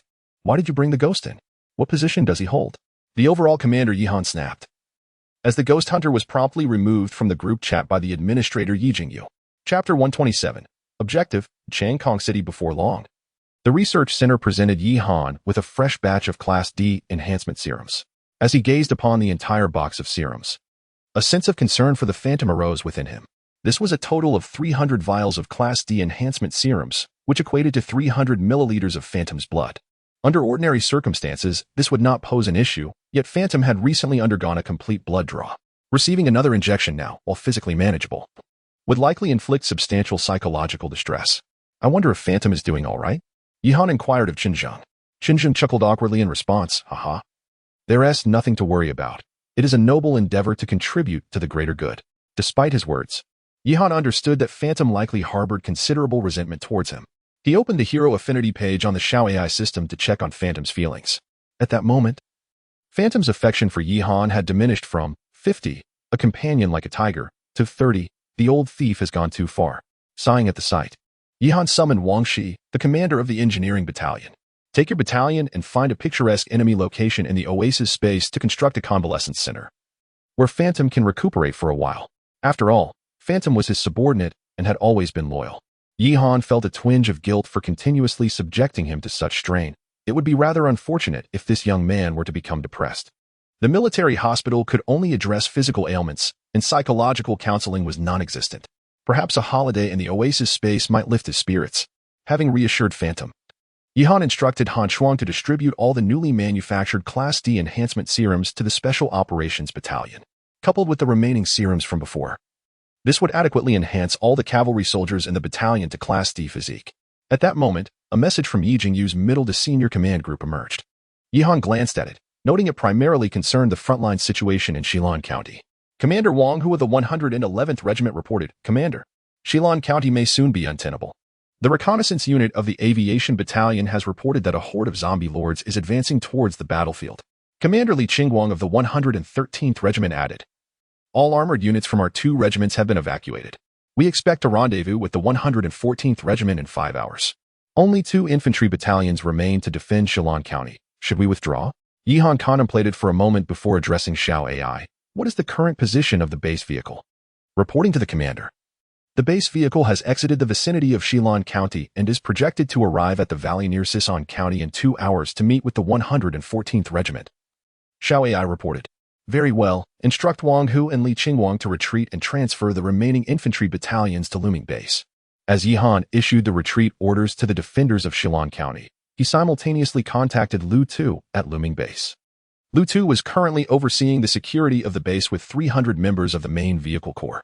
The survivors at the Looming Base have now amassed a staggering population of 13,000, which, by sheer numbers, can be considered a town.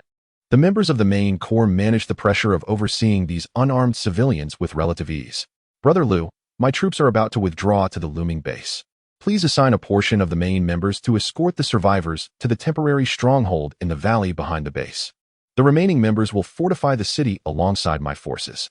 I will send you the subsequent plans shortly. Lu, upon receiving Yi Han's orders, promptly replied, Understood, Brother Yi. Beside them, Yi Jingyu listened to Yi Han's strategy, perplexed. Commander, 2 infantry battalions along with the main corps may not suffice to withstand the forces of the Apocalypse army. Would they? It was only natural for Yi Jingyu to harbor such doubts, given that 2 entire regiments had previously failed to halt the enemy. At present, the Apocalypse army on the front lines boasted 7 or 8 brigades, not to mention hundreds of thousands of zombies. Even with the towering walls and an entire garrison regiment that looming base possessed, it seemed implausible that they could hold out. Yihan merely smiled faintly at Yi Jingyu's question. I never intended to defend the looming base. What? The looming base is our headquarters. If we lose it, we will have nowhere left to stand, Yi Jingyu exclaimed, visibly shocked. If we have nowhere to stand, then where exactly are we now? Mu Jin interjected with a smile, causing Yi Jingyu to pause in contemplation. After a moment, a spark of realization lit up his eyes as he grasped the intentions of Yihan and Mu Jin. The looming base was merely a base. Relocating the personnel and loading supplies onto the base vehicle rendered it merely a barren land. Our true foundation lies within the base vehicle beneath us, Yihan remarked calmly. Since they desire the looming base so fervently, let them have it. The Apocalypse Company has always believed the looming base to be Yihan's stronghold. Yet they remain oblivious to the fact that Yihan's true foundation is this very base vehicle. By the time the Apocalypse Company seizes the looming base, Yihan will have already withdrawn his entire army to another location, leaving them with nothing more than the land that the survivors have cultivated in recent days. The crops have only just begun to sprout. What can they truly gain from taking it? Yihan chose not to elaborate further to Yi Jingyu. Instead, he turned his attention back to the group chat and sent a message. Wang Hu, Li Cheng Wang, upon arrival at looming base, maintain a symbolic defense. If it becomes untenable, retreat. The soldiers of the garrison regiment cannot leave the walls, so instruct them to lay down their weapons. Those who can hide should do so. And if escape is impossible, they should temporarily surrender. I will come to their rescue later. After relaying this message, Yihan fixed his gaze on Yi Jingyu, a steely resolve evident in his eyes. Mu Jin, perceiving the impending shift, responded with a knowing smile. It's south time to close the net. Contact the commander of the 112th Regiment, Gao Sheng, and instruct the Cat Light Infantry Corps to prepare for deployment.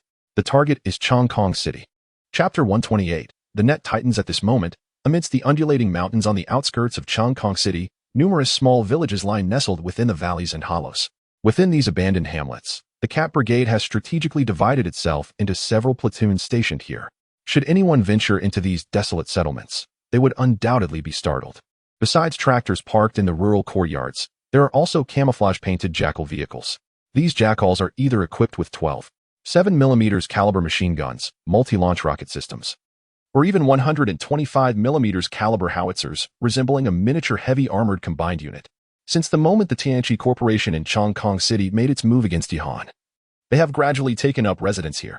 Due to radio silence and the Tianqi Corporation's singular focus on exterminating Yihan's forces far away in Shilan County, they remain blissfully unaware of the concealed Cat Brigade lurking right under their noses. This oversight is partly due to the darkness that envelopes their immediate surroundings and partly a result of suggestions from Mugwa. The Cat Brigade has navigated through the mountain paths to reach this location, overcoming not only rugged terrain but also crossing ravines, a feat that would be remarkably challenging for a conventional armored battalion. The treacherous mountain roads and uneven terrain render tanks and infantry fighting vehicles nearly immobile. However, this is not the case for the all-terrain jackal vehicles. As their name suggests, jackals are specifically designed to adapt to various terrains. Moreover, the entirety of the 112th Brigade comprises light infantry, making their maneuvering through the mountains a mere trifle. From the moment of their inception, they have been prepared for such tasks. At this juncture, Colonel Gao Sheng of the 112th Brigade has received Yihan's orders to launch an assault on Chongkong City. Days of waiting have culminated in this moment. Orderly, immediately contact all companies and platoons. Prepare to initiate the attack. Gao Sheng, his expression stern, instructed the orderly from within a secluded farmhouse. The artillery assault battalion began bombarding the Chongkong City garrison while rapidly advancing into the city. The aviation transport battalion, carrying the infiltration assault battalion's jackal vehicles, moved directly towards the Tianqi Corporation in Chongkong City. The air defense assault battalion was fully mobilized to provide cover for the aviation transport battalion's advance. The fire support battalion diverted the attention of the zombies within the city, creating space for the main forces to operate. As these commands were issued, the surrounding mountains of Chongkong City seemed to awaken suddenly. The roar of engines erupted amidst the dark mountains and abandoned villages, signaling the full mobilization of the Cat Brigade. A total of 540 Jackal all-terrain vehicles, along with 60 Dragon Z-8L transport helicopters and 30 Falcon drones, swiftly moved towards the Tianqi Corporation in Chongqing City. On the other hand, the Tianqi Corporation in Chongqing City exhibited almost no defenses against the actions of the 112th Brigade, in their fervor to eradicate Yi Han's influence in Shillong County. A significant portion of the military forces in Chongqing City had been dispatched. The remaining garrison in Chongqing City consisted solely of a massive horde of zombies and one division of Tianqi players. Although zombies may be numerous, they possess little intelligence, and their speed pales in comparison to the Lynx armored vehicles. As long as the Cat Brigade does not engage with them directly, the threat they pose is minimal. Regarding the garrison division, if it were a legitimate force of the Apocalypse Legion, Yi Han would certainly not allow the Cat Brigade to take such risks. However, the issue lies in the fact that most of this division consists of Apocalypse players, scattered across various districts of Changkong City without prior organization, making it difficult to mount an effective response to a sudden attack. The only organized forces present are the 3,000 to 4,000 troops of the Apocalypse Company and the Lord Zombies. When the Long G-8L helicopters suddenly flew over Chongqing City, it sent the Apocalypse players into a frenzy. Those helicopters seemed to belong to Yi Han, didn't they? Hadn't they been surrounded at the looming base? How did they end up here? Goodness. Those helicopters are equipped with Lynx vehicles, and they appear to be heading towards the Apocalypse Company building. Enemy forces. Yi Han has arrived in Chongqing City. Quick, contact the captain. The captain is currently unavailable, having gone out with the Apocalypse Company personnel last night. Damn it. Yi Han is incredibly bold, abandoning safety to charge in recklessly.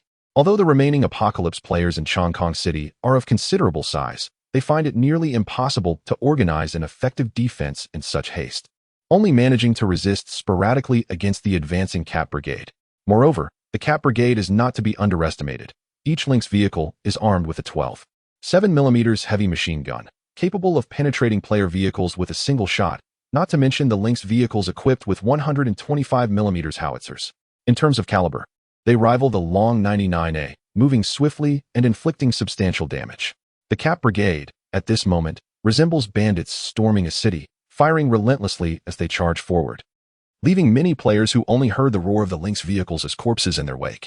In an underground base within Changkong City, an elderly man clad in Dragon Kingdom military attire gazed in shock at the young girl before him. Commander Chen, have you come to a decision? Yuhiko asked with a faint smile.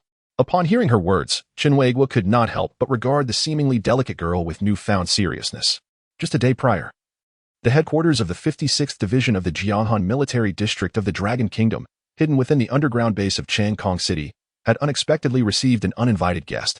This guest was Yuhiko, the head of Yi Han's intelligence department, who had come to persuade Chenhuegua's 56th Division to rise in rebellion and join forces with the Cat Brigade to launch an assault on the Apocalypse Company in Changkong City. Chapter 129. The 56th Division of the Dragon Nation. From the very first moment Chenhuegua laid eyes on Yuriko, he was struck not only by astonishment, but also by an overwhelming sense of distrust. The reason for his skepticism was straightforward. Since the cataclysm, the Dragon Nation's military had suffered near total annihilation. Chenhuegua had expended considerable effort to gather the remnants of the Dragon Nation's forces from Jianghan Province. They were engaged in rescuing survivors while simultaneously searching for allied troops. Alas, the might of the Apocalypse Corporation was insurmountable, compounded by the disarray in the command of the Dragon Nation's military. Originally numbering 8,000 to 9,000, their beleaguered force had dwindled to a mere 4,000 to 5,000. Though they were designated as a division, in reality, they scarcely constituted a regiment. Faced with the sudden emergence of Yuriko, who claimed to be an ally and requested their assistance in an offensive, how could Chenhuegua dare to place his trust in her? It was crucial to remember that they were still being relentlessly pursued and decimated by the Apocalypse Corporation. In such dire circumstances, how could he afford to heed the plea of a seemingly frail woman proclaiming herself as a comrade? Yet, the thunderous sounds of artillery and the roar of helicopters outside served as undeniable evidence of Yuriko's assertions. You truly dare to assault Chongqing City? Which faction do you represent? Chenhuegua inquired, his brow furrowed. With an air of calm, Yuriko replied, General Chen, I have already informed you that our command possesses forces far beyond your imagination. As for our affiliation, that remains undisclosed. What I can assure you is that we share a common goal, a shared lineage, and a mutual enemy. Now, will your 56th Division continue to cower like mice while the invaders ravage your homeland and slaughter your compatriots? Or will you take up arms and fight alongside us? Her words struck Chenhuegua like a blade piercing his heart. This nearly 60-year-old major general, confronted by a girl who could be his granddaughter, found his once despairing spirit reignited by her passionate rhetoric and the conviction in her gaze. Guard. Issue orders to all regiments and battalions. Erupt from the underground strongholds. Chinwagwa commanded, lighting a cigarette as he resolutely issued the order. He no longer hesitated over the identity of this young woman, as Yuriko had said. They shared a common goal, a shared enemy, and a shared bloodline. That was sufficient. Moreover, in the face of the invaders' slaughter, the Dragon Nation had nothing left to lose. With Chinwagwa's command, countless Dragon Nation soldiers surged forth from the myriad underground facilities of Chongqing City. The unexpected assault by the Sakura Nation had left this hastily assembled army with little in the way of heavy weaponry, clad only in military uniforms. Armed with steel rifles and fueled by the indomitable spirit of those who cherish their homeland, they surged forth, undaunted by death. The news of Yuriko's successful persuasion of Chinwagwa swiftly reached Yi Han in his command vehicle. Upon learning that the beleaguered Dragon Nation forces in Chongqing City had launched an offensive, he was not taken aback. To him, the Dragon Nation soldiers were unafraid of death. They merely lacked an opportunity. Yuriko informed General Chun to have the survivors board the vehicles without leaving anyone behind and await my next orders. Yi Han commanded Yuriko yes. At this moment, the Tianchi Company in Chongqing City was in utter disarray. Yamamoto Kazuki, the head of the Tianchi branch, trembled with a white beard. Uncertain whether it was the cannon fire outside that frightened him or the rage directed at Yi Han, likely a combination of both. Baka. Useless fools. You didn't even notice the Chinese army approaching. What good are you? As he berated them, Yamamoto struck a middle-aged man before him with his cane. But instead of injuring the man, he nearly toppled himself. Minister Yamamoto, please be careful. The middle-aged man hastily stepped forward to support Yamamoto Kazuki. This unit is quite peculiar. All lightly equipped, and they are using small vehicles. We have no idea where they emerged from. Indeed, it is a failure on our part. Upon hearing this, Yamamoto, panting heavily, continued his tirade. The Chinese are too cunning. I must capture this Yi Han and flay him alive. The middle-aged man concurred. Indeed. And what a Chinwagwa.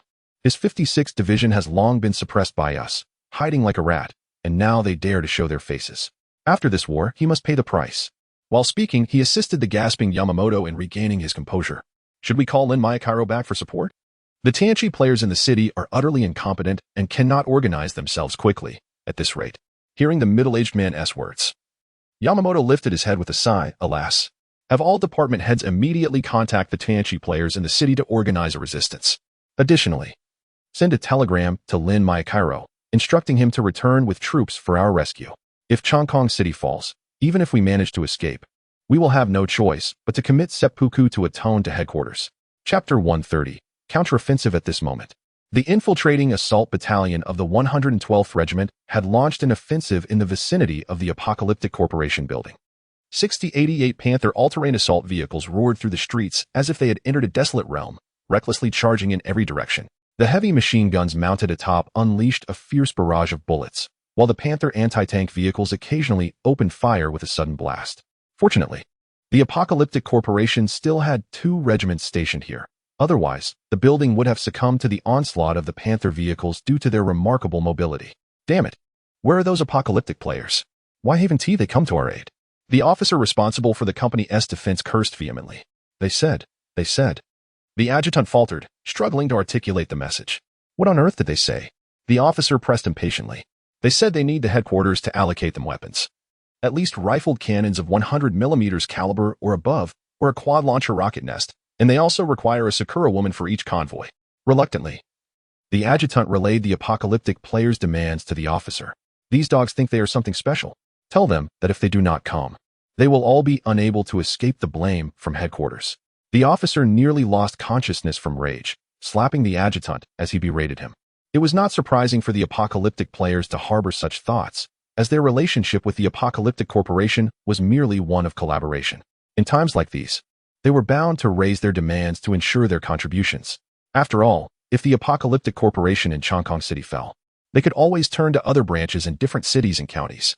At that moment, the apocalyptic players in Chongqing City were indeed reluctant to exert themselves in resisting the Panther Infantry Regiment. This group was known for their heavy-handed tactics when the odds were in their favor, but when the situation turned against them, they had to reconsider their stance. Captain, are we asking for too little? I've heard that Sakura country has suffered little in terms of disasters. There should be plenty of people there. One Sakura woman may not suffice, one said. Yes, they are currently under pressure. Even offering one to each of us would probably be acceptable, another chimed in. The imaginative young cook quipped, Why not suggest that they let us have a film shoot in Sakura as well? We should put in some effort, after all. If Chongqing City falls, our own survival space will be squeezed, and it would not bode well for us if the higher-ups from the Apocalyptic Corporation come down on us. After much deliberation, the Apocalyptic players reached a consensus. They should indeed lend their support. However, during their discussions, the Panther Infantry Regiment and the 56th Division of Longhua had already surrounded the area where the Apocalyptic Corporation was located, creating an impenetrable blockade. The organized forces of the Apocalyptic Corporation were being beaten down to the point where they could scarcely lift their heads. The Panther vehicles were exceptionally suited for urban combat. What once could barely accommodate a single long 99A vehicle had been forced to accommodate 3 Panthers armed with 125mm howitzers. Though the protective capabilities of the Panther vehicles did not match those of tanks, their affordability and abundance meant that the loss of a single long 99A could be deemed a significant blow, while a Panther could be replaced almost effortlessly. In the midst of chaos in Chongqing City, the command center in the distant Charity County, some 300 kilometers away, received alarming news. Originally, Lin Mialang was engaged in a tender moment with his female secretary, contemplating whether to add a touch of spice to their rendezvous, when suddenly, the office door was flung open by a subordinate. "Minister Lin, it's terrible. Yihan has launched a surprise attack on Chongqing City. The situation is critical, and Minister Yamamoto demands your immediate return for assistance." The subordinate's words deflated Lin Mialang entirely. This old fellow had been barely holding on with the aid of medication, and now he was likely to be psychologically scarred. Damn it, wasn't Yihan's army nearly annihilated? How did they suddenly appear in Chongqing City? The subordinate merely shook his head. "I don't know. The remaining forces in Chongqing City cannot withstand Yihan's assault. The 56th Division of Longhua has also joined the fray. Isn't there a division of Apocalypse players in the city? What are they doing?" Lin Mialang sat upright, his eyes wide with shock as he stared at his subordinate. They. Alas, Minister Lin, we must hasten our defense. The news of the attack on Chongqing City has already spread, and even the previously neutral wanderers are beginning to cautiously approach Chongqing City. At this rate, it will surely fall. The subordinate sighed heavily. In a fit of anger, Lin Mialang slapped his female secretary across the face, exclaiming, "Damn it, you vile woman, always tempting me. Get out." The secretary, clutching her cheek in dismay, retreated to a corner, but inwardly she smirked. "Old fool, now you're in a sweat, aren't you?" Lin Mialang paced the room for quite some time, smoking a cigarette. His brow furrowed, and his expression ominously dark.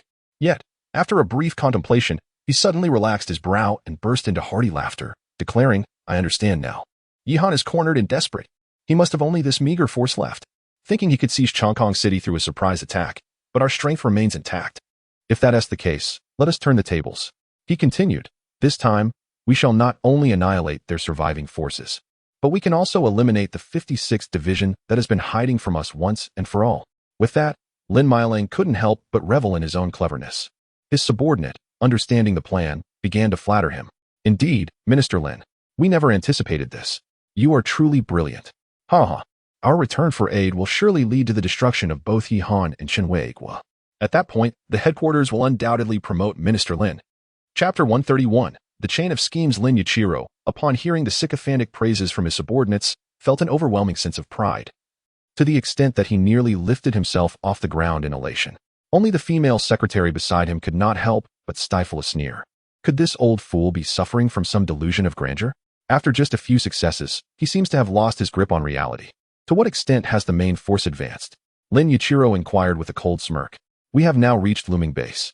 The horde has already entered the city, and the army is expected to occupy the base within half an hour," a subordinate responded. "Recall the troops to Chongqing City. Let the horde take care of Looming Base," Lin Yuichiro declared confidently. "As for the brigade stationed in Sison County, send them to Chongqing City as well. There is an old saying in Dragon Country, even a lion uses its full strength to catch a rabbit. We must eradicate all resistance forces within Changkong City in one fell swoop." Upon hearing Lin Yuichiro's orders, the subordinate immediately bowed and replied, "Yes, Minister Lin." Observing his subordinates bustling about in preparation for battle, Lin Yuichiro chuckled disdainfully. The Celestial Army stationed at Looming Base still had 7 brigades, plus the one he dispatched, making a total of 8. With such a vast net cast, it was certain that Yihan's forces would be utterly annihilated. As he contemplated this, Lin Yuichiro envisioned the moment Yihan was slain and himself promoted. A surge of wicked excitement coursed through him, and he turned to the female secretary with fiery eyes. "Minister Lin, must you?" The secretary feigned a delicate demeanor. Lin Yuichiro, unfazed, lunged at the secretary, his face alight with lewd amusement. Outside Sison County. Within a discreet roadside factory, Yihan's base vehicle had come to a steady halt. The brigade in Sison County has already retreated. But it seems Lin Yuichiro has not yet departed, Mujin remarked. Above the highway, a reconnaissance drone from the Special Operations Battalion soared overhead, capturing clear images of an entire troop on the road.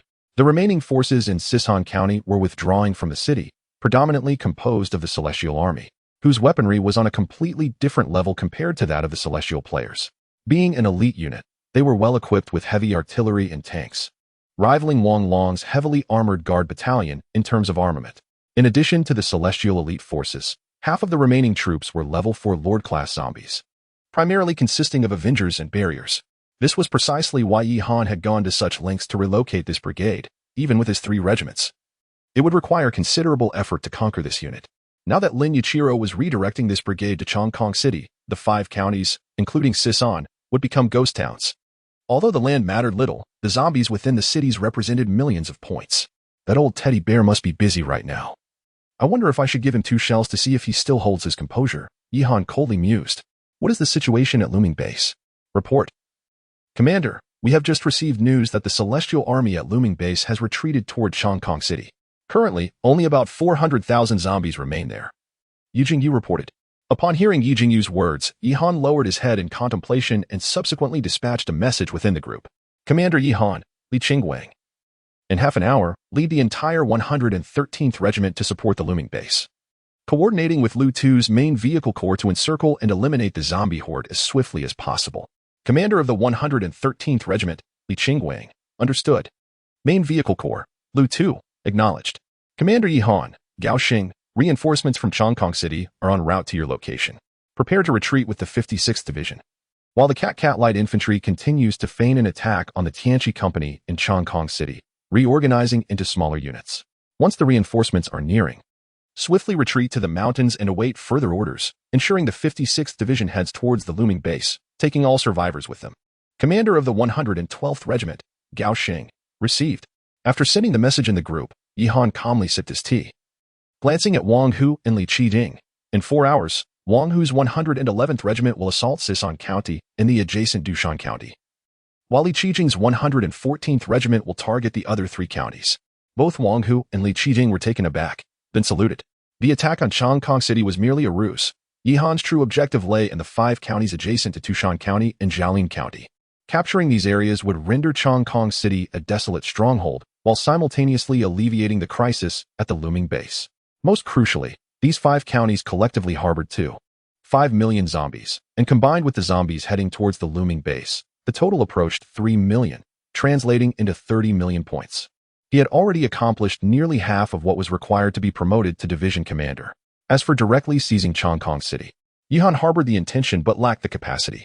After all, the Tianqi Company in Chongqing City commanded nearly 100,000 Tianqi players and loyal troops. Even if the 112th Regiment, namely the Cat Light Infantry, could capture Chongqing City, they would be unable to hold it. Before the great battle commenced, Yihan had already conferred with Mu Jin, agreeing to abandon Tushan, Jiaolin, Shilin, and even the Looming Base. Assigning Wang Hu and Li Qingwang to defend was a double-edged strategy, a diversion while amassing points. The assault on Chongqing City was a strategic maneuver to relieve pressure from the main objective, attacking where it was least expected. Yihan meticulously executed a series of stratagems, reminiscent of the 36 stratagems, employing tactics such as enticing the enemy, feigning retreat, and creating diversions, ultimately leading to a masterful play where a single brigade manipulated an entire army within Chongqing City. Chapter 132. Apologies, I am a spy. 4 hours swiftly elapsed, and the conflict in Chongqing City raged on. Had it not been for the Enlightenment players in the city beginning to turn against their oppressors, the Cat Brigade might very well have driven Yamamoto Ichimu out of the building. Sensing the opportune moment, Yihan immediately commanded the 111th and 114th Regiments to commence their assault on the 5 counties. Wang Hu, having concealed his prowess under Yihan's orders, was finally able to unleash his capabilities, exuding the joy akin to that of a groom on his wedding day. Wang Chuan Gue, let your tank battalion charge forth. Wang Chuan, coordinate the infantry battalion for the assault. Wang Long shall remain by the commander's side. As for you, Wang Chuan Nan, I have but one demand for your artillery battalion. The guns must not cease firing. Should I hear silence for even a second, disciplinary action will ensue. The sole tactic for this battle was to charge. Anyone who dares to lag behind shall face confinement. Under the command of Wang Hu and Li Qinjing, the two heavy armored regiments transformed into a roaring torrent of steel, sweeping towards the 5 county seats. It is noteworthy that Li Qinjing's 114th Regiment alone comprised a fully equipped armored tank regiment, boasting 66 Type 99A heavy tanks, not to mention an array of other models, totaling over 100 tanks. Meanwhile, Wang Hu's combined regiment, encompassing an aviation battalion, an artillery battalion, a tank battalion, and an infantry battalion, all equipped with modern armored vehicles, possessed an overall combat power surpassing that of the 114th Regiment. Previously, to avoid alarming the enemy, Yihan had instructed them to gradually mobilize in unit formations. However, with the counteroffensive underway, he no longer cared about being discovered. Hundreds of armored vehicles moved in unison, their thunderous sounds resonating through the air, rendering the approaching zombies mere ants in comparison, their assault akin to a menace attempting to block a chariot. Wherever the armored regiment passed, not a blade of grass remained unscathed, leaving behind a veritable mountain of corpses and a sea of blood. The fierce explosions and gunfire echoed incessantly, drawing the attention of scattered players in the vicinity. What commotion is this? Is this ever going to end? First, it was the battle at Shillong County, then Chongkong City, and now a skirmish has erupted in Sichuan County as well. Is this some grand melee? Isn't it curious which faction is engaged in battle? Wasn't Yishin driven back to Looming Base? Who else could possibly launch such a significant offensive? Are you from Mars? Yihan has already gone to Chongkong City to confront the Enlightenment Company. Wait a moment, who is fighting in Sichuan County then? Could it be dogs biting dogs? Brother, to my knowledge, the forces attacking Sichuan County are also Yishin's troops. Your dogs biting dogs remark has offended both sides. As Wang Hu and Li Qinjing eradicated the zombies in the 5 counties, Yihan turned to Han Shuang and the aviation battalion commander, Wang Sheng, issuing orders. Wang Sheng, immediately deploy the aviation battalion with the special operations unit to Sichuan County. We must capture Lin Miyakairo, that old teddy bear. Han Shuang and Wang Sheng saluted while chuckling. This time, I reckon we shall thoroughly frighten the old teddy bear into a state of shock. At that moment, Lin Miyakairo, who had retreated into Sichuan County, was indeed paralyzed with fear. He had not anticipated that just as his troops departed, the thunderous sounds of tanks would soon follow. At the outset, Lin Yuichiro believed that the troops had encountered some unforeseen circumstance and had retreated. Just as he was about to inquire about the situation, a subordinate burst in, panic-stricken. Minister, Yihan is on the line. By the time Lin Yuichiro grasped the situation, he was already trembling in fright. Damn it, do you speak any truth at all? How is it that he was at Looming Base one moment, in Chongkong City the next, and now he has shown up here? Upon hearing Lin Yuichiro's questions, his subordinates shook their heads in dismay. Damn it, we must flee. Lin Yuichiro gritted his teeth, intending to grab his belongings and make a run for it when the thunderous roar of helicopters reached his ears from outside the window. Peering out, he saw dozens of helicopters descending upon Sichuan County, with soldiers from the Special Operations Unit disembarking and rapidly advancing towards his position. Minister Lin, Yihan's troops are approaching. We should escape through the tunnel. His subordinates trembled in fear, urgently suggesting a retreat. Run. For heaven's sake, run. You all stay back and cover me. I'll go first. Lin Yuichiro swallowed hard and hastily adjusted his pants, ready to dive into the tunnel. At that moment, the female secretary, with a forlorn expression, interjected. Minister Lin, what about me? Lin Yuichiro was too preoccupied to address her. What about you? Sacrificing for the great Sakura nation is your honor. The secretary scoffed, retorting in a thick accent of Dragon Kingdom dialect. You think you can just abandon me, huh? Lin Yuichiro, taken aback by her words, turned to her in shock. Although he couldn't comprehend her dialect, he recognized it as Dragon Kingdom language. What is she saying? Lin Yuichiro exclaimed, wide-eyed, pointing at the secretary while questioning his subordinate. Huh, how would I know? Came the response, unexpectedly in a local dialect from the Dragon Kingdom. You, back up. Lin Yuichiro sensed something was amiss and hastily reached for his gun. But could an old dog outpace someone trained by an intelligence center? The secretary stepped forward, snatching the gun from him and aiming it at his head. I'm sorry, I'm a spy. Apologies, I am as well, chimed in his grinning subordinate, who then drew his weapon too. As several of Lin Yuichiro's subordinates attempted to draw their guns in resistance, they were shot down on the spot. Hearing the gunfire, the bodyguards outside rushed in, only to find that the Frost team had also arrived. The outcome, as one might imagine, was inevitable. Chapter 133, Dynamics of the Long Sky before the 141st Gun Cavalry Special Forces. Those seemingly rigorously trained bodyguards were as feeble as mere poultry. In the blink of an eye, the apocalyptic bodyguards collapsed to the ground, each with a gaping wound at their foreheads. The gun cavalry had transcended their previous capabilities. With the enhancement of the D-level reinforcement serum, these already exceptional elite soldiers experienced an extraordinary augmentation. Both their endurance and reflexes were further elevated, a feat that could not have been accomplished without the contribution of Phantom. As a C-level hero and a specialized bio-enhanced entity, Phantom possessed individual combat prowess that could engage in a fierce exchange with a level 4 Lord Zombie. Although the individual strength of the gun cavalry soldiers, bolstered by the D-level reinforcement serum, did not match that of Phantom, a complete combat squad could still compel even a level 4 Lord Avenger to retreat. The threat had been neutralized. A soldier from the Special Operations Battalion reported via the intercom while maintaining vigilance with his weapon raised. Subsequently, amidst a throng of special soldiers, Captain Hans Huang approached, rifle in hand, and saluted the female secretary with a glance. Major Hans Huang of the Gun Cavalry Special Battalion. Upon facing him, the female secretary and Lin Mayakairo's subordinate exhaled in relief, entrusting Lin Mayakairo to Captain Han Chuang's team. From the Secret Intelligence Department, Lu Shui, the female secretary returned the salute, her gaze unwavering. From the Secret Intelligence Department, Lu Feng, the subordinate assigned to Lin Mayakairo, responded with a calm smile. Since the establishment of the Intelligence Personnel Training Center, Yihan had cultivated 10 secret intelligence agents, including Yuriko, Lu Feng, and Lu Shui. Lu Feng and Lu Shui primarily handled espionage operations concerning Lin Mayakairo, while Yuriko led 2 intelligence agents to Long Sky City to assist the 56th Division. As for the remaining 5, they were matters for Yamamoto Ichimu, far away in Long Sky City, to manage.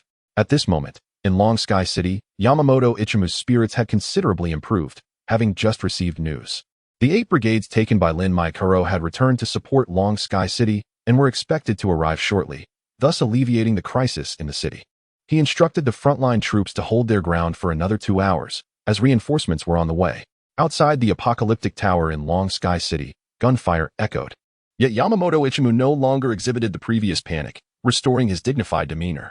Minister Yamamoto, the firepower of the Chinese army within the city has begun to wane, likely due to insufficient ammunition. Once the reinforcements arrive, we will surely capture them all.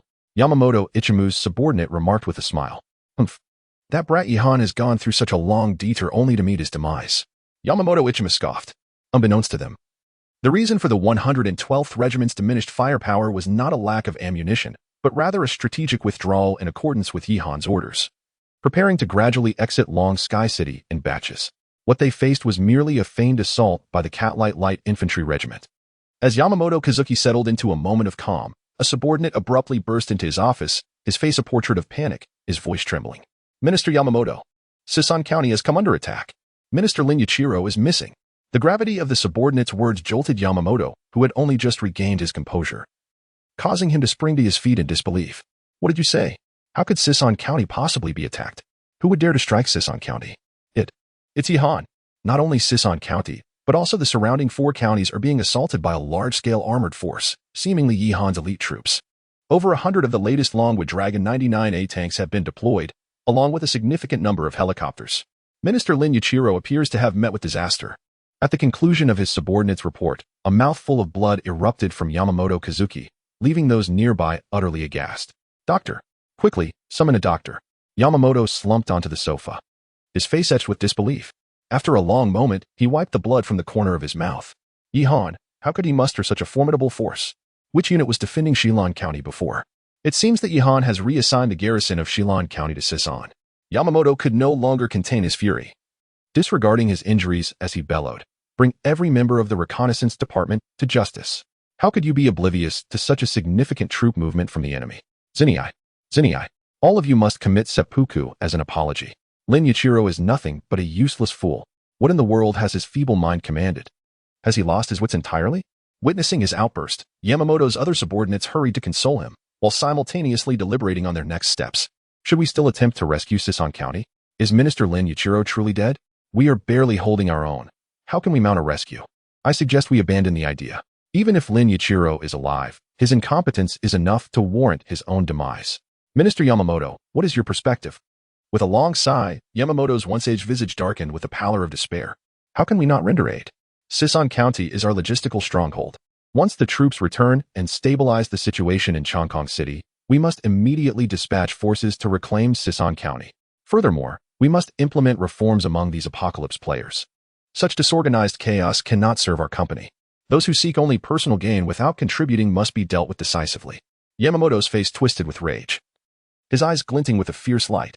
Each word he uttered was imbued with an insatiable thirst for vengeance and fury, directed not only towards the Apocalypse players in Chongqing City, but, more significantly, towards Yihan. Chapter 134, The Airborne Brigade. As Yamamoto Ikamoka seethed with rage, his furious expression stood in stark contrast to the radiant countenance of Yihan. At this moment, Yihan had already driven the base vehicle into Sisan County, where under the relentless advance of Wang Hu's heavy composite brigade, the hundreds of thousands of zombies within the city had become mere points awaiting collection.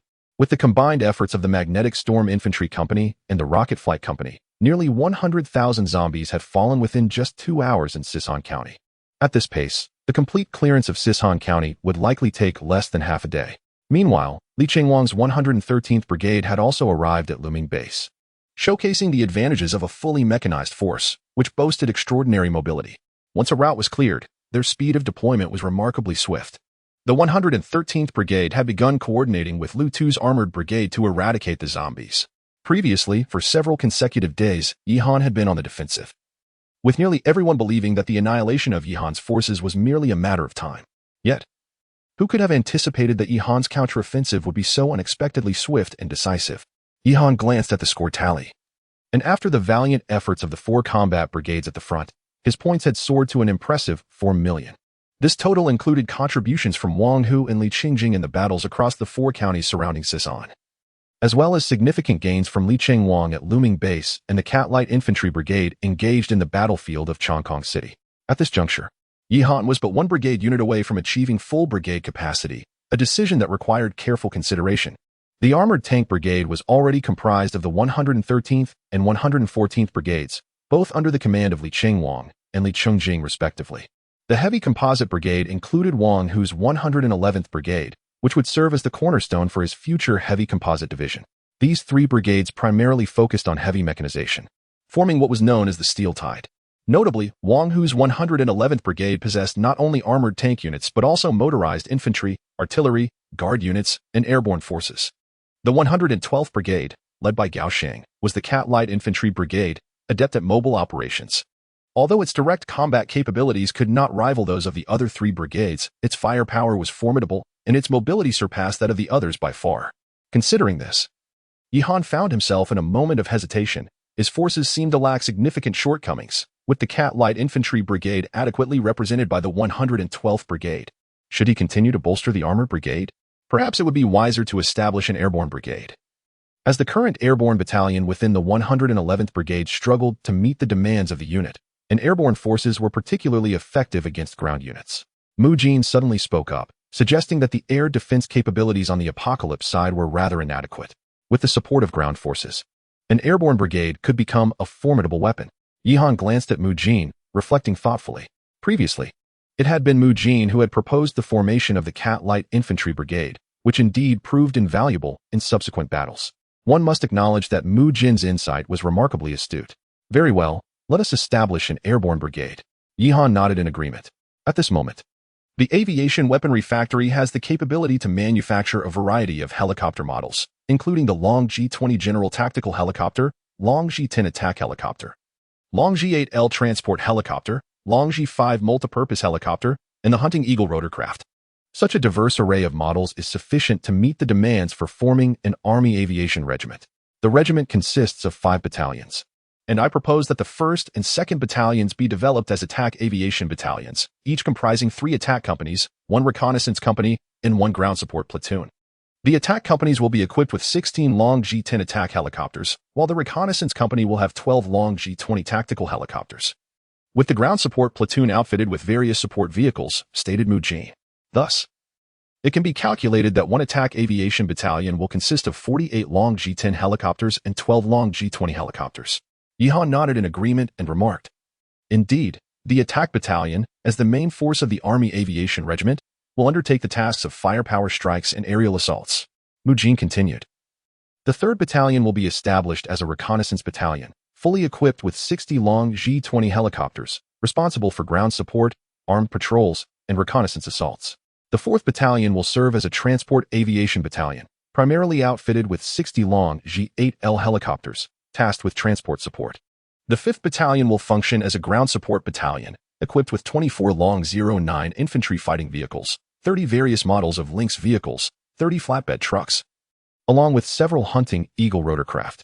After outlining the entire structure of the aviation battalions, Mu Jin took a sip of tea, raised her chin, and smiled at Yihan. Yihan had no objections to Mu Jin's arrangements and turned to Xiao Ai, instructing, proceed with the exchange for the Army Aviation Regiment as Mu Jin suggested. Yes, Commander. Commencing the exchange for the Army Aviation Regiment. The entire Army Aviation Regiment is now equipped with 96 Long G-10 attack helicopters, 84 Long G-20 tactical helicopters, and 60 Long G-8L transport helicopters. As for the Long G-5, not a single unit was exchanged previously. A few were allocated to the Mayon Vehicle Regiment for security tasks at the looming base.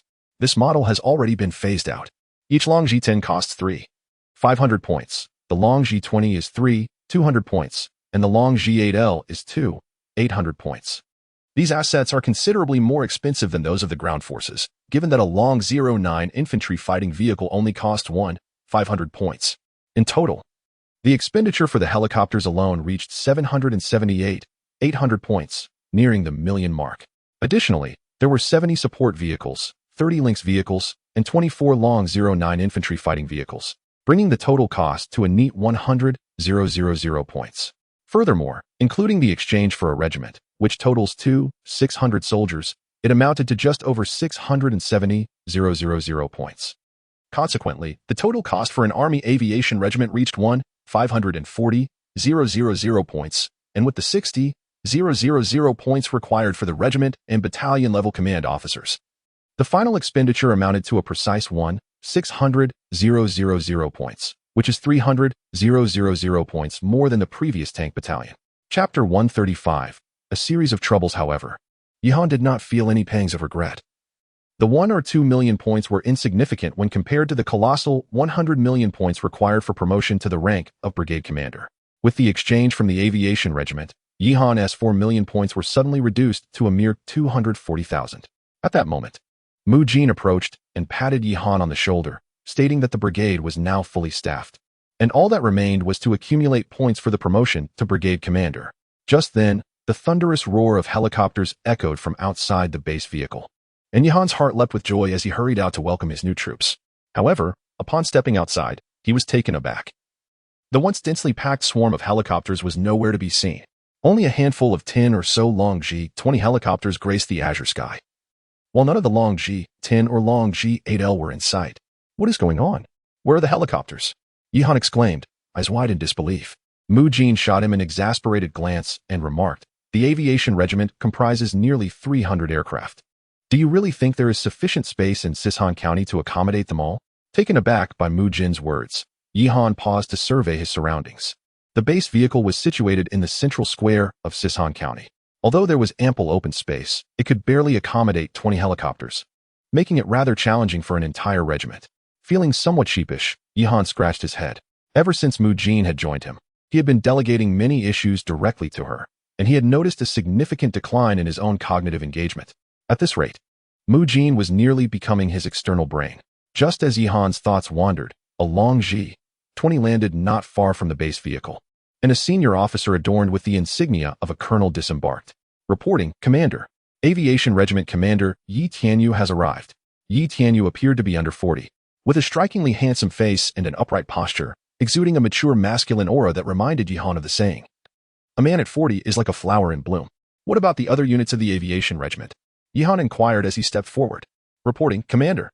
Due to the lack of suitable helipads, the other units of the aviation regiment have already flown to the outskirts and are stationed in various open areas, replied Yi Tianyu.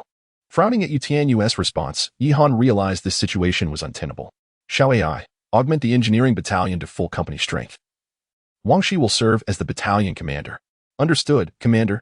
We will supplement with 400 engineers and 80 various engineering support vehicles, totaling 128,000 points, came the prompt reply. With the engineering battalion now complete, Yihan turned to Commander Wang Shi and instructed, Wang Shi, take the engineers and find a suitable open space on the outskirts of Sisan County to establish the aviation regiment's camp. The camp must accommodate over 100 helicopters, along with requisite facilities such as hangars, dormitories, and a mess hall. Upon receiving Yihan's orders, Wang Shi promptly led his soldiers to commence the construction of the aviation regiment's base. Establishing the aviation regiment's camp in Sison County was a strategic decision. Its location was ideally situated between Chongqing City and Luming Base.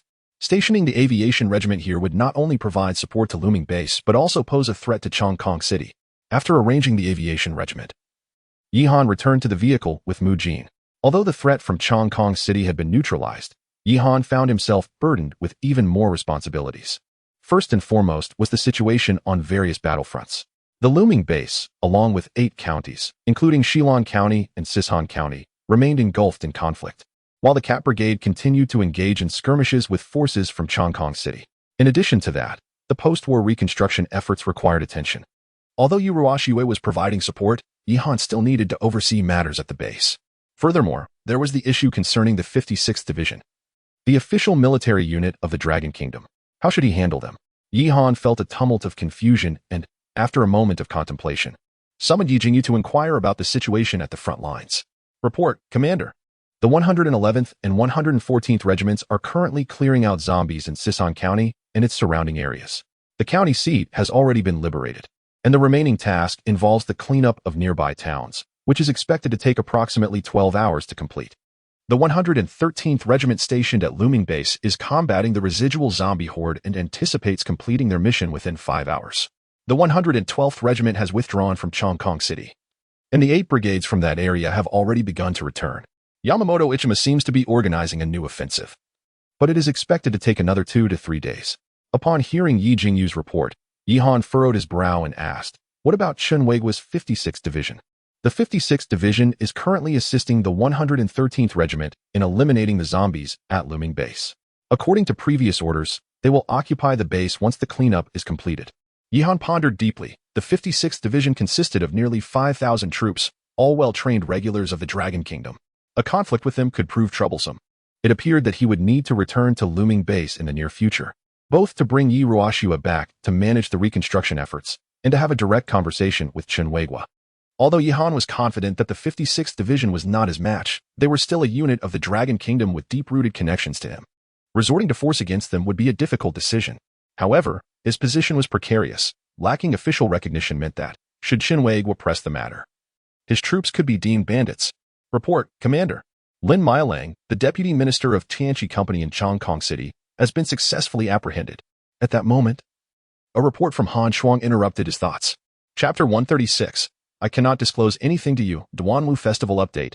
Upon hearing Han Shuang's report, Yi Han's eyes brightened. Lin Miran. That old rascal is the second in command of Tianqi Corporation in Chongqing City. Capturing him is far more significant than merely boosting morale. The intelligence he possesses is equivalent to that of an entire regiment, or even a brigade. Bring him in, Yi Han said, rubbing his hands together.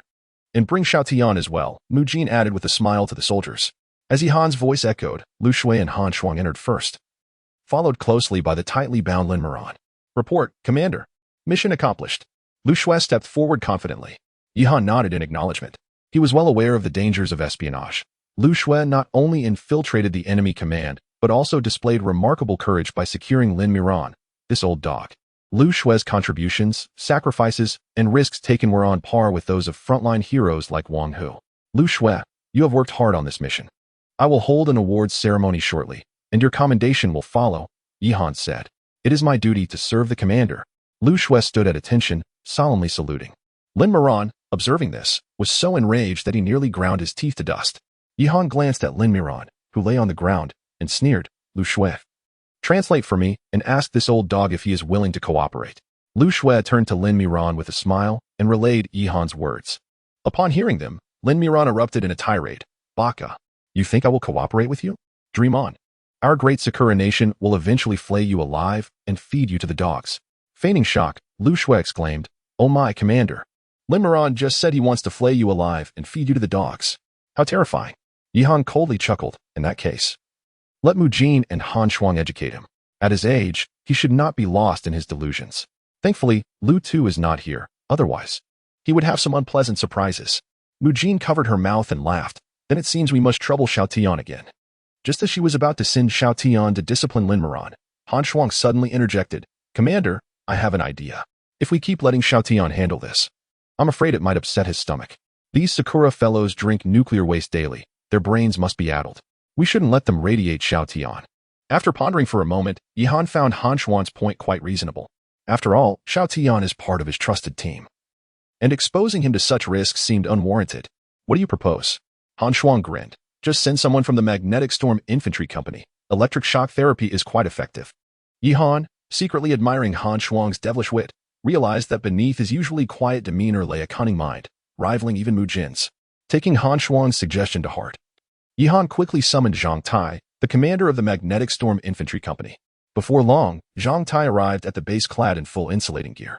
Assist the old teddy to the chair, Zhang Tai. Ensure that you control the current. We cannot afford to electrocute him, Yihan instructed. Ha ha ha. Rest assured, Commander.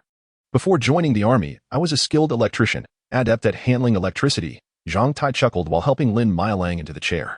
At that moment, Lin Mailang was oblivious to the impending ordeal, incessantly muttering bakawashi under his breath. Even when he caught sight of the electric discharge device in Zhang Tai's hand pulsating with current, he remained dismissive. The old rascal smirked and cast a glance at Yihan, declaring, I can't possibly divulge any information. Before Lin Mailang could finish his protest, Zhang Tai aimed the discharge device at him, and a powerful jolt of electricity surged through him. The defiant Lin Mailang immediately began to convulse grotesquely under the shock.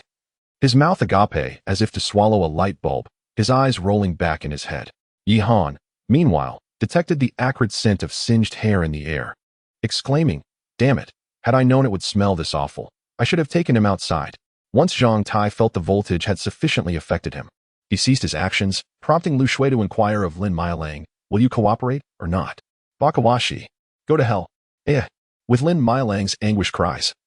An even more intense stench of burning filled the command center. Yihan covered his face, his eyes stinging. Get him out of here. This guy is suffocating me. Following his command, Zhang Tai and Han Xuan hurriedly lifted the chair, carrying the frothing Lin Mailang toward the exit. 10 minutes later, Lu Shui entered the command center with a smile, addressing Yihan. Lin Mailang is willing to cooperate. Yihan was not surprised. How could this old fool compare to Haojing? A few shocks and he was already delirious.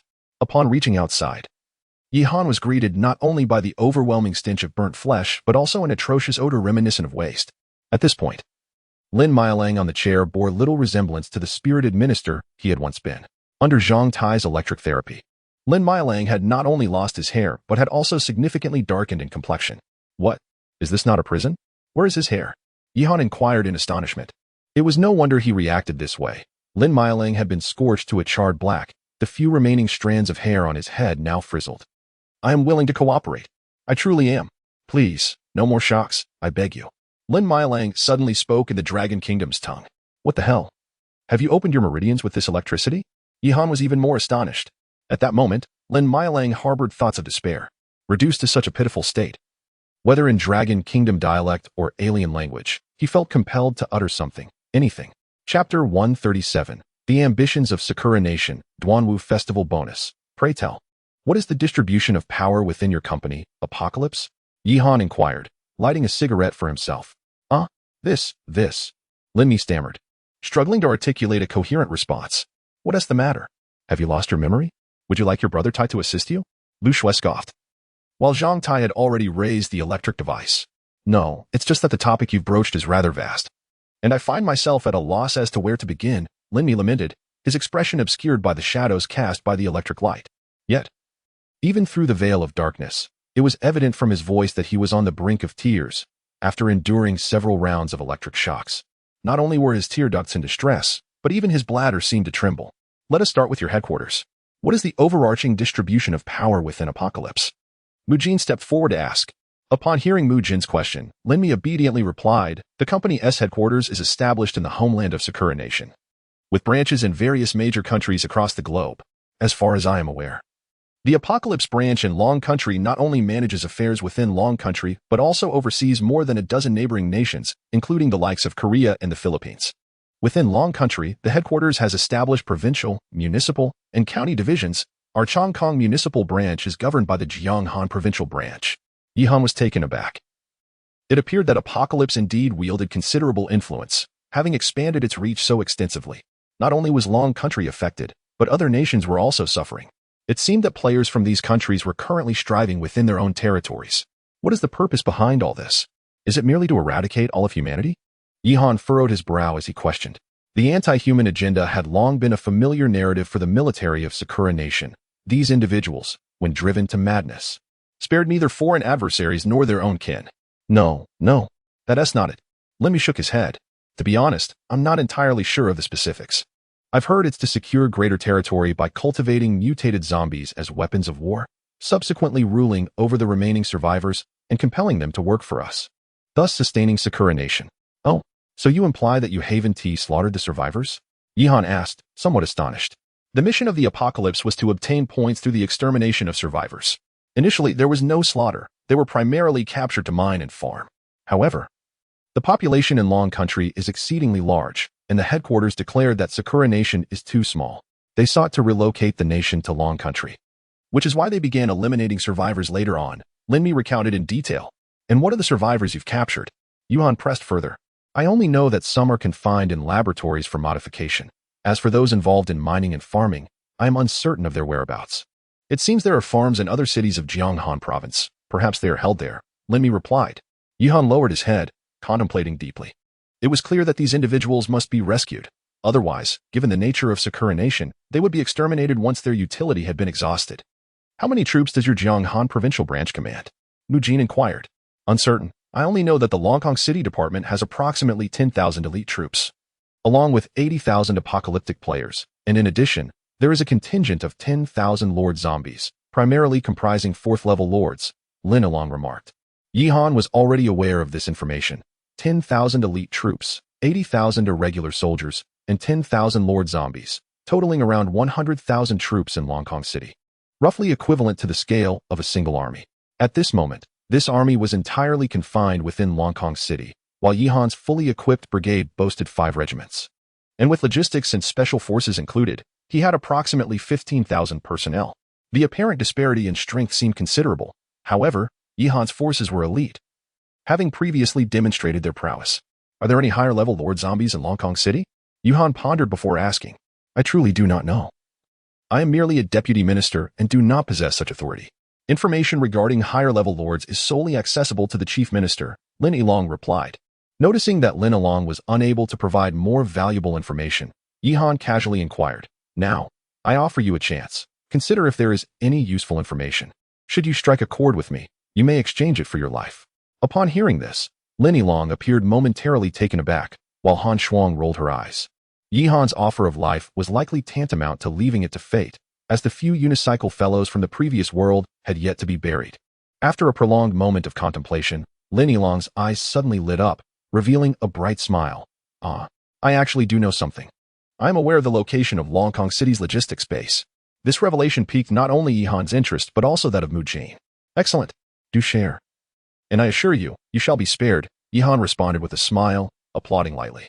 With the vast number of individuals in the apocalyptic Longkong City Department, and considering they were now a besieged city, capturing the logistics point would leave Yamamoto Ichimu's army awaiting demise, unless reinforcements were dispatched from the provincial department. However, given the nature of the apocalypse, even if they were to make a grave mistake, they would undoubtedly suffer the consequences. Should the higher-ups become aware of their disastrous situation, the likelihood of seppuku was imminent. Longkong City has 2 logistics points where food and other supplies are stored. One is in Sisan County and the other within Longkong City itself. Upon hearing Lin Yilong's words, Yihan's pupils involuntarily shuddered, prompting him to urgently inquire about the specific locations of the logistics points. The one in Sisan County is located in the underground storage area beneath the company building. And the location in Longkong City is similar, Lin Yilong replied. Han Shuang, take your team and quickly head to the Tianchi building beneath Sisan County. Yihan commanded hastily. Meanwhile, Mujin, upon hearing this news, furrowed her brows slightly, as if deep in thought. Chapter 138, A New Strategy, Duanwu Festival Bonus at this moment. Yihan also noticed the furrowed brow of Mujin nearby. What is it? Yihan inquired, somewhat puzzled. Mujin opened her mouth as if to speak, but then shook her head and said, let us discuss it later. We must first address the matter at hand. Upon hearing this, Yihan refrained from pressing further and shifted his attention to Linmi Yilang. At that moment, Linmi Yilang resembled a hapless pug, his entire body cloaked in black skin, accentuated by a few stray tufts of hair standing awkwardly on his head, creating a rather comical sight. How about it? Can this information save a life? Yihan chuckled as he regarded Linmi Yilang. Of course it can. Lu Shui, Take him away and have the troops returning to the Lu Ming base escort him as well. Let him kneel at the martyrs' cemetery for half a year. If he behaves, he can guard the graveyard. Killing him outright would be too lenient. He must atone for a lifetime. Lu Shui nodded and then led the coal-black Lin Mi Lang away. When Lin Mi Lang returned to the Lu Ming base, Lu Tu was utterly stupefied, initially believing that Yi Han had already advanced to the African continent. Upon inquiry, he discovered that this old fool was from the land of cherry blossoms, and naturally, the survivors did not spare him a thorough beating. During his time guarding the martyrs' cemetery, Lin Mi Lang experienced minor beatings every couple of days and major thrashings every 3 days, but that is a story for another time. Upon returning to Sisan County, Han Shuang promptly organized a tally of the logistical points at the Tianchi Chongkong City in Sisan County, and the abundance of supplies therein astounded Yi Han. The various types of fuel alone amounted to several 100,000 tons, while food and ammunition were so plentiful that they could not be accounted for in a short time. Estimates suggested that the grain alone was around 5 million tons, comparable to the annual output of a major grain-producing city. It was no wonder that the land of cherry blossoms had long coveted the lands of the Dragon Kingdom. After assessing the food supplies, Yi Han intended to have Xiao Ai drive the base vehicle back to the Lu Ming base to check on the situation when Mu Jin called out to him. I suggest we hold a meeting first to formulate our subsequent strategy, Mu Jin said with a serious expression. Yi Han looked at Mu Jin, momentarily taken aback, then nodded. That sounds good. Let us convene in the conference room. At that time, the leaders of various regiments were still engaged in frontline combat, and only the airborne regiment commander Yi Tianyu, staff officer Yi Jingyu, Han Shuang, Mu Jin, and a few others could attend the meeting. Mu Jin spread the map of Chongkong City across the conference table, then took a red pen to circle the points of Lu Ming Base, Sisan County, and Chongkong City. The previous battles revolved around these 3 locations. We successfully captured all the counties except Chongkong City through tactical infiltration and flanking maneuvers. However, a new challenge has arisen. Although the enemy remains entrenched only in Chongkong City, their main forces are still intact, and the disparity in numbers is significant. Therefore, we must not let our guard down. Instead, we must prepare ourselves even more diligently. In response to Mu Jin's remarks, Yi Han nodded in agreement. What is your perspective on the upcoming battlefield situation? I believe Chongkong City may soon initiate a new round of actions, and the target will be Sisan County, Mu Jin asserted with conviction. After a moment of contemplation, Yi Han nodded slightly. According to Lin Mi Cairo, Sisan County is one of the logistical supply points for Chongkong City, and it is certain that Chongkong City will dispatch troops to reclaim this territory. What should we do? Should we withdraw our supplies back to the Lu Ming base? After all, the zombies in Sisan have been completely eradicated, and remaining here serves little purpose for us, Yi Jingyu suggested. This is a viable option, but it does not appear to be the most prudent course of action. Mu Jin countered, shaking her head. Oh, do you have a better plan? Yi Han inquired, taking a sip of tea as he regarded Mu Jin. He had great faith in her strategic vision, as she was an S-rank hero with a unique ability for strategic foresight, far surpassing Colonel Yi Jingyu in matters of military deployment. I intend to utilize my force of 15,000 to conquer the 100,000 in Chongkong City. A glint of cold determination flickered in Mu Jin's eyes. While Yi Han might dismiss such a declaration from anyone else as mere folly, when it came from Mu Jin, it carried weight. After all, she had previously managed to outmaneuver the Apocalypse army with less than 10,000 troops, ultimately leading to Yi Han's acquisition of 5 additional counties without suffering any losses. Please elaborate, Yi Han urged, raising his gaze to Mu Jin. Currently, our forces are fully assembled at the brigade level. Even if we were to eliminate all the zombies in the 8 counties, it would only yield a little over 30 million points, which is still far from achieving a division-level upgrade. To further our development, we must seize Chongkong City. There is no avoiding it, Mu Jin stated, tapping her slender fingers lightly on the table as she spoke. If Sisan County were not our supply point, I might not possess such confidence in our ability to take them down, but now, I am at least 70% certain. 70% certainty is already a significant probability, Yi Jingyu remarked. But what if we fail? As the head of the operations department, he had to consider the worst-case scenarios. Before Mu Jin could respond, Yi Han interjected. We cannot afford to fail. Retreating to Lu Ming base would signify true defeat. Even in the worst-case scenario, if we cannot engage them directly, we can still employ the previous strategy of exhausting the enemy's resources by maneuvering through the 8 counties. In order to encircle us, they would need to cast a wide net. If we were merely a large fish, escape would be impossible, but we are akin to a wild boar charging through. Their net would only be torn to shreds. Yi Han's assertion was indeed accurate. His brigade was equipped with the finest weaponry from the Dragon Nation, and the soldiers' combat proficiency far exceeded that of the enemy. Should the apocalypse attempt to encircle Yihan, they would simply repeat Lin Mai Cairo's failure, primarily due to the superiority of Yihan's forces. Indeed, we currently have almost no margin for error. However, the Apocalypse Corporation in Chongqing City is different. History is replete with instances of the few triumphing over the many, Mu Jin remarked with a calm smile. For instance, the Battle of Guandu. Yihan lifted his gaze, locking eyes with Mu Jin. Chapter 139. The Forward Command Post. We are now aware of the locations of both enemy logistics outposts, particularly the one in Sisan County, which remains under our control. Should the logistics point in Chongqing City encounter difficulties, they shall crumble without a fight. Yi Jingyu's eyes sparkled with realization. Indeed, my proposal is to launch an immediate offensive after the completion of our mission across the entire brigade, fortifying the vital transportation routes from Chongqing City to the various counties, especially around Sisan County, which must be heavily guarded.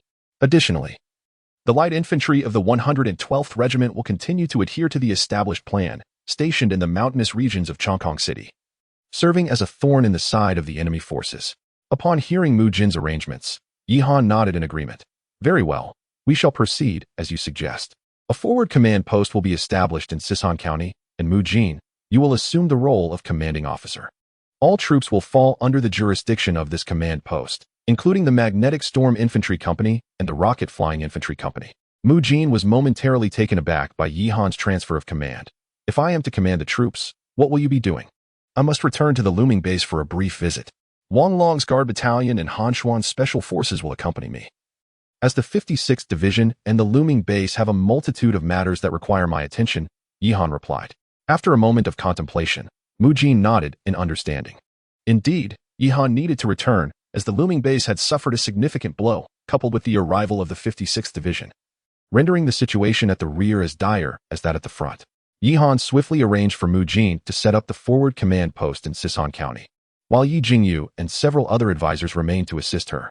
Yihan felt assured in trusting such responsibilities to Mu Jin. Those summoned by the system were unwaveringly loyal. Even if the ghost had been subjected to numerous trials, their loyalty to Yihan had not waned to the point of rebellion. Once the arrangements were concluded, Yihan instructed Xiao AI to drive the base vehicle towards the looming base. Sisan County lay a full 800 kilometers from the looming base, and the journey took 7 to 8 hours. Along the road, the sides were strewn with the corpses of zombies, occasionally interrupted by Yihan's troops, who were dispatched to clear the battlefield. Upon arriving at the looming base, it was already the following morning. Just as Yihan awoke, he received a report from Mu Jin. Last night, approximately 1 battalion from Chongqing City ventured out to test the waters, only to be repelled by the ambushing Cat Infantry Regiment. However, based on Yamamoto Kazuki's indications, a full-scale assault should not be long in coming, Mu Jin conveyed. How is the troop deployment progressing? Yihan inquired. All 5 regiments are now in position. The 111th and 113th Regiments are stationed at the critical routes in Sisan County, while the 112th Regiment is establishing defenses along the perimeter of Chongqing City in phases. Additionally, I have relocated the 114th Regiment to Dushan County, the closest to Chongqing City. Should they dare to send troops against Sisan County, the 112th and 114th Regiments will strike at Chongqing City, Mu Jin responded.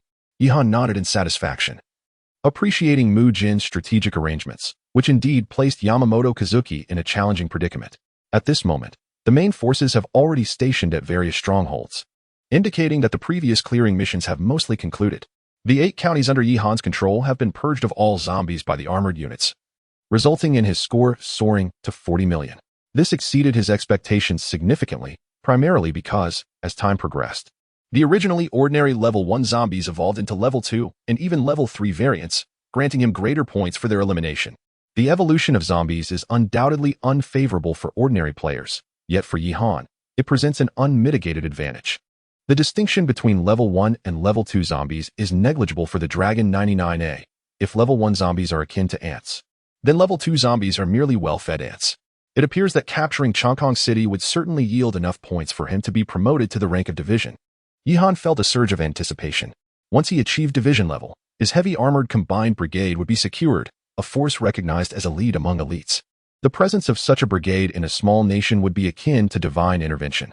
It is not an exaggeration to say that if Yihan were to command an additional brigade at this moment, he would dare to launch a full-scale assault on Chongqing City. In the face of a heavy armored combined brigade, the so-called army of Chongqing City is no different from a local militia. However, Yihan indulged in such fantasies only temporarily, as he was still 6 million points away from promotion, and the points required to establish a heavy armored combined brigade would also demand a considerable expenditure. "Commander, we have arrived at Looming Base," came the timid voice of Xiao Ai, who seemed distressed by the sight of the base. Yihan glanced at the walls of Looming Base, his brows furrowing in concern. The once impregnable walls had been ruthlessly battered by various types of artillery, leaving them unrecognizable and shattered. The once imposing machine gun bunkers were now stained with splattered blood. Soldiers within the bunkers, upon sighting Yihan's command vehicle, exited and stood tall, saluting him with solemn respect. The soldiers of the wall guard, after enduring the siege, bore numerous injuries. Many had their heads wrapped in thick bandages, with crimson stains seeping through the white fabric, a sight both harrowing and shocking. Their military uniforms were already saturated with blood, in some places congealed into dark red patches. Nevertheless, these soldiers stood fearlessly, resembling indomitable mountains. "Wang Long, what is the current situation regarding the walls?" Yihan called for Wang Long, who was in charge of the wall in the Wall Guard Battalion, as he was most familiar with the circumstances. Chapter 140. The fortunate mountains conceal loyal bones. After a moment of silence, Wang Long spoke. 80% of the walls have sustained damage. Of the 98 soldiers in the machine gun fortress, 68 have perished, and the remaining 30 are injured to varying degrees. Upon hearing this, Yihan fell silent as well. The soldiers of the machine gun fortress were unlike ordinary infantry. Their movements were confined to a 1-kilometer radius around the fortress, and once they faced a devastating assault, escape was not an option. Previously, he had issued orders to the Looming Base allowing the fortress soldiers to surrender if they could not withstand the enemy, with the intention of coming to their rescue later. Yet, at this moment, it was evident that these brave soldiers would rather die valiantly in battle than face the humiliation of captivity. "Have the fallen soldiers been buried?" Yihan inquired. "They have all been laid to rest in the Looming Martyrs Cemetery," Wang Long replied. Hearing Wang Long's response, Yihan solemnly nodded and then addressed Xiao Ai. "Xiao Ai, utilize the points to repair the walls of the Looming Base and simultaneously fill the vacancies in the Wall Guard Battalion." "Understood, Commander." Repairing the walls requires 8,000 points, while replenishing the Wall Guard Battalion will take 13,600 points. After deductions, the current points total is approximately 41,320,000. At this moment, Yihan's resources were substantial. Even the minor points were deemed insignificant by Xiao Ai, who simply rounded it off. After the repairs to the walls and the Wall Guard Battalion, the exterior of the Looming Base began to resemble a fortified stronghold. "Xiao Ai, let us first visit the Martyrs Cemetery," Yihan said, his mood weighed down by the gravity of the situation. Despite the gains from this battle and the continuous reinforcements from the Xiao Ai system, his forces remained at full strength. However, the soldiers who had fallen in battle had made the ultimate sacrifice. "Sister, you needn't accompany us. You and Feng Xinzi should head to the base's command center. There is much to be done in terms of resettling the survivors," Yihan added, turning to Yi Ruoxue. "All right." Yi Ruoxue nodded, then alighted with Feng Xinzi, boarding a Humvee from the guard battalion to proceed to the command center.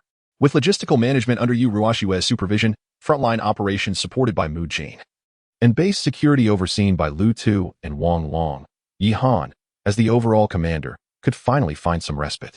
His responsibilities now included contemplating the future of the troops and serving as the heart and faith of the entire army. As the vehicle made its way to the Martyrs Cemetery, Yihan took the opportunity to inspect the internal conditions of the Looming Base. Fortunately, thanks to the timely support of Li Changwang's 113th Regiment, the internal structures had suffered minimal damage. However, numerous corpses of the undead littered the roads, and the logistics department was already dispatched to clear them away. The Martyrs Cemetery at Looming Base was situated at the rear of the base, nestled in a lush valley selected by Yi Ruoxue for its scenic beauty of mountains and water. Behind the cemetery lay verdant hills, while to the side was a serene lake, providing a panoramic view of the Looming Base. Although Yihan was not well versed in feng shui, he understood that the selection of the cemetery's location was not reliant on such considerations. The verdant mountains are fortunate to cradle the loyal bones of heroes.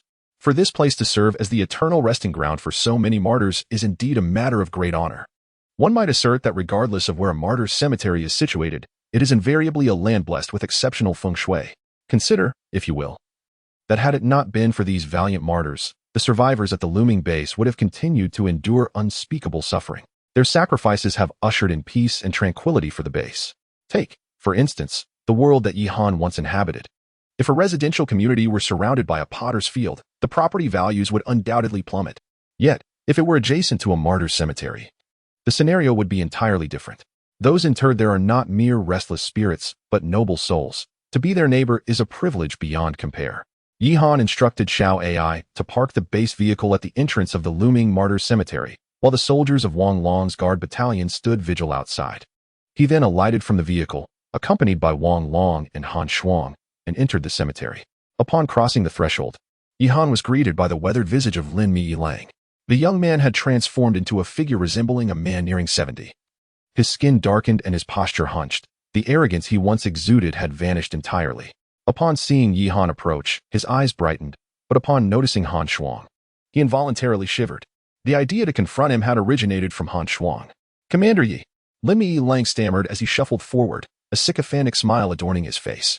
Yihan cast a fleeting glance at him and inquired, "How are you finding the work of guarding the graves?" With tears streaming down his face, Lin Mi-Lang replied, "Thank you, Commander Yi. It is truly a blessing beyond my wildest dreams to tend to the resting places of these martyrs. You have shown some awareness, which at least justifies sparing your life. Spend the remainder of your days here atoning for your sins," Yihan remarked, shaking his head and dismissing him. "How many have been laid to rest here?" Yihan asked Wang Long. After a moment's contemplation, Wang Long replied, "In this battle alone, we lost a total of 468 soldiers, and with the previous casualties included, the total comes to exactly 600. In addition to our own troops, there are also some survivors who resisted the invasion, as well as those who fell from the Minehart Brigade. Altogether, over 700 souls." Yihan sighed upon hearing this. 700 was the size of a standard regiment. "Prepare the entire guard battalion to honor these fallen martyrs with a salute," he instructed Wang Long immediately. Hundreds of rifles from the guard battalion were raised skyward, and after 3 rounds of gunfire, Yihan solemnly saluted the gravestones that dotted the landscape, accompanied by the soldiers. With tears welling in his eyes, Wang Long bellowed, "Brothers, rest well, we shall take care of the matters that lie ahead." Nearby, Lin Mi-Lang, upon hearing the gunfire, hastily knelt before the gravestones, trembling and too afraid to lift his gaze. Chapter 141, Yihan's relinquishment as the gunfire subsided. An elderly man clad in military attire unexpectedly entered the cemetery. "It is indeed a fortunate thing to have a husband like Su Guo," Chen Weiguo murmured, raising his hand in a salute.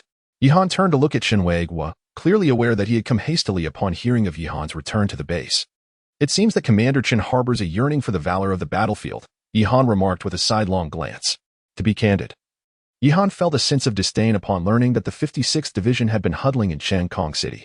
In his view, given the grave crisis facing Long Country, the 56th Division, being a complete division, should not merely focus on evasion, but rather on how to emerge and resist. Ultimately, it reflected Chen Weiguo's excessive concern for his own safety. Had the 56th Division disregarded sacrifices and charged out of Kong City to engage in guerrilla warfare, they could have posed a significant threat to the forces of Tianqi in Kong City. How absurd it was for this old fellow to speak of Su Guo as a fortunate husband. It seemed that the fallen were merely a source of fortune for him. Chen Weiguo could not miss the sarcasm embedded in Yihan's words, yet he merely trembled slightly without retorting. However, his attendant could not hold back any longer and stepped forward. "Commander Yi, there is no need for such remarks. Our chief has his own difficulties, and besides, both of his sons perished while battling Tianqi, and their remains could not even be retrieved." "Xiaosu, why utter such things?" Chen Weiguo interrupted his attendant sharply. Yihan remained silent for a moment before saluting Chen Weiguo, saying, "I apologize, Commander Chen." Chen Weiguo shook his head in response, "There is no need for your apology. Commander Yi, the sacrifices made by your troops are indeed greater than ours, and your contributions surpass ours." Yihan, having heard this, chose not to elaborate further and simply stated, "Commander Chen, your presence here is not solely to bid farewell to the martyrs, is it? We have matters to discuss inside the vehicle." Chen Weiguo nodded in agreement and followed Yihan into the conference room of the base vehicle. Upon arriving at the vehicle, Chen Weiguo was taken aback. This contraption was evidently not of Long Country's making. As they entered, his astonishment deepened upon witnessing the remarkable interior. This revelation led Chen Weiguo to speculate even more about Yihan's true identity. In the conference room, before Chen Weiguo could speak, Yihan directly addressed him, "Commander Chen, you may have many questions regarding our division and our affiliation within the Long Country military. I can clarify that for you now. We are a covert unit under the headquarters of Long Country, with additional forces stationed elsewhere, who will soon arrive to provide support, and our ranks will continue to grow."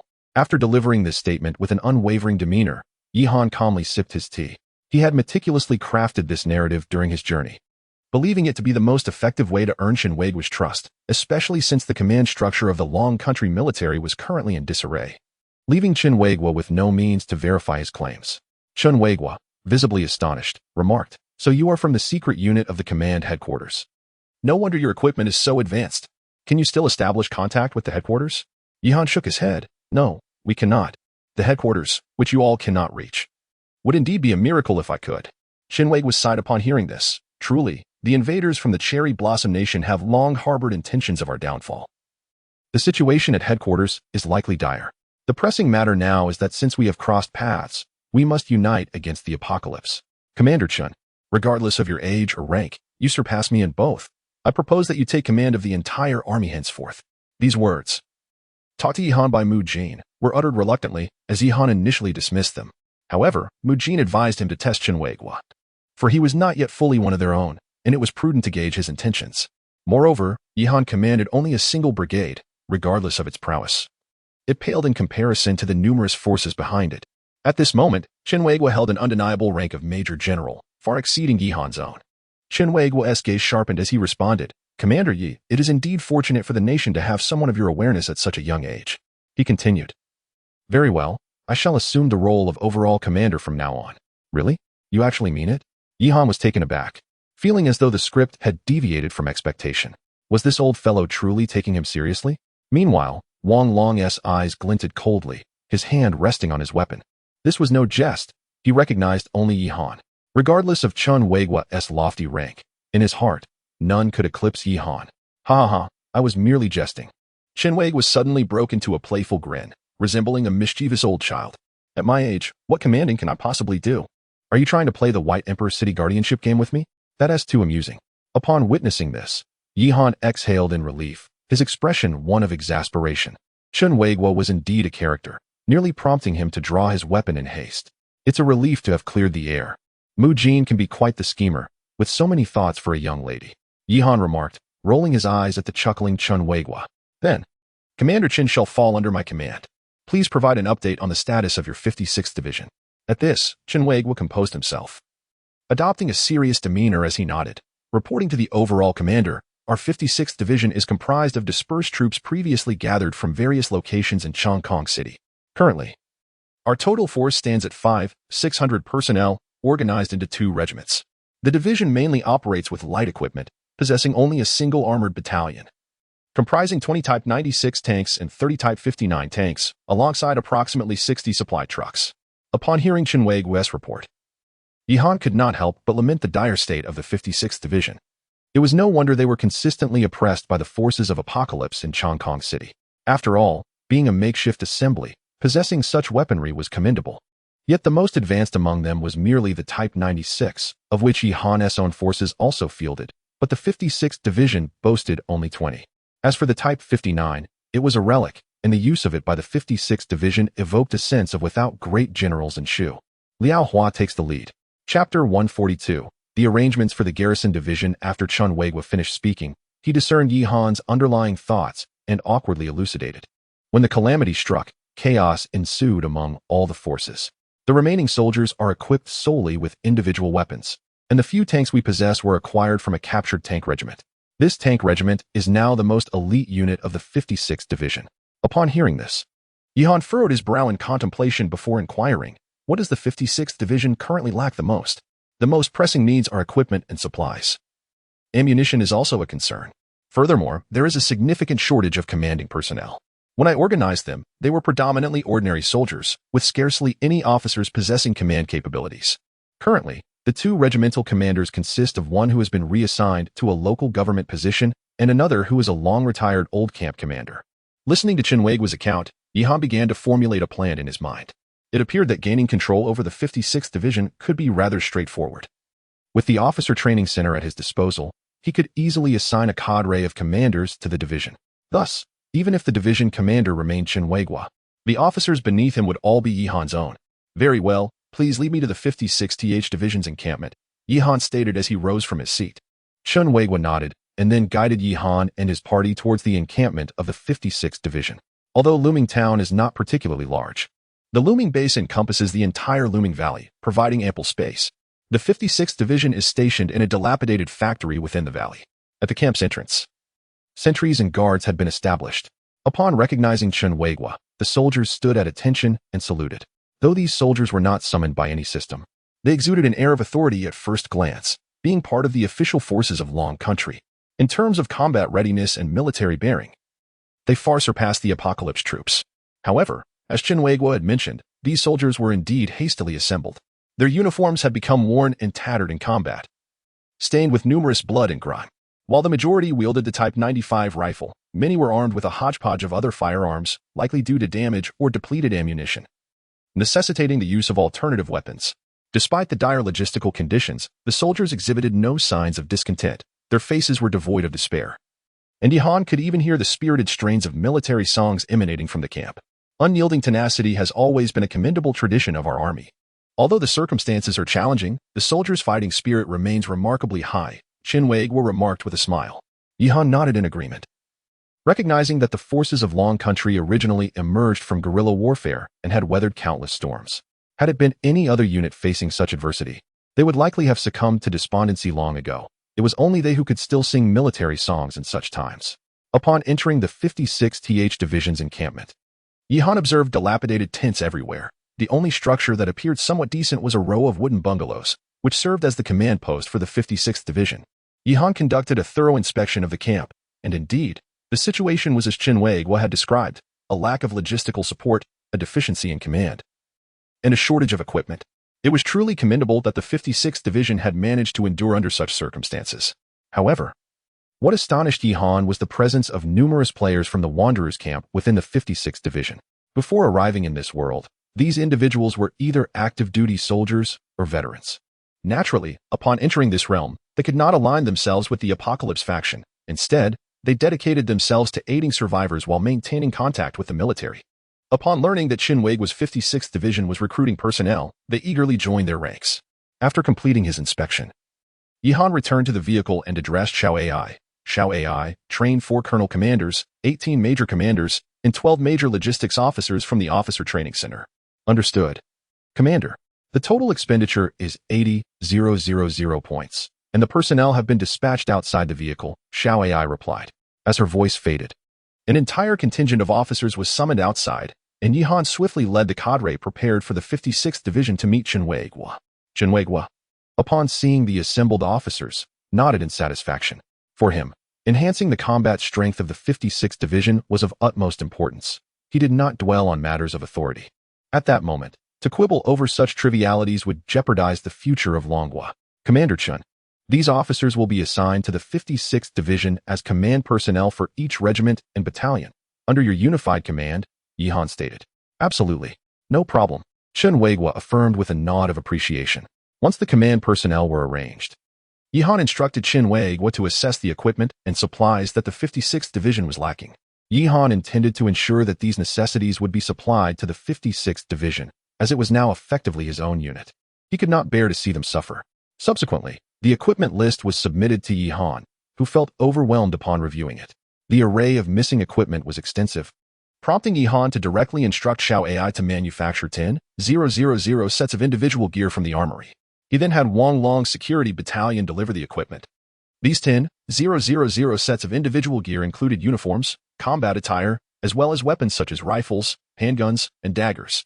Of these, 600 sets would replace the existing equipment of the 56th Division, while the remainder would serve as reserves. After completing these arrangements, Yihan sent a notification to Yi Ruoxue, Sister, please have the Logistics Support Department address the logistical issues of the 56th Division. From now on, their supplies will be incorporated into the overall military budget.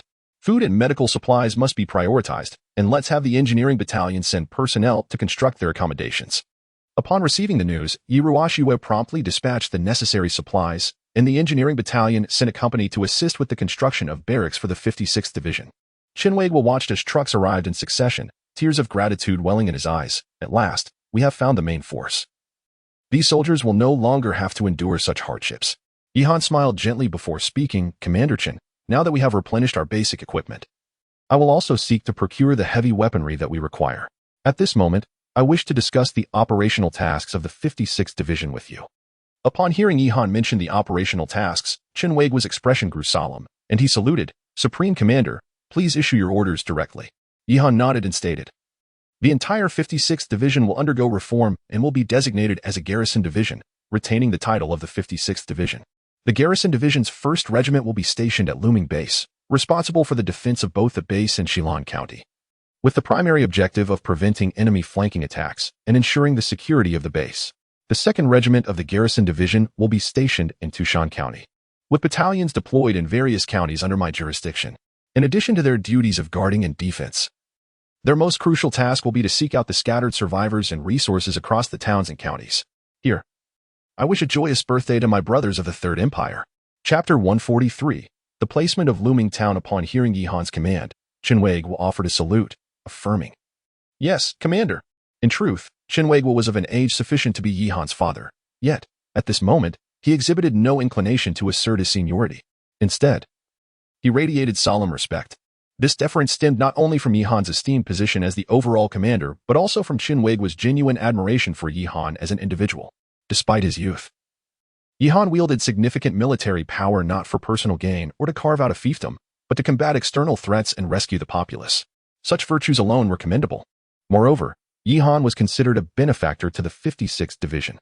Subsequently, the 56th Division, now referred to as the Garrison Division, swiftly dispatched its 2nd Regiment. After receiving their supplies, the soldiers of the Garrison Division's 2nd Regiment, under the leadership of their new commander, set forth towards Shilin County, in accordance with established orders. This entire regiment of 800 personnel would be stationed in the 8 counties under Yihan's control, organized by battalion. At this juncture, the front lines were ablaze with conflict, necessitating an expedited production of ammunition. The armory's capability to manufacture munitions relied heavily on steel ingots, copper ingots, and gunpowder. Thus, the 2nd Regiment would bear the crucial responsibility of sourcing these materials. As for tanks and infantry fighting vehicles, Yihan intended to allocate them to the 56th Division only after securing Longkong City, as they were presently classified as a secondary force and did not urgently require such equipment. Having completed the arrangements for the 56th Division, Yihan felt a significant weight lift from his shoulders. Initially, he had harbored concerns that Qinweiguo might seek to share power with him. However, it now appeared that such thoughts were rather petty. The troops of Longguo were distinctly aware of the gravity of national grievances and moral integrity. Without pausing for breath, Yihan instructed Xiao Ai to drive the command vehicle to the base's command center. Even though logistical matters were being managed by Yi Ruoxue and Lu Tu, Yihan could not afford to be entirely hands-off. With the battle momentarily paused, he recognized the necessity of personally overseeing affairs. The command center of Luming Base was established in the very school where Yihan had first arrived in Luming Town. The previously dilapidated classrooms had been freshly painted, adorned with plaques. A sentry post was established at the entrance of the Luming Base command center, guarded by soldiers from Wang Long's security battalion, who were also stationed there. Upon seeing Yihan's arrival, Yi Ruoxue furrowed her brows slightly and remarked, "The base is truly in dire need of revitalization." In the aftermath of this battle, the surviving population at the base has surged to nearly 30,000, with many more survivors en route here. Yihan was taken aback by this revelation. A population of 30,000 was approaching the maximum capacity that Luming Town could accommodate. After all, the arable land in Luming Valley was limited, and with such a number, each acre would likely be tilled 4 or 5 times. Let us limit the Luming base to 10,000 inhabitants, while the remaining 20,000 shall be allocated to other towns outside the base. Yihan contemplated aloud. While he could not guarantee safety elsewhere, he believed that within the confines of Shilin County, the security of the survivors would not pose a significant issue. After all, the front line is guarded by a formidable force of 15,000 troops, while the rear is secured by the 56th Division and Lu Tu's mechanized regiment. This was precisely my thought as well. Yi Ruoxue nodded and then presented a list. This was the outcome of my recent discussions with the logistics department. The Luming base can only accommodate 10,000 personnel, with the remainder allocated to various locations in Shilin County. The logistics department will soon establish an agricultural bureau, a mining bureau, and an industrial bureau, with plans for each bureau to employ 10,000 individuals. For instance, the recently established Luming Farm has already absorbed nearly 5,000 workers, 4,000 of whom are engaged in crop cultivation, 500 in livestock rearing, and the remaining 500 in food transportation, processing, and management. Upon hearing Yi Ruoxue's well-structured arrangements, Yihan was pleasantly surprised. It seemed he had made the right choice in entrusting his sister with logistics. What is the current production rate? Yihan inquired. as this was the issue of utmost concern to him. With the continuous expansion of the troop size, reliance on food production for the base's capacity was increasingly paramount. After all, Yihan understood that one cannot solely depend on pillaging and consuming resources without replenishment. Currently, rice and wheat have just been sown, and the harvest will not be until next year, with an anticipated yield exceeding 500,000 tons, excluding livestock such as pigs, chickens, ducks, and fish. A production of 500,000 tons is already considerable, especially since a third of Lumingtown's population is engaged in agriculture, all operating mechanized processes. Approximately each agricultural survivor can sustain 10 individuals, meaning the current agricultural workforce can nearly support 100,000 soldiers, which is sufficient for Yihan at this juncture. However, the pressing issue remains that the base's food supply is dwindling, which troubled Yi Ruoxue. This is easily remedied, Yihan replied with a smile. We discovered a logistics point of the apocalypse in Sisan County, containing several million tons of grain. You can calculate the quantities and arrange for the engineering corps to transport it back. Hearing Yihan's words, Yi Ruoxue finally breathed a sigh of relief. That will work. Additionally, several mining sites have yielded several dozen tons recently, which should resolve your ammunition concerns as well. Yihan was equally delighted upon hearing this. It seemed the prospects for the base were looking quite promising. After discussing matters with Yi Ruoxue for a while, Yihan prepared to visit Lu Tu's security department. Just as he was about to leave, he suddenly recalled something. Yi Ruoxue had previously mentioned that Lu Miao had also joined the looming base and was now in charge of the publicity department. How is the publicity department faring? Yihan asked. He had a slight understanding of Lu Miao. Although her heart was not malicious, her temper was volatile, leaving him uncertain about her effectiveness in handling publicity. Miao is quite capable. She has organized several reporters and broadcasters within the base. Not only has she produced a promotional video for the base, but she has also established a radio station. Now, the radio broadcast from Looming Base can be received in Chongqing City, Yi Ruoxue replied with a smile. Oh, what are the results? Yihan inquired with curiosity. The results have been quite satisfactory. Numerous concealed survivors reached out to us after hearing the broadcast. I estimated that several hundred individuals arrived at the Looming Base as a result of the announcement. Yihan nodded in response and remarked to Yi Ruoxue. This is indeed favorable. You should consider providing additional support to the publicity department. After all, it is preferable for survivors to come to the Looming Base on their own accord.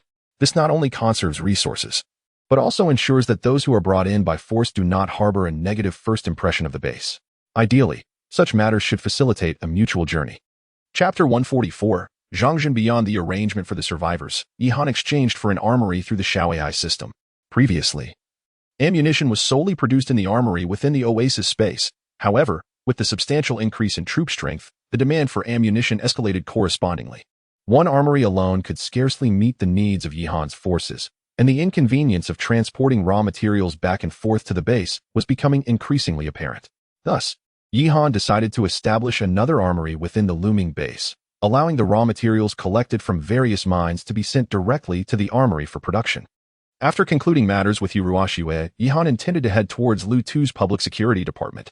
The headquarters of Lu Tu's department was located in the former police station of Looming Town, not far from the command center of Yi Ruoxue's school. Consequently, Yihan instructed the soldiers of the Guard Battalion and the Special Operations Battalion to return to the camp, while he, along with Wang Long and Han Shuang, opted to walk there. The base vehicle was rather cumbersome, and given the short distance of merely 200 meters, it was unnecessary to drive. At the entrance of the public security department, a barrier had been erected, with sandbags blocking the main gate. Inside a nearby sentry booth sat a young man who appeared to be in his early 20s. Yihan had encountered most of the veteran members of the main vehicle team, yet this individual seemed unfamiliar, suggesting he was a recent addition. Not giving it much thought, Yihan prepared to enter with Wang Long and Han Shuang. The young man, noticing Yihan's disregard, scrutinized him and, with a hint of displeasure in his voice, asked, "What do you want? Do you think you can just waltz into the public security department?" Yihan brushed it off, responding, "Oh, I'm here to see Lu Tuesday." Lu Tu, is that a name you can shout out so casually? The young man's tone was laced with severity. Yihan, slightly puzzled, thought this fellow must have lost his mind. Even if he hadn't seen Yihan's face before, both Wang Long and Han Shuang were clad in military uniforms. It was normal not to recognize someone, but surely he should acknowledge their attire? Enough of your nonsense. Let us in immediately. Do you even know whom you are blocking? Wang Long's temper flared, and he stepped forward, ready to force his way in. However, the young man drew a gun and aimed it at Wang Long, shouting, "Step back. Do you think you can just barge in here?" Don't assume you're so important just because you're in the military. Do you know who I am? Yi Han was intrigued. This young man was audacious enough to act so defiantly, and even in the face of Wang Long's military uniform, he showed no signs of yielding. Clearly, he had some backing. Yi Han gently pulled Wang Long back and inquired amiably. We've been away fighting for quite some time and are unfamiliar with our young brother here. Would you be so kind as to introduce yourself?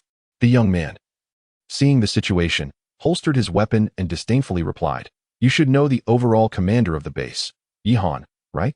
Yi Han maintained his composure and responded, Yes. Of course, we know him. Commander Yi is sworn brothers with our public security department chief, Lu Tu, and I am Lu Tu's younger brother, the young man declared, puffing up with pride. Do not presume that your military affiliation grants you any superiority. Let me inform you that even a regiment commander within the ranks is no more esteemed than my brother. If you had approached me with courtesy regarding your desire to enter, I might have considered it. However, given the current circumstances, it is now up to you to decide how to proceed. Upon hearing these words, Yi Han felt a surge of anger within him. He had anticipated that as the number of personnel at the base increased, nepotism would inevitably arise, but he had not expected to encounter it in Lu Tu's case. Moreover, it seemed that this individual was likely an unknown younger brother of Lu Tu, of whom Yi Han had never heard before. Wang Long, standing nearby, was so infuriated that he was almost amused. He was about to reveal Yi Han's true identity to the man when Yi Han stopped him. We have just returned and are unfamiliar with your regulations. What exactly do you mean by decide for ourselves? Yi Han inquired coldly. Let us make it simple. Since it is your first time, I shall not make it difficult for you. Just bring me a pack of cigarettes, and we can consider this matter settled. I want Huazi. The man, believing he had intimidated Yi Han, leaned back comfortably in his post. That is quite simple, Yi Han replied with a smile, simultaneously sending a message to Lu Tu while instructing Wang Long to fetch a pack of Huazi from the car. However, when the man saw that Wang Long had returned with a hard pack of cigarettes, he became irate once more. What are your identities, and what is mine? Do you not realize that hard packs are harsh on the throat? Yi Han frowned in response. What is the issue? Did you not ask for Huazi? I wanted the soft ones. The soft ones. The man sighed, his gaze toward Yi Han filled with exasperation, muttering to himself about the foolishness of soldiers who could not grasp even the most obvious hints. Why don't you just eat shit? Wang Long could no longer contain himself and erupted in a tirade. Upon hearing Wang Long's outburst, the man's eyes widened in shock, and he retorted, Good, very good. You will never set foot inside here for the rest of your lives. Not even if Jesus himself were to arrive. As he spoke, he tucked the hard pack of cigarettes into his jacket. At that moment, Lu Tu arrived, having heard that Yi Han was planning to inspect the security department. Yet he was unaware of the commotion at the entrance. Upon seeing the furious Wang Long and the composed Yi Han, a sense of foreboding washed over him. Zhangzhen, what is happening here? Lu Tu inquired, approaching Zhangzhen. Brother, you have arrived just in time. Zhangzhen replied sternly. These soldiers tried to force their way past the sentry, and I had to stop them. They were even contemplating drawing their weapons. Upon hearing Zhangzhen's words, Lu Tu felt an overwhelming urge to eliminate him. This boy had been a neighbor's child in Lu Tu's earlier life, and due to Lu Tu's difficult upbringings, the neighbors had provided him with considerable support, leading Lu Tu to regard Zhangzhen as a younger brother. They had only recently reconnected, and Lu Tu had invited him over. But this boy had taken to leveraging Lu Tu's reputation to create trouble. Lu Tu, mindful of their past, found himself at a loss for how to handle the situation. After much deliberation, he had assigned Zhangzhen to the sentry post, only for this boy to make a significant mess on his very first day. Chapter 145, Grandeur and Minor Virtue, you bastard, Lu Tu exclaimed, seizing Zhangzhen by the collar and yanking him from the guard booth, only to unceremoniously toss him before Yi Han. Zhangzhen, bewildered, exclaimed, What is happening, brother? They forced their way past the checkpoint. Do you even know who they are? Lu Tu's anger surged, and he delivered a swift kick to Zhangzhen's abdomen. Clutching his stomach, Zhangzhen pitifully protested, But whoever they are, they can't rival you. Aren't you supposed to be brothers with the commander? To hell with that. When did I ever claim to be brothers with the commander? Lu Tu retorted, his face flushed with indignation. Meanwhile, Yi Han interjected coolly, Actually, I am Yi Han, the commander you mentioned. Zhangzhen, taken aback, lifted his gaze to assess Yi Han, then glanced at Lu Tu, muttering in disbelief, Is it really that coincidental? Coincidental, my foot. Lu Tu snapped, delivering another kick. This insolent youth was driving Lu Tu to the brink of madness, even at this critical juncture. He still refused to apologize, acting like a fool, shaking his head on the ground. If it weren't for the years of care his parents had given him, Lu Tu would have drawn his weapon. Observing the scene, Yi Han stepped forward to halt Lu Tu, saying, Enough, brother Lu. He hasn't truly troubled me. He merely hurled some insults and pointed a gun at us. Furthermore, he demanded that I provide him with soft cash, claiming that the hard stuff chokes him. Zhang initially believed Yihan was intervening to mediate, feeling a flicker of gratitude. However, upon hearing Yihan's subsequent remarks, he nearly fainted from rage. Lu Tu's expression twisted in fury upon hearing Yihan's words. Very well. Choking on the hard stuff, you say? Excellent, Lu Tu declared, turning to one of the members from the Mei-In group beside him. Go, fetch some toilet paper from the latrine, dry it, and let him have that. It's soft. At this point, even Zhang Jun was taken aback, alongside the member from Mei-In, who wore a puzzled expression. What was the captain thinking? Punish him if you must, but this felt like punishment for me as well. Yet, knowing Lu Tu was in a furious state, they dared not voice their thoughts and promptly went to retrieve the toilet paper. Yihan, no longer wishing to witness the unfolding farce, reminded Lu Tu. Let us proceed to the office. I have other matters to attend to after I finish here. Yes. Let us depart, Lu Tu replied. His face still flushed as he led Yihan into the security department's interior. As they walked a few paces, Lu Tu cast a menacing glance back at Zhang Jun on the ground, warning, you better be prepared. There's more in store for you. Zhang Jun collapsed on the ground, felt a wave of nausea at the thought of impending toilet paper punishment, and promptly retched. Upon arriving at the security department office, Lu Tu hurriedly arranged for Yihan and his companions to sit, diligently offering tea and cigarettes, seemingly anxious to prevent Yihan from erupting in anger. In truth, Yihan was not particularly irate. He had long been mentally prepared for such occurrences. As the number of individuals in the base increases, the administrative team inevitably grows larger. The emergence of such a situation was merely a matter of time. The crucial point is how to address it once it arises and how to prevent its recurrence. This scenario surely cannot be the first of its kind, can it? Yihan took a sip of tea and inquired of Lu Tuesday. Lu Tu was momentarily taken aback. And after a prolonged silence, he sighed and replied, I apologize, Brother Yi. I have indeed let you down. I have failed to manage my subordinates. Since Zhang Jun's arrival at the base, he first injured a member of the main convoy and later began to harass female survivors. I initially thought that assigning him some tasks would tame his unruly behavior, but I was mistaken. Upon hearing Lu Tu's words, Yihan's demeanor shifted to one of vigilance. Injuring others and harassing survivors? What transpired? Please elaborate. Lu Tu offered a wry smile as he recounted. The member of Maine who was injured was new. He only sustained a minor arm injury, and after some discussion, they reached a resolution. As for the female survivor who was harassed, at this point, Lu Tu hesitated. But Yihan could surmise that the situation was likely more severe than mere harassment. A chill crept into Yihan's expression, for Lu Tu had indeed disappointed him. From Lu Tu's perspective, this matter was undeniably complex. He was a person of deep sentiment, and it was difficult to confront someone he had always considered a younger brother. Yet, Yihan had appointed Lu Tu to this position precisely to uphold principles of fairness and justice. If Zhang Jun continued down this path and Lu Tu chose to cover for him, what would distinguish him from the warlords of the past? How do you intend to rectify the situation with the female survivor? Yihan asked, drawing a deep breath of smoke. We ultimately provided her with some rations and arranged for a lighter workload, and she eventually forgave us, Lu Tu responded, somewhat sheepishly. Forgave us? Yihan rolled his eyes. It was evident that if she had chosen not to forgive, what recourse would she have? Zhang Jun, relying on the protection of his brother Lu Tu, posed a significant threat to an isolated survivor. The atmosphere in the office grew heavy, and after a long pause, Lu Tu abruptly stood and bowed. Brother Yi, I have indeed erred in this matter. I am unworthy of the position of Minister of Security. Yihan remained silent for a lengthy moment. Truth be told, the backbone of the security department consisted mainly of main members, and since Lu Tu had been instrumental in forming the main convoy, it would be impractical to oust him at this juncture. However, Lu Tu's complicity in Zhang Jun's actions could not simply be overlooked. Lu Tu sensed Yihan's dilemma and disappointment, feeling an even greater anger towards Zhang Jun, and more critically, he resented himself for failing to uphold his principles. Please conduct an investigation into whether there have been any other criminal activities within the base during this period, not only concerning survivors, but also involving main members, soldiers, and high-ranking officials. Yihan sighed and instructed Lu Tuesday. I will attend to it immediately. Results will be available within 2 days. Lu Tu nodded in agreement. With this assurance, Yihan rose to return to the base vehicle, momentarily setting aside matters of the security department, intending to address them once the situation had been resolved. As Yihan prepared to depart, he turned to Lu Tu and said, Old brother Lu, before we enter this world, we were all ordinary individuals. Now that we possess a measure of power, it is even more essential to empathize with the struggles of the common people. My decision to elevate you to this position stems not only from my admiration for your team's capabilities, but also from my recognition of your character. You are a person of deep emotions yet possess a clear sense of right and wrong. However, one must discern between greater and lesser principles.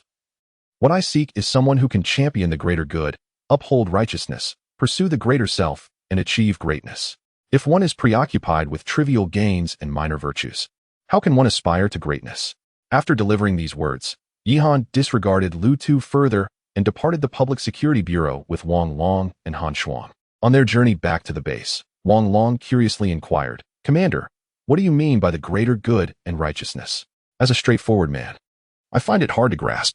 Yihan remained silent for a considerable time, uncertain himself. In this world, he was merely a transient presence, and perhaps before long, the world system would relocate him elsewhere. There was no need to dwell too deeply on such matters. Yet, if he did not confront the issue, a sense of discomfort lingered within him, akin to being obstructed by something intangible. After a long pause, he finally articulated, "It means allowing things to manifest as they ought to be." Wang Long still did not fully understand, offering an awkward smile and scratching his head.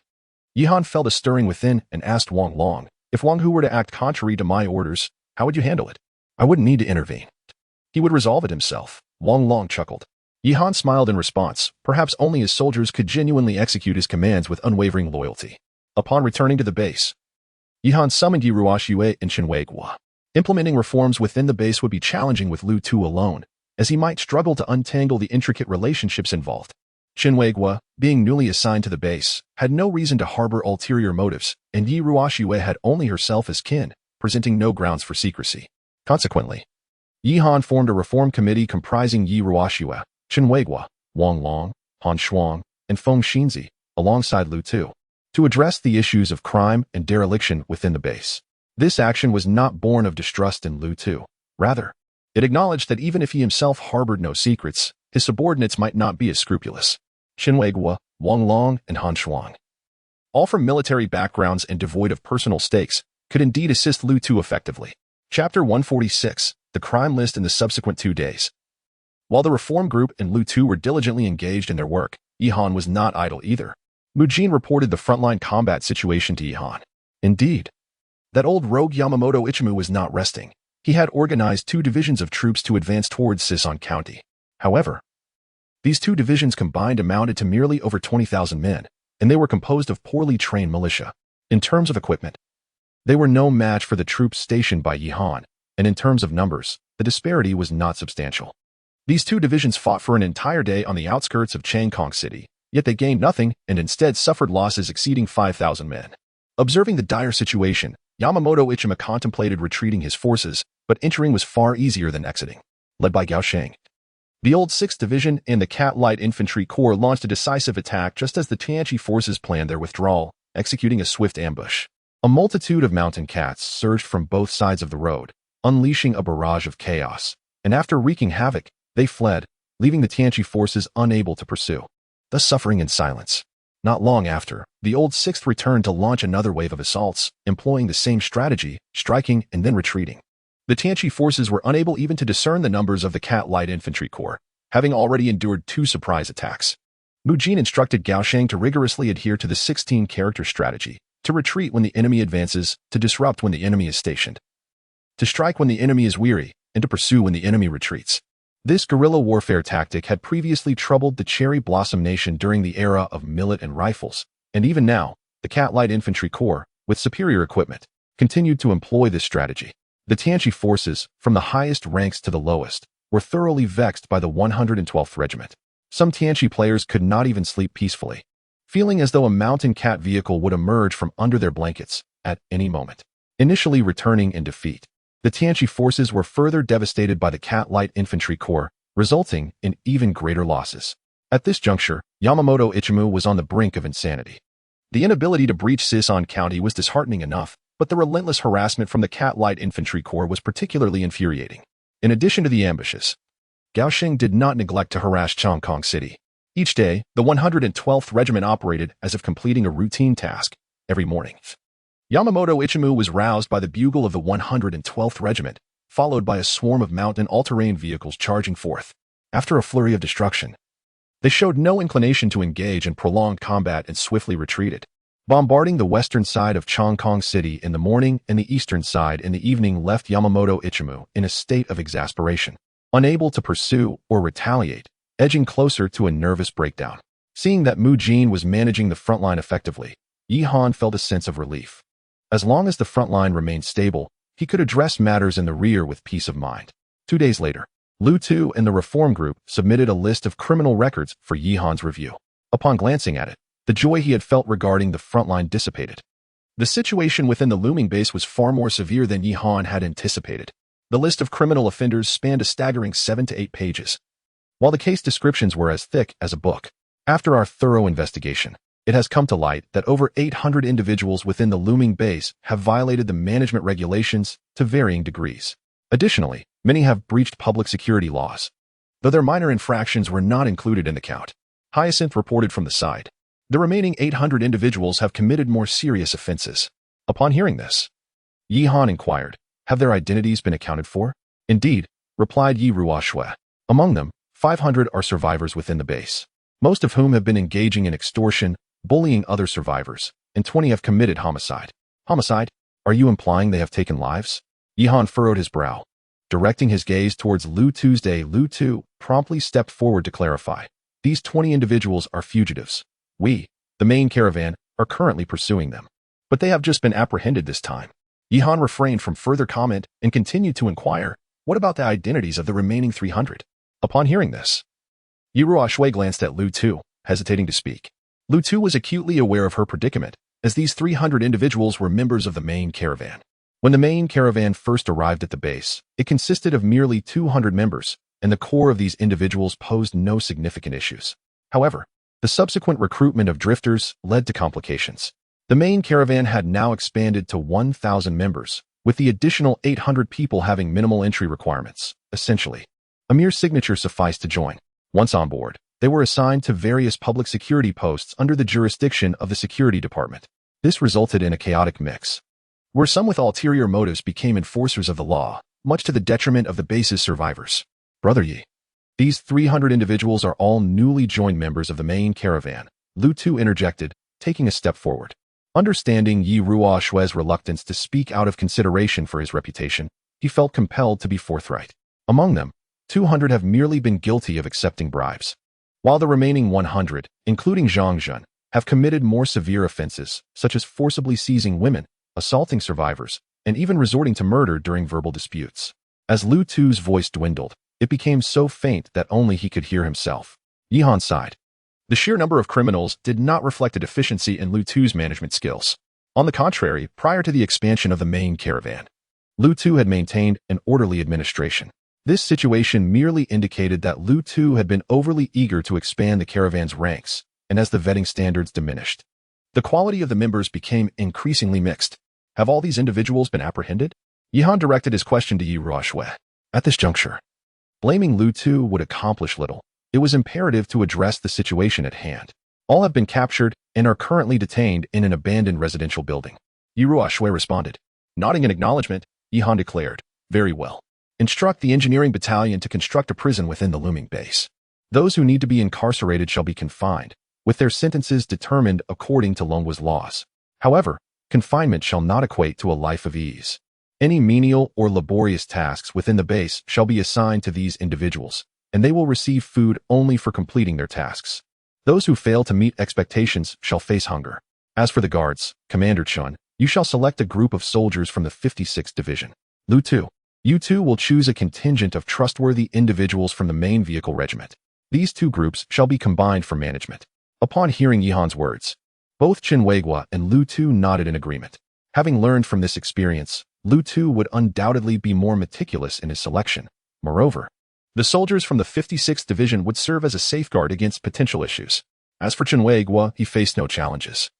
Several soldiers from the 56th Division were approaching retirement age, and assigning them as prison guards would provide them with a commendable place of service. Chapter 147. The Tribunal. After arranging matters concerning the prison, Yi Han did not relent. This internal cleansing could not be hastily concluded. In accordance with Yi Han's vision, extraordinary times called for extraordinary measures. A portion must be imprisoned, while others must face execution. Sister, review the list and identify those with severe offenses and detrimental influences. We must be resolute when necessary, apprehending them all and transporting them to the desolate lands behind looming town. A glint of ferocity flickered in Yihan's eyes. Once there, organize the eligible survivors from the looming base, asking representatives from each production team to attend. This will serve to intimidate those with nefarious intentions and reassure the survivors. They must understand that our base is under authoritative control. Yi Ruoshuan nodded in agreement. Understood. I shall proceed to organize a tribunal. 5 hours later, the tribunal convened as scheduled, with Yihan dispatching over 100 soldiers from Wang Long's guard unit to maintain order. The gathering took place in the agricultural district of Looming Town, where no platform had been erected. Over 100 criminals were bound and kneeling in unison on the ground. The arriving survivors quickly recognized the identities of these individuals. Some were local tyrants among the survivors, while others were minor officials from the main brigade. Before Yihan could utter a word, the survivors erupted in commotion. Isn't that Boss Lu? How could he be captured? I recall him boasting about having the security office under his control. No one could touch him. What security office? Look, even the head of the security office in District 3 is bound there. It seems the higher-ups in the base have taken action. I knew these individuals would eventually face consequences. The chief commander truly is a fair and just figure. I thought they would reign unchallenged for life. Yet their reckoning has arrived so swiftly. Execute them. They deserve death. Avenge my son. Sister, you should feel reassured now. That scoundrel Old Hay cannot escape this time. Amidst the clamor of the survivors, another figure emerged at the execution ground. To everyone's surprise, it was Lu Tu, who had tied himself up and also knelt at the execution site. Yihan was at a loss for words. Lu Tu was truly something else. Playing the role of the repentant in private, this was a place of execution, and his appearance was no jest. Stop. Those here are to be executed. You should leave quickly. Your crimes do not warrant death, Yihan advised Lu Tu, somewhat exasperated. As Yihan attempted to dissuade him, some keen-eyed survivors recognized Lu Tu's weight. Isn't that Minister Lu? Why is he bound here too? Minister Lu? Which Minister Lu? The head of the security department. I thought Minister Lu was quite decent. He previously managed the base's security. Well, if the underlings have erred, can their superior escape blame? However, is execution not too severe? Surely Minister Lu cannot have other charges against him? Yihan had spent quite some time persuading Lu Tu, yet the latter showed no inclination to relent. Yihan, feeling exasperated, decided to instruct the soldiers to keep Lu Tu at a distance during the proceedings. Subsequently, the trial assembly commenced. Yi Ruoshuan, who had always portrayed a gentle persona within the base, found it inappropriate to take the stage at such a moment. Thus, Yihan appointed Feng Xinzi to speak on their behalf. Ladies and gentlemen, you are undoubtedly familiar with these individuals. We have apprehended them in pursuit of justice for the base, Feng Xinzi said coldly after clearing her throat. The survivors recognized Feng Xinzi as a member of the military and listened intently to her words, imbued with a palpable sense of seriousness. These individuals have committed heinous crimes, including major offenses and even murder. The command center of our base has deliberated and reached a consensus to impose the death penalty, effective immediately. As for others who have committed various offenses, they have already been detained by the newly established prison management of the base, and their names will be publicly disclosed later. Now, I will announce the list of those sentenced to death. Following this declaration, Feng Xinzi read aloud the names of over 100 individuals. While soldiers from the guard battalion confirmed their identities, their weapons trained steadily upon them. The survivors, sensing the gravity of the trial, fell into a tense silence, while the condemned quaked in fear.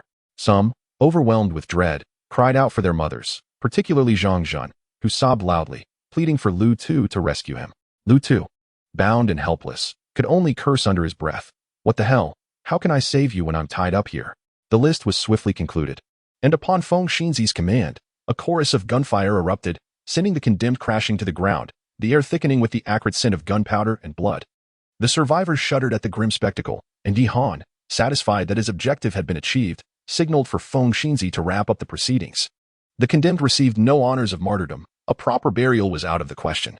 They were uniformly cremated, with those having relatives allowed to collect the ashes, while the unclaimed remains were disposed of in a designated location. After these grim duties were fulfilled, only Lu Tu remained on the scene. Realizing he could no longer remain in the shadows, Yihan addressed the survivors, stating, during this internal purge, the Minister of Public Security, Lu Tu, has been found guilty of harboring offenders and failing to manage his subordinates effectively. Consequently, the base has decided to relieve Lu Tu of his duties as Minister of Public Security and reassign him as the head of the security office in Residential Area 3. Pending further evaluation, Yihan had no intention of executing Lu Tu, as his transgressions did not warrant such a fate. The reassignment served both to reassure the populace and to encourage Lu Tu's reflection. Although no longer a minister, he still managed the main vehicle corps. And should he demonstrate improvement, a return to his former position was not out of the question. The survivors exhibited no dissent towards Yihan's decision, with many even shouting praises, calling him the benevolent lord, leaving Yihan feeling somewhat bashful. After the conclusion of the judgment assembly, Yihan promptly set about establishing the supervisory agency within the base. As the base expands, it is inevitable that individuals beyond his own troops will partake in the management of affairs. To eradicate malfeasance, the establishment of a supervisory body is essential. However, Yihan found himself at a loss for a suitable candidate for the position of Minister of Supervision. There was no need to consider military officers like Wang Long and Wang Hu, as they were preoccupied with warfare. While they excelled in combat, it was uncertain whether they could competently handle administrative matters. Yi Ruoxue was occupied with managing the base and her logistics, leaving her no time for these responsibilities. Lu Tu had recently heired, making him an unsuitable choice. Mu Jin was needed to command frontline battles, and the unreliable ghost was out of the question. After much contemplation, it seemed that Qin Weiguo was the only viable candidate. Following the transformation of the 56th Division into a garrison division, with the allocation of officers at various levels and a reduction in combat tasks, Qin Weiguo found himself with a manageable workload. Furthermore, his age and experience positioned him well, and without close relatives or friends, he was respected within the military. His integrity was commendable, especially as he could rally troops to oppose the Sakura nation in this critical time. As for his capabilities, there was no doubt. After all, he held the rank of Major General, which suggested he could certainly handle such matters. The only uncertainty remained whether he would consent to take on the role. Chapter 148. Aftermath of the base. With this thought, Yihan could no longer remain seated. He promptly turned to lead Han Shuang and Wang Long to the headquarters of the garrison division. Upon hearing Yihan's proposal, Qin Weiguo furrowed his brow in dismay. Is this truly how the commander intends to proceed? First, you sidelined me from the 56th Division, and now you wish to expel me entirely? Why would I abandon my role as a division commander to assume the position of Minister of the Supervisory Department, which encompasses but a few troops and artillery? Moreover, it is evident that such a position is fraught with the necessity of offending others. Realizing that Qin Weiguo had misconstrued his intentions, Yihan promptly clarified. What I envision is for you to concurrently serve as the Minister of the Supervisory Department while still overseeing the 56th Division. The base is currently in dire need of personnel, with many individuals juggling multiple roles. Upon hearing this, Qin Weiguo's furrowed brow eased. In that case, it is certainly feasible. I am not particularly acquainted with the personnel at the base, thus I have no qualms about offending anyone. Seeing Qin Weiguo acquiesce, Yihan turned to instruct him and Yi Ruoxue to identify a suitable location for the supervisory department. According to the base's layout, the entire area of Looming Valley's forefront, including the walled section, was designated as a military management zone, where the majority of the troops were stationed. Beyond the military zone lay the residential area, primarily centered around the original town of Looming, which served to provide accommodation, medical care, entertainment, and a range of essential services for the survivors. Further back was the administrative district, housing the base command, logistics support department, and public security department. Ultimately, the location for the supervisory department was established within this area. To facilitate operations, Qin Weiguo arranged for the headquarters of the 56th Division to be relocated to the compound of the supervisory department. Following the establishment of the department, the selection of key personnel commenced, a matter for which Yihan had already devised a plan. He tasked Yi Ruoxue with organizing a recruitment event within the base.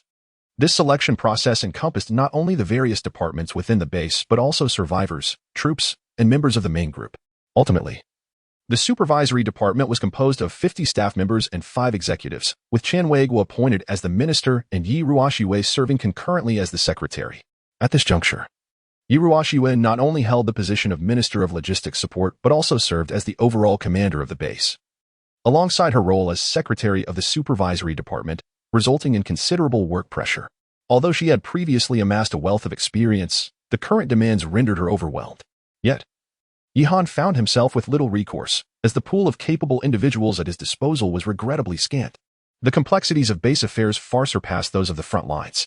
As a certain corpulent member of the Aizenjaro clan aptly noted, it is easy to seek merit, yet difficult to achieve success. Success is easy, but maintaining it is another challenge. Maintaining success is simple, yet achieving enduring merit is arduous. While Yihan grappled with these burdens, Mu Jin at the front lines, having learned of Yihan's predicament, offered a suggestion. Why not establish a cadre training school at the base? Seek out suitable candidates throughout the entire base, select the most promising for enrollment, and upon completion of their training, assign them to various units.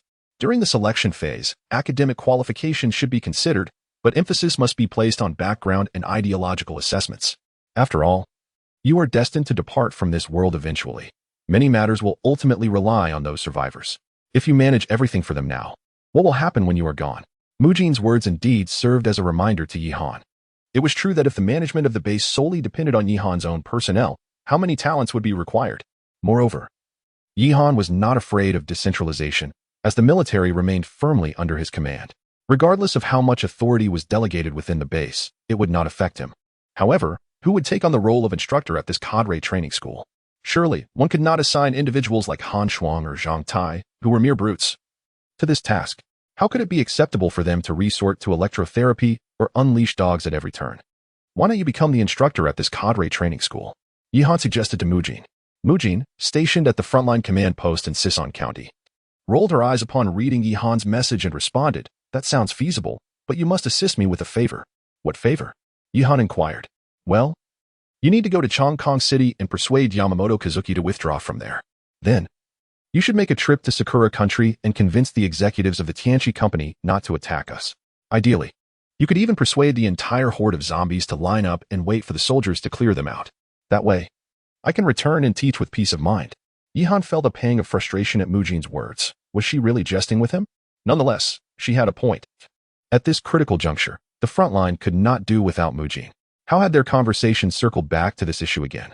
With a sigh, Yihan realized he still could not devise a reliable plan, and thus this matter would have to be temporarily shelved. Fortunately, the current scale of the base was not too large, and the lack of managerial personnel had not yet become glaringly evident. However, this issue would inevitably need to be addressed. Otherwise, once the number of people increased, even if the front line performed admirably, chaos would ensue in the rear. Subsequently, Yihan summoned the recently demobilized commander of the 56th Division, whom Chenweigua had previously mentioned, a commander who had transitioned to civilian life as a police chief.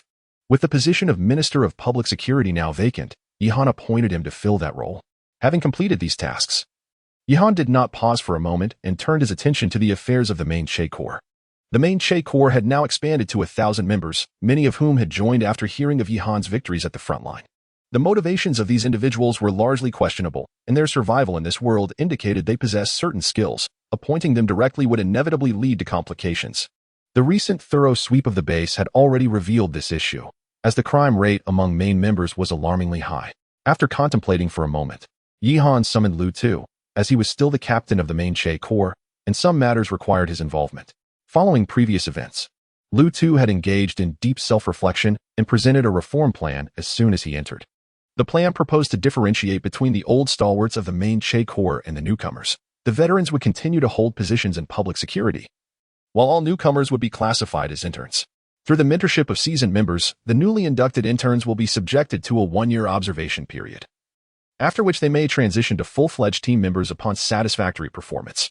Furthermore, all subsequent recruits to the mines team must undergo thorough background checks and inquiries, gaining approval before they can officially join the group.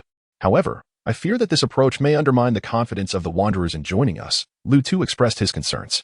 Lu Tu's apprehensions are not unfounded. With the introduction of this policy, many Wanderers with complex backgrounds may hesitate to join. After contemplating for a moment, Yihan reassured Lu Tu, stating, "Do not worry, we prefer quality over quantity. You may proceed with the implementation." Chapter 149, Stalwart Ice and Plum Blossoms. Although it is imperative to unify all possible forces during these times, what Yihan lacks is not cattle or horses, but rather talent. If he indiscriminately accepts anyone without scrutiny, these fence-sitting drifters may bring unforeseen troubles. Moreover, the mine's convoy is primarily focused on maintaining order. Should there truly be a dire need for personnel, Yihan can always select individuals from the survivors or the Dragon Kingdom's forces. Ultimately, he could even draw from his own troops. Although Wang Long's guard regiment operates with a strict hand, it undeniably ensures that the survivors remain orderly. It is not necessary to rely solely on drifters. After 3 days of meticulous arrangements, the matters concerning the base have been substantially addressed. Yihan took stock of the current situation at the base. Apart from the 10,000 survivors in Luming Town, there are an additional 20,000 scattered across other towns in Shillong County. The organizational structure has also been established, albeit with some improvisation. Firstly, There is the base command center managed by Yi Ruoxue, which serves as the strategic brain behind Yihan's rear operations, overseeing all affairs of the base. The logistics department, also under Yi Ruoxue's purview, is responsible not only for the base's logistical needs but also for those of his own troops. Additionally, the logistics department encompasses various other subdivisions, including the Bureau of Industry, Bureau of Agriculture, Bureau of Mining, Material Management Bureau, Engineering Bureau, Medical Bureau, Construction Bureau, and Grain Supply Bureau, among others. The administrators of these departments were carefully selected by Yi Ruoxue, comprising both survivors and Yihan's own personnel. For instance, the head of the Medical Bureau is the captain of the military medical team he had previously exchanged for, who also serves as the director of the looming military hospital. The Construction Bureau is headed by Wang Shi, the commander of the Engineer Battalion. However, the Engineering Bureau currently lacks a leader, with numerous construction projects underway at the base. The workload is considerable, yet Yi Ruoxue has been unable to find a suitable candidate. Upon hearing Yi Ruoxue mention this, Yihan suddenly recalled an individual, the sole engineer he had exchanged for during his time in the First World. This young man, still nameless and referred to as Engineer 1, has spent his days since the establishment of the base teaching at the school, enjoying a few drinks, fishing, and listening to music. The days of his relentless toil under Yihan's command now feel like a distant memory. Meanwhile, Engineer 1, currently fishing at the base, suddenly sneezed. Why does it feel like something is amiss? Could it be that the commander is thinking of me again? The thought sent a shiver down his spine, as he has long wished to forget those harrowing times. In the past, Yihan would demand blueprints one moment, and then instruct him to repair toilets the next. He worked tirelessly day and night, embodying the saying, labor vigorously by day, stealthily by night, persist through light rain, and toil fervently in heavy downpours. The stress took such a toll that he nearly lost all his hair, and only recently has it begun to regrow. Xiao, please contact Engineer 1 and have him report to the Engineering Bureau. Oh, and let's rename him Wang Yo, wishing he will henceforth thrive and contribute tirelessly to the base. Yihan instructed Xiao. On the other side of the project, the engineer known as Wang Yo felt a sudden darkness envelop him as he heard Yihan's call, causing him to faint instantly. After ensuring the base was properly organized, Yihan bid farewell to Yi Ruoxue and her companions, then set off for Sisan County accompanied by Wang Long and Hans Wang. Naturally, Han Shuang's Special Operations Unit followed closely, while Yihan instructed Wang Long to leave a mobile guard company at the base from the entire security battalion he had brought. This mobile guard company was primarily responsible for the security of the base's command center, essentially serving as Yi Ruoxue's personal guards. Given the multitude of people at the base, the 56th Division was tasked with its defense, while the Public Security Department managed law and order, leaving no extra personnel available. The 4 members of the Feng Xinzi team could only safeguard Yi Ruoxue, and it was essential to allocate dedicated guards for the other administrative departments at the base. On the journey to Sisan County, Yihan maintained constant communication with Mujin. After pondering for a moment, he inquired, "Do you have any recommended books?" "I would like to read." Mujin replied, "What's wrong? At your age, still wanting to take the college entrance examination?" Yihan felt somewhat speechless. Ever since their initial encounter where he inadvertently offended Mujin, their conversations had been laced with sarcasm. "What do you mean by the college entrance examination?" "I'm looking to learn about warfare and management," Yihan retorted, rolling his eyes. Mujin responded, "Oh, that's simple. Start with on protracted war, and also look into analysis of social classes in the Dragon Kingdom and report on the investigation of the Jia Han peasant movement." Yihan recognized the titles of these works. Aren't these selections of great figures? And when you mention on protracted war, do you mean that our battle will last a long time? Our battle, of course, will not endure for long. The circumstances then are entirely different from now. The key is to learn methodologies and modes of thought. Everything is in a state of flux. Nothing remains unchanged. After reading, one must still conduct investigations and research. Merely applying theories rigidly will not resolve issues. Mujin, unusually earnest, shared a plethora of thoughts with Yihan. You might also explore his collection of poetry. The mighty walls are indeed as solid as iron, yet now we stride forth anew. One must aspire to achieve, and only with ambition can one attain success. The road ahead is long, but not distant. Yihan did not respond to Mujin's words. Instead, he turned to Xiaowai, instructing her to retrieve the electronic books for him through the system, and began to read intently. By the time they arrived in Sisan County, it was already evening, the sun gently sinking behind the western mountains. As Yihan emerged from his reading, he found himself faced with the blood-red setting sun. Yet he felt no trace of melancholy. Just as he had stated, when the northern sea was still covered in ice, I beheld the blooming plum blossoms. Yihan resolved to solidify a certain determination within himself. At that moment, Mujin was not at the frontline command center in Sisan County. According to Yi Jingyu, she had gone to observe the deployment of various troops. Since joining his unit, although Mujin's attitude towards Yi Han had not been particularly warm, she had shown diligence and dedication to her duties. Yi Han contemplated the necessity of easing their relationship.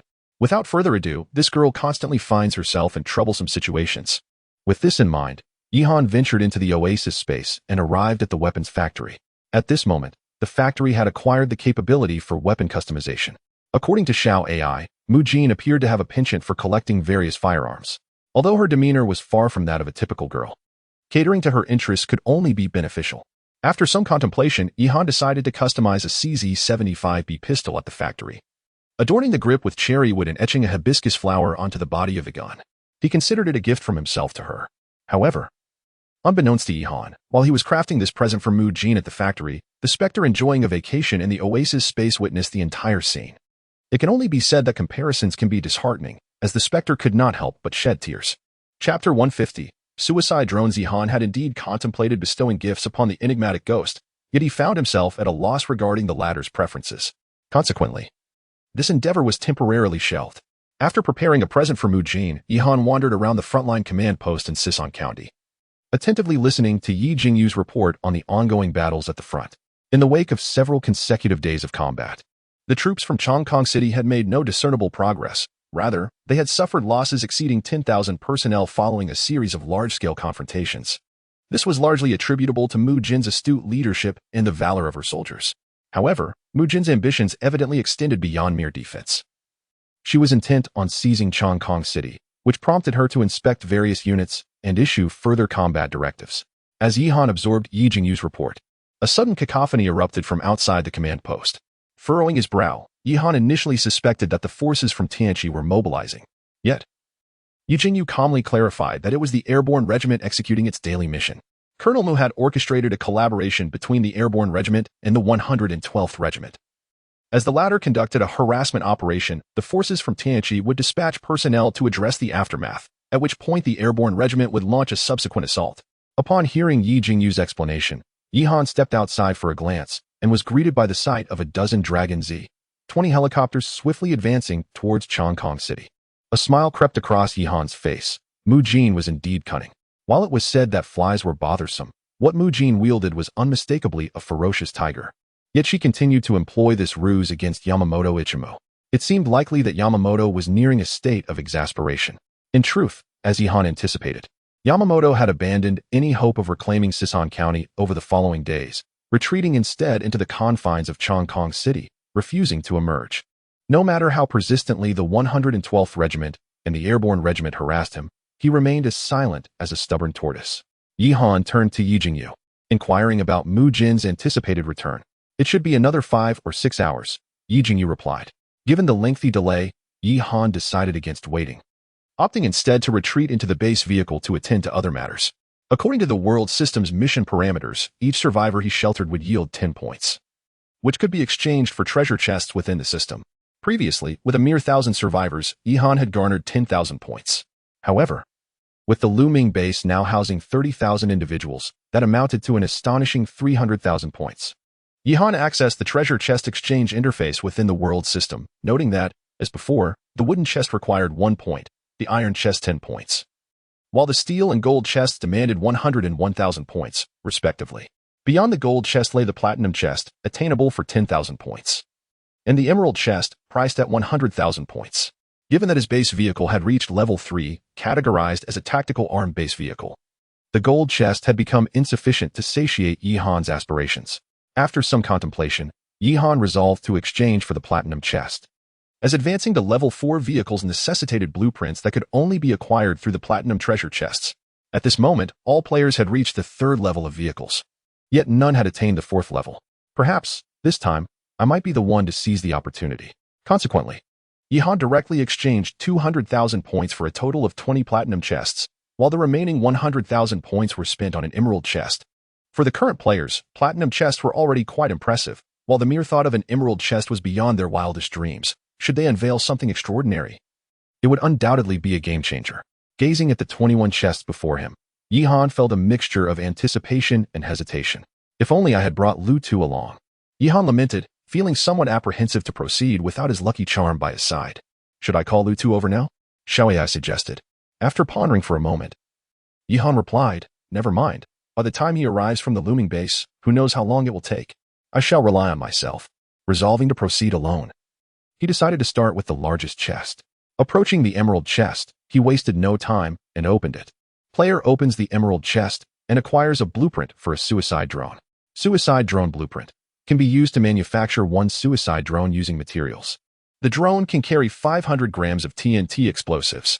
Upon seeing this, Yihan's face lit up with joy. His luck had indeed favored him this time. For this item was exceptionally powerful. It seemed that Yamamoto Ichimu would soon find himself sleepless again.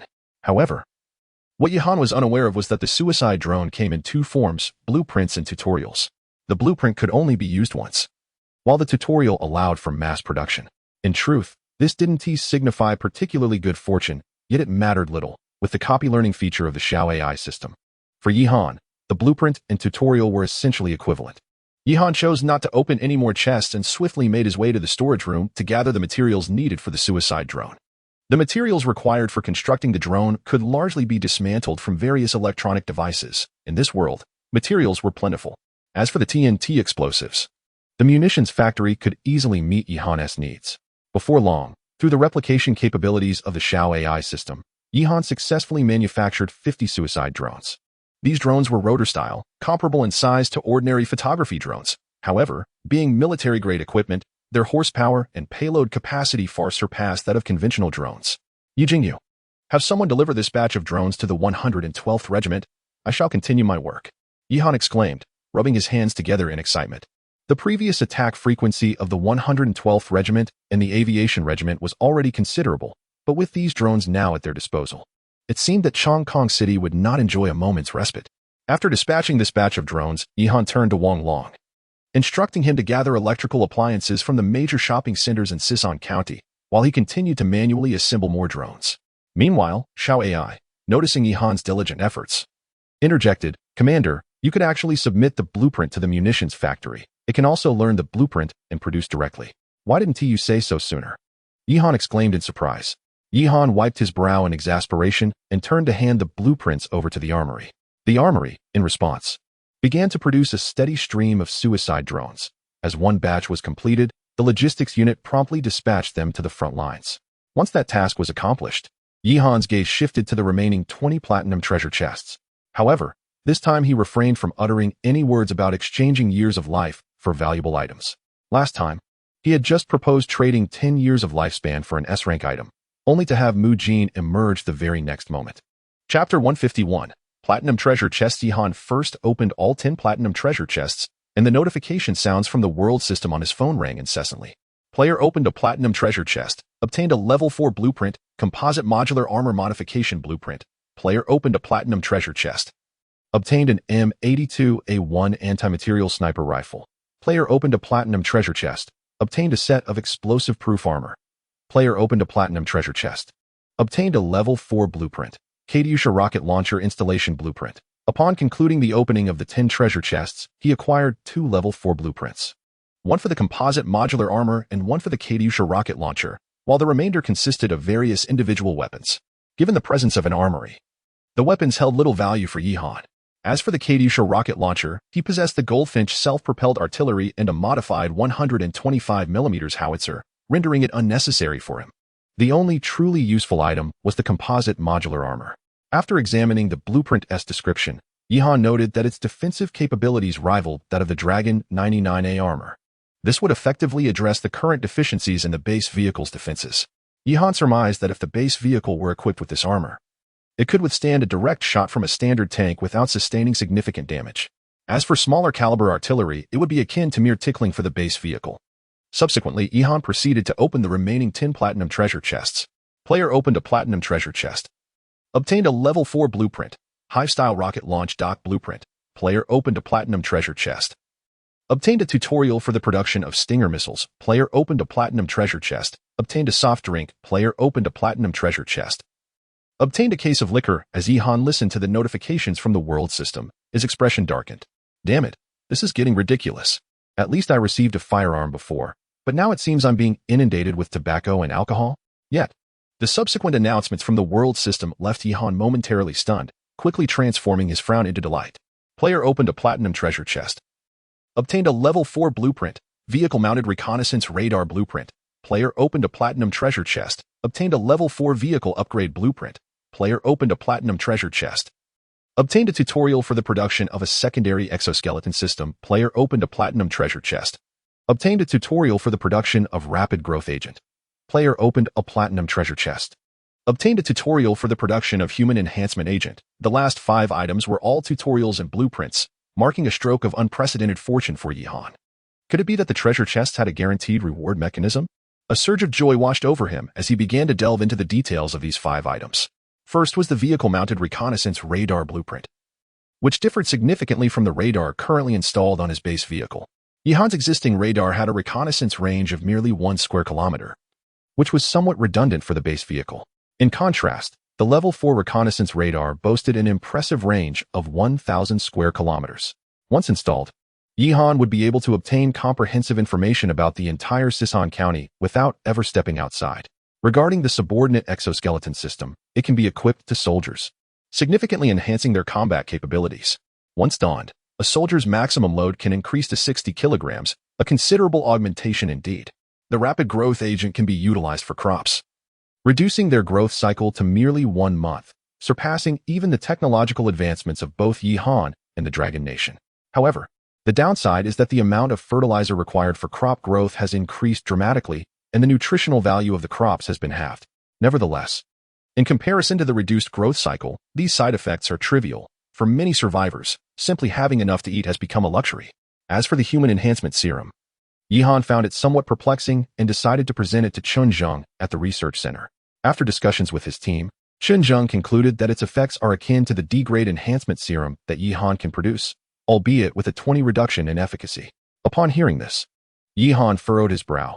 The fact that he could obtain such serum from the platinum treasure chest implied that other players could also do the same. Consequently, the combat abilities of these players would inevitably improve. However, even with such enhancements, they would still not match the prowess of Yihan's forces. As warfare is not solely dependent on individual capability, but rather on the overall combat proficiency of the unit, the conviction possessed by Yihan's troops far surpasses that of the players or the Apocalypse forces. Nonetheless, this serum could serve as a replacement for the Phantom. Yihan nodded in agreement. After all, continuously extracting his blood was not a sustainable solution. Although the serum's effectiveness was reduced by 20 compared to the D-grade enhancement, it would still suffice for the soldiers.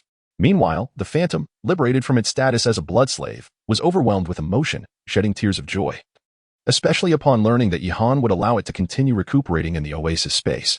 The Phantom's affection for Yihan finally increased. Shifting from 30 the old thief is too much to 50 accompanying the monarch is like accompanying a tiger. Subsequently, Yihan turned his attention to the highlight of this treasure opening, the level 4 vehicle upgrade blueprint. Rubbing his hands together, he accessed the vehicle upgrade page to utilize the blueprint. However, the system suddenly displayed a prompt: lack of vehicle upgrade core 1. Yihan frowned. During his previous upgrades, this item had not been required. Yet it was clear that this core could also be obtained from the platinum treasure chest. If necessary, he could simply acquire more chests for Lu Tu to assist him.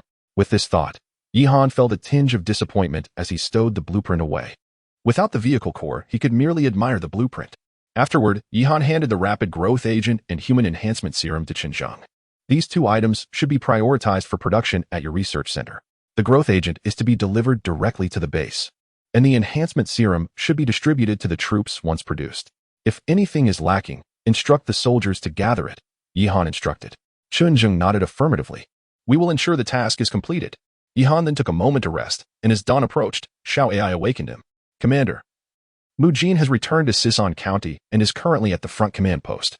Upon hearing Xiao Ai's words, Yihan hurriedly climbed out of bed, freshened up swiftly, and made his way to the front command post with the gift he had prepared. Wang Long and Han Shuo followed closely behind him. Upon arriving at the command post, Yihan immediately spotted Mu Jin seated in the command chair. It was evident that she had been quite exhausted over the past few days. As she had dozed off while seated, Yi Jingyu and the others wisely chose not to disturb her. Instead, they thoughtfully draped a blanket over Mu Jin, lowering their voices in silent understanding. Chapter 152. The eve of the final assault. As Yihan stepped through the door, Mu Jin stirred from her slumber.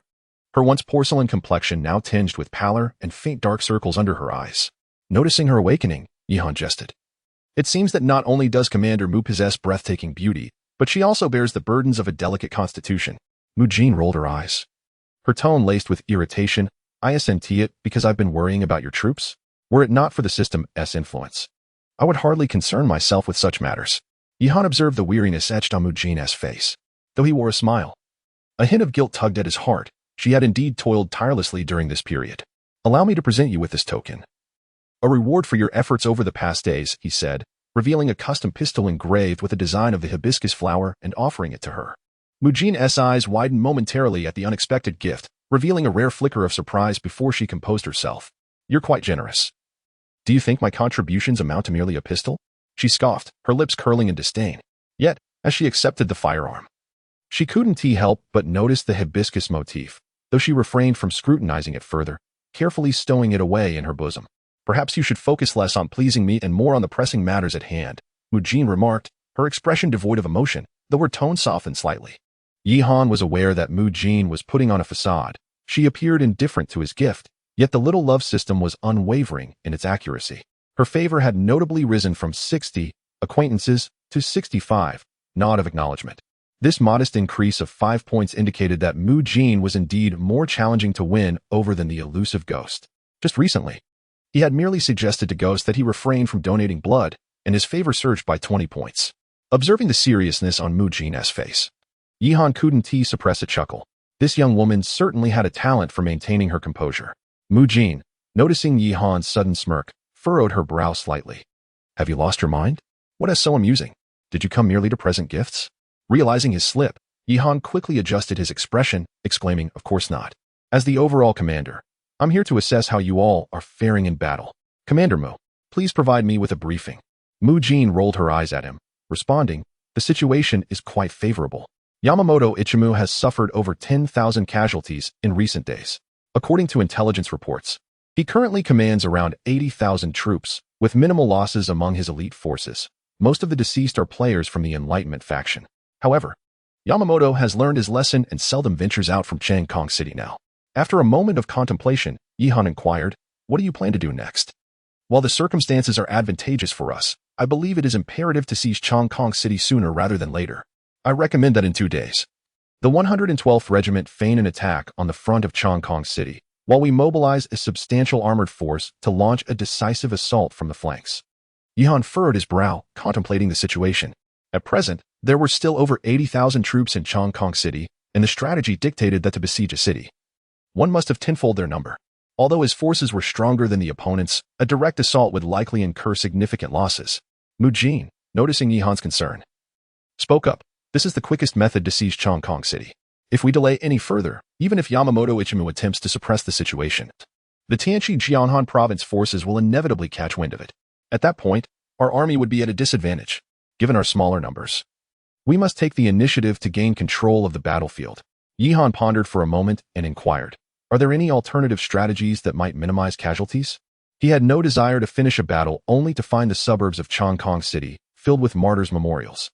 I considered launching a surprise attack on their logistical bases in Changkong City, but according to the intelligence department, those points are heavily guarded, making infiltration by small units virtually impossible, Mu Jin replied. It seemed there were no other options. Yihan let out a barely perceptible sigh. He then shared his plan to employ suicide drones from the emerald treasure chest with Mu Jin, who, upon hearing this, displayed a flicker of delight. If only we had developed this sooner, Yamamoto Ichimu would have certainly suffered considerable losses. Mu Jin picked up a drone and examined it closely. It's not too late. I've already arranged for the drones to be sent to the front lines, Yihan stated. Mu Jin nodded in agreement. Then it shall be so. For the next 2 days, the Air Corps, the 112th Regiment, and the suicide drones will launch relentless assaults on Changkong City, compelling Yamamoto Ichimu to lower his guard under repeated bombardments. After exhausting the enemy, we will initiate a full-scale attack. The ensuing days would prove to be among the most tormenting in Yamamoto Ichimu's life. Changkong City was subjected to constant ambushes, and despite commanding an army of over 80,000, he found it challenging to endure such relentless strikes. The most critical aspect was that they could only endure the attacks. Any attempt to retaliate would lead them into the jaws of 3 armored regiments poised for an aggressive counteroffensive. Meanwhile, the players were not idle. Someone took the initiative to create a news segment in the communication hall, reporting daily on Yihan's assaults and even interviewing Yamamoto Ichimu from Toyanchi Corporation. Yamamoto Ichimu harbored a desire to eliminate these individuals, but they were, regrettably, his own people. They told him it was for the purpose of promoting Toyanchi Corporation, hoping to attract more wanderers to their cause. Thus, he was compelled to suppress his urge for vengeance. In the days following the bombings in Chongqing City, a swarm of players flocked to Toyanchi Corporation seeking answers. What could the corporation possibly say? Everyone understood that family grievances should not be aired publicly. And Toyanchi was no exception. They could only respond, there were no casualties among Toyanchi personnel during the recent attacks. At first glance, this statement seemed innocuous. But any thoughtful wanderer would discern its underlying meaning. It essentially conveyed, indeed, we were attacked, but the enemy did not inflict any harm upon us. Whether this was truthful or merely a deceptive claim, even if there were truly no casualties, remained a matter of speculation. Yet you said, indeed, they struck me, but alas. It didn't hurt, it simply did not hurt. Whether it is a 125mm howitzer or an air-to-ground missile or a multitude of drones. I dare to confront whatever comes my way, and not only did I withstand it, but I also proclaimed it to be painless. This, in itself, is an admission of defeat. The wanderers are not fools. Upon hearing the words of Toyanchi, the vast majority hastened to contact Lu Tu, eager to join the main car corps. Even those who had not yet taken sides ceased their mockery of Yihan. Clearly, they were also securing an escape route for themselves. Chapter 153. Peace talks. 2 days swiftly passed, and just as Mujin was poised to launch a surprise attack, Yamamoto Ichiki reached out to Yihan. Yamamoto sent a minor envoy to negotiate a truce with Yihan, suggesting a discussion on halting hostilities. It appeared that Yamamoto desired a venue for dialogue, hoping to cease the ongoing conflict. Before Yihan could respond, the news of Yamamoto's intent to negotiate had already spread throughout the player communication hall. What? Someone is calling for surrender? I voted for it. I did too. What does Minister Yamamoto say? It was initiated by Minister Yamamoto. How cowardly. Drag him out and execute him. Execution? Shouldn't he commit harakiri instead? What nonsense are you spouting? Minister Yamamoto merely seeks peace with Yihan, who claimed he was surrendering. Ha ha ha. Only you would believe that. That old turtle has been silent while Longkong City has become Yihan's shooting range. Isn't his call for negotiation tantamount to surrender? I oppose the truce. I am willing to fight for Toyanchi, for Sakura, for Minister Yamamoto until the very end. Is that you, Ergo Xianren? Seriously? We chose Toyanchi solely for the benefits, and yet there are fools willing to sacrifice themselves? After the war, your name will surely be inscribed in the annals of history. In the communication hall, derision reigned supreme, with few taking Toyanchi seriously. Even its players began to mock Yamamoto Ichiki. The situation in Longkong City was well known to Toyanchi's players, and the perceptive ones were either preparing to surrender to Yihan or planning to flee once Longkong City fell. Yihan furrowed his brow as he read the message from the minor envoy and inquired of Mujin, what does this old turtle mean by this? Mujin pondered briefly before replying, it seems they can no longer endure. I overestimated Toyanchi's resolve. The intelligence department had uncovered the terms of Yamamoto's reconciliation proposal. What are the terms? Yihan asked. Mujin responded, Yamamoto proposes that we cease our attacks on Longkong City, and in return, they will acknowledge our legitimacy in all areas outside of Longkong City. Additionally, they will establish an autonomous region for our looming base. From henceforth, the two parties shall remain uninvolved with one another. Yihan burst into laughter upon hearing this. This old turtle has quite the imagination. The 8 counties surrounding Longkong City were already mine. He dares to present them as compensation. Besides, not just those 8 counties, the vast expanse of Longwa is ours. It has nothing to do with their Toyanchi company. However, Mujin countered, I believe you should consider negotiating with him sincerely. What trickery are you suggesting? Yihan frowned. Yihan had no faith that Mujin would trust Yamamoto Ichiki's words. Mujin was always full of schemes. And Yihan feared he might be digging a pit for Yamamoto. You should negotiate with him and engage earnestly, Mujin urged. If I am to negotiate, what will you do? Yihan asked. Of course, I shall proceed to invade their stronghold, Mujin declared with unabashed confidence.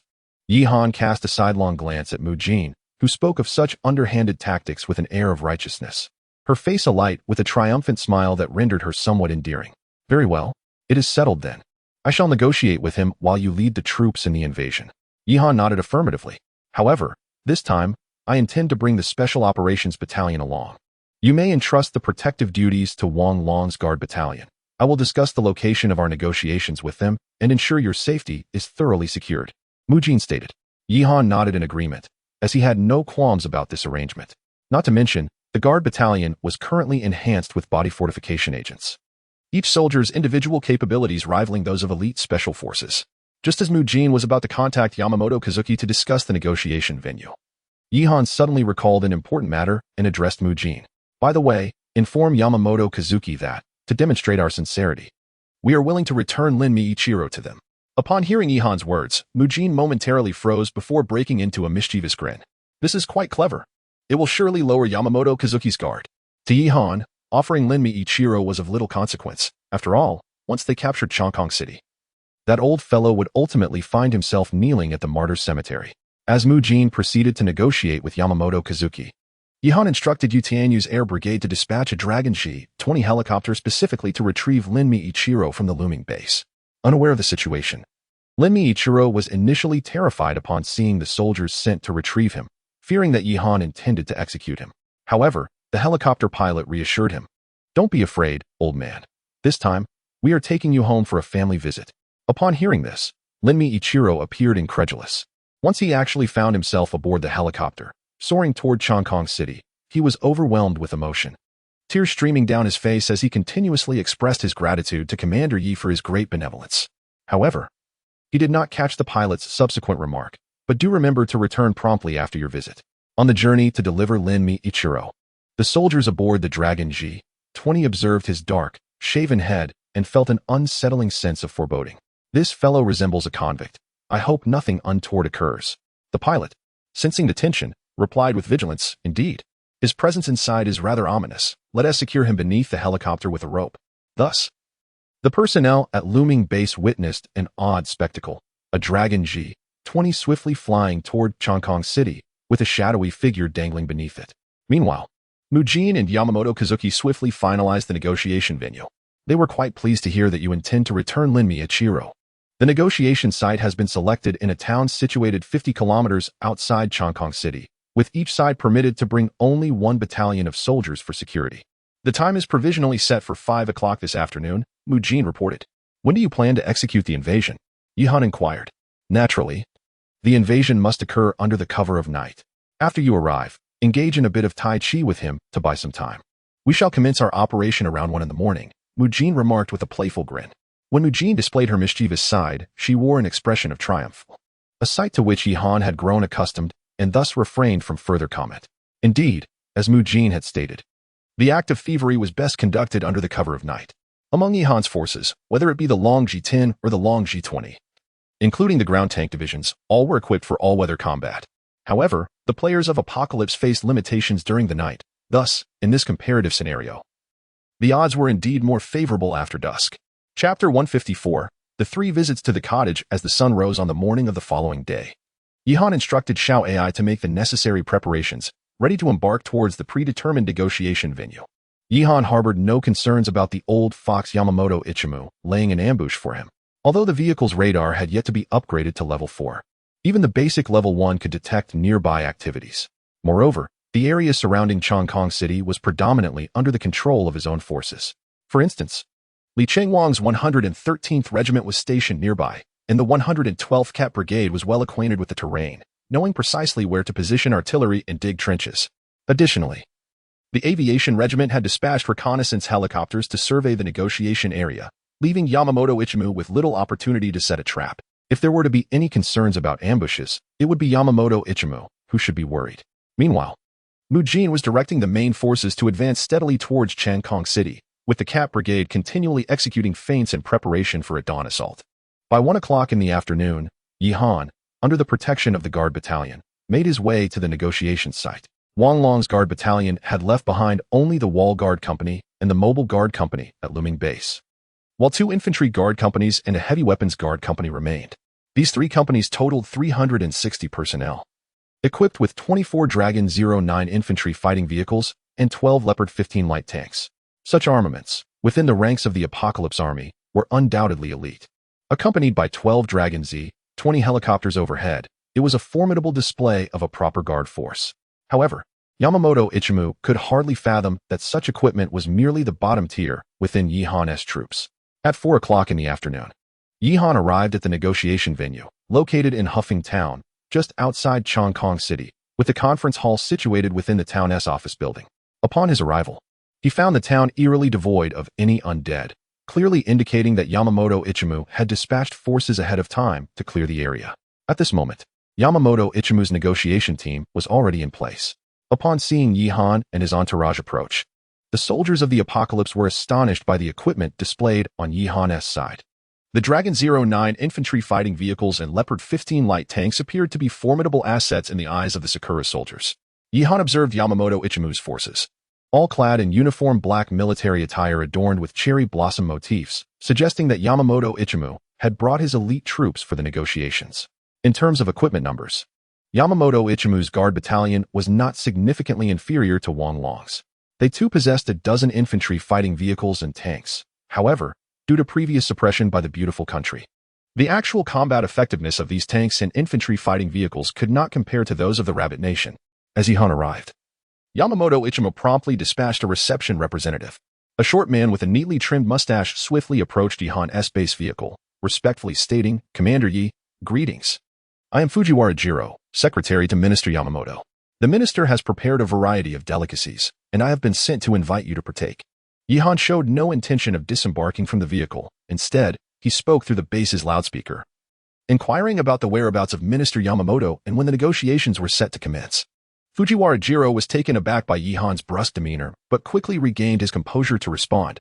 "The negotiation is still scheduled for 5 o'clock. Our minister will be waiting for you in the conference hall at Hefeng Town." After hearing this, Yihan instructed Xiao Ai to lead the troops to a vacant area in Hefeng Town and to establish a garrison there. Glancing at the time, he noted that there were still 30 minutes until 5 o'clock, yet he displayed no intention of arriving punctually for the talks. "Xiao Ai, I will take a short nap. Wake me at 6:30. And if Yamamoto Ichiki sends someone to fetch me, just give them some excuse," Yihan said, stretching lazily before reclining in the command chair. Ready to sleep. The operation with Mujin was set for 1 o'clock in the morning, and he knew he had to find a way to delay matters. After all, it was Yamamoto Ichiki who had proposed the negotiations, so he was the one who should be anxious. Hearing Yihan's words, Xiao Ai stifled a giggle and replied, "Understood. Commander." Time swiftly passed, and soon it was 5 o'clock. Yamamoto Ichiki sat in the negotiation hall, his brow furrowed in concern. What is happening? Yihan has already arrived in Hefeng Town, but where is he? He questioned his secretary, Fujiwara Jiro. Fujiwara Jiro glanced out the window, dismayed to find no sign of Yihan. "I had informed him it was at 5 o'clock. He was just stationed in Hefeng Town. Should I go and urge him?" Fujiwara Jiro suggested awkwardly. "In such an important meeting." Yihan's failure to arrive on time and the necessity for us to prompt him clearly indicated his disregard for our nation, lamented one subordinate, biting his lip in frustration. Yamamoto Ichiki's expression darkened, but he soon sighed. The negotiations were initiated by us, placing us at a disadvantage from the outset. Yihan is merely engaging in psychological warfare, hoping to extract greater concessions at the negotiation table. We ought to send someone from the provincial office to eliminate these Chinese swine. Another subordinate exclaimed, still displeased. "The first ones to be dispatched from the provincial office will be us." Yamamoto Ichiki shot a glance at his subordinate, then turned to Fujiwara Jiro, saying, "Go and urge Yihan, but soften your tone." Fujiwara Jiro nodded and hurriedly made his way to Yihan's vehicle. Before the vehicle, Fujiwara Jiro smiled obsequiously. Addressing Yihan, "Commander Yi, have you perhaps forgotten?" While Fujiwara Jiro pressed, Yihan was sound asleep in his command chair, and Xiao Ai responded, "You may return. Our Commander Yi is experiencing a slight case of constipation, but he will come once he finishes in the restroom." Upon hearing this, Fujiwara Jiro wiped his brow and replied, "Very well, I shall not disturb Commander Yi during his business." He then relayed Xiao Ai's words to Yamamoto Ichiki in the negotiation hall. Hearing that Yihan was indisposed, Yamamoto Ichiki was infuriated, his anger boiling over. Of all times to be indisposed, it has to be now. This is not merely using the restroom. It is akin to defecating on our faces. However, it must be said that Yamamoto Kazuki is rather irritable. This fellow was momentarily vexed, yet he swiftly suppressed his emotions. "Very well, let us wait another 10 minutes. Yet, after half an hour had elapsed, there was still no sign of anyone arriving from Yihan's side. Reluctantly, Yamamoto Kazuki had no choice but to send Jiro Fujiwara once more to urge them. This time, AI's approach had shifted. Our Commander Yi is suffering from a bout of hemorrhoids. He is currently preoccupied. Kindly bear with us a little longer. He will come immediately after dealing with this issue." Upon hearing AI's words, Jiro Fujiwara could hardly suggest that Yihan abandon his predicament to attend the negotiations. Thus, He could only return to report to Yamamoto Kazuki. Hemorrhoids? Very well. Hemorrhoids. Yamamoto Kazuki seethed in frustration. If that is the case, let us wait another half an hour. Should he still fail to arrive, you shall retrieve his hemorrhoids for me. Have the soldiers carry him here. Jiro Fujiwara trembled at this command. Minister Yamamoto, please do not be enraged. I believe it would be wise for us to exercise patience at this moment and refrain from acting impulsively. Otherwise. Chapter 155. Yihan exits the lavatory upon hearing Fujiwara Jiro's words. Yamamoto Kazuki evidently recalled the prior events in Chongqing City. As the catapult vehicles finished their barrage, helicopters arrived to unleash further destruction, followed closely by a swarm of drones. Yamamoto Kazuki had grown weary of such tumultuous days. With a sigh, he glanced at the clock.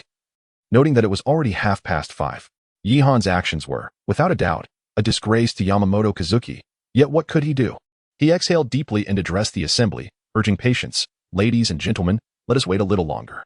Since he has arrived, it is clear that he wishes to engage in discussions with us, and he has assured us that Lin Yuichiro will be returned. The atmosphere in the negotiation hall was stifling, with the representatives from Sakura country displaying expressions of indignation and embarrassment. Half an hour passed. Yet Yihan showed no signs of appearing. Fujiwara Jiro found himself approaching the base vehicle for the third time, a sense of déjà vu washing over him. Reminiscent of the legendary 3 visits to the thatched cottage. Indeed, the scene was quite fitting, while Fujiwara urged for progress. Yihan seemed to be afflicted by some gastrointestinal distress, a situation that humorously mirrored the visits to a lavatory. Even Xiao Ai felt it inappropriate to use the pretense of a bathroom break to dismiss Fujiwara Jiro. Who could take an hour for such a mundane necessity? One could scarcely believe that even with hemorrhoids, such prolonged delays would be conceivable. He is almost done. Commander Yi is beginning to clean up. 10 minutes. Just 10 minutes. Fujiwara Jiro was flabbergasted. To take an hour for a bathroom visit and then require 10 minutes for cleanup. Was Yihan a human or a creature from folklore? Yet, receiving news that he would arrive in 10 minutes was indeed a silver lining, preferable to the earlier protracted wait.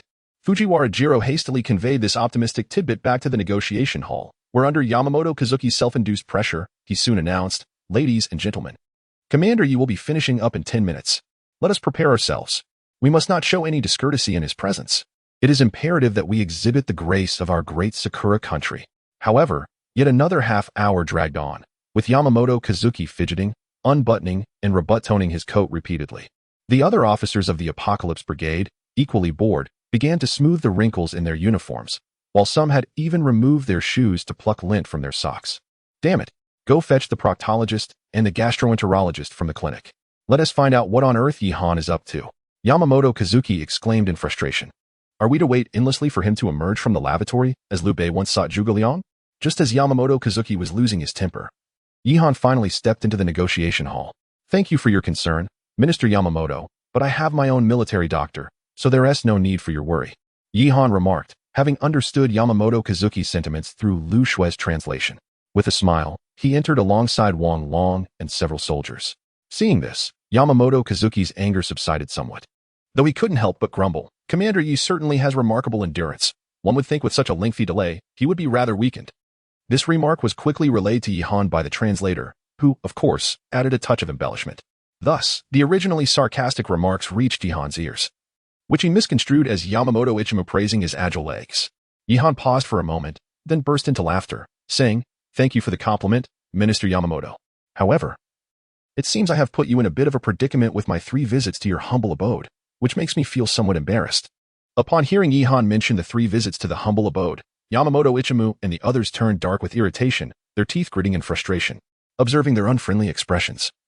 Yihan clapped his hands and declared, "To demonstrate our sincerity, we have brought Lin Yuichiro with us, and we hope this will facilitate our negotiations."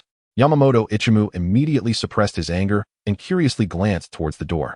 2 soldiers promptly escorted in the soot-covered Lin Yuichiro.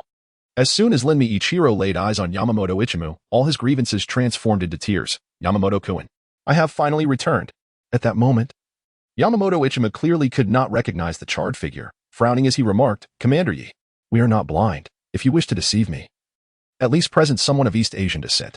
Even an Eskimo would suffice, but bringing a person of African descent, what does that signify?" Yihan, disinterested in elaborating, exchanged a knowing glance with Lin Yuichiro. Lin Yuichiro hurriedly approached and began chattering away to Yamamoto Ichimu. The latter's expression shifted from skepticism to surprise, then to indignation. He had anticipated that Lin Miichiro would not have fared well under Yihan's care. But he never expected Yihan to have altered Lin Miichiro's ethnicity entirely. However, Yamamoto Ichimu's anger lasted only a fleeting few seconds before he quietly instructed his aide, "Take Lin Miichiro away." Yihan made no attempt to interfere. Instead, he cheerfully pulled out a chair and sat across the negotiation table, stating, "Now, let us commence our discussions." Yamamoto Ichima nodded and articulated, "What we propose is that your forces withdraw from the 5 eastern counties, including Sisan County. Subsequently, Shilin County, Tushan County, and Jialing County will belong to your side, looming. We will cease hostilities, and I will issue a statement recognizing your legitimate status and assisting you in establishing an autonomous region." This proposal diverged from the mediation plan transmitted from the intelligence department, clearly indicating that this was not Yamamoto Ichimu's bottom line. This was understandable. Negotiations seldom commence with full transparency. Yihan, unconcerned, since his aim was merely to delay, boldly stated, "Our negotiation terms are equally straightforward. Your Chanchi company must immediately withdraw from Longgua's territory. Furthermore, the ports of Sakurakoku, Dongdu, Minggu House, Lutu, and Kyushu Island must be open to trade with Longhua. Additionally, you must compensate Longhua with 20 trillion yuan for military expenses and cover the funeral cost for all Longhua citizens." Logically speaking, this proposal was exceedingly lenient towards Tanchi Company, given their and Sakurakoku's actions. They could easily be charged with crimes against humanity and expelled from the solar system. However, when this reached Yamamoto Ichimu's ears, it was distilled into a singular thought: "You negotiate with me, I will counter your assertions." As the head of the Chongqing City Department, Yamamoto Ichimu lacked the authority to command the withdrawal of the Tianchi headquarters, let alone the 5 ports of trade and reparations. "Commander Yi, please, take this matter seriously. We are negotiating, not playing house." Yamamoto Ichiki slammed his hand on the table and glared fiercely at Yihan. Yihan lit a cigarette, squinted his eyes, and asked Yamamoto Ichiki, who initiated this argument, "The 5 counties in the east were painstakingly acquired by me. Do you think you can simply reclaim them with mere words? Is that even feasible? To demonstrate my sincerity, I have even offered up my own prison. What sincerity have you extended to me in return?" Chapter 156. The Long Sky confronts Yamamoto Ichiki. Upon hearing this, Yamamoto Ichiki furrowed his brow and retorted, "Our utmost sincerity lies in the convening of this negotiation conference. Moreover, we have summoned you thrice and waited here for nearly 2 hours for your arrival. Is this not a demonstration of our goodwill?" At this point, the officers of the apocalypse, including Yamamoto Ichiki, were expressions of indignation, clearly agitated. Only Fujiwara Jiro glanced at Yihan with a hint of concern. Yamamoto Ichiki, being a soldier by nature, was already hot-tempered, and Yihan's provocation only intensified his suppressed emotions. However, Fujiwara Jiro, with his background in administration, considered matters more thoroughly. The collapse of negotiations would undoubtedly spell misfortune for the apocalypse in the Long Sky City. Observing Yamamoto Ichiki's rising fury, Yihan maintained an air of calm. "In that case, it seems our discussions are unnecessary. Return Ling Yichiro to me, and reimburse me for the travel expenses, and we shall part ways here." Yamamoto Ichiki was immediately incensed to the point of nearly sputtering blood, while the other officers could not restrain themselves from reaching for their firearms. Yet, the guards, led by Wang Long, were not to be trifled with. They too prepared to draw their weapons, with Wang Long stepping forward to shield Yihan. The atmosphere in the negotiation hall turned palpably tense. Fujiwara Jiro, quick to react, leaned closer to Yamamoto Ichiki and whispered something in his ear before apologetically saying, "Commander Yi, please do not be angered. Our negotiations are in the interest of both parties. Let us continue our discussions. Is there truly nothing we can talk about?" Upon hearing Fujiwara Jiro's attempt to ease the situation, Yihan glanced at the clock. It was only 7 in the evening. He needed to devise a way to prolong the encounter, as escalating tension seemed unnecessary at this juncture. With this in mind, Yihan smiled and said, "Well, it appears that Lord Schwanda is quite reasonable. I too wish to have a constructive dialogue. I will take a step back. Let us disregard the earlier banter and commence anew." Fujiwara Jiro's countenance darkened at being referred to as Lord Schwanda. Understanding the underlying sarcasm aimed at his earlier attempts to coax Yihan into the discussion. Observing Yihan's concession, Yamamoto Ichiki's expression softened slightly as he said, "If that is the case, please, Commander Yi, articulate your terms for negotiation." Yihan's mind raced. It was still only 7 o'clock. To prolong the conversation, he realized he would have to embellish his narrative. Suppressing a mischievous grin, he adopted a serious demeanor and declared, "In truth, my vision is to collaborate with your apocalypse to pursue a grand undertaking." Yamamoto Ichiki's face shifted from surprise to skepticism as he questioned, "A grand undertaking? What precisely does Commander Yi mean by this?" Yihan immediately produced a map of the Dragon Nation, pointing towards the Long Sky City as he elaborated. Since the apocalypse has seized control over the Dragon Nation, heroes have risen across the land, wanderers have established fiefdoms, and the Dragon Nation's resistance has surged. Much like my own rise from Looming Town, which has contributed to the current situation in your Long Sky City. Upon hearing these words, Yamamoto Kazuki sat upright in his seat, and the other officers of the Apocalypse Army also assumed solemn expressions. Indeed, I would be eager to hear Commander Yi elaborate. Yihan smiled faintly and continued to boast. I believe that you, Yamamoto-kun, would not be content to remain in a corner of Chongkong City, would you? Though I may be lacking in talent, the battles of recent days have revealed a truth to me. Yamamoto Kazuki furrowed his brows slightly. What truth? Pray tell, Yamamoto-kun. In this world today, who can truly be deemed a hero? After pondering for a moment, Yamamoto replied, our minister of Jianghan Province, Kitahara Suk, though not yet 50 years old, has already attained the position of provincial minister, commanding hundreds of thousands of soldiers, with ample provisions and a robust army. Could he not be considered a hero? The translator, captivated by Yihan's use of classical language, unconsciously rendered Yamamoto's words in a similar style. Yihan paused, feeling somewhat out of place amidst this gathering of old-timers discussing heroes over drinks, while the translator seemed to be indulging in literary flair. However, Yihan quickly regained his composure and remarked, in the matter of Changkong City, the Jiahan Provincial Department has remained silent to this day, which indicates that Kitahara Suk lacks the ability to command and has failed to notice his enemies. I have also heard of him. He is fierce in appearance but weak in spirit, a schemer without decisiveness, cautious in great matters yet reckless with his life over trivial gains. He is no hero. To Yihan's surprise, Yamamoto Kazuki nodded in agreement, his gaze towards Yihan now tinged with a hint of admiration, as if they shared a mutual understanding. There is also Lu Jingyu, the fiery leader of Jiahan Province. Since the fall of the Dragon Kingdom, he has led thousands of underground forces in rebellion. And even Kitahara Suk struggles to defeat him. Could he be considered a hero? Yihan smiled slightly, thinking it inconsequential, and continued his discourse. Though Lu Jingyu may overcome the strong with the weak, igniting a vast rebellion like a spark igniting a prairie, he commands too few troops and lacks strategy. His ambitions are as elusive as grasping the moon in water or admiring flowers in a mirror. He is certainly no hero. Yamamoto continued. What of Chinwagwa of Chongkong? Yihan frowned. It seemed no one had mentioned this old fellow. Though Chinwagwa is a major general of the Dragon Kingdom, his advanced age hardly qualifies him as a hero. Upon hearing this, Yamamoto inquired about others. What about Hayashi Mayakairo, Sasuke Yakatsu, Hanjiyo, and Lu Tu? Yihan clapped and laughed heartily. Such mediocre individuals are hardly worth mentioning. Seeing that every name Yamamoto brought up was met with Yihan's scorn, he frowned. Aside from these, I know of no others. Yihan smiled calmly. A hero possesses grand aspirations and profound strategies, harboring the ambitions of the universe and the will to encompass heaven and earth. Astounded, Yamamoto exclaimed, who could possibly fit this description? At this point, Yihan could scarcely contain himself, his lips curling in a suppressed smile as he pointed at Yamamoto and then at himself, declaring, in today's world, the only heroes are you and I. Yamamoto was taken aback by this statement, and his dentures accidentally fell onto the negotiation table. He had never expected Yihan to hold him in such high esteem, and he felt a slight sense of pride swelling within him. Seeing this, Yihan hastily seized the opportunity to expound further. Since ancient times, Jiahan Province has been the cradle of the Dragon Kingdom's prosperity, and Chongkong City stands as a strategic stronghold, capable of offense and defense alike.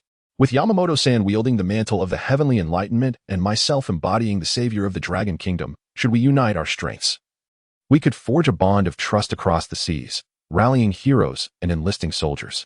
We shall first capture the northern territories of the Dragon Kingdom, then advance toward the Great Bear in the north and the southeast, forging alliances with the cherry blossoms while simultaneously reforming our internal governance. If the world should change, we would strike with our full might, seizing victory across the land. With our city thus fortified, our ambition shall be realized, and the heavenly enlightenment shall flourish. Chapter 157. Revelry with wine. Upon hearing this, Yamamoto Ichiki was overwhelmed with emotion, tears streaming down his face, filled with a profound sense of regret for not having met earlier.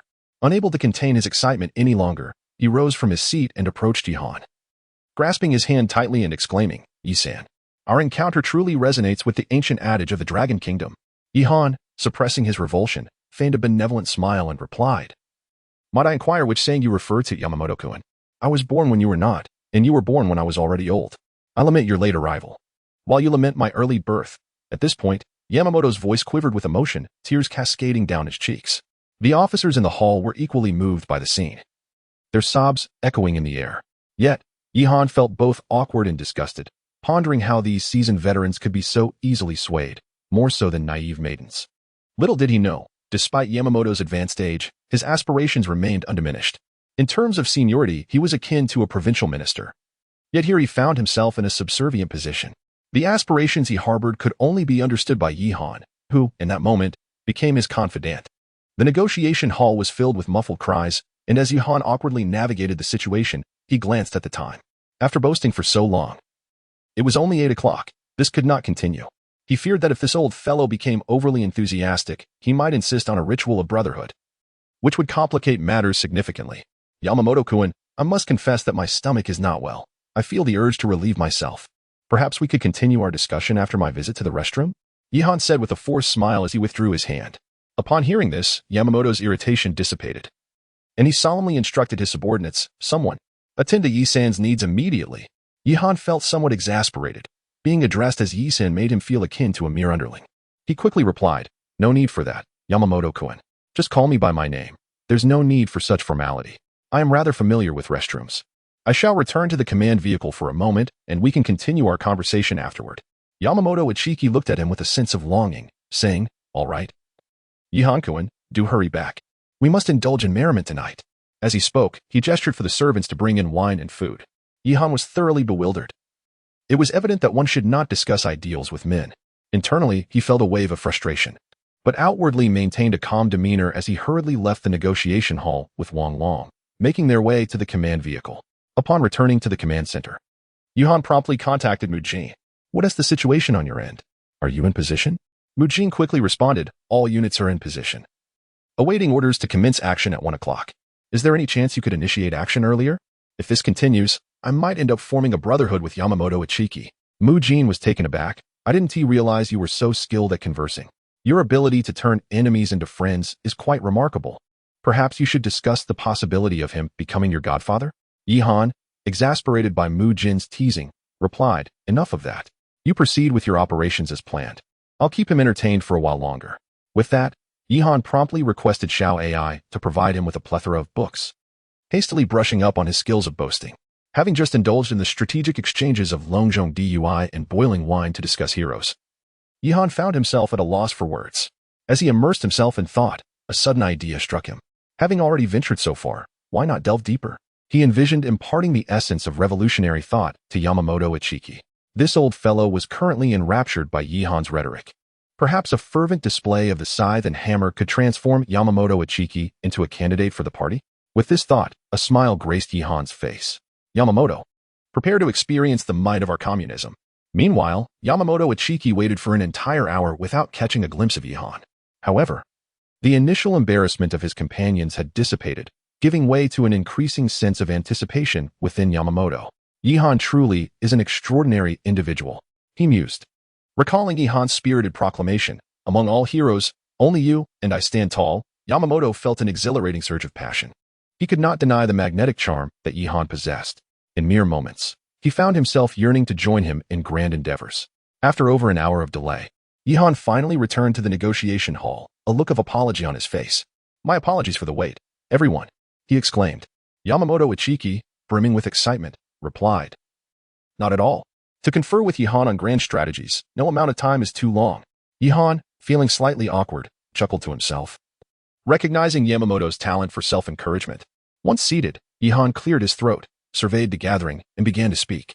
The first words that escaped his lips were, a specter. A specter of communism wanders the European continent. The assembly was momentarily puzzled, yet the gravity in Yihan's tone compelled them to listen intently. As they feasted and conversed, the evening unfolded until nearly 1 o'clock, with Yamamoto Ichiki becoming increasingly flushed from drink. The gathering, invigorated by spirits, first sang a traditional tune from the land of cherry blossoms, and then, at Yihan's suggestion, joined in a chorus of the Internationale.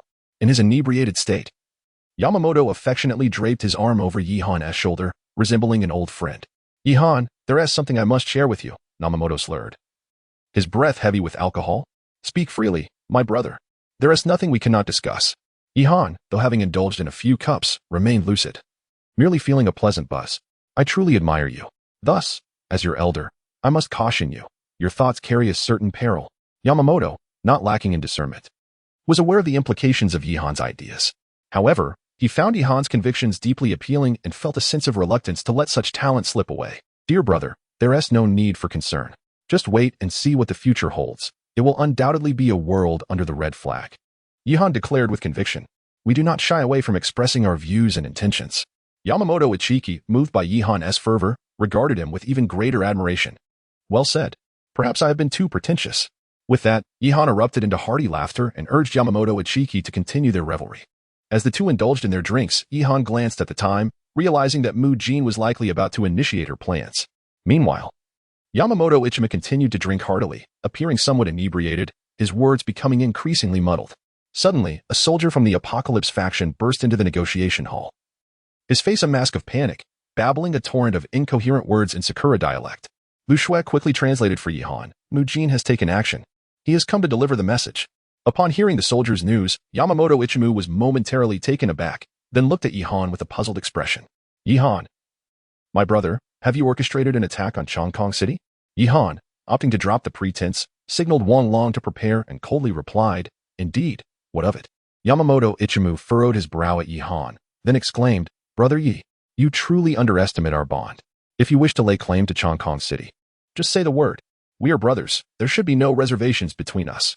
This is quite unbrotherly of you. A somewhat sober officer from the Apocalypse faction quickly interjected.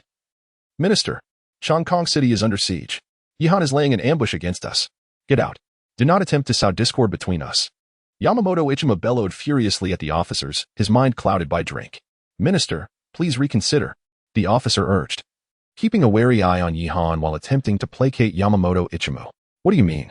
If my brother desires Chongqing City, do you dare to refuse him? Do you think I won't execute you all? Baka. Chapter 158. Defeat. At this moment, Yamamoto Ikemoku's face was as flushed as a monkey's backside, swaying drunkenly while hurling curses at the surrounding officers of the Apocalypse army. This left Yihan utterly bewildered. Yamamoto turned to Yihan, declaring, Rest assured. My dear brother Yi, I would give you my wife without hesitation, not just Longkong City. Yihan smiled awkwardly, replying, Brother Yamamoto, perhaps you should take a rest. Yet, in his heart, he pondered the absurdity of Yamamoto in his 60s, suggesting he would entrust his wife to Yihan for her care in her old age. Yamamoto, still inebriated, continued, The people of the Dragon Kingdom say that having an elder at home is like possessing a treasure. What is Longkong City compared to that? As he spoke, his head tilted, and drool began to spill from his lips, indicating he was quite beyond sobriety. Meanwhile, several young officers of the Apocalypse army, no longer able to contain their urgency, hastily drew their weapons. Fully aware that Yamamoto's drunken ramblings could lead to dire consequences when he awoke to the realization that Longkong City had been lost. However, their reactions could not match the speed of the enhanced soldiers, who swiftly executed several officers before they could comprehend the unfolding chaos. Yihan, too, drew his handgun and shot the nearest officer with precision. Ever since he had taken the D-class enhancement serum, his marksmanship had been awakened. He could effortlessly eliminate a target even from 100 meters away. The gunfire from the negotiation hall soon alerted the soldiers outside, who rushed toward the scene en masse. Yet the guard battalion had long been prepared. Several Long 09 infantry fighting vehicles surged into the negotiation hall, accompanied by Dragon G-20 helicopters on patrol. Before the Apocalypse tanks could close in, the air-to-ground missiles from the G-20s obliterated them. On the other side, the Leopard 15 light tanks of the Heavy Firepower Guard unit advanced rapidly, causing the Apocalypse soldiers to lose all will to resist and hastily retreat. Xiao Ai, bring the base vehicle over immediately. Yihan urgently contacted Xiao Ai. Commander, the base vehicle is already stationed at the entrance of the negotiation hall. Came the prompt response. Yihan turned to Wang Long, saying, Take that old fool, Yamamoto Ikemoku, and head back to the base vehicle at once. After taking a few steps, Yihan felt something amiss and quickly inquired, Where's Lao Da? Make sure to bring him along. Already on it. A guard soldier replied hastily, while also dragging the despondent Lin Mi Lang. Once back in the base vehicle, Yihan finally felt a sense of relief, assigning 2 soldiers to guard Lin Mi Lang and Yamamoto Ikemoku. Wang Long, what is the situation outside? Yihan asked. At that moment, the entire Hefeng town had descended into chaos. Just moments ago, the Apocalypse soldiers had heard that Yamamoto Ikemoku was about to become sworn brothers with Yihan. But in the blink of an eye, he had become a prisoner. By the time they grasped the situation and attempted to retaliate, they were faced with Yihan's mechanized forces. Commander, report. The guard regiment led by Yamamoto Kazuki is still engaged in combat with our forces. But the enemy is already showing signs of decline, reported Wang Long. They have no support troops, do they? Yi Han inquired with a furrowed brow. Given the proximity to Chongqing City, if the local command were to respond and send reinforcements, our situation could become precarious. Wang Long chuckled in response. The command in Chongqing City is currently occupied with defending the city. They have no time to provide assistance here. Indeed, as Wang Long asserted, the chaos in Chongqing City was not much less than that in Yifeng Town, following a series of daily assaults. Coupled with Yamamoto Kazuki's departure from the camp, the defenses in Chongqing City had become alarmingly lax. Mukujin had previously kept them on edge with the wolf is coming ruse. And even as the rumbling tank battalion approached, many soldiers still believed it to be merely another minor attack. However, the 125mm rifled gun of the Long 99A swiftly brought them to the harsh reality. As ground forces advanced, an entire air regiment suddenly appeared in the skies above Chongqing City. It was the dead of night, and although the Apocalypse soldiers were equipped for night operations, the Apocalypse players were not. Nevertheless, whether it was the Long 20 or Long 10, both modern helicopters possessed all-weather combat capabilities. With the aid of thermal imaging and optical equipment, the soldiers in the urban area had little place to conceal themselves. Wang Hu's 111th Regiment, Gao Sheng's 112th Regiment, Li Qingwang's 113th Regiment, and Li Qingjing's 114th Regiment, for entire mechanized units boasting over 1,000 armored vehicles and artillery pieces of over 100mm, descended upon Chongqing City with an overwhelming ferocity. In stark contrast, since Yamamoto Kazuki's departure, command of the Apocalypse forces had devolved to other deputy ministers. The Apocalypse players, having lost their fighting spirit in previous battles, merely offered token resistance before seeking to escape. As for the Apocalypse military, despite their desperate resistance, their numbers paled in comparison to Yi Han's forces, and their equipment was inferior, presenting little threat. When Mukujin led the troops into the city, she discovered that the fiercest resistance came not from the enemy forces, but from the millions of zombies within Chongqing City. We have taken it. It seems the Apocalypse has no means of resistance left, exclaimed Yi Jingyu, standing excitedly beside Mukujin. However, Mukujin's expression remained stoic as she took out her binoculars to survey the situation within Chongqing City. After a lengthy pause, she finally spoke. Securing Chongqing City is not the priority. The crucial task now is to expand our gains. The enemy has lost their will to fight, and tens of thousands of Apocalypse players are fleeing. We must intercept them first. Yi Jingyu, momentarily taken aback, contemplated her words and realized their truth. The current Apocalypse players had all reached level 3, and each level 3 player brought in a significant 500 points. If all 60,000 Apocalypse players were captured, Yi Han would reap 30 million points. Immediately contact the 112th Regiment. Instruct Gao Sheng's Cat Infantry to swiftly intercept the fleeing Apocalypse players in the city, while the Air Regiment and Rocket Battalion also engage in the interception. Mukujin commanded coldly. This opportunity for acquiring points must be seized. Upon hearing this, Yi Jingyu promptly instructed the soldiers to contact the 112th Regiment. Meanwhile, Mu Jin issued another command. She directed a call to the 141st Cavalry Special Operations Battalion, instructing them to have the Long G8L approach both the headquarters of the Tianqi City and the logistical points of Chongqing City. Standing on the rooftop, Mu Jin gazed towards the illuminated Tianqi Tower, the midnight chill sweeping through, causing her flowing black hair to cascade around her, evoking a sense of boldness. Inform Hans Wang. It is imperative to secure the logistical points. The Tianqi headquarters must be annihilated, leaving no one alive. Mu Jin's cold voice was laced with a palpable aura of menace. Chapter 159. Level 5 Lord. At this moment, Yi Han was keenly observing the situation in Chongqing City. After the annihilation of Yifeng Town's Tianqi Guardian camp, he promptly instructed Xiao AI to drive towards Chongqing City. However, despite his swift arrival, he was slightly delayed. By the time he reached Chongqing City, a formidable army had already surged into the urban area, and all he could witness was a grand yet chaotic battle. The term grand referred to Yi Han's forces, while chaotic described the Tianqi troops. 80,000 soldiers were in full retreat, with armored units preoccupied with clearing zombies from the city. And only the Cat Paw Brigade along with the airborne division pursued the fleeing enemy. Yi Han instructed Xiao AI to halt the base vehicle in front of the building where Mu Jin was located, and then ascended to the rooftop. At that moment, Mu Jin was the sole occupant of the rooftop. Yi Jingyu had already departed with other soldiers to relay combat orders. Upon seeing Yi Han's arrival, Mu Jin raised an eyebrow and, with a sense of pride, remarked, "I have fulfilled my duty well." This time, the raid was quite successful. Having just indulged in copious amounts of alcohol with Yamamoto, Yi Han felt an unusual sensation upon seeing Mu Jin. It seemed only fitting to reward her.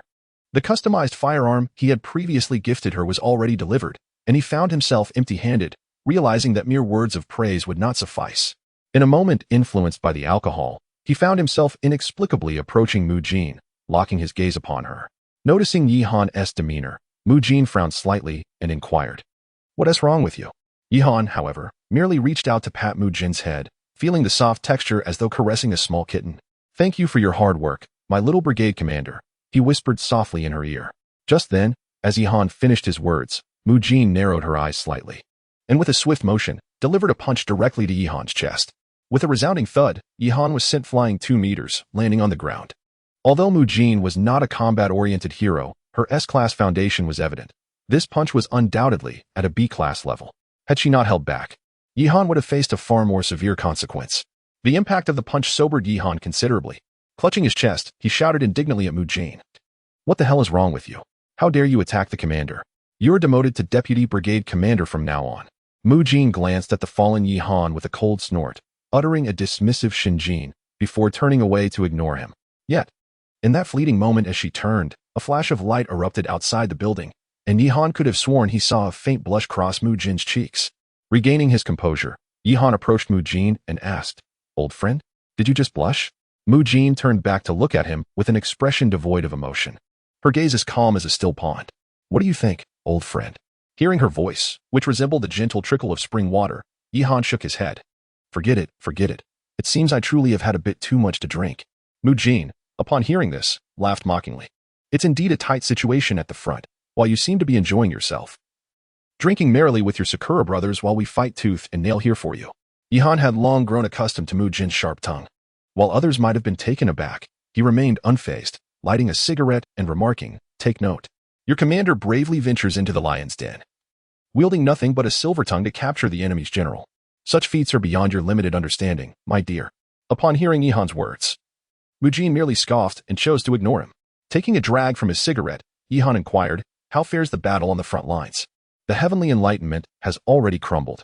I have dispatched personnel to pursue the enemy, and the Special Operations Unit has initiated a decapitation mission. I expect news shortly," Mu Jin replied coolly. With this assurance, Yi Han felt a wave of relief wash over him, and he promptly turned to lead Mu Jin back to their base vehicle. 3 hours swiftly elapsed, during which Yi Han anxiously monitored the situation in Changkong City. Just then, Yi Jingyu rushed in, panic etched across his face. "The Special Operations Unit is in peril. A level 5 Lord Zombie has appeared in the Heavenly Enlightenment building." Yi Han's heart sank at the mention of a level 5 Lord Zombie. Until now, he had only encountered level 4 Lords, such as the Avenger and the Bastion. The emergence of a level 5 Lord was alarming. Moreover, the Special Operations soldiers dispatched to the Heavenly Enlightenment building numbered over 200. If they were in jeopardy, the level 5 Lord must be formidable indeed. What exactly is happening? Yi Han furrowed his brow, pressing for details. Yi Jingyu hastily retrieved footage of the recent combat led by Han Shuang and displayed it on the command center's large screen. "We're approaching the underground laboratory. Alert the soldiers. A Lord Zombie may be lurking." Han Shuang's voice echoed from the footage. As the image shifted, a metallic door came into view, adorned with a conspicuous red high-risk warning. "Can we unlock it?" Han Shuang asked. "Negative." A special operations soldier stepped forward to attempt a breach. This employs 64-bit data encryption. The key length is likely over 58 bits. Without a specialist to decode it, we cannot open it.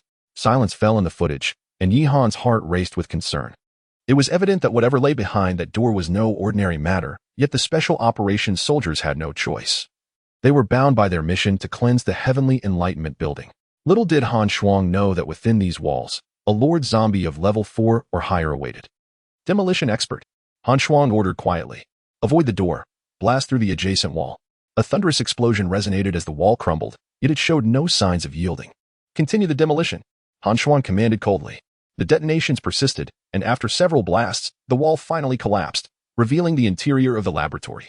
Various medical experimental instruments lay scattered in the desolate space, conspicuously oversized, clearly not designed for human use. "All personnel, on high alert," Han Shuang whispered, then cautiously led the soldiers deeper into the laboratory. Suddenly, from the shadowy corner of the lab, a low, guttural growl reverberated, prompting the soldiers to swiftly aim their weapons towards the source of the sound. At long last, that entity revealed itself. A colossal humanoid creature emerged, advancing with deliberate steps. Within the command center, Yihan felt his breath catch in his throat upon merely catching sight of it, towering at several meters. Its form was adorned with grotesquely muscular physique, with fists the size of automobiles. Furthermore, it was encased in formidable, heavy armor. Level 5 Lord Zombie, a masterpiece of the Titan Apocalypse Corporation's biochemical experiments, a mutated creation resulting from the multi-generational reproduction of a virus, possessing immense destructive capabilities. Equipped with heavy armor and rocket launchers, featuring self-healing abilities. Fire. Heavy weaponry support. Han Shuang bellowed suddenly. Chapter 160, Changing Camps under the command of Han Shuang. The soldiers opened fire, and the laboratory was filled with the cacophony of gunfire. A soldier from the Special Operations Unit swiftly stepped forward, aiming the 98-type rocket launcher at the rising Titan. Get back. Rocket. Han Shuang bellowed, prompting the soldiers to retreat a few steps. Amidst the gunfire, the rocket launcher erupted with a thunderous roar, and the rocket, trailing flames, struck the Titan squarely. All the soldiers fixated on the Titan that had been hit, not daring to relax their vigilance. Han Shuang swallowed hard. The rocket that had just been launched was designed for anti-tank purposes, and even a Titan, no matter how resilient, should find this blow unpleasant. However, the reality was precisely the opposite of what Han Shuang anticipated. As the smoke from the explosion gradually cleared, the flesh of the Titan had indeed been blasted apart, yet the injuries were far from grave. What astonished Yihan the most was the astonishing speed at which the Titan's flesh was visibly healing. Open fire. Han Shuang shouted. Countless bullets rained down upon the Titan. Yet even armor-piercing rounds seemed to merely tickle its surface. The Titan's defenses resembled not an impenetrable fortress, but rather a type of rubber that healed at an extraordinary pace. The bullets sank into its flesh as if they were stones thrown into a bottomless sea, vanishing without a trace. This is untenable. We must retreat. Han Shuang muttered in disbelief, gesturing for the soldiers to fall back. However, the Titan, now enraged, let out a furious roar and, with astonishing speed, lunged toward a special operations soldier, leaving nothing but a puddle of blood and viscera in its wake. Deep within the laboratory, countless pairs of crimson eyes ignited, and the Avengers began to emerge. At this juncture, the screen flickered with static, leaving only a flurry of snowflakes. Immediately contact the Special Operations Unit to evacuate the Apocalypse building. Yihan commanded decisively. Inform the 111th Regiment's Tank Battalion to proceed to the Apocalypse building. Have the Dragon 99A demolish the structure. Thinking you can withstand rockets? Let's see how you fare against a tank cannon. If one shot won't end you, I shall reduce you to mere fragments. Receiving the orders, Yi Jingyu promptly descended to relay the commands. Meanwhile, outside the Apocalypse building, the soldiers of the Special Operations Unit had quickly retreated from the building, though several had already fallen to the Titan's wrath. Just then, the tank battalion under Wang Hu also approached the scene, surrounding the Apocalypse building with dozens of Dragon 99A tanks. As the Titan charged out of the building, ready to wreak havoc, it found itself staring down the barrels of multiple 125mm tank cannons, with more Dragon 99s positioned in every direction. With a roar of fury, the Titan prepared to unleash its rocket launcher. Yet, the Dragon 99s would not afford it such an opportunity. Fire! Commanded Wang Chuan. The Dragon 99 has unleashed a barrage. The resounding cannon fire reverberating through the city of Chongqing, shaking the very ground beneath them. The Titan was utterly obliterated amidst the cannon fire. With so many tanks firing upon it, no matter how formidable its regenerative abilities, the Titan could not possibly recover from such catastrophic destruction. The news of Titan's eradication swiftly reached the base vehicle, yet Yihan remained unfazed. His astonishment did not stem from Titan itself, but rather from the emergence of a level 5 lord in Chongqing City, which implied that Jianghan province would likely harbor even more formidable zombie lords. He realized he must remain vigilant regarding this potential threat. Xiao AI, what is the current point tally? Yihan subsequently inquired. Commander, you currently possess a total of 71,300,000 points, and you were just over 20 million away from achieving the rank of division, Xiao AI excitedly responded. Yihan felt a surge of joy. Prior to the assault on Chongqing City, he had only amassed 40 million points, and now, in such a short span, he had nearly doubled that amount. When do you anticipate I will accumulate enough for 100 million points? He asked. Before Xiao AI could respond, Mu Jin interjected coolly. Probably by this morning. The zombies have upgraded to level 2 or 3, providing significantly more points than level 1 zombies. Moreover, players from the Apocalypse could contribute millions of points. By the end of this battle, your points may well reach 130 million. Noticing that Mu Jin had preempted her, Xiao AI pouted. Why did you have to say that? Mu Jin cast a sidelong glance at Xiao AI. It seems little artificial intelligence can be quite envious. Why not converse with your commander? With that, she turned away, focusing on the battlefield's dynamics. Yihan paid no heed to the verbal sparring between the two and fell into contemplation. His current brigade comprised approximately 15,000 troops, and upon promotion to division level, the scale could swell to nearly 100,000. This was beyond a mere division. It equated to an army group. Furthermore, after the promotion, he anticipated the acquisition of new equipment, such as the heavily armored synthetic brigade he had long coveted, or even an air force unit. As these thoughts crossed his mind, excitement welled within him. He still possessed the capabilities to manufacture suicide drones, secondary individual exoskeleton systems, and enhancement agents. Once he fully developed this army, it wouldn't take long to conquer the small Jianghan province. At that point, he could challenge the entire Apocalypse faction of Longhua. Just as Yihan envisioned the future, a sudden notification from the world system interrupted his reverie. Detecting that the Apocalypse Company in Chongkong City has been destroyed, the Apocalypse faction mission in Chongkong City has failed. The Savior Yihan has achieved the first phase mission objective. The system rewards a drone production line, the title and medal of city-level Savior, with the mission rewards to follow. Upon the complete liberation of Chongkong City, the second phase mission and map will be unlocked. After the liberation of Changkong City, all wandering players within its borders may choose a new faction.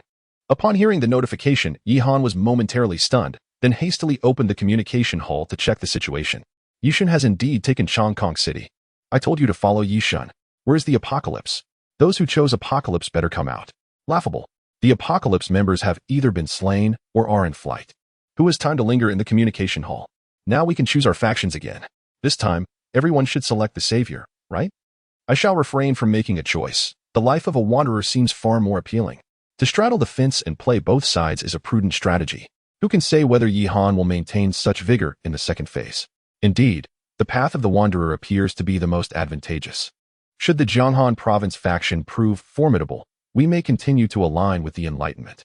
If Yihan emerges as a powerhouse, we could always join the Might's Carriage Group. For those who delight in wavering allegiances, let them enjoy their position when the Might's Carriage Group conducts their political evaluations.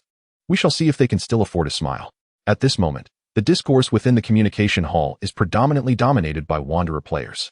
The fortunate Enlightenment players who have escaped the clutches of the Cat-S Lightfoot Brigade have since taken refuge, too fearful to reveal themselves. Chapter 161, 100 million.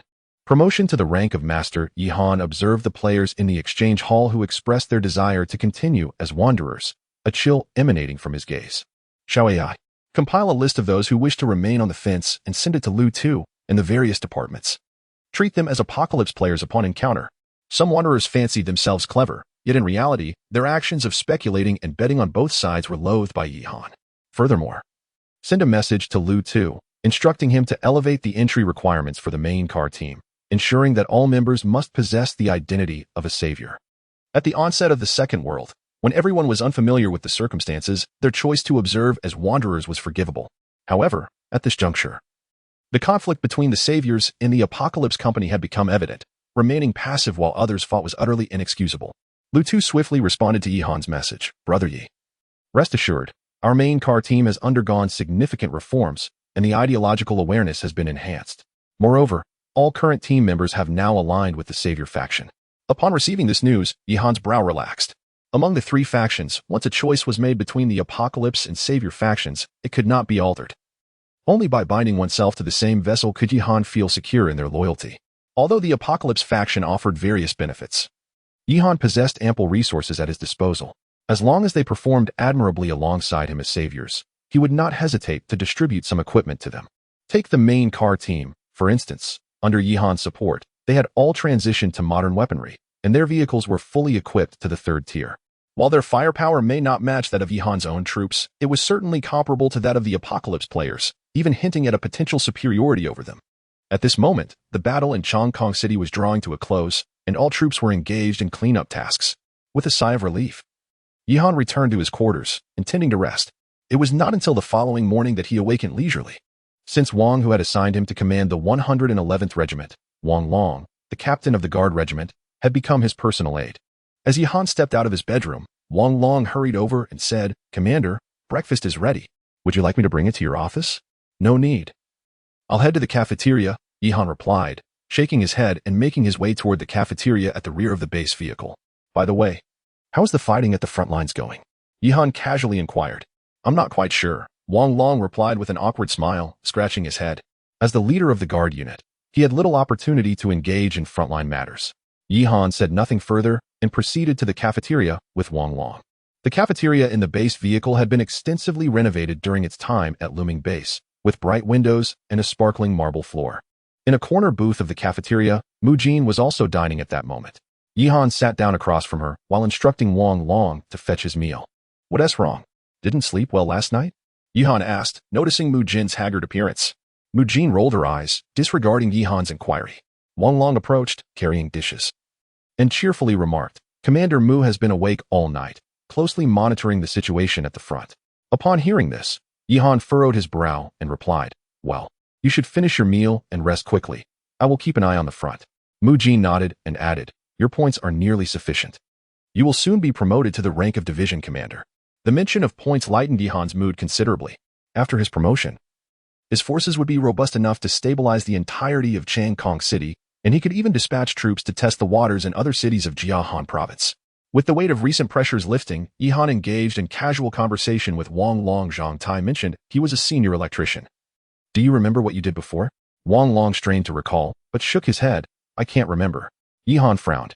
Zhang Tai had been summoned with an officer's rank, whereas Wang Hu and Wang Long had risen from the ranks of soldiers. Could it be that only those summoned by the Xiao AI system who held officer or hero status retained their memories? Contemplating this, Yi Han turned to Mu Jin and inquired, "Are you aware of your origins?" At his words, Mu Jin's eyelashes fluttered slightly, her brows knitting together momentarily before she regained her composure. She shook her head and simply replied, "I do not know." After uttering this, Mu Jin set down her chopsticks and turned to leave. Yi Han was taken aback. Her demeanor suggested not a lack of memory, but rather a reluctance to recall. However, respecting her silence, Yi Han refrained from probing further and, after finishing his meal, headed to the command center with Wang Long. At the command center, only Yi Jingyu and several staff members were present. Yi Han did not inquire further and quickly summoned Xiao AI. "Xiao AI, how many points do we currently have?" Yi Han asked. "Commander, the current total points amount to 103,240,000, which meets the requirements for promotion to the rank of Colonel and Division Commander. Would you like to proceed with the promotion?" Yi Han nodded affirmatively. Deducting 100 million points, the remaining balance is 3,240,000. You have been promoted to Colonel and Division Commander, unlocking division-level command authority. Under division-level configuration, 5 fully equipped combat brigades could be established, each with a maximum capacity of 13,000 personnel, allowing for a total of over 65,000 personnel at full strength. The maximum summoning capacity for logistical soldiers has been raised to the regimental level, totaling 600 personnel, and logistics, engineering, and special forces do not occupy division-level slots. The Level 7 Mall is now open, and Division Commander gift packs have been issued, which include a full set of Division Commander uniforms, a fully equipped enhanced heavy armored brigade, and 1 random hero-level character draw. With the issuance of the gift pack, Yi Han's military attire and rank transformed to that of a Division Commander. According to Xiao AI's description, this Division Commander uniform was crafted from materials far surpassing the technological standards of the current era. Wearing it not only enhances the physical abilities of the wearer, but also includes a one-time use plasma polymer shield capable of withstanding frontal assaults from large-caliber tank artillery. Unfortunately, this protective measure is indeed single-use. However, the military uniform is of secondary importance. The paramount concern lies with this fully staffed, enhanced heavy armored combined brigade and the opportunities for random selection of heroic-level characters. After all, to personally cultivate a heavy armored combined brigade would undoubtedly require tens of millions of points, yet at this moment, Xiao AI generously presents Yi Han with one, which can only be described as delightful. As for the random selection of heroic-level characters, there is no need for further elaboration. Mu Jin has certainly alleviated a considerable amount of pressure during this period. Chapter 162. The Reinforced Combined Brigade. Yi Han immediately issued a command to Xiao AI. Summon the Reinforced Combined Brigade. "Yes, Commander," Xiao AI replied. The system's Reinforced Combined Brigade was constructed as a replica of the Dragon Kingdom's brigade, enhanced with additional personnel and equipment configurations. It comprises a total of 13,000 personnel, organized into 5 regiments, each consisting of 600 members. This includes 3 Reinforced Combined Battalions, 1 Fire Support Battalion, and 1 Comprehensive Support Battalion. The Reinforced Combined Battalions are further divided into 4 Reinforced Combined Companies and 1 Reconnaissance Company, equipped with 120 Dragon 99A tanks, 60 Dragon 09 infantry fighting vehicles, 60 PLC-05 self-propelled howitzers, and 20 various logistical support vehicles. The reconnaissance company consists of 2 mobile reconnaissance platoons, 1 battlefield surveillance platoon, and 1 drone platoon. The fire support battalion includes 2 artillery battalions, 2 air defense battalions, and 1 operational support battalion. The artillery battalions are equipped with 60 various self-propelled artillery pieces, 30 PHC, 10 rocket launchers, and an array of logistical vehicles. The air defense battalions feature 60 PGZ-07 33mm self-propelled anti-aircraft guns, 30 Hongjian 10 surface-to-air missiles, 30 Hongjian 17 surface-to-air missiles, along with various support vehicles. The operational support battalion encompasses communications, engineering, bridging, electronic warfare, and chemical defense units. The comprehensive support battalion consists of 1 reinforced combined company, 1 logistics support company, 1 command company, 1 combat support squad, and 1 service support squad. The logistics support company includes supply, transportation, maintenance, inspection, and medical platoons, while the command company is responsible for the safety of the brigade and brigade headquarters. The combat support and service support squads feature reconnaissance, artillery, army aviation, special operations, air defense, electronic countermeasure, medical, maintenance, and transportation units. In total, the brigade boasts 13,000 personnel, 300 Dragon 99A tanks, 120 Dragon 09 infantry fighting vehicles, 180 self-propelled howitzers, 120 surface-to-air missile vehicles, 60 rocket launchers, with other logistical vehicles yet to be accounted for. Xiao AI elaborated for over 10 minutes, leaving Yi Han in a state of awe. This enhanced version of the reinforced combined brigade not only showcases a vast scale and superior equipment, but also a comprehensive variety, encompassing everything from infantry to tanks, artillery to air defense, and missiles to support troops, which are abundant and well-equipped, including drone, electronic warfare, chemical defense, and army aviation units. On the ground, it is virtually devoid of weaknesses, while its strengths are remarkably pronounced. The array of combat vehicles approaches 1,000.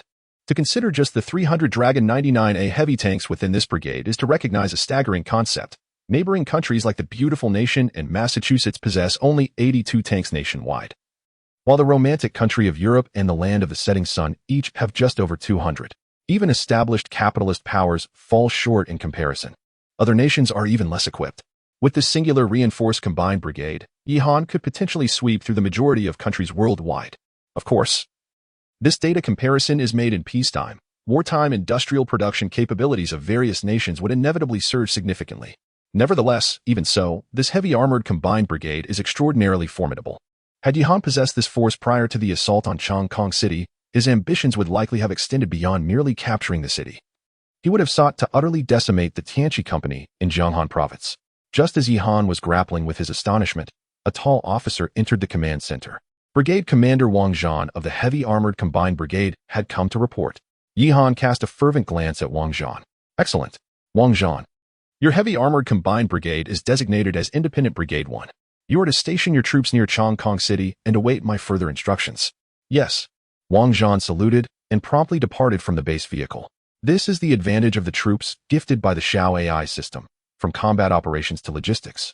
From company commanders to brigade leaders, Xiao AI has everything meticulously arranged, requiring not the slightest effort from Yi Han. However, a single heavy armored combined brigade is far from sufficient for Yi Han. After the thorough cleansing of Chong Kong City, there will still be numerous points to accumulate. And Yi Han intends to use these points to elevate the 111th Regiment, led by Wang Hu, to the status of a heavy armored combined brigade. Subsequently, Yi Han accessed the Level 7 marketplace to examine its offerings. The maximum capacity for the 141st Cavalry and Rocket Troopers, as well as Magnetic Storm Infantry, has now reached the regiment level. Xiao AI also reminded him that only 1 regiment of these 3 special units can be summoned at most. However, that is adequate. Furthermore, the soldier summoning section has seen the engineer, logistics, and medical units elevated to the regiment level. Additionally, numerous special forces have emerged, such as maintenance troops and drone operators. The Armored Vehicle Factory and Arms Factory have also advanced a level, allowing for the production of equipment previously encountered within the Heavy Armored Combined Brigade. Most crucially, the Arms Factory can now manufacture biochemical ammunition, the very type utilized by Phantoms, capable of inflicting lethal damage on biochemical units. The Army Officer Training Center is also eligible for an upgrade, enabling the training of major-level commanders. In the construction section, a Level 1 airport has been added. Level 1 airport requires 100,000 points for construction, capable of accommodating 30 fighter jets and 5 transport aircraft, complete with requisite ground personnel. Upon seeing this, Yihan's heart raced. The existence of an airport signifies the possibility of exchanging for fighter jets. At this moment, the aviation weapon manufacturing facility is indeed eligible for an upgrade, allowing for the exchange of the Longjin 10 fighter jet for 10,000 points, and the Longyun 8 transport aircraft for 20,000 points. Although these models are not the most advanced in Longguo's arsenal, they are exceptionally reliable and cost-effective mainstay models. For Yihan at this juncture, the inclusion of the Longjin 10 and Longyun 8 can be likened to wings being added to a tiger. After all, relying solely on ground aviation forces for aerial power is impractical. As he expands into Jianghan province, Yinghua Nation will undoubtedly exert its full efforts to suppress him, making the acquisition of air superiority exceedingly vital. Yihan glanced at his points. The front lines were still yielding rewards, and he still possessed over 5 million points. Without the need for a redemption force, Yihan first utilized his available points to upgrade all buildings to the division level. Subsequently, he instructed Xiao AI to construct a Level 1 military airport on the foundation of the civilian airport in the outskirts of Chongqing City. After completing these tasks, he had expended a mere 200,000 points, which, for Yihan, barely constituted a significant expenditure. A sense of satisfaction filled Yihan's heart. After enduring a prolonged period of scarcity, he could finally indulge himself. With the combat strength and scale of his forces now enhanced, the acquisition of points would also accelerate compared to before. What remained was to await the clearance of the frontline troops. Once concluded, he could expand his forces and prepare for the next phase of combat deployment. Chapter 162. Li Qingwei. Yihan reclined in the command chair of the command center, surrounded by a cacophony of messages from the front lines. The cleanup of Lushang Street is concluded. The 4th Battalion of the 112th Regiment requests further instructions. The clearing operations in Lushang Town are underway, with an estimated hour remaining until combat concludes. A significant number of zombies have appeared at a building in the high-tech zone of Changkong City. The 1st Company of the 2nd Battalion of the 113th Regiment is engaged in combat, requesting support. The 2nd Company of the 1st Airborne Battalion is en route to assist. This is the 3rd Company. We have 2 Leopard 15s immobilized by zombies on the 3rd Street. Please dispatch maintenance troops. Within the command center, Yi Jingyu and a host of staff listened to the reports from various units while issuing a slew of directives. Such trivial matters were no longer pertinent to Yihan, who welcomed the respite, idly surveying the bustling personnel of the command center. At that moment, Yihan's gaze fell upon a military cot tucked away in the far corner of the command center.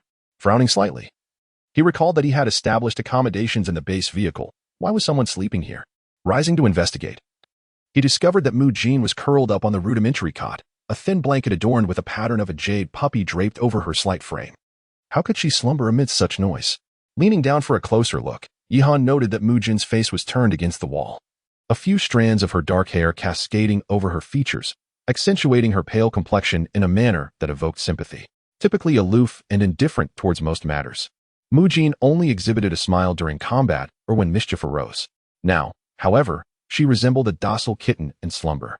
As Yihan observed, Mu Jin suddenly furrowed her brow, her breathing quickening as if caught in a nightmare, murmuring incoherently. Wang Long. Yihan called softly for Wang Long to approach. Why is she sleeping here? Didn't the engineering battalion provide her with accommodations? Wang Long explained. The dormitories in the base vehicle are all communal, and they are designated for male soldiers. The oasis space is quite distant from the command center, and the ghost frequently roams about indiscriminately. So Commander Mu usually sleeps here in the command center when in the vehicle. She believes this arrangement facilitates command on the battlefield, allowing her to be promptly informed of any developments. Upon hearing Wang Long's words, Yihan felt a pang of guilt. He had completely overlooked this detail. With the dormitories in the base vehicle occupied by soldiers, it was indeed inconvenient for Mu Jin to stay there, yet he had neglected to prepare her a proper space. Please tidy up the bed in my room and change the sheets and duvet cover, Yihan instructed Wang Long quietly. For now, it was essential to ensure Mu Jin could rest well. Later, he would need to arrange separate quarters for her and other command personnel. After all, Mu Jin was not like the ghost, who could reside in the oasis space, oblivious to the outside world. Mu Jin required more attention. Once Wang Long had completed the task, Yihan signaled for Yi Jingyu and the others to lower their voices, then gently lifted Mu Jin from the military cot. The delicate hibiscus, already slender in form, felt almost weightless in Yihan's embrace, especially after Yihan had enhanced his physical abilities. Surprised by her lightness, he carefully carried her toward the bedroom. In his arms, the slumbering hibiscus remained undisturbed, merely furrowing her brow slightly before settling her head back against his chest and drifting off once more. A distinct fragrance, characteristic of youthful femininity, lingered at the tip of Yihan's nose. As he gazed at the girl nestled in his arms like a small kitten, he dared not entertain any improper thoughts, swiftly suppressing the flutter of emotions that arose within him. After all, he had recently endured a punch from her. If she were to awaken and catch him in a moment of indiscretion, he would find himself in an irretrievable predicament. Once he gently laid Hibiscus on the bed and covered her with a blanket, he tiptoed out of the bedroom. Wang Long, please contact Lu Tu and arrange for him to procure a batch of level 3 room expansion packs from the main vehicle group, Yihan instructed promptly upon exiting. Wang Long nodded and hurried off to fulfill Yihan's orders. Given that Hibiscus was often relegated to sleeping in the command center, it was no surprise her affection level had only increased by 5 points. Curious, Yihan opened the affection panel for the hero character in the Xiao AI system, only to find that Hibiscus' affection level had risen from the previous 65 acquaintances to 70 kindred spirits. Was he at 65 before? How did it change to 70? He pondered in bewilderment. Could it be that Hibiscus had truly been asleep? That seemed implausible, given her temperament. She would have surely kicked him out otherwise. Suddenly, he recalled his earlier indiscretion on the rooftop, where he had distinctly seen her blush, despite her later denial. Could that moment have elevated her affection by 5 points? It seemed the only plausible explanation. Yihan sighed, realizing that Hibiscus retained her tsundere, sharp-tongued nature. Though she would not verbally acknowledge it, the Xiao AI system would not deceive him. Lost in thought, he returned to the command center, aware that he had one more opportunity to summon a hero. Xiao AI, initiate the hero-level summoning, he commanded. Understood, Commander, responded Xiao AI. And a colossal will appeared on the holographic screen before him. Having learned his lesson, Yihan refrained from uttering anything about exchanging lifespan for an S-level character and promptly clicked the draw button. As the wheel spun, he fixated on its movements. After a suspenseful 10 seconds, the pointer came to a steady halt on the image of an elderly man with a white beard. Yihan glanced at the elder and felt a surge of confidence. The man appeared to be in his 60s, with a youthful complexion, clad in a flowing blue robe, and wielding a whisk, exuding an aura of an otherworldly sage. Surely, this would be at least an A-level character, he thought, eyes wide and a smile spreading across his face. Congratulations, Commander. You have drawn the D-level hero Li Qingwei. Xiao AI chirped excitedly beside him. What? Even ghosts are C-level.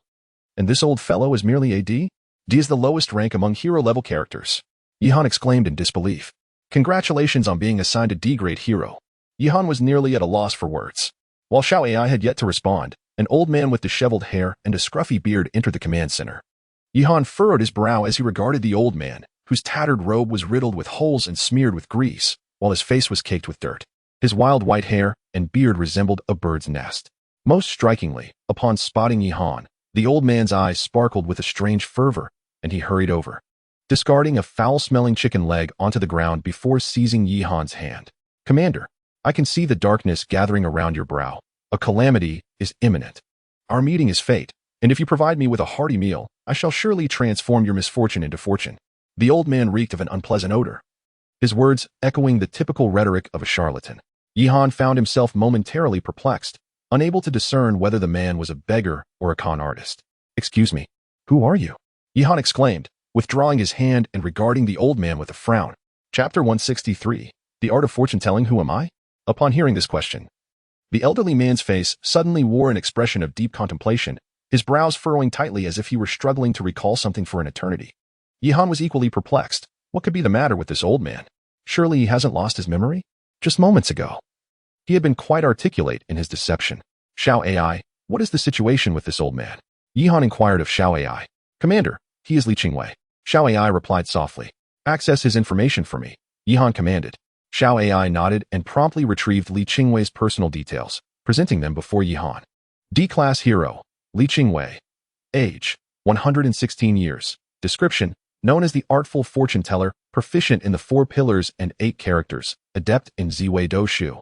Well-versed in the texts of Kai Yuan Zhan Jing and Guo Laoxing Zong. Skilled in astrology and geomancy, having calculated the fates of countless extraordinary individuals and events. He himself suffers a fate as ephemeral as dust, bereft of family, alone and widowed, afflicted by a lack of wisdom. Currently, he has no recollection of his past, with a divination accuracy rate of merely 1%. Special note, there is an exceedingly low probability of triggering his complete form daily. In this form, he becomes the S-class hero, Li Qingwei, with a divination accuracy rate of 99%. After reviewing Li Qingwei's information, Yihan found himself at a loss for words. It was evident that this individual was no ordinary D-class figure. He possessed a minuscule chance of ascending to S-class status. However, that probability was alarmingly low. An accuracy rate of 1% was hardly distinguishable from mere guessing. In essence, having him predict fortunes for others was akin to a game of chance. Among 100 individuals, he might guess correctly a few times. Thus, at his current level, this old fellow was less reliable than a mere guess. As Yihan grappled with his incredulity, Li Qingwei remained in a state of confusion, inquiring of Yi Jingyu as to his own identity. How could Yi Jingyu possibly know? He waved his hand dismissively, urging him to move aside as he had matters to attend to. Come over here, Yihan beckoned Li Qingwei. What? Do you know who I am? Li Qingwei hurriedly approached Yihan, his face alight with anticipation. Are you familiar with Li Qingwei? Yihan asked. Li Qingwei? Of course. I know him. Li Qingwei beamed, grinning widely. Could it be that this old fellow has remembered who he is? But to Yihan's dismay, the very next words out of the old man's mouth nearly sent him into despair. The leader of Mount Shu, of course. Master Qingwei. Li Qingwei exclaimed. Yihan gazed at the beaming Li Qingwei, utterly speechless. The old man had indeed lost his memory. Never mind, you are called Li Yuangue. Do you understand? Oh. So my name is Li Yuangue. The moment you reminded me, it all came rushing back. Li Qingwei chuckled, scratching his head in delight. The old man genuinely believed him. However, considering that he had lived for over a century, it was not entirely unfitting to liken him to a tortoise for in ancient times. Tortoises were also referred to as Yuangue. In truth, before he recalled that he was Li Qingwei, this name was not entirely erroneous. Wang Long, take him downstairs for a bath, then let him have a meal before bringing him back, Yihan instructed, shaking his head at the absurdity of the situation. As Wang Long accompanied Li Yuangu to freshen up and dine, Yihan inscribed his birth date on a piece of paper. After a moment's contemplation, he felt it insufficient, prompting him to procure the birth dates of Ghost and Mushin from Xiaoai. These 3 dates would soon be presented to Li Yuangu for a test of his abilities. Curious to see what insights this old man might reveal. However, Yihan held little hope for accuracy. After all, a mere 1% probability was exceedingly low. And should luck be unkind, it was likely that Li Yuangu would fail to make a single correct prediction from dawn till dusk. After a while, Wang Long returned with the freshly groomed Li Yuangu. At this moment, he appeared significantly more presentable than before, clad in a pristine suit and trousers. His hair and beard neatly arranged. He certainly bore the aura of a sage from beyond the mortal realm. Yet, as Li Yuangu began to pick his nose, that refined demeanor dissipated in an instant, revealing a rather lewd disposition instead. Here, examine these 3 birth dates, Yihan said, handing the paper to Li Yuangu. The old man took it, glancing over the contents while continuing his nasal excavation. Is this not a jest? Youngster, do you think I perform fortune-telling for free? Yihan responded with a genial smile. You'd best take this seriously, or tonight's meal will be forfeit. Li Yuangu, upon hearing this, shook his head. Very well. Meeting you is a twist of fate. I shall reluctantly attempt a divination. With that, he began to scrutinize the paper. The first date belonged to Ghost. And after a brief examination, Li Yuangu exclaimed, this is intriguing. The overall atmosphere is one of cold metal and chilling water. The midday fire is extinguished by the water. Furthermore, born in the winter month, with no control over the malevolent forces, and with the water entering storage, encountering conflict, disruption, and self-harm, this is ominous. Yihan, intrigued by Li Yuangu's serious tone, inquired, in what way is it ominous? If I am not mistaken. The individual must certainly suffer from menstrual irregularities. Moreover, the blood loss is considerable each time. Li Yuangu stroked his beard with conviction. However, fret not. I possess a rudimentary understanding of medicine and can promptly prescribe a remedy to replenish energy and regulate the cycle, although this will incur an additional charge. Yihan facepalmed with a long sigh. This birth date pertains to a male. If it's a male, that is another matter entirely. In the month of Hai, with the water of Kuei and the wealth being auspicious, the water's flow is further reinforced by Wu. The individual is destined for wealth and nobility. The presence of Bing fire in the chart warms the metal and nourishes the water, with the officer star complementing the seal. This is a truly propitious birth date. Li Yuangu asserted confidently. Blast it. Just moments ago, it was cold metal and chilling water, and now it has transformed into warm metal and nourishing water. So, is one's fate determined solely by your words? Yihan retorted. Wealth and nobility? Ghost has barely escaped being drained of vitality recently. His sole amusement lies in frolicking naked in the oasis space. Is that what you call wealth? Yihan shook his head. Enough of this. Let us move on to the next one. Well then, Li Yuangu mused, one hand stroking his beard while the other held the paper for meticulous examination. Bing fire in the month of Z, with the heavenly stems revealing Kuei water and the 7 kills emerging prominently. This is a classic 7 kills configuration. He nodded sagely. A 7 kills configuration? Pray tell, what does that imply? Yihan inquired earnestly, for this was his own birth date. Where's the smoke? How can I offer insights without a cigarette? Li Yuangue cast a fleeting glance at Yihan. Promptly, Yihan lit a cigarette for him, allowing the old fellow to resume his analysis. Let us first examine the vitality of your day master. The Ding fire is seated beneath the Jiaowood, which nourishes the fire, while the heavenly stems also present the Jiaowood to further support it. However, there is a lack of foundational energy. You possess only the influence of the output, rendering your essence weak, with the direct output being excessively strong and the day master unanchored. Nevertheless, there exists a mitigating force within this configuration, which bestows upon you an air of nobility. The direct output transforms the killing energy. Yet as you traverse the current period of XINU, the pressure is considerable. Are you feeling the weight of this pressure now? The Longkong market has just been acquired, and a heavily armored composite brigade has recently been established. What pressure could you possibly face? While Yihan pondered this, Li Yuangue continued, though, I must say, your appearance is undoubtedly unappealing. Yihan furrowed his brow, questioning whether he truly appeared unattractive. After all, when Xiao Ai first laid eyes on him, she had declared him handsome. But why? There is no reason. It is merely the old man's intuition. Li Yuangue replied, somewhat smugly. Chapter 164. The first phase concludes. Enough of that. Yihan rolled his eyes.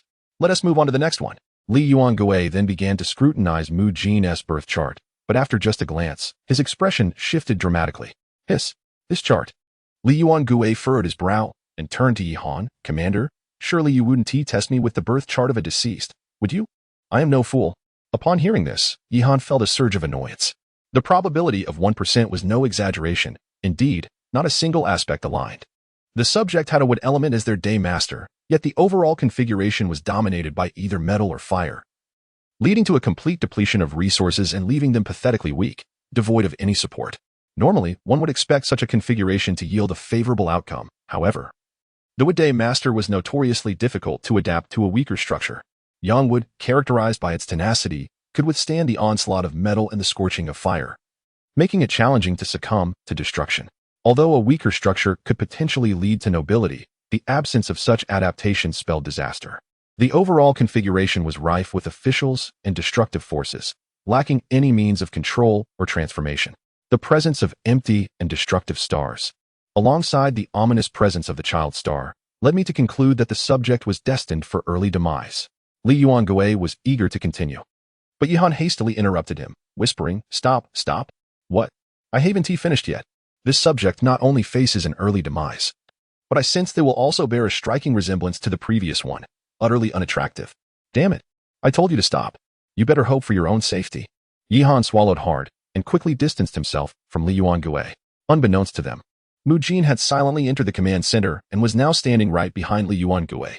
She had already caught sight of the birth chart in his hands and listened intently to his words. Who are you calling unattractive and destined for early demise? Mu Jin asked coldly.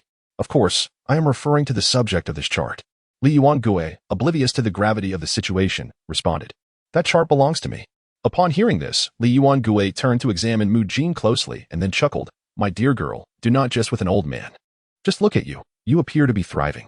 The chill in Mu Jin's expression did not wane. Li Yuangue finally sensed something amiss. Yet his demeanor remained unchanged, and he continued to prattle on. Besides, you are hardly unattractive. Just look at your grace, like a startled swan or a gliding dragon. You blossom like the autumn chrysanthemum and flourish like the spring pine. You are as ethereal as clouds veiling the moon, and as enchanting as snowflakes dancing in the breeze. As he spoke, Li Yuangue took a step back, his words trailing off, before he shouted, Run. The old man spun around and fled. Mu Jin, however, made no attempt to pursue him. Instead, she fixed her icy gaze on Yihan. Where did you find this old charlatan? I sleep for just a moment and you engage in such antics? Yihan felt wronged. It was Timmy. It was just a moment ago. Enough. Let me ask you, why was I in your bed? What did you do to me?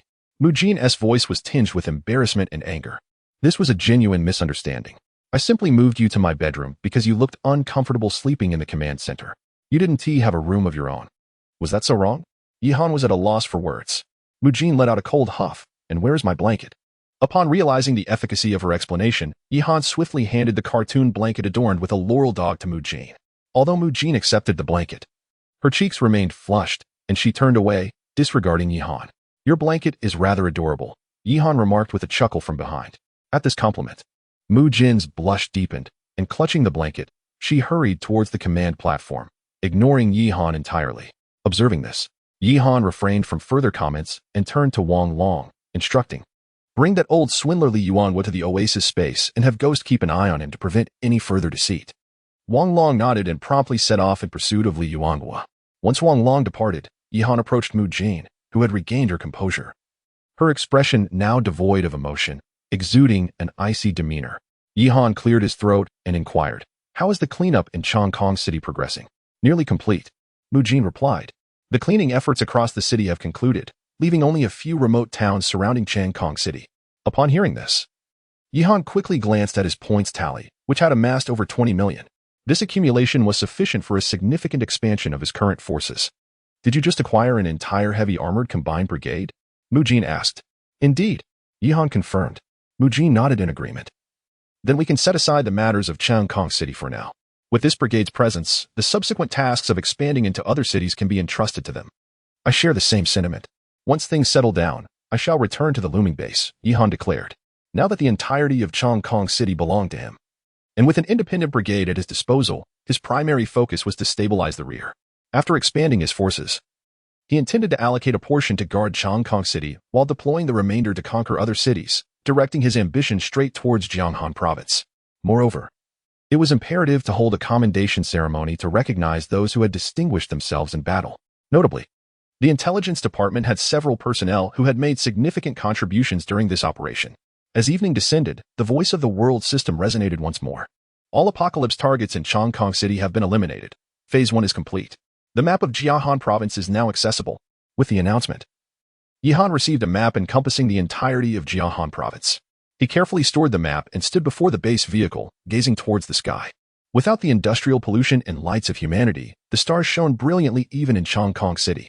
While Yihan indulged in the celestial splendor, he was suddenly interrupted by the frantic appearance of Li Yuanhua, who had unexpectedly emerged from the oasis space. After a brief glance at the sky, he exclaimed in distress, "This is dire. The red planet guards the heart, and the heavenly mandate of the Emperor. The alignment of the stars indicates a foreboding here. Commander, you must exercise caution. It seems you are in grave peril." Yihan turned around and kicked Li Yuanhua to the ground, exclaiming, "What the hell? Wang Long, who told you to release him?" Wang Long, witnessing the commotion, hurriedly dragged Li Yuanhua away. With such developments, Yihan lost interest in stargazing and turned back to the base vehicle. He instructed Xiao AI to drive towards the direction of the looming base. Naturally, Mujin and Yi Jingyu accompanied him on this return. With the successful capture of Chongqing City, the forward command post was consequently disbanded. The heavy combined brigade temporarily stationed itself in Chongqing City, awaiting further orders. As for the other units, those with defensive duties continued their posts, while those without assignments followed Yihan back to the looming base. Chapter 165. The bond between soldiers and civilians. On that day, Yihan returned to the looming base. Ever since the triumphant victory in Chongqing City, various units not only scavenged vast amounts of supplies from the city and its surroundings, but the number of survivors had also seen a significant increase. When Yihan last departed, Looming Town housed merely 30,000 inhabitants. Now, that number had surged to a robust 50,000. Moreover, as reported by Yi Ruoxue, several female survivors at the base had become pregnant. The adage "when one is well fed, one thinks of love" rang true, as improved living conditions at the base had fostered romantic sentiments among many couples in their daily lives. In response to this burgeoning situation, Yi Ruoxue established a civil affairs department, providing comprehensive services from marriage registration to birth certificates for children. A series of reproductive services and policies were also introduced. Modeled after the pro-natalist policies of wartime Russia, families with multiple children would not only receive financial support from the base, but also be honored with certificates of merit. Marriage procedures were simplified, with the first directive of the Civil Affairs Department abolishing bride prices. Upon marriage, the base would allocate housing and jobs for couples, encouraging the survivors to feel empowered to marry and bear children freely. Given the current labor shortage and surplus of land resources, there was little pressure on the populace. Thus, Upon Yihan's return to the base, he was greeted by a vibrant atmosphere. As he entered the jurisdiction of Shilan County, the first sight that met his eyes was a contingent of soldiers from the garrison, impeccably equipped and well-trained. The streets were adorned with red flags and banners proclaiming the bravery of the base, its capability to win battles, and its dedication to aiding the revival of the community were ubiquitous. Factories and farmlands throughout Shilan County had resumed operations, with melodious songs from the production teams resonating in the air. Although the base was still facing challenges in terms of productivity, the presence of growth stimulants ensured that supplies were adequately maintained. Upon hearing of Yihan's return, Yi Ruoxue had come early to welcome him in Shilan County, briefing him on the current state of the base along the way. The base adhered to an 8-hour workday, and those who had completed their service were allocated housing. However, the sheer volume of residents led to a laying of individuals, and some still lacked the necessary awareness. Yihan did not perceive this as a significant issue. He believed that by establishing more lifelong education institutions, the cultural and intellectual standards of the residents would gradually elevate over generations. Yi Ruoxue nodded in agreement, adding, "Moreover, there is the matter of healthcare. I have collaborated with a few military doctors from the military hospital and medically skilled survivors to establish a medical school, training a cohort of healthcare professionals. It is anticipated that, before long, we will be able to set up primary hospitals in every residential cluster. Currently, we also have an adequate supply of medical equipment, so this aspect should be resolved in no time." Reassured by Yi Ruoxue's words, Yihan turned to her, noticing the weariness etched on her face, and inquired, "And what about you? After all you have done for the base, have you not considered your own lifelong commitments?" Yi Ruoxue chuckled awkwardly. Who has the time for that? Yihan felt a pang of guilt for leaving such a vast base in the hands of Yi Ruoxue. Although numerous individuals were there to assist, the significant matters still fell upon her shoulders. A girl in the prime of her youth had essentially devoted herself to this base.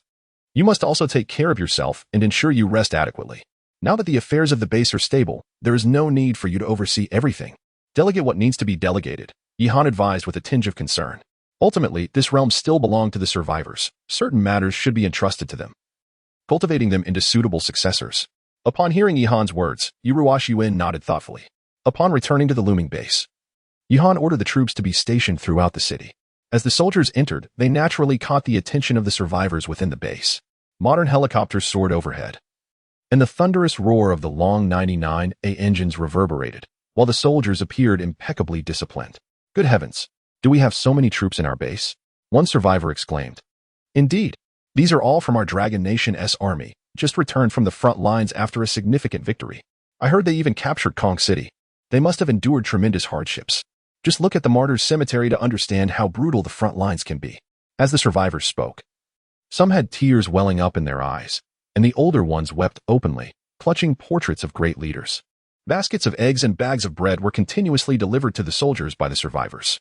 Although the base was not lacking in supplies, the survivors themselves were not affluent. These seemingly inexpensive items were the best gifts they could offer to honor the soldiers.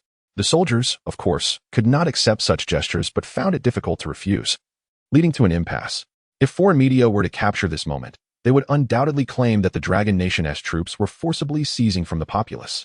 In reality, however, this was a genuine reflection of the bond between the military and the civilians. At that moment, Wang Hu emerged from a jeep, waving to the survivors, "Dear villagers, we appreciate your kindness, but the army has its discipline and cannot accept your gifts. Protecting our homeland is our duty. I, Wang Hu, thank you for your offerings, but we truly cannot accept them." As soon as Wang Hu finished speaking, the survivors were momentarily taken aback. "Isn't that the commander? It must be. Let us give him something." In an instant, a throng of survivors surged towards the jeep, disregarding the attempts to stop them, and began stuffing food and water into Wang Hu's vehicle. Yihan, observing Wang Hu's embarrassed expression, couldn't help but chuckle. "Are you not going to say a few words?" Mu Jin remarked with a smile. Yihan shot her a look. If he were to step out, he might not reach the command center until nightfall. Without intervening to rescue Wang Hu, Yihan instructed Xiao AI to discreetly slip away. "Xiao AI, relay the command to all units. Accept the eggs and similar items, but instruct the kitchen team to provide extra meals for the local populace. However, no valuable items are to be accepted," Yihan stated. "Xiao Xue, you instructed the logistics department to distribute a welfare supply to all survivors at the base. The victory on the front lines is undeniably supported by the stability and hard work in the rear." Yi Ruoxue and Xiao AI both nodded in agreement. Subsequently, the base vehicle hurried back to the command center. However, the situation for the troops was less than favorable. The Air Force was managing well, but an amusing scene unfolded on the ground as the troops advanced. Survivors hurled various gifts and boxes towards the military trucks, while soldiers tossed them back in return. The items flew back and forth between the soldiers and the survivors several times, ultimately concluding with the troops accepting a portion. The survivors watched the disheveled retreat of the military, their faces adorned with warm smiles. It seems that at this moment, only then would Yi Han's troops appear so flustered. Chapter 166, Expansion. Upon returning to the command center, Yi Han immediately granted a few days of leave to Yi Ruoxue, Mu Jin, in the various units. With the conquest of Chongqing City, there would be no intense military engagements in the immediate future. After the arduous efforts of the past days, it was time for them to rest. Thus, 3 days of leave were sanctioned. Although maintaining communication was imperative, going off the grid was not an option. Yi Ruoxue and Mu Jin nodded in agreement and subsequently retired to rest, having indeed worn themselves out during this period. However, while they could take a respite, Yi Han could not. With the second phase just commencing, he glanced at the communication hall, which displayed a player count exceeding 1 million. Predominantly comprised of players from the Apocalypse faction. While they might not have immediate plans for Chongqing City, it was inevitable that the Apocalypse Company would not overlook Yi Han, whom they considered a thorn in their side. Shall AI? Please compile a list of personnel who have contributed to the base and the troops this time, including soldiers, officers, as well as survivors and members of the main faction. Yi Han instructed. He had intended to hold a commendation ceremony, and it was time to begin preparations. You grant them leave, but not me, Xiao AI remarked somewhat plaintively. Does artificial intelligence require rest? Besides, I haven't rested either. Humph. Xiao AI pouted and began gathering the necessary information. As Xiao AI collected the data, Yi Han contemplated the expansion of the troops. The armored combined brigade was exceedingly tempting. One alone would not suffice. Wang Hu's 111th Regiment also required an upgrade. With this thought, Yi Han took out paper and pen to calculate the expenses. The independent 1st Brigade could serve as a template. He could simply replicate it directly. Currently, the 111th Regiment comprised 600 personnel, while the independent 1st Brigade boasted 13,000. Just the personnel expansion alone would cost over 4 million. Within a heavy armored combined brigade, there would be 300 Dragon 99A tanks, 120 Dragon 09 infantry fighting vehicles, 180 self-propelled artillery units, 120 surface-to-air missile vehicles, and 60 rocket launchers. This did not include other logistical vehicles and supporting equipment. The total expenditure on equipment would amount to over 2 million. Subtracting the existing armaments of the 111th Regiment, the cost still reached 2 million. Altogether, the total cost for this heavy armored combined brigade approached 7 million. After redeeming these assets, Yi Han sent Wang Hu along with the subordinate officers to the training center. Upgrading Wang Hu to Major General cost 10,000 points, while Wang Chuan and the others were elevated to Colonel, with additional junior officers recruited, expending several tens of thousands of points. Wang Hu, your 111th Regiment has now been expanded, and the designation has been changed to Independent 2nd Brigade. You will station your troops in Shilan County, awaiting further orders, as the looming base can no longer accommodate such a large force. Having completed these tasks, Yi Han still possessed over 10 million points. Yet he chose not to proceed with further expansions. Instead, he turned his attention to the research center. Previously, he had opened boxes containing human enhancement agents and a secondary individual exoskeleton system, which had since been put into production at the weapons factory. It remained uncertain how the production was progressing. Chen Zheng reported the production status to Yi Han as he saw him approaching. The human enhancement agents had been produced in abundance, and now the Special Battalion and the 111th Regiment were fully equipped. However, the output of the secondary individual exoskeletons was insufficient. Only over 1,000 sets had been produced thus far. Yi Han frowned, expressing concern over the low production volume. We must ensure that the entire army is adequately equipped. If you lack manpower, seek assistance from Yi Ruoxue or Mu Jin. If materials are scarce, consult Wang Hu or Qinwei Gua. The subsequent production should be allocated initially to the Independent 1st Brigade and the Independent 2nd Brigade, as they are preparing for significant battles and must be fully equipped. Chen Zheng nodded and promptly sought to contact the logistics department. While in the Oasis space, Yi Han also encountered Li Yuangue and Phantom.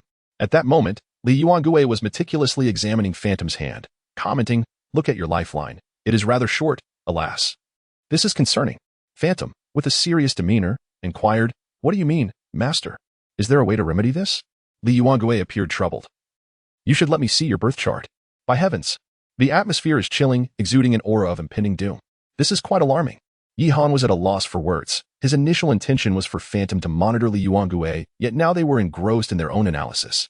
Nevertheless, he was disinclined to engage with these two peculiar individuals at the moment. The first-level airport in Chongqing City had been completed, and he needed to expedite the allocation of aircraft for that location. The maximum capacity of the first-level airport was 30 fighter jets and 5 transport planes. Given that he had ample points, it was essential to equip it fully. Moreover, transport planes were particularly useful, as there was a small military airport on the outskirts of Shilin County that could facilitate the logistics between Luming Base and Chongqing City. Xiaoai, allocate 30 Longjian, 10 fighter jets to the first-level airport in Chongqing City, Yihan commanded at the command center. Understood, Commander. Which model would you prefer? Xiaoai responded. Yihan furrowed his brow. Model? Are there different models? His knowledge of fighter jets was rather limited. There are 3 variants of the Longjian. 10, the Longjian, 10A, costing 10,000 points, the Longjian, 10B at 15,000 points, and the Longjian, 10C at 20,000 points. Xiaoai elaborated. What are the differences? Is the more expensive one better? Yihan inquired, puzzled. Not necessarily, it depends on the mission requirements. The primary differences among the 3 models lie in their radar systems. The Longjian, 10A is the oldest model, equipped with a planar gap radar. The Longjian, 10B serves as a transitional model, featuring a passive phased array radar, and is currently the only fighter jet in Long Country with this radar. The Longjian 10C, on the other hand, boasts an advanced active phased array radar, Xiaoai explained. After considering this information, Yihan, though still somewhat perplexed, decided, then allocate 5 Longjian 10A, 10 Longjian 10B, and 10 Longjian 10C. Additionally, include 5 Longyuan, 8 transport planes, and redeem 2 colonel commanders and 5 colonel staff officers and logistics officers from the Air Force Officer Training Center. The establishment of the Air Force Command at Chongqing City Airport has been initiated with the provisional designation of Air Force 001 Regiment. Upon receiving directives from Yihan, Xiaoai promptly executed the necessary arrangements, and it was not long before Yihan received a communication. This is Su Xing from the Air Force Command, reporting to the commander that the Air Force Command has been established and is awaiting further instructions. The Air Force Command in Chongqing City is calling. Very well. Su Sheng, you will temporarily serve as the commander of the Air Force Command, concurrently holding the position of the Regiment Commander of Air Force 001. During this period, please direct the Air Force to undertake patrol missions and monitor the situation in Jiahan Province. The Air Force Command acknowledges. Chapter 167, Organizational Structure. Ultimately, the auxiliary equipment and personnel for a primary airport in Chongqing City alone cost over 600,000 points, with 500,000 allocated for the procurement of combat aircraft. The remaining amount was utilized for acquiring ground support vehicles and command personnel. After completing his duties at the Air Force Command, Yihan received the compiled list of commendations from Xiaoai. He scrutinized the list for quite some time, noting that it included not only those who had achieved merit but also honored the fallen heroes. Yihan had no objections to this. After a moment's contemplation, he forwarded the list to Yi Ruoxue, requesting her to find a suitable individual to organize the commendation ceremony and to finalize the awards. Yi Ruoxue had just begun her holiday, yet she was summoned back to the base command for a meeting due to the acute shortage of personnel. It was only natural for someone in her pivotal position to be called back unexpectedly. Several hours later, the meeting at the base command concluded, and they finalized the timing for the commendation ceremony, arranging for the factory to produce the medals. The ceremony was scheduled for the day after tomorrow, allowing the factory 2 days to manufacture the awards. Yi Ruoxue sent a message to Yihan, who inquired, "Will you be handling it yourself?" "Not quite," she replied. "Sister Miao Miao has been relatively free these days. She mentioned she has organized similar events before, so I entrusted it to her." Upon reading Yi Ruoxue's response, Yihan refrained from further comments. Although he was unfamiliar with Lu Miao Miao's capabilities, he trusted Yi Ruoxue's judgment. At last, having completed his tasks, Yihan could finally take a moment to relax. After the fatigue of recent days, he lacked the inclination to venture out for leisure, instead opting to fish by the serene lake in the oasis space. Meanwhile, the elusive duo of Ghost and Li Yuangue were up to some mischief. Hastily hiding upon noticing Yihan's arrival, Yihan could only smile wryly at their antics. As he fished, he took up paper and pen to sketch the current organizational structure of the base. Given the increasing number of departments under his jurisdiction, it was essential to document them to avoid forgetting.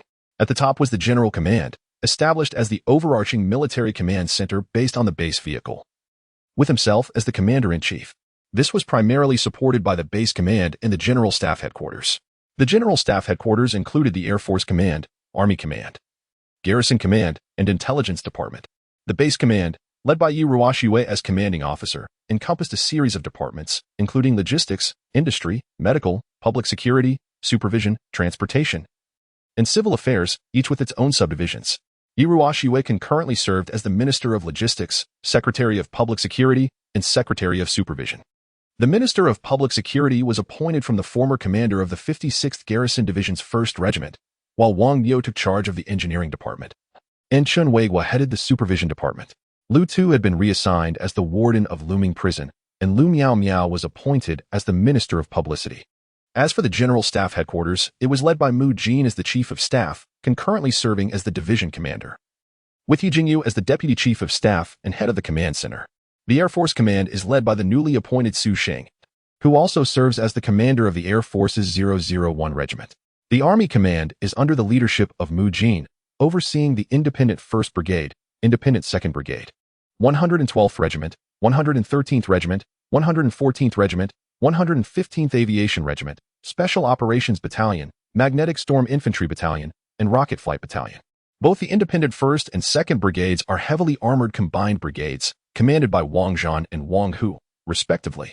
The 112th Regiment, known as the Cat Light Infantry Regiment, is led by Gao Sheng, while Li Chengwang commands the 113th Regiment, Li Qingjing the 114th Regiment, and Yu Tianyu the 115th Regiment. The Special Operations Battalion is commanded by Han Shuang, the Magnetic Storm Infantry Battalion by Zhang Tai, and the Rocket Flight Battalion by Lu Kong. The head of the Garrison Command is Chen Weiguo, who is also the Garrison Division Commander. The Intelligence Department is led by Bai Heezy. Meanwhile, Wang Long's Guard Battalion has nearly become his personal security force. As Yi Han was calculating, his fishing rod trembled slightly. He hastily set down his paper and pen, raising the rod with a swift motion, which resulted in a carp, the size of a palm, leaping into the air, its scales glimmering in the sunlight. Is this little one out here trying to make a living? Yi Han mused, before removing the hook and tossing the small carp back into the lake. Go fetch your grandparents, he exclaimed, as he prepared to cast again. Before long, Wang Long sprinted to the lake's edge. Commander, I have received the 5 level 3 room expansion packs you asked me to collect. Yi Han's heart swelled with joy upon hearing this, and he quickly reeled in his fishing rod, pouring all the bait he had brought into the lake. This would certainly delight the fish, particularly the small carp that had just been released. Surely, it would inspire a poetic reflection akin to a modern-day peach blossom spring. Observing the 5 level 3 room expansion packs in Wang Long's hands, Yi Han nodded and said, "All right, let us head back to the vehicle. Please also summon Wang Shi from the engineers." He had intended to prepare bedrooms for Mu Jin and the others, and with the arrival of the room expansion packs, this matter could finally be resolved. Should we also call Wang Niu from the engineering department? He has experience in constructing toilets and kitchens for the base vehicles, Wang Long suggested. Yi Han readily agreed. Once inside the base vehicle, Wang Shi and Wang Niu soon arrived. After a careful assessment, Yi Han decided to prepare individual rooms for Mu Jin and Yi Ruoxue, as they were his right-hand aides. One managed the entire base, while the other oversaw the entire army. It was essential for them to rest well. He then planned to create a temporary lounge for all military officers, who would occasionally stay in the base vehicle but predominantly resided at their respective posts. The remaining 2 rooms would serve as barracks for soldiers, as Han Shuang's Special Operations Battalion often accompanied him, and the previous 2 rooms had already been occupied by the Guard Battalion. Having formulated these plans, Yi Han instructed Wang Niu to draft the design, while Wang Shi gathered the necessary materials and oversaw the construction. The 2 barracks and the officers' lounge were to be built in the 2nd corridor of the base vehicle's 1st level.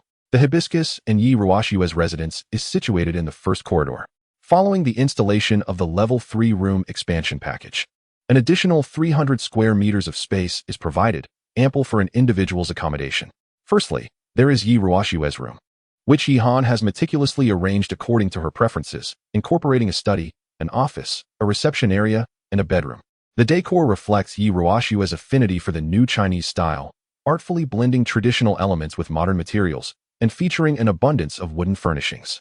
The study is filled with a diverse collection of books on management and political science, alongside some ancient romance novels that Yi Ruoxue adored during her middle school years. Chapter 168. The Commendation Conference. The walls of the reception room were adorned with a large meticulous painting titled "A Thousand Miles of Rivers and Mountains," sourced from the Chongqing City Art Museum. However, It was merely a replica, a fragment of the original masterpiece. The authentic piece, a lengthy scroll measuring over 10 meters, was safely housed in the capital of the Dragon Kingdom. Upon hearing that Yihan was renovating a room for her, Yi Ruoxue hurried back to offer her insights. As for Mu Jin's room, Yihan found himself in a bit of a quandary. He was not particularly well acquainted with Mu Jin's preferences. Yet he did not intend to divulge this to her, as he wished to surprise her. After much contemplation, Yihan resolved to create a collection room for Mu Jin to display her various collectibles. He wondered what could possibly attract a young woman to the collection of firearms. Yihan shook his head in disbelief. In addition to the collection room, Mu Jin's quarters included a reception area, an office, and a study. Yihan felt utterly perplexed regarding the decoration of these 3 rooms, and noticing his distress, Yi Ruoxue approached him with a playful smile and offered her suggestion. For Mu Jin's study, reception area, and office, just adopt the same decorating style as mine. Yi Ruoxue frequently communicated with Mu Jin and had a deeper understanding of her tastes than Yihan did. After all, when girls gathered, they chattered endlessly. Are you suggesting a new Chinese style? Yihan inquired. Precisely. Yi Ruoxue affirmed with a nod, her expression shifting to one of mischief. However, the bedroom should be different. Yihan frowned at this. What do you mean? Upon hearing his question, Yi Ruoxue stifled a laugh, glanced around, and then leaned in to whisper in his ear. I'll tell you, but you mustn't reveal that I said this to Mu Jin. First, do this. Then that. Understand? With that, she patted Yihan on the shoulder, casting him a look of encouragement before dashing off to discuss her own room with the engineer. Yihan stood there, his expression a mix of surprise and confusion. He never imagined that Mu Jin, who usually appeared aloof, had such interests in private. It was indeed quite the contrast. Nevertheless, it mattered little, as a dedicated minner. Mu Jin deserved a thoughtfully decorated room. Promptly, Yihan summoned Wang Shi. Take a few people to Shilan County and the major shopping centers in Chongqing City to find some toys, especially this. Yihan whispered a few instructions to Wang Shi, who stifled a laugh and nodded before departing with his soldiers. He feared that news of this might spread among the troops, causing Mu Jin embarrassment in front of her subordinates. Yet, Yihan was unconcerned about such matters and soon took Han Shuang and Wang Long aboard an aviation regiment helicopter to visit Chongqing City. According to Yi Ruoxue, there was another item that Mu Jin favored, and he needed to seek it out in the city. 2 days swiftly passed, and the 5 rooms in the base vehicle were completed. Yihan surveyed the room and gifts prepared for Mu Jin, nodding in satisfaction. Meanwhile, Yi Ruoxue sent a message from her end. My dear brother, the commendation ceremony will commence at 3 o'clock this afternoon. Please tidy yourself up and make your way here. Upon receiving the message, Yihan replied with a simple acknowledgement to Yi Ruoxue and then proceeded to the venue accompanied by Wang Long and Han Shuang. The ceremony was held in the Grand Hall of Shilan County, as the looming base was formerly merely a town. Although it has now become the capital within Yihan's jurisdiction, its infrastructure still leaves much to be desired. The hall can accommodate approximately 500 individuals, and representatives from various units and troops of the base were in attendance. The hall had been recently renovated, adorned with festive red decorations, and the floor was covered with a new red carpet. At the podium, red flags and the national flag of the Dragon Kingdom were prominently displayed, while a large banner hung above. This was the first comprehensive commendation ceremony for the looming base, which was also broadcast live by the publicity department's radio station, allowing those unable to attend to listen to the proceedings. As Yihan arrived, the ceremony was just beginning, with Yi Ruoxue conducting the proceedings on stage. He and Wang Long scanned the crowd, and soon spotted Mu Jin seated in the front row with a pen and paper, seemingly deep in thought. Yihan then took a seat beside her and inquired, Where have you been during these holidays, Commander Mu? To which Mu Jin closed her notebook and replied nonchalantly, Of course I was resting. Where else could I possibly go? Before Yihan could respond, the ceremony commenced as Yi Ruoxue announced the list of individuals to be honored. She began with the military commendations. Since the establishment of the base, we have endured numerous battles, and sadly, many of our comrades have departed, while others have valiantly fought on the front lines. By the decision of the base's general command, the 111th Regiment is awarded a collective first-class merit, receiving the Patriotic Model Medal and the First-Class Hero Red Banner. The 112th Regiment is also recognized with a collective first-class merit, receiving the Patriotic Model Medal. The Security Camps Wall Guard Company is awarded a collective first-class merit, receiving the Patriotic Model Medal and the First-Class Hero Red Banner, in memory of the 66 fallen martyrs who shall receive the First-Class Heroic Medal. The Intelligence Department is also honored with a collective first-class merit, along with individual commendations for Lu Shui and Bai Hizi. Following this, we will announce the names of the fallen martyrs and the list of individual commendations. The names of the martyrs and individual honorees were read for over 20 minutes, including those who had sacrificed their lives in the First World, such as Wang Yong, the first guard summoned by Yi Han, who was posthumously awarded the Martyr's Medal and the title of Heroic Model. The audience remained fully engaged, as many among the honored were known to Yi Han. Now, we shall proceed to read the list of commendations for the base personnel. While the officers and soldiers valiantly fought on the front lines, a significant number of individuals and collectives also emerged from the rear, contributing outstanding efforts to the base. By the decision of the base's General Command, the looming military hospital is awarded a collective first-class merit, receiving the Rejuvenation Medal and the First-Class Model Labor Red Banner. In commemoration of the collective first-class merit of the Shiko Farm in Shilin County, the Revitalization Medal is bestowed, alongside the Second-Class Model Labor Award. The looming mine, under the auspices of the Ministry of Industry, is similarly honored with a collective second-class merit, receiving the Revitalization Medal and the Second-Class Model Labor Award. The former personnel of the Ministry of Public Security are recognized for their collective first-class merit, awarded the Revitalization Medal and the National Defense Model Medal, as well as the Second-Class Heroic Banner. The list of martyrs among the bases fallen is as follows, with individual first-class merit also acknowledged, accompanied by the Heroic Medal. Below is the roster of individuals honored for their outstanding contributions within the base. The ceremony extended for a considerable duration, during which numerous individuals ascended the stage to receive their medals. Some, constrained by the venue's capacity, received their awards and badges under the guidance of staff. Officers such as Wang Hu, Wang Chuan, and Wang Long, among others, were also awarded individual first-class merit and the National Defense Medal, while several soldier representatives took the opportunity to express their gratitude upon receiving their accolades. Chapter 169. The new home of Hibiscus according to the statistics from the base command.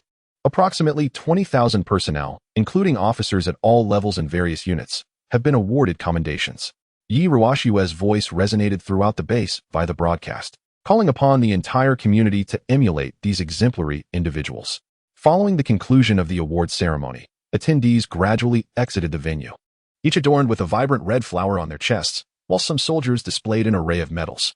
In addition to the National Defense Medal and the Model Soldier Medal, the base command bestowed various medals commemorating each soldier's participation in battles, such as the Western Launching County Defense Medal, the Liberation of Chong Kong City Medal, and the Looming Base Defense Medal, among others. Even the Ghost received an Outstanding Contribution Medal along with the title of Model Blood Donor. Joy radiated from the faces of all present. Although the accolades were primarily symbolic, the significance of these honors transcended material rewards.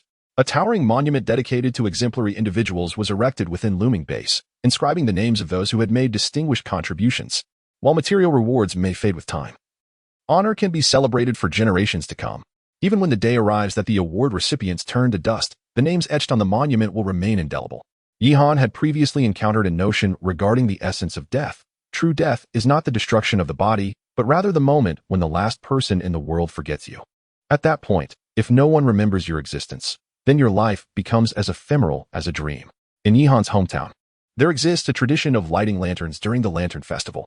On this day, when visiting graves, mourners would light a candle at the tomb, signifying that the deceased's legacy endures. The hills would sparkle with countless lights, the candles flickering in the evening breeze as the mourners knelt before the grave in hushed remembrance, resembling a mystical ritual. However, many graves lay overgrown with weeds, obscured in darkness without candles, rendering the life, experiences, and even the existence of the deceased a profound enigma. These mysteries would remain unheeded, forever unsolved. Being remembered holds great significance. When one is cherished, a light persists in the shadows. Such is the nature of existence. As the crowd began to disperse, Hibiscus seemed preoccupied with something and exchanged a brief greeting with Yi Han before attempting to leave. Yi Han hurriedly called out to her, "Wait. I have something to show you." Hibiscus paused, her expression reflecting curiosity, yet she followed Yi Han to the front of the base vehicle. With a cheerful smile, Yi Han opened the car door and led her to the entrance of a room. "Comrade Hibiscus, welcome home." Before them stood a door crafted from beech wood, specially brought back by the engineers from a furniture factory in Western Launching, adorned with a heart-shaped nameplate carved from peach wood bearing Hibiscus's name. Mugwa was momentarily taken aback, yet soon her eyes sparkled with delight. Although she attempted to suppress her joy, the smile lingering at the corners of her eyes and brow betrayed her. "Have you been busy preparing a room for me these days?" she asked. "Not at all. Come in and take a look." Yi Han replied as he opened the door and led Mugwa into the room. Upon entering, they were greeted by the foyer. Sunlight from the living room streamed across the floor, and on a console table in the foyer sat a small pot of hibiscus flowers.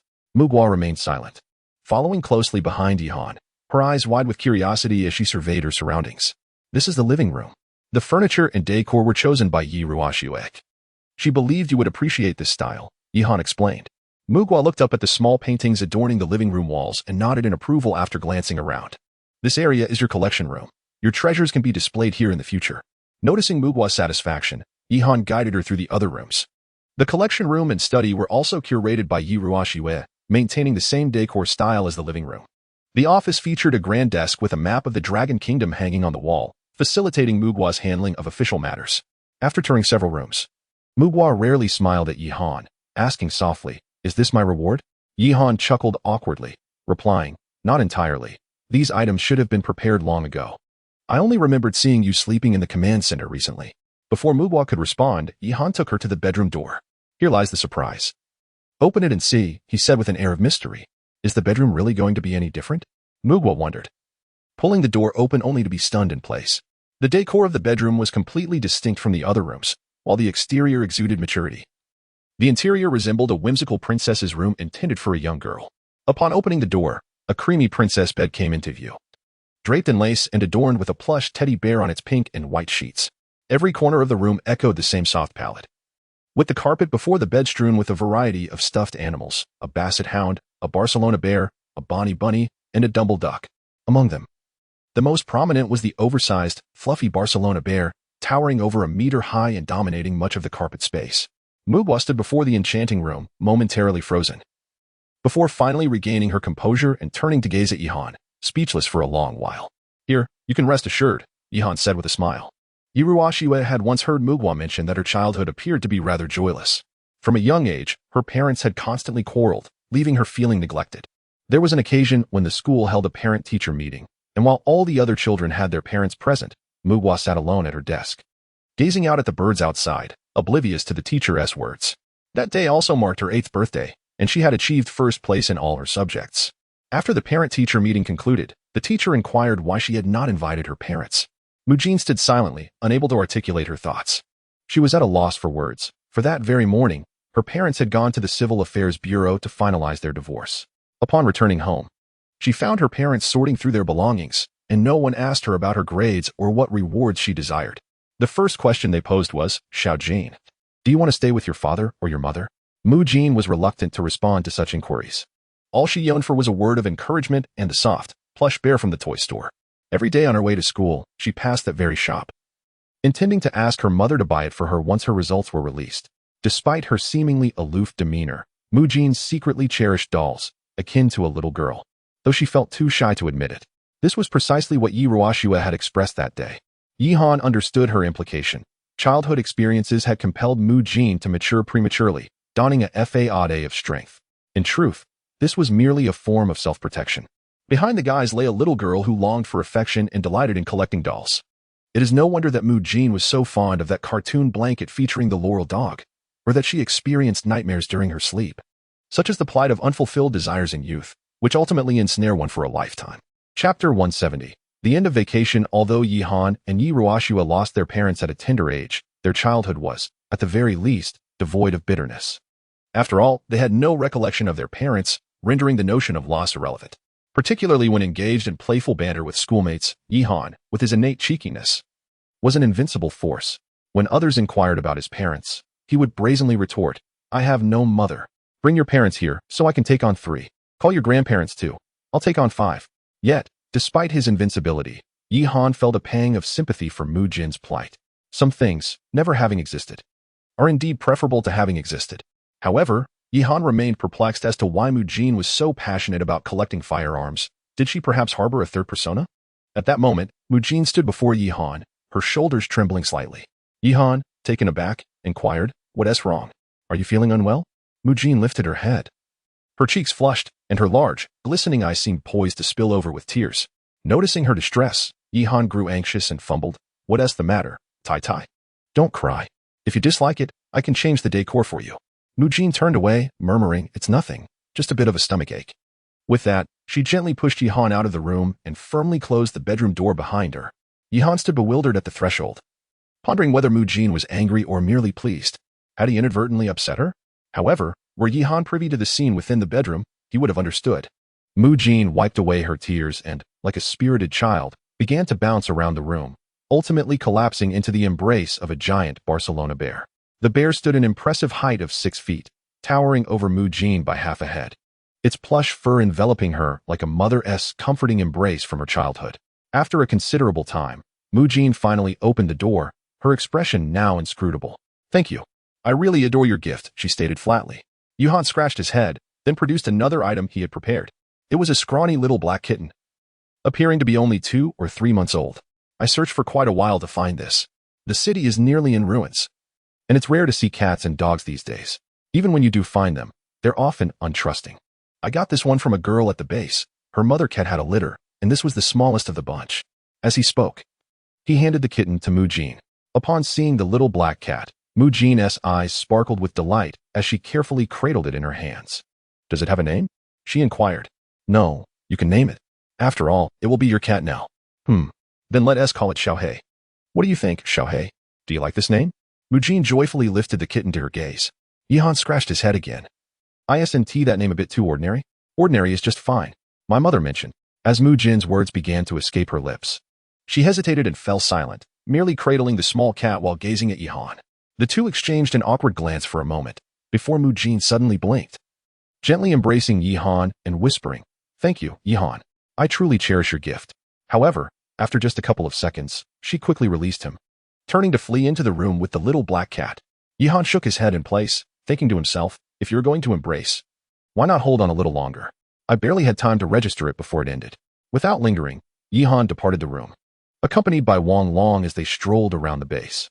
At that moment, Phantom and Li Yuanhua emerged from the oasis space. Following Yihan's orders, the entire base had been given a 3-day holiday, which was set to conclude tomorrow. So these two lively characters naturally needed to come out for a breath of fresh air. As evening descended, those who were on holiday at Looming Base enjoyed their time off, while those working had finished their shifts. The city was ablaze with lights, and various streets organized social gatherings. The central square was teeming with people, all gathered joyously, with performances taking place on stage. At this moment, pop music was no longer the sound of choice. Instead, everyone united in singing stirring revolutionary songs. The last time I witnessed such a scene was seemingly ages ago," Li Yuanhua remarked, as if recalling something significant. This old fellow had lived for 116 years, spanning 2 centuries, and had certainly seen much. Observing this, Yihan mistakenly thought Li Yuanhua was on the verge of awakening his complete form and hurriedly inquired, "When was that long ago?" "Long ago is indeed long ago.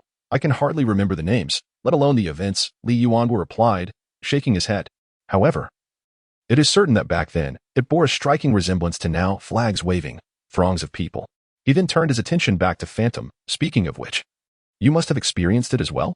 As Li Yuanhua continued his discourse with Phantom, Yihan lost interest and decided to make his way home. At that moment, Yijing unexpectedly sent a message to Yihan. "Commander, please come to the command center." Upon reading the message, Yihan furrowed his brow and swiftly returned to the command center with Wang Long. By the time he arrived, the staff had already gathered, and even Mu Jin was present. A single glance was enough for Yihan to discern that something significant was afoot. "What is happening?" he inquired as he approached. "Report, Commander. Half an hour ago, the reconnaissance team of Air Force Unit 001 discovered that the apocalyptic Jianghan province seems to be making significant moves." Before Yihan could respond, Mu Jin unfurled a large map of Jianghan province across the table. The area closest to Chongqing City was Sanguan County and Xiangzhou.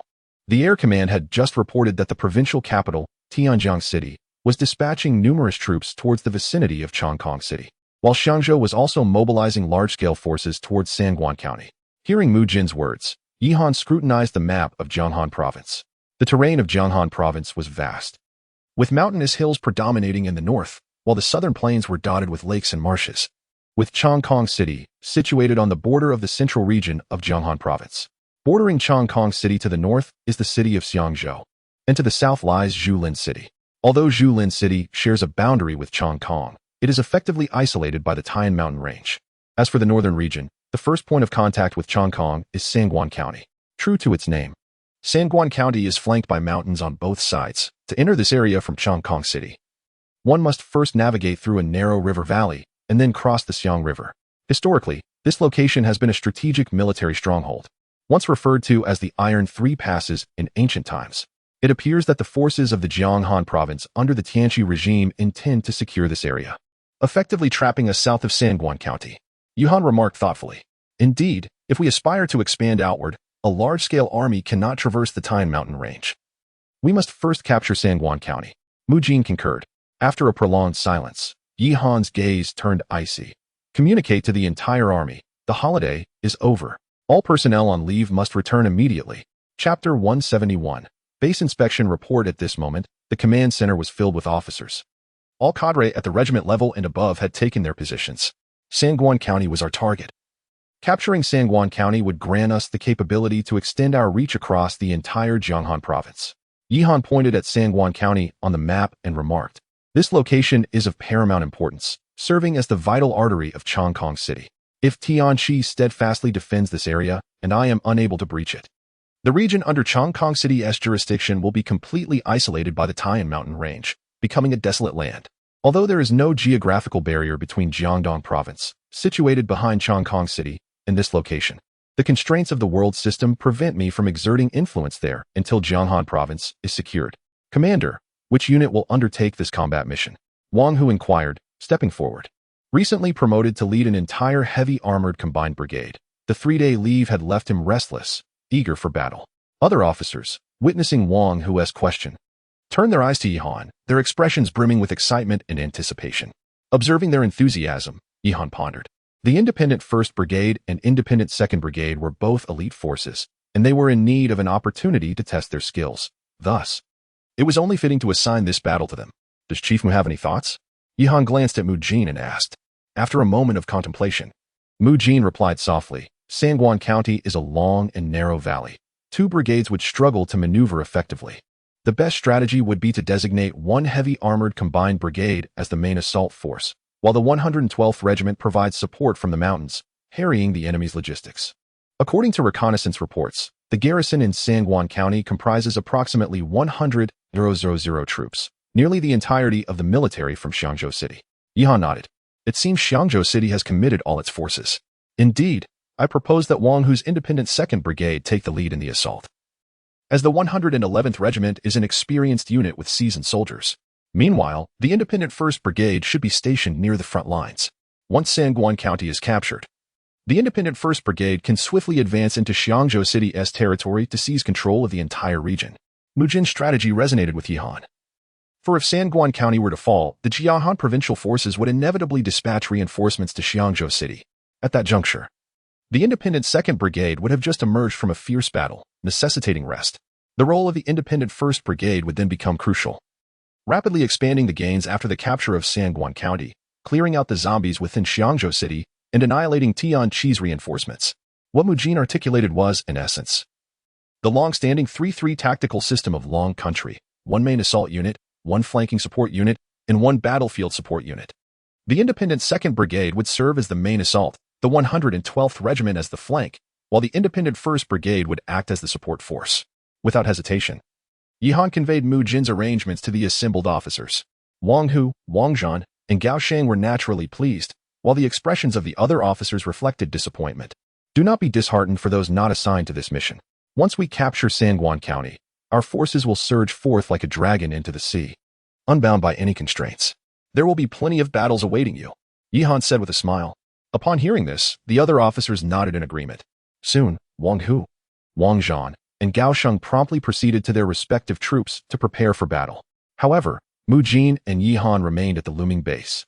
As the entirety of Chongqing City had been secured, they could swiftly respond to any developments at the front lines, rendering it unnecessary to trail behind the soldiers, offering guidance. If there were significant military communications to relay, Yi Jingyu could always make a special trip. After the combat mission assignments were concluded, the meeting at the command center adjourned. Yet Mu Jin did not take her leave. I believe we should allow the intelligence department to move ahead, circumventing through the minor paths of the Tine Mountains to infiltrate the enemy ranks, particularly within the Jianghan province, Mu Jin suggested. Yihan pondered her words for a moment, recognizing that the intelligence department indeed needed to act promptly.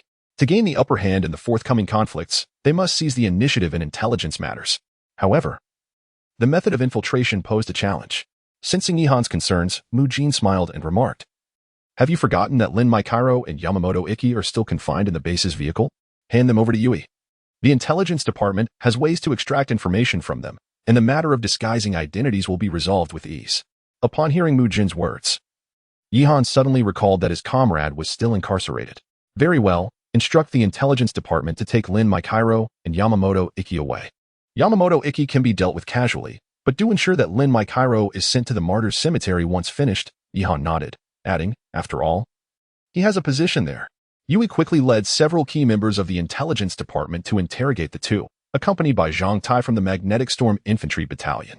Lin Maikairo, naturally, offered no resistance. Upon seeing Zhang Tai, he recited his family lineage without missing a single detail. After some electric therapy, Yamamoto Iki could only sigh deeply, lamenting the misallocation of his faith, and ultimately divulged everything he knew. After the interrogation concluded, Yihan issued a directive. Lin Maikairo would continue to atone at the cemetery, and Yamamoto Iki would also be confined there. Unless unforeseen circumstances arose, the remainder of their lives would be spent in penance and supplication.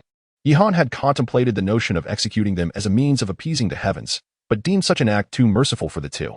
The agony of witnessing how their company, Tianqi, was systematically driven to ruin would prove far more excruciating than their immediate demise. Following the completion of the interrogation, the intelligence department swiftly devised a plan for infiltration.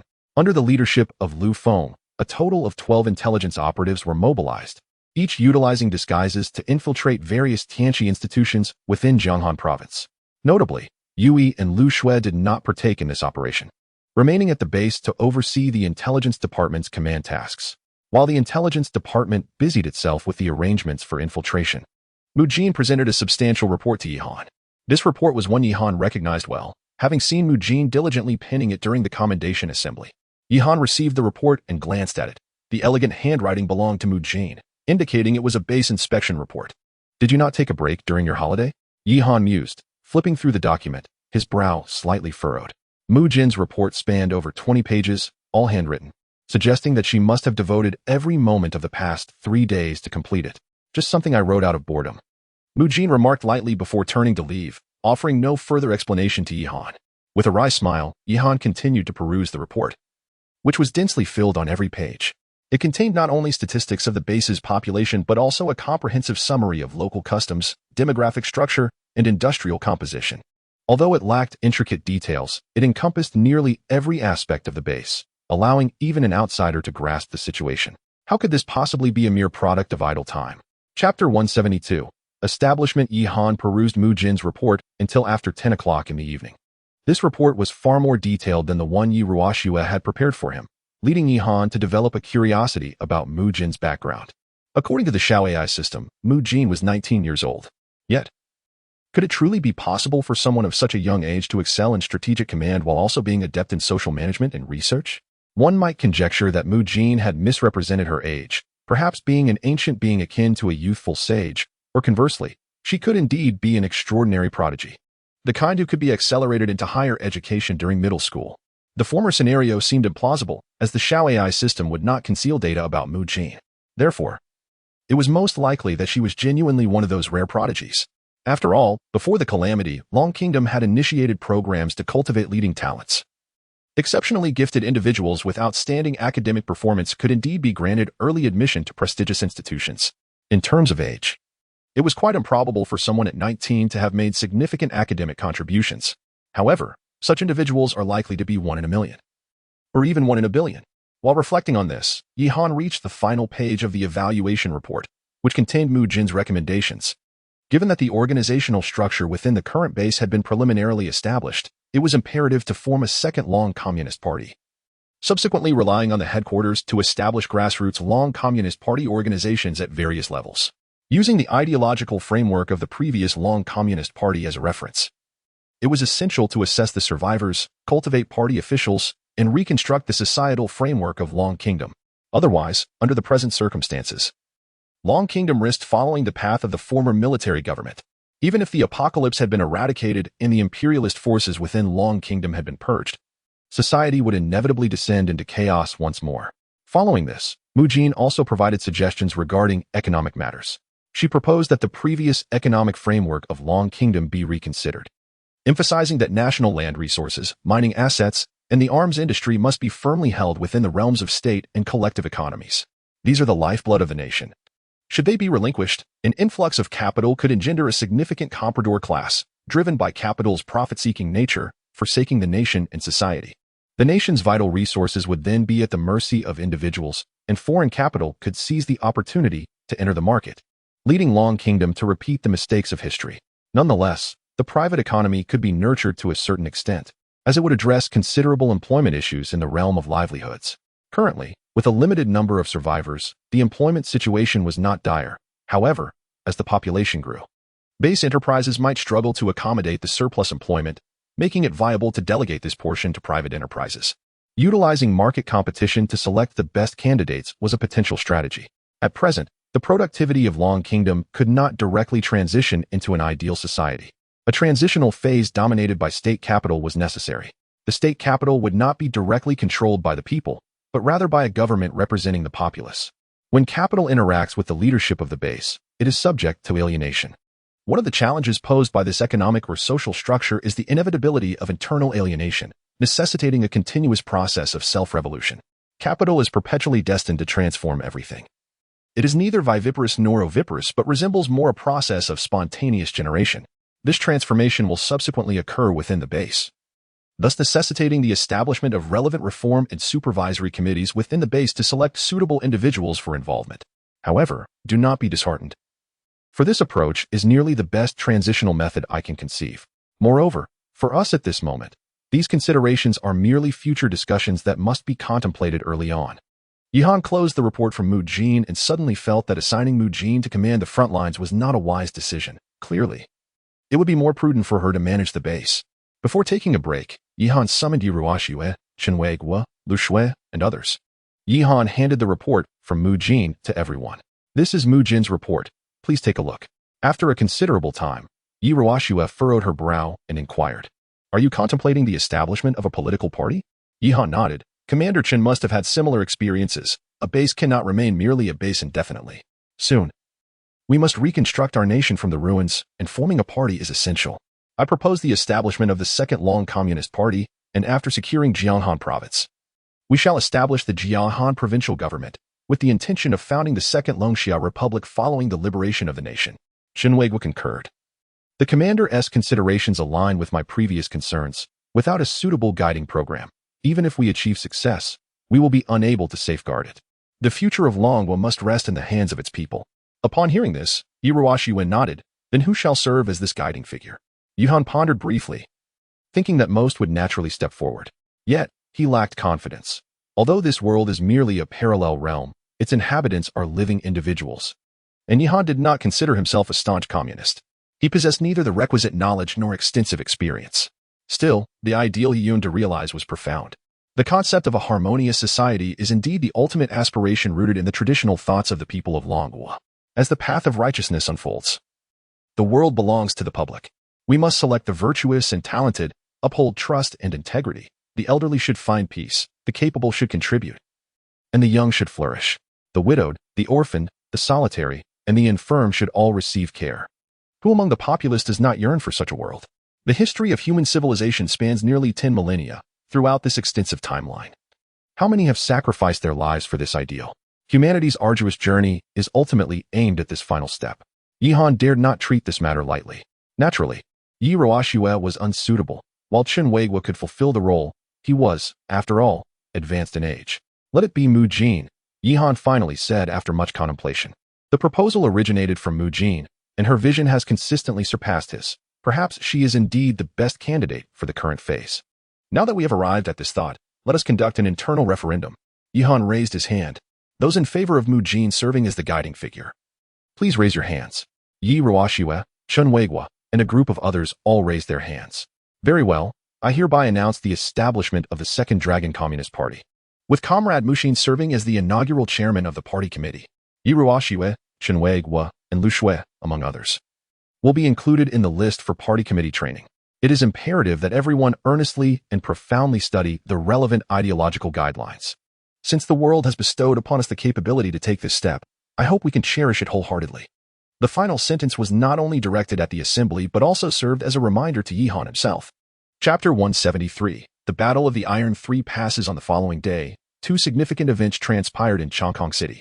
The first was the establishment of the Second Dragon Communist Party by Mu Jin within the base, accompanied by the introduction of relevant party programs and the organization of grassroots party establishments across various units of the base.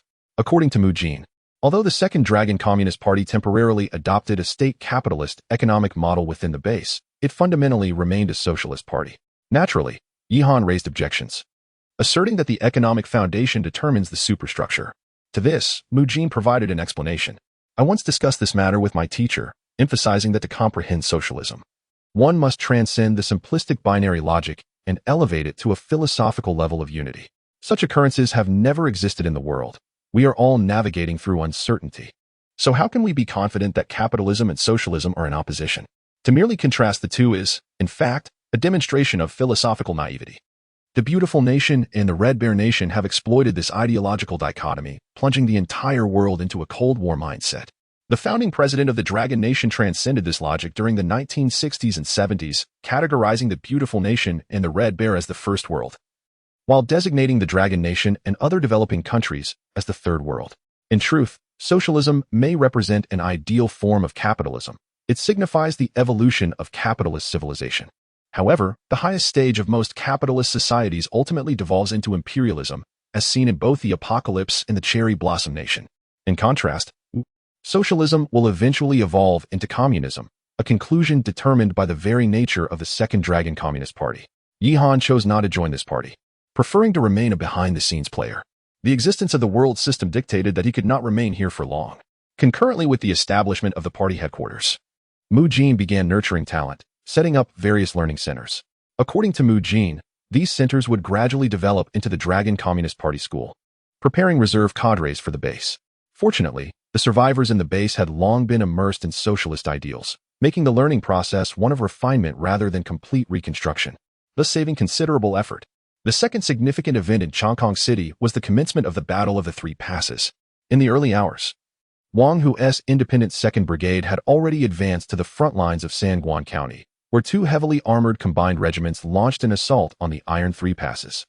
The Apocalypse had stationed over 100,000 troops here, including 20,000 elite units and numerous high-ranking Lord Zombies. After a grueling 5 hours, the independent 2nd Brigade barely managed to push into the gorge of the Iron Three Passes, having only just crossed the first barrier. This pace of advancement was rather sluggish for a heavily armored combined brigade. However, the nature of the terrain, narrow valleys and steep landscapes, was ill-suited for the advance of armored forces, particularly as the Apocalypse seemed to have issued strict orders. They were considerably more tenacious than the defenders of Chongqing City. Wang Hu, will you be able to capture Sanguan County by tonight? Yihan inquired through a communication to the front lines. Wang Hu looked somewhat embarrassed, responding, even with 100,000 pigs, I would need at least 3 days to manage this. However, it is not entirely surprising that Yihan is anxious. Mu Jin had specifically cautioned him regarding the frontline battles. In the struggle against the Apocalypse forces, promptness is of the essence. Given the limitations of Yihan's modest influence, he remains largely oblivious to the overall situation within Longhua and the world at large. In a position of disadvantage, it is imperative to seize the initiative. Meanwhile, Wang Hu clenched his teeth, declaring, Commander, grant us 2 days. If we fail to secure victory in that time, feel free to hold me accountable. Very well. Yihan replied succinctly. Before Sanguan County, the thunderous roar of artillery resounded continuously as the armored units of the heavy combined brigade advanced steadily. Ahead of them, a dozen 5th-level Titan Lords charged forward amidst the barrage, while behind the Titans loomed an endless swarm of 4th-level Avenger Lords. The artillery of Dragon 99A showed no signs of abating, with each shell claiming the life of a Lord Zombie. Nonetheless, the forces of the Apocalypse pressed forward recklessly. On either side of the valley, artillery fire sporadically erupted, invariably aimed at hindering the advance of the independent 2nd Brigade. Soldiers from the 112th Regiment had stealthily infiltrated the mountains, systematically neutralizing these cold artillery positions. In the skies above the battlefield, countless flying Lord Zombies circled, intent on delivering aerial assaults against the heavy combined brigade. However, the brigade was fortified with an entire anti-aircraft battalion, and the air defense rocket units proved formidable. Several pursuers had scarcely approached the brigade's position when they were struck down by anti-aircraft rockets, plummeting to the ground in a grotesque shower of flesh. As the battle raged fiercely in Sanguan County, a significant meeting convened within the provincial capital of Jiahan, Tianjong City. This location served as the garrison for the apocalypse forces in Jiahan province, where Kitagawa Sauka cast a dark gaze upon the battlefield report laid before him. Are you suggesting that our 100,000-strong army can only sustain itself for 3 days at most? Kitagawa Sauka coldly inquired. The head of the Xiangzhou branch knelt, unable to meet Kitagawa's gaze. Why yes, according to reports from the front lines, Yihan's forces closely resemble the heavy combined brigades previously used by Longhua, and they may even surpass them in terms of equipment and numbers. Impossible. Absolutely impossible, Kitagawa Sauka exclaimed, slamming the report onto the table. Longhua's forces were eradicated from the outset. Our most virulent strains were released within their ranks first. How could they possibly still have such a formidable force? Hearing Kitagawa's furious outburst, the head of the Xiangzhou branch dared not raise his head, quivering for some time before asking, should this be reported to headquarters? We could withdraw from Xiangzhou and utilize nuclear weapons to cleanse the area directly? Kitagawa fell into silence. Unlike Yamamoto Ichimu, his family held significant status within the military of Sakura Nation, rendering him unafraid of repercussions. However, reporting a failure to headquarters would undeniably be a source of embarrassment. Suzuki-kun, have you compiled the number of Apocalypse players? Kitagawa eventually inquired. The results are in. There are approximately 700,000 Apocalypse players remaining in Jiahan province. Excellent. The headquarters previously dispatched a batch of new equipment, did they not? It has all been entrusted to these players. If they are unable to defend Songwon County, then let us send them to reinforce the front lines. After all, they are merely subjects to us and hold little significance. Additionally, instruct the Air Force to prepare. Since Yihan intends to strike Songwon County, we shall retaliate by bombing his homeland. Understood, Minister Kitayama. Chapter 174. Leeching Wei at this moment, Yihan remained unaware of the meeting in Jianghan province. He was preoccupied with a different matter, the acquisition of points within the world system. Previously, when he exchanged for treasure chests, the base had only 3,000 survivors. Now, that number had risen to 50,000, yielding another 200,000 points. The wooden chest cost 1 point, the iron chest 10 points, the steel chest 100 points, and the golden chest 1,000 points, while the coveted platinum chest, which contained a level 4 blueprint, required 10,000 points. Without hesitation, Yihan opted to exchange for 20 platinum chests. He then sent a message for his mascot, Lu Tu, to come over. With 20 platinum chests and Lu Tu's assistance, surely he could obtain a level 4 blueprint.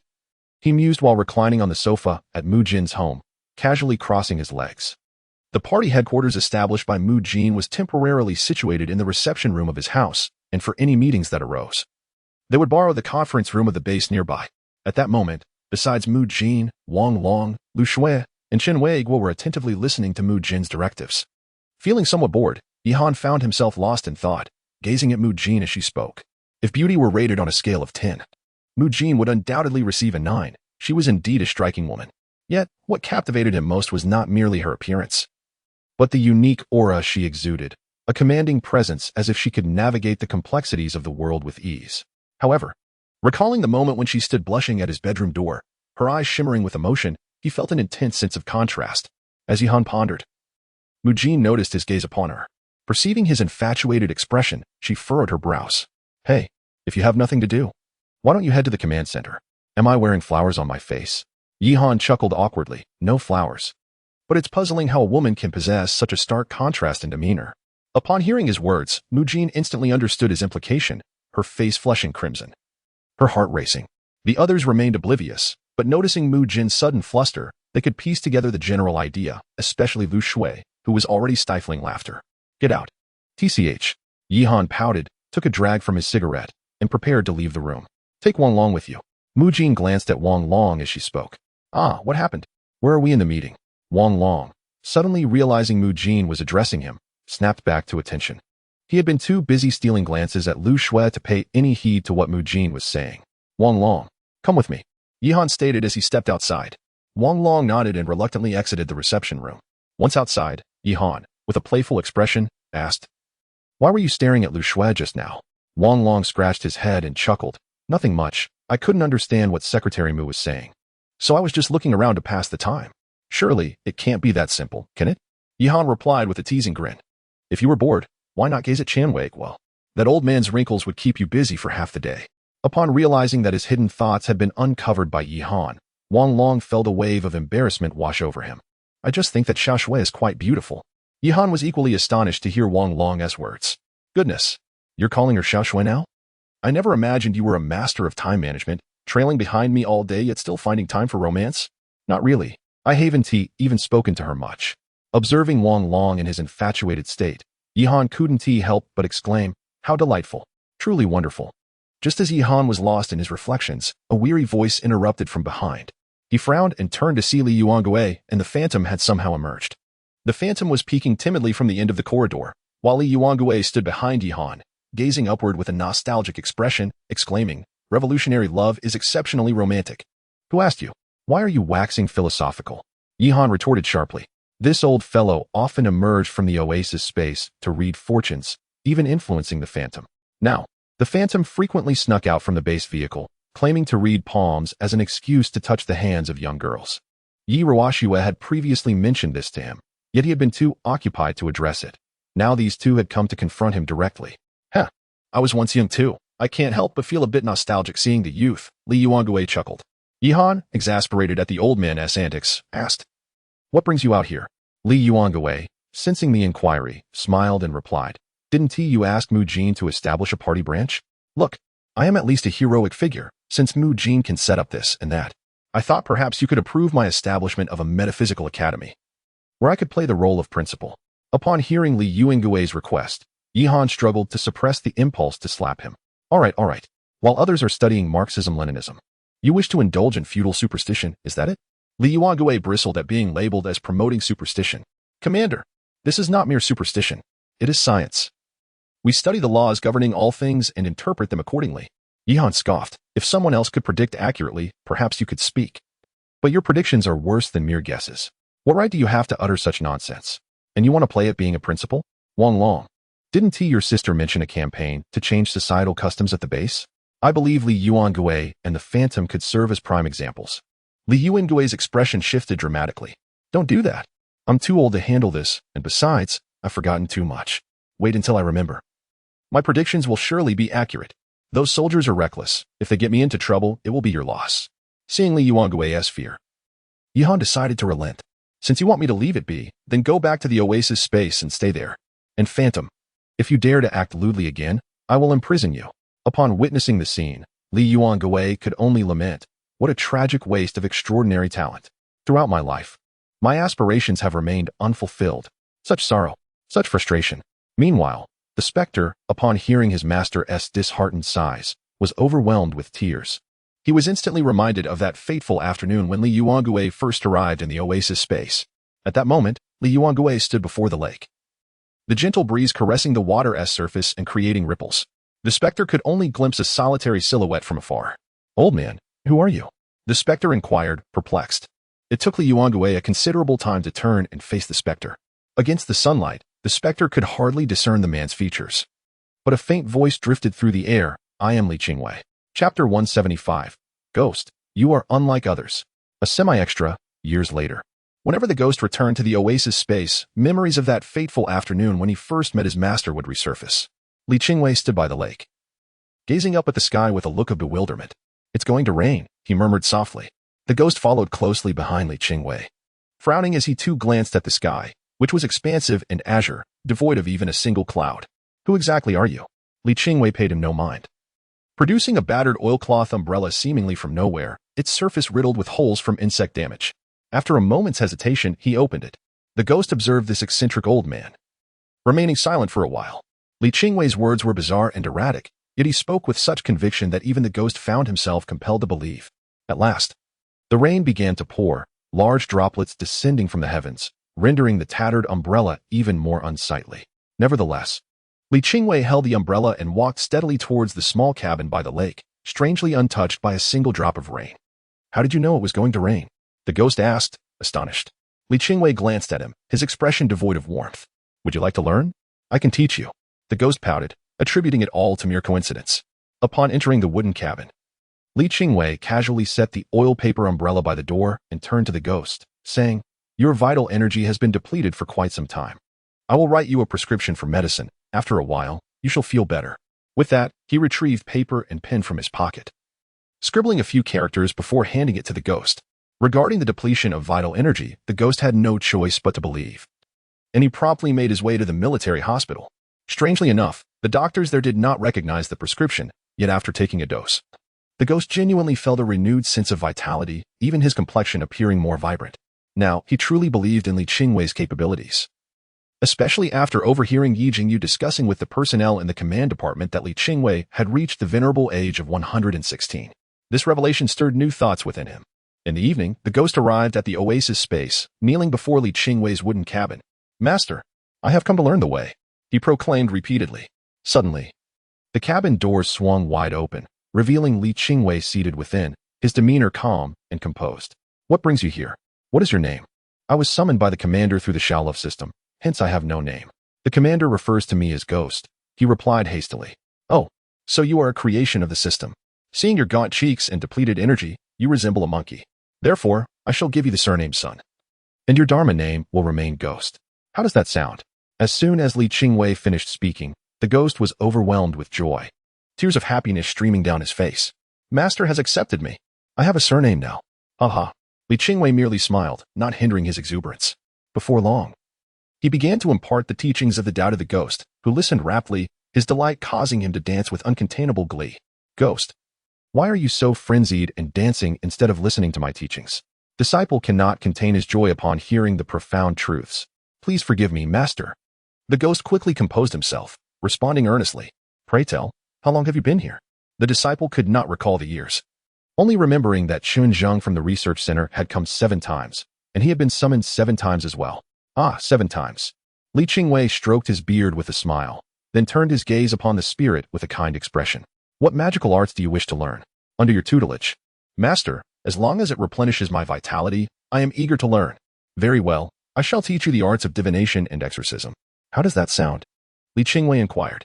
"Master, can such practices grant me eternal life like you?" Li Qingwei shook his head. "No, it cannot." The spirit, somewhat discontented, replied, "To seek immortality through divination seems inferior to taking matters into my own hands. I shall not learn it." "Then, shall I teach you the recitation of Buddhist scriptures and the veneration of the divine? Would that not be beneficial for longevity? Can it truly confer eternal life? It feels akin to grasping the moon's reflection in water. Thus, reciting scriptures seems less effective than possessing true skills. I shall not learn." "How about meditation and abstaining from desires? Would that be to your liking? Can it grant me eternal life?" "It is merely a reflection in a mirror, unattainable." "I shall not learn. Meditation is less favorable than practicing martial arts." "Master, let us try something else." At this juncture, Li Qingwei grew somewhat irate and, taking up a ruler, delivered a thorough beating to the spirit, leaving it dazed and disoriented before finally relenting. He then pushed the spirit outside. Though the door remained wide open, the spirit merely glanced up and promptly fainted. Upon awakening to find the door ajar, he saw Li Qingwei sleeping soundly with his back turned, and he understood. "Master has rendered me unconscious but left the door open, clearly indicating I should see him upon awakening." With this thought, the spirit felt a flicker of anticipation and hurriedly entered the room, kneeling before the bed. That night, Li Qingwei genuinely wished to impart knowledge to the spirit. Yet the exceedingly low probability of awakening in full form implied a correspondingly high likelihood of reverting to his initial state. Unfortunately, the spirit had been unconscious for too long. By the time he entered, Li Qingwei had transformed into Li Yuangui. The spirit had yet to grasp the essence of Li Qingwei's magical arts before he was once again misled by Li Yuangui. When Li Yuangui awoke, he had completely forgotten his own abilities, but he distinctly remembered taking the spirit as his disciple. "Considering your earnestness and thirst for knowledge, I shall impart some deceits, magical arts to you. I possess 2 types," Li Yuangui proclaimed, feigning the demeanor of a sage from his perch on the bed. "One is the 36 heavenly deceptions. The other is the 72 earthly deceptions. Which would you prefer to learn?" "I wish to learn both." "I wish to learn both." Thus, in the days that followed, the spirit's education consisted solely of how to deceive for sustenance and how to charm young ladies, with no genuine knowledge acquired. Yet, the spirit believed earnestly that this was a test from his master, and amidst his studies, he did not forget the matters concerning Yi Han. "Master, if I am preoccupied with these tricks, what shall I do if the commander calls upon me for battle?" The spirit expressed his concerns. Li Yuangui, with profound sincerity, replied, "Is this something you should be worrying about? My dear spirit, you are unlike others. Do not squander your time on warfare. I shall heed your counsel." The ghost, having set aside all other thoughts, devoted himself wholeheartedly to the study of Li Yuangui's art of deception. After several days of diligent practice, he felt a burgeoning sense of competence within himself. Li Yuangui, eager to provide an opportunity for him to refine his skills, instructed him to stealthily exit the oasis space. "Master, Do you have any words of wisdom for me? Indeed, just one thing. Should you find yourself in trouble in the future, do not mention my name. The disciple bowed deeply, acknowledging the advice, and with a lingering sense of reluctance, he departed from the oasis space to embark on his journey of trickery. Chapter 176, Base Vehicle Upgrade. Yihan could never have anticipated that the day he first drove Li Yuangue into the oasis space, that old rascal would experience a moment of awakening. However, whether he was truly awakened or not was of little interest to Yihan at this moment. 20 platinum treasure chests lay before him in the command center, and Lu Tu had hurriedly arrived, looking somewhat fatigued. Since Yihan had reassigned him from the public security department to the looming prison, Lu Tu had found his workload considerably lighter, allowing him to devote some time to upgrading his vehicle. Your level 3 vehicle has quite a unique design, Yihan remarked, momentarily at a loss for words as he observed the vehicle Lu Tu had driven in. Lu Tu's first vehicle had been a simple bicycle, which he had upgraded to a human-powered tricycle at level 2. Now, however, he stood before a tricycle that exuded a distinctly armored aesthetic. The entire vehicle was enveloped in reactive armor, with a cockpit reminiscent of a fighter jet. The design featured a narrower front and a wider rear, and on either side, it was equipped with 7.62mm automatic machine guns and small-caliber automatic artillery. Above the armored tricycle was a tin-tube rocket launcher. To be fair, apart from its somewhat peculiar appearance, this armored tricycle boasted a commendable technological flair, far surpassing the rudimentary human-powered tricycle from before. Lu Tu chuckled heartily. Brother Yi, do you know how fast this tricycle can go? 200 miles per hour. That's over 300 kilometers an hour. It can rival a racing car. Moreover, this tricycle has all-terrain adaptability. While it may not match your base vehicle in other aspects, in terms of speed and adaptability, I am quite confident. Yihan was taken aback by Lu Tu's words. It seemed the initial assertions of the world system were indeed accurate. Every vehicle possesses its own strengths and weaknesses. For instance, although Lu Tu's tricycle appeared somewhat unassuming, it had numerous advantages. After all, despite Yihan's base vehicle looking superior in terms of speed, it probably couldn't keep up with the emissions of Lu Tu's tricycle. Quite impressive. It seems I can entrust you with the task of luring the enemy to the front lines, Yihan jested. Lu Tu laughed awkwardly in response. As for luring the enemy, perhaps not. Ha ha ha. Lu, old brother, help me open these treasure chests. I'm preparing to upgrade to a level 4 vehicle. With that, Yihan instructed the soldiers to bring forth the 20 platinum chests. Lu Tu, astonished by the sheer number, could only imagine what he would think if he knew Yihan had previously opened another 20, including an even higher level emerald treasure chest. Approaching the chests, Lu Tu stretched his limbs and began to open them one by one. Player opens platinum treasure chest. Obtains level 4 room expansion pack X1.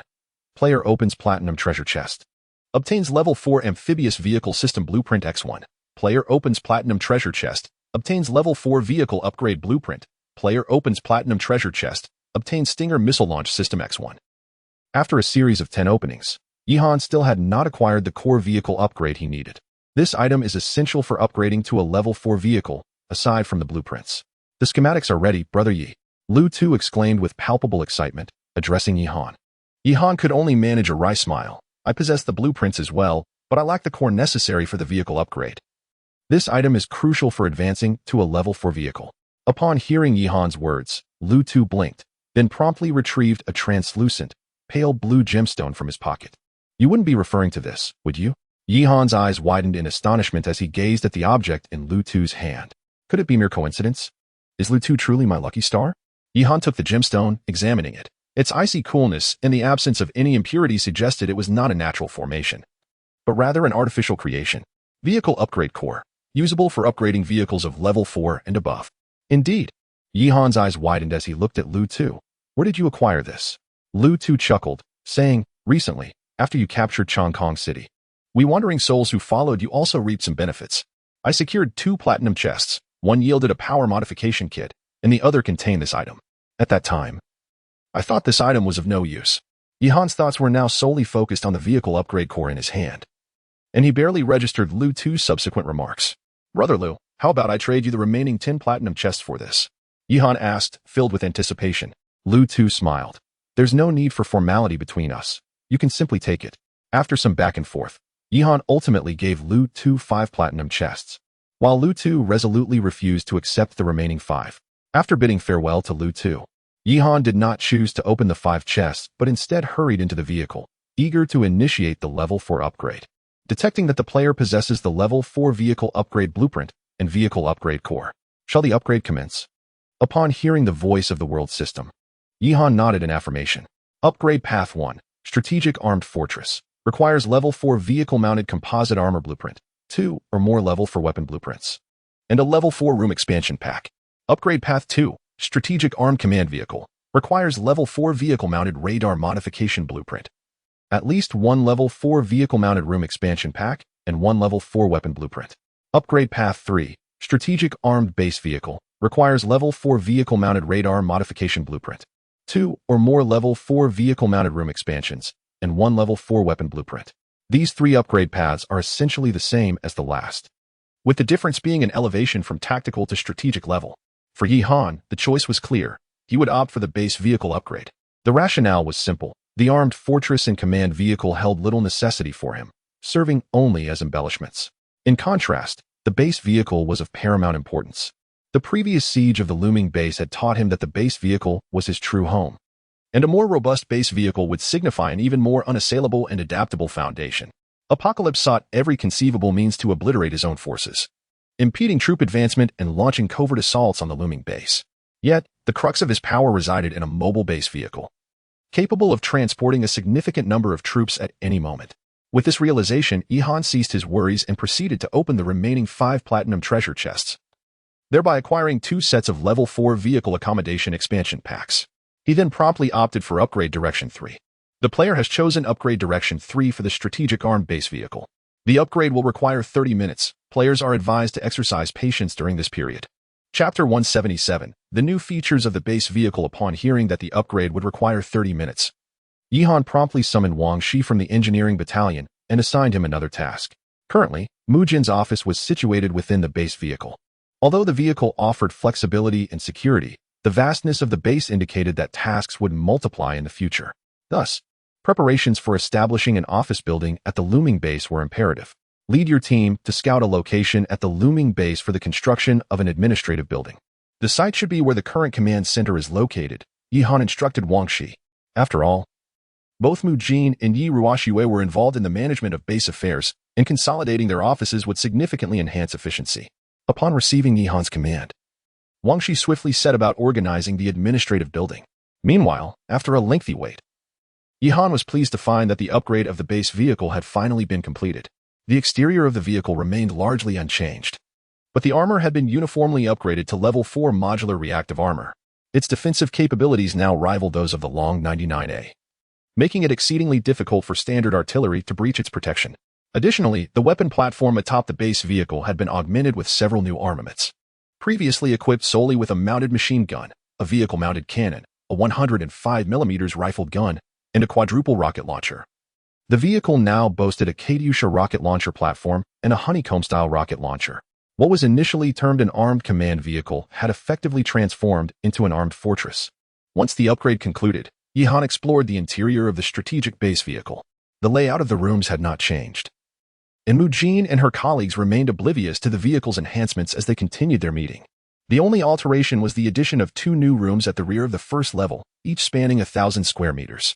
Commander, these 2 spaces are designated for parking armored units. For instance, a tank battalion could potentially fit within these areas, Xiao AI explained. To be honest, a tank battalion was not particularly large in Yihan's perspective, but the implications of this statement were significant.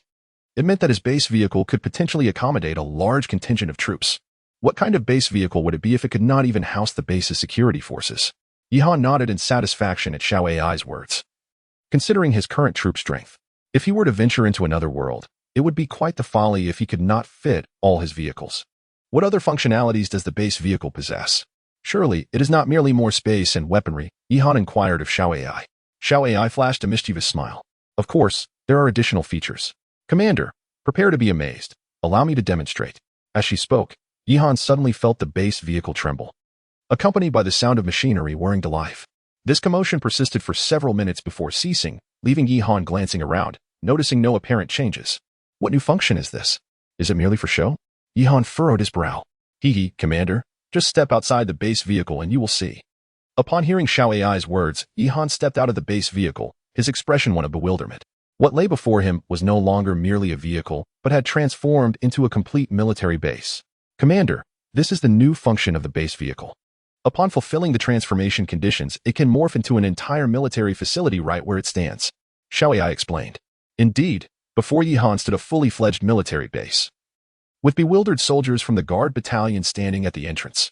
The main structure of the base was a sizable 3-story building, exuding a stern steel aesthetic.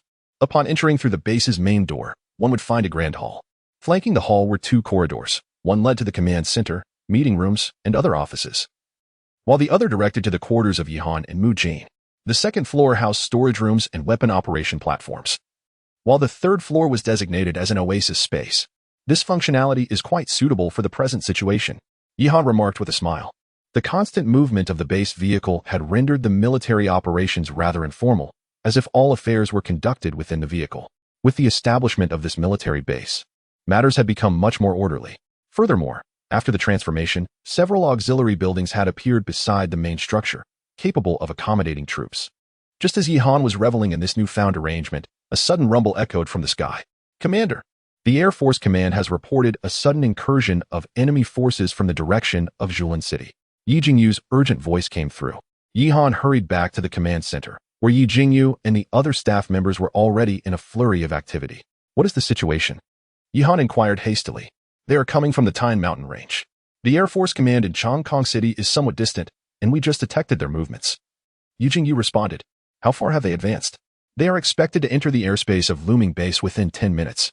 The Air Force's 001 Brigade is en route to assist, but the number of enemy aircraft is substantial, over 60, Yi Jingyu continued. Upon hearing this, Yihan frowned. This was evidently a new offensive from Jiahan Province, likely prompted by the imminent fall of Sangwon County, leading Beiyuan Songjia to devise an aerial strike on his Luming base. Moreover, it appeared that the enemy had taken into account the Air Force in Chongqing City, choosing to launch their assault from Julin City. Behind the mountains where Luming Base was situated, this would inevitably delay the response of the Air Force Command. What is the current status of our air defense forces? Yihan asked, his brow furrowed. The independent 1st and 2nd Brigades both have dedicated air defense units, but they have been deployed to the front lines at Sangwon County. The 113th and 114th Brigades are currently stationed near Luming Base and have 2 air defense battalions on standby, Yi Jingyu replied. What are you reporting for? Immediately ready the air defense battalions of the 113th and 114th Brigades. Simultaneously, the Air Force's 001 Brigade must engage the enemy at once. Yihan commanded. It's already being arranged. Yi Jingyu nodded affirmatively. On the other side, the sound over the Luming Base grew increasingly louder as the aerial forces dispatched by the Apocalypse approached the airspace of Luming Base. Surprisingly, the first to react was not Yihan's troops, but the base vehicle. Commander, we have detected aerial targets entering the range of the base vehicle. Should we engage? Xiaoyai hastily inquired. The base vehicle now possesses anti-air capabilities? Yihan expressed his astonishment. He could only recall that the anti-aircraft artillery of the base vehicle had some defensive capacity. But how effective could a single anti-aircraft gun truly be?